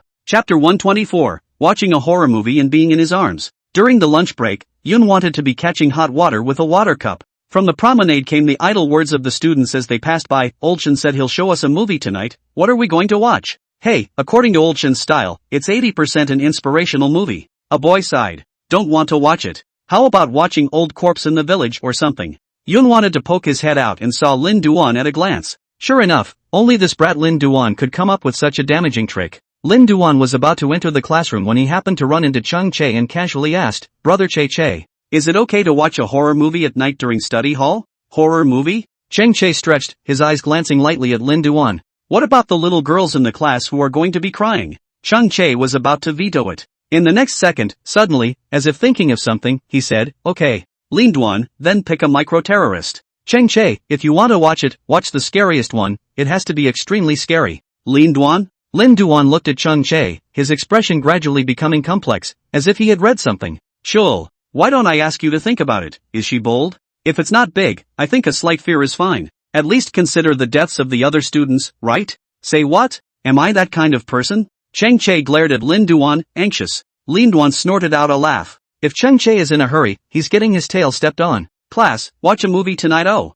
Olchen told us to relax and turn around for the end of the semester. Lin Duan stood on the podium and shouted. Cloud wanted to return to the classroom and everyone was up in arms. What are you looking at? Classmate A, I vote for rom-com. Classmate B, no, it has to be a comedy movie. Happy Manhwa YYDS. Classmate C, I vote for inspirational movie. Classmates A and B, motivational movies. Get out of the classroom. Instantly, there was laughter. Yun wanted to spit with Chang Che. Lin Duan said he wanted to watch a horror movie. You're afraid? Chang Che asked Yun want. Yun wanted to wrinkle his eyebrows. you're not afraid? It's all fake, what are you afraid of? Cheng Che pursed his lips, his tone was flat, but in his heart, he had already begun to steal. Cloud thought, of course I know it's fake, but with the scary BGM and the sudden first glimpse of the camera, it's just scary. It's fine, I'm here. Cheng Che patted Yun Xian's head. Cloud thought to himself, are you really not going to yell louder than me? When Cheng Che looked over, Yun Xian's eyes were writing questions in them. Cheng Che? It's not. More or less burying the hatchet, right?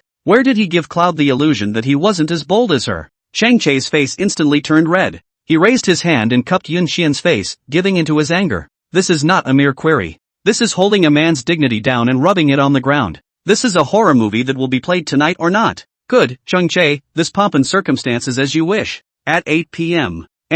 All the other classrooms were in the middle of a late study session, and the 6th class, with the lights off, was getting ready to watch a movie. Nini, are you afraid? Yun wanted to lie on Cheng Che's table and carefully asked Lami. Lami looked up, and before she could reply, Cheng Che pushed Yun Xiang back and said, she's not afraid. Cloud thought to himself. Lami. Yun wanted to look at Cheng Che slyly, it's not like you were asked. Just mind your own business. Cheng Che nudged Yun Xiang's head. Yun wanted to skim his mouth and tried to look at Lami again. Cheng Che's body directly blocked it. She wanted to go over and sit with Lami because she would be scared. It would also be easier to hold Lami later. But with Cheng Che blocking her like this, he really didn't give her a chance to live at all. Yun wanted to instantly dislike him to death, her brows tightly locked, a touch of impatience surfacing on her pretty face. Cheng Che, you're so annoying. Cheng Che smiled lazily and said in a gangly and handsome manner, Yun think, you're so cute. Cloud thought, go away. Cheng Che, prefer not to. Just as the two were fighting, the movie started. The movie that Lin Duan was looking for was titled The Night Ghosts Will Be Shown, and it was on the top of the horror list.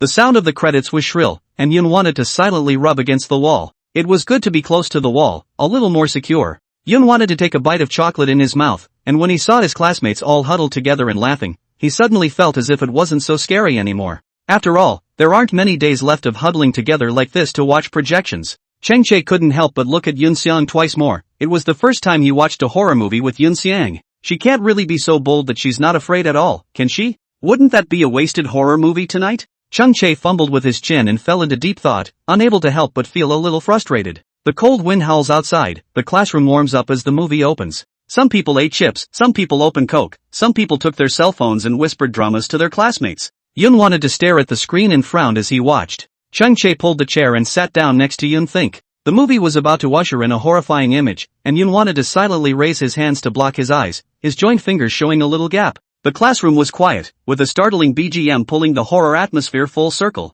Some people lowered their heads, some closed their eyes, and some stared intently at the screen. A ghostly face suddenly flashed on the screen, causing the classroom to let loose. Lin Duan even looked down and pretended to be busy looking around for something, shouting, asterisk asterisk asterisk asterisk asterisk asterisk asterisk asterisk. Yun wanted her heart to proof, and the person froze for a split second. She didn't dodge that ghostly face just now and just happened to see it. Sky. Cloud wanted to touch his heart, it was beating so fast. Yun wanted to hurriedly eat a piece of chocolate before turning his head again to find Cheng Che wrinkling his eyebrows and looking earnestly at the screen. He was sitting particularly upright, with a straight face and no hint of fear. Cheng Che, you're not afraid? Yun wanted his voice to be a little shaky. Just this? Cheng Che looked faintly at Yun Shan and gave a cold pedantry. Cloud thought? No, what kind of tug is he playing at this moment? So scary. Cloud wanted to go numb. Cheng Che raised his eyebrows. Oh? Scared? Then he's got a chance, doesn't he? Cheng Che coughed lightly and sat down again towards Yun Xiang's side, while then stretching out his arm with a diffident expression. If you're afraid, brother doesn't mind if you hug dash.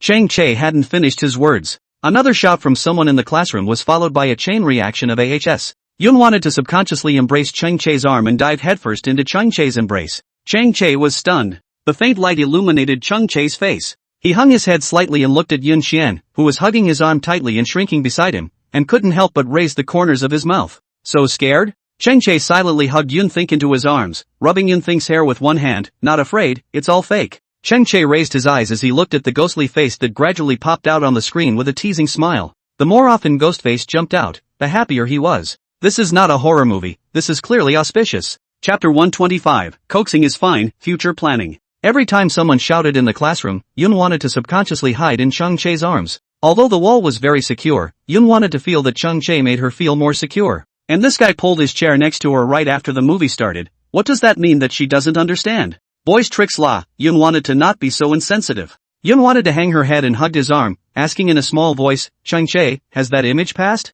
Chang-che said in a deep voice, it passed. Yun wanted to raise her head carefully. She had just looked at the screen when suddenly there was another quick flash shot. Chang-che reflexively raised his hand to cover Yunwan's eyes. He tilted his body slightly, completely blocking Yunwan's line of sight, and while holding Yunwan towards his arms, his hands covered Yunwan's ears. The harsh screams of the ghosts pierced the ears. Chang-che's brows tightened as he lowered his head, clearly feeling Yunwan's shrunken shoulders. For a moment, he regretted watching a horror movie. Hugging him even, buried in his arms, he doesn't say anything. Just, can you stop pinching him, it really hurts? It's a good thing the movie is starting to wrap up and all the truth comes out. The movie finished and the lights in the classroom were turned on. The students breathed a sigh of relief, and drank water when they should, and ate when they should. Lin Duan turned off the light with a yawn and deliberately shouted, woohoo. People hadn't pulled themselves out of the movie yet and were shocked, ah. Lin Duan turned on the lights, and a group of people pointed at Lin Duan and roared, Lin Duan. UGA. Lin Duan, take your life. A group of people ran after Lin Duan, throwing books and clothes.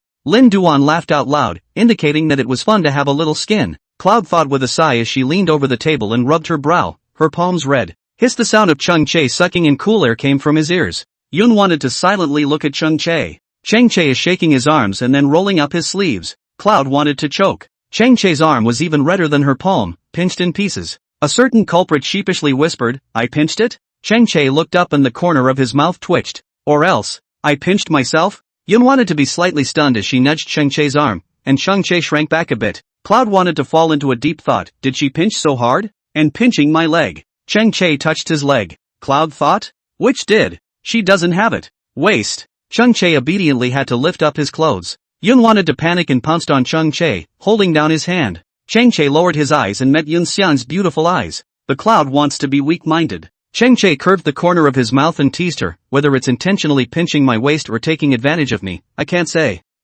Cloud thought, moving his lips. Just as the school bell rang, Yun wanted to kindly laugh, Chang-che, school's out. Chang-che didn't think so. He moved slightly closer to Yun Xian, suppressed his voice and said in a voice that only two people could hear, well, so it was intentional, right? Cloud wanted to blush. Definitely not on purpose. She explained. Chang-che laughed, and it was obvious to the naked eye that she was being mouthy. Come to think of it, you seem to enjoy touching my waist. He cocked his head and continued to tease her. Yun wanted to instantly redden his face. In that panic, how did she know if she had touched Chang-che's waist? So it's really a misunderstanding. She hurriedly got up and pushed Chang-che while muttering, stop it you, get out of the way, school is over. Chang-che thundered in his seat, blocking her from getting out. Favorably, the more she panicked, the more she was going to fall. Chang-che's hand quickly wrapped around Yun Xian's waist and carried her towards his arms. The classroom was suddenly quiet. Yun wanted his heart to beat wildly. Only to see Chang-che sitting on a chair, Yun wanted to lie on top of him. The two of them were shoulder to shoulder, and Yunwan's palms were propped up on the table in the back row, perfectly presenting a table-thumping position. The four eyes were facing each other in an inexplicably ambiguous position. Wow! I don't know who led the charge. Yun thought as if her heart was about to jump out. She hurriedly removed Chang-che's hand and squeezed out. Chang-che hurriedly got up, and before leaving, he did not forget to look at Lin Duan. His eyes were so clear and cold that he couldn't help but make a neck-wiping motion, threateningly saying, Lin Duan, you're gone. He's the only one who will lead the charge. Yun wanted to come out of the school building just in time to run into Song Juan and Manhwa. Yun wanted her face to be red as she silently put on her hat. Luckily, it was nighttime and the sight wasn't very good, so the two of them didn't see it. I heard that your class watches horror movies, is it good? Song Juan walked directly in the first line of melon eating. Cloud thought, shaking his head, very scary. Manhwa, Chang-che didn't care about you? Before Yun wanted to say anything, he heard Chang-che's voice from behind. Where can I not care about her? Look at how she scratched me. Yun wanted to flatten his mouth, serves him right. AI, little heartless one, really doesn't know how to hurt people. Chang-che straightened his clothes and followed. Song Juan and Manhwa looked at each other and laughed. Song Juan yelled towards the figure at the entrance of the teaching building, Mimi, walk faster. Coming. Lami hurried to catch up. Song Juan asked her, did you cry in fear? Lami, I can make you cry. I can't even be scared to cry. Can he? I snorted a laugh. Song Juan was embarrassed. Lami, you really won't be able to get married in the future like this. Lami shrugged, not caring at all. In the quiet, Lami suddenly asked, come to think of it, I haven't gotten around to asking you in all the time we've known each other. What college are you planning to go to? Me? Kyoto University, I think. Yun wanted to answer with a smile. Lami was surprised. Kyoto University? What do you want to major in? Normal. Yun wanted to keep his head down and kicked a small stone on the ground in boredom. She had said before that she didn't have such great ideal ambitions as her mom and dad. She just wanted to get through this life in peace. Being a teacher and teaching people is her goal. Lami, it just so happens that Chul's Chinese firefighting is also in Kyoto, so you two can be companions in Kyoto. How do you talk, aren't we all in Kyoto? Song Juan corrected. Lami glared at him everywhere. Cheng Che is going to take the exam, the Chinese Elimination Academy? Yun wanted to look at Cheng Che. Cheng Che immediately raised his head, huh? He looked at Cloud thinking for a moment, and there seemed to be something in the bottom of his eyes that he wanted to hide. For a moment, he remained honest. Aha! The Fire Academy in Kyoto. Cloud thought, nodding. This was the first time the two had talked about what college they were going to take. Strange, the atmosphere is a bit heavy. The bus came and a few people got on. The seats were spread out a bit and people just stopped talking. On the way home, Yun wanted to be side by side with Cheng Che. Cheng Che looked at Yun Xian several times, seeming to have something to say. What? Just say what you have to say. Blame me for pinching you, do you want me to coax you? Yun wanted to deliberately flirt with him. Cheng Che laughed. I'm not a little girl, I'm not that delicate. However, if you want to coax it, that's fine. He comes as he is. Yun wanted to laugh. Cheng Che was always like this, not serious. So what are you going to say? Cloud wanted to ask him. The streetlights in the alley weren't bright enough, and the cold air condensed into frost. Cheng Che lowered his head, he hesitated for a long time, but still asked, think about it, do you mind my future occupation? Chapter 126, Responding with Clarity and Clarity. The sound of cars honking slowly on the street, the lights were on in all the houses, and the fireworks were very strong. Yun wanted to look up at him. Why do you mind? Yun wanted to raise an eyebrow, looking relaxed. Cheng Che wrinkled his eyebrows. He didn't look at Yun Xian, his tone was serious. If there is an opportunity to be assigned after graduation from the middle firefighting department, it will be assigned back to the local area, and it will be a direct cadre establishment. But I don't plan to just sit in an office, I want to go down to the grassroots like my dad. But think about it, Cheng Che wanted to say. The Cloud wanted to look at him quietly, and everything was quiet around him. The dead tree wanted to resist the sub-zero temperature to blossom in the cold winter, and the teenager's heart almost broke the ice. He was slow to follow. Cloud wanted to see his difficulty. Since he couldn't say it well, she said it for him. You're afraid I'll resist this career because of my dad's death, right? Cheng Che paused in his steps. Frankly speaking, yes. He did worry about Cloud's thoughts and judgment of himself because of this. Cloud wants to. He called his name. It was extraordinarily bleak under the night, as if it was meant to say something. Cloud thought, what would you do if I said I didn't like it? Cheng Che raised his eyes and met his 4 eyes. His eyes were too deep and complex. Giving up your favorite career? Cloud wanted to ask him. Cheng Che subconsciously shook his head. It won't. So, give up on me? Yun wanted to raise an eyebrow, a few snickers in his tone. Cheng Che immediately retorted, am I crazy? So, what are you afraid of? Cloud thought with a serious face. Yun think, you know full well that the choice is in your hands. Cheng Che was frustrated and couldn't help but feel aggrieved. He had always thought he had the upper hand. Only now did he realize that he had never had the upper hand. It was always Cloud who wanted to hold the winning hand. At the sound, Yun wanted to poof a laugh. She stopped in her tracks. Cheng Che also looked at her. The 4 eyes were facing each other, and the cold wind was sluggish. Yun wanted her hair to be blown up by the wind, her eyes were calm, and her tone was gentle. Cheng Che, must you care about my feelings? Must you let the choice fall into my hands? Why are you suddenly so unsure of yourself? Just because you have a favorite person, should you abandon your ideals and ambitions? Isn't the premise of liking someone for her to become better? How did it become a drag on your path? Cheng Che wrinkled his eyebrows and tried to interrupt her. Cloud wanted to continue, besides, you're so good, it's me who should be threatened. It's me who should be chosen, isn't it? Cheng Che looked at her askance for a while, his heart indescribable. Maybe it's because of her I'm the one who should be threatened or I'm the one who should be chosen. This idiot. She's the one who's really not confident, isn't she? What makes her think she's the chosen one if they get together? Finished? He asked good-naturedly. Yun wanted to nuzzle and didn't finish. Cheng Che moved closer to her, listening to him first whether she had finished speaking or not. To answer your first question, Cloud thinks that I care about your feelings and the choice must be yours.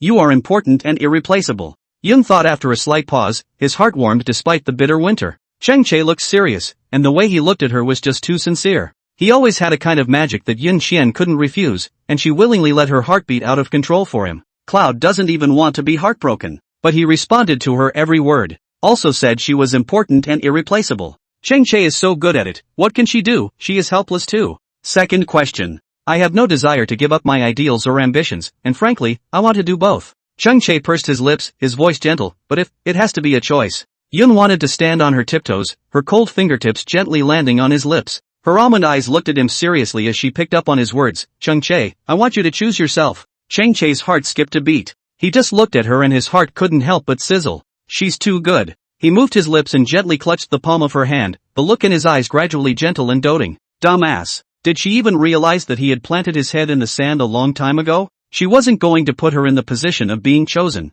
He only likes her and she will always be his first choice. She is a unique snowflake that only fell on his hand when the snow was flying, a white lotus that only entered his eyes when he was standing on the top of a high mountain, and a clear blue sea and blue sky when everything was recovering, only she was clear and vast. Snowflakes on the eaves were blown down by the wind, and a layer of white fell from the tips of her hair. Dark night, cold winter, an ordinary summer's day, and then she came into his world. Everything was just right. Yun wanted to walk forward with his hands behind his back in a cheerful pace. She suddenly expanded her hands into a small trumpet and placed it near her mouth, shouting, Chang-che, always firmly choose your faith. Just like what your signature says, the 5-star red flag glitters, my faith is clear and bright. Ching-che, Ming-che. This is his mission. No one can stop him. In just an instant, her voice drew growls from dogs in various yards. Chang-che was slightly helpless. He hurriedly walked up and covered Yun Xiang's mouth. Ancestor, so loud, afraid of not waking up the neighbors, aren't you? Yun wanted to immediately shut her mouth. She looked at Chang-che, who was close by her side, and silently swallowed her saliva.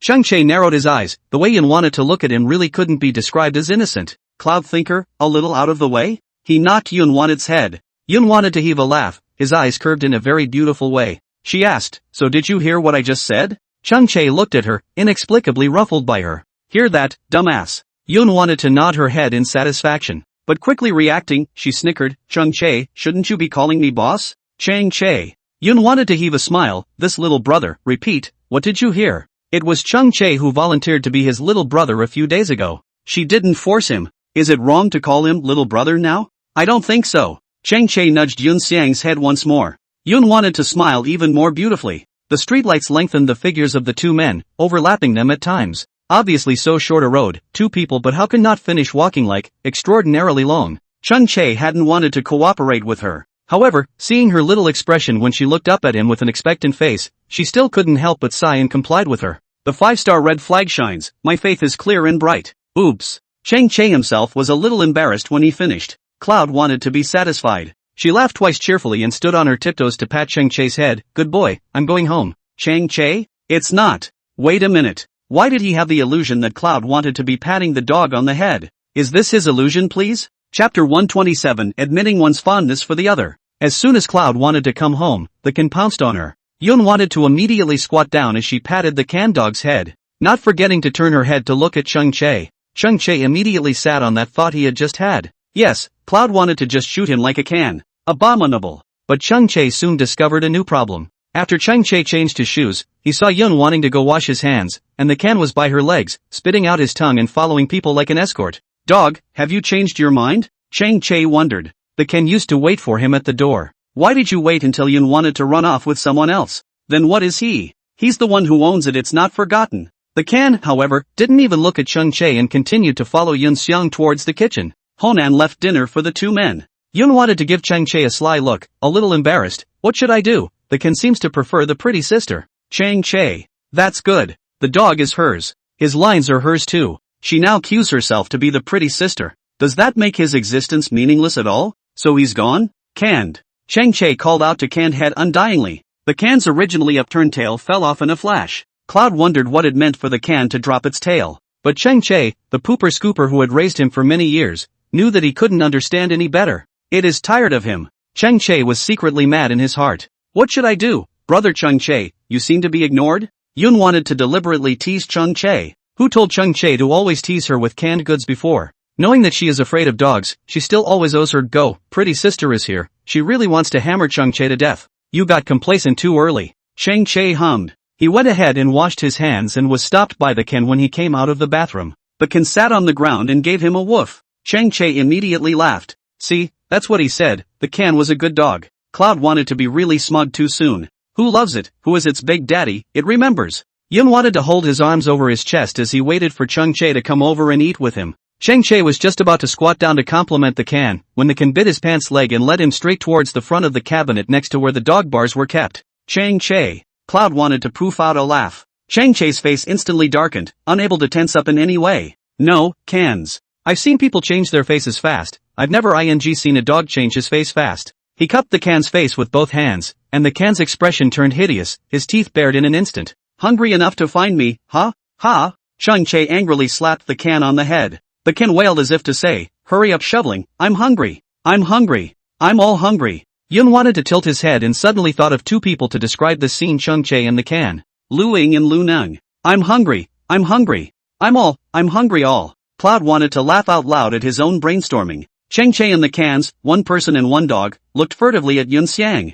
Is she smiling? Feeling watched. Yun wanted to awkwardly put away his smile and sheepishly grabbed his chopsticks and ate. Chang-che knew that Yun wanted to definitely not think of good things. Chang-che took a strip of meat for the can and threw it into its rice bowl, then went to eat with Yun Xiang. When did you and the can get so attached? Chang-che didn't understand and his heart was sour. The can is too good for Cloudseeker, and Cloudseeker is too good for the can. It's a damn good two-way run. Yun wanted to hook the corner of his mouth. He knew in his heart that Chang-che was being careful and jealous again. She then thought about it and said in a brisk tone, it's probably love of the house. Love Chang-che, so love his dogs even more. Chang-che was about to eat when he heard Yun Xian's words and looked at her in a flash. Cloud thought, tilting his head and nodding seriously. Love the house. Nice line about loving the house. Enough to the point where Chang-che would just hand over his big move. And he can play straight ball and tease. What kind of treasure is Cloud thinking? In his last life he saved the earth, in this life he met Yun Want to be right. Chang-che pursed his lips as he raised his eyebrows, pretending not to care as he asked, is this considered to be admitting that you like me too?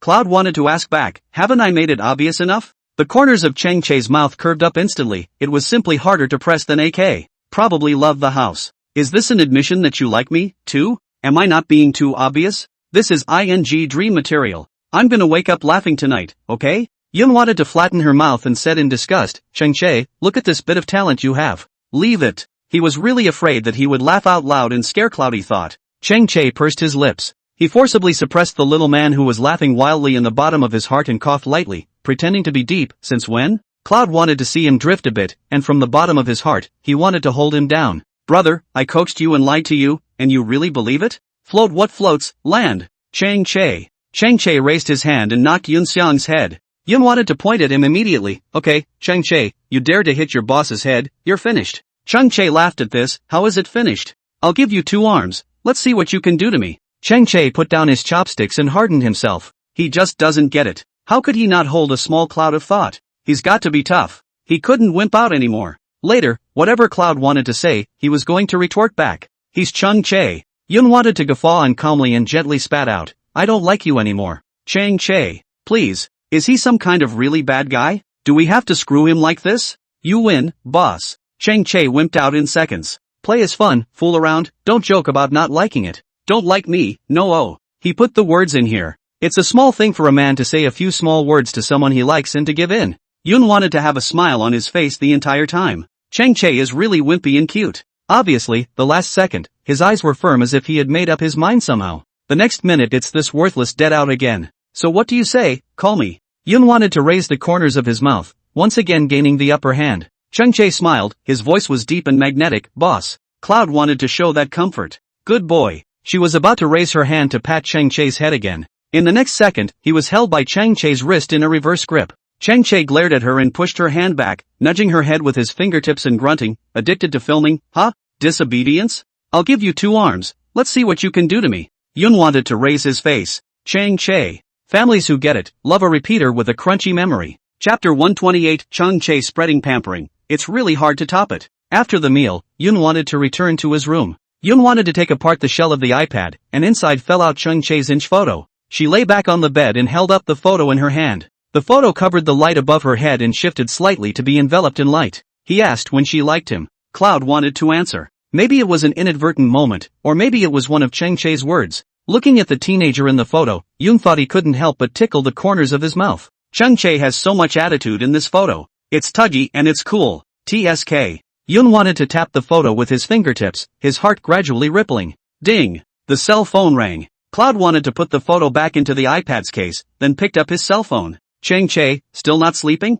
Cloud wanted to narrow his eyes. Wasn't he awake too? Cloud thought, what for? Chang-che, think about it. Cloud wanted to frown, looking straight up. What an airplane. Chang-che, no. May. Too. No. Joy. Joy. I am. Cloud wanted to poof a laugh. She could even brainstorm Chang-che's expression when he said this. Chang-Che surely had a cocky face, a pair of eyes sizzling as he looked at her and spat out these words word by word. This guy. Wasn't she teasing him? Cloud thought, let's see how you behave. Chang-Che, no. Cloud thought, well, you spilled the beans. Chang-Che? I'm a big man pampering you, is that like it? Cloudy thought, down the line, bye. Chang-Che, don't. Yun wanted to lie down on the bed, the corners of his mouth kept going up. Cloud thought, send a voice. Chang-Che. No, she's not stomping around too much. What's with the arrogance? He was asked to be pampered, and he was asked to send a voice. Chang-Che, I'll just go downstairs. Cloud thought, that's okay. Chang-Che, you said it. Cloud couldn't help but pause for a moment as he thought about receiving this message. Soon she heard a noise on the stairs. Done. Yun wanted to instantly have the feeling of playing it off. Thud. The door was knocked on, and Yun wanted the expression on his face to freeze. No, he's really coming down. What for? Cloud tried to growl stiffly. Spoil sport. He spoke firmly, as if he were about to join a party. Not at all like she was coming to be pampered, like she was coming to get her ass kicked. Chang-Che leaned against the wall, his back to her door, and shouted boredly, open the door. He bet that Yun wanted to wimp out and didn't dare to open the door. The next second, the door was pushed open. Chang-Che? Good. Cloud wants to get ahead. How dare she open the door? Come on, pussy. Yun wanted to clasp his hands to his chest and look at him with his chin raised. Although she wasn't particularly short at 6'3", now Chang-Che was tall. Chang-Che. Is it so sudden? Chang-Che pursed his lips and suddenly gave him a whole won't. Yun wanted to be puzzled and deliberately snickered. What's wrong? Young master is embarrassed? Or unwilling? Chang-Che coughed lightly and said stiffly, of course I'm willing. Let's get started then. Yun wanted to heave a smile. Chang-Che was speechless. He's kind of digging his own hole to jump into. It would have been fine to just send a couple of random sentences from his cell phone. Dancing in front of others, this is really a must. It's just a matter of who isn't living while shedding tears. Chang-Che pursed his lips, his fingertips pinching his throat. Yun wanted to look at him while stifling a laugh. That's quite a bit of foreplay, haha. Think. He called to her in a small voice, his body twisting a little as he leaned against the doorframe. Yun wanted to narrow his eyes and pulled his ears with one hand. Chang-Che always had the feeling that the two of them were upside down.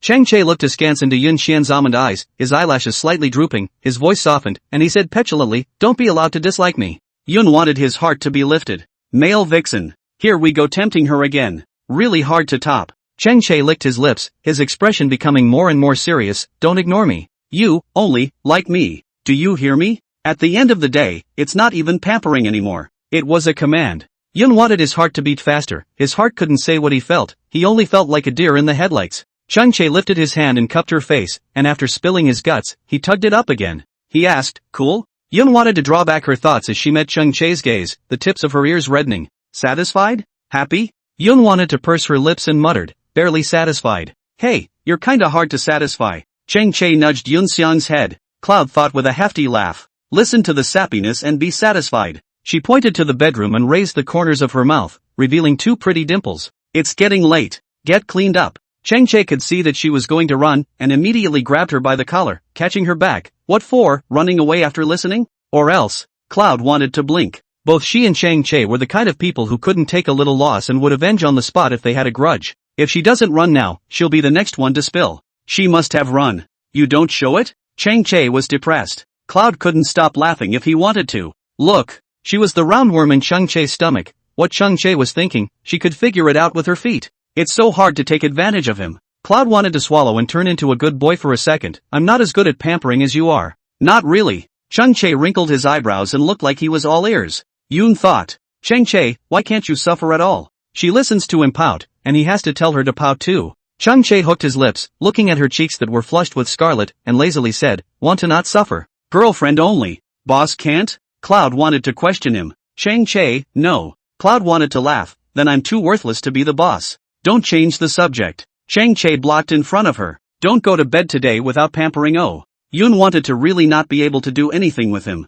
Brother Chang-Che, sleepy, make way. She folded her hands with a sincere face. Chang-Che laughed at that. Cloud thought this idiot, that's all he knows how to do. And by the way, he's eating her up. Chang-Che lazily sidestepped to the side and watched as Yun wanted to scurry in from in front of him, closing the door that fast. Fearing that he would suddenly play a trick and not let her go again. Cloud wanted to lean against the door, breathing heavily. Every time she teases Chang-Che, she flips out. Never tease him again. Yun wanted to wash her face. She looked at herself in the mirror with her face reddened and secretly cursed herself for being unproductive. Back in bed, ready for bed. Yun wanted to receive a good night from Chang Che. Yun wanted to hum and returned a word, and Chang Che? Chang Che, what, can your cell phone explode if you type one more word? Ching Chu, rephrased. Cloud wanted to be speechless. Hard to top. Cloud thinking, good night Chang Che. Chang Che, get comfortable. Stand down. Yun thought, Chang Che your grandpa. Cloud tried to turn off his cell phone, his face reddening even more. Chang Che looked at the message Yun wanted to send from his cell phone and laughed his ass off.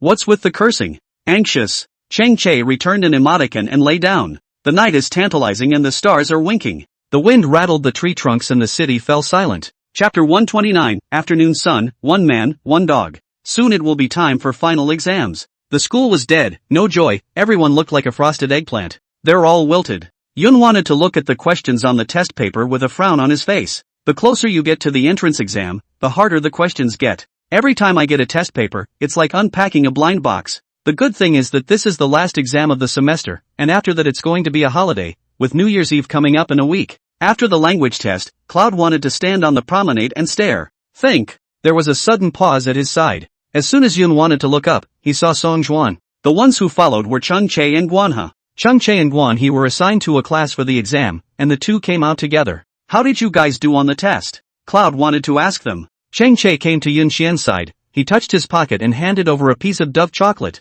Yun wanted to look at him and reached out to take it. Just like that. Chang Che's tone was calm. Cloud wanted to smack his face. He says that's it every time, and then he's solidly in first place every time. To Versailles. Che, where are you guys spending New Year's Eve this year? Are you going to Grandpa Chang's? Song Juan sipped his water and raised his eyes to look at Chang Che. Chang Che, not necessarily. It's also possible to bring Grandpa to the house. I remember last year you guys were going to Grandpa's, right? Kanzuru asked. Chang Che hummed. Song Juan nodded. It was quiet for a few seconds. Song Juan suddenly popped up. Think about it, do you want to go home with me for New Year's Eve? In an instant, all three people looked at Song Juan. Chang Che, he wants to die? Kanzuru, that's brave. Cloud thought, jerking around again. Chang Che gave a cold laugh. Song Juan's heart all but burst. Brother, just kidding. Song Juan explained. Chang Che looked askance at Song Juan and let out another cold snort. And vegetables and skin. Why bother? Kanzuru sighed. Ed around with Song Juan all day long.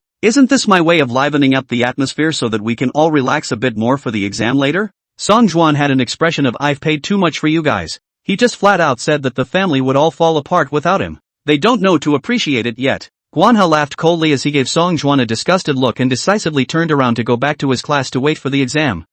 What does he mean, Kanzuru? Is he looking down on me? Song Juan immediately asked Chang Che. Chang Che looked at him askance. You don't have to ask? Isn't it obvious that Guanha has this attitude? Just despise him. It's still brother Che who's good. Song Juan decisively abandoned Guanha. Chang Che smiled slightly. Don't say anything too early. He's not so good sometimes is what he says. Yun wanted to look at Song Juan heartily and couldn't help but sigh. It's tragic. Scattered. Cloud wanted to slip away as well. Song Ju? Not. He treats them like brothers, and they're all doing this to him, aren't they? Just as Lami came back from receiving water, she saw Song Juan alone and wondered, Doggy, what's going on? Song Jin immediately complained, Mimi, they dislike me. You won't dislike me, will you? Lami, huh? Farewell. Lami decisively buggered off. Song Juan? Okay, this house is impossible. 2 days of final exams and a vacation on the 23rd of the year. Near the end of the year, Hunan and Shang Lord were even busier. Both rushed to get their work done in order to line up their annual vacation. Yun wanted to start vacation mode with Chang Che. Yun thought that he was hungry in the afternoon and cooked his own noodles to eat. Chang Che nestled on the sofa playing games with Song Juan. Song Juan, the broken mouth, plays the game with words that are really dense. Chang Che to play for a while to close the week to clear a little, otherwise the ear hurts. Although Yun wanted to not play the game, he found it interesting to watch the two of them play with passion. Cloud wanted to eat his noodles and swipe his jitterbug. Joel, did you see the group message? Guanha is so damn curly. Song Juan's voice suddenly came from Chang Che's cell phone. He even went to a cram school. Does he let us live? Chang Che cut WeChat. The group Kanzuru took a picture of her attending a cram school. Guanha, you guys play, turn around. I'll take the Tsinghua exam for Peking University. You two roasted groundnuts. Chang Che decisively sent a piece of over. Kane, ha. Cutting back to the game, Chang Che spat, roll king. Drag him to tennis tomorrow, can't see him rolling a bit. Song Juan grunted coldly. Mentioning tennis, Chang Che suddenly looked at Yun Xian, think about it. Yun wanted to be shivering his noodles. When she heard Chang Che call out to her, the noodles in her mouth hadn't had time to bite off. She blinked and looked straight at him. Chang Che is a bit dull. No, it's kind of cute. Want to go play tennis and relax? He asked. Cloud thought, nodding his head, wanting to. Chang Che, then tomorrow we'll go play tennis. Song Juan lived speechlessly. No way, you have to ask to think about it before you play tennis. Chang Che, you've changed.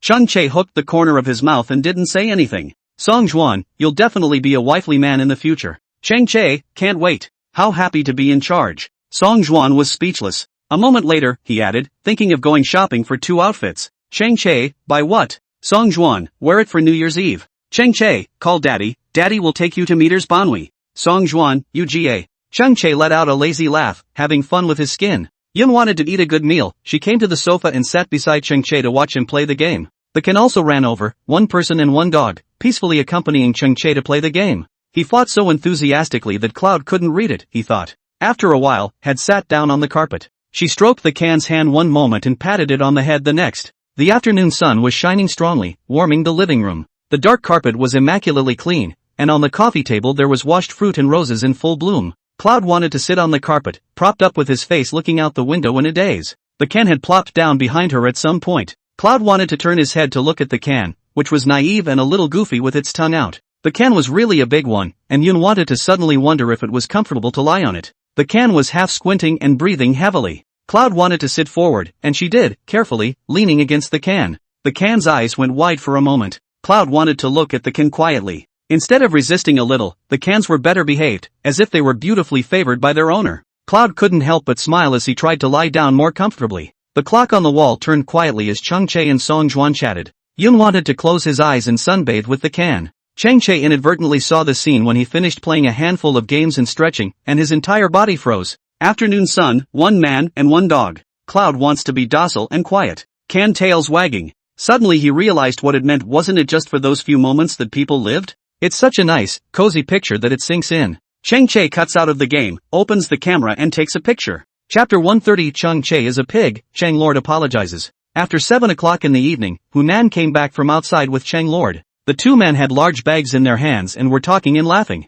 Cloud wanted to eat the chocolate, and when he saw the 2 return, he immediately went up to pick up his things. Oops, think, uncle, do it yourself. Chang Lord ducked his things to his side. I'll help you guys. Cloud wanted to bite into the chocolate, her hands empty and no one using her to hold it. Hunan put the things in the kitchen and said, it's going to be New Year's Eve soon, so your uncle and I went to buy some New Year's goods. Hunan waved his hand, signaling Yun Xiang to come over quickly. I heard Chul say you like chocolate. So we bought half candy and half chocolate this year. Hunan was very eager to share as she pulled things out. Look at this chocolate, the wrapping is so pretty. Oh, it should be delicious. Yun wanted to be stunned in place, eyeing the chocolates on the table, and hugged Hunan aggressively. Auntie, you and Uncle Chang have been so kind to me, I don't even know how I can repay you in the future. Hunan gave a beat. Little girls have a different way of showing love. It really makes you feel warm and fuzzy inside. She patted Yun Xiang's shoulder and smiled even more gently. The Chang Lord, on the other hand, put all the meat he bought into the refrigerator with a smile under his eyes. There is still a way to repay.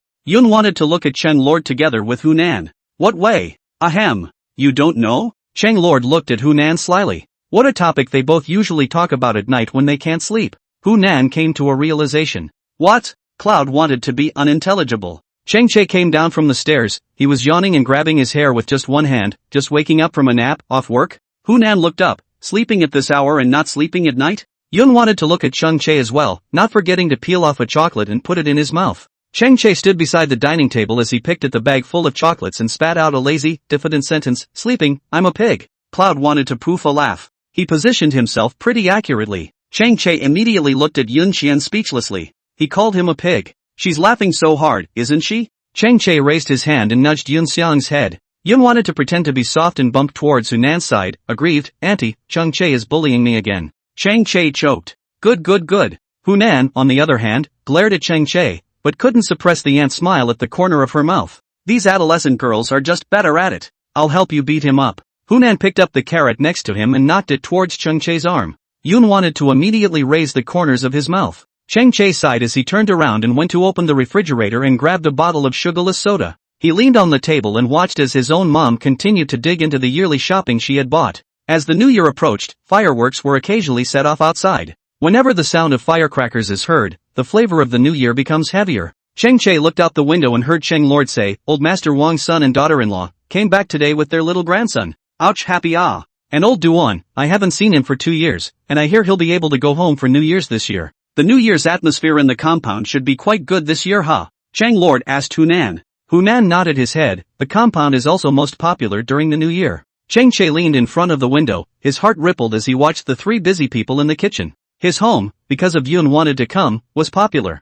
Chang Che couldn't help but think back to when he was a child. Chung Lord and Hunan often worked overtime on New Year's Eve. Whenever other people's families were having a family reunion, he could only be by himself at the window watching other people's fireworks. He thought countless times, other people's fireworks are so beautiful, how nice it would be if they were his own. Thinking about what? Chang Lord's voice came from his ear. Chang Che raised his head, retrieved his thoughts, and met Chang Lord's eyes. Yun Xiang and Hunan's laughter slowly reached the bottom of their ears, and the atmosphere in the room was just about harmonious. Chang Che pursed his lower lips and looked askance at Chang Lord for a long time. Nope. Chang Che shook his head and turned to look out the window. Do you want to buy more fireworks to set off this year? Chang Lord suddenly asked. Chang Che pursed his lips as he smiled, his tone helpless. Think about whether you like it or not. Chang Lord, I'm only asking you. Chang Che paused. With 4 eyes facing each other, Chang Lord could feel Chang Che's resistance to himself in the bottom of his eyes. Chang Che wrinkled his eyebrows and said softly, I'm fine with both. Hunan looked up at the 2 men with somewhat complicated eyes. Chang Lord tightly clenched his hand that was hanging down by his leg as he looked at Chang Che for a long time. There are some things that are hard to say, but they have to be said. Chang Lord pursed his lips, his voice was a bit mute and heavy. Xiao Che, Daddy is sorry. It wasn't even that difficult to get to the fire, but it was a phrase he held back for years. Chang Che's breath stuttered. The heart of a young man is always tough and unbreakable, but when he heard his father say the words I'm sorry, he became soft and helpless. Chang Che swallowed and turned around, muttering, what the? Lord Chang, and he said sorry. What the hell? Chang Che was calm and unperturbed on the surface, but in the bottom of his heart, a mountain of rain had already begun to fall. Chang Lord froze in place, his eyes slightly helpless, laughing after a long time. What the hell? He apologized to him when he was his old man and he said something about what the hell. That brat. I'm sure Hunan is right. He's a big straight man who doesn't know how to turn a corner. I don't know how I'll be able to catch up with Think. It was late at night and the living room was dark. Cloud wanted to push the door open and was about to pour water. Someone on the couch suddenly sat up, and Yun wanted to be startled, the hand holding the glass of water shivering as he put it on the table. Slap. A warm yellow light came on in the living room. Yun wanted to see Chang Che who was on the sofa turning his head to look at himself. Chang Che? What's he doing here in the middle of the night? Cloud wanted to ask carefully. What's the situation? Chang Che plopped down on the backrest of the sofa, his eyes tiredly looking at her. He would not tell Yun wanted to, Chang Lord's that sorry to him dry insomnia. He couldn't sleep at all. Whenever he closed his eyes, it was Chang Luang's I'm sorry. Yun wanted to come to Chang Che's side. He could tell from Chang Che's hair that he was really annoyed. Yun wanted to help him straighten his hair, and really couldn't hold back his laughter. What's the matter that makes our young master sad like this? You're still kidding me. Chang Che arrogantly twisted his head away. Yun wanted to laugh even more, none of it is delicate anymore. Didn't you hear it? My dad suddenly said sorry to me at night. Chang Che muttered. Yun wanted to blink. What's wrong with saying sorry? What? Chang Che immediately looked at her. Isn't this the sun coming out of the west? Cloud didn't want to know much about other people, but she and her dad both communicated in a timely manner when things happened, and when one was wrong, they would apologize to the other right away.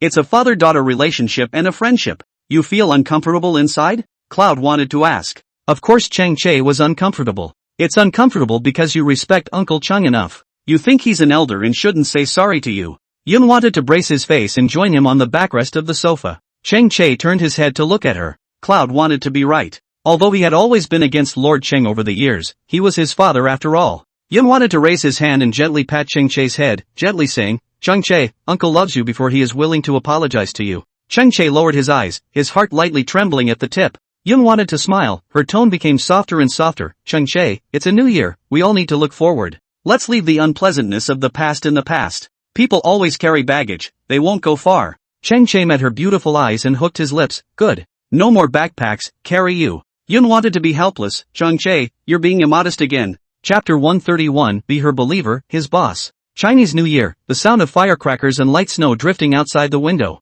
Cloud wanted to be playing with the can in the yard. Chang Che is helping Chang Lords put up couplets. Ever since Chang Lord said he was sorry, the relationship between father and son broke the ice. Although Chang Che was not too enthusiastic, it was much better than before. In itself, the two people didn't have too much conflict, saying 1,000 words, it was just a sentence of lack of communication. Chang Genoa was watching TV and laughed when he saw something funny. Think, try Auntie's freshly fried rice balls. Hunan came out with a spoon, fresh from the pot. Yun wanted to reach out, and Hunan saw her playing with the can half the time and fed her directly. Chang Che and Chang Lord exchanged glances, causing a pang of jealousy in the hearts of father and son. Hunan turned to them and asked, "Eat it or not?" Chang Che opened his mouth. "Ah. Hunan, how old do you have to feed? Take it yourself." Chang Che? "What should I do if my mom is too double standard? Wait online, urgent." After the couplets are posted, the yard is read everywhere, and the New Year's atmosphere is instantly drawn out. Pedestrians come and go on the street in front of the door, everyone has a smile on their face, whoever passes by say hello, so a festive look. It was the first time Cloud wanted to see so many cars in front of door to door, and nearly half of them were troopers' cars. A soldier at the drop of a hat in front of a store. They are upright, straight-backed and valiant. Speaking and doing things quickly and elegantly, all of them have the spirit of a great man. Cloud wanted to sit on the couch and watch TV with his grandfather. From time to time, Grandpa would lament about the old times because of the episodes on TV. At that time, Cloud wanted to be fully engaged in the world of Grandpa's old times, feeling the atmosphere and stories of those days. Chang Che suddenly sat down, and Yun wanted to clearly feel the sofa around him dent a piece. He handed over a meatball. "Here." He frowned just as Yun wanted to open his mouth. "Eat it yourself." Yun wanted to skim and was about to take it herself when he deliberately handed it into her mouth again. Cloud thought, "Good boy." Chang Che rubbed Yun Xian's head and got up to continue going about his business. Yun wanted to yell at him while fixing her hair. "Chang Che, your hands are dirty." Chang Che curved his lips as he walked backwards, shrugged his shoulders and spread his hands with a tug. "Brother washed it." Cloud tried to choke, choosing to ignore him. The old man sucked in a mouthful of tea next to him, then gave a deep chuckle. Chang Che took his cell phone to the door and tapped on Changya's WeChat. "Chang Che, not yet, dear aunt, do I have to go and invite you?" "Chang Ya, don't you know why I haven't come yet?" "Chang Che, don't forget." "Chang Ya, our young master ordered it, where would auntie dare to forget it?" "In an hour, wait at the door to receive the driver." Chang Che raised his eyebrows and turned his cell phone off. Hunan called him and he went to help. The snowy weather signifies a good year, the coming year will surely be a fruitful year. Chang Lord stood outside the door and lamented. The ground is covered with a layer of white snow, red and gold couplets, and lanterns fluttering in the wind. Everywhere is highlighting the festive atmosphere of the new year. Yun wanted to peel a handful of melons, and hearing Chang Lord's sentiment, he looked out through the window. Snow is falling on the branches, a new spring is in the air, and there is a freshness in the air. From her point of view, the yard looked like a high-class national painting, mesmerizing. Soon there was the sound of a car honking outside the door. Chang Che glanced outside and hurriedly put down his work at hand and ran out. "This kid, he's been close to his aunt since he was a child." Hunan looked at Chang Che's back and said with a smile. Yun wanted to probe and look out. A conversation between Chang Che and Changya complaining about each other came from outside the door. "Auntie, it's too slow. Look at what time it is now. I'm here, see how anxious you are. You're not stable at all." Changya entry. Cloud wanted to stand up. Changya took off her black tweed coat. Inside was a long black skirt that was very textured. Her hair was pulled back casually and under her feet was a pair of high heels. She had a good figure, not on the skinny side, and was well built. She always smiled slowly, with an indescribable charm. It was hard to describe that feeling. Chang Lord pointed at Changya and introduced to Yun Xian. "Think about it, this is Changya, Xiao Che's aunt, my sister." Yun Xiang immediately nodded his head and called out nicely, "Hello auntie. We've met." "You've met?" Several people looked over. Cloud thought with a and explained, "I went to my aunt's store earlier to buy a cake." Chang Lord laughed loudly. "No wonder, then there's no need for more introductions, we're all family, let's have a lively year together." "What did this take?" Chang Lord pointed to the box in Changya's hand. Changya smoothly handed it to Chang Che and said, "Your son asked for it. You're still making me start work on New Year's Eve, Chang Pickpocket." Chang Che. "Auntie." As he said that, Chang Che even gave Yun Xiang a sly look. Cloud tried to laugh alone, giggling. Chang Che put the things in the refrigerator. Changya went to see Chang Genua, and Hunan said, "Alright, everyone take a break and have New Year's Eve dinner together tonight." As night came, lanterns and colored lights were lit up, and the Spring Festival Gala arrived as promised. The sound of firecrackers is getting louder and louder. The New Year's Eve dinner that Hunan and Chang Lord had been busy with all day was finally served on the table. "Boys, let's eat," Hunan called out. "Sister-in-law, do I count as a child?" Changya was holding 2 bottles of red wine in her hands. Hunan cried and laughed, "You put the red wine down, it barely counts." The family took their seats. Hot air rose in the room, the windows were covered in a mist, and the world outside them became a blur. Fresh fruits, chocolates and numerous snacks were placed on the coffee table. Even though Hunan was busy cleaning up while Chang Luan was cleaning up, the kitchen was still a mess of pots and pans thrown around. At the table, the crowd raised their glasses in their hands and clashed. "Hunam, Happy New Year. Chang Lord, I wish the chief and his people a good new year." Chang Lord's words instantly caused a chorus of laughter. Chang Che silently pinched food for Yun Xian, signaling Yun Xian to eat more. Cloud thought it had been a long time since he had had such a lively new year. It's so happy, just listening to them talk makes me feel happy. Chang Che peeled the shrimp for her, so Yun wanted to look up at the side of his face. He picked up on his aunt's words from time to time and then smiled lazily. The face value of this family of the Chang family was truly heavenly, each with deep brows and eyes, and a glance swept over was simply not too friendly to the eyes. Halfway through the meal, Chunya came over to add WeChat friends with Yun Want. Chung Lord proposed that Yun wanted to be pulled into their family group, and it was unanimously approved. Yun wanted to break into the Chang family just like that. Chunya graciously sent a $1,000 red packet to Yun Xiang. Cloud wanted to be too confused to pick it up at all. Chunya gently explained, Auntie didn't bring anything else with her, so consider this as my meeting gift. But Auntie, I don't have the sense to pick it up, Cloud thought. Keep it at ease. Chunya stroked Yun Xian's hair and looked at Yun Xian with gentle eyes. The feeling Chunya gave her was again different from the one Hunan gave her. Chunya is gentle and caring, Hunan is clear and straightforward love. How honored Yun wanted to be pampered by the Chang family like this. She was unlucky to lose her mom and dad, but meeting them, she was lucky again. Yun wanted to silently go and look at Chang Lord and Hunan for their approval. The two nodded their heads. Yun thought then smiled obediently at Chunya and sincerely thanked him. Thank you Auntie, I hope Auntie's business is prosperous and healthy in the new year. Changya's eyes grew thick with laughter as she nodded her head. I borrow your good advice. The atmosphere was cozy. Chang Che decisively broke, so official. Yun wanted to immediately glare at him. Chang Che propped his elbows on the tabletop, resting his face on one hand, chewing something in his mouth, and reaching out towards Changya in boredom. Changya narrowed her eyes. What for? Chang Che twisted his fingertips. Red packet. Changya skimmed his mouth. Brat, to red packets do not even know to call an aunt. That being said, Changya still picked up her cell phone and transferred money to Chang Che as well. Chang Che had expected her to give herself a red envelope directly. In previous years, Auntie would have wrapped it. He looked up at Changya when he saw the cell phone transfer. Changya just smiled and said nothing. Chang Che could not help but look at Yun Think, and then thought of something. It's because he's afraid that if he gives him a red envelope and transfers money to Think will think about it more. Well, this family is sweet and delicate. He's the only one who's big and straight. Thank you elegant MS. Chang, long live singleness, I hope you are not urged to get married in the new year. Oh. Chang Che finished her sentence with an arrear. Chunya wanted to hit him with a wine glass.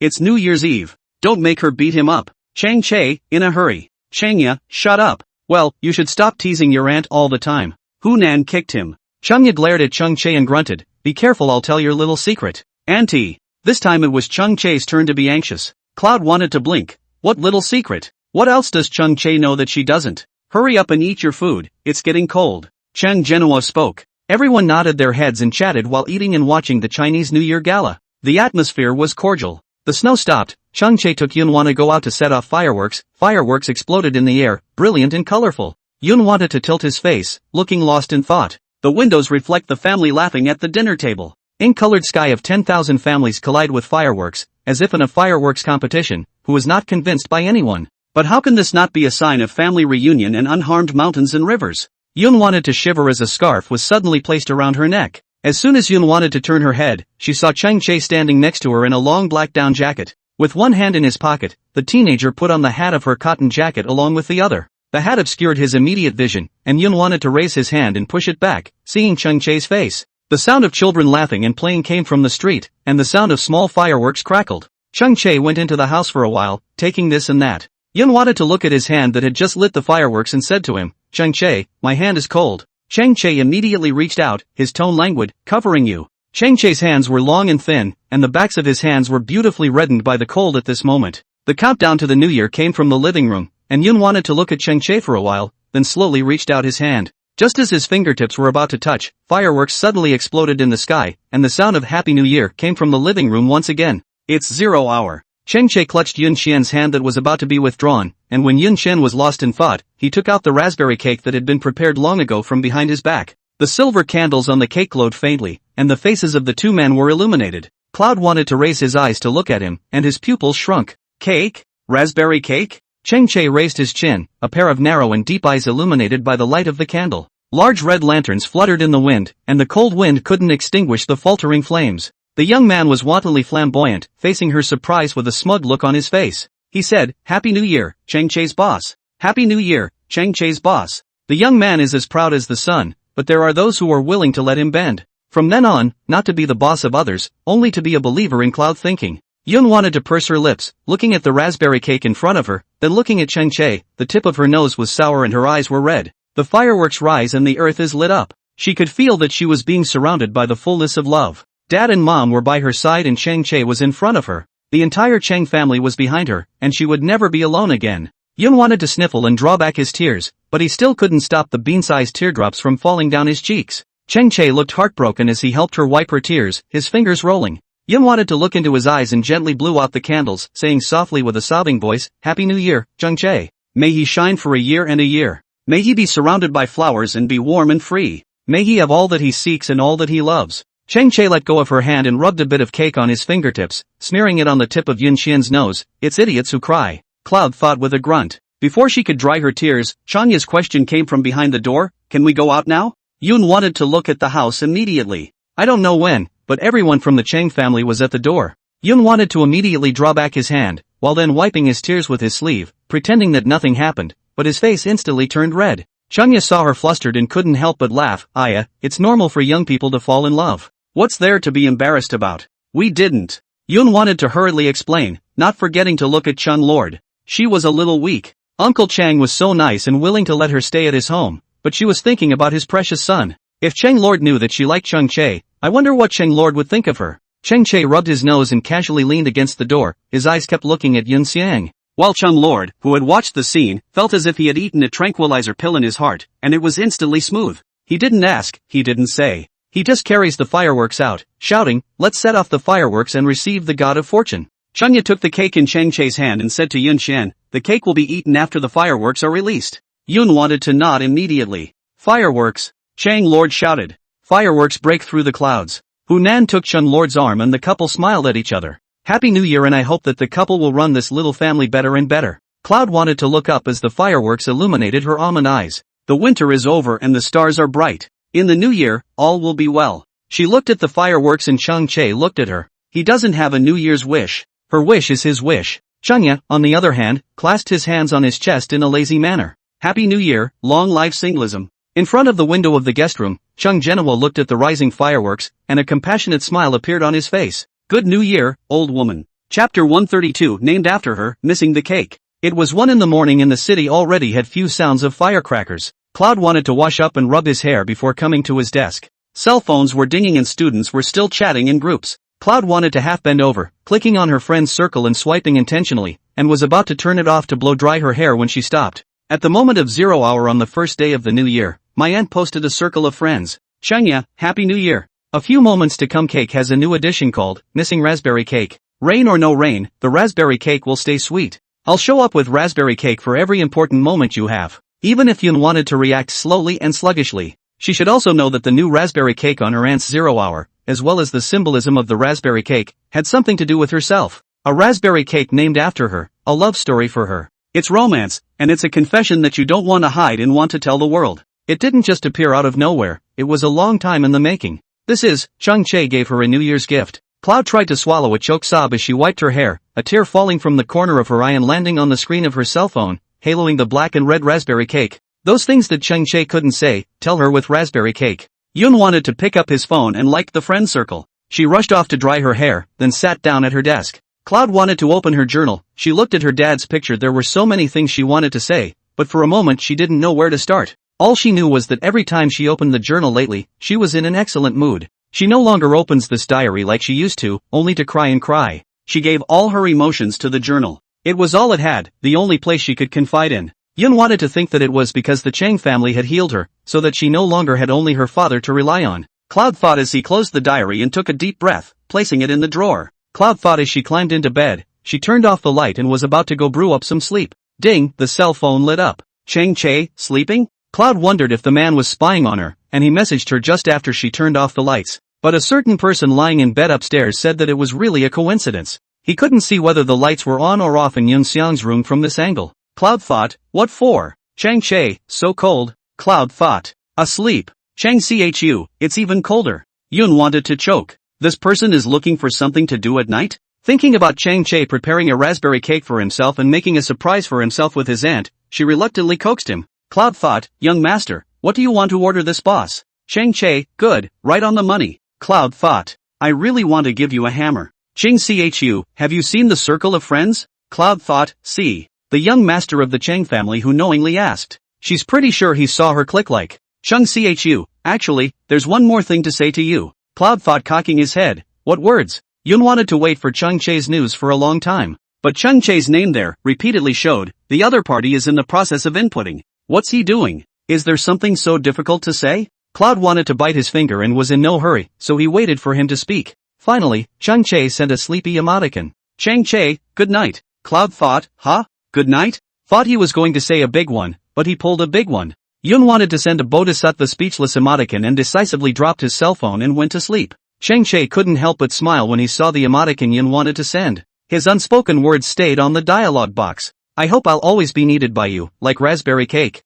Early in the morning, Yun wanted to be woken up by the sound of cannon firing. Yun wanted to lie down on the bed and looked at his cell phone. It was only 6:30. She inwardly sighs, the neighbors are so early. Yun wanted to put the quilt over his head when he heard the voices of several old men coming from the living room. Good New Year, old Chang. Oops. Still the same, haven't changed a bit. Just move over here in a hurry and forget about it. Are we able to be common? Yun wanted to get up with difficulty and look out. The gate of the courtyard was open. It wasn't even fully light outside the window, but the streets were already bustling with people. Nowadays, the Spring Festival has long changed its flavor, and the New Year in the compound is really New Year's Eve. Whether it's the fireworks or the popularity, it makes people's hearts warm. Someone came in at the door, and Yun wanted to yawn and received a text message from Chung Che. Chang Che, keep sleeping if you can, you don't have to get up so early. Cloud thought, you're awake too? Ching Chu, aha. Yun wanted to lie on the bed, listening to people's conversations outside and chatting with Chung Che on WeChat. Cloud thought, are other people's homes this lively?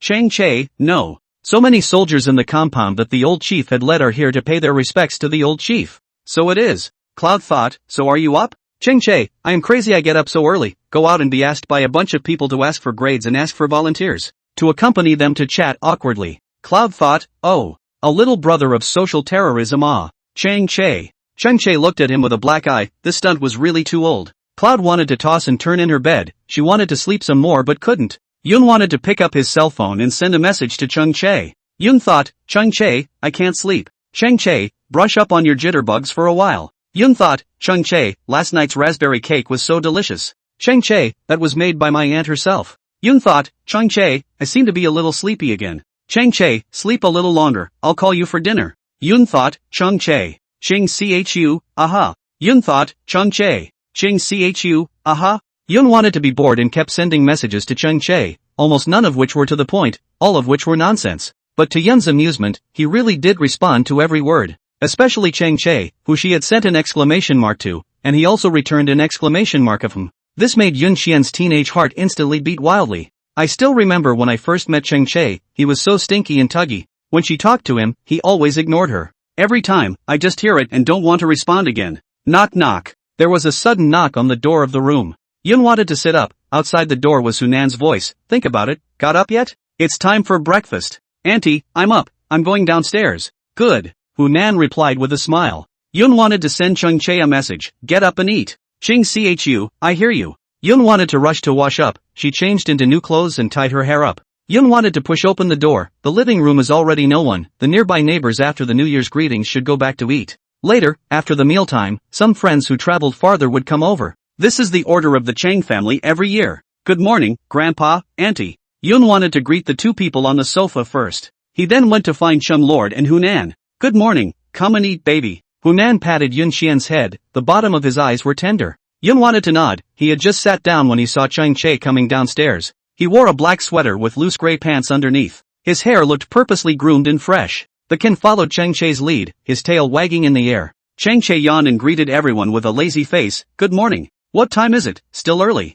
Chung Zhenhua grunted. Yun wanted to look at her grandfather slyly, she also just got up. The old man said this, and she also had a weak heart. At that moment, a car horn suddenly sounded outside the door. Chang Wang was putting the dishes down, and his mouth said, coming over at mealtime, it's 80% old Lin and his son. Chapter 133, long time no see, Chang Che jealousy. Yun wanted to eat his meal, and his gaze kept going to the door. Uncle Chang greeted them and heard their polite voices at the door. Chang lords, you come as you are, and you bring things. I'm embarrassed. The man smiled and said, I'm ashamed to say that I haven't visited the old chief in 3 years. This time I came, of course I had to bring something for the old chief. Chang lord, has Shuyu grown taller again? Let's see if Shuyu or our Shao Che is taller later. The voice of Chang lord outside the door was getting closer. Hunan greeted them, and a teenager's voice rang out in greeting, "Good New Year, Auntie." Soon, Yun wanted to see the person who came in at the door. The person outside the door also saw Cloud thinking, then laughed. Think about it. Uncle Lin? Yun wanted to stand up immediately. It's Lin Sicheng. The last time I met with Lin Sicheng, it was at a barbecue restaurant. Following Lin Sicheng, there was also a teenager wearing a black cotton suit. The teenager was tall and thin, with a figure similar to Chung Che's. He had a clean front spiked short hair and was dignified, hard-looking and handsome. Shuyu, that's Grandpa. Go pay your respects to Grandpa. Lin Sicheng pushed Lin Shuyu. Lin Shuyu then came to the table and politely bowed. Good New Year, Grandpa. The teenager was cool and bland, his voice polite with a touch of crispness. Yun wanted his gaze to inadvertently meet up with him. Lin Shuyu paused for a moment, and his eyes as he looked at Yun Xiang flickered lightly with a hint of a smile where no one could detect it. It's been a long time, Cloud thought. Yun wanted to inexplicably feel that he looked somewhat familiar, but couldn't quite remember where he had seen him before. That's Auntie. Lin Sicheng continued to introduce Lin Shuyu. Lin Shuyu then politely paid his respects to Changya. Changya guffawed and fell in love. What a handsome young man, more handsome than even our family Xiao Che. Yes, this is Chung Che. Your Uncle Cheng's son. Lin Sicheng introduced Chung Che. Lin Shuyu nodded his head again for a while, and nodded with Chung Che, considered to be acquainted. As for this last one, it's the Yun think I've been telling you about before. Your Uncle Yun's daughter now. Think about it, this is my son Lin Shuyu. He's the same age as you and is in his third year of high school. You're both a batch of high school candidates. Yun wanted to nod in a hurry. She smiled at Lin Shuyu. Her dimples were pretty and her eyes were bright. Lin Shuyu hummed and didn't say anything. Lin Sicheng, do you guys want to add a WeChat so you can chat during the week? Chang Lord, who had been accompanied by a smile on the side, instantly narrowed his eyes when he heard these words. This old Lin, what's going on? Hearing this, Chung Che immediately pulled out his cell phone and opened the QR code. He bit his chopsticks and looked at Lin Shuyu with a raised eyebrow. Why don't we add a friend?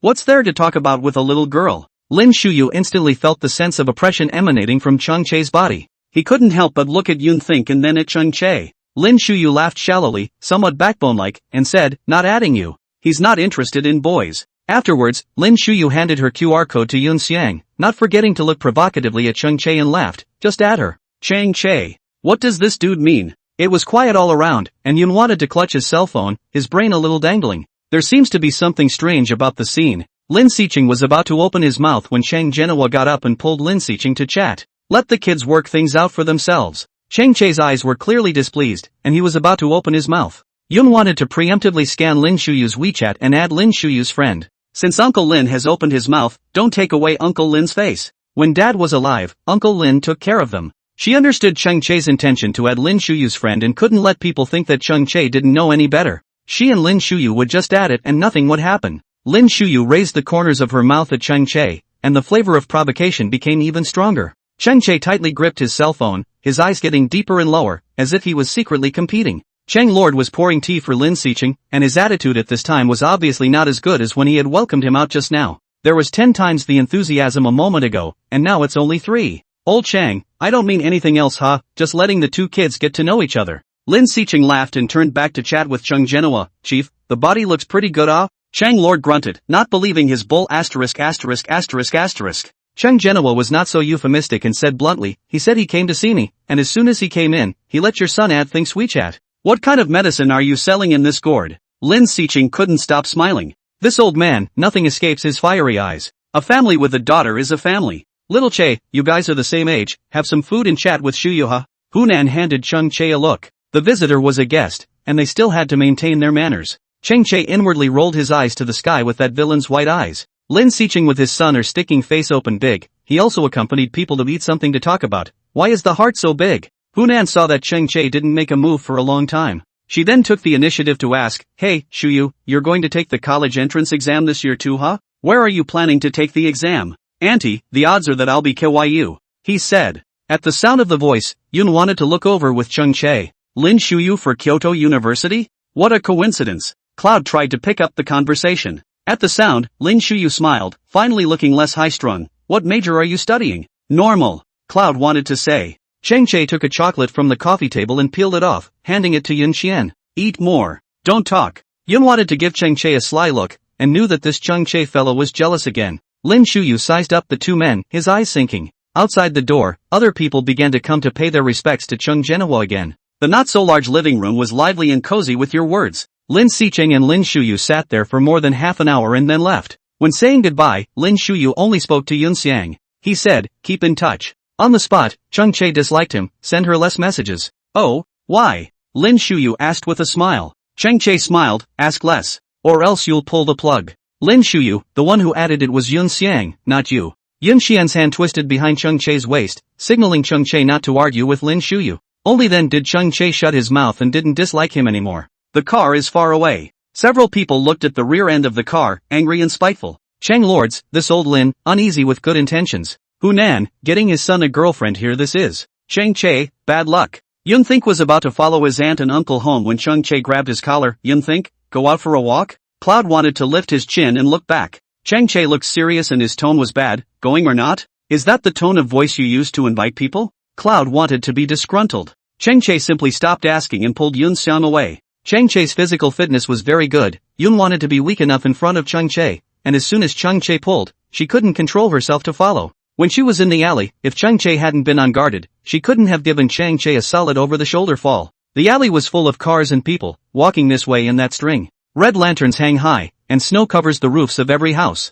Cannon shells from last night are piled up in the yard. When the kids in the compound were young, they loved to go around on the morning of the first day of the year to see whose house had the most shells. The winters were especially cold then, so cold that my face froze red as soon as I went outside. But that didn't stop the kids from swimming. The sound of a car honking came from behind them. Cheng Che glanced back and pulled Yun Xiang, who was walking on the side, inside. Take me where? Cloud wanted to ask him. Take you to Songjuan and Canhe. He said. Cloud thought to himself that he had never been to their house yet and didn't know where they lived. At that moment, Yun wanted his cell phone to ring. Before Yun wanted to take it out, he heard Cheng Che say, 80% is that Lin Shuyu. Yun wanted to look at him and took out his cell phone to take a look. Sure enough, it was Lin Shuyu. He sent his name. Yun wanted to narrow his eyes and muttered, it always feels so familiar, but I can't tell where. She swore she hadn't seen Uncle Lin's son before. Cheng Che couldn't help but spit out, Yun Think, you haven't lost your memory, right? There was also a white moonlight childhood friend who grew up together. Cloud thought to himself. Cheng Che, I told you to read less romance novels. Cheng Che growled, I'm reading a bull ***** romance novel. Yun wanted to curl the corners of her mouth as she walked backwards, pointing her finger towards Cheng Che and snickering. You're in a hurry. You must usually read romance novels secretly behind my back. I didn't realize our brother has a fetish for reading romance novels? Cheng Che, I didn't look. You read it. Cheng Che is a person who hates saying things a second time, but he still had to defend himself today. I didn't read romance novels. Yun wanted to continue teasing her when he stepped forward and clutched Yun wanted to point at his hand. Yun wanted to stop immediately. She looked at Cheng Che carefully. Cheng Che then looked askance at her, gradually getting closer to her, and said seriously, tell me, do you have anyone else outside? Cloud wanted to be depressed. She's got a load of other people. Cheng Che lowered his eyelashes, and the teenager's original arrogant appearance disappeared, instantly turning into a good dog. He said, Cloud wants not to dislike me. The corner of Yun Xian's mouth lifted up, once again feeling Cheng Che's seriousness towards himself. He was so afraid that he wouldn't like him. Yun wanted to raise her hand and rub his hair, responding to him seriously and gently, Cheng Che, it's not okay to be unconfident. Cheng Che also didn't know why he was suffering from a lack of confidence. He never used to be like this. It could be that having a favorite gives you a soft spot. Cheng Che, what was it you wanted to say to me on WeChat last night? Yun wanted to ask him in a lazy tone. Cheng Che raised his eyes, huh? Not telling you. Cloud thought, I'm curious. Cheng Che sold a secret, I'll tell you later. Cloud wanted to raise an eyebrow, okay. So, the moral of the raspberry cake, is it for me? She asked as she was about to turn to the right. Cheng Che pulled her back with one hand and continued to walk forward, his mouth spitting, no. Why do you have so many problems with this little road nerd? Roadrunners are like that, they see the road and they don't care if it's right or not. Isn't that right? Cloud asked him dutifully as he tried to pout. Yun wanted to know in his heart that Cheng Che couldn't stand her being petulant. Indeed, when she pouted, Cheng Che was taken. Yes, okay? Yun wanted to laugh immediately. Tiny Cheng Che, you know the second half of the sentence.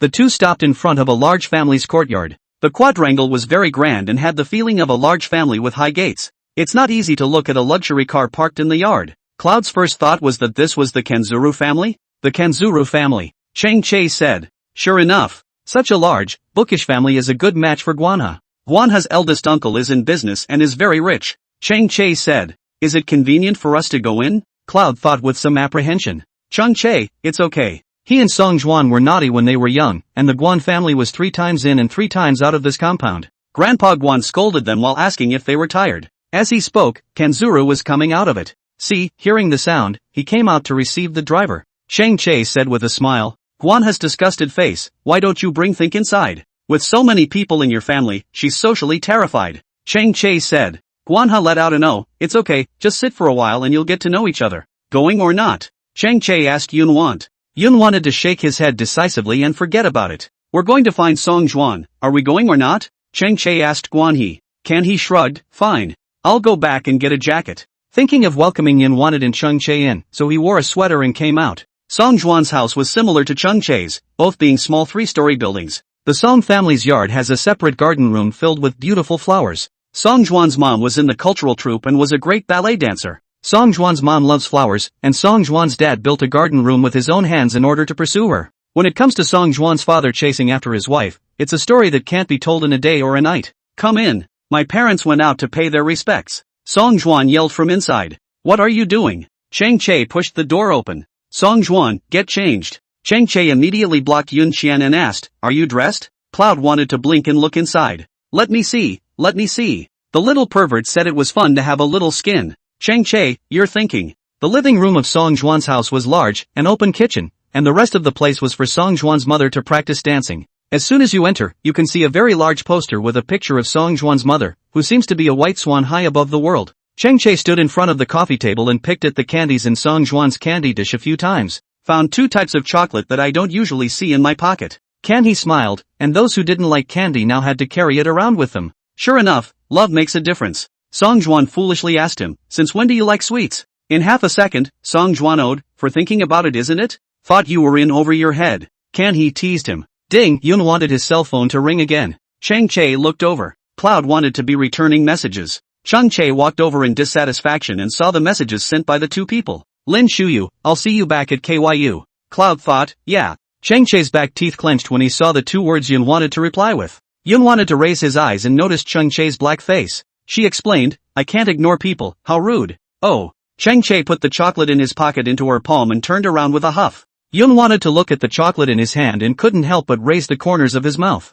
Stupid Chang Che. Chapter 134, when she pouts, he's messed up. Yun wanted to put his cell phone away without looking at it or replying. She purposely sat next to Chang Che. Seeing that Chang Che was opening a drink, Yun wanted to smoothly extend his hand. Not for you. He sulked. Cloud wanted to skim his lips, who else could he give the drinks he opened to if not her? Brother Chang Che, don't be jealous. Yun wanted to grab Chang Che's sleeve and start pampering again. Chang Che was exasperated. Yun don't think that just because I eat your pampering routine, it means that it works every time I get angry at you for pampering me. Chang Che lowered his voice. Both want to demonstrate, but also afraid of ferocious to Yun the final cartwheel still have to coax people by themselves, but also afraid of being brothers to see their own this wimpy look. Song Juan and Guanha too have looked at the sky, do not look, we do not look okay? Hey, Song Juan, doesn't Auntie have a national tour after the first of the year? Guanha got up and headed off into the distance. The living room of Song Juan's house was really big, after all, it was able to practice dancing for his aunt. Ah, yes. Song Juan hitched up the conversation stiffly, I heard that we're going to pinch with the capital's Huayang Symphony Orchestra after the first of the year. While saying this, Song Juan also peeked over to Chang Che's side. Yun wanted to lower his head and muttered in aggravation, then it's really not possible, I'll just uninstall WeChat. Don't act like I'm being unreasonable. Chang Che inclined his head, his tone sullen. Yun wanted to glare at him. Isn't he just as unreasonable now? Yun wanted to dislike Chang Che's arm. Chang Che, it's almost done. Chang Che glanced at her. Yun wanted to immediately raise the corners of her mouth, revealing 2 beautiful dimples. That pure and beautiful face, paired with those innocent almond eyes, really made people unable to take their eyes off of it. She blinked, a little tease, soft and gentle, don't be mad, okay? Chang Che subconsciously swallowed, his throat rolling up and down. He also wants dignity, okay, Yun wanna be so pampered, who can top ah? Is it still good? It's almost too good to be true. Chang Che twisted his head, panicked, picked up the drink and took a sip, the drink's sourness and snorting sweetness instantly bursting in his mouth. Cloud couldn't even reach out and try to stop it. Chang Che coughed violently several times and hurriedly picked up the mineral water in front of him and drank most of the bottle in one gulp. His brow was furrowed, no different than if he had eaten a mouthful of dead flies. Yun thought as he couldn't help but draw the corners of his mouth, he really didn't know how he ate the scrambled eggs with tomatoes that day. Chang Che rubbed his brow and looked at the drinks on the table, his heart's nest hurting. Cloud wanted to see his face hold red. Chang Che lowered his head and remained silent for a while. When he looked up again, he realized that Yun Qian was looking at him. He explained, I'm fine. There's even room for another sip, he said, picking up the drink and about to try it. Yun wanted to snatch it up as soon as he could. Try what try? I'll lose my life if I try again. Knock knock knock. There was a knock on the door. Song Juan didn't even need to open the door before it was pushed open. Brothers, sis is here. Before the person arrives, the voice arrives first. Lami. Lami wore a black velvet dress with an overcoat over it, and the whole thing was extra snappy. As soon as she came in, she went to tease Songjin. Come, child, pay your respects to sister. Song Juan.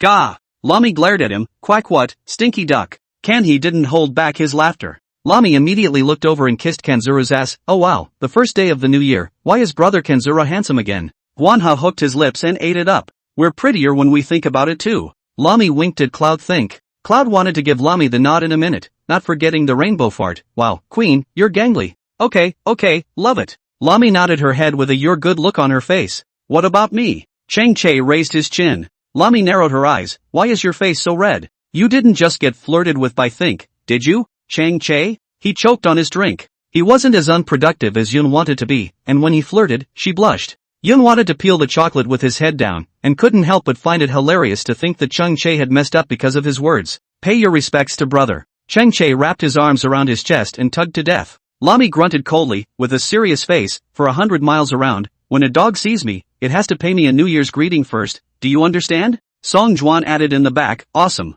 On the first day of the new year, Lami understands dog language. In 2 more days, then it won't be a brother to a dog? Lami immediately came next to Song Juan and violently whacked Song Juan several times. Song Juan bared his teeth and ducked back, not forgetting to pull on her arm, cursing, hurry up and pay your respects to me. Lami smiled, you initiate and we have a story. Song Juan was sarcastic, you'll only call me a good son. Don't ask him why he knows, ask because he has suffered. Lami hemmed and hawed, wrong, and I'll send you a 50-cent bonus pinch. Song Juan rolled his eyes, disgusted to death. If he claimed it, he would be sitting on the matter of his son. If he didn't claim it, he'd be her rebel son. It's a loss either way. Lami didn't bother teasing him as she pulled a couple of movie tickets out of her pocket. Guys, do you want to go to the movies together tonight? What piece? Kanzuru asked. Comedy La. Lami gave Kanzuru the movie ticket. Guanha snickered, Nissan's treating, so you have to go. Lami, cut it out. Going or not? She asked again. A few people nodded, there was nothing to go to in the evening. Okay, I'll see you at the end of the alley tonight then, I've got things to do at home, so I'll go first. Lami picked up her jacket. Cloud thought about getting up to see her off. Chang Che pulled Yun Qian and gestured for Yun Qian to sit. Guanha didn't move either, and only Song Juan followed him out. Both go out, still arguing. Song Juan was angry, give me a year of worship to die. Lami reasoned, Song Juan, we're both adults, my birthday is 2 months older than yours, isn't it right for you to pay me a New Year's visit? Song Juan cried and laughed, I'm really convinced, they're all the same age, and you're still getting into birthdays. Lami continued to stabilize her output, I can also pinpoint the time of birth. I was born at 10:20 in the morning, and you were born at 11 o'clock at night. Whichever way you look at it, you'll have to pay me first. Song Juan decisively closed the mic. Yun wanted to ask Chang Che, have the two of them always been like this? Chang Che hummed, it's been like this since I was a kid. Luomi is Song Juan mouth that next door to the compound of the girl, Luomi childhood unique personality. It is the kind of one to fight 3, after the fight can also hook hand let those several muggles continue together on the compound child king. Song Juan liked Lomi's character and always sneaked off to play with Lomi when he was a kid. In their group of 4, Song Jin and Luomi had the best relationship. In fact, Song Juan is not a wimp, and his mouth is powerful. But in front of Luomi, often selective closed mic. It's probably just like what Chang Che said. Girls, if you let her win, she'll win. Chapter 135, When you have light, there is no darkness. Night, movie theater. The spring festival movies are always full. If Lami hadn't brought the tickets, it would have been too late to buy them now. Cloud wanted to sip his coke and cocked his head at the big screen. Comedy movie with laughter and a great atmosphere in the venue. Yun wanted their seats to be in the center, the best viewing area. What made Yun wanted to be upset was that there was always a little kid behind her kicking the chair. Whenever she looked serious, the backrest was kicked around, wobbling even, and always putting his hand up, always catching her hair. Cloud wanted to be annoyed, and she twisted her head to look back. Lami sat next to Yun wanted, she had already reminded the kid once to be honest, but it didn't help at all. When the parents did not care, the children became even more reckless, talking incessantly and making so much noise that it was impossible for them to watch the movie.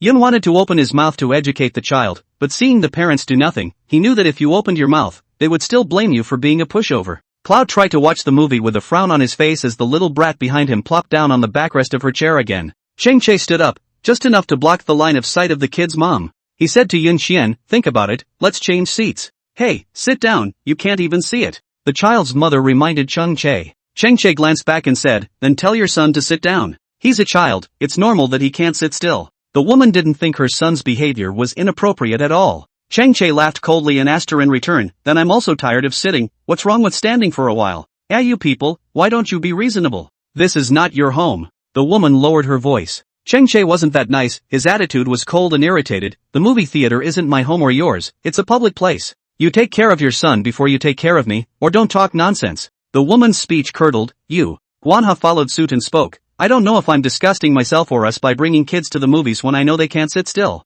That's right, having children but not educating them, how is that any different from walking a dog without a leash? Lami's tone was written with sarcasm. The woman was offended. You guys are together, aren't you? What kind of students are these days? The people next to them saw them vocalize and hurriedly followed. What quality are you? Your kid has been talking and kicking chairs there since the opening, and everyone is too lazy to say just that. Why are you still self-congratulatory? If you can't get your son to stop for the second half, I'm going to personally help you educate your child. What's wrong with a couple slaps and kicks, is that hard? An older brother questioned her in a muffled voice. When Cloud wanted to see so many people backing her up, she turned her head and glared at the kid. It was a little boy, fleshy and leathery looking, but really not very old, just 5 years old. He was now looking straight at Yun Qian and grabbed a popcorn about to throw it at Yun Qian's body. Cheng Che coldly grimaced, completely unable to tolerate it. He grabbed the child's arm and snatched a box of popcorn from his hand. You give it back. Give it back. The child's voice stung. Cheng Che was not used to his problems and directly poured the popcorn down on his head.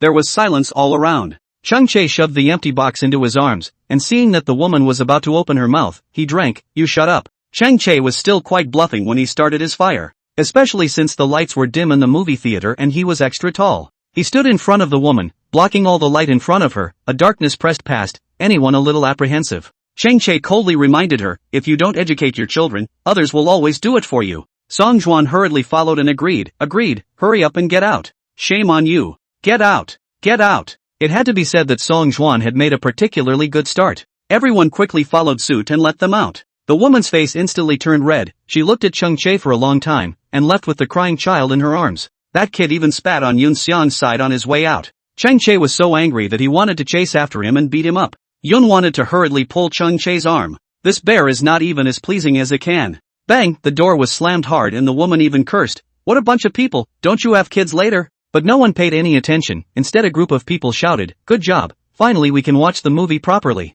It's so cool. That kid just owes an education. Cheng Che sat down with a cold face, his chest rising and falling in anger. He usually has to think for half a day before he can even think about it, and this little kid throws popcorn at him and spits on him? It's fine, you can watch the movie properly this time. Cheng Che pacified Yun Qian. Cloud wanted to just look at him, not bothering to watch the movie anymore. What are you looking at me for? He nudged Cloud's head thought. Yun wanted to raise the corners of his mouth and whispered, love to see you protecting me. Very handsome. Very moving. Cheng Che flattened his mouth, so much for that. Yun treat unqualified people should unqualified counterattack back. Tolerance won't solve the problem, okay? Yun wanted to nod obediently, got it. Good boy. He patted Cloud's wanting head. Lami ate her melon silently, while the corners of her mouth lifted, her mouth was so sweet with popcorn. After the movie ended, Cheng Che purposely went to the back seat to pick up all the popcorn that had just been dumped on the boy midway through the movie. Yun wanted to be convinced by Cheng Che's details and thoughtfulness once again, thinking, it's not worth it to be the one who was going to be handed over to the state.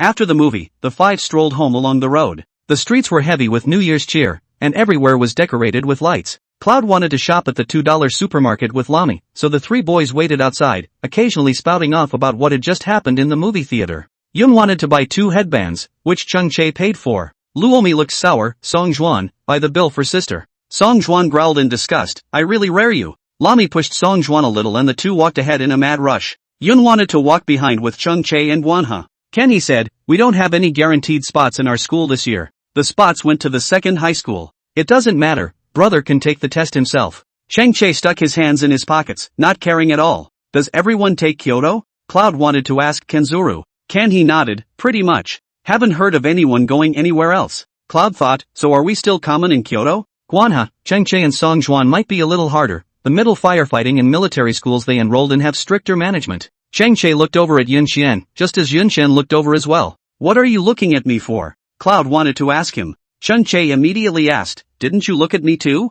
You're not still unsure if you want to take the Chinese firefighting test because of me, are you? Cloud wanted to point at him, apprehensive. If she delayed Cheng Che's pursuit because of her, she would blame herself. I didn't. Cheng Che inclined his head. Seeing the two bickering, Guanha quickened his pace and went to find Song Juan and Lami. Cheng Che, no. Yun wanted to warn him. Cheng Che nodded, okay. Slightly perfunctory attitude. Yun wanted to then pull Cheng Che's arm. Cheng Che stopped in his tracks. 4 eyes. Cheng Che suddenly realized that the night was so beautiful tonight, and the moonlight illuminated her even more beautifully. Cheng Che. Liking is about slowly getting better together. You have your ideals, and I have my ambitions. I don't want to be a burden to anyone, and no one should be a stumbling block to me. Fate will always bring us together. Let's work together and become useful to the country, okay? Dad said there's a country before there's a family. She always agreed with her dad. She particularly liked what Prof. Chui Weiping once said. That sentence goes like this. Where you stand is your China, what you are, China is, what you are, China is, when you have light, China is not dark.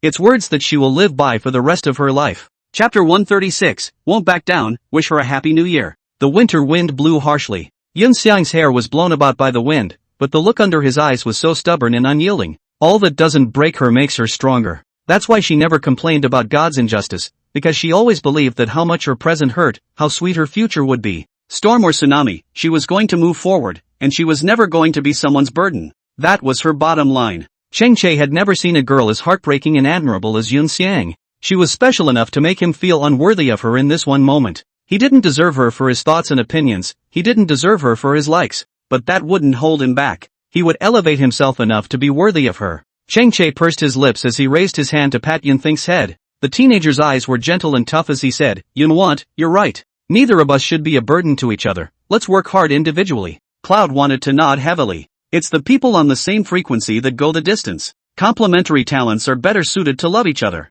Cheng Che. Did I never say that I'm actually super happy to know you? Cloud thought as he stepped low over the shadows and whispered. Cheng Che raised an eyebrow. Brother is so attractive, isn't this what should happen? His immodest gaze met Cloud Thinking's serious eyes. In an instant, he swallowed the words that were on his lips. He smiled, good-naturedly, me too. Really? Of course. Yun wanted to guffaw and purposely looked for trouble. Then will you still mind that I have a lot of things to do? Bull asterisk. When has brother ever disliked you for having too much to do? Cheng Che's little temper jumped up instantly. Cloud wanted to laugh even more. It's better to never mind.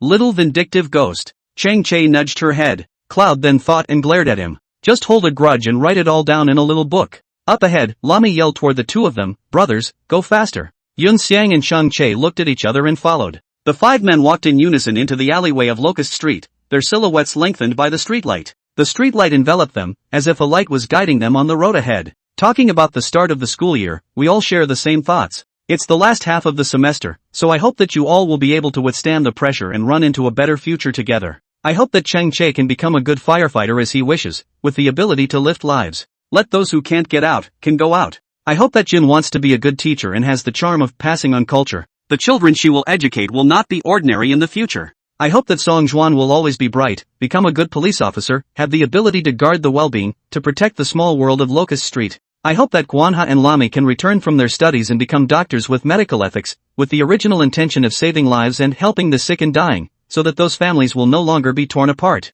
Let's go first, bye. Cheng Che and Yun wanted to get off the intersection. The remaining 3 waved their hands, see you later. The youthful voices of teenage girls echoed through the alley. Reflecting on this scene many years later is still very emotional. Song Juan sent Luomi home. She was about to open the door when she heard Song Juan behind her say in a lazy tone, Mimi, good new year. Lami turned around and met Song Juan's serious eyes with a smile. The time was set at exactly 11:59. The tip of Lami's heart fluttered as the lantern illuminated the two faces with clarity and warmth. Lami pursed her lips and asked him, why, I thought you didn't want to pay your respects to me? Waiting for your obeisance and not being able to wait, then I have to take the initiative to say it. Song Juan shrugged his shoulders. Lami smiled, and it would be a lie to say she wasn't touched. She was about to enter the courtyard when she turned back, pretending to be in tears, wiping her tears, wiping her nose, and then rubbing herself against Song Jin's body. Song Juan sighed and didn't avoid it, just letting her rub against it. It's warm, but the broken mouth won't change. Ouch, my god, this guy is still pretending to be touched. Make it sound like I wasn't the one who initiated the conversation in previous years. Go home, I'll have to give you a ride in the dead cold, and you'd better make a house call tomorrow with 2 bottles of canned yellow peaches to thank me. Luomi disliked Song Juan's arm. The dislike in the bottom of her eyes was about to overflow. Song Juan, sometimes I really want to give you a bottle of poison to poison you, dumb. She didn't even dare to think how appealing Song Juan would have to be if he was mute. Song Juan smacked his lips. Look how much he hates him. He's going to poison him, dumb. Hurry home, you. He nudged Lami. Fine, go home. For the sake of you paying me a visit, don't worry, I won't bully you again in the new year, Lami said graciously. Song Juan smiled stiffly. Just her? Don't even have to wait until tomorrow. As soon as he leaves later, it's time to be with him on WeChat. Lami grunted and shouted at Song Juan, back off dog, sis is home. Bang, the door slammed shut. Song Juan was silent. Look, you see, look at her, and say you won't bully him. Surely it's all lies by pretty women to deceive children. Chapter 137, Climbing the Mountain and Worshipping the Buddha, Happy Graduation. Shuncheng's Wanqing Temple is famous for its spirituality. Cheng family has an old habit. Every year on the 6th day of the first month, Hunan and Cheng Lord will go to the Wanqing Temple to worship Buddha. Hunan worshipped Buddha and prayed for the peace and health of his family. Cheng Wang worships Buddha for the peace of Cathay. This year was different. Cheng Che and Yun Xian came together. The trail to the top of Wanqing Temple is really hard to climb and takes 3 or 4 hours at a fast pace. So the family set off early in the morning. Wanqing Temple is half hidden in the clouds, yellow walls lined with gray tiles. The temple is solemn and clean. A pine tree stands, the highest peak of the Nyangyang Temple by layers of steps high up, sacred to the extreme. Standing at the top of the Wanqing Temple can overlook the entire city of Shenyang. Cloud wanted to be in pretty good shape and didn't fall off the wagon the entire time. On the way, Cheng Lord chatted with her. When your dad and I were young, we both came hiking every weekend. Think about it, we were really young, just this section of the road, 3 hours easy to summit. But your dad can't, not that I'm talking about him, he's just a little party girl in front of me. Yun wanted to smile and look at Cheng Lord, listening to Cheng Lord telling stories about him and his dad.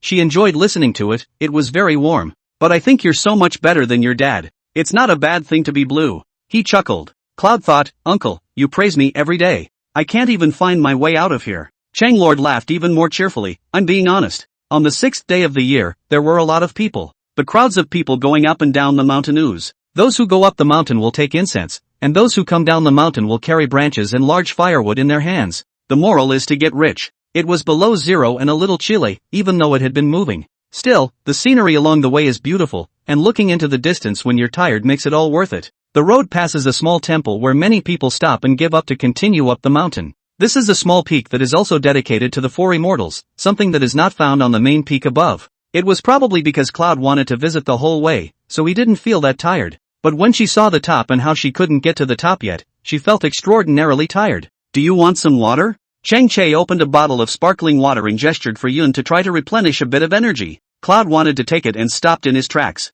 She looked down. Hunan leaned on the stone railing and rested, so Chang Ling accompanied him and told him jokes. Hunan was amused, and the two chatted for a few moments before continuing their hike. Uncle and aunt are so affectionate. Yun wanted to look envious. I also wonder if her marriage can also be like her aunt and uncle's, respecting each other and relying on each other for a lifetime. Cheng Che rubbed Yun Xian's hair. What are you envious of? You'll have it too. His tone was diffident, seemingly careless, but also like he was making a promise. Yun wanted to smile at him and nodded, continuing to climb the mountain with him.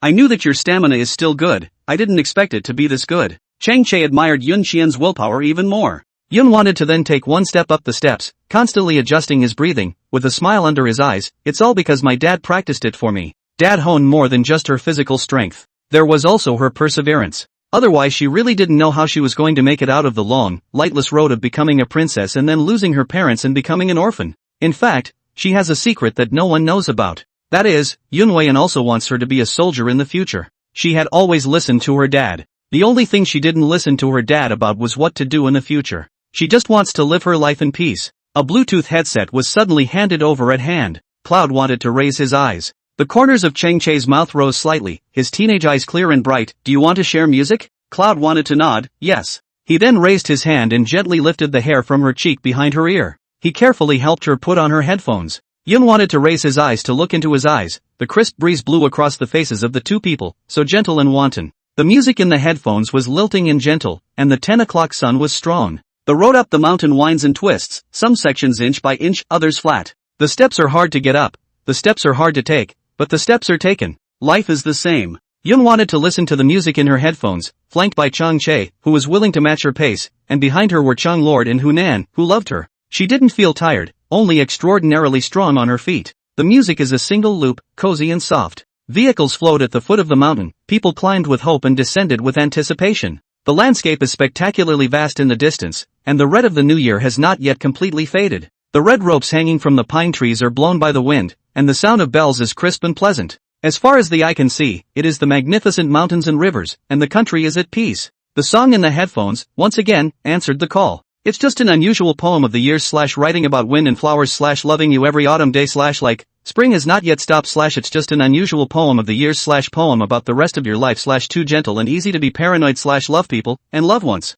Poems of the ordinary years. On the way back, Yun wanted to be especially curious. Chang Che and her were pulled away by Auntie after worshipping Manjushri Bodhisattva. Where did they go? Auntie smiled extraordinarily when we said goodbye, as if she'd won the lottery. Cloud wanted to ask them what they were happy about, but Auntie wouldn't say anything, just saying, I hope you two do well in your college entrance exams. A triumph for you. June is just around the corner, and the sound of cicadas ushers in a new year of summer. At this point, there are 0 days left before the entrance exam. The radio station on campus made its last broadcast. Chang Che's voice sounded again, and everyone in the long corridor was filled with anticipation. It was also deeply known that the college entrance examination, which previously had no head in sight, was beginning to end at this moment. Hello everyone, I'm Chung Che from the senior class, 6. This is my last school radio host. I'll be stepping down after today. I'm happy to have accompanied you all through this part of your senior year journey. Cloud wanted to lean on the railing and quietly look in the direction of the radio station. Many students in the promenade, people do not have the usual excitement, more sad emotions.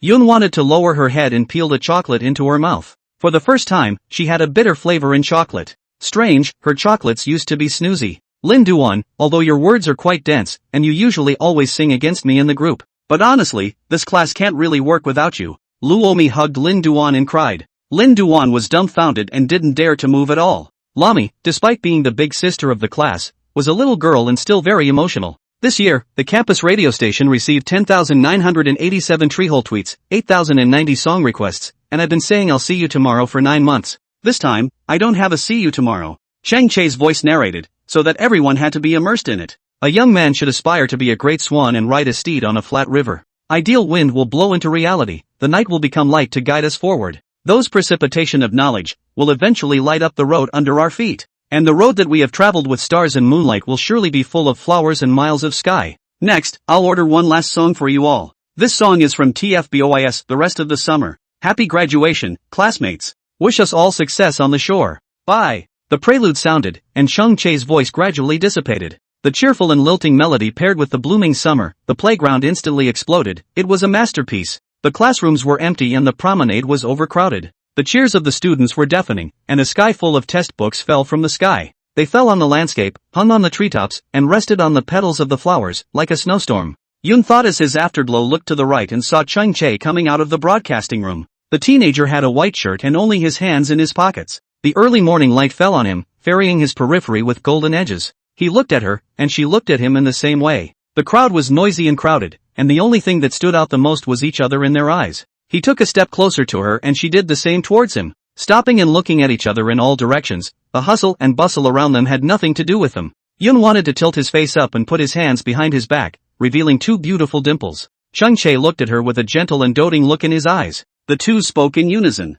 Chang Che, happy graduation. Happy graduation, Cloud Thinker. Chapter 138, if he wants money to spend, she'll send him flowers. Finished taking graduation pictures and packed up the classroom. The school was pretty much dispersed. Cheng Che, Song Jing, and Guanhe, the 3 of them were in a rare good mood to play ball on the playground. After New Year's Eve, these 3 people had played tennis once and never played together again. It's the last hurrah before high school. No rules, no reasoning, just layups. Cloud wanted to sit by the tree with Lami and watch them play, surrounded by their varsity jackets and cell phones that they had put down. As soon as Cheng Che's school uniform was picked up, the pockets rustled, and when she reached out to touch them, they were all her favorite candies and chocolates. Thinking back to this year in Xinjiang, it still feels like a dream. From being a stranger in the beginning and not being able to move an inch, to now being a constant friend. She thought she had nothing to regret about her youth, it was complete. Thud. The basketball rolled toward her. Chung Che stood not far from her against the light. Think about it, throw it over. Yun wanted to pick up the ball on the ground as she stood up and said to Chung Che, I want to play too.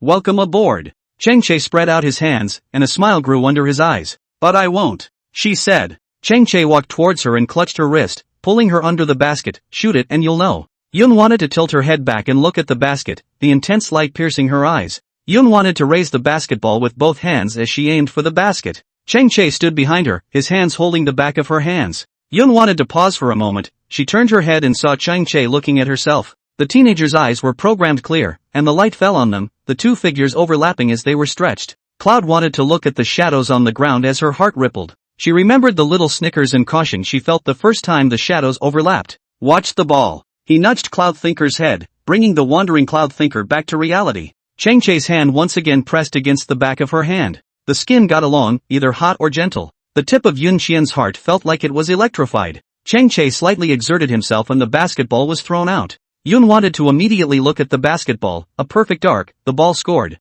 Chang Che pretended to be exaggerated and complimented, let's think about how awesome it is. Saying that you don't know how to play the game, and then you end up scoring on a shot. What is this, not genius? Huanha and Song Juan looked at each other and laughed. Yun wanted to slap Chang Che's arm, don't laugh at me. It's not like she doesn't know how the ball was scored. One more. Chang Che threw the basketball to her. Yun wanted to learn the movements he had just taught himself and tiptoe throw the ball. Unfortunately, the triple miss landed in the air. Chang Che tirelessly picked up the ball and threw it to her again, and just kept playing with her. The sun went down before Chang Che and Yun Xiang slowly made their way home. It was said that the college entrance exam was a major turning point in life. Strangely, Yun thought that he didn't feel nervous at all. Passing by the flower store, Yun wanted to stop. On the blackboard in front of the store is a beautiful and flamboyant artistic phrase. They say that loving people is like raising flowers, and even if you're a difficult flower to raise, I'm going to make you bloom brightly. Cloud couldn't help but smile as he tried to tilt his head. Chang Che, if you could be a bouquet of flowers in your next life, what flower would you be? Yun wanted to stick his hands in his pockets and follow Chang Che's side as he walked forward. Chang Che looked toward the flower store, his tone languid. What kind of flowers do you like? Cloud wanted to skim. What for? He lowered his eyes to look at Yun Qian, his eyes gentle. I am whatever flower you like. I am whatever flower you like. Yun wanted to lower his head and couldn't help but blush. But soon, she joked, I like to have money to spend. Chang Che swept her a sly, money-grubbing glance. Then brother will work harder and make more money to try to make you have money to spend. What else can I do? A certain person sighed, resting his arms against the back of his head as he lazily walked forward. Yun wanted to raise the corners of his mouth. Sweetness in the bottom of his heart. Chang Che, are you nervous? Yun wanted to ask him. Chang Che wrinkled his eyebrows. What's there to be nervous about? So why do I get the impression that you're a little nervous? Cloud thought, cocking his head. I'm the one who didn't. Chang Che stuck his hands in his pockets, but his footsteps became faster and faster. Yun wanted to look at his back and didn't say anything else. The robin's cries kept ringing in the dark night. At 1 a.m, Chang Che's room was still lit. He sat with his arms wrapped around his chest in a hanging chair on the balcony, his deep, dark gaze looking off into the distance without a hint of sleep. As if the can was aware of its little master's unhappiness, it honestly lay down next to it, its face pressed to the ground as it looked at Chang Che. Chang Che lowered his eyes growing more and more silent. Cloud wanted to ask him if he was nervous. In fact, he was a little nervous. The closer he got to the college entrance exam, the more frequently the conversations he had with Chang Lord in his childhood popped up in his mind. He asked himself, Chul, what are you going to be when you grow up? I want to be a certified firefighter like my dad. Little Chang Che's tender voice was still clearly imprinted in his mind even after so many years. At the time, his family kept praising him for being so brave and ambitious. Growing up, I realized that not everyone has faith. Not everyone has the courage to speak out about their dreams. The world is too big, people are too small, and everyone lives carefully. He had seen many times with his own eyes the children of his relatives' homes when they were asked what they wanted to be when they grew up, and the children were ashamed and had trouble speaking. I've also seen people bravely speak out about their dreams and have them doused with cold water by adults. Even more so, I've seen people high and just end up saying that they want to lay flat and be a salty fish. These never affected Chang Che. It only made him more determined to move forward towards his goal. What he wanted to be, he took. Now he stands on the path. If he could, he would like to tell those behind him. Be brave and move forward, the road ahead is a bright one. Early morning. Yun wanted to come back from outside. Chang Che was eating, and he couldn't find Yun wanted when he was looking for him just now. Chang Che, where did it go? Hunan and Chang Lord also changed their clothes and went downstairs to send Chang Che and Yun Xiang to the examination center later. Yun wanted to put one hand behind his back and smiled at them, out shopping. Tell uncle what you want to buy and uncle will buy it for you. Waiting to go to the examination center, what if something happens? Chang Lord was very worried and quickly asked, what did you buy? You child, why is your heart so big? Yun wanted to smile nervously, big heart? It's okay. Chang Che walked over from the restaurant with a bun in his mouth. Yun wanted to stand in front of Chang Che. The little girl's eyebrows were curved and she smiled beautifully and youthfully. The can circled around Cloud's feet as he tried to stop barking. Cheng Lord and Hunan glanced at each other, not knowing what kind of drug Yun Xiang was selling in this gourd. Dang! Yun wanted to take out what was hidden behind his back. Girls are always cute and have to set their own BGM for a gift. Cheng Che raised his eyebrows. Huh? What came into view was a small bouquet of flowers. The flowers are dominated by a few green pompons in full bloom. Next to the pines are several colorful asters. The bouquet was small, delicate and special. Flowers? Cheng Che didn't understand. Cloud wanted to nod.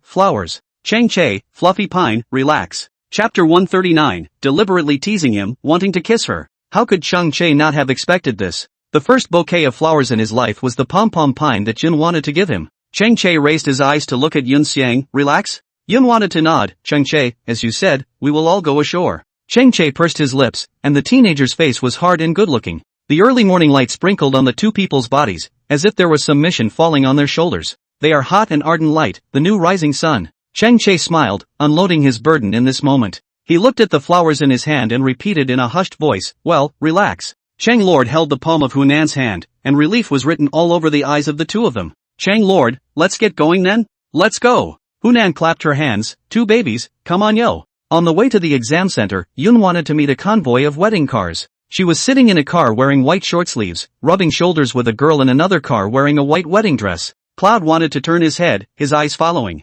Traffic police are closing the road to protect them for the entrance exam. Yun wanted to look back as he walked to the center of the playground. At the entrance were the students who kept entering the exam room, and a kilometer outside the exam room were the traffic jam, and the parents who were also waiting nervously under the shade of the trees. The summer sun shines so brightly that you can't open your eyes, but the road ahead is extraordinarily clear. Cloud wanted to turn around and walk firmly towards the examination room. Wow! Cheers! When the entrance exams were over, the people of the compound held a celebration in a small square nearby for the children who had taken the exams. Nights, fireworks, barbecues, bonfires. Even better, the small square has a screen to show movies. This movie is what the older generation of the compound insisted on assembling in the first place. The older generation had never seen television, and if they wanted to see a movie, it was organized by the brigade, and everyone carried a small bench to the brigade to watch it together. That's why every summer, the small square in the compound is bustling with people until 12 o'clock. Cheng Genoa was very happy today, and drank some white wine with a few old brothers, and now he is smiling and laughing, without a little bit of head frame.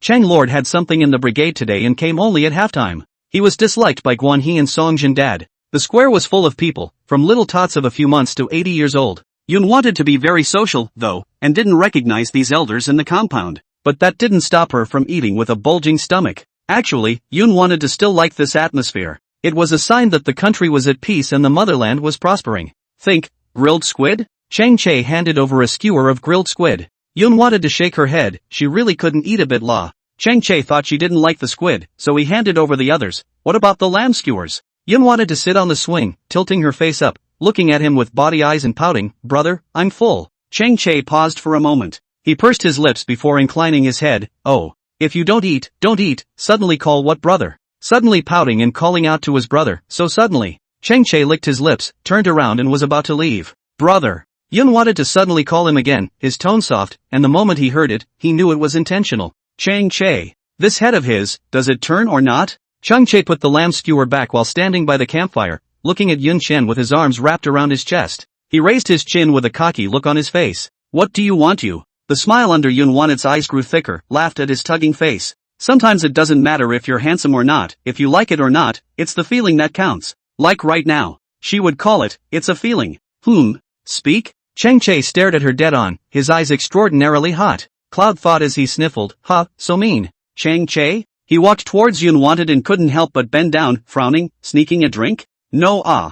Yun wanted to shake her head at him, a pretty face flushed at the moment because of the heat and the fire. Cheng Che looked askance at Yun Qian, his brows furrowed. It's not exactly bright all around. Cloud thought blinking, his almond eyes glowing with a red shimmer, the light of a distant campfire. Cheng Che's eyes traveled down her brows and landed on her lips. Softly, with her pink lips slightly parted, she whispered, word for word, brother. Very compelling. Cheng Che's heartbeat went out of control as he listened to the tips of his ears turn red. She did it on purpose. Instead, he fell into her trap, knowing full well that she did it on purpose. He can't escape. He had no resistance at all to Cloud's thoughts. Cheng Che's gaze shifted upwards and met her eyes. His voice was a bit hoarse, and the way he looked at her was really not considered innocent. Cloud thinker, you're provoking me. Cloud thought tilting his head and repeating his words, provocation? Without waiting for Chang Che to open his mouth, she smiled sweetly and said, Chang Che, I'm clearly teasing you. Chang Che laughed softly in a deep voice. Tease? That's it? So, do you want to see what a real tease is? Cloud wanted to raise an eyebrow.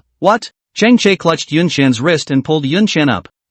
What for? Cloud wanted to be pulled along by him. Go where there are fewer people, go where no one is. Now Cloud wanted to panic, and his brother couldn't shout. Chang Che. The unoccupied corner, he pushed her inside, stepping in. Chang Che curved the corners of his mouth, pulling back her who was about to walk away and completely circling into the crook of his arm. Yun wanted his waist to be soft and his hands to be warm. He then clutched her hand and forced his fingers to interlock with hers, pinning her against the wall. What do you call Chang Che? Isn't brother shouting quite vigorously? Slutty tone. Prodigal expression. Yun wanted to raise his eyes and look at his face nearby, his breath sizzling. The faint scent of his sea salt perfume entered the tip of his nose, sending the already ambiguous atmosphere straight to its peak. Cloud tried to swallow, his eyes falling on the knot of his throat. The teenager's bubbling, pointy throat knots rolled up and down in a sexy way. No more screaming? He lowered his eyes and looked at the drooling Cloud thinking, a smile growing under his eyes. Little pervert. It's not just a matter of taking it? He thought that Cloud would want to back down. However, he saw Yun want to raise his eyes, meet his eyes,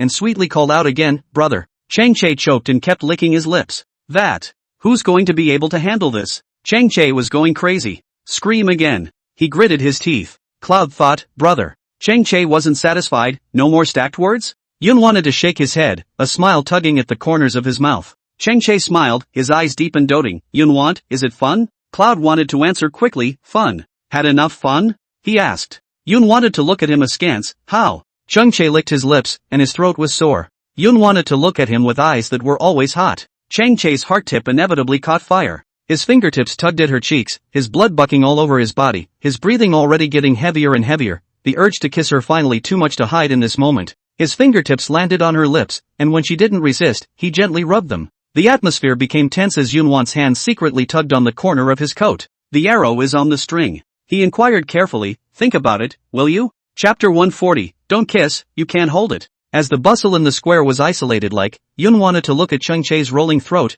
and the ambiguous atmosphere gradually rose. If I say no, she said in a soft voice and with an inexplicable snicker in her eyes. Chang Che choked and then swallowed. What would he do if she said no? Chang Che lowered his eyes, his thick eyelashes lining his eyes even deeper. He looked askance at Yun Qian, gently rubbing his fingertips together, and said with a serious expression, I will respect you. If she won't let me kiss her, then I won't. Hunan had taught him from a young age that the more he liked someone, the more he had to protect her well. Yun wanted to know that Chang Che would answer like this. He's too square. He is the dashing young man who really grew up under the red flag and lived in the spring breeze. Cloud wanted to look into his eyes, and the temperature of his fingertips was on the verge of burning her. She couldn't help but stand on her tiptoes and hang her arms around his neck. Chang Che's eyelashes fluttered, and he subconsciously lowered his head, going to meet her. Thinking about it? Chang Che asked her in a deep voice. Instead of answering, Cloud wanted to tell him with her actions that she thought about it. Yun wanted his body to move closer to him, and between the intermingling of his breaths, the tip of his heart flooded with a silky, numbing response.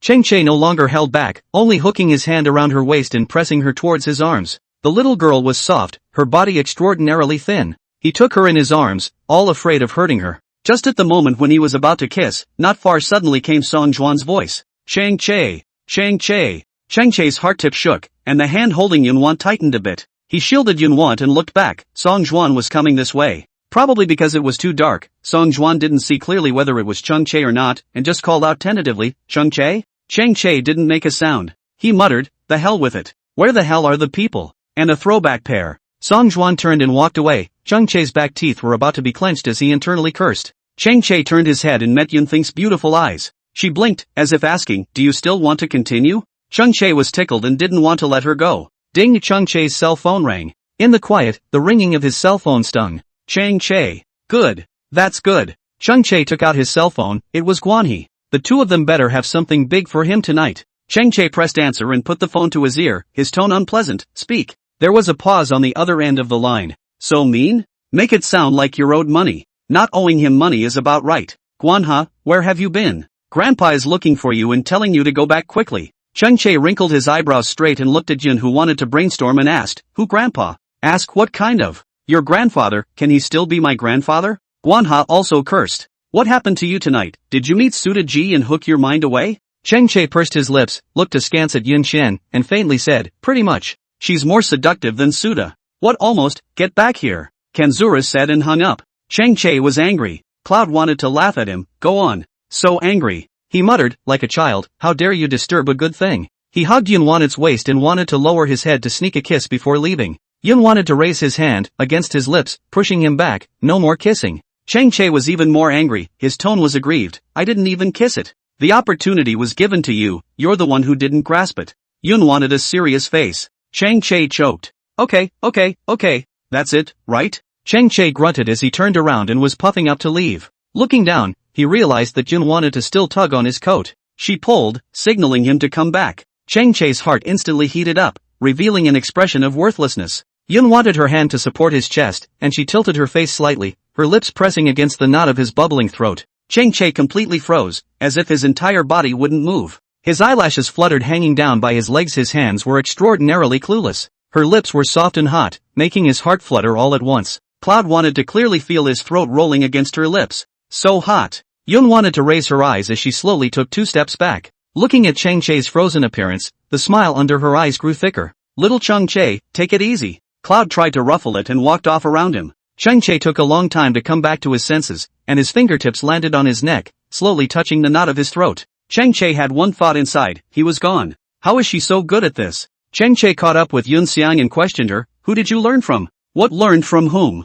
Cloud tried to play dumb. Kiss here. He pointed to the knot of his throat. Cloud thought, tilting his head, thought it was sexy, looked good, liked it, so I kissed it. Still need to learn? Chang Che was silent. There's nothing wrong with it. There's nothing wrong with it at all. How? It's cool? The corner of Cloud's eye picked up. It's cool? Chang Che laughed. You're very good at it. Cloud thought, I told you I'd play nice. Cloud wants to. You'd better just tease me like that. He's starting to get a sense of crisis. No man can stand to be teased like that by a little girl. She is, too. Will, too. If I tease someone else, what are you going to do with me? Yun wanted to tease him on purpose. Chang Che laughed, his eyes were serious and cold for a moment, and he threatened word for word, you. Try.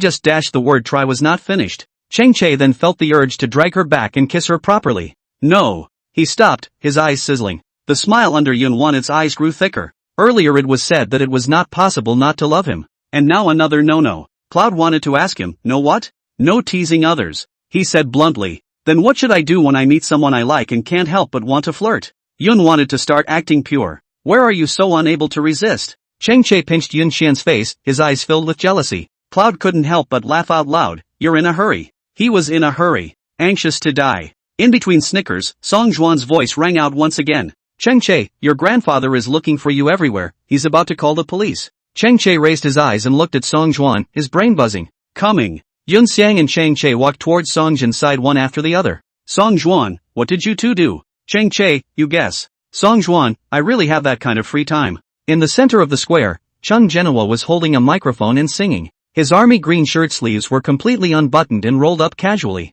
The whole person was not as dignified and serious as usual, and was very relaxed. The crowd on stage applauded in a cacophonous manner, shouting, yes. One more song. Chung Genoa waved his hand and bowed his thanks at everyone. I'm too old to sing. Between Chung Genoa's heads, he saw Chang Che. He hooked his hand, come. Chang Che followed, Grandpa, what is it? Chung Genoa touched his cell phone and muttered, grandson, why can't I take pictures on this cell phone again? Chang Che? Chang Che sat next to Chung Genoa and tapped the camera to find that the lens was black. Turning over the phone, he realized that there was a note tucked into the case, blocking the camera. Chang Che looked at Chung Genoa slyly. Chung Genoa slapped his thigh with an oops. When the cell phone was ready to take pictures, Chang Che asked again, what else? No. Chang Che was nearly frantic inside, just nothing? Chung Genoa laughed, no more. Chang Che instantly dared to be angry. Get a cell phone, when can't you get one?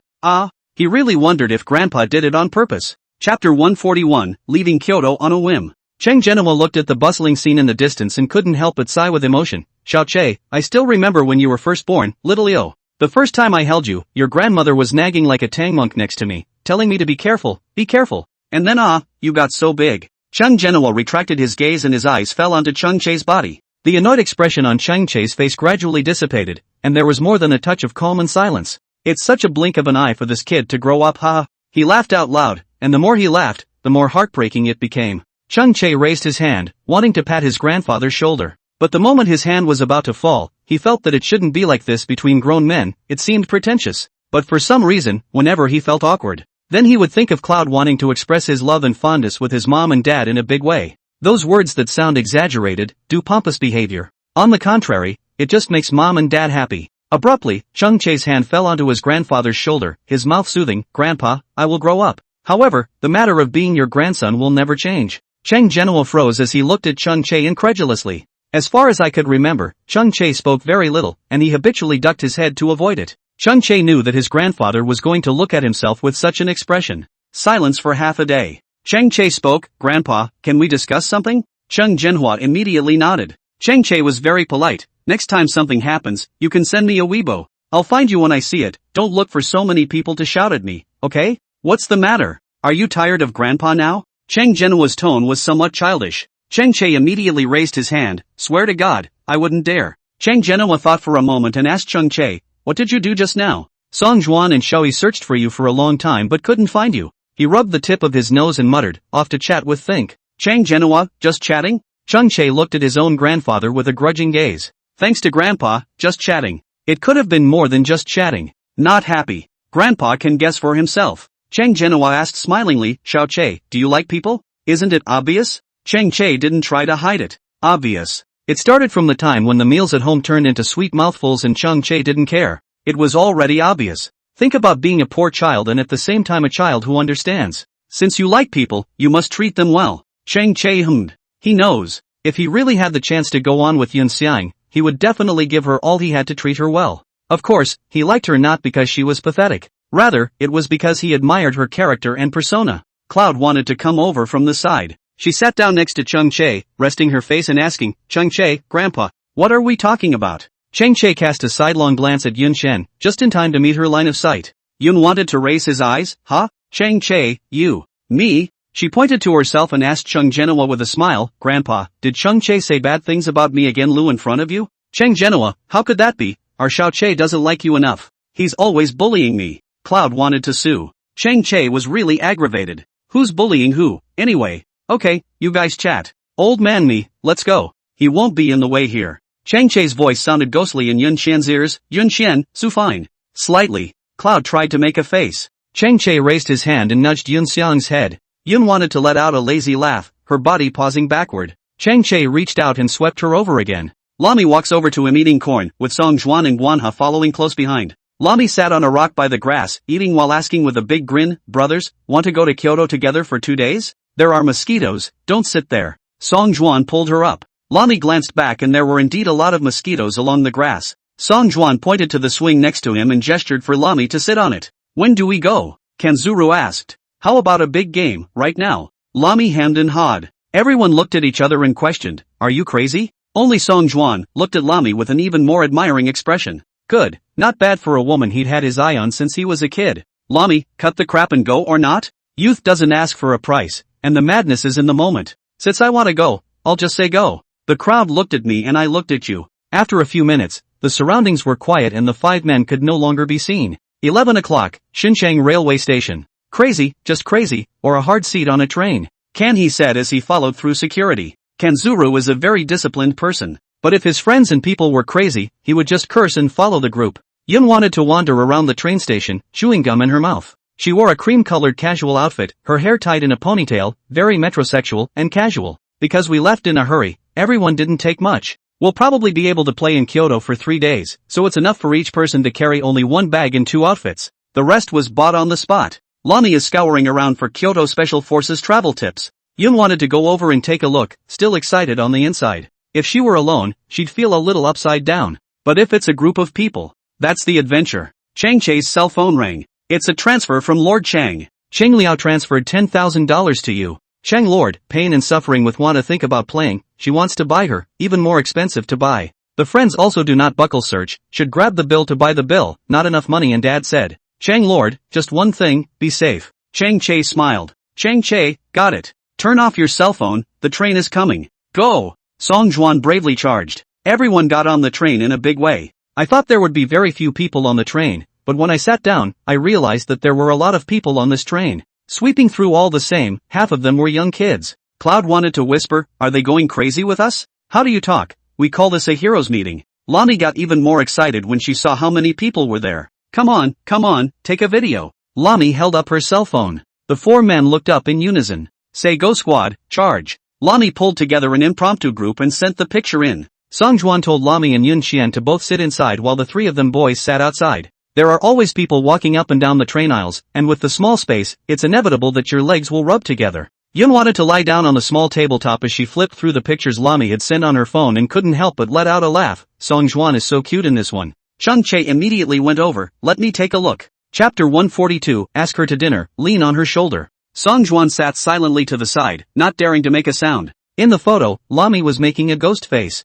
In a crowd of serious photo shoots, Songjuan was the only one who accompanied Lami and made a face to make a fool of herself. Cheng Che looked up at Songjuan and couldn't help but raise his eyebrows and smile. Songju, what are you laughing at? Cheng Che smiled without saying a word, picked up the water and took a sip, then asked Luomi, Mimi, don't you think that you've had a not-so-obvious follower around you since you were little? Lami looked up. Songjuan gave a beat, then pulled Cheng Che's arm. Aha, brother Che Che. Cheng Che raised the corners of his mouth and tugged to death. What's the point of calling your father?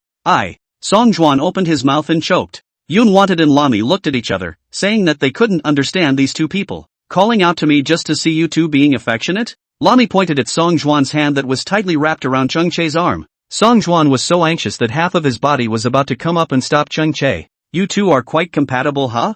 Yun wanted to follow suit and joked, looking on in amusement. Cheng Che and Songjuan glanced at each other and pushed each other away in disgust. Returning to his head, Cheng Che also had to scold, hey, you still dislike on it. Songjuan, am I the only one who caught the point? Kanzuru spoke lazily, the heel behind Lami, could you be referring to Dash? Songjuan is going to cover his mouth again. Cheng Che is Mingleface. Guanha is dead stuffy and, dude, do me a favor and stop. The wagon place was small, and Songjuan looked busy, but he didn't know what he was working on. Cheng Che and Guanhe laughed. Lami propped her chin up as she looked at Songjuan for a moment, and then at Cheng Che and Guanhe. She smiled as if she had read something and said nothing after giving Songjuan a deep look. Cloud wanted to save a group photo and send it to his friends. Cloud thought, I'm going to Kyoto with my buddies. The circle of friends was quickly liked after it was posted. The train enters the tunnel, and the lights in the compartment are dim. Some people sat at small table boards shivering their noodles, while others chatted in whispers. Yun wanted to feel some itchiness in his nose, and halfway through, he sneezed. Seeing the situation, Cheng Che handed the cotton jacket to Yun Xian. Yun wanted to shake his head. I'm not cold, it's just that my nose is a little itchy. Drape yourself. He still hitched his shirt over Yun Wan's body. Yun wanted to raise her eyes to look at Cheng Che, who was earnestly helping her organize her clothes. The faint perfume scent of his body once again hit the tip of her nose. Smell good. Yun Xian's gaze fell to the knot of Cheng Che's throat. She couldn't help but bite her lower lip and lowered her eyelashes. Cheng Che helped her straighten her clothes and saw her blush. Cheng Che narrowed his eyes and slightly lowered his head to ask her, what's with the blushing? Which is? Cloud thought sheepishly. Cheng Che raised his eyebrows, his fingertips unintentionally but deliberately skimming over her lips before lifting up the hood on his cotton jacket. Cloud wanted to feel the temperature of his fingertips clearly. She pushed her hat away and glared at him. Ding, the cell phone rings. Yun wanted to lie on the table and opened his cell phone. It was a WeChat message from Lin Shuyu. Lin Shuyu, have you come to Kyoto? Yun wanted to brace her face as she clicked on her friend's circle before noticing that the person who had just liked it in seconds was Lin Shuyu. She and Lin Shuyu had met once at New Year's and hadn't seen each other since. During this time, she and Lin Shuyu were also just friends clicking and liking each other. The last time we chatted was New Year's Eve. Yun wanted to reply to him, and Cheng Che and the others came to play. Lin Shuyu, so do you have time to eat together? I'm in Kyoto. Cloud thought, are you playing in Kyoto too? Lin Shuyu, my mom has a store in Kyoto, I came to give her a hand. Yun thought, oh, it's like that. But unfortunately, Cheng Che and I have a full schedule. I won't be seeing you this time. If we have the chance to eat together again, I'll treat you. The message went out and there was no reply there. Cloud wanted to see his name above the repeated appearance of the other party is in the process of inputting, a long time before he sent a message. Lin Shuyu, okay, see you next time. It's polite, it's honest, and it doesn't dwell on it too much. Cloud wants to turn off WeChat. She looked at Lin Shuyu's avatar and fumed for a while, always feeling that something was strange. Cloud wanted to click on her friend's circle and she realized that he liked every single dynamic she posted. He didn't comment during this time, nor did he have a small window to talk to her. Today was the only time. And she rejected it. Yun wanted to rest his face, looking out the window in a daze. Songjuan was chatting with Cheng Che, we can go to the university entrance on our last day. Show us Chul, Central Fire to King's University, it's a couple hours by car. Yun wanted to hear these words and turned his head to look at Cheng Che. Cheng Che was peeling oranges with his head down, his face unconcerned, it doesn't matter. It's important, okay? Songjuan slapped the table. Someone was asleep next to him, and he looked around cautiously with an apologetic look on his face after the shot. Only then did Chung Chae look at Song Juan. He thought Yun wanted to be playing with his phone and couldn't hear him, so he whispered, "Since I'm going to see her, I don't care if I have to sit in a car for a few hours. So, it doesn't matter." "Okay," he said, "it's not important, so let's see how long it takes to get to my university." Song Juan decisively opened his cell phone and was going to search the map. "Chang Chae, not important." Song Juan was touched, "And it's not important?" Chang Chae nodded his head with a serious and sincere face, "Yes, but it doesn't really matter if yours is." Song Juan smiled on the outside, but beeped on the inside. Lami went numb with laughter. He curled his mouth, knowing full well that this was the case. Song Juan's current stunt was simply handing over a knife and begging to be stabbed. Chang Chae was also very cooperative, and without blinking his eyes, he just stabbed it. Angry, "I ran away from home." Song Juan got up and decisively headed for the back of the car. Chang Chae laughed, a tug on his face. Only then did Cloud think to ask, "He's run away from home, so you guys don't care about him?" "Chang Chae, he ran away from home my ass and went to the bathroom." Cloud thought, nodding, learning. "I'll go check on him." Kanzuru got up. Lami followed along and got up. "I'm going too." "You two are afraid he'll fall down the toilet?" Chang Chae was speechless. Cloud wanted to giggle along beside him. Chang Chae looked at the time. It was already 3 o'clock in the middle of the night. "Do you want to take a nap?" Chang Chae thoughtfully asked Yun Qian. Cloud wanted to nod, yes. "She's sleepy. Then you'll sleep for a while." Chang Chae helped her pull on her clothes. Cloud thought with a trying to find a comfortable position to sleep for a while. She was pressed up against the window one moment, slumped over the table, or curled up in her seat. It was uncomfortable to try. Yun wanted to sit up straight as she turned her head to look at Chang Chae with a plea for help in her eyes. "Chang Chae, what for?" Yun wanted to narrow his eyes and smile, good and teasing, "Brother, shoulder, lean." Chang Chae. Chang Chae coughed lightly, posing as if, brother's shoulder isn't something that anyone can lean on. Cloud wanted to smile, and he was loaded. "Really?" Yun wanted to raise his hand and grab Chang Chae's ear with a serious face. "Chang Chae, I'll lean on it, okay?" Chapter 143, She's Around, Chang Chae double standard. 4 eyes met. Chang Chae saw a threat in Yun Thing's expression. Dare he say no? Chang Chae patted his shoulder and straightened his clothes. "Here you go, leaning on you, leaning on you, leaning on you, leaning on you, leaning on you, leaning on you, leaning on you, leaning on you, leaning on you, leaning on you. You're so aggravated, oh?" Yun wanted to ask him blearily. Chang Chae's serious face, "I swear, I didn't. I'm happy to." Yun wanted to narrow his eyes. "Really? Really?" Chang Chae nodded his head heavily. He could be said to have been taken to death by others, without any temper. Yun wanted to resist laughing. This guy Chang Chae, he's so quick to wimp out. Yun thought that she was really too sleepy. She leaned against Chang Chae's shoulder, her body shrinking downward, her arms wrapped around her chest, and finally felt more comfortable. "I should have gotten the sleeper," she muttered in a small voice. Chang Chae blinks, feeling the feeling of Yun wanting to lean on himself, and replies in a serious manner, "What sleeper to buy? How expensive? How comfortable the hard seat is." Cloud thought, is he serious? Is the hard seat really comfortable? She raised her face to look at him, and he'd better have a clear conscience that the hard seat was comfortable. Chang Chae's eyes glared like copper bells. "What are you looking at? When the heavenly kings come, the hard seats are all gods." Saying this, he leaned towards Yun Qian's side. Yun wanted to raise an eyebrow and laugh at the sound. "It's not the hard seat that's comfortable, of course, it's the fact that there's a cloud around to think about every moment." It was 8 o'clock in the morning when we arrived in Kyoto. Walking along the old red-walled and green-tiled alleys, the atmosphere of early morning bustle is rich. There are long lines outside the more famous breakfast stores. Lami held up a packet of bean juice and squinted. "Do you want to try the bean juice?" Song Juan, "Bold brute, don't try to harm me." That was followed by a couple of chuckles from the neighborhood. A Kyoto old man spoke in a fluent Beijing accent. "How delicious the bean juice is." Cloud wanted to sniff it. "How can I put it? It's hard to describe the flavor. To be precise, the sour, raggedy smell of rags." Yun wanted to buy a charred ring and a cup of sweet soy milk. In the height of summer, this store fell under an acacia tree. In June, when the acacia tree is in full bloom, the aroma is overwhelming. Chang Chae casually leaned on the railing, biting a meat bun in his mouth as he gazed at Yun Qian, who was waiting for something on the side. Guanha stood next to Chang Chae and drank the coffee in his hand. Big cities were never short of good-looking people, but Chang Chae and Guani standing here still made passers-by unable to resist looking at them a few times. 18-year-olds don't need much adornment. Tall, lean and even build, a clean and crisp white shirt is enough to attract people. Yun wanted to finish shopping with Lami, and as soon as they turned around, they saw Chang Chae and Guani smiling at each other, not knowing what they were chatting about. Song Juan appropriately broke into the duo's line of sight, and the three appeared in the same frame.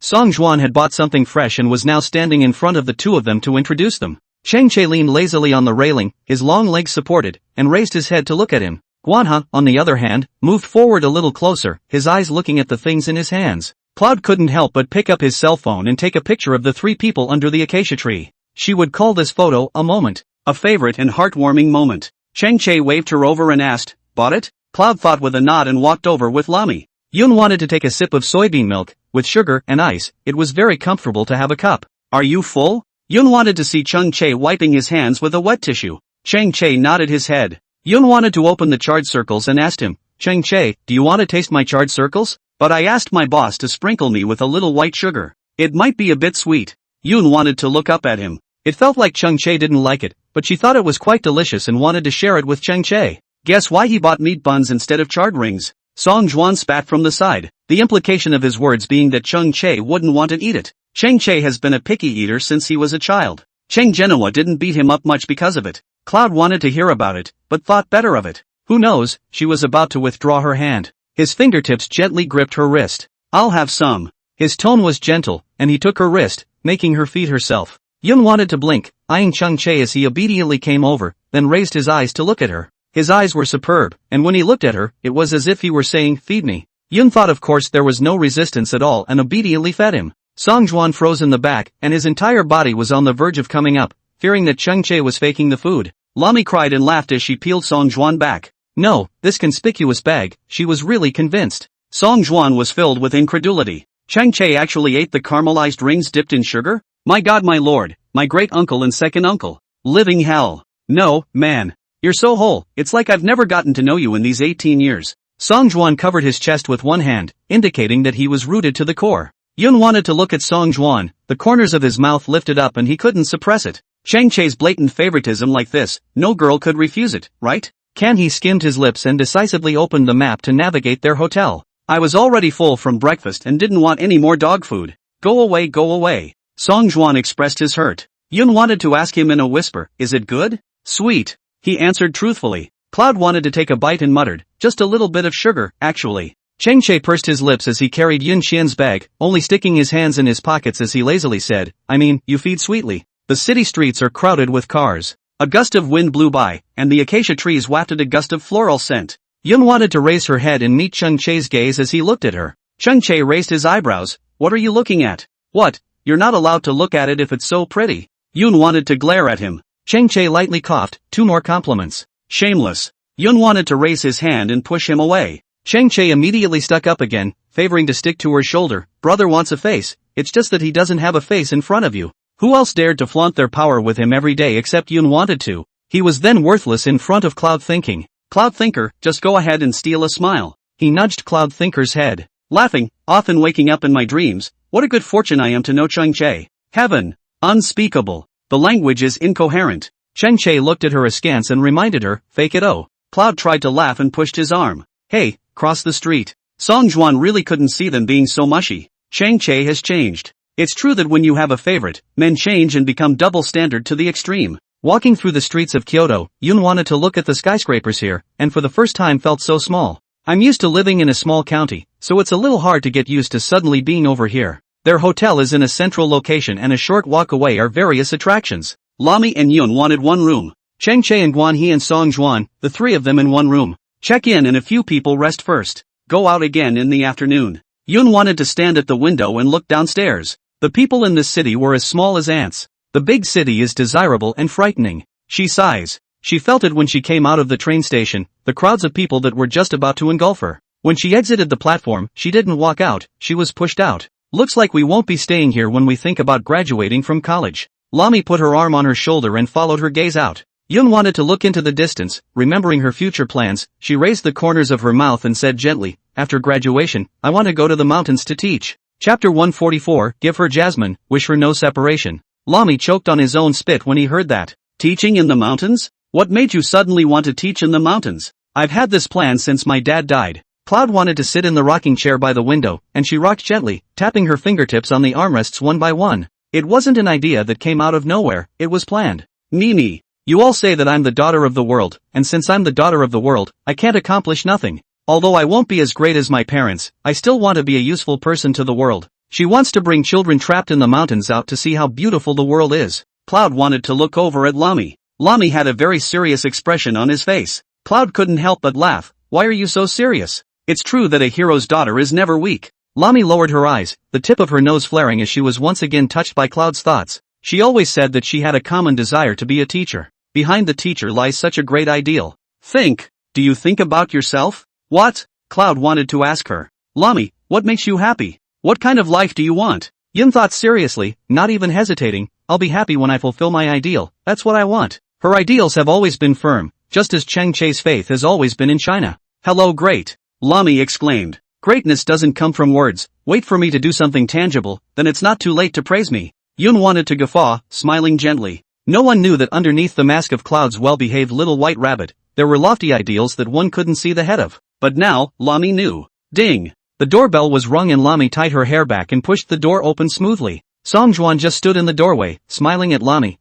Beautiful young lady. Lami, dead open. Songjuan was peeled away. Chang Chei and Guan He exchanged glances, the two of them leaning against the wall with smiles under their eyes. He didn't believe me when I told him that Songjuan was going to get beaten up. He even bet that it was Think who opened the door. How about that? Surprised? Surprised? Songjuan stood up straight and silently straightened his clothes, daring to be angry. Cloud wanted to emerge from behind. She was on Lami's shoulder looking out, a pretty face pink and gentle. Chang Chei tilted his head and looked at Yun Qian, raising the corners of his mouth. What for? Cloud wanted to ask them. Booked an attraction, going or not? Chang Chei opened the screen of his cell phone and showed it to Yun Want. Yun Wanted and Lami looked at each other and nodded. Go! Remember to protect yourself from the sun is a bit poisonous. Chang Chei reminded Yun Qian. Cloud wanted to gesture an okay, brother. The door to the room closed. Chang Chei curved the corners of his mouth, and a smile grew under his eyes. TSK, okay, brother Songjuan made pink bear emoji movements beside him.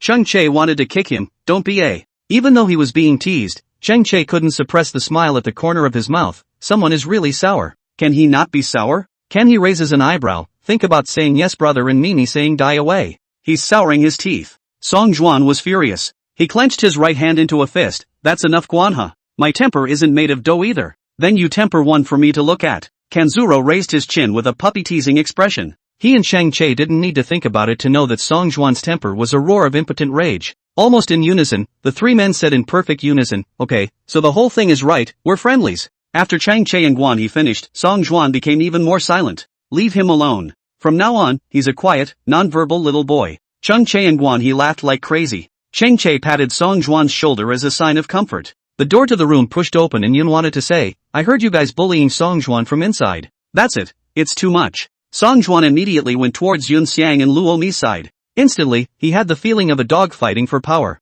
Yun wanted to look at Songjuan with heartache. What's all this talk about friendship, how hurtful. Songjuan, why don't you treat us to hot pot tonight? Songjuan hadn't had time to be happy, this heart instantly stuffed up again. He smiled politely, this day is completely out of conversation. Let's go. He walked ahead to show that he really did have a temper. Chang Chei rubbed Yun Qian's head and couldn't help but laugh. You're a jinx. Cloud thought with a hefty laugh. The reason why they can joke like this is still because they are overly close. Isn't a friendship that can't be separated by such casual jokes the most precious treasure in a person's life? Kyoto is busy and bustling at night. Lights are on in the skyscrapers and the roads are jammed. Yun wanted to follow behind Chang Chei as he ate while feeling the ancient colors and aroma of the old alley that had a strong cultural heritage but was full of commercial flavor. Boss, 3 orders of tripe. Songjuan is out front buying snacks again. Guanha and Chang Chei didn't eat much, and these 3 portions were for him, Yunwana, and Lami. Cloud wanted to walk around in a circle, his stomach bulging from being fed. I heard that the cheese in Kyoto is delicious, Songjuan let's go buy it. Lami pointed to a store not far away, her eyes glowing. Good. Songjuan nodded his head, and before the pop tripe was even ready, he was being dragged to buy the rest. The warm yellow light shines lazily. Yun wanted to get tired of eating and silently moved towards Chang Chei's side. Chang Chei looked at her askance, his arms around his chest, and asked her, what for? I'm tired. She whispered petulantly. Chang Chei narrowed his eyes, so? Lean for a while. Cloud wanted to lean against his side, gently, carefully. Chang Chei laughed, why don't you, cuddle for a while? Chang Chei, I'm really tired and want to lean for a while. I also really wanted to take advantage of cuddling for a while. He chuckled. Yun wanted to look up and glare at him. Chang Chei curved the corners of his mouth and pinched Yun Qian's cheeks as his gaze looked into the distance. An elderly couple sits on the corner of an alley, in front of a variety of brightly colored flowers as well as wreaths and bracelets woven from them. Popcorn is ready. The owner growled. He went over to get something, and Cloud tried to get over to see it. Chang Chei got up and headed for the corner. Granny smiled, kids, buying flowers?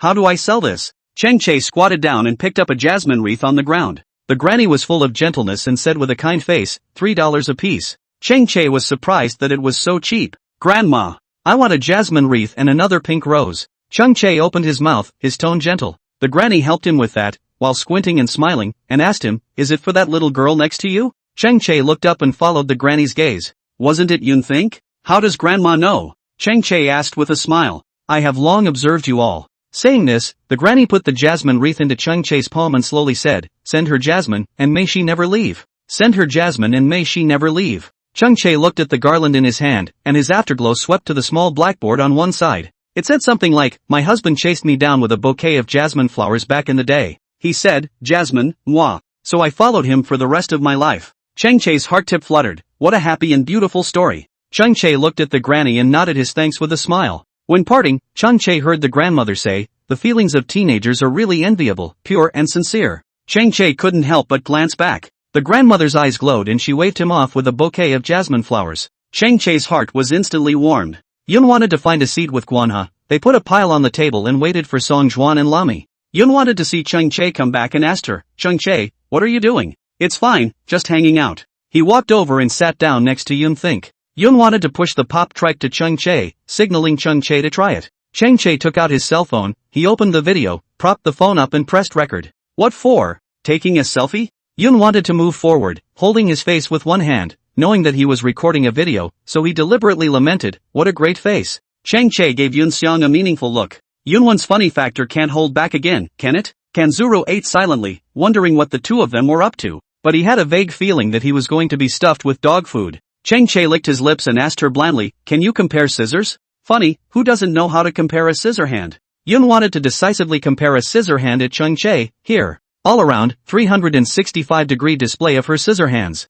Yun wanted to have long, thin hands that were white and glowing when the light shook them. Chung Che looked at her face, and while she was still admiring her hands, he took out the jasmine wreath he had hidden behind his back and directly put it on Yun Xian's wrist. It moved so quickly that the moment it was put on Cloud didn't even think about it, still holding it up to his head, until it fell and she froze. A string of jasmine garlands was added to her slender wrist, fragrant and soft to the touch. Yun wanted to look up at Chung Che, huh? Kanzuro sucked in a breath, it really was dog food. He'd better go see what's going on with the cheese. Yun wanted to come back to her senses, her eyes lit up and she immediately asked him, Chung Che, where did you buy it? Here. Chung Che pointed to the granny's stall at the back. Yun wanted to look surprised, she shook her wrist, her almond eyes were already round and bright, and with the addition of being happy, they were even more beautiful. It's only $3. Chung Che said to Yun Want. I like that it's more than $3. Like right now, it's priceless. Cloud wanted to speak his mind seriously. Chung Che laughed, the look under his eyes growing more and more doting. Why are you so good at coaxing? The crowd was clamoring in the wide alley with lights.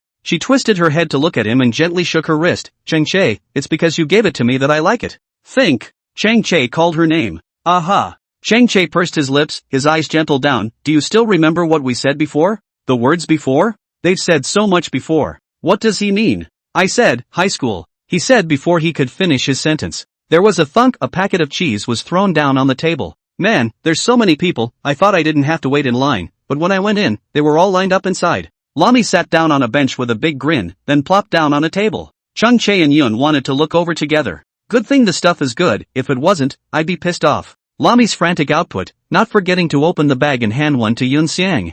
Yun wanted to take the things and silently looked at Chung Che. What was he going to say just now? Chung Che had a headache. What a bad time to come. Lami asked, not far across the street is the Capital University. It's still early, should we go over there and take a stroll? Everyone's fine with it. It was only after she finished eating that Lami noticed the jasmine wreath on Yun Wanted's wrist. From Chung Che? Cloud wanted to nod. Lami gave a thumbs up, good, it's still Chung Che in this aspect of romance. Before, Auntie Hunan always said that Chung Che is a big straight man, where is he straight? With someone he likes, he's untutored. Song Juan was suddenly pushed from behind. Lami and Yun wanted to look over together. Song Juan, eyes met, somewhat awkwardly. Song Juan moved his lips and handed Lami the pink rose that was behind his back, then inclined his head to look to the side, pretending as if nothing had happened. Lami narrowed her eyes. Song Juan gave her flowers? Chung Che may be a fake straight man, but Song Juan is a real straight man. Lami couldn't help but look at Chung Che. Chung Che walked over with a calm face and pulled Yun Xiang away. Here.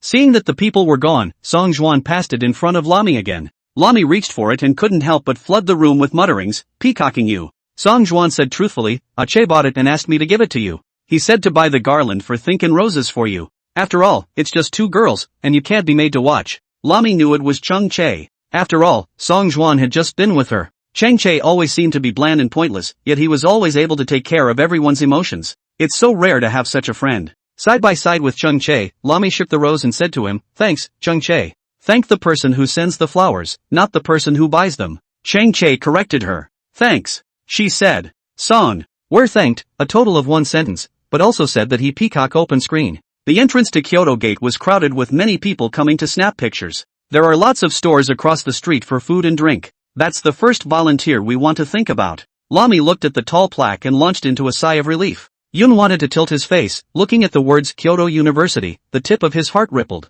Capital University is really close to the School of Medicine. Song Juan was looking at the map in his phone and kept picking at it. Yun wanted to be about to come over and look, when a familiar voice suddenly came from behind him. Is it Cloud thinking? Cloud thought with a start. The five people turned around almost together and saw a tall and thin man wearing a black t-shirt, a teenager carrying milk tea in his hand. Lin Shuyu?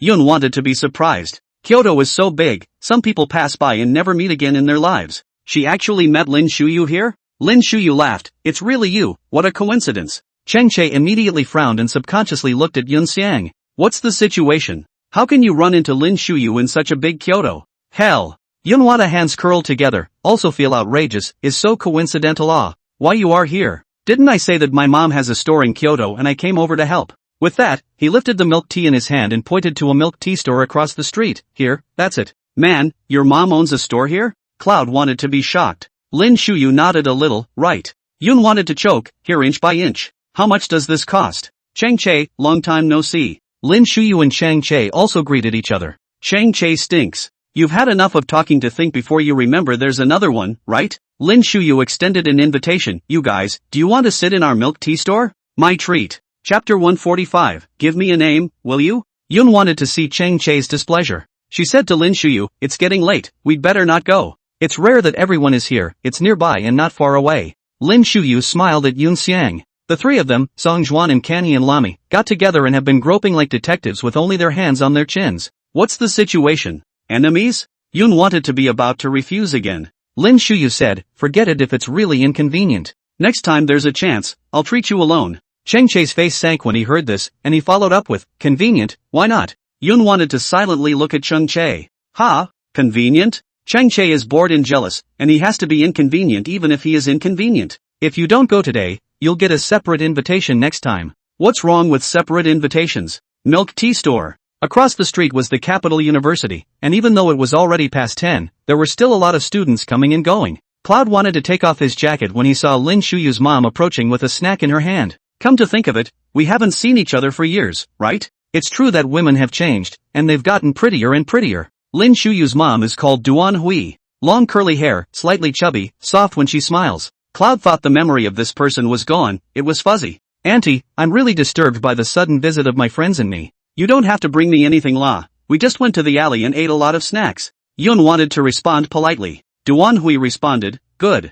I'm really happy to hear Shuyu say that you guys came over to play. Yun wanted to signal Duan Hui to sit down and not get busy. Duan Hui's gaze landed on Cheng Che's body, and the smile under her eyes grew thicker. This is Xiao Che, right? It's really getting more and more handsome. Cheng Che nodded, polite and courteous in front of his elders. Hello auntie, I've caused you trouble. Aya, your father, and our old Lin that are both life and death friends. What's the trouble in coming to the store to sit down? Duan Hui peeled oranges for Yun Xiang and asked in passing. I heard Shuyu say that you also got into Beijing University? Cloud thought and nodded. Yes. Great. It just so happens that you and Shuyu can take care of each other. If there's anything you need to do you can come to auntie too. Yun wanted to nod her head obediently and thanked her gently. As the conversation turned, Duan Hui asked, think about it. Are you in love? Yun wanted to also feel that this question was sudden. But still, she shook her head in embarrassment, she didn't have one yet. Hearing this answer, Duan Hui grinned, quite good. Our family Shuyu hasn't fallen in love yet either. Cheng Che glanced at Duan Hui slyly, his hand hidden under the table had already clenched his fist long ago, his heart indescribably annoyed.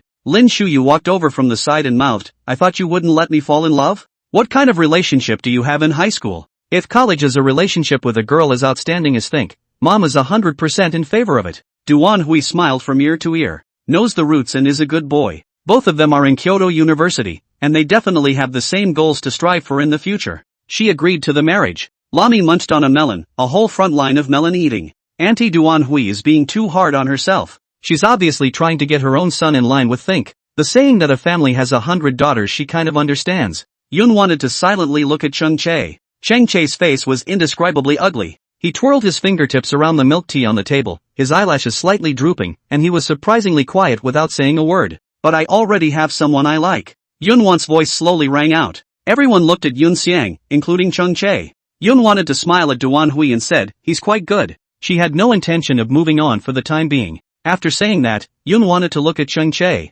Vinegar. Happy? Look at him just now beside himself with aggravation, the same as if she had betrayed him. Lin Shuyu looked at the two people faintly, the expression on his face hard to describe. The bleakness in the bottom of his eyes was exceptionally clear. Duan Hui followed Yun Xian's gaze and the smile on her face slowly froze. Think about the favorite. Is Ching Che? Lin Shuyu, is he that good? Cloud thought with a without any hesitation, he's really good. So good that I often feel like I don't deserve him. Lin Shuyu's eyes sank. Cloud wanted to not be unworthy of anyone else. She was worthy of all the beauty in the world, it was others who were unworthy of her. He suddenly began to be jealous of Chang Che. Chang Che was so lucky to be liked by Yun Xiang. Shuyu, thank you and auntie for treating us to milk tea. It's getting late, a few of us really need to get back. Yun wanted to look at the time, it was almost 11 o'clock. Lin Shuyu nodded his head and didn't do much to hold back. Duan Hui did want to chat with Yun Xiang for a few more minutes. Nay, Yun wanted to leave in a hurry, so she no longer stayed. Coming out of the milk tea store, Cloud wanted to look back.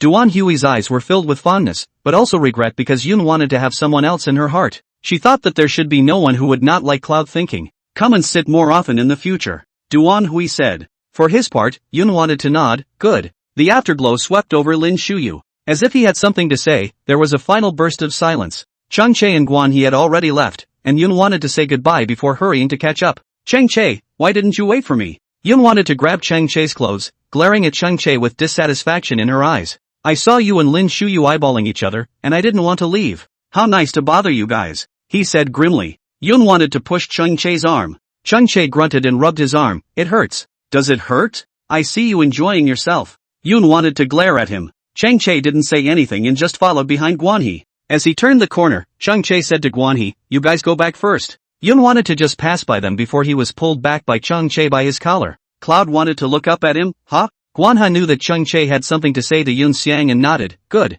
Song Juan, what for? We're waiting for you. Lami slapped Song Juan on the head and dragged Song Juan away, with you waiting? Song Juan was dumbfounded. It's not. If you don't wait, don't wait. What's the point of hitting someone? Lami saw that he had a temper and asked him, what's wrong with beating you, you don't like it? Where would Song Juan dare to disobey? Chang Che saw that a few of them had walked away, so he looked at Yun Xian. Cloud thought, are you angry? Chang Che, well, angry. Cloud thought, didn't I say no? Why are you still angry? Chang Che frowned. The light from the street lamp fell on his body, and his figure was elongated. The teenager's tone was extremely dissatisfied. Refuse this time. What about next time? What about next time? Cloud wanted to blink. So, the night color was tantalizing. Oncoming cars crisscrossed as Chang Che approached her. Yun wanted to take a step back inexplicably. It was like he was holding his breath, and the expression on his face was serious and earnest. Chang Che pulled back Yun Xian who was backing away, only clenching her slender wrist with his hand, looking at Yun Xian's eyes getting hotter and hotter. He slightly hung his head, his other hand wrapped around her waist, the possessiveness in the bottom of his eyes on the verge of overflowing. Yun Wana, can't you give me a name? Chapter 146, Chang Che's confession, he can't kiss enough. Yun thought that he knew that Lin Shuyu's arrival had caused Chang Che to have a sense of crisis. This kid, he's starting to ask her for a name. Can't understand. Cloud thought as he inclined his head to look away. He wrinkled his brow, as if in aggravation, and he sidestepped, favoring her line of sight, obliging her to look at him. What can't you understand? Is it hard to understand his words? Cloud thought, tilting his head, and said deliberately, just can't understand what you're saying. Chang Che was annoyed, nervous, and overwhelmed. Okay, can't understand, can you? Then I'll be direct. He didn't bother pulling any more strings with Yun Want. Chang Che licked his lips and looked into Yun Xian's eyes as he approached again. The young man's appearance was already good-looking, and it was even more tantalizing in the night. His eyelashes were long, hanging down or lifting up were all clearly seen by Yun wanted to see. Yun wanted to look breezy and calm batch on the surface. In reality, a mountain of rain was beginning to fall inside. Chang Che rolled his throat, and the hand wrapped around Yun Xian's waist clearly tightened its force. The palms of his hands were extraordinarily hot, as if they were going to burn her. I mean. Chang Che frantically licked his lips, his nervousness visible to the naked eye. Yun wanted to look at him askance, the hand hanging down by his leg slowly clenching his shirt. The clock is ticking. The nights are sweltering and the heat flows with the traffic. It is the season of acacia trees in full bloom, and Kyoto is full of them. The aroma is overwhelming and the sound of cars honking is constant. Yun wanted to not be in a hurry and just waited for him to speak again. Changchae looked into her eyes, his pupils flickering gently and carefully. He lowered his voice, thought for a long time, and said gently, "Think about it, and be my girlfriend." They agreed to have a relationship right out of high school. He had been looking for an opportunity. He always felt that the matter of confession could not be so abrupt. But Lin Shuyu's appearance disrupts his plans. Lin Shuyu is clearly interested in Think. Plus, the Lin family was all thinking about Yun Qian. Even if Yun Qian's heart was with him, it was hard for him not to feel a sense of crisis. Maybe today wasn't a good time, or maybe his confession wasn't formal enough. But he felt that some words couldn't wait. What needs to be said needs to be said. Although Yun wanted to think that Changchae was going to confess. But when the words actually came out of Changchae's mouth, she still felt like she had been sniped in the heart. A girl must experience being confessed by her favorite guy once in her life. The ambiguity pulls longer and sweeter. It is also not as good as the second he confirmed the relationship to himself. When Changchae saw that she didn't say anything, he suddenly lost his heart. "Stay with me, you hear me?" Just a moment ago it was a gentle tone, but now it was impatient. Yun wanted to suppress his joy and said stoically, "I'll think about it." Changchae instantly acted like a little kid and was in a hurry. "Consider my ass considering. Promise me now and say you'll be with me. Hurry up." Isn't consideration the same as rejection? He wasn't going to give Cloud a chance to think about it. "You flirted with me, and now you're saying think about it. Why did you do it so long ago?" "No, must be responsible." Changchae masterfully played a splash. "How can you chase your favorite person if you don't have thicker skin? Don't be facetious if you've confessed anyway. Chase them down and then bully them." Cloud wanted to hear a smile. Changchae is indeed detailed and sweet, but childish when he's being childish is also really childish. Changchae was panicking in his heart when he saw that Jun wanted to keep not responding. "To reject me?" The ends of his eyes drooped, and the tip of his nose soured for a moment. Cloud thought, shaking his head, "No refusal. How could anyone say no to Changchae?" Changchae raised his eyes, a lost face, his gaze accusing. "So? Changchae, the reason why I didn't answer you quickly. It's because I want you to know that I agreed to be with you after careful consideration." Yun wanted to touch his face and comfort his aggression. Changchae rolled his throat, his lips pursed tightly as he watched her eyes slowly brighten. Yun wanted to say, "Changchae, I really like you. I like how sweet you are, and I like how you talk out of your ass. Also like how you're always jealous like a little kid." So, she wouldn't turn down Changchae. "So is this, like, your agreement to go out with me?" He sounded more cautious. Yun wanted to nod heavily. "Changchae, I agree to be with you." Hearing her words, Changchae's heart in his throat could finally be put down. He gently stroked the hair around Yun Wanet's ear and asked her, "Have you thought about it?" Cloud thought, "I'll think about it." "Think? My future career, you know it well." His eyes reddened a little at the end, too afraid of losing Cloud to think. He was also afraid that Jun wanted to abandon him because of his ideals. He finally realized that when you like someone, it's not your own feelings that matter the most, it's hers. Cloud wanted to laugh at the idiot, confessing to her and asking her if she'd thought about it. What breed of fool is this? "Changchae, I like you and naturally accept everything about you. I don't care what your career will bring us in the future. I only care about this moment right now." Changchae looked askance at her eyes. She moved slightly closer, her thin lips parted, and she said, "You love me in this moment." Changchae rubbed her hair, his throat catching. "Think about it, I will always love you, more than just this moment." Yun wanted to meet his gaze and nodded gently. "Changchae, don't lie to me." "Well, not going to lie to you." Changchae lowered his eyes, looking at the tip of her reddened nose as his gaze fell to her lips. Changchae slightly bent down and gently carried her towards his arms. Yun wanted to look at his gradually approaching face, his heartbeat was accelerating. Changchae looked at her askance, his bubbling throat rolling up and down. His heart was on the verge of jumping out, and the scorching heat within his heart could no longer be suppressed. Changchae's fingertips landed on her lips, and he lowered his eyelashes as he gently rubbed his fingertips on her warm lips. Changchae raised his hand and clasped the back of her head, moving closer to her and kissing her pink lips. Yun wanted his lips to be soft, and the moment he pasted them on his entire body felt like it was electrified. The two people's breath entangled together. Yun wanted to can't help but stand on her tiptoes. She closed her eyes and slowly responded on his kiss. 17 and 18-year-old vows are too green. But he would love her, it was sincere and hot. Changchae slowly let go of her. Her eyes were mesmerized and her lips were even more red. Changchae couldn't help but stick up and kiss her again. She kissed her well. Her lips were so soft and her body smelled good. He always said that Yun wanted to be a little pervert, but he was actually the real little pervert. Yun wanted to look at his face, breathing heavily, his chest rising and falling. It was like stealing a taste of a green plum, sour. But in retrospect, it was sweet. Changchae hugged her tightly and kissed her lips again. Kissing is good enough. Anyway, she's his. Yun wanted his entire body to be confused. Why isn't this guy finished? Her hand pinched at his waist. Changchae. Well, can't breathe. Changchae's waist ducked, his body rubbing against hers. Yun wanted her face to redden violently before pushing him away. No more kisses. Boyfriends will be spoiled by pampering all the time, and will be prone to stomping their noses in the future. Chang Che was pinched at the waist, and his entire body was aggravated. He hung his eyes, holding her waist, his pair of good-looking eyes extraordinarily deep. He rolled his throat, his voice low. Say again, that you like me. Chapter 147, Struck. Good night, baby. Yun wanted to pat his head and cupped his face with both hands, a pair of almond eyes shining brightly. People are really in a different state when they are loved. Tender and beautiful to the naked eye. She said softly, Chang Che, I like you. Chang Che instantly covered his little heart. He closed his eyes with an exaggerated expression. Hiss, got hit. Yun wanted to snort out a laugh as she pushed Chang Che's arm and spat at him, exaggerated. Baby, say it again. He wasn't too mushy and pressed up again. Having a name instantly took away the sense of proportion, and he couldn't wait to be glued to her at all times. Yun wanted to hold his hands on his chest and raised his face. Like you,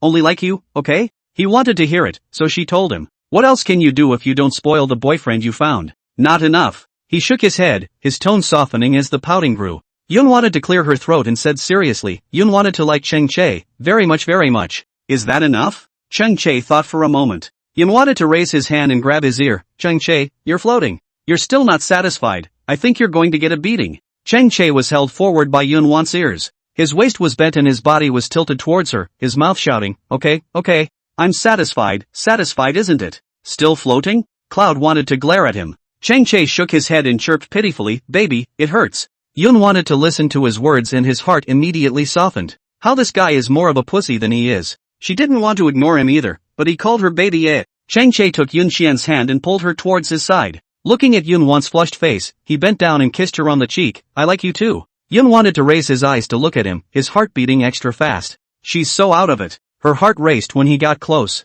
The two had just approached the hotel entrance. Then he saw the three men waiting for the two of them at the door. Guanha, Songjuan, and Lami, the three of them leaned against the hotel entrance, their gazes simultaneously falling on the hands the two were holding. Chang Che and Yun wanted to stop. Guanha raised an eyebrow in a glance. Songjuan, Chang Che, you brat. Scatter. Spread his claws. Why is he still holding it? Chang Che raised an eyebrow, his arm resting on Yun Xiang's shoulder, wrapping Yun Xiang towards himself. What's going on? He's not just holding hands, he's hooking up. He's even hugging her. You don't like it? Come on, beat him up. Someone raised their face and tugged just one word that was written all over it. An announcement. He cleared his throat. Yun wanted to look up at Chang Che with a smile under his eyes. Look at him. Lami clapped her hands together. Speak. She couldn't wait. Horror. Chang Che pointed to Yun Xian next to him and raised his chin at the three men. Arrogant as hell. I'll take it, little master. Can he? I snorted out a laugh. Who the hell took who? Think, this you don't beat him up? Lami asked Cloud to think. Yun wanted to shrug his shoulders and spread his hands helplessly. The middle child is at it again. Ignore him. Lami laughed. Just think, you're spoiling him. So this is off the hook? Song Juan asked. Chang Che was dissatisfied. Isn't it obvious? Still asking. Kanzuru, he's sneaking off on his own. Is that appropriate? Song Juan turned to look at Guanha. Can he thought for a moment, send a red envelope to celebrate. Song Juan, who sends it? Guanha, whoever gets off the hook sends it. Think about not having to send it. Chang Che. Why don't you just report his ID and let him send it? Chang Che took out his cell phone and sent out 3 $200 red envelopes in their small group. Congratulations, long time no separation. Oh. Lami clenched her hands into fists and gave her heartfelt blessing. Then I'll be cheesy and wish Brother Che and think to go from school uniform to wedding dress. Song Juan raised his eyebrows violently at Chang Che. Chang Che nodded. It's okay, it's a blessing to the heart. Song Juan, brother understands you. Good son. Chang Che patted Song Juan's head. Song Juan was furious. Can he? Blessings. Chang Che nodded his head and patted Guanhe's shoulder as a thank you. Chang Che sent Yun Xiang back to his room. Young couples who are just in love are always sweet. Chang Che always wants to spend more time with her, and can't get enough of being mushy. I'm going back. Yun wanted to point to the room. Chang Che nodded, but the hand holding her never let go. Yun thought helplessly, how can I go back if you keep holding me? So you're just going to go back? He asked. Cloud wanted to blink. The lights in the hotel gallery were dim, and the carpet was soft underfoot. Chang Che pursed his lips as he coughed lightly. Cloud couldn't figure out what for. Chang Che pointed at his face in dissatisfaction. What else? A goodnight kiss, of course. Yun wanted to raise her hand and push his face. Chang Che, can you be a little deeper? All you think about when you're together is kissing, isn't it? Chang Che was close to stomping his feet. Hurry up. Give him a kiss and he'll return. No kiss. Yun wanted to turn around and was about to leave. Chang Che hooked Yun Xian's finger and stood still, as if a puppy wagged its tail. Yun wanted to be annoyed and ashamed, but he could not argue with him. She stood on her tiptoes and was just about to kiss his face. He then turned his head and with a little pressure from his fingertips, he pulled her into his arms. He wrapped his arms around her waist and kissed her on the lips. Yun thought. The scheming Chang-che. Chang-che kissed her mouth and pinched her face, the smile under his eyes grew thicker. He lowered his lashes and it wasn't enough just to kiss her, he kept rubbing her lips with his fingertips. He couldn't tell you how satisfying it was to see her dumbfounded by his kisses. Yun wanted to raise her eyes to look at him, the tips of her ears red. Chang-che, control yourself. Can't control it a bit. He answered truthfully. Cloud couldn't figure out how guys only think about kissing once they're in a relationship. He hasn't been like this before. Whatever you. I'm really back. Cloud wanted to touch the room card in his pocket. He didn't pester her this time, his voice was extra nice. Good night baby. Cloud wanted to look at him more. Oh, my god. I can't stand Chang-che calling the baby. Dogs, so good at that. It will be to the point where it doesn't look like it's the first time you've been in a relationship. I don't think this guy's ever talked before, has he? To be examined. Yun wanted to hurry back to his room. Chang-che looked at the door being closed and immediately stood up straight and raised the corners of his mouth. That gentle and submissive look just now seemed as if it was all put on to ask for a kiss. This moment of dangling and tugging is what he really looks like. As soon as Chang-che returned to the room, he saw Song Juan get up from the bed, reenacting the scene with Guanhe. Song Juan wrapped his arm around Guanhe's shoulders and tugged. I've taken it, little master. Kanzuro cooperated by mimicking what Cloud thought at the time. He shrugged, quite hopelessly. Chang-che. Having these two friends was truly a blessing that he, Chang-che, had accumulated in his past life. Song Juan mimicked again. Chang-che really couldn't watch. He picked up the pillow on the sofa and threw it at Song Juan's body. Die. Song Juan runs all over the house, so Chang-che beats him madly with a pillow. Chang-che is Song Juan, you're just jealous. Song Juan, yes, I'm just jealous. Guanhe curled his mouth and sipped his tea calmly. On the other hand, Lami and Cloud wanted to have a tea party in bed. Cloud wanted to tell Lami about the scene. Lami listened intently and clapped her hands every now and then. Well, this marriage disagrees. Yun wanted to smile lightly. Not long after, Chang-che sent a text message. Chang-che, go to sleep, good night. Cloud thought, good night. Chapter 148, Don't be a princess, be your only one. The following day, a themed playground. Yun wanted to eat his ice cream and followed Chang-che's lead, looking left and right. The crowd on the roller coaster let out a piercing scream. Song Juan and Lami both moved in unison to look up and turn their heads with the roller coaster. Guanhe rubbed his nose, indicating that this entertainment item was not something he could play. Do you want to try? Lami suddenly asked Cloud to think. Everyone looked at Yun Xiang. Yun thought uncertainly, do you want to play? I can accompany you. Lami let out an ah, how dare you? Cloud wanted to nod. Dad used to bring her to the playground when he was there. After a long time, the guts are practiced, and you dare to play with anything. Go! Chang-che suddenly hooked Yun Xian's hand. Yun wanted to raise his eyebrows. Chang-che's departure was really sudden. As she walked with him, she teased him. Chang-che, you brought me to such a dreamy place, didn't take pictures of me, and didn't take me to hit the attractions. You're taking me on a roller coaster? Lami sucked in a breath. The young couple was playing really fancy. Why don't you ride the Ferris wheel first? You're not playing? Song Juan poked Lami's arm. Lami bristled. That's it? She's too lazy to play. You're scared. Song Juan finally caught her pigtail. Lami let out a cold ho and swore. Sis hasn't been afraid of anything since she was a kid. Song Juan smacked his lips and couldn't help but narrow his eyes. Yo. Lami wrinkled her nose. He's yo ass. Does he think she's afraid to sit down? Isn't it just a roller coaster? He really shouldn't have provoked her by provoking her. She really dared. Go, whoever has weak legs is a puppy. Luomi grabbed Song Juan's collar and tugged Song Juan into line. Song Juan. Lami's strength was great. She dragged Song Juan, and Song Juan could only follow. Which row to sit in? Chang-che looked at the passageway in front of him and asked Yun Xiang. Cloud wanted to point decisively to the first row. Play the most exciting or don't play at all. Charge. Yun wanted to hold Chang-che's hand and lead him towards the first row of passageways. Chang-che and Yun wanted to sit in the first row. Luomi and Song Juan were steady as they went to sit at the tail. Cloud wanted to be so good at playing that people were not expecting it. Her appearance doesn't match her spirituality at all. On the outside, she looks pure and good, a whole state of sweet girl. The inner world of the small universe is so big that it has no boundaries. Chang-che fastened his seatbelt and helped Yun Xian check again. After determining that there were no problems, he then held her hand. As soon as they entered the park and went straight to the roller coaster, Yun wanted to go with Chang-che, who was definitely the first one. With the ringing of the bell, the roller coaster slowly moved up. Yun wanted to look at Chang-che. Student Chang-che, are you afraid? Classmate Yun think, are you looking down on me? Yes. Oh, if you want me to help you when you go down, I can help you. Yun wanted to smile sheepishly, her almond eyes bright and beautiful.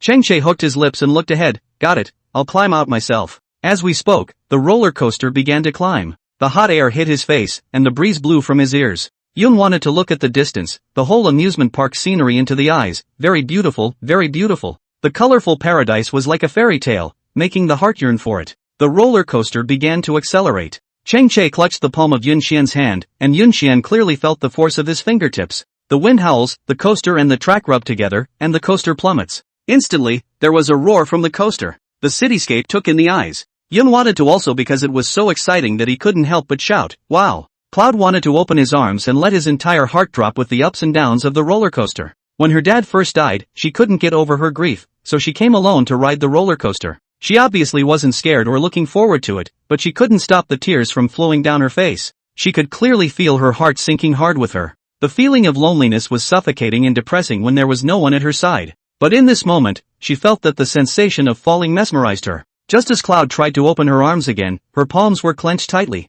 Yun wanted to raise the corners of his mouth. She was no longer alone. She's got Cheng Che. The cityscape was mesmerizing, but at this moment, Cheng Che's presence made her feel even more joyful. Compared to the calmness and romance of the two people in the front row, the two people in the back row were simply vegetable chickens. Ah, Song Juan. Ah, Lami, it hurts. Lami and Song Juan's voices alternated with each other. The weightlessness left neither man able to speak, only to keep yelling. The bravado that Lami had when she came up disappeared completely at this moment, and she clutched Song Juan's hand with a deadly grip, not caring about Song Juan's death or life. Song Juan fought the weightlessness the roller coaster brought him while pulling his hand out of Lami's grip. Couldn't draw it at all. He's going to get choked out by Lami if he doesn't die from the roller coaster. At the end of the last height, the roller coaster slowed down and then eased to a stop at the starting point. The two of them, Song Juan and Luomi, sat in the back row in a windy mess, slow to come back to their senses. The two of them, Yun Xiang and Cheng Che, stood at the entrance to the station and looked at the two men meaningfully. They both don't look too good.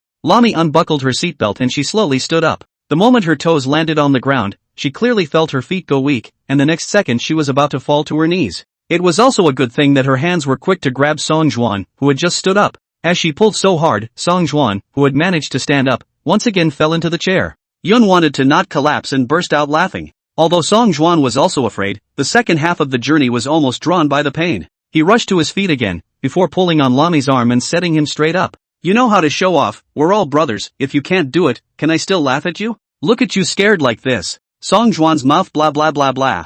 Luomi raised her head slyly and was about to scold back. Then she saw that she and Song Juan were close to each other, and his side face was reflected in front of her eyes, out of reach. Lami couldn't help but freeze for a moment before swallowing. She twisted her head to the side and cursed, "Where did I show off? I wasn't afraid it was you who yelled in the first place." "Song Juan?" She squealed like a killer pig and snapped the flesh off his hands. "And now you're blaming him? It's true that girls are unreasonable." Song Juan was too lazy to bother with her. Fine, my problem. I also don't know if your conscience hurts after saying this." With that, Song Juan helped Lami continue to walk out. Lami did get weak at the feet. She shouldn't be sitting here, but she can't resist people provoking her. She can't stand being provoked. Song Juan saw her face turn white, and his heart was a bit overwhelmed. Seeing her move out one step at a time, it was so laborious. He simply picked Lami up straight away. "I'll carry you out." Lami snapped to attention. She looked at Song Juan's face, her eyes were so round, but her hand subconsciously embraced Song Juan's neck. Cheng Che and Yun wanted to look at each other, and so on.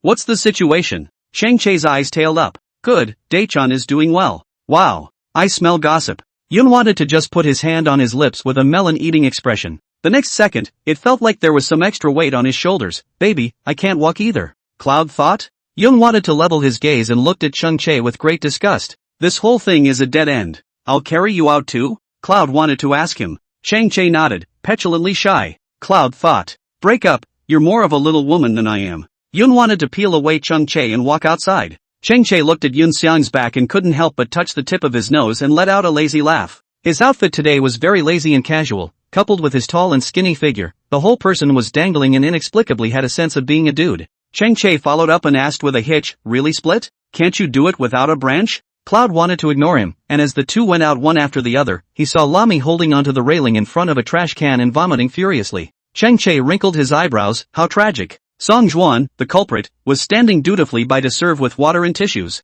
Where did Guanha go? Cloud wanted to realize that Guanha was gone. "Don't worry about it, you can't lose it," Cheng Che said. "Guanha is a person who prefers quietness. This kind of playground is not suitable for him, he is more suitable to go listen to a little song and drink tea and write calligraphy. The reason why Chang Che and Song Juan, who are of this nature, can play on with Guan He is because Guan He is a person who never spoils the fun. You want to play, I will accompany you. The main fight is stable mood, no temper. But friends are all thinking of each other for each other. Chang Che and Song Juan would also find some of Guan He's favorites from time to time and go ahead with Guan He on weekends. Cloud wanted to come to Lami's side as she carefully inquired, Nini, is everything okay? Lami nodded, but the light was gone from her eyes. Still alive, not a big problem. Song Juan patted Lami's back, and Lami found a seat and slowed down for a while. This roller coaster is so mean, much meaner than the ones I've been on before. Lami looked at the still running roller coaster as if she was still on it, her whole body following the yo-yo. How can I describe it? It feels like I'm on a boat at the moment. It's floating, not on the ground. It was faster. Hug. Yun wanted to soothe Lami while turning his head to look at Song Juan and asked, how are you? Song Juan shrugged. He's okay. Except for the scratches all over my hands from someone. Song Juan was relatively white, and when his hand was stretched out, the nail marks that were pinched red were clear. Luomi's face instantly turned red, suddenly embarrassed to look at Song Juan. Those of them who grew up together. Calling brother and brother how to do it, once the relationship has changed, there will be a kind of illusion of pretending with acquaintances. So uncomfortable. Think about it, come here. Chang Che called her. Song Juan, you stay with Lami. I'll take Think to go shopping and gather later ha. Chang Che said to Song Juan. Song Juan nodded. Yun wanted to still turn his head to look, but he was directly pulled away by Chang Che. Chang Che, don't look at it, why is it so good to believe? Doesn't she think she's a little redundant at the moment? Yun wanted to tilt her face up, blinking, pretending to be aggrieved. Oh, just love to read some gossip, what's wrong with that? Chang Che snorted a laugh and reached out to nod Yun Xiang's head. What else do you want to play? Let's go row. Yun wanted to hold Chang Che's hand back, a smile under her eyes. Chang Che, as long as I'm with you, I'll play anything. Then I'll take you to the photo shoot. He took her hand and led her forward. Amidst the noisy and hurried crowd, Yun wanted to follow in his footsteps and wade recklessly through the amusement park. She doesn't ask him where he's taking her, and it doesn't even matter where he takes her. She would follow him anywhere. Similarly, Yun wanted to go wherever she wanted. Chang Che was also willing to follow her. The calm and reassuring feeling of walking around the playground is just so comforting. Several children were running around the neighborhood, looking to run into Chang Che. Chang Che slightly inclined his body, and that little boy turned his head to look at Chang Che. Chang Che curved the corners of his mouth and touched the little kid's head without being anxious or annoyed. Yun wanted to retract his gaze from that little child's body and landed on Chang Che's. There were a lot of good-looking boys in the playground, but he had hard features and was handsome in his own way. At a glance, he was the only one who attracted the most attention. Yun wanted to think about falling in love with a tall and thin ideal type of boy before. I didn't expect to talk about such an extreme one. Yun wanted to really feel like she had picked up a great bargain. How could there be a boy as positive as Chang Che in this world? Chang Che. Yun wanted to call his name. Chang Che looked back at her. Aha. Cloud wanted to just call him by his name but not say anything. It's okay to be sneaky about your boyfriend's nymphomania. You can't let him know. He'll be proud. Chang Che saw that she had no further words, so he took her hand. I like you. Cloud wanted to look up at him immediately. Chang Che hung his head, met her gaze, and said once more, I like you. Super like you. Yun wanted to raise his hand to pat his head. Be good. Chang Che smacked his tongue and looked slightly dissatisfied. Treating me like a can again, are you? No. I just suddenly remembered that when I first arrived at your house, you were so tuggy. I called you and you didn't answer. Chang Che was helpless and once again regretted his middle-aged ignorance. The black history of this life, I'm afraid I can't erase it anyway. But then, now every time I call you, you respond to me. Yun wanted to tilt his head and look at him seriously. Abruptly, Yun wanted to take out her cell phone and said with a smile, Chang Che, it's always been you who share songs for me. Why don't I share a song for you too? Chang Che raised his eyes, huh? Yun wanted to touch the earphones in her pocket. She connected the Bluetooth and distributed one earphone to Chang Che. She rarely listened to songs before, and it was only after she met Chang Che that she fell in love with music. Cloud wanted to open the music player, flipped to the song she wanted to play, and pressed play. There was no song that better described how she was feeling at the moment. This song is a perfect match. Chang Che turned his head to look at her, and the sound of music slowly came from his headphones. Accidentally back to that day / accidentally everything repeats itself again / you're so perfect for everything / how could you appear in my world / you don't like to speak twice / but preferred to give me your beloved necklace on that Valentine's Day night / said 3 times about your love for me. It's Freeze by JJ Lin, which fits both his character and her state of mind. Thank you princess for rewarding the song and listening to it, it's a good one. He raised his eyebrows, his color deep, and smiled to tease her. Cloud wanted to be amused by him. She responded easily, Chang Che, don't be a princess, just be your one and only. Chapter 149, Kissing Her Dimples and Ordering Songs Anonymously. Chang Che looked into Yun Qian's eyes. She raised the corners of her mouth, and her 2 dimples were deep and beautiful. Chang Che raised his hand and touched her dimple lightly. He suddenly moved closer to Yun Wanted, and his lips landed on her dimples in a slapdash, very gentle kiss. Then don't be a princess, be my one and only. He repeated the murmur in a pressed voice, rubbing the tip of his nose against hers. Yun wanted to feel his breath clearly, and the nice perfume smell of his body came with it. Chang Che raised his hand to hold her in his arms. The midday sunlight fell on the 2 people. In the distance was the lively atmosphere of the playground, and in the near distance was the romantic and cozy atmosphere. Once again, Cloud wanted to have someone he was afraid of losing. She hoped that she could go on a long journey with Chang Che. This journey could be bumpy and winding. But when she arrived at the terminal, the person standing beside her would be Chang Che. Cloud wanted to turn his head to look at the side of his face, liking him even more in this moment. Night. After dinner, a few people experienced the nightlife of Kyoto. Musicians selling songs are everywhere in the square. Cloud wanted to walk ahead with Lami, stopping now and then to listen to a children's song. They played all day at the playground and came out when the park closed. The whole thing was in a state of exhaustion after this meal. Cloud thought he couldn't walk any further, so he sat down across from a man holding a guitar and selling songs. He is singing Cruel Moonlight by Yoga Lin. The night was gentle and moving, and his song was gentle and delicate. The sound of the guitar and his singing melted together perfectly, making the heart quiet and cozy. Yun wanted to look up and waved at Chang Che. Chang Che was chatting with Guanha, and when he saw Yun trying to call for himself, he immediately walked over. What's wrong? Yun wanted to signal Chang Che to sit down as she leaned for a while. Very tired but didn't want to waste such a nice night back to the hotel to sleep. Chang Che sat next to her, willingly serving as a humanoid stand for her. Yun wanted to lean on Chang Che's shoulder just as his cell phone rang. It was a text message from Lord Chang. Chung Lord, think about it. Did you have a good time? Are you short of money? Yun thought with a warm heart. Chang Lord was really like a father, so sweet. She used to go out with her classmates and her dad would always text her. Don't ask anything else, just ask if you're happy and short of money. I didn't understand it before, but now I realize that it's the quietest expression of love from my dad.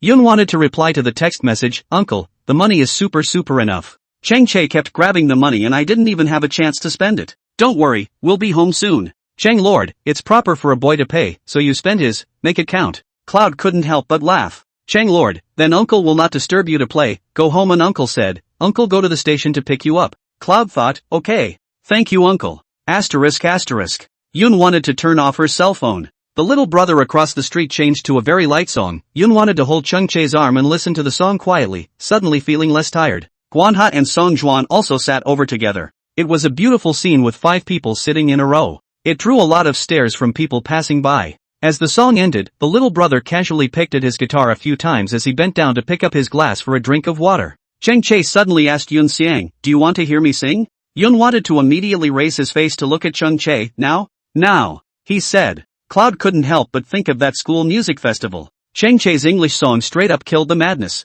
Although they often listened to songs together, it had indeed been a long time since they had heard Process Chul sing. Chang Che suddenly stood up as he walked towards the guitar boy and communicated with him for a few moments. The guitar boy looked over to Yun Xiang's side and immediately nodded his head. The people around them looked at Chang Che. This was because Chang Che had replaced the guitar boy's position and stood in front of the microphone. Chang Che lowered his head and connected his cell phone to guitar guy's amp. With downcast eyes, he held the standing mic and said in a hushed voice, sing a song. Song Juan and Guanha looked at each other and smacked their lips. It's true that you'll do anything to please a favorite. Chang Che, who was actually quite arrogant, was able to sing to Yun Xiang on such an occasion to cheer her up, and really went all the way. Chang Che looked at Yun Xiang as if asking if he was ready. He played the backing track. As soon as the prelude sounded, the corner of Cloud's mouth lifted up as he thought. Chang Che was holding the mic, reading the lyrics on his cell phone, and looking at Yun Chen from time to time. The night was dark, and in conversation, I began to think what it would be like to hold hands with you. Lami turned her head and muttered, why is this song so familiar?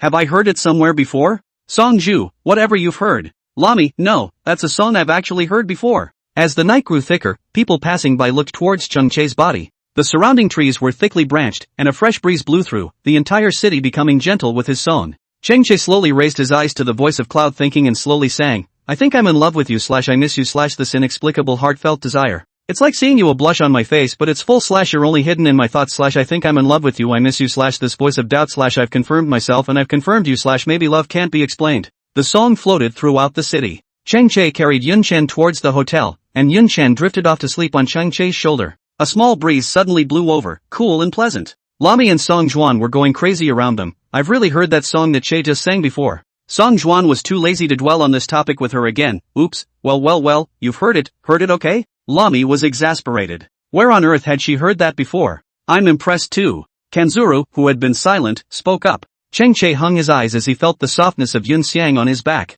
Hearing that they were still struggling with the song, the felicitous one said, next up is song order time. This song is a song anonymously ordered by a student in the upper school. I think I'm in love with you. After Cheng Che's words, the three people behind him stopped in their tracks. Lami slapped his thighs violently. See, she just said, she's heard it before. But she didn't expect to hear the song on the school radio station. Song Juan opened his mouth as he looked at Cheng Che's back and asked, are you the classmate who anonymously ordered the song? Crane Watch laughs. A rare moment of cleverness. Cheng Che turned his head, he picked the end of his eyes and looked at Song Juan with a lazy expression. He's the student from the high school who anonymously ordered the song. Song Juan choked. Asterisk asterisk asterisk asterisk, so you liked to think about it a long time ago? Song Juan followed up with a follow-up question. Cheng Che pursed his lips. The night melted, he thought with his back to the clouds and spat out a deep, I am. Song Juan had an expression of having eaten a large melon and instantly understood what the words meant. Asterisk asterisk asterisk asterisk, aren't you ing? He is. He's in love with his sister. Chapter 150, running away after flirting, not sparing her. 5 people have returned home from Kyoto and have received acceptance letters from their first-choice universities. Chang Lord borrowed a commercial to pick them up. On the way, the two of them, Songjin and Luomi, alternately shared the joy of the journey with Chang Lords. During this time, Song Juan spilled the beans and spat out, we met Lin Shuyu in Kyoto, and Lin Shuyu's mom came on strong and asked us if Think About It had a boyfriend. Cheng Che was irritated and confessed to think about it that night. When Chang Lord heard these words, the car directly stopped on the side of the road, then looked at Yun Xiang with an unbelievable face. Is that true? Cheng Che confessed to think? Cheng Che coughed lightly and glared at Song Juan. He also wanted to have a unified notification with mom and dad at dinner tonight. Sure enough, Song Juan was a big leak and couldn't keep any secrets. Song Juan silently covered his mouth with an apologetic face. Sorry. So, think about agreeing? Chang Lord looked cautiously at his own son. The feeling of being afraid that my own son would be rejected. Cheng Che could see his dad's lack of confidence in him in Chang Lord's eyes. Song Juan's hand hanging down by his leg clenched silently. This damned mouth of his really can't help it he so wanted to answer the words that Cheng Che said when he flaunted his arms that day he doesn't say it, he can't say it. If he continued to be so, Cheng Che would have to end his friendship with him. Who knows? In the quiet, Kanzuru opened his mouth, taken. Song Juan silently looked at Guanha. Good. Isamu or Kanzuru Isamu. Either you don't say anything or you hit the ground running. Cheng Che's entire face was dark. Lami and Yun wanted to look at each other, and the colors under their eyes were complicated. Chang Lord snorted with laughter when he heard this answer from Guanhe. Got it? So we're together? Alright. That's good. The oldest son has made a name for himself. But wait. Chang Lord pursued, who took who? Guanha, he took Cloud thinking. Chang Lord laughed even more cheerfully, just him? Being taken down by others is more like it. Although Chang Lord's tone was filled with snark, it was evident that he was very satisfied with this matter. Cheng Che was exasperated. He's got a lot of charisma too, right? Why can't he be the one to take Yunwana? That little pervert drools over him every day, and there's no guarantee that she's the one who liked him first. So now it's dating, right? Chang Lords double-checked to make sure, afraid that this was a joke. Cheng Che had a headache. Why was he still asking? He silently looked at Yun Xiang and stated, should the party give old Cheng a peace of mind? They speak without strength, and the only thing that is more credible is the Cloud thought. Yun wanted to sit forward and said to Cheng Lord, Uncle Chang, I am dating Cheng Che. She's big and bold and not at all squirmy. Cheng Che looked at her serious and determined appearance and couldn't help but see waves in the bottom of his eyes. Cloud wants to be really meta and soulful. She was always like the sun, able to bring indescribable warmth to others. The gods of the 4 directions did bless him and blessed him with such a good girl. Cheng Lord slapped the steering wheel and laughed. Uncle is happy today. Uncle directly take you guys down to the restaurant. What's up? Upon hearing this, Song Juan hurriedly held Cheng Luang up high. Uncle, you're atmospheric. It's only right that Cheng Che can chase after think. Uncle, why don't we eat the new barbecued fish that opened recently? This is what I crave in Kyoto. Song Juanshur hashtagged. Several people in the back row looked at Song Juan on the passenger side and said that they did not recognize this person. Cheng Lord laughed out loud. Okay, just go bake fish. Cheng Che and Yun Xiang's relationship was thus established. Soon Hunan and Cheng Genoa both knew about it. For this reason Cheng Genoa even bought a lot of fruit the next day to come over to see Think About. This feeling of being valued made Yun want to feel very emotional. After all, she and Cheng Che are not very old, and in this fast food era, it is too easy for people to like someone. For example, if you brush Jane, the speed is fast and the push is accurate are all the words of handsome men. A minute can like 100 is not a problem. So many elders will think that the two are just fooling around and don't take it seriously. The Cheng family was not caring about how far Yun wanted to go with Cheng Che in the future. It was good to enjoy the moment. Anyway, whether Yun wanted to be with Chung Chae or not, she was precious to the Chang family. And so the first summer vacation belonging to them came warmly and uneventfully. Manhwa was bored and went to his brother's company to intern and do odd jobs. During the period, also went to some places to travel alone. He is very good at taking pictures, and it is a pleasure to look at his friend's circle every night before going to bed. Lami originally didn't plan to study medicine and planned to study broadcasting. But with her parents' status there was a lot of not being able to do anything about it. So this summer, she enrolled in a broadcasting class to kind of fulfill her little wish. Anyway, there's no such thing as too much skill. Song Juan went to work as a coaching assistant at the tennis club,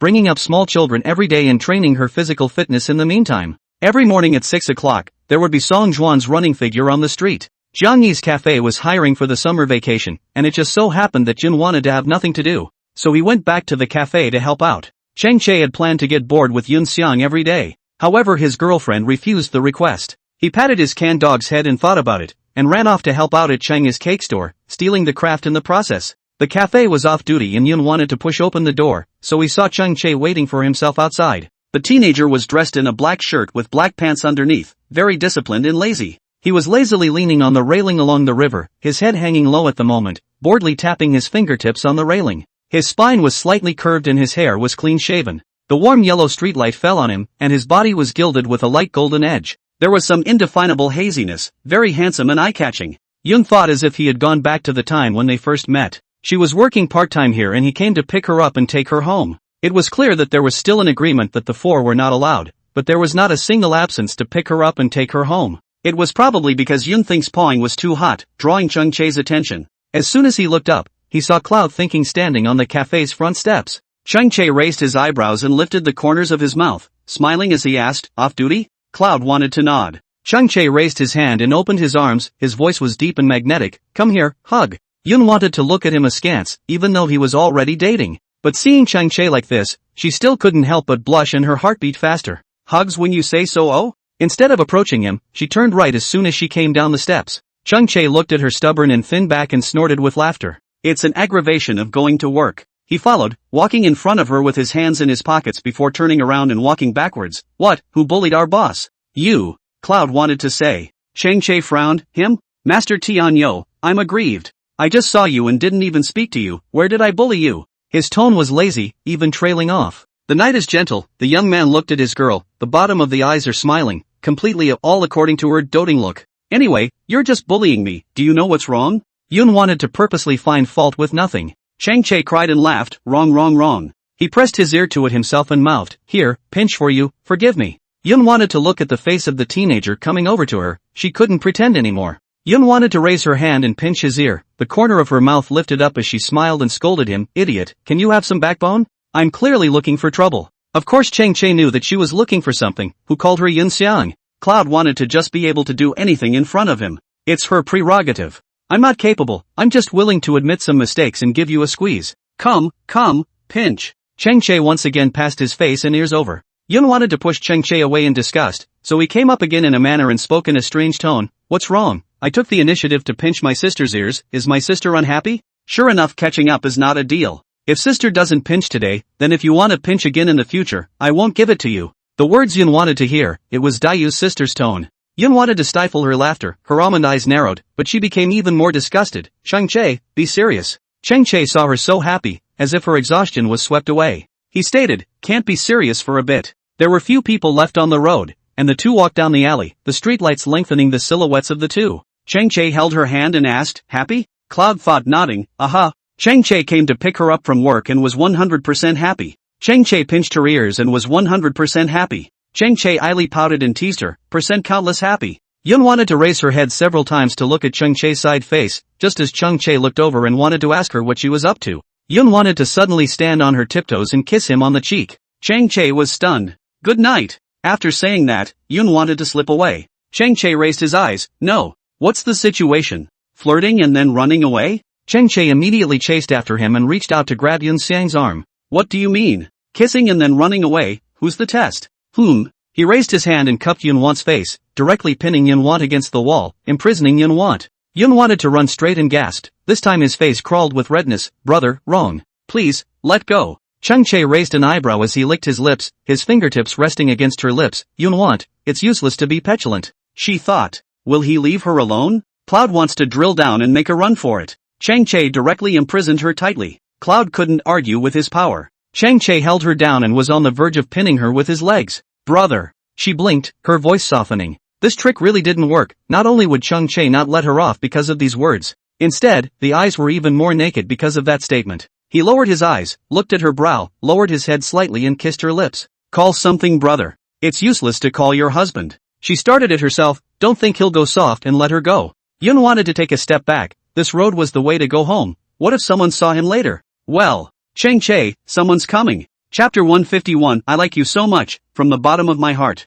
Chang Che didn't think about it and let the people behind him pass by them. He hung his head and hugged her waist, deepening the kiss. Yun wanted to clearly see that person looking this way in her afterglow. Her face, which was already red, became even more pink at this moment. Yunwan's hands wrapped around Chang Che's waist. His waist was strong and lean, and her hands could clearly feel his muscles. Chang Che felt hands roaming around on his body. He slowly let go of her, his forehead pressed against hers, his breathing rapid and heavy. Cloud wanted to raise his eyes. The night was too dim, yet she could feel the madness in his eyes. Chang Che's bubbling tip of his throat rolled up and down. He licked his lips, his voice lowered. Think about it. Aha. She answered him softly, her eyes flowing, gentle and cloying. Chang Che pinched her face, his eyes deep, word by word, seductive. I'm, well, happy, with, you. More than yesterday, more than the day before, more than the last time I said I liked her. Yun wanted to raise the corner of her mouth as her fingertips lightly scraped the tip of Chang Che's nose. Chang Che, love brain warning. What then? Chang Che's eyes were instantly covered in aggression.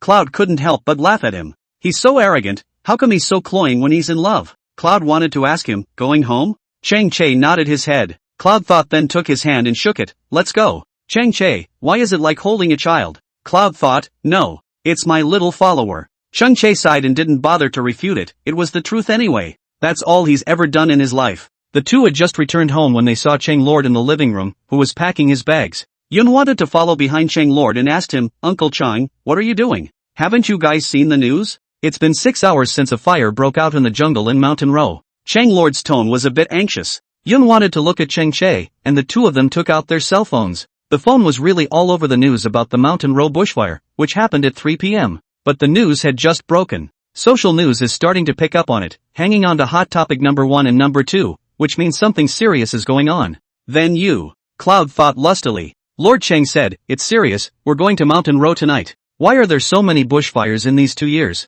Yun wanted to look at Chang Lord, worried in his heart. Chang Lord came to Yun Xian's face, he knew that Yun Xian was going to worry again. Think, we'll protect ourselves. Yun wanted to nod obediently, looking at him with an expression of worry that he couldn't hide. Chang Lord's cell phone rang, he followed the call and picked up his things. He looked at Chang Che, as if he was telling Chang Che that he was not at home, and this family had to be supported by him. Chang Che nodded his head. Chang Lord left in a hurry. Yun wanted to look at Chang Lord's back and couldn't help but sigh. Don't worry so much. Chang Che's low voice came from his ears. Cloud thought, on the other hand, and sighed. She couldn't help but think of the last time she saw her dad. It was nighttime and she was still sleeping when her dad suddenly came home and talked to the confused girl. Dad was always like that. Whenever he had an important mission, no matter how busy he was, he would always make a trip home to see her and learn about her. Yun wanted to be hanging his head in sentimentality when his entire person was suddenly hugged from behind. Yun wanted to raise her eyes as she turned her head slightly, and the familiar scent of perfume came from the tip of her nose. That was the smell that belonged to Chang Che. Yun wanted to turn around, she looked up at him with an indescribable look in her eyes. Chang Che rubbed her hair, looked at Yun Xian, and laughed. What to do? Let's think about how many times we'll have to go through this kind of scene in the future if we marry me. Yun wanted to then look at him, his fingertips tracing up the contours of his cheeks, his voice softly asking, the fire is relentless, and someone has to charge into battle. If we all hide behind it, what about the world? What about those poor people trapped in the fire trying to live, those poor people who have people at home waiting for them to come home for dinner? Chang Che looked at her with lowered eyes, his eyes growing more and more distressed. Think about it, you can actually be less understanding. She can be selfish too. Chang Che, I'm speaking from my heart. Her eyes were gentle, and in her small body, she was harboring such a firm and powerful ideal. Chang Che, from the bottom of my heart. That's a heavy sentence. Well, you come from the heart. And do you like me from the heart? He turned the tables, clearly not wanting to continue that conversation. Yun wanted to wink. Of course I like you from the bottom of my heart. Chang Che, my heart is so big that I can hide so many people and things,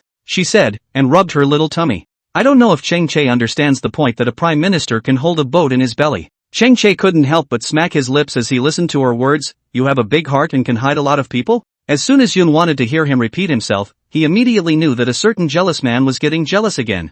I mean, there's only one boyfriend to hide. She rushed to make up for herself. Chang Che snorted coldly, cupping Yun Xiang's face with both hands and nuzzling himself. You better. What do you mean by that? I can't hide two boyfriends. I'm a person with a very high standard of judgment. Not everyone can fall into my eyes, right? Yun wanted to grunt and removed Chang Che's hands. Chang Che was happily coaxed by her words. Alright, I'm going back to wash my face and sleep. Yun wanted to take away Chang Che's hand holding her. Chang Che then nodded and stood still, watching her like a lookout stone. Yun wanted to be all the way back to the room and realized that Chang Che was still standing there looking at himself. Cloud wanted to narrow his eyes. What's he doing? The Ken was lying at Chang Che's feet, one person and one dog looking at themselves with bated breath. Chang Che sighed, not even saying good night. Cloud wanted to poof a laugh. This stinking Chang Che, he's only shady. She then jogged over tirelessly, she hung her hands on Chang Che's neck and stood on her tiptoes to gently kiss the corner of his mouth. Good night, Chang Che. After saying that, she patted Chang Che's head. Chang Che narrowed his eyes before curving the corners of his mouth.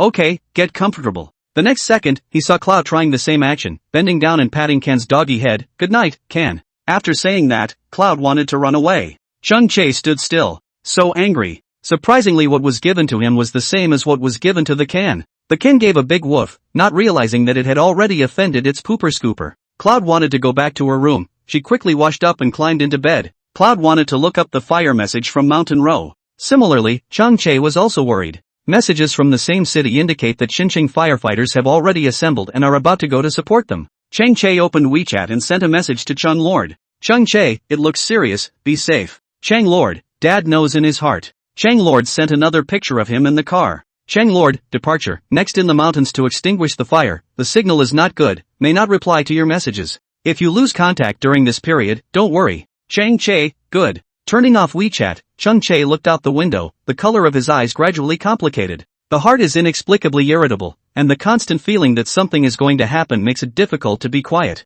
Chapter 152 Good Peace, kiss him on the cheek. The early morning sunlight was particularly harsh. Yun wanted to be cooking noodles. Chang Che came downstairs in his clothes and the smell of fragrant tomato noodles came from the kitchen. Yun wanted to look up. Chang Che, good morning. He came into the kitchen and plopped down on the bar of the partition, cupping his face in his hands as he watched Cloud think and lazily responded, morning. Yun wanted to lift the lid of the pot, and the heat and flavor was overflowing. Chang Che got up and went to get 2 bowls. Yun wanted to reach out and was about to take them when Chang Che said, I'll do it, it's hot. Yun wanted to nod obediently and turned to get chopsticks, carrying the small dishes to the table. She pulled over a chair and sat down. Chang Che's spine was straight and he was fishing for noodles with a spoon in one hand, perfectly displaying the sexy muscle lines of his arms. He was wearing a white t-shirt and his whole body was crisp and clean. Cloud wanted to tie an apron around him and get a good look at this teenager who was full of manhood. Chang Che turned around and carried 2 bowls of noodles to the dining table. Yun wanted to still be looking straight at him. Chang Che knocked Yun Xian's head, still looking?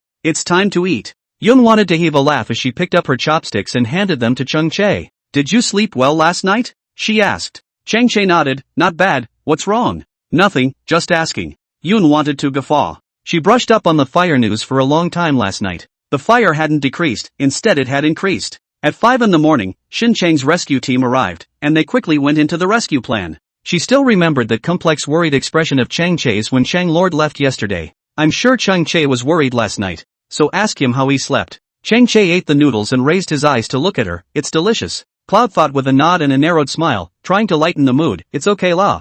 I'm fine, don't worry about me. I'll even pick you up from work tonight, he said. Yun wanted to a gentle smile under her eyes. Okay brother. Chang Che pursed his lips, ate a mouthful of noodles, and couldn't help but raise the corners of his mouth. Hey, still no talent, always can't resist people's a brother. As he spoke, Hunan's voice came from the doorway. I smelled it before I even entered the living room. What's cooking? Yun wanted to look over with Chang Che, and Hunan was putting down her bag and looking this way. Off duty. Chang Che's tone was calm. Hunan nodded her head as she hurried to the dining table, seeing the 2 bowls of colorful and fragrant noodles. She glanced at Yun Xiang. Think, you made this? Ah. Cloud wanted to nod. There's more in the pot, a bowl for you? Chang Che asked Hunan. Hunan immediately nodded. Chang Che got up and went to fish the noodles for Hunan, then brought them to Hunan's face. Hunan tasted it and praised it. It's really good. Come to think of it, you learned this from your father, right? It's still our Che who is blessed. Hunan let out a laugh. Chang Che raised his eyebrows. Truth be told, he felt the same way. Auntie, did uncle send you a message? Yun wanted to ask Hunan. Honam Hungdan said, messaged me about 5 o'clock to say he'd gotten to the fire scene. Yun wanted to ask something else, so Hunan said, think about it, don't worry too much. He's a commanding officer after all. Chung Chae glanced at his own mom. The commander is the commander, but she doesn't know her dad's character? He was a commanding officer who was used to rushing to the front lines. We'll just wait for his triumph at home in peace. Hunan smiled, but her heart was not full of worry and sourness. As a firefighting family member, she has to be concerned about her husband's safety and do what she needs to do to reassure her family. Every time Chung Luan went on a large-scale mission, she would follow suit to the extent that she lost half her life. Cloud wanted to ask no more questions as she said, good. After the meal, Yun wanted to help brush the dishes, but was pushed out by Hunan, signaling the two to go and get busy. Yun wanted to look at each other in Cheng Che. They packed up and went out to work part-time. The news of the fire in Mountain Row was broadcast in real time on the televisions in the cafes and cake stores. More people are paying attention today than yesterday's serenity. Cloud wanted to concentrate fully on his work and not pay attention to the news of the fire. In the afternoon, the media interviewed a frontline officer. As soon as he opened his mouth, he attracted Yun Xian's attention. Reporter, hello, I'm a reporter from Xincheng TV. I'd like to ask Captain Chang if the fire is under control now? We are working hard to control the fire and hope to return peace to the forest as soon as possible. We would also like to remind everyone not to smoke or light fires in the forest. Once a forest fire starts, it is a great impact on us, and on the city. Yun wanted to look at the TV, and the picture was resting on Xing Wang's body. He was wearing a rescue combat uniform with Shencheng Fire written on the back, and his clothes and face were already dirty. His clothes and face were dirty. He answered questions in a hurried tone. Behind him is the scene of the incident. The fire has been extinguished in the near distance, but still burning in the distance. The camera switches to other firefighters in action, calmly approaching the blaze, the water guns in their hands looking extremely small in the flames. The camera switches again, this time to the local firefighters in Mountain Row who have been fighting all night and are resting. Their faces, their hands all black. Some people hold a bucket of instant noodles and gulp them down, some hang their heads and stare blankly, some people's hands burn with fire blisters, and some people douse their hair with water to wake themselves up. Yun wanted to look at this scene and his entire heart was gripped together. At this time, Jiang Yi's voice from behind herself entered the bottom of the ear. Hey, such a big fire. People who play with fire in the forest, it's really not a pity to catch them and shoot them 100 times. It was only then that Yun wanted to withdraw his gaze. She rushed off to work and stopped watching the news. Night, Graffiti Alley. Yun wanted to sit on the floor with his back against the wall, drawing circles on the floor with only his hands in boredom. Think, why are you here? Cheng Che's voice suddenly rang out. Yun wanted to look up as Cheng Che blocked the light from the entrance of the alley. His figure was refracted on the walls of the graffiti kingdom, and it just happened to shine on the drawing of the firefighter. Cheng Che walked towards Yun Chen and crouched in front of her. Yun thought, sister, he asked me to leave work early. It's still early and I don't want to go home, so I'll wait for you here. Like this. Cheng Che looked toward the alley. The walls of the alley have a string of small colored lights that automatically come on every night at 7 p.m. This light is enough to illuminate all the graffiti on the walls. Cheng Che saw a variety of different occupations being drawn on the walls in caricature. Inside there is a message board with all sorts of wishes and blessings. Cheng Che saw a blessing inside that related to himself. Cheng Che, peace out. Cheng Che couldn't help but turn his head to look at Yun Xian. She was sitting there alone, a tiny one, her figure thin and lonely. Perhaps the cloud that had removed the shell of the sun wanted to be what it was supposed to be. She suddenly tilted her face up to look at him. Cheng Che laughed. He came in front of Yun wanted and turned to crouch in front of her. He lowered his eyes, his voice gentle, come on, brother, take you home. Yun wanted to smile immediately and climbed onto his back. Cheng Che's back was sturdy, and holding him, his heart moved with him, filled with a sense of security. Yun wanted to lean on his shoulder tiredly as she played with Cheng Che's sleeves, occasionally raising her eyes to look at the side of his face. The light shone on both men, his pace slow, and both hearts thumped faster in unison. Around the corner, out of sight of the streetlight, she snuck up against his cheek and gave him a soft kiss. Cheng Che lifted his eyelashes slightly and curved the corners of his mouth. In the quiet alley, slowly came the gentle and low, very nice voice of the teenager. It'll be peaceful, Cloud thought. Chapter 153, Chun Lord lost, she experienced it. Day 4 of the Mountain Row fire. Yun wanted to be woken up by Hunan's crying. Yun wanted to sit on the bed and look out the window in a trance. Birds landed on the willow tree in front of the door, making chirping calls. Hunan's cries became louder, and Yun wanted to get out of bed immediately. She gathered her hair casually and pushed open the door to her room. Cheng Che was coming downstairs, and the two of them stared blankly at Hunan, who was on the phone in the living room. Mom? Cheng Che came over with big strides. Hunan was about to fall to the ground when she saw Cheng Che. Yun wanted to hurry over, and Cheng Che scooped up Hunan as he helped her sit on the sofa. Yun wanted to pour a glass of water for Hunan. What's wrong? Cheng Che's voice inexplicably trembled, and his heart followed in panic. Hunan cried early in the morning, is it? Hunan tilted her face up, She couldn't speak, she just kept dropping her tears and her voice became hoarse. Mom? Chang Che called her once again. Did something happen to Dad? Yun wanted to notice the TV in the living room that was showing the news. Hunan had muted it and there was no sound at all. The TV was showing the latest news of the fire starting in Mountain Row. Just at 12 o'clock in the night, the fire that was about to be extinguished suddenly rekindled. Firefighters from all over the world who came to support the fire had already retreated more or less, and the fire that suddenly rose up caught the fire brigade who had not yet had time to retreat by surprise. The Xincheng Fire Brigade, which Chang Lord led, was among them.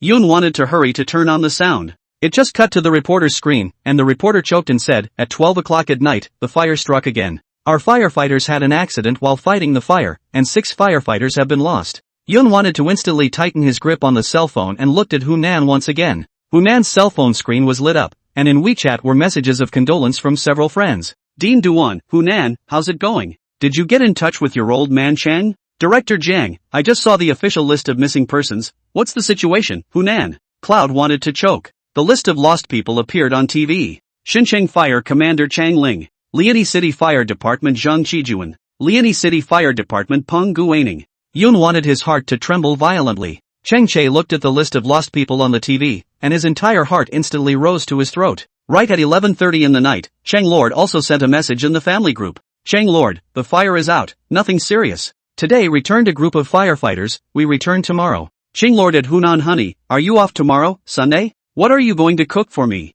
Chang Lord, hey, this fire is the most powerful one except 10 to 22. Look at so many 18-year-old young children risking fire to rush in, even afraid to shout, really heartbreaking. Chang Lord, God doesn't say give a rain either, it's more cruel. Chang Lords, well, off to summarize, we'll talk again tomorrow when we get home. He sent a lot of messages and none of them even replied to him. Hunan's cell phone rang again. Hunan immediately stood up. The caller was one of Chang Lord's men. Hunan tremblingly pressed answer. She put the phone to her ear and anxiously asked, Xiao Lu, have you found our family Lao Chang? There was a silence on the other end of the line. After a long time, he choked and said, Sister-in-law, the commander has not yet been found. Look for it, keep looking. Hunan's voice trembled. Xiao Lu, sister-in-law, we've been out of contact with the commanding officer for 5 hours now, and the top told me to. Sayuri didn't finish the words that came to her mouth. Hunnam, however, already knew what he was going to say. This is the top let call, that means, Cheng Lord. Find. Hunan completely broke down, this one word carried all her emotions.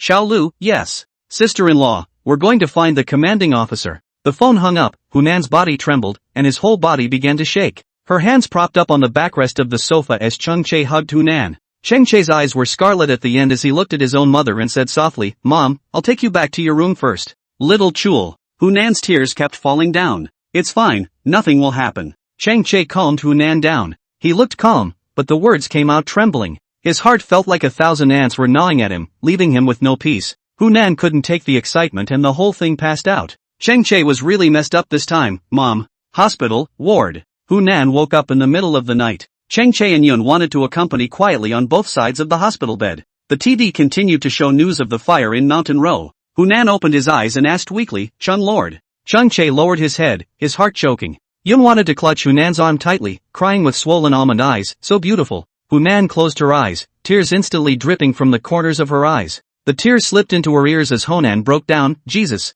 God, you make it rain. She raised her hand, her arm covering half her face. Her voice was extraordinarily soft, so light that it sounded as if it blew away in a gust of wind. When Yun wanted to hear these words, tears instantly followed. She hated her ability to empathize with such sensitivity. Cheng Che wrinkled his eyebrows and breathed heavily. He couldn't stand it and got up to walk out. Cheng Che. Yun wanted to call him. He shook his head and said it was fine, but teardrops fell from the corners of his eyes. Closing the door to the hospital room, repressed emotions instantly enveloped him. Cheng Che came to one end of the promenade, a large city, the rush of traffic, some people sad, happy, some people begged God to open their eyes, the next rain extinguished the fire. Cheng Che lowered his head, and at that moment, the teenager's straight spine was bent. A father's love is silent, and so is a son's concern and worry. Someone behind him suddenly hugged him. Cheng Che, uncle will be fine. Yun Thing's voice came slowly from behind himself, careful, yet full of sadness. Cheng Che immediately raised his head, unwilling to let Yun wanted to see himself in this state. He turned around and Yun wanted his eyes to contain tears and his face was covered with teardrops.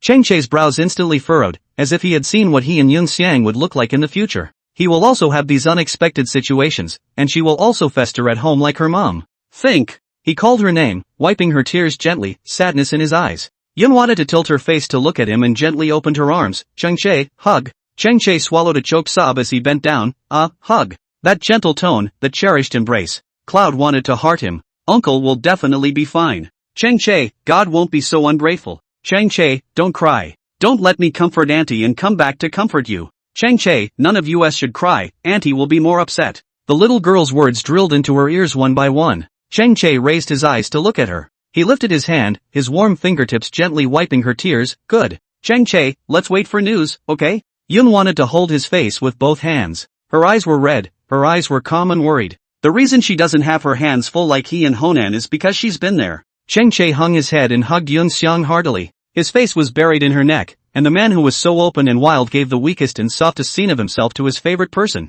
Cloud wanted to touch his hair and feel the breath coming from his neck, his heart aching with him. Changche, night and day alternate, the night will always pass. Uncle will definitely be fine, believe me. Rumble. Chapter 154, It's raining on the mountain line, one and all. The roar of thunder and lightning was particularly harsh on a quiet night. Yun Xiang and Changche almost looked out the window together. Without realizing it, it was actually drizzling. Cloud tried to push the window open, his hand reached out and it was rain. Changche, it's raining. Yun wanted to say to Changche. Changche frowned, the bottom of his eyes were first unbelievable. He moved closer to the window and the raindrops fell on his face. Sheepishly, his heart stuttered before he looked at Yun Xian. Cloud wanted to nod, it was raining. Changche picked up his cell phone and tapped on the weather forecast for Mountain Row City. The weather forecast is for light rain this evening. Changche held Yun Xian's hand and immediately turned towards the ward. In the ward, Hunan stood in front of the window. The ward door was pushed open and she turned her head. The two children looked at her with red eyes and she didn't hold her tongue for a second. It's raining. Yes, it's raining. God finally woke up. Yun wanted to turn on the TV in the ward. The reporter said in an agitated tone, it's now drizzling at the scene. For the first time, I hope that this rain comes a bit heavier, hoping to extinguish the momentum of this fire. Also let our firefighters revitalize and start again. I'm sure that with the efforts of the firefighters, this blaze will soon be extinguished. Great, it's raining in Mountain Row too. It wasn't raining much, but it was much better than not raining and being hot instead. Cloud wanted to look out the window, his heart rippling. It's raining. What about Uncle Chang? Is he safe too, just can't find his way back? The hand that Jin wanted to hang down by his leg slowly clenched. July was her birthday month. She hadn't celebrated a birthday and made a wish since her dad died. Now she makes a wish for Uncle Chang. I hope God opens his eyes and blesses Uncle Chang with nothing and returns peace to the Ching family. The door to the hospital room was pushed open. It's Chingya. The umbrella she was carrying in her hand was placed in the doorway, and she softly asked, Sister-in-law, how are you? Auntie, what brings you here?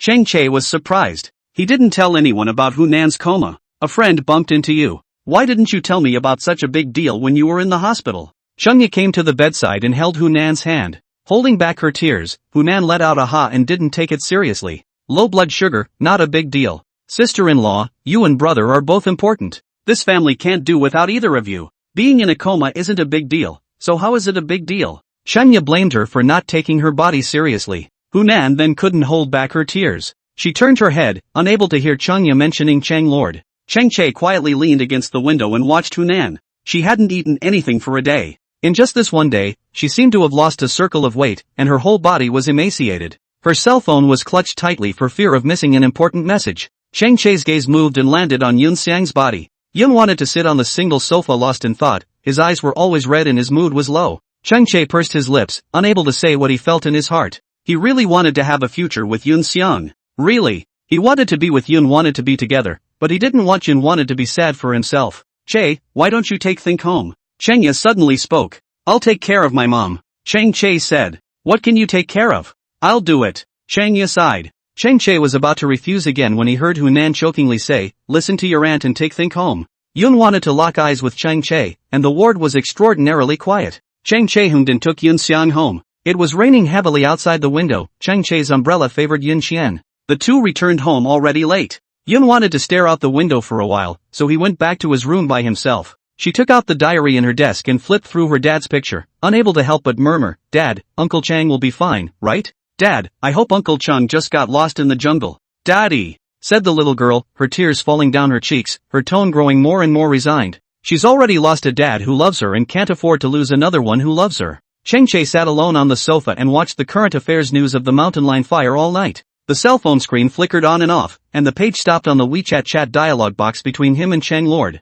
He didn't send a message because he was convinced that Chang Lord would be fine. Of course, it wasn't just the firefighters' families who had a hard time sleeping through the night, but also the people of Lehigh who were constantly concerned about the fire situation. Hashtag the topic of hashtag Mountain Row fire is hanging high on the top of Weibo's hot search, and the word explosion in red color makes people's hearts ache. How we all wish that all the hot topics at this point were entertainment news, at least that would mean that the country is at peace. Hashtag. The topic clicked in and the netizens were posting. Netizen A, obviously a commanding officer, he rushes to the forefront of every rescue. He is Chang Lord, who can remember him? Netizen B, may there be no more fire in the world, and may the hero return safely. Netizen C, a thoughtless gesture by some people requires the hard work of countless individuals, or even their lives, to pay for it. Forests are forbidden to bring in fire, not even a little bit of a star is allowed. How can anyone still be so ignorant when 3-year-olds understand the truth? Casually scrolling down, Chung Chae no longer had the courage to continue reading. So many people praying for him. It's gotta be okay, right?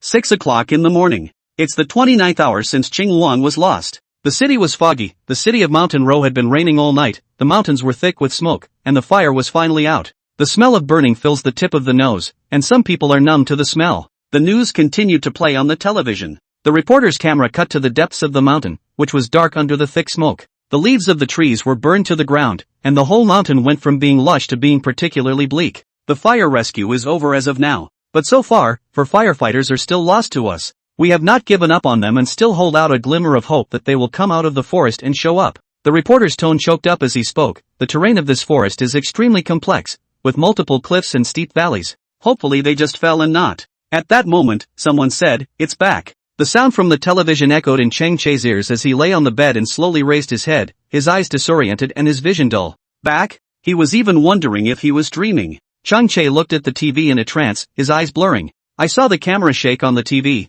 And two people, the reporter and the cameraman, kept asking, have the lost firefighters been found? Where was it found? What is the state of the person now? The reporter's tone grew more urgent and choked. At this time, not far away came a cacophony of sound. The camera swept over, and in the mist, bright orange rescue suits broke through the smoke, and a line of people broke into view. Some were helped out, some were carried out. The 4 firefighters who were lost are one and the same. This is not a TV show, this is reality. The reporter was so surprised, the microphone clutched in his hand, that he even forgot to broadcast. It was the cameraman who reminded her before she cried, friends, our 4 lost firefighters, found. Chapter 155, it's not like, it's love for her. Xincheng Army General Hospital. The ward was quiet, Chang Lords was in a coma and was being given nutritional fluids. Hunan sat on the edge of the bed, holding Chang Lord's hand tightly, her eyes covered with heartache. He suffered a broken cervical vertebrae and ankle, and a dozen injuries, large and small. The doctor said he had picked up his life. Yun wanted to lean against the wall and watch quietly, his mind racing with thoughts. In any case, it's good to be alive. Chang Chae had just sent Chang Zhenhua and Chang Yao away. He pushed the door in and met Yun Xiang's line of sight. Hunan's cell phone rang, and she didn't dare to let go of Chang Lord's hand, but instead pressed answer with one hand and put it to her ear, saying, yes, old Chang is at the Army General Hospital. Don't come over yet, still unconscious. The doctor said to keep it quiet in the ward, so the big guys will come back when Lao Chang wakes up. I'll thank you all for Lao Chang and let you all follow and worry. The curtains of the ward were gently blown by the breeze, and Hunan's tone was calm. The phone hung up and someone else soon called. Hunan kept on answering the phone, thanking every friend for their concern. Yun wanted to look askance at Hunan. When she looked up, she found Chang Chae looking at her. Cloud wanted to cock his head, why did he keep looking at her? When Hunan was hospitalized, he did the same thing, leaning against the window and staring, lost in thought when he looked at her. Chang Chae pursed his lips as he turned around and headed out. Yun wanted to follow immediately. She gently closed the door of the hospital room and took Chang Chae's hand. Chang Chae. She called his name. He then turned his head to look at her and let out a hum. Yun wanted to know that he was in a bad mood, so she tried to adjust the atmosphere. Am I not very spiritual? I said Uncle Chang was fine, and look, he's really fine now. The little girl raised the corners of her mouth, her eyes bright and gentle. Chang Chae stopped in his tracks and met Yun Xiang's line of sight. The more she laughed and livened up the atmosphere like that, the more his heart ached. Idiot. He favored Yun wanted to nod his head. Yun wanted to frown. Why are you suddenly cursing? Is this cursing? Chang Chae knocked her head again. Yun wanted to be serious, this is hitting people. Chang Chae snorted a laugh. The tightly tensed emotions finally got the slightest relief at this moment. Sit down for a while. Chang Chae pointed to the bench next to him, and was going to pull Yun think to sit down. Dirty. Cloud thought looking at the chair with a cigarette butt on it. Chang Chae lowered his eyes and looked at it. He found a clean spot and pulled Yun Xian, letting her sit on his lap. Yun wanted to squint and smile, his arms wrapped around Chang Chae's neck, only his hands pinching Chang Chae's ears. Still dirty? He looked at her brow, his eyes loving and tender, his voice gentle. Yun wanted to immediately shake his head before hugging Chang Che and lying on his shoulder. Chang Che pursed his lips as he looked at the hospitalization department in the distance, raising his hand to gently rub Yun Xian's hair. Think, he called to her softly. Aha. Yun wanted to close his eyes and hugged him tightly, as if he was giving him a soul to hold on to, and as if he was looking for himself to rely on. How did you get through it when Uncle Yun died? He wanted to know so badly.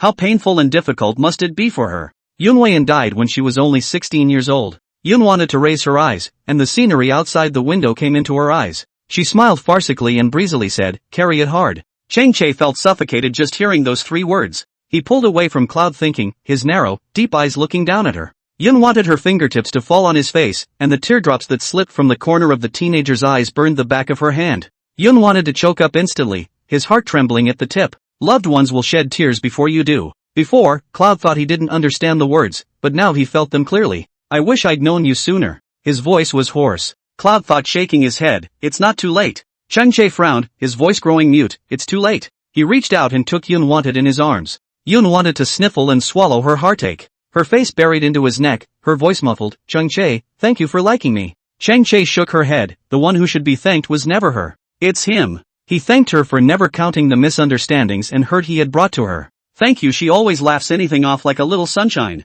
Thanks for never letting him change, but accepting and taking it all on herself in silence. Thank you for her descent into his world on that hot and draining summer day. They say that the more you know, the more you're going to be let down, and Chang Che wants her to win. Chang Che took out a piece of chocolate from his pocket, he peeled off the wrapper and handed it into her mouth. He looked her in the eyes and corrected her seriously, it's not like, it's love. Not like, love. The sweetness and astringency of the chocolate erupted in Cloud's wanting mouth, and she leaned in close to him, compelled to make him taste the chocolate's cloying sweetness as well. He doesn't refuse and offers to kiss her. The bitterness of the chocolate mixed with her sweetness, and he didn't find it distasteful, only mesmerizing. At night, Chung Lord woke up. Because of the inhalation of a large amount of smoke and breathing problems, he could not speak for the time being. His whole body was weak, and his face and hands were covered with cuts from branches. Chang Lord's superiors and comrades received the news and came to visit Chang Lord. The ward was full of people, bouquets and fruit baskets piled up in the corners of the ward. Some of them were in uniform, others in civilian clothes. The Army General Hospital is the last place you'd expect to find someone in uniform,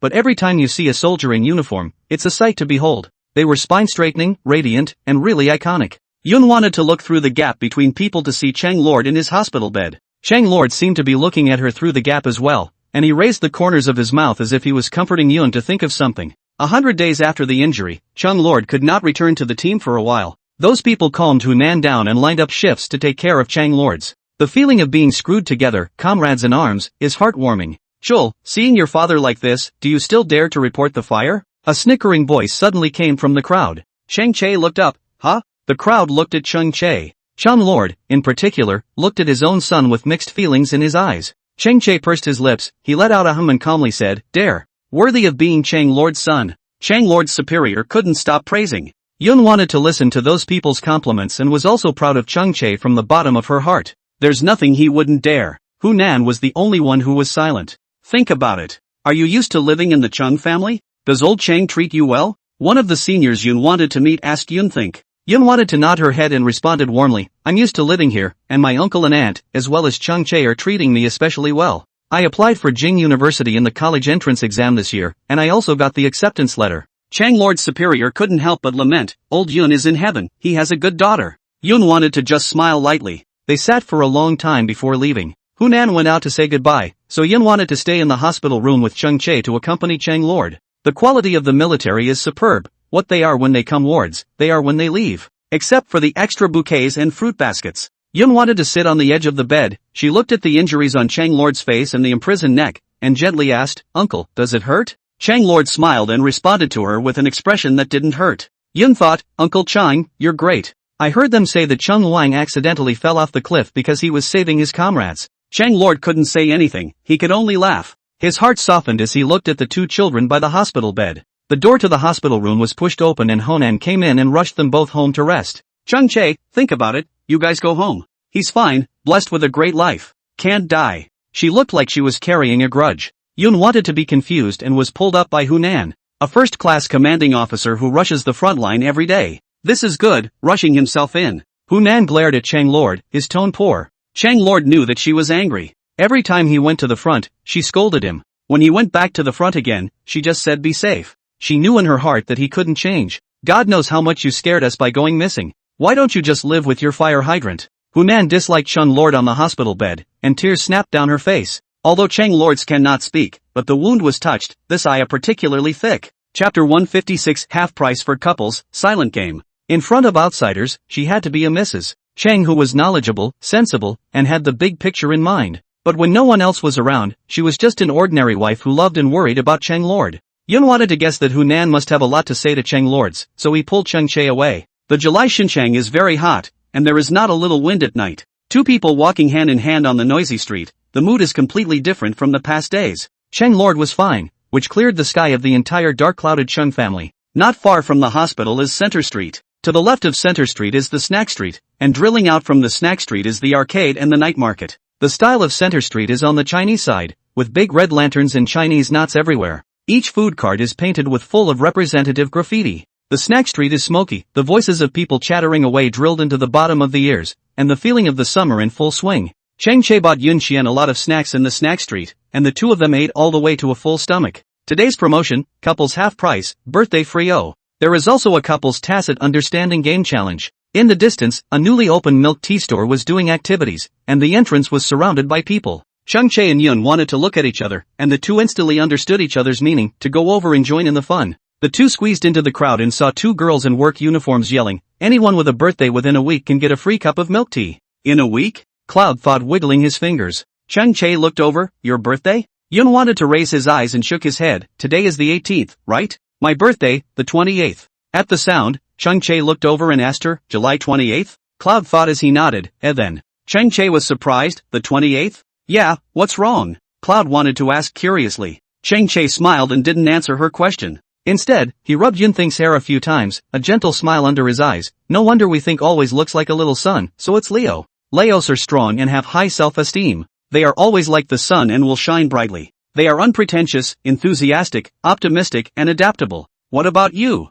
Cloud wanted to ask him. Chang Che hooked his lips and lazily said, you guess? Cloud wanted to narrow his eyes. He just asked emphatically if it was the 28th. In the year she'd known him, she hadn't even come across his birthday. Then his birthday is in August. Yun wanted to be shocked as she raised her eyes to look at Chang Che. August 28th? Chang Che immediately tilted his face up, looking disgruntled, only just guessed? A bright light instantly sprang up in Yun Xian's eyes. What a coincidence. Looks like a certain person is destined to be locked up with me in this life. Chang Che sighed, his arm resting on Yun Xiang's shoulder. The two of them were just the right height for his arm to rest comfortably on her shoulder. Yun wanted to heave a laugh and said, Chang Che, I'm a month older than you. Oh. How? Chang Che looked at her askance. Yun wanted to turn around and face Chang Che, her almond eyes gentle, call sister. Chang Che. Chang Che turned around and was about to leave. Cloud thought as she wrapped her arms around him, where to? Running. He answered truthfully. Yun thought, Chang Che, are you speaking morally? You told me to shout brother, I did. She could call her brother, but he could never call his sister.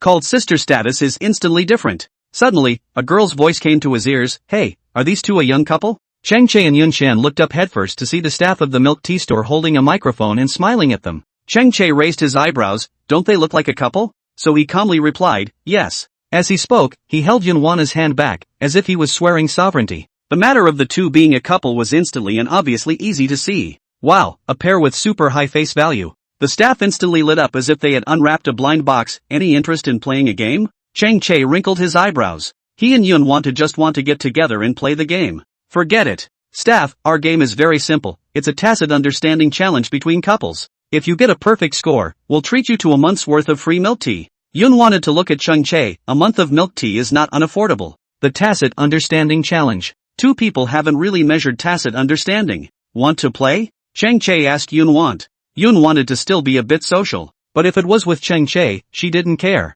You guys look so sweet, the groom and the girl are just perfect for each other. Let's play together? The staff really liked both of their faces too much. If the two of them were to stand on the stage, even if they didn't have a silent agreement, they would attract a lot of people to watch. By the way, if you have a perfect understanding, you can also take a picture of yourselves on our store's wish wall. Come back years later to hit the card, really full of memories. Under the constant persuasion of the staff, Chang Che decisively brought Yun Xiang onto the stage. Mostly he heard the phrase, come back years from now and punch the clock, and he wanted to give it a try. He said he wanted Cloud to win. It's no joke. Yun wanted to go on stage before realizing that the surrounding area was simply crowded, so many people were watching. The foot traffic on Center Street itself is high, and with the event on top of it, the buffs stack up.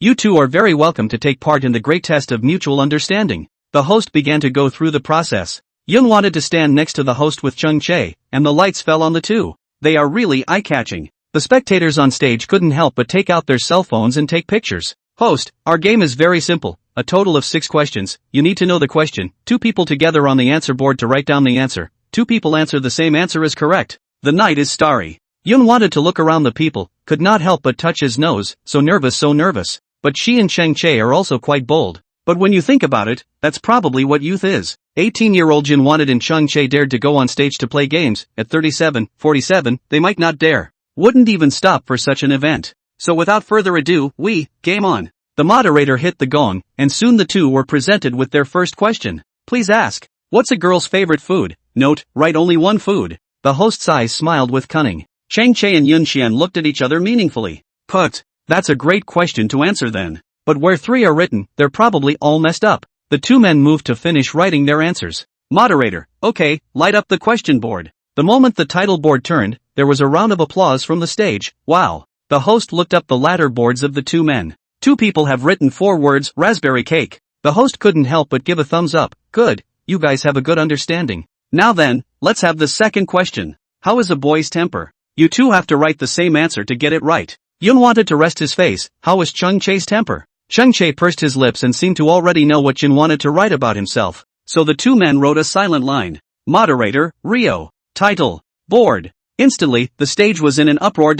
Chapter 157, 1 photo, countless likes. Once again, the 2 men wrote the same word in silence, tug. Yes, tug. That was what Cloud wanted to keep hanging on to say about him. For example, she always says, Chung Chae, what a drag. He kinda liked hearing Yun want to say this sentence. How should I describe it? Every time she said it, her tone carried a little bit of pride and smugness. It looks like it's saying he's so draggy. In effect, it's saying, what's the point of yanking? I've got you, right? Yun wanted to raise the corners of his mouth, and his 2 dimples became even more beautiful under the light. The hosts are shocked. It's not like we haven't seen taciturn ones before, but they're mostly tied to answers. For example, they would write temperamental or farty. But it's so rare to see them like that, even with the same words. The point was, he realized, that both of them had beautiful handwriting. The boys' fonts are a little more spontaneous, and the girls' fonts look so gentle and distinctive as the words. Well, it seems that such a question cannot be difficult for you guys. Then here comes the third question. The host pointed at Chung Chae and shouted, please ask,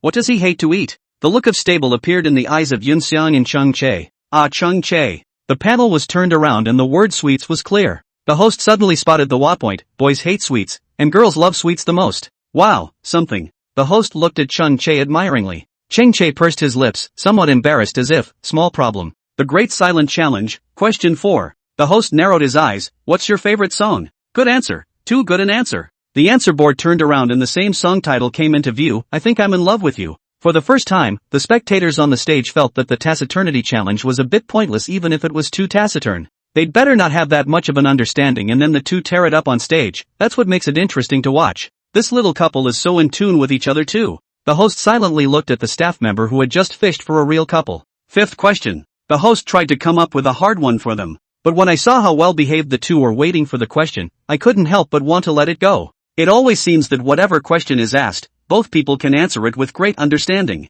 There it is. Moderator, name a day that was important to each other. Big day? Cheng Chae and Yun wanted to look at each other. For the first time, the two men showed expressions of embarrassment on stage. The spectators came to feel that there was something to see. Cloud wanted to not know what to write. The most important day for her was the day her dad died. But if it's an important day for each other. So, the day we first met? The day we got together? Cloud wanted to make a mistake. Well, what day together came? Cheng Chae saw Yun wanna be lost in thought there and lowered his head to decisively write down a date. Yun wanted to see Cheng Chae had put pen to paper, so she didn't ink anymore and wrote down a date. It's just a game anyway. If you lose, you lose. It just so happens that the stage can be reviewed to see what important days they have to commemorate later. All written? The host asked. The two nodded. No change? The host asked again. The two shook their heads, not changing. Listening to the host's words, the two men had a feeling of coolness. After all, he hadn't even asked that before lighting up the question board. Spin.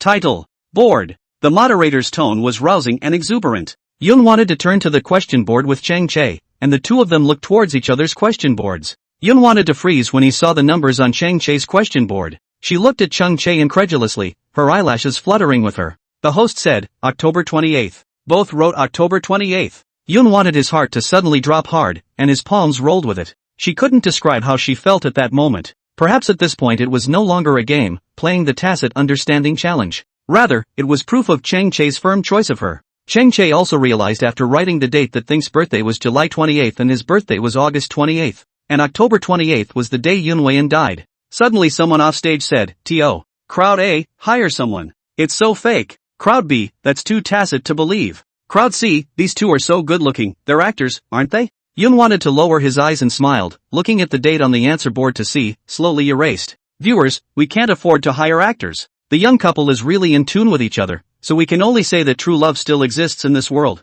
Our games are all about grabbing random passers-by on stage, so please trust us. With that said, the two had their last question of the day. Moderator, what's the favorite season? This question is more or less a letdown. Instead of writing it down this time, Yun Xiang and Chang Che spoke in unison, summer. The host immediately gave a thumbs up, bull. Congratulations to both of you, for earning perfect scores in the game of Silent Challenge. Congratulations to the two of you for successfully obtaining our store's 1-month free drink membership card. Congratulations to both of you, and I wish you both a long, long, long life. The spectators on stage applauded. That's what a couple should really have in common. Yun wanted to take the membership card handed over by the staff and was grateful. Thank you. You're welcome, and I wish you all the happiness in the world. The staff liked them both more and more. She pointed inside and said, there's a Polaroid in there, why don't I take a picture of you guys? Photo op. Yun wanted to place her hands in front of her body as she slightly lowered her chin, a smile hanging at the corner of her mouth. Chang Che, on the other hand, stood slightly behind her, her shoulders just resting against his front shoulder.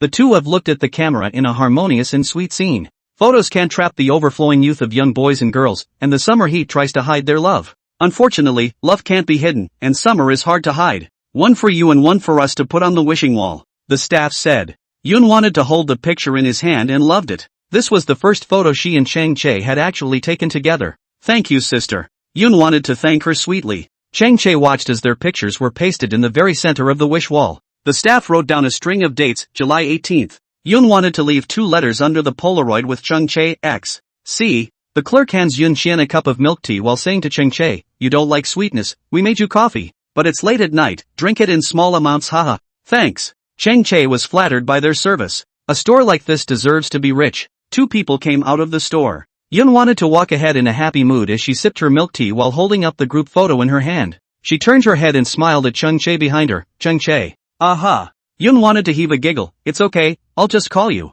Unconsciously, it was as if she had said a million times, I like you so much. Chapter 158, Always Loved You, he knows her. Chang Che came to her side, held her hand and asked, what do you want for your birthday? Birthday? Cloud wanted to just fumble his chin with his hand and thought very carefully, well, there doesn't seem to be anything missing. Ha? There's nothing missing? Chang Che tilted his head and teased her, think about it more carefully? Yun wanted to immediately understand what he meant. Fine, like you, okay? Yun wanted to glance at him. Chang Che was instantly satisfied, comfortable. Yun wanted to snort out a laugh and couldn't help but twist his arm. Chang Che, can you be a little bit outgoing? What's wrong? Brother is out of his league. Chang Che had a stern face, as if he was proving something. Yun wanted to look at him slyly, then hooked the corner of his mouth and sighed. Well, if he says it's a big success, then it's a big success. Yun wanted to look ahead, her hand was clutched by Chang Che. She said softly, Chang Che, I haven't had a birthday since my father died. Speaking of which, before, a classmate heard that I don't celebrate my birthday and laughed at me. Yun wanted to flatten his mouth and complained to Chang Che, he said that I'm a pathetic ghost with no one to love me. Chang Che looked at her cute little expression and couldn't help but raise the corners of his mouth, his expression moving with her. Then was then, now is now. Let's think about it, is not the little poor thing that no one loves. Chang Che swept her towards his arms, his voice gentle and doting. Perhaps the clouds are loving you, the rain is loving you, and the wind that brushes against your shoulders is also loving you. It's just that some idiot doesn't know. Chang Che gently rubbed her hair. How could there be no one to love, Cloud thought. She's so sweet and gentle, the world should love her. Yun wanted to look at Chang Che, and for the first time, he couldn't help but have moist eyes after hearing Chang Che finish those words. Perhaps the clouds are loving you, the rain is loving you, and the wind that brushes your shoulders is loving you. She fixed in place and hooked her hand towards Chang Che. Chang Che sighed, he was no good, when people hooked their hands, they couldn't help but get closer. He stopped in front of her and bent down, his hands propped on his knees, his eyes gentle. "What's up, boss?" Cloud thought as his breath caught. He stood obediently with only himself in his eyes. She was just too much of a food for thought. The world was too good to be true, but the best of all was the way he looked when he was quietly listening to his every word. Yun wanted to take a step forward. She reached around Chung Che's waist to stick in front of his body and said softly, "Cloud or rain, Chung Che, I want you to love me all the time." "Good." He nodded and wrapped his arms around her in a backhanded hug. "No lying." Yun wanted to point to his face. Chung Che smothered a laugh. He couldn't wait for this life to be white-headed with Yun Shi. How could he lie to her? Well, no kidding. He looked serious. "Be good." Cloud wanted to pat his head. Chung Che smacked his lips and had the feeling of having his dog's head stroked again. "Let's go home." Chung Che held Yun Xian's hand back, holding her as if he was holding the world. The day before Yun Wanet's birthday, Chang Lord was discharged from the hospital. Hunan ran around taking care of her every day, and the little nurses and doctors in the hospital joked, "Sister, brother-in-law is out of the hospital? Finally I don't have to watch you guys show your love." "Ha!" Hunan waved his hand. "What kind of love show is that?" Hunan and Chang Lord can only see each other a few days a month on weekdays, but this time they saw each other full time. Every day, they ate 3 meals together in the hospital, and when they had time off, they went to the ward to accompany him. It caused the others to be envious, but only Hunan knew that this so-called sweetness was to be exchanged for Chang Luang's injury. If she could, she would rather not have this sweetness. After all, Chang Luang being healthy was better than anything. "Xiao Che, bring me the cup." Chang Lord hitchhiked and sat on the edge of the bed, leaving only him and Chung Che in the ward. Cloud wanted to help go out to get the medicine, and Hunan went to check out of the hospital. Chang Che blended a bit of hot water and handed the cup to Chung Lord. Chang Lord pointed to the chair in front of him and gestured for Chung Che to sit. He was laid up in the hospital for more than half a month and felt hardened by not exercising every day. "When are you guys going to report to school?" Chung Lord took a sip of water, his neck still unable to turn significantly. Chung Che pulled over a chair. "We have to go over to military training first at the end of August." "Thinking about it?" Chang Lord's words froze Chung Che with the question. He looked askance at Chung Lord, narrowing his eyes slightly. "What? Chang Lord's, firefighting, think about it? Chang Che, why is Dad asking about such things just like those people?" Chang Lord wrinkled his eyebrows. "It's because humans are so small in the face of fire, and when you're engulfed in fire for a moment, a lot of things go through your mind." As he crashed into the valley, there was only one thing on his mind. Chung Che couldn't step into his own wake. Chang Lord put down his cup, smiled and said, "Xiao Che, you and Think are in love. Although I don't know if it will go all the way to the end, have you two talked about it yet?" Chang Che nodded. "Talked." Chang Lord, "Then think about her. Don't underestimate Think. Think is far stronger than we think." Speaking of Yun Think, Chung Che's eyes were filled with tenderness and admiration. What she wants is a life that is independent and doesn't become a burden to anyone. What's needed is a good lover with principles and ideals, not a lover who loses himself for the sake of loving her and makes her feel that the steps forward are heavy. When Chang Lord heard what Chung Che said, he was suddenly in a bit of a trance. It turned out that without realizing it, Chung Che had already understood Think so well. "Dad, she is the daughter of a hero, the daughter of Yun Weian. Don't you know what kind of nature your comrade in arms has? She doesn't need anyone to back down for her, she'll go over mountains and cross rivers. Little Che, for the first time, I feel that I'm not living as transparently as you." Chang Lord was suddenly ashamed of himself. Chang Che is right. She's Yun Weian's daughter. The rising sun at 5 o'clock cannot even describe her, for the sun is too dim for her. "Uncle, we can be discharged." Yun Wan's well-behaved voice came from the doorway. Chang Che and Chang Lord looked out together. One eye was full of love for his lover, the other full of affection for his juniors. Hunan pushed his wheelchair in and snickered. "Let's go, Commander Chang." Yun Want and Chung Che looked at each other and laughed. "Think, what do you want to do for your birthday tomorrow? We go out to a restaurant?" In the elevator, Chang Lord inquired. "You still want to go to a restaurant with these legs?" Hunan splashed a pot of water over. Chang Lord is also stubborn. "What's wrong with my legs and feet? I'm fine with standing up and bouncing now." Come on, you pop one up for me to see." Hunan cursed. The few passers-by in the elevator looked at Chang Lord. Chang Lord coughed. He pulled Hunan's sleeve and called out in a small voice. "Oops, wife." He couldn't bounce, he was just a mouthful of bravado, and she knew it. Favorably, she doesn't give a damn. Chang Che was silent for 3 seconds, then covered Yun Xian's ears with both hands and silently looked to the side. Yun wanted to look at Chung Che and smiled. Even a strong-boned man has a soft side. She had been curious before about who Chung Che would be pampered like. So it's like Uncle Ching, he. Chapter 159, Happy Birthday, Always Bright. Rosa's restaurant, Yun wanted for his birthday. At the door of the box, Chung Che asked Yun Xiang, "Are you ready? It's a birthday dinner, what do you need to prepare?" Just as she finished her words, the door to the compartment was suddenly pushed open. Only to hear 2 thumping sounds, the petal salute exploded overhead, and the sky full of flower petals slowly floated down. "Think! Happy birthday!" Cloud wanted to shrink back, startled. Petals fell on top of her head, and she froze as she looked at the person in costume in front of her. The large box was decorated like a party scene. Balloons floated next to the chandelier, and on the walls were Yun Xiang's name and picture. The point is, Lami and Song Juan and Guanha are surprisingly all here. There was no shortage of people in the Chang family, with both aunt and grandfather present.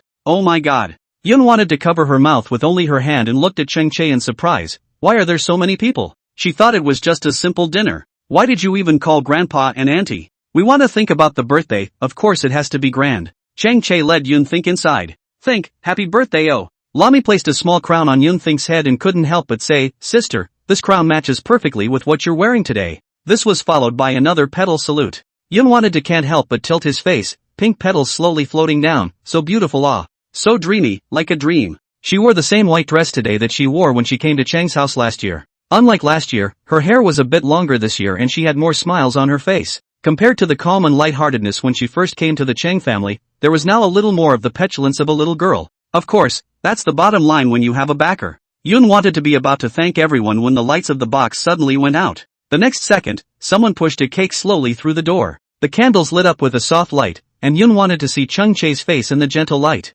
Downwards, there was a double-layered raspberry cake. The cake was large and thick. He really did, not letting the raspberry cake be absent on every important day that belonged to her. She's no longer a kid who can only buy her own raspberry cake. When she had Cheng Che, she had everything. At this point, the clouds are him, the rain is him, and the wind is him. Think and make a wish. Hunan helped her straighten her skirt, flicking the petals off her shoulders in the process. She was genuinely touched by the fact that so many people were surrounding themselves. Yun wanted to fold her hands, she closed her eyes and a tear slowly fell from the corner of her eye. No one captured the tears but Cheng Che, but he knew that she was tearing up because she was happy. Cloud's wish was simple. One wishes her friends and family good health. Secondly, I wish her to be happy and carefree. Thirdly, I wish that every year would be like today. Yun wanted to open his eyes and bent down to blow out the candles. The box immediately lit up with warm colors. Wow! Congratulations little angel Cloud Thinker, another year older. Friends cheered her on. I hope to think about all the best for the future, peace and health.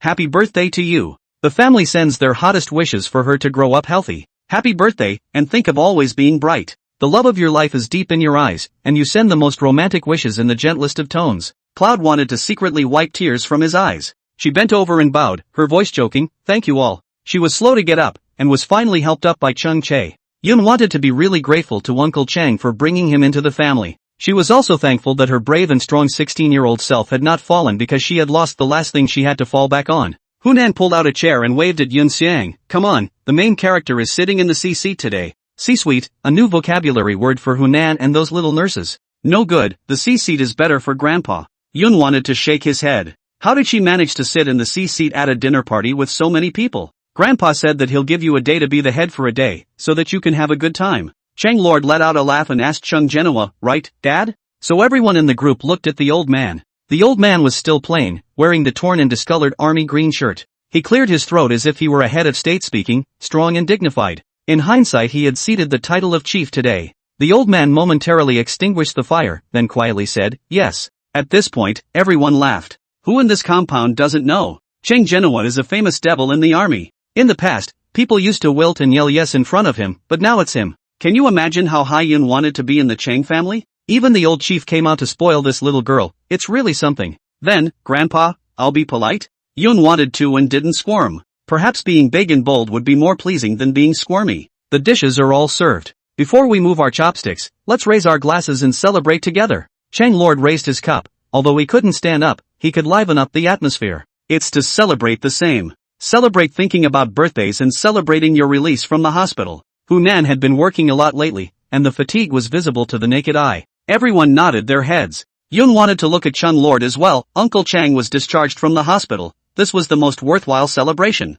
Hunan, when I saw Mimi, Songju, and Xiaoyi today, I just couldn't help but feel that the days have gone by so fast. The little dolls that were still running wild in the yard when they were little have all grown up in the blink of an eye. Turning back to the end of the summer vacation, you will be going your separate ways to report to the university, and it will be difficult for us to get together again except for the spring festival. I won't say anything that's too sentimental, but in short, I wish the children all the best of luck, and that they can all become pillars of the motherland. Finally, I hope all of us can live in the moment and enjoy ourselves in time. Cheers! All shouted together and toasted together. The glasses clashed together, spilling the drink. The joyfulness of an unusual family was on display in the large box. Yun wanted to look at this scene and his heart warmed up. Dad and Mom will see it, right? Though it was her dad that she hung on to the most over the years, her mom had no weaker place in her heart. Daughter's birthday, Mom's suffering day. Mom has worked hard. Now she was really happy. I hope Mom and Dad are at peace, and so is she. After the meal, Chenya sent Cheng Genoa home as usual.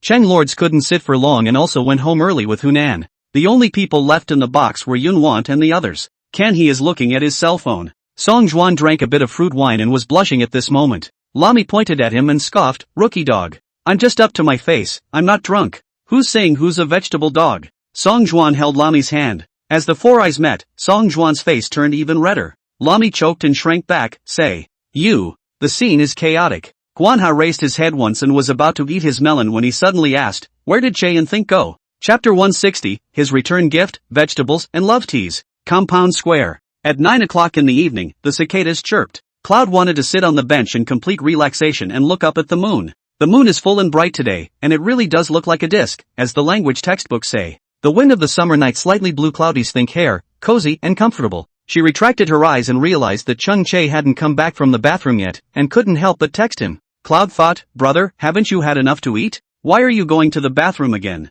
Ching Chu really would appreciate it." It was as if it was back to that summer in full bloom, when he went to pay the bill in the barbecue restaurant, and she said, "Chung Che, you don't eat." Cloud let out a muffled laugh as he tried to read his reply. Yun wanted to brace his face and look at the square at night. Although it was 9 o'clock, there were still a lot of people. At that moment, Yun wanted his eyes to be suddenly blindfolded from behind. Yun wanted to pause for a moment and subconsciously grab the person's wrist, but the moment he touched it he heard a familiar voice, "Guess who I am?" Yun thought. Chang Che. "Ha? That's a guess?" Chang Che's tone carried a few points of aggravation. Yun wanted to sigh. How could she not hear Chung Che's voice? After all, we've been seeing you tomorrow 4 days. The next second, the hand was removed. Yun wanted to look up, and indeed saw Chung Che. The teenager had a black t-shirt, and his arm lines were sexy and nice. He cocked his head a bit and raised an eyebrow, the corners of his mouth lifting slightly. The night was dim, and the outline of his face wasn't that clear. But those lazy eyes were outstandingly good-looking, with a touch of cynicism. In a trance, something swept in front of her, and what came into view was a bouquet of violets and white roses paired together.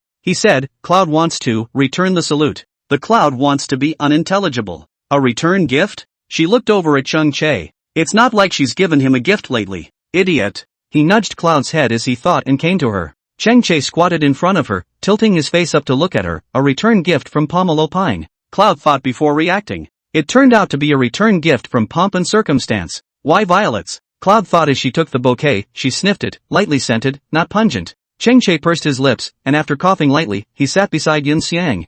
Yun wanted to look at the flowers in his arms and couldn't help but smile. Cheng Che hadn't had time to reply. She then raised her eyes and shook the flower in her hand and asked Chung Che, "Chung Che, what is the flower language of violets?" Cheng Che then looked at her. Four eyes met, and silence fell around them. "I don't know, eh?" Cheng Che suddenly said. Yun wanted to narrow her eyes and grabbed Cheng Che's ear with one hand, her tone dissatisfied. "Cheng Che, you sent me flowers and you don't even know the language of the flowers, oh?" Cheng Che pressed closer to her side. A gust of pain came from his ear. His tone was aggravated.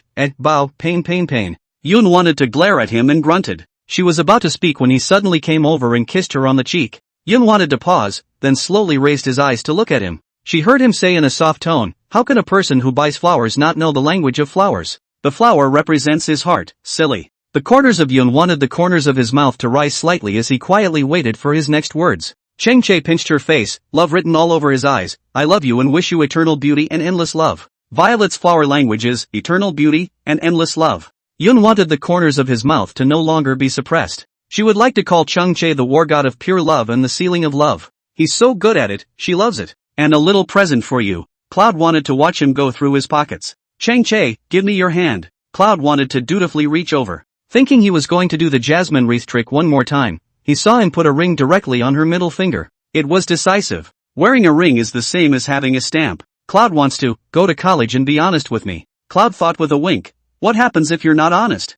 Cheng Che laughed when he heard this. He narrowed his eyes and leaned forward, reaching out to imprison Cloud on the bench as he asked her, "What's the matter? By the sound of that, you're going to take another look at the weeds out there." Cheng Che, every girl has a heart for all the world law. Yun wanted to top that pretty face of a good girl and said scummy girl quotes. Cheng Che nodded his head as he hooked up the corner of his mouth, a hint of danger flashing in his eyes. "Yun think, you can try. Just try." "Well, Before Yun wanted to finish her sentence, her lips were blocked by Chung Chae. Chang Chae pinched her waist with one hand and pressed her towards his arms, kissing her with extra ferocity. It was as if he wanted to bite her lips through. Trying my ass. She'll try anything. Yun wanted to feel Chung Chae's fierceness for the first time. It turned out that a kiss could also represent a person's emotions. Then she preferred to soothe his kisses to tenderness. Cloud wanted to wrap her arms around his neck and take the initiative to meet his kiss. But she had forgotten that Chung Chae had always been the one who had no talent. She didn't even need to appease him. As long as she took the initiative, he gave in. Cloud nipped at his lips as he tried to let go of him. Chang Chae sank his voice and sucked in a breath of cool air. He wiped the corner of his mouth with his thumb, and blood spilled out. He knocked. Yun wanted his head. A cat, it can bite, right? Yun wanted to tilt his head, his hands spread out, deliberately teasing him. He'll also tickle people. Do you want to try it, brother? TSK. Chang Chae had to once again gather her into his arms. He hung his head to look at her and couldn't help but wonder, you're quite good at this, Cloud Thinker? Yun wanted to say that he had seen a pig run without ever eating pork. You should have read novels and TV dramas, right? It's okay, she said. Chang Chae leaned close to her, his breath hot. Then it's not impossible for me to try. Cloud thought to himself. Chang Chae smiled when he saw her face change, and continued to tease her. It's fine for you to sleep. Yun wanted to be even more confused. And so on. Is that his line? Yun wanted to smile honestly, knowing the truth of see the good and accept it, and if not accept it, it will be overturned. So he shook his head. I will not sleep with you before I give you a name. I'm afraid of wronging you. It's fine, I'm not afraid of aggravation. The smile at the corner of Chang Chae's mouth couldn't be suppressed, and his eyes sizzled as he surveyed her increasingly confused, not knowing how to respond. Face. Yun wanted to cry without tears. Why is this Chung Chae? Why is he still stalking? Chang Chae could see that she was going to run, so he clasped her waist, and she couldn't run away at all. Cloud wanted to use his strength secretly. Chang Chae stifled his laughter.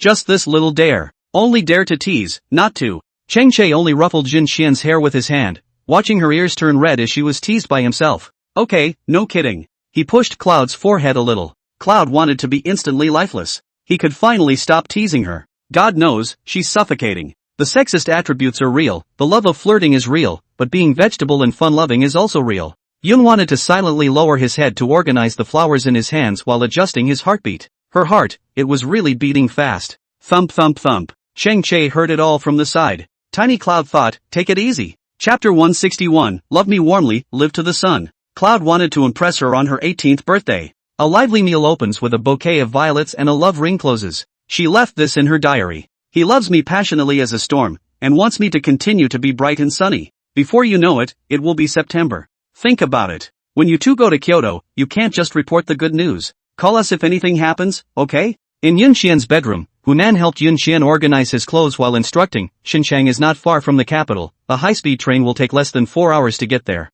No matter how big a deal it is, when you can't decide, ask your parents, do you know? Yun wanted to nod his head obediently and couldn't help but reach out and hug Hunan as he watched her nagging. Auntie, thank you. Her voice was small. She didn't know how to describe her feelings at that moment. They gave her new life. She will be grateful to them for the rest of her life. Hunan patted Jun Xian's back and sighed. What are you saying thank you for? Your Uncle Chang and I deserve it. Auntie, nothing is necessarily due. No one owes anyone anything when one lives on earth. It is you who treat me well, and I remember it all in my heart. Hunan was an emotional person. Hearing Yun want to say this, it was hard to avoid red eyes. The atmosphere of parting is not easy to bear, and when she does this, she feels even worse. The two snuggled for a while. Honam then went out to pack what she was going to bring them. Yun wanted to look at his small room, his heart rippled. I was careful when I first moved into this home, but now I am really integrating myself into it. This place is filled with memories of myself and Chung Chae. The bats running in the window, the broken glass, and Chung Chae eating at the desk. She opened the drawer, which contained the uneaten chocolates that Chung Chae had bought for her. There was also that year's music festival, the ticket stub left behind when voting for Chung Chae. Then look at the living room. The can was lying on the floor, wagging its tail in great frustration. It was extraordinarily sad as if it knew they were leaving. Cloud tried to wave at it, and it immediately ran over to her with its tongue out and pressed against her leg.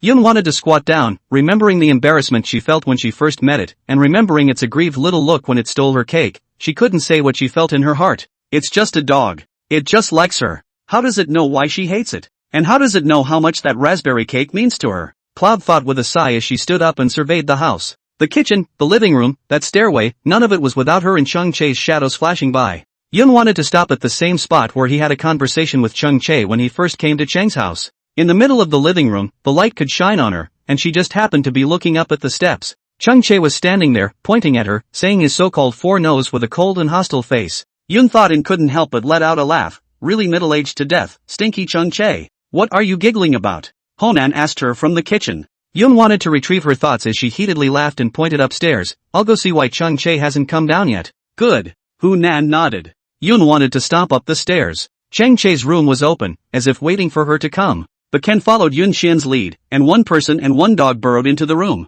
Chang Chae was sealing the box. Yun wanted to lightly pull open the drawer of his desk and took out a piece of chocolate from it. Then leaning on the desk, he looked at Chang Chae. Is this the only thing you brought? Aha. The admissions brochure says you're only allowed to bring one suitcase with toiletries, a small change of clothes, and 4 small 2-inch color photos with red backgrounds. Cloud thought with an ow and took a bite of the chocolate. True to form, the Central Fire Department is really strict. Yun wanted to look at Chang Chae's wall of awards and trophies. She noticed that one of the awards was closed. Chang Chae looked up at her. Cloud thought as he was about to reach out and pick up the award. Chang Chae suddenly remembered something. He hurriedly walked over and chewed with his mouth. Hey, think dash. The words were on his lips too late. The award was opened by Yun wanting to open it, and a picture inside slipped out and fell to the ground. Yun Think and Chang Chae almost crouched down together. Yun wanted to just get a good look at the photo before Chang Chae covered it with his hand. Yun wanted to raise his eyes to look at Chang Chae. That photo. Yun wanted to take away Chang Chae's hand, and sure enough, he saw the picture of himself that disappeared on the public notice board back then.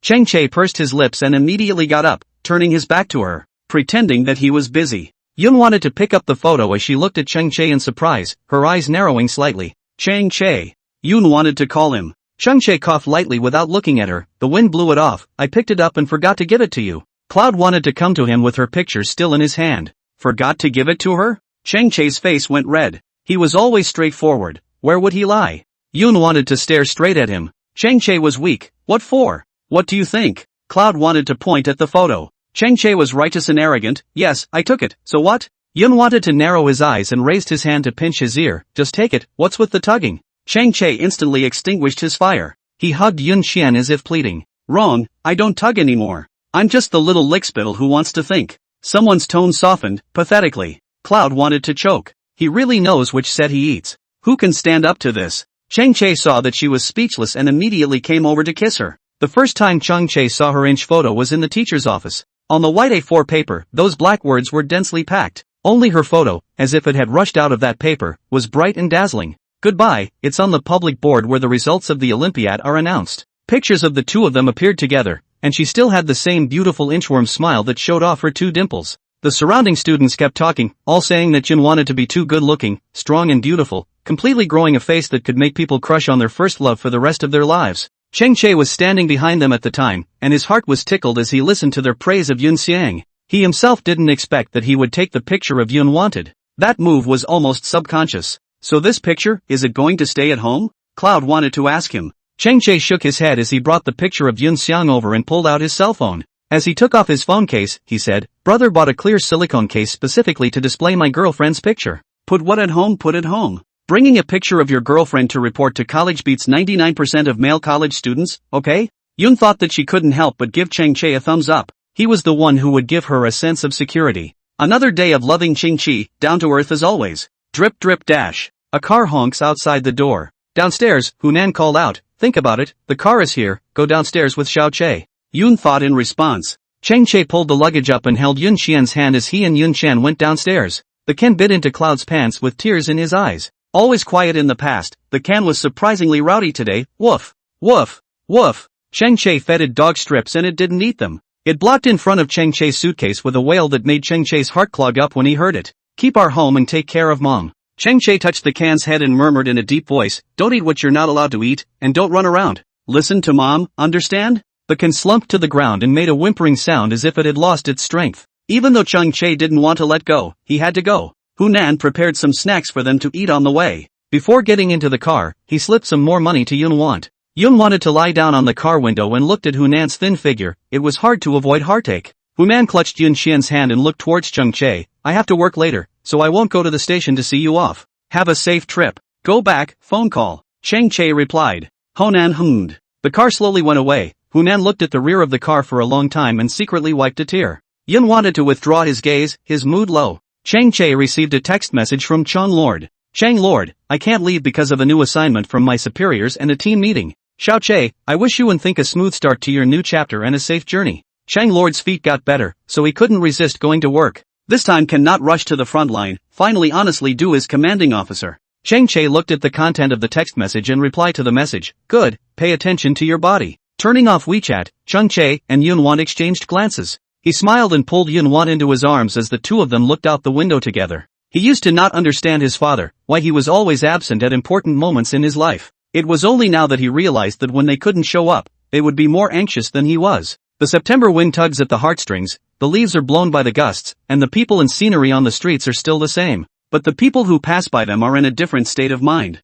Chapter 162 Songjin Luomi, do you like it? The evening breeze was already cool in late October. In a barbecue restaurant near Kyoto University, 5 people gathered once again. Song Juan and Chang Che both pushed their inches, and due to the long-term training, both of them had tanned a bit. But it didn't affect the two people's face value. Chang Che gives people the feeling that there are a few more points of wildness, and his eyebrows are more hard. Song Juan is still the same playful appearance, active atmosphere small can. Guanha and Lami haven't changed, except for the fact that they can't stop saying, it's too hard to learn medicine. Yun wanted to think that he should be the easiest one compared to them. However, every day, he kept taking in new knowledge. In short, his brain was constantly running. The restaurant is smoky, and since it's open near a college town, it's predominantly college students. Everyone chatted away in their seats, some laughing, others shaking their heads and sighing. Chang Che wrapped a piece of meat in lettuce and handed it to Yun Xiang, asking him, still on good terms with your dormitory friends, right? It's okay, everyone's pretty rolled up. We haven't even gotten out for a meal together until now. Cloud's mouth was stuffed and bulging as he tried to speak, and his words were still a little fuzzy. Chang Che heard clearly, he just nodded his head. No bullying, right? He asked.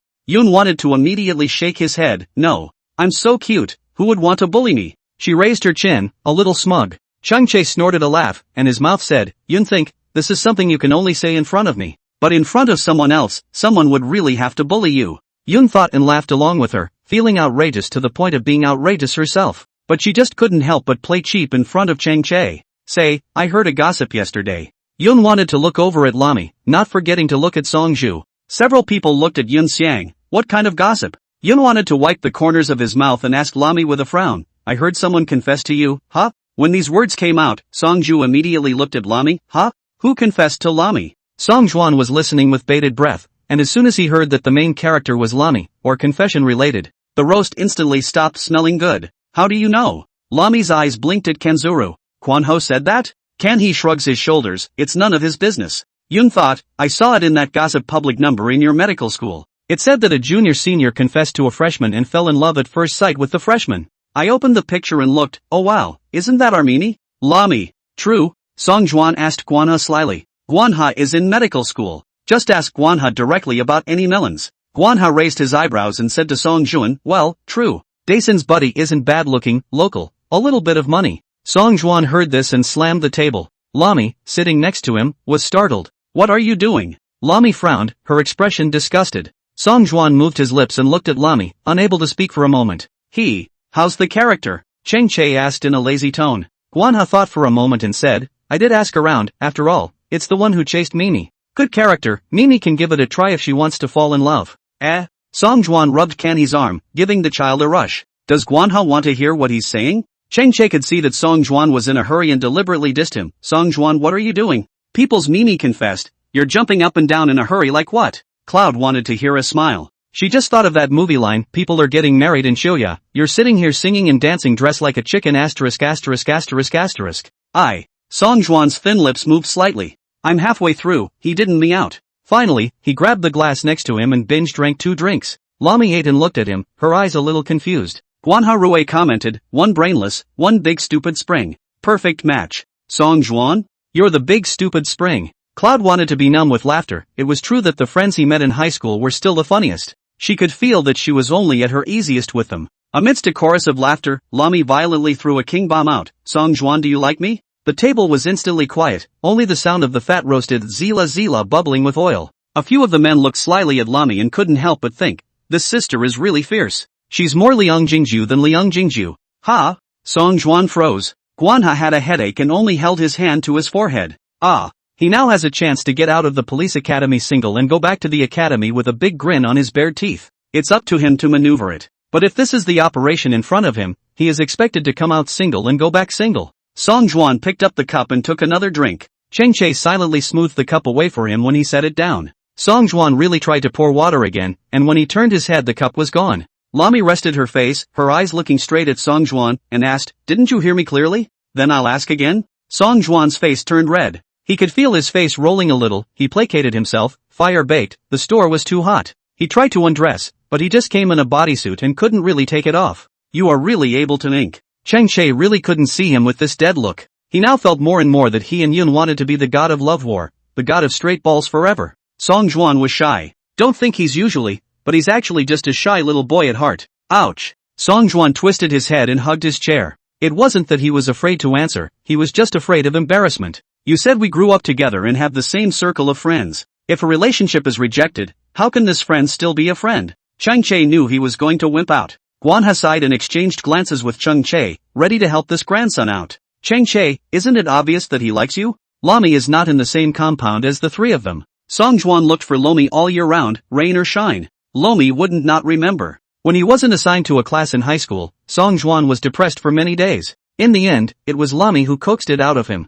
Luomi played with a lot of strength and a big personality. Song Juan, next to her, always had the intention to perform, but then screwed up. Every year, Song Juan will be the first to go to Luo's house to pay tribute to the elders during the new year. If you observe carefully, you will find that Luomi goes to Song Juan's house just like she goes to her own house, coming and going as she pleases. Maybe people think these two are unremarkable. But when you think about it, there's something to everything. Luomi pursed her lips, she could not help but look at Song Juan. There is a small person in her heart suddenly smiled and opened flowers. Song Juan, can you not be a wimp? Cheng Che kicked Song Juan's leg. Song Juan stole a glance at Lami. Lami stared back at him. Yun wanted to eat his lettuce while watching this scene. Seriously, Song Juan hugging the chair was really kind of adorable. It's hard to trust someone who's such a wimp. Or else Mimi should consider that senior in junior year? Kanzuru got assisted. Ding. Coincidentally, the screen of the cell phone on Lami's desk lit up. WeChat newsflash. Senior, have you eaten yet? There's a barbecue place in front of the school, you want to try it?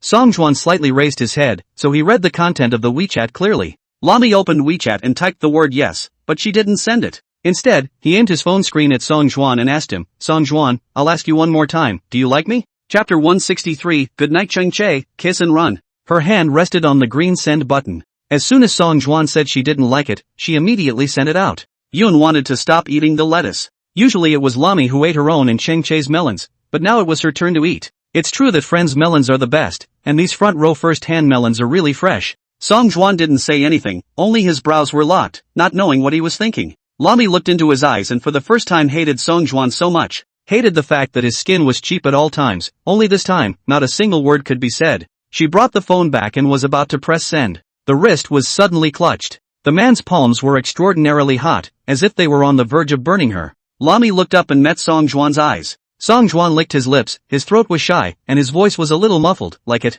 Lami's heart still couldn't help but flutter as she heard the answer herself. The restaurant was inexplicably quiet. Song Juan clutched Lami's wrist tightly, as if he was afraid that Lami would send that word out. He really wanted to drink water, as soon as he got nervous, but the cup was shunned by Cheng Che. He had no water to drink at this moment, and he could not delay, so he had no choice but to go on. Song Juan, Lami, I do like you, a long, long time ago. It's just that he's worried that Lami doesn't like himself and doesn't show it that much. Song Juan lowered her eyes, a trace of pity flashed in her eyes, her voice soft, don't go to dinner with that man, okay? Lami's eyelashes fluttered. The heart felt like it had been electrocuted, flooded with a silky, numbing touch. And then what? Lami asked him. Song Juan raised his eyes to look at her worriedly, his ears and face bursting with red. Then, Song Juan swallowed frantically, panic visible to the naked eye. Cheng Che and Guanhe both stared at Song Juan with dead eyes, anxious. Rush, King Gigi. Song Juan knew that if he did not say today, in the future in front of them also have no face to mix, goat this word will be with him for life.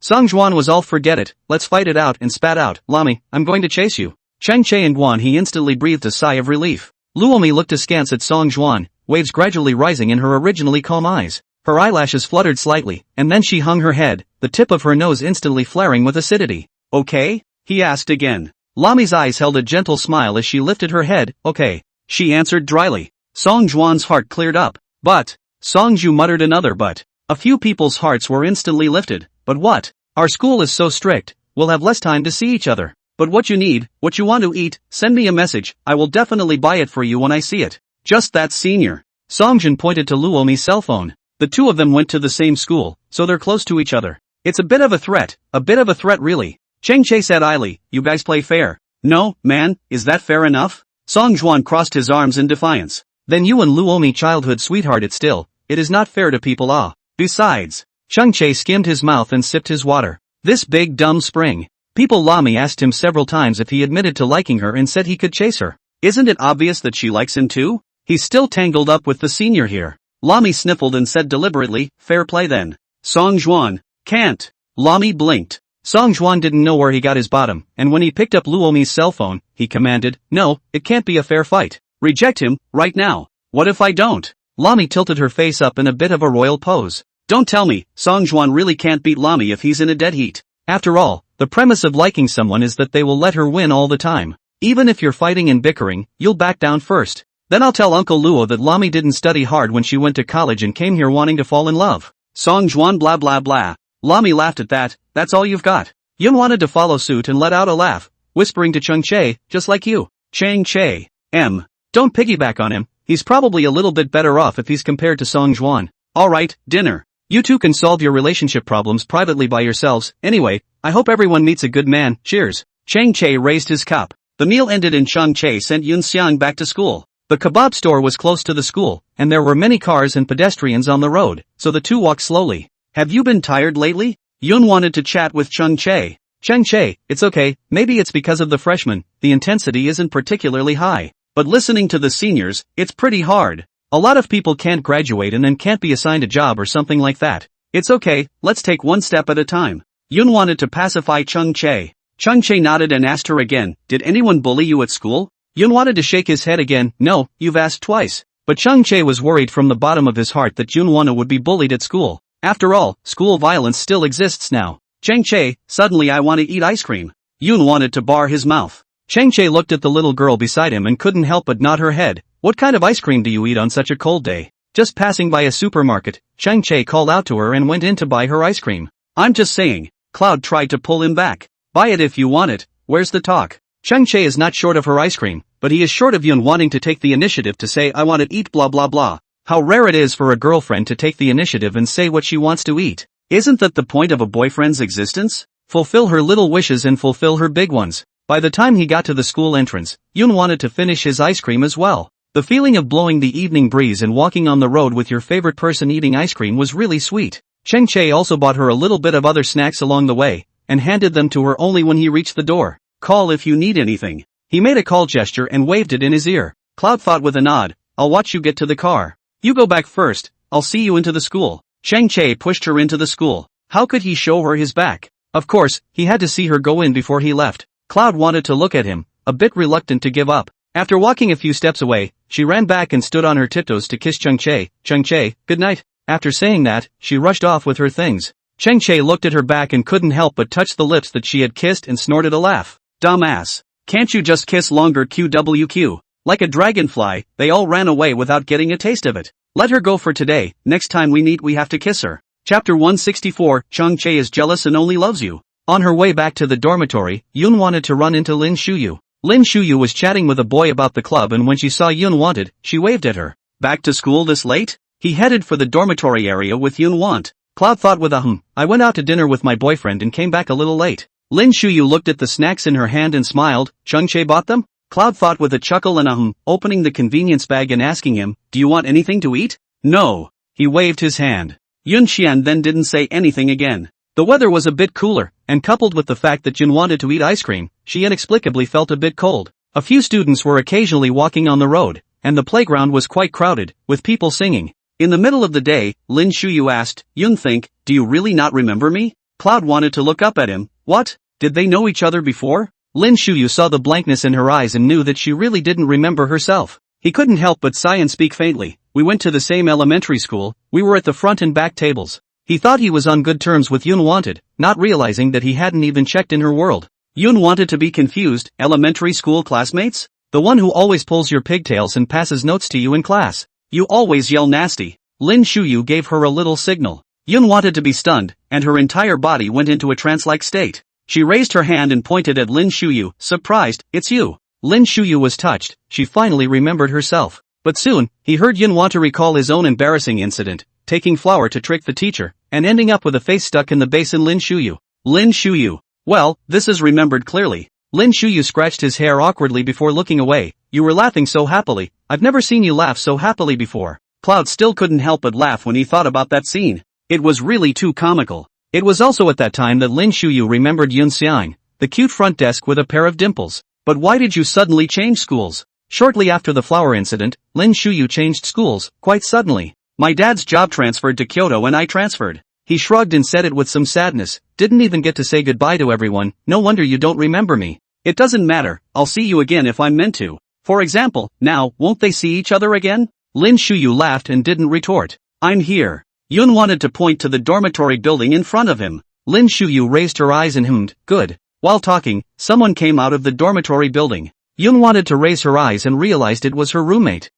Think. One of the little girls ran over. A few people followed behind and saw Lin Shuyu at a glance. The short-haired student immediately joked, wow, isn't that Lin? Lin Shuyu nodded. Cloud tried to explain, we just met at the playground. I'll go first then. Lin Shuyu smiled at everyone and then walked away. Yun wanted to look at his back, then turned his head to find a few of his roommates staring straight at him. Confess from leniency, resist from severity. What's the relationship with student Lin? Yun wanted to shrug his shoulders and calmly explained, we are not related to anything, we really met at the playground. Didn't I tell you guys, I have a boyfriend. The middle firefighters, we have a super stable relationship. Hey, by the way, what are you guys doing? Yun wanted to shake the snacks in his hand and said, boyfriend pitched in, eat together? Let's go buy instant noodles, go, together. Buy it and then go back to eat it together. A few little girls pulled Yun and wanted to head towards the convenience store. Yun wanted to cry and laugh, if you guys wanna buy bubble noodles send me a message, I'll bring it back not just fine. Short-haired girl, it feels different. Cloud wondered what it felt like. It doesn't feel the same when friends have a whim and group up in their pajamas to go out and get instant noodles together. But then again, come to think of it, Mr. Lin is so handsome. I heard that his family owns a milk tea store across the street, and so many of his classmates are running to him. Come to think of it, is your boyfriend more handsome than he is? Ask him to come out someday for everyone to meet. Next day, lunch break. Yun wanted to eat his meal and play voice with Chung Che. I met Lin Shuyu when I came back last night.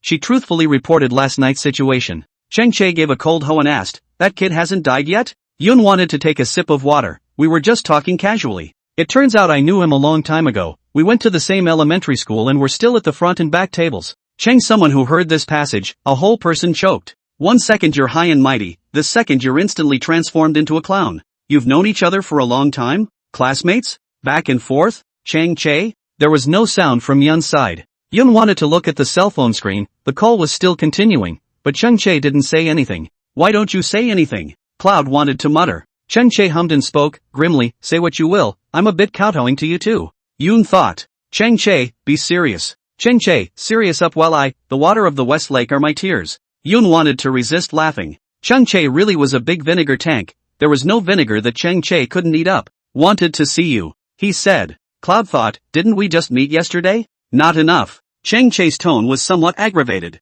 Cloud knew what kind of medicine he was selling in his gourd even when he thought about it. Where he was coming to see her, he was coming to swear his sovereignty. Don't worry, comrade Xiao Chang, I'll definitely be strict with myself. Don't you have a test this week, so train at ease. Yun wanted to stifle his thoughts. Comrade Ching, I believe you, but I'm careful. Cloud thought, that's your own problem now, you change. Comrade Ching said, it's so hard, Cloud thought. Think, we're going to the library, are you going? The roommate asked Yun. Think on one side. Cloud thought with a nod, go on, wait for me. As the words fell, Yun wanted to say to Chung Che, I'm going to the library. I hear you, sister, go and get busy, don't need to care about my death yet. Cheng Che's tone carried a strong tea flavor. Yun wanted to press hang up decisively. Chung Che, a whole big break defense, straight to Yun, want to send a message. Cheng Che, just hanging up? You're not even going to comfort me? Chung Che, well,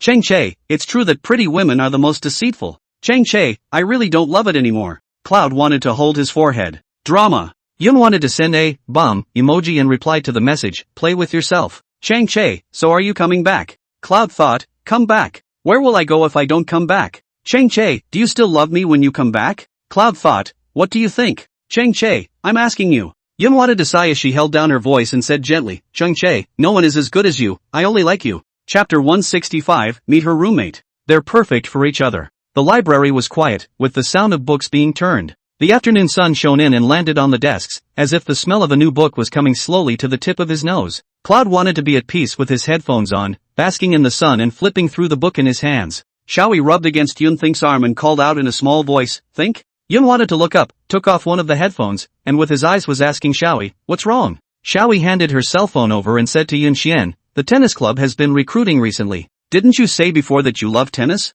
Want to join?" Yun wanted to look at it and shook his head. "Forget it. It's too tiring. She'd prefer to be comfortable than bombarded with college life. You can get extra credit for that," Yi said. Speaking of which, Meow Meow interjected in a flamboyant manner, "What about the tennis club? So many handsome guys." Cloud wanted to raise an eyebrow. Meow continued, 5'1", 8-pack abs, and he can dress. TSK, TSK, TSK. Think about it. Aren't you really impressed? Cloud wants to say, Sister Home already has 1.85 m, 8-pack abs, will wear handsome, really hard to others hard ah. Xiaoyi and another roommate, Lin Yuan, had already become nymphomaniacs, and Yun Xiang was the only one who remained calm. Meow was puzzled, and straight away he couldn't read it. Think about it, how handsome is your boyfriend? Have you ever been a special forces soldier, and you're not even impressed by what I'm saying? How can anyone not like looking at hot guys? Yun thought almost without thinking, then blurted out, "Oh, let's put it this way, he was a school grass level in high school. Good study, good character, handsome. Also can sing, play games, the point is emotionally stable."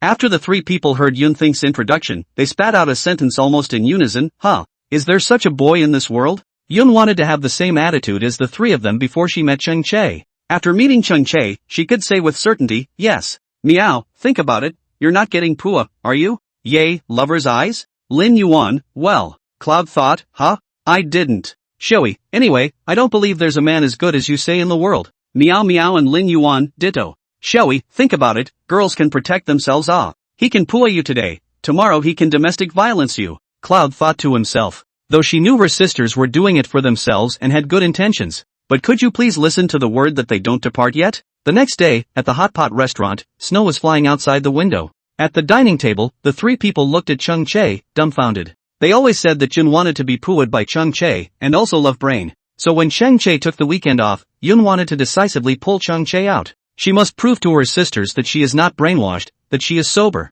There may be someone who is a love brain, but that person is definitely not her. Cheng Che wore a black turtleneck sweater today, and his already slim cheeks, set off by the black color, made the angles even more distinct and clear. He raised his eyes slightly, a pair of narrow, dark eyes looking at them, with an indescribable solemnity and coldness between his brows. Several people swallowed and their faces changed, so serious that they suddenly didn't dare to speak. But what I have to admit is that Yun wants to eat too well, right? Is her boyfriend really that handsome? Comrade Chang, you're too serious. Yun wanted to push Cheng Che's arm, signaling Cheng Che to be more casual. Cheng Che, good. He nodded, absolutely obedient. Let me introduce you, this is my boyfriend, Cheng Che. Attending middle school firefighting. Yun wanted to smile at his sisters. Cheng Che was inexplicably a little nervous when he saw the three people looking at him together. What's the saying, if your girlfriend's bestie doesn't settle down well, then something's wrong and he'll get broken up with. Hello everyone. Cheng Che curved the corners of his mouth and smiled shallowly. Lin Yuan's eyes went round.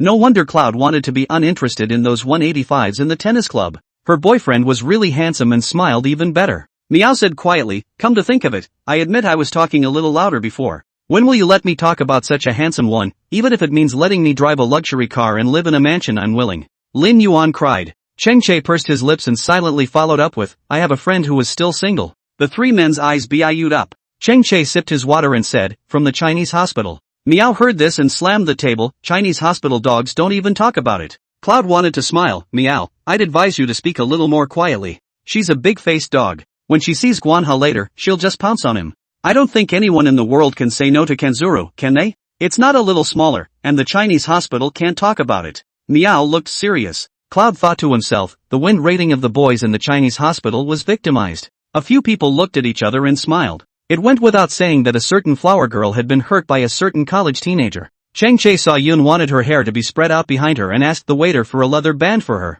During the meal, Cheng Che also kept giving Yun Xian dishes. From time to time, he followed the conversation, still not leaving Yun wanting in 3 sentences. Cheng Che spoke to them in a measured manner and was very sweet to Yun Xiang. Meow Meow inquires about how the two met and asks who confessed first. Yun wanted to then chat with her about her relationship history while eating. During the process, Yun wanted to always chuck in personal information. For example, Cheng Che wrote me love letters and bought me milk tea every day in order to chase me. You guys don't see him acting deep and serious now. He waits at the door every day for me to go to school, and he gets angry when I don't go to school with him." The three little sisters listened with rapt attention. Chang Che propped his elbows on the table, holding chopsticks in only one hand. He looked at Yun Xian for a moment before curving the corners of his mouth and smiling while he ate. Even if he knew that Yun wanted to be talking nonsense there, he couldn't do anything about her. Never mind, it's good that she's happy. When the three little sisters heard the raspberry cake bit, there was envy in their eyes. But more than that, they were happy and joyful for Yun Want. It turns out that thinks mom and dad are dead, and we haven't talked about any of this in all the time we've known each other. No wonder Yun wanted to always hang on to his boyfriend. The two have really been through a lot together. The point is, they've had each other's backs along the way. He understands her caution, she understands his tenderness and delicacy. He is an acute person, while she has a gentle character. He does not like sweetness, but she is a small sun soaking in a honey pot. He talks little and does not like to answer, but she wants him to answer his every word. He does not like to speak a second time, but is willing to speak for her several times more. There was so much inappropriateness between them, yet it was surprisingly appropriate when placed in their context. Maybe it's a sense of destiny. Well, they admit that they were really talking too loud before. Chapter 166, he looks like a fart peach, send him away. After dinner, the housemates went back first. Yun wanted to go with Chang Che to hang out in the small stores nearby. Yun wanted to pick up a doll and shake it at Chang Che. "Chang Che, look at this fart peach, does it look like you?" Chang Che wrapped his hands around his chest and casually leaned on the wall next to the mirror, his gaze doting as he answered Yun Xiang's question, "Where is the resemblance?" Yun wanted to look at Chang Che, and a trace of heartache flashed in her eyes. She felt that Chang Che was so tired, not as spirited and juvenile as he was in high school. "Like you're jealous." Yun wanted to heave a laugh, put the fart peach back, and continued to walk forward. Chang Che stood up straight, and when he passed by Fart Peach, he couldn't help but pick up Fart Peach and place it on his face, trying to imitate Fart Peach's expression in the mirror. Then he shook his head, "Doesn't look like it." When Cloud tried to turn his head to look at him, he was mimicking in the mirror with a Fart Peach. Yun wanted to laugh out loud. She folded back, put the Fart Peach back, pulled his sleeve and laughed at him. "Comrade Chang, why are you dull?" Chang Che didn't say anything, but shrugged his shoulders and continued to follow Yun Xiang forward. "I need to buy a small mirror. The previous one broke by accident." Cloud thought, looking for a small mirror, but he didn't realize that the man behind him was secretly video recording with his cell phone again. Chang Che zoomed in on the screen and whispered to himself, "The 103rd day of holding a grudge. Yun wanted to say that I look like a fart peach just now. Chang Che, walk faster." Yun wanted to wave towards him. "Coming." Chang Che turned off his cell phone and followed. Cloud wanted to buy a cup of hot cocoa as she stood looking out of the store's floor-to-ceiling windows. In just a few hours, the city was blanketed in snow. Passing cars slowed down and snowflakes danced in the light. A Christmas tree outside a store that hadn't yet been taken down was even more wrapped in snow, with small colored lights twinkling like little eyes blinking and blinking. Yun wanted to put down the cup in his hand and couldn't help but put his hands on his face, tilting his head and saying, "Kyoto is so beautiful when it snows." Chang Che hummed, calmly. Cloud thought as soon as he turned his head before realizing that he was looking at himself. Yun wanted to frown. "Why don't you look at the beautiful night color and look at me?" Chang Che sighed as he patted Yun Xiang's head. "The night is not as pretty as you." In fact, he was quite tired lately, and when he had a rare day off, he wanted to lie down on the bed and sleep for a day and a night. But then Think said he wanted to see him, and he came right away. In the quiet, Yun wanted to look at him and asked in a gentle voice, "Training is hard, isn't it?" "Fine." He sipped his water, his tone calm. Yun wanted to look at him askance and found Chang Che's eyes dodging. Yun wanted to not pursue the question, but looked out the window along with his gaze. She herself had secretly checked the intensity of the training of the Chinese firefighters, and it was still relatively high. Physical training in the morning, formation movements during the day, and theoretical counseling at night. The intensity is high, the content is many, and the standard is strict. Cloud wanted to finish the last sip of his hot drink and threw the cup in the trash. "Come on, let's get you to the subway station. It's snowing today, so it's not a good day to take a cab. The subway is a little safer. I'll walk you back to school and I'll go to the subway station myself." He got up, grabbed his jacket off to the side, and smoothly dressed Yun wanted to. Yun wanted to get dressed and hugged Chang Che's arm. "Chang Che, let me give you a ride for once." She wanted to walk with him a little longer. She didn't want to be the one to watch Chang Che leave every time and then go to the car by herself. "Must you send me?" he asked thoughtfully as he looked into Cloud's eyes. Cloud thought, nodding, "Definitely." She is very stubborn. If this request is made, it has to be met. Chang Che sighed, "Can't do anything about you." At the sound of his voice, Cloud wanted to know that he was relieved. She had to get the better of her, and smiled. "Why yes, you wanted me to give it to you too, didn't you?" Chang Che smacked his lips. Think how uneasy he was about her going back to school alone. Pushing open the door to the store, snowflakes drifted into Cloud's wanting hair. It was the first snowfall of the year and everyone was extra exuberant. Many people came out to play in the snow and take pictures. The two of them, Jun Xiang and Cheng Che, held hands and walked in the snow, letting the snow fall on their shoulders and on the tips of their hair. Snowflakes yellowed under the streetlights. The snow crunched underfoot. On the subway station steps, Cheng Che told her not to send her. "I'll just watch you go." Cloud tried to pull him to go down. Cheng Che clutched her arm and pulled her back again. He took a piece of chocolate from his pocket, peeled it off and handed it to her. "Here." Yun wanted to open his mouth and eat the piece of chocolate. "Well, since Cheng won't let me send it, I won't send it." Cheng Che hummed. Cloud wanted to stand on his tiptoes and suddenly reached out and hugged him. She called out gently, "Cheng Che." Cheng Che lowered his eyes and wrapped his hands around her, his face buried towards her neck, his voice a little muffled. "What's wrong, baby?" Yun wanted to hug him tightly and only smoothed his hand on his head. "I know you're tired. But I also know that you will definitely persevere against the odds.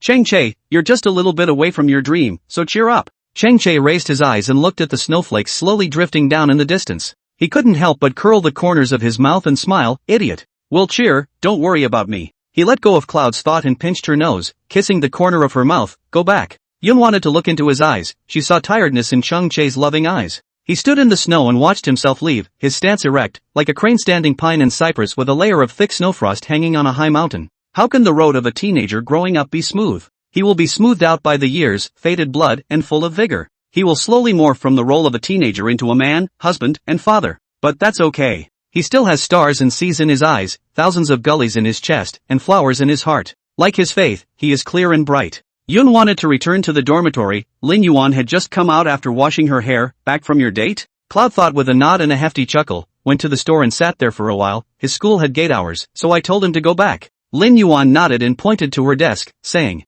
"Come to think of it, Xiaoyi and I bought milk tea and a little snack when we came back. Sort of a thank you to your family for treating us to hot pot," she said. Cloud thought before realizing how much food was on her table. "Why are you so polite? It should be." Lin Yuan guffawed, broadly. Cloud tried to take off his jacket and realized that Meow was not there. She was about to ask where Meow Meow had gone when she heard the door to her dormitory being pushed open. "Well, it's cold." Meow ran in, her hair soaking wet. "Come to think of it, your boyfriend sent you back, ah?"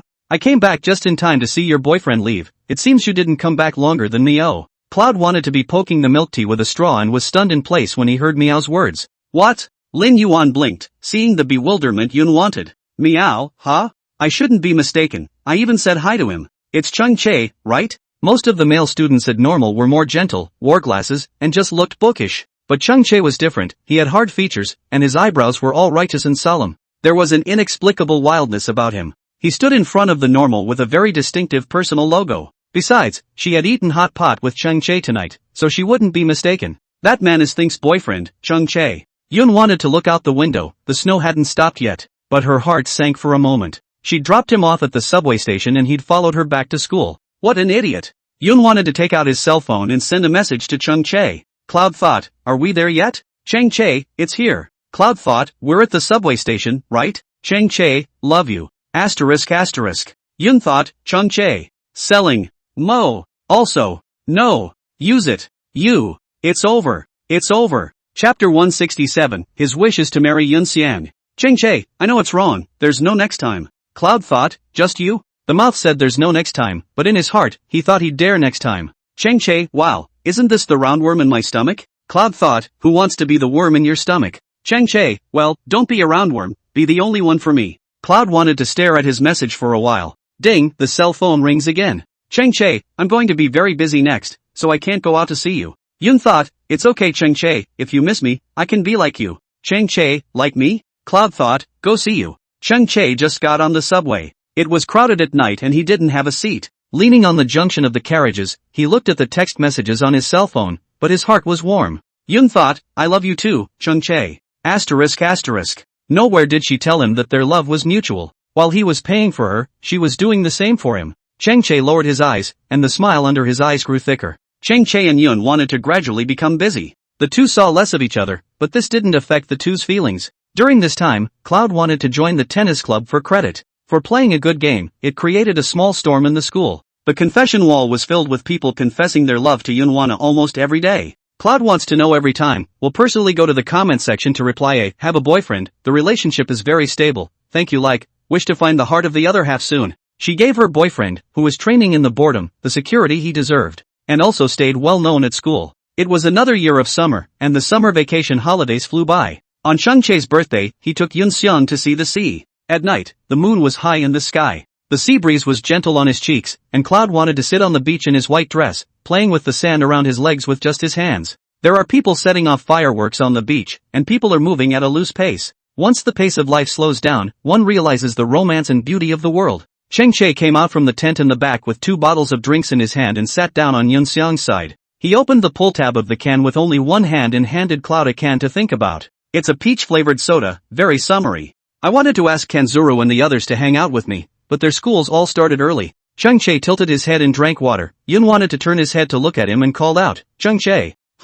Cheng Che put down the can in his hand. Yun wanted to take out a jewelry box from his hand and hand it to him with a good face. Birthday present. Cheng Che paused, a little surprised. I still have a gift? What for? Make it seem like I'm stingy and don't usually give you gifts back. Yun wanted a disgusted face. Cheng Che gave a lazy laugh. Just kidding, let's think about being generous. Cheng Che took the box and muttered, let me see what kind of treasure my girlfriend gave me. Cloud thought, nodding, I hope you'll like it, because this gift is kinda special. Cheng Che opened the box and looked slightly surprised. What is this? Yun thought, Cheng Che, this is the safe and sound sign. It is a round nothingness plaque made off ice blue floating jadeite. The color is unique and the style is very solemn, very suitable for Cheng Che. Cheng Che, is this jade? Why is it called the nothing card? He wondered. Cheng Che is still the first time to contact the jadeite jewelry. Everywhere is a knowledge blind spot. Because its surface is thrown flat and smooth, where flat means peace and safety. It's called the nothing card, or the peace card. Cheng Che fumbled with the no matter what card in his hand, so that's how it was.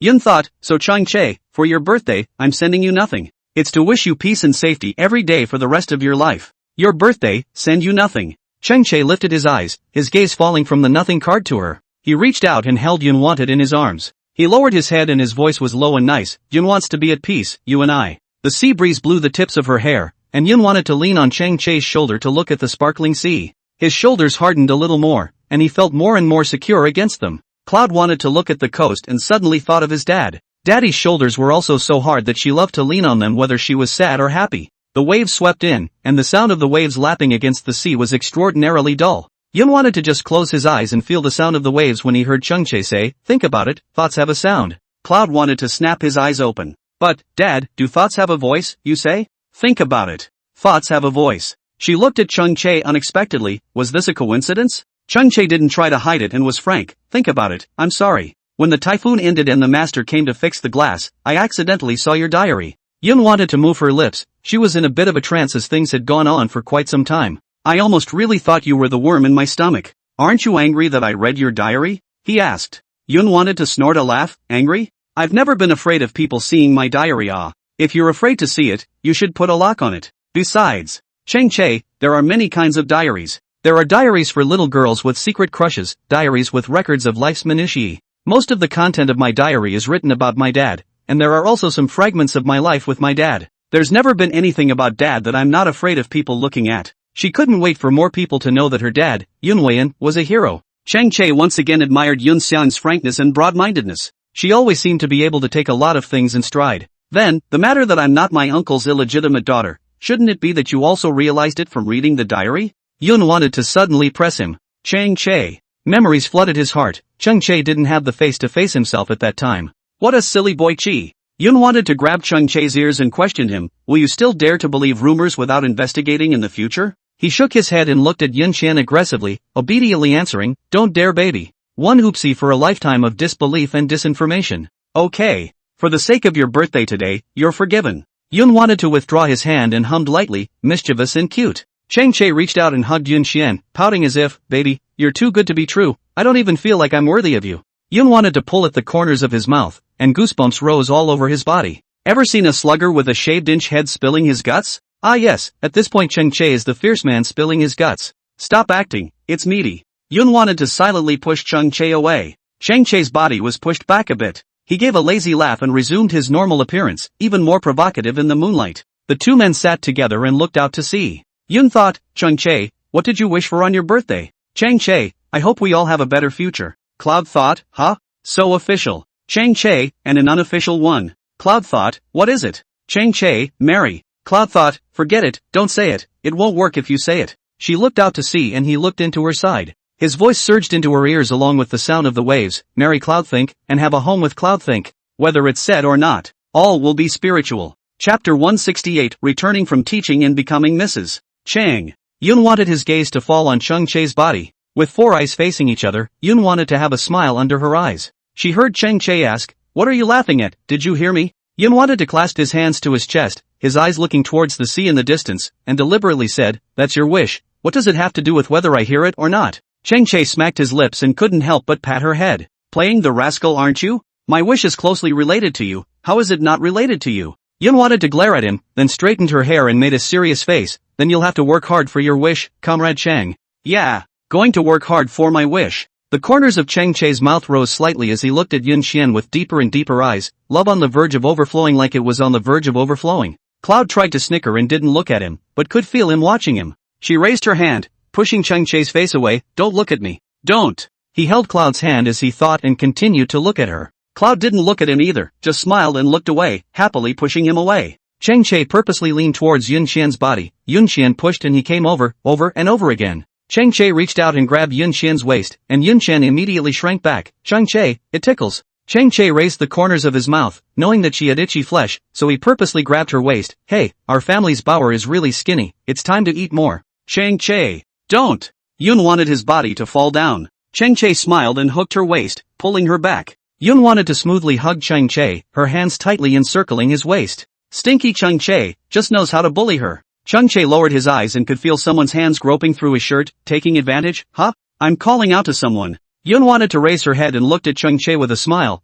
No, it's not okay to touch your boyfriend." Chang Che liked seeing her smile too much. Especially those dimples, they were too characteristic. "Yes, but there's money to pay," he said softly as he measured her brow fondly. "Then, boss, how much does it take to touch a person?" Yun wanted to tilt his head, a smile growing under his eyes. Chang Che stroked the hair on her ear back. "Well, not much, a few $100 million. Cloud wanted to get frustrated. "No boss, why is it so expensive? Is there any other way to take advantage of it?" Chang Che raised his eyebrows, a small smugness written in the bottom of his eyes. Cloud thought as if he knew what he was going to say. That's how he is. He can't hide secrets. Chang Che looked at her askance, his eyes deep and serious. "Yes, you can choose to marry me and be Mrs. Chang." Yun wanted to simply say, "Alright then, I'll marry you then." Chang Che gave a beat. Huh? Is he so decisive? He's going to have a wife now? Cloud wanted to see him freeze and prove to laugh. "Nice try, work hard you." She pushed Chang Che away and went back to her tent. Chang Che realized afterward that he had been tricked.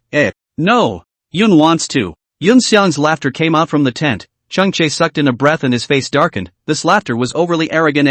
In the tent, Yun wanted to eat snacks and listen to Chang Che talk about the things he did in school. "We have a classmate named Xiaowan who came out of the mountains. He's the only kid who came out of the mountains. Come to think of it, he works especially hard. When we were lazy on the weekends, he was training. When we took our lunch breaks, he was training. He was especially simple and truthful. When we begged him to do things, he never refused." A trace of admiration flashed under Yun Xian's eyes. Then Chang Che, "We have to get along well with others. Oh. Of course. I'll show you Xiaowan's picture, extra handsome." Chang Che took out his cell phone and showed Yun wanted to see the man's picture, his mouth saying, "Xiaowan also has a sister, called Wan Lai." "Wan Lai? What a special name." Yun thought with a smile under his eyes and asked again. "Wan is his surname, what's his name Wan?" Chang Che laughed. "You guess." Cloud thought, shaking his head. Where could she have guessed? Come to think of it, his name is Bonsai. Put. Yun wanted to look at Chang Che unexpectedly. "Really? Well, it's really called Viva. Why else do you suppose we call him Viva instead of his name?" As the words fell, Yun Xian and Chang Che laughed.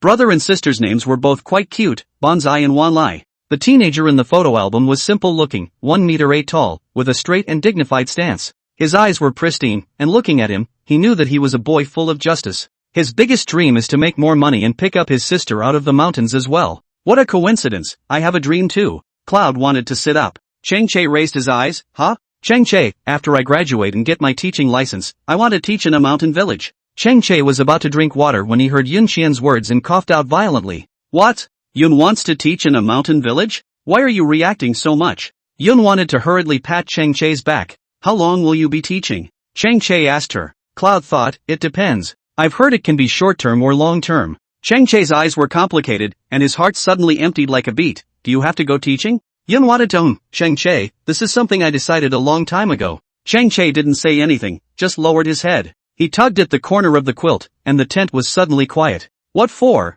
Cloud tried to remove his hand from grabbing the covers. Chang Che didn't say anything and just continued to pick at the quilt. He couldn't stop Yun from trying to fulfill her wish, just like Yun had never kidnapped him with love to change his career. But he can be a little moody. After all, he didn't feel comfortable with her being a girl, just going back to school from the subway station. How could he feel comfortable with her running that far by herself? Chang-che, I really want to go teaching. Just like you said earlier, Xiaowan's dream is to bring his sister out of the mountains. I also want to do my little bit to clear the fog for people who are lost and teach them to come out to a brighter future. Perhaps her individual capacity is too meager, but if everyone gave up because they thought their individual capacity was too small, the world would not be the world. It is because everyone contributes a small amount of energy that the world becomes the world. Chang-che looked into her eyes. He could see grand blueprints and great righteousness in the eyes of Yun-think. Of course, he could also see him. He's in all her macros. When I come back, I'll find a job in Xinjiang. When the time comes, save up money, buy a house and a car. If it goes well.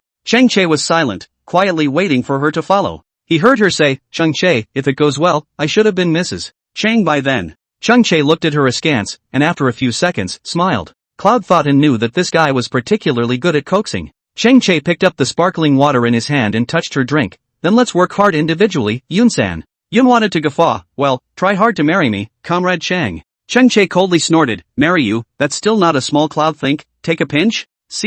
Get over it. In the early hours of the morning, Chang-che couldn't sleep and found a video that Yun wanted to forward to him in Jitterbug. The main character of that video was teacher Zhang Guimei. I was born a mountain and not a stream. I desire to look down on the gullies of mediocrity from the summit of the peaks. I was born to be a man and not a grass. I stand on the shoulders of great men to defy humble cowardice. Huaping Women's College Motto. Chapter 169, Say I Love You and Only You. The seasons change and the moon never sets. Years go by in the blink of an eye. Yun wanted to graduate from college to get a teaching certificate and then went to the examination of the 3 Support 1, and then was assigned to the Qinshan Ani village teaching for 2 years. The day Yun wanted to report to Ani village, the sky was drizzling. From the bustling city all the way to the deep mountains. During this time walked through winding paths, babbling brooks, and even walked through the steepest mountain paths. Along the way, Yun thought to himself that it was already this difficult to walk in from the outside. How difficult it would be to walk out from the inside. There were 2 people who came to pick up Yun Xian, an uncle and a little girl. The uncle went back to the village with Yun Xian's luggage. The little girl stayed behind to accompany Yun Wan to drive slowly. She had pigtails and a poncho that didn't keep out the rain, which soaked her hair. But when she came to pick up Cloud thinking, she gave him a new poncho that was in perfect condition. Instead of wearing it, Cloud wanted to give her this nice poncho. She resisted 1,000 times, but couldn't argue with Yun Xian, and in the end, she could only wear it. The little girl was beautiful, with dark and bright eyes. Smiling with rusticity and simplicity. In her eyes, Yun wanted to be able to see caution and timidity, but he could also see the mountains and rivers reflected in her eyes. The dress she was wearing was huge and didn't look like her size. Yun wanted to be sizing her up when he heard her say, Sister, after that small bridge in front of you, it's Ani village. Her voice was crisp and clear, like a lark in the mountain forest. Yun wanted to listen to it with extra fondness. What grade are you in? Cloud wanted to ask her. She said, 2nd grade. Cloud wondered if it was reading night for her. Finally reaching the small bridge, Yun wanted to see a patch of bungalows and stopped in his tracks. The houses here are sparsely built, either by the creek or at the foot of the hill. It doesn't look like there are more than a few families left. Probably because a new teacher was coming, Yun wanted to see a group of people in the distance. Those people were holding a red banner in their hands that read, Welcome new teacher. One of the female teachers waved toward them and quickly headed this way. Yun thought then exchanged a glance with the little girl and followed her down the small bridge. Teacher Lin. The little girl ran over and hugged the female teacher. The female teacher smiled and nodded, Mirai, good work. Hearing this name, Yun wanted to be in a trance for a moment. She looked incredulously at the little girl in front of her and murmured her name in her heart, Wanlai? I picked up the new teacher. After saying that, she turned her head to sneak a look at Yun Xiang and hid behind teacher Lin in embarrassment. Cloud wanted to look at her unexpectedly. She turned out to be Manlai. Wanlai's sister, Wanlai. Mr. Lin, Mr. Yun, it's been a long journey, it's been hard on you. Yun wanted to shake his head. The scenery on this journey is beautiful, it's not hard work. Mr. Lin, then let's go to school now? Cloud wanted to nod. The other students who were not in class obediently followed behind. Yun wanted to see innocence in their eyes that he had never seen before. Each of them looked like a blank sheet of untouched paper, too clean. During that time, Yun wanted to sneak a look at Wanlai several times. She was a little different from those classmates. Approaching the school, Yun wanted to see the big tall silver iron gates. Teacher Lin said, Mr. Yun, this iron gate of our school is usually not opened at will, and no idle people will enter the school. You can rest assured in terms of safety. Cloud wanted to nod. Before she was sure she wanted to come here, Chang-che had researched this place all over. How could he have let himself come if his safety wasn't guaranteed? The schoolyard is small, with a few exercise machines and a basketball hoop. The school building is a large gray flat with the same welcome new teacher welcome message. Yoon wanted to meet 2 other teachers under Mr. Lin's guidance. After checking in and taking care of the bed, Yoon wanted to lie down on the bed so tired that he didn't want to move. It's raining, it's overcast outside the window, and it's getting soggy in the dormitory. Ding, the cell phone rings. Yoon wanted to grab his cell phone, saw the video message and immediately sat up. It was Chang Chae. The video answered and Chang Chae's face appeared in the cell phone screen. He was wearing his training clothes and was in the lounge. Yoon wanted to be afraid that he would worry about himself, and as soon as the video was picked up, she immediately called out with a smile, Chang Chae ah. Chang Chae looked at Yoon Xian and furrowed his brows with a measuring look in his eyes. Chang Chae successfully passed the national examination after graduation and was assigned to the Xinjiang Fire Brigade. He is now a Fire and Rescue Level 4 commander, a small cadre at the grassroots level. Cloud wanted to poke at the screen and asked him, "What's with the furrowed brow? Not happy about videoing with me?" Chang Chae was unhappy. "You didn't know to send me a message when you arrived, didn't you know I'd be worried?" "No, I just packed up my bed and was thinking of videoing you." Yoon wanted to show him the environment of the dormitory. Chang Chae's complexion became even heavier after looking at it. This environment was really not considered good. Yoon thought, "Chang Chae, guess who I see here? I know." Chang Chae pursed his lips, his face not so stinky. Hooray for his sister. "You know?" Cloud thought with a smile. "Why else do you think I'm relieved to have you there?" Chang Chae coldly grunted. Yoon wanted to just smile and didn't say anything. In the quiet, it was Chang Chae who spoke first. "Xiaowan said that your place can send couriers to the town. If you're missing something but can't buy it, just tell me and I'll send it to you." Yoon wanted to nod obediently. "Good." Chang Chae's eyes gradually became gentle. "I'll check in with you every time I go on a mission. Send me a message if you miss me, and as long as I see it, I will reply to you immediately. If there's no reply it's just training."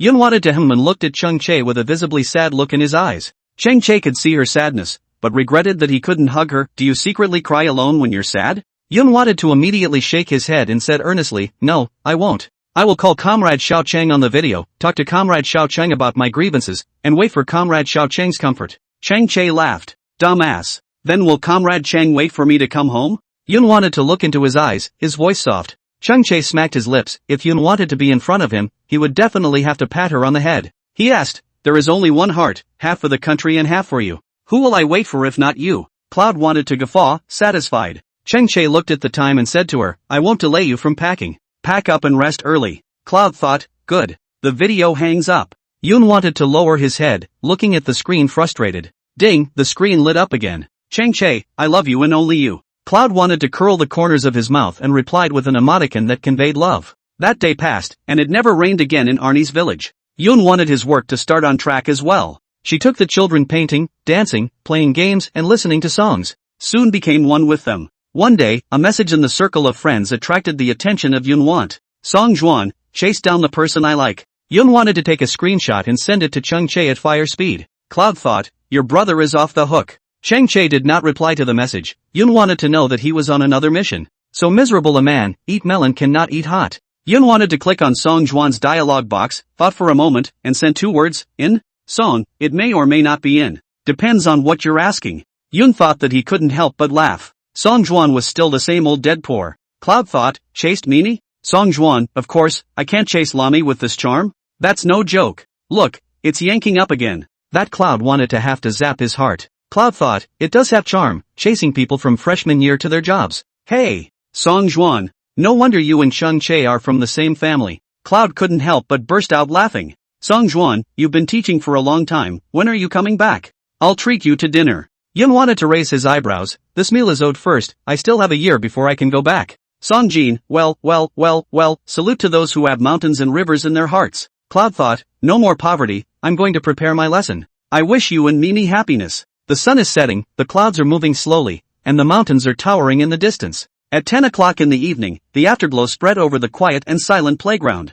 The clouds wanted to stretch out and just get through day after day. Chapter 170, Detachment Chang Chae, reporting for duty. Yoon wanted to not go home for New Year's Eve this year. She spent New Year's Eve at school with the left-behind children. Chang Chae is also. Although he was a local, every spring festival, the task was the heaviest. There were missions to go out on, and no missions to go out on patrol. Yoon wanted to be wrapping dumplings while Chang Chae was on a mission. While Yoon wanted to play games with the kids, Chang Chae returned to the team to rest. Yoon wanted to get ready to eat when Chang Chae wanted to patrol again. On the night of New Year's Eve, Yoon wanted to look at the children in the classroom who were full of happiness just because they had a meal of dumplings to eat, and his heart ached for them. The classrooms were hung with balloons and the chalkboards had New Year's resolutions handwritten by the students. They wore new clothes sent by donors and got new stationery. Go outside after dinner later, there's a surprise for you guys. Oh.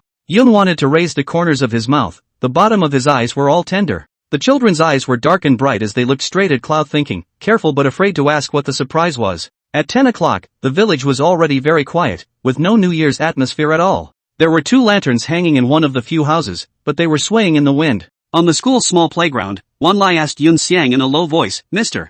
Yoon, what's the surprise? Hush. Cloud wanted to signal everyone to be quiet. 3 seconds later, a light cut through the dark night sky, and with a bang, the fireworks exploded. The children looked up and the moment they saw the fireworks, they screamed, wow! Wow, it's fireworks! Their eyes were lit up by the fireworks and their faces were covered with shock and wonder. They jumped and reached for the fireworks, exclaiming, it's beautiful, it's beautiful. Younger children even hid in front of their classroom doors in fear and peeked out because they had never seen fireworks before. Ms. Lin held her out and patiently explained what it was. Yoon wanted to look at them, and the more they laughed and were happy, the more her nose felt heartbroken. Cloud wanted to raise his head and look at the sky. The cell phone suddenly rang. Yoon wanted to pick up his cell phone, it was Chung Chae calling with a video. Yoon wanted to press answer, and Chung Chae's face was reflected in the cell phone. Instead of showing him himself, Cloud wanted the camera to flip and focus on the fireworks in the sky. Amidst the clamor of the fireworks, Chung Chae heard Yoon want to say, thank you, brother Chung Chae, for buying the fireworks for the children. Chung Chae raised the corners of his mouth and looked at the fireworks in his cell phone, his heart tender, I hope the kids like it and you like it too. The kids love it, and so do I. Cloud tried to respond to his words. Yoon wanted to flip the cell phone lens back and said loudly at the other end of the phone, Chung Chae, Happy New Year. She was afraid that he wouldn't be able to hear her, so she repeated over and over again on the other end of the phone, Chung Chae. Happy New Year. Chung Chae. She called his name loudly, letting the fireworks blaze in the sky. Chung Chae smiled as he looked at Yoon Shin in the camera with only half of her face exposed. She was too hot, so hot that it looked like she was going to burst out of the cell phone. She called his name over and over again, with fondness and longing in each sentence. Chung Chae gently responded, well, Happy New Year. His voice was a bit muffled, even with fatigue, but he kept responding, Happy New Year, Cloud Thinker. Yoon wanted to look at the camera, her face bright and dim at times. She looked at Chung Chae in the video, her eyes reddening. As if she was fighting with her heart, she finally spat out a sentence, Chung Chae, I miss you so much. Chung Chae pursed his lips, and when he heard her words, his heart was instantly lifted. In the days when Yoon wanted to be away, he was most afraid of hearing Yoon want to say that he missed him, because there's no way he's going to see her. It was also the greatest fear that Cloud would want to talk about being aggrieved, and all he could do was listen without any solutions. What should I do then? Find a chance to visit you. Chung Chae could only smile and try to tease her to cheer up. Yoon wanted to skim her mouth and said in an aggravated manner, Chung Chae, the raspberry cake you bought me last time has all melted. Chung Chae laughed, I'm sorry, I will definitely not let it melt next time. Chung Chae. Yoon wanted to call his name. He nodded, his eyes gentle and loving, on it, baby. Yoon wanted to look at him, all the words were swallowed into his stomach, and in the end only one sentence remained, Happy New Year. Chung Chae nodded his head, the only time he didn't respond. The video hung up and Yoon wanted to stand in the playground for a long time. Ms. Lin took the kids to bed and when she came out she found Cloud trying to stare at the playground. Homesick? Mr. Lin asked. Yoon wanted to shake his head, no law. Teacher Lin smiled slightly and didn't say anything, instead accompanying Yoon to think about the wind for a while. It was late at night, and quiet companionship was the most warming. The streams are flowing and everything is revitalized. Soon it will be summer again. Yoon wanted to be in the middle of grading the children's homework when he heard Mr. Lin say, we've just been notified that fire safety is to be implemented in every village department. In the next few days, someone from our place will come to popularize fire safety knowledge to the villagers as well as the children. Cloud wanted to look up. Huh? Yeah, which firefighting? Could it be Think's boyfriend? Teacher Shaoli teased with a smile under her eyes. Yoon wanted to shake his head and replied with a smile, it shouldn't be. That guy Chung Chae is the most impatient, if he had the chance to come to me, he must have told me a good long time ago. Like this? That's too bad, if it had been him, you could still have met. Yoon wanted to shake his head and said nothing. During the lunch break, Yoon wanted to send a message to Chung Chae. Cloud thought, do you know which detachment is coming to Arnie's village? Chang Chu, it's not clear. Yoon wanted to skim his lips, Chung Chae, what's wrong with you lately, replying to messages with a very cold attitude. Chang Chae, which is not. Cloud thought, just there, ignore you. Chang Chae, no. Honey, I was wrong. Chang Chae, wife. Cloud wanted to ignore him. Chang Chae then continued to send voice bars calling her, wife, back to me. Yun wanted to have dislike written all over the bottom of her eyes, and while eating, she watched his messages come one by one. Chang Che is in a hurry. In a certain detachment, a group of people watched as the usually formidable captain crouched in a corner, head bowed to the wall and kept repeating the phrase, "Wife, I was wrong. Teammate, film it." Chang Che immediately turned his head and roared, "What are you looking at? Haven't seen anyone coaxing their daughter-in-law." The group choked and turned around in silence, doing what they had to do. Whoever had just left the training room turned around and slumped against the doorframe again. Chang Che is really aggrieved and is sending voice again. Everyone has laughed out loud. Yun thought, and how do you know, a certain guy every time the goon baba, behind a group of teammates to see him lively. The matter of Chang Che's wife's slave has been spread throughout the entire detachment. Ding! Chang Che's cell phone suddenly rang. Chang Lord sent a list of names. Chang Che immediately opened the document, then raised the corners of his mouth and sent a hugging fist emoji to Chang Lord. Chang Lord, aha! Chang Che said that this was true indifference. Soon, the first sergeant was heard to say, "The meeting is on. Fire Science Day." Yun wanted to do an early cleaning with MS. Lin and the girls, checking everything they could. The trees in the mountain range are bright green, the school is surrounded by forests, and the sound of the brook running is pleasant to the ear. Although it was already August, it was not hot and dry, it was refreshing, and that was the advantage of being in the deep mountains. Yun wanted to wear a white t-shirt with jeans underneath and tied a ponytail. It was on the phone with Chang Che at the playground. "Do you know which team is going to do fire knowledge science today?" Chang Che asked her. Yun wanted to turn his back to the front door, and was helping his classmates dry their quilts. "It doesn't say, we'll know when we get there later." Chang Che, "Will there be any of your classmates?" Oh? Yun wanted to let out a laugh, still busy making jokes about Chang Che. Chang Che, "I don't know eh." Cloud thought as he nodded, "Alright then." Chang Che's side was quiet for a few seconds. Yun wanted to suddenly hear the barking of a dog, and she glanced back. The main door was open, but there was no intention of anyone coming in. That dog's bark just now sounded so familiar. Doesn't sound like a little village hyena, but rather like a can of whoopass. Yun wanted to be lost in thought when Chang Che's voice came from the cell phone again. "Did you miss me?" Yun wanted to skim, "Don't want to." Chang Che, tisk, emotionless. "How long has it been since we've seen each other?" Yun wanted to raise an eyebrow, remembering clearly, "I came to Oni village in March last year, it's August now, so that's 1 year and 5 months. So you don't even want to see me?" Chang Che's voice was lazy. Yun wanted to lower her eyes and couldn't help but feel a little low. "Chang Che, if I say I want to see you, can I see you?" "You can try." Chang Che's voice suddenly became serious. Cloud wanted to clutch his cell phone. She did miss Chang Che. Wanting to hug him, wanting to kiss him, wanting to say to him in person, thanking him for supporting her dream, thanking him for waiting for herself. Chang Che's voice sank deeper and deeper. Yun wanted to look up and muttered, "Chang Che, I want to see you." "What?" Chang Che deliberately snickered. "I said, I want to see you." "Why are your ears still?" She couldn't finish her sentence. Chang Che's gentle voice then came from the other end of the cell phone, "Think about it and turn back." Cloud thought with a start, "What?" Yun wanted to slap the covers smoothly, and as soon as he turned around, he saw the man who was standing straight in the center of the playground. Yun wanted her pupils to slowly glaze over, her hands still frozen in the air as she looked at the man incredulously. He was dressed in a dark blue physical training uniform, his hair was longer and his skin color looked healthier. He gazed at her, the dark color of his clothes set him off, and his gaze was even more serene. Cloud wanted to follow his gaze down to see the canister sitting obediently on the ground looking up at him. No wonder she heard the familiar barking of a dog that was really canned. And in his right hand, he carried her favorite raspberry cake. Shang Xia and Chang Che collided with her, and it was as if she had returned to the 17th year of Shang Xia. The teenager rode his bicycle through the alley, his clothes bulging in the wind, and appeared within her line of sight unexpectedly.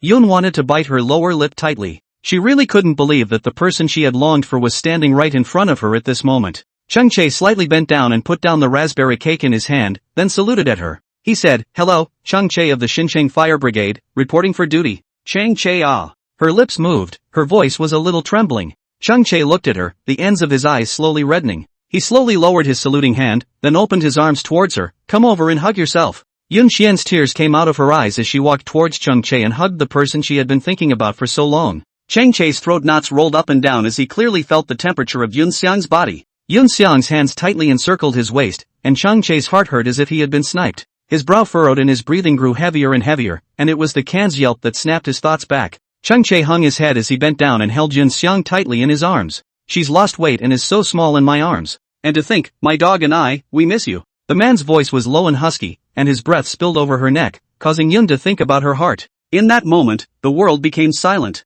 In her world, only Chang Che was left. Chapter 171, Descending into his Summer, End. "Chang Che, you lied to me." Yun wanted to raise her head and spoke with a sobbing voice. Chang Che helped her wipe her tears and heard her say, "You joined with Mr. Lin and the others to lie to me." Because Yun wanted to see several heads poking in at the front door, including Mr. Lin. Chang Che suddenly thought of something. He immediately took Yun Xian's hand, turned around, and resumed his solemn appearance. "Everyone come in." Along with Chang Che, there were also 4 teammates. Teacher Lin had gone out to welcome them and came back with them at this moment. Teacher Lin was a little embarrassed when she saw Yun wanted to. She did unite with Chang Che to lie to her. In fact, she already knew which detachment was coming to Ani village. But Chang Che had greeted her in advance and said that he wanted to give Yun Xiang a surprise, so she agreed. As soon as Chang Che's 4 teammates came in, they called out in unison, "Hello sister-in-law." Yun wanted to resist blushing and silently twisted Chang Che's waist. The corners of Chang Che's mouth were hard to suppress as he held her hand. He coughed and said to his brothers, "Sister-in-law is shy, don't tease her."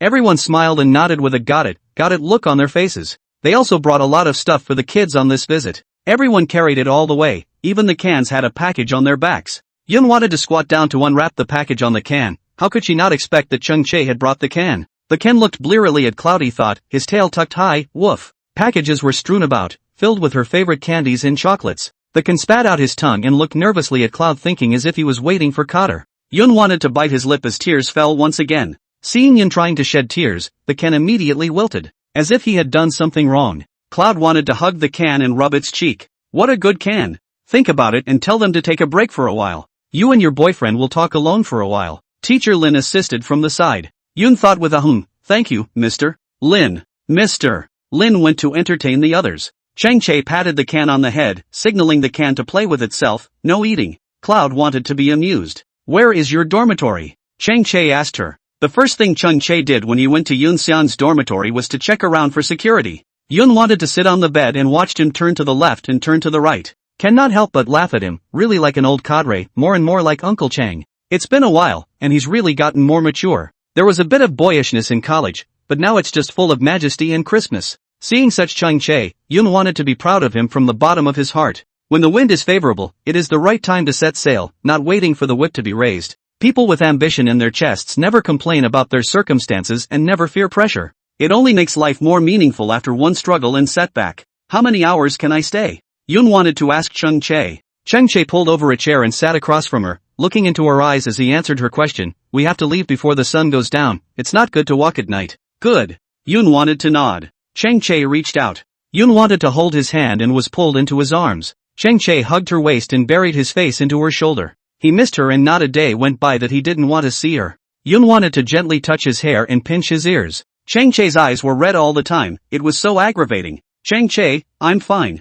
Yun wanted to gently soothe him. "The children are all well behaved, and Mr. Little Li and Mr. Lin are also good to me. You must have seen the scenery all the way from Xinjiang to here, right? Although the road in the big mountains is hard to walk, the scenery along the way is beautiful, right?" Yun wanted to wrap her arms around his neck. Chang Che already felt satisfied just by looking at her eyebrows. "Chang Che, are you only looking at me and not saying a word?"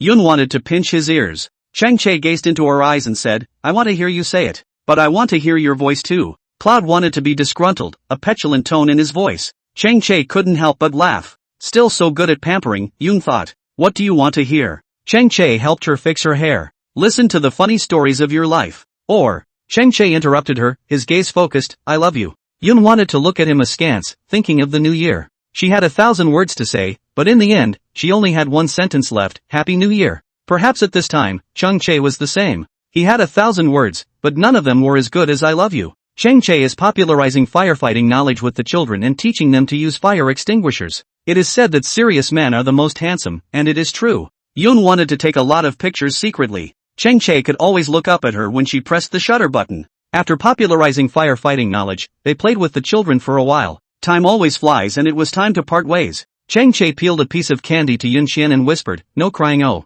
She cried. It was time for him to give up and go. Good. She doesn't cry. "I'll come back to see you when I have a vacation." Chang Che patted her head, and it was clear that there was more reluctance in his eyes. Cloud wanted to nod, sadness sneaking under his eyes. They could only send them as far as the small bridge, any further and they should be far away. On this journey, Yun wanted to not even talk to Chang Che. She was afraid that she might not be able to hold it together. Chang Che and the others walked off the small bridge and lined up to wave towards them. The canister wagged its tail at Cloud, thinking, and its barking carried throughout the valley. Yun wanted to look at him wordlessly, and the disenchantment seemed to spread throughout the valley. Chang Che shouted, "Go back. Be safe." Teacher Lin waved her hand at them. Chang Che nodded his head, his gaze falling to Yun Xiang's body. His eyes smiled and the corners of his mouth curved. Opening his mouth again with an obviously gentler tone than the go back he had just said, he said, "Go away." Cloud thought with another bout of nodding, letting his eyes get wet, the palms of his hands hanging down by his legs clenched purple. Chang Che wrinkled his eyebrows, as if he had made some sort of determination, dragging the unwilling cans around and walking away with determination, not looking back once more.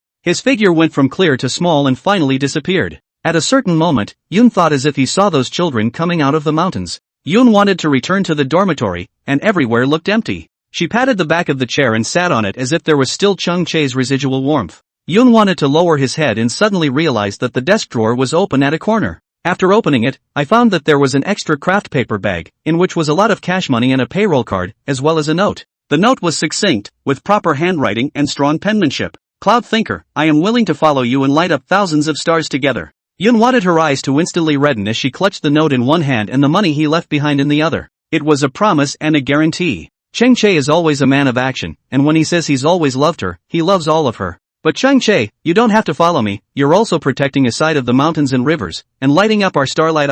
Ding, the cell phone rings. It's Chang Che, he sent a video. The signal in the mountains wasn't very good, and this video file was a bit large, so Yun wanted to download it for a while. The video clicked on, and there was a phrase written on it, pieces of Chang Che and Yun Xiang's life. The video's soundtrack is their favorite song, I Think I'm in Love with You. The first image of the video was a clip of Yun wanting to go to the ski resort with Chang Che and her falling down in various ways. Yun wanted to feel embarrassed to death. Why did this guy take so many videos of her falling down? Chang Che's face appeared in the video and he said, "What should we do? See how badly she fell, save her." On the way back from skiing, she drifted off to sleep on his shoulder, but didn't forget to tell him not to photograph herself. This was the beginning of his photo album building. The second image is a vlog of their post-graduation trip to Kyoto, where he gives her the jasmine bracelet. She says narcissistically, "What a great face." Yun wanted to be even more embarrassed. How did Chang Che even edit this in? The parties involved will look back and be really embarrassed, okay? In the third scene, he goes to a flower store to buy violets. The shopkeeper asks him, "Why do you buy violets?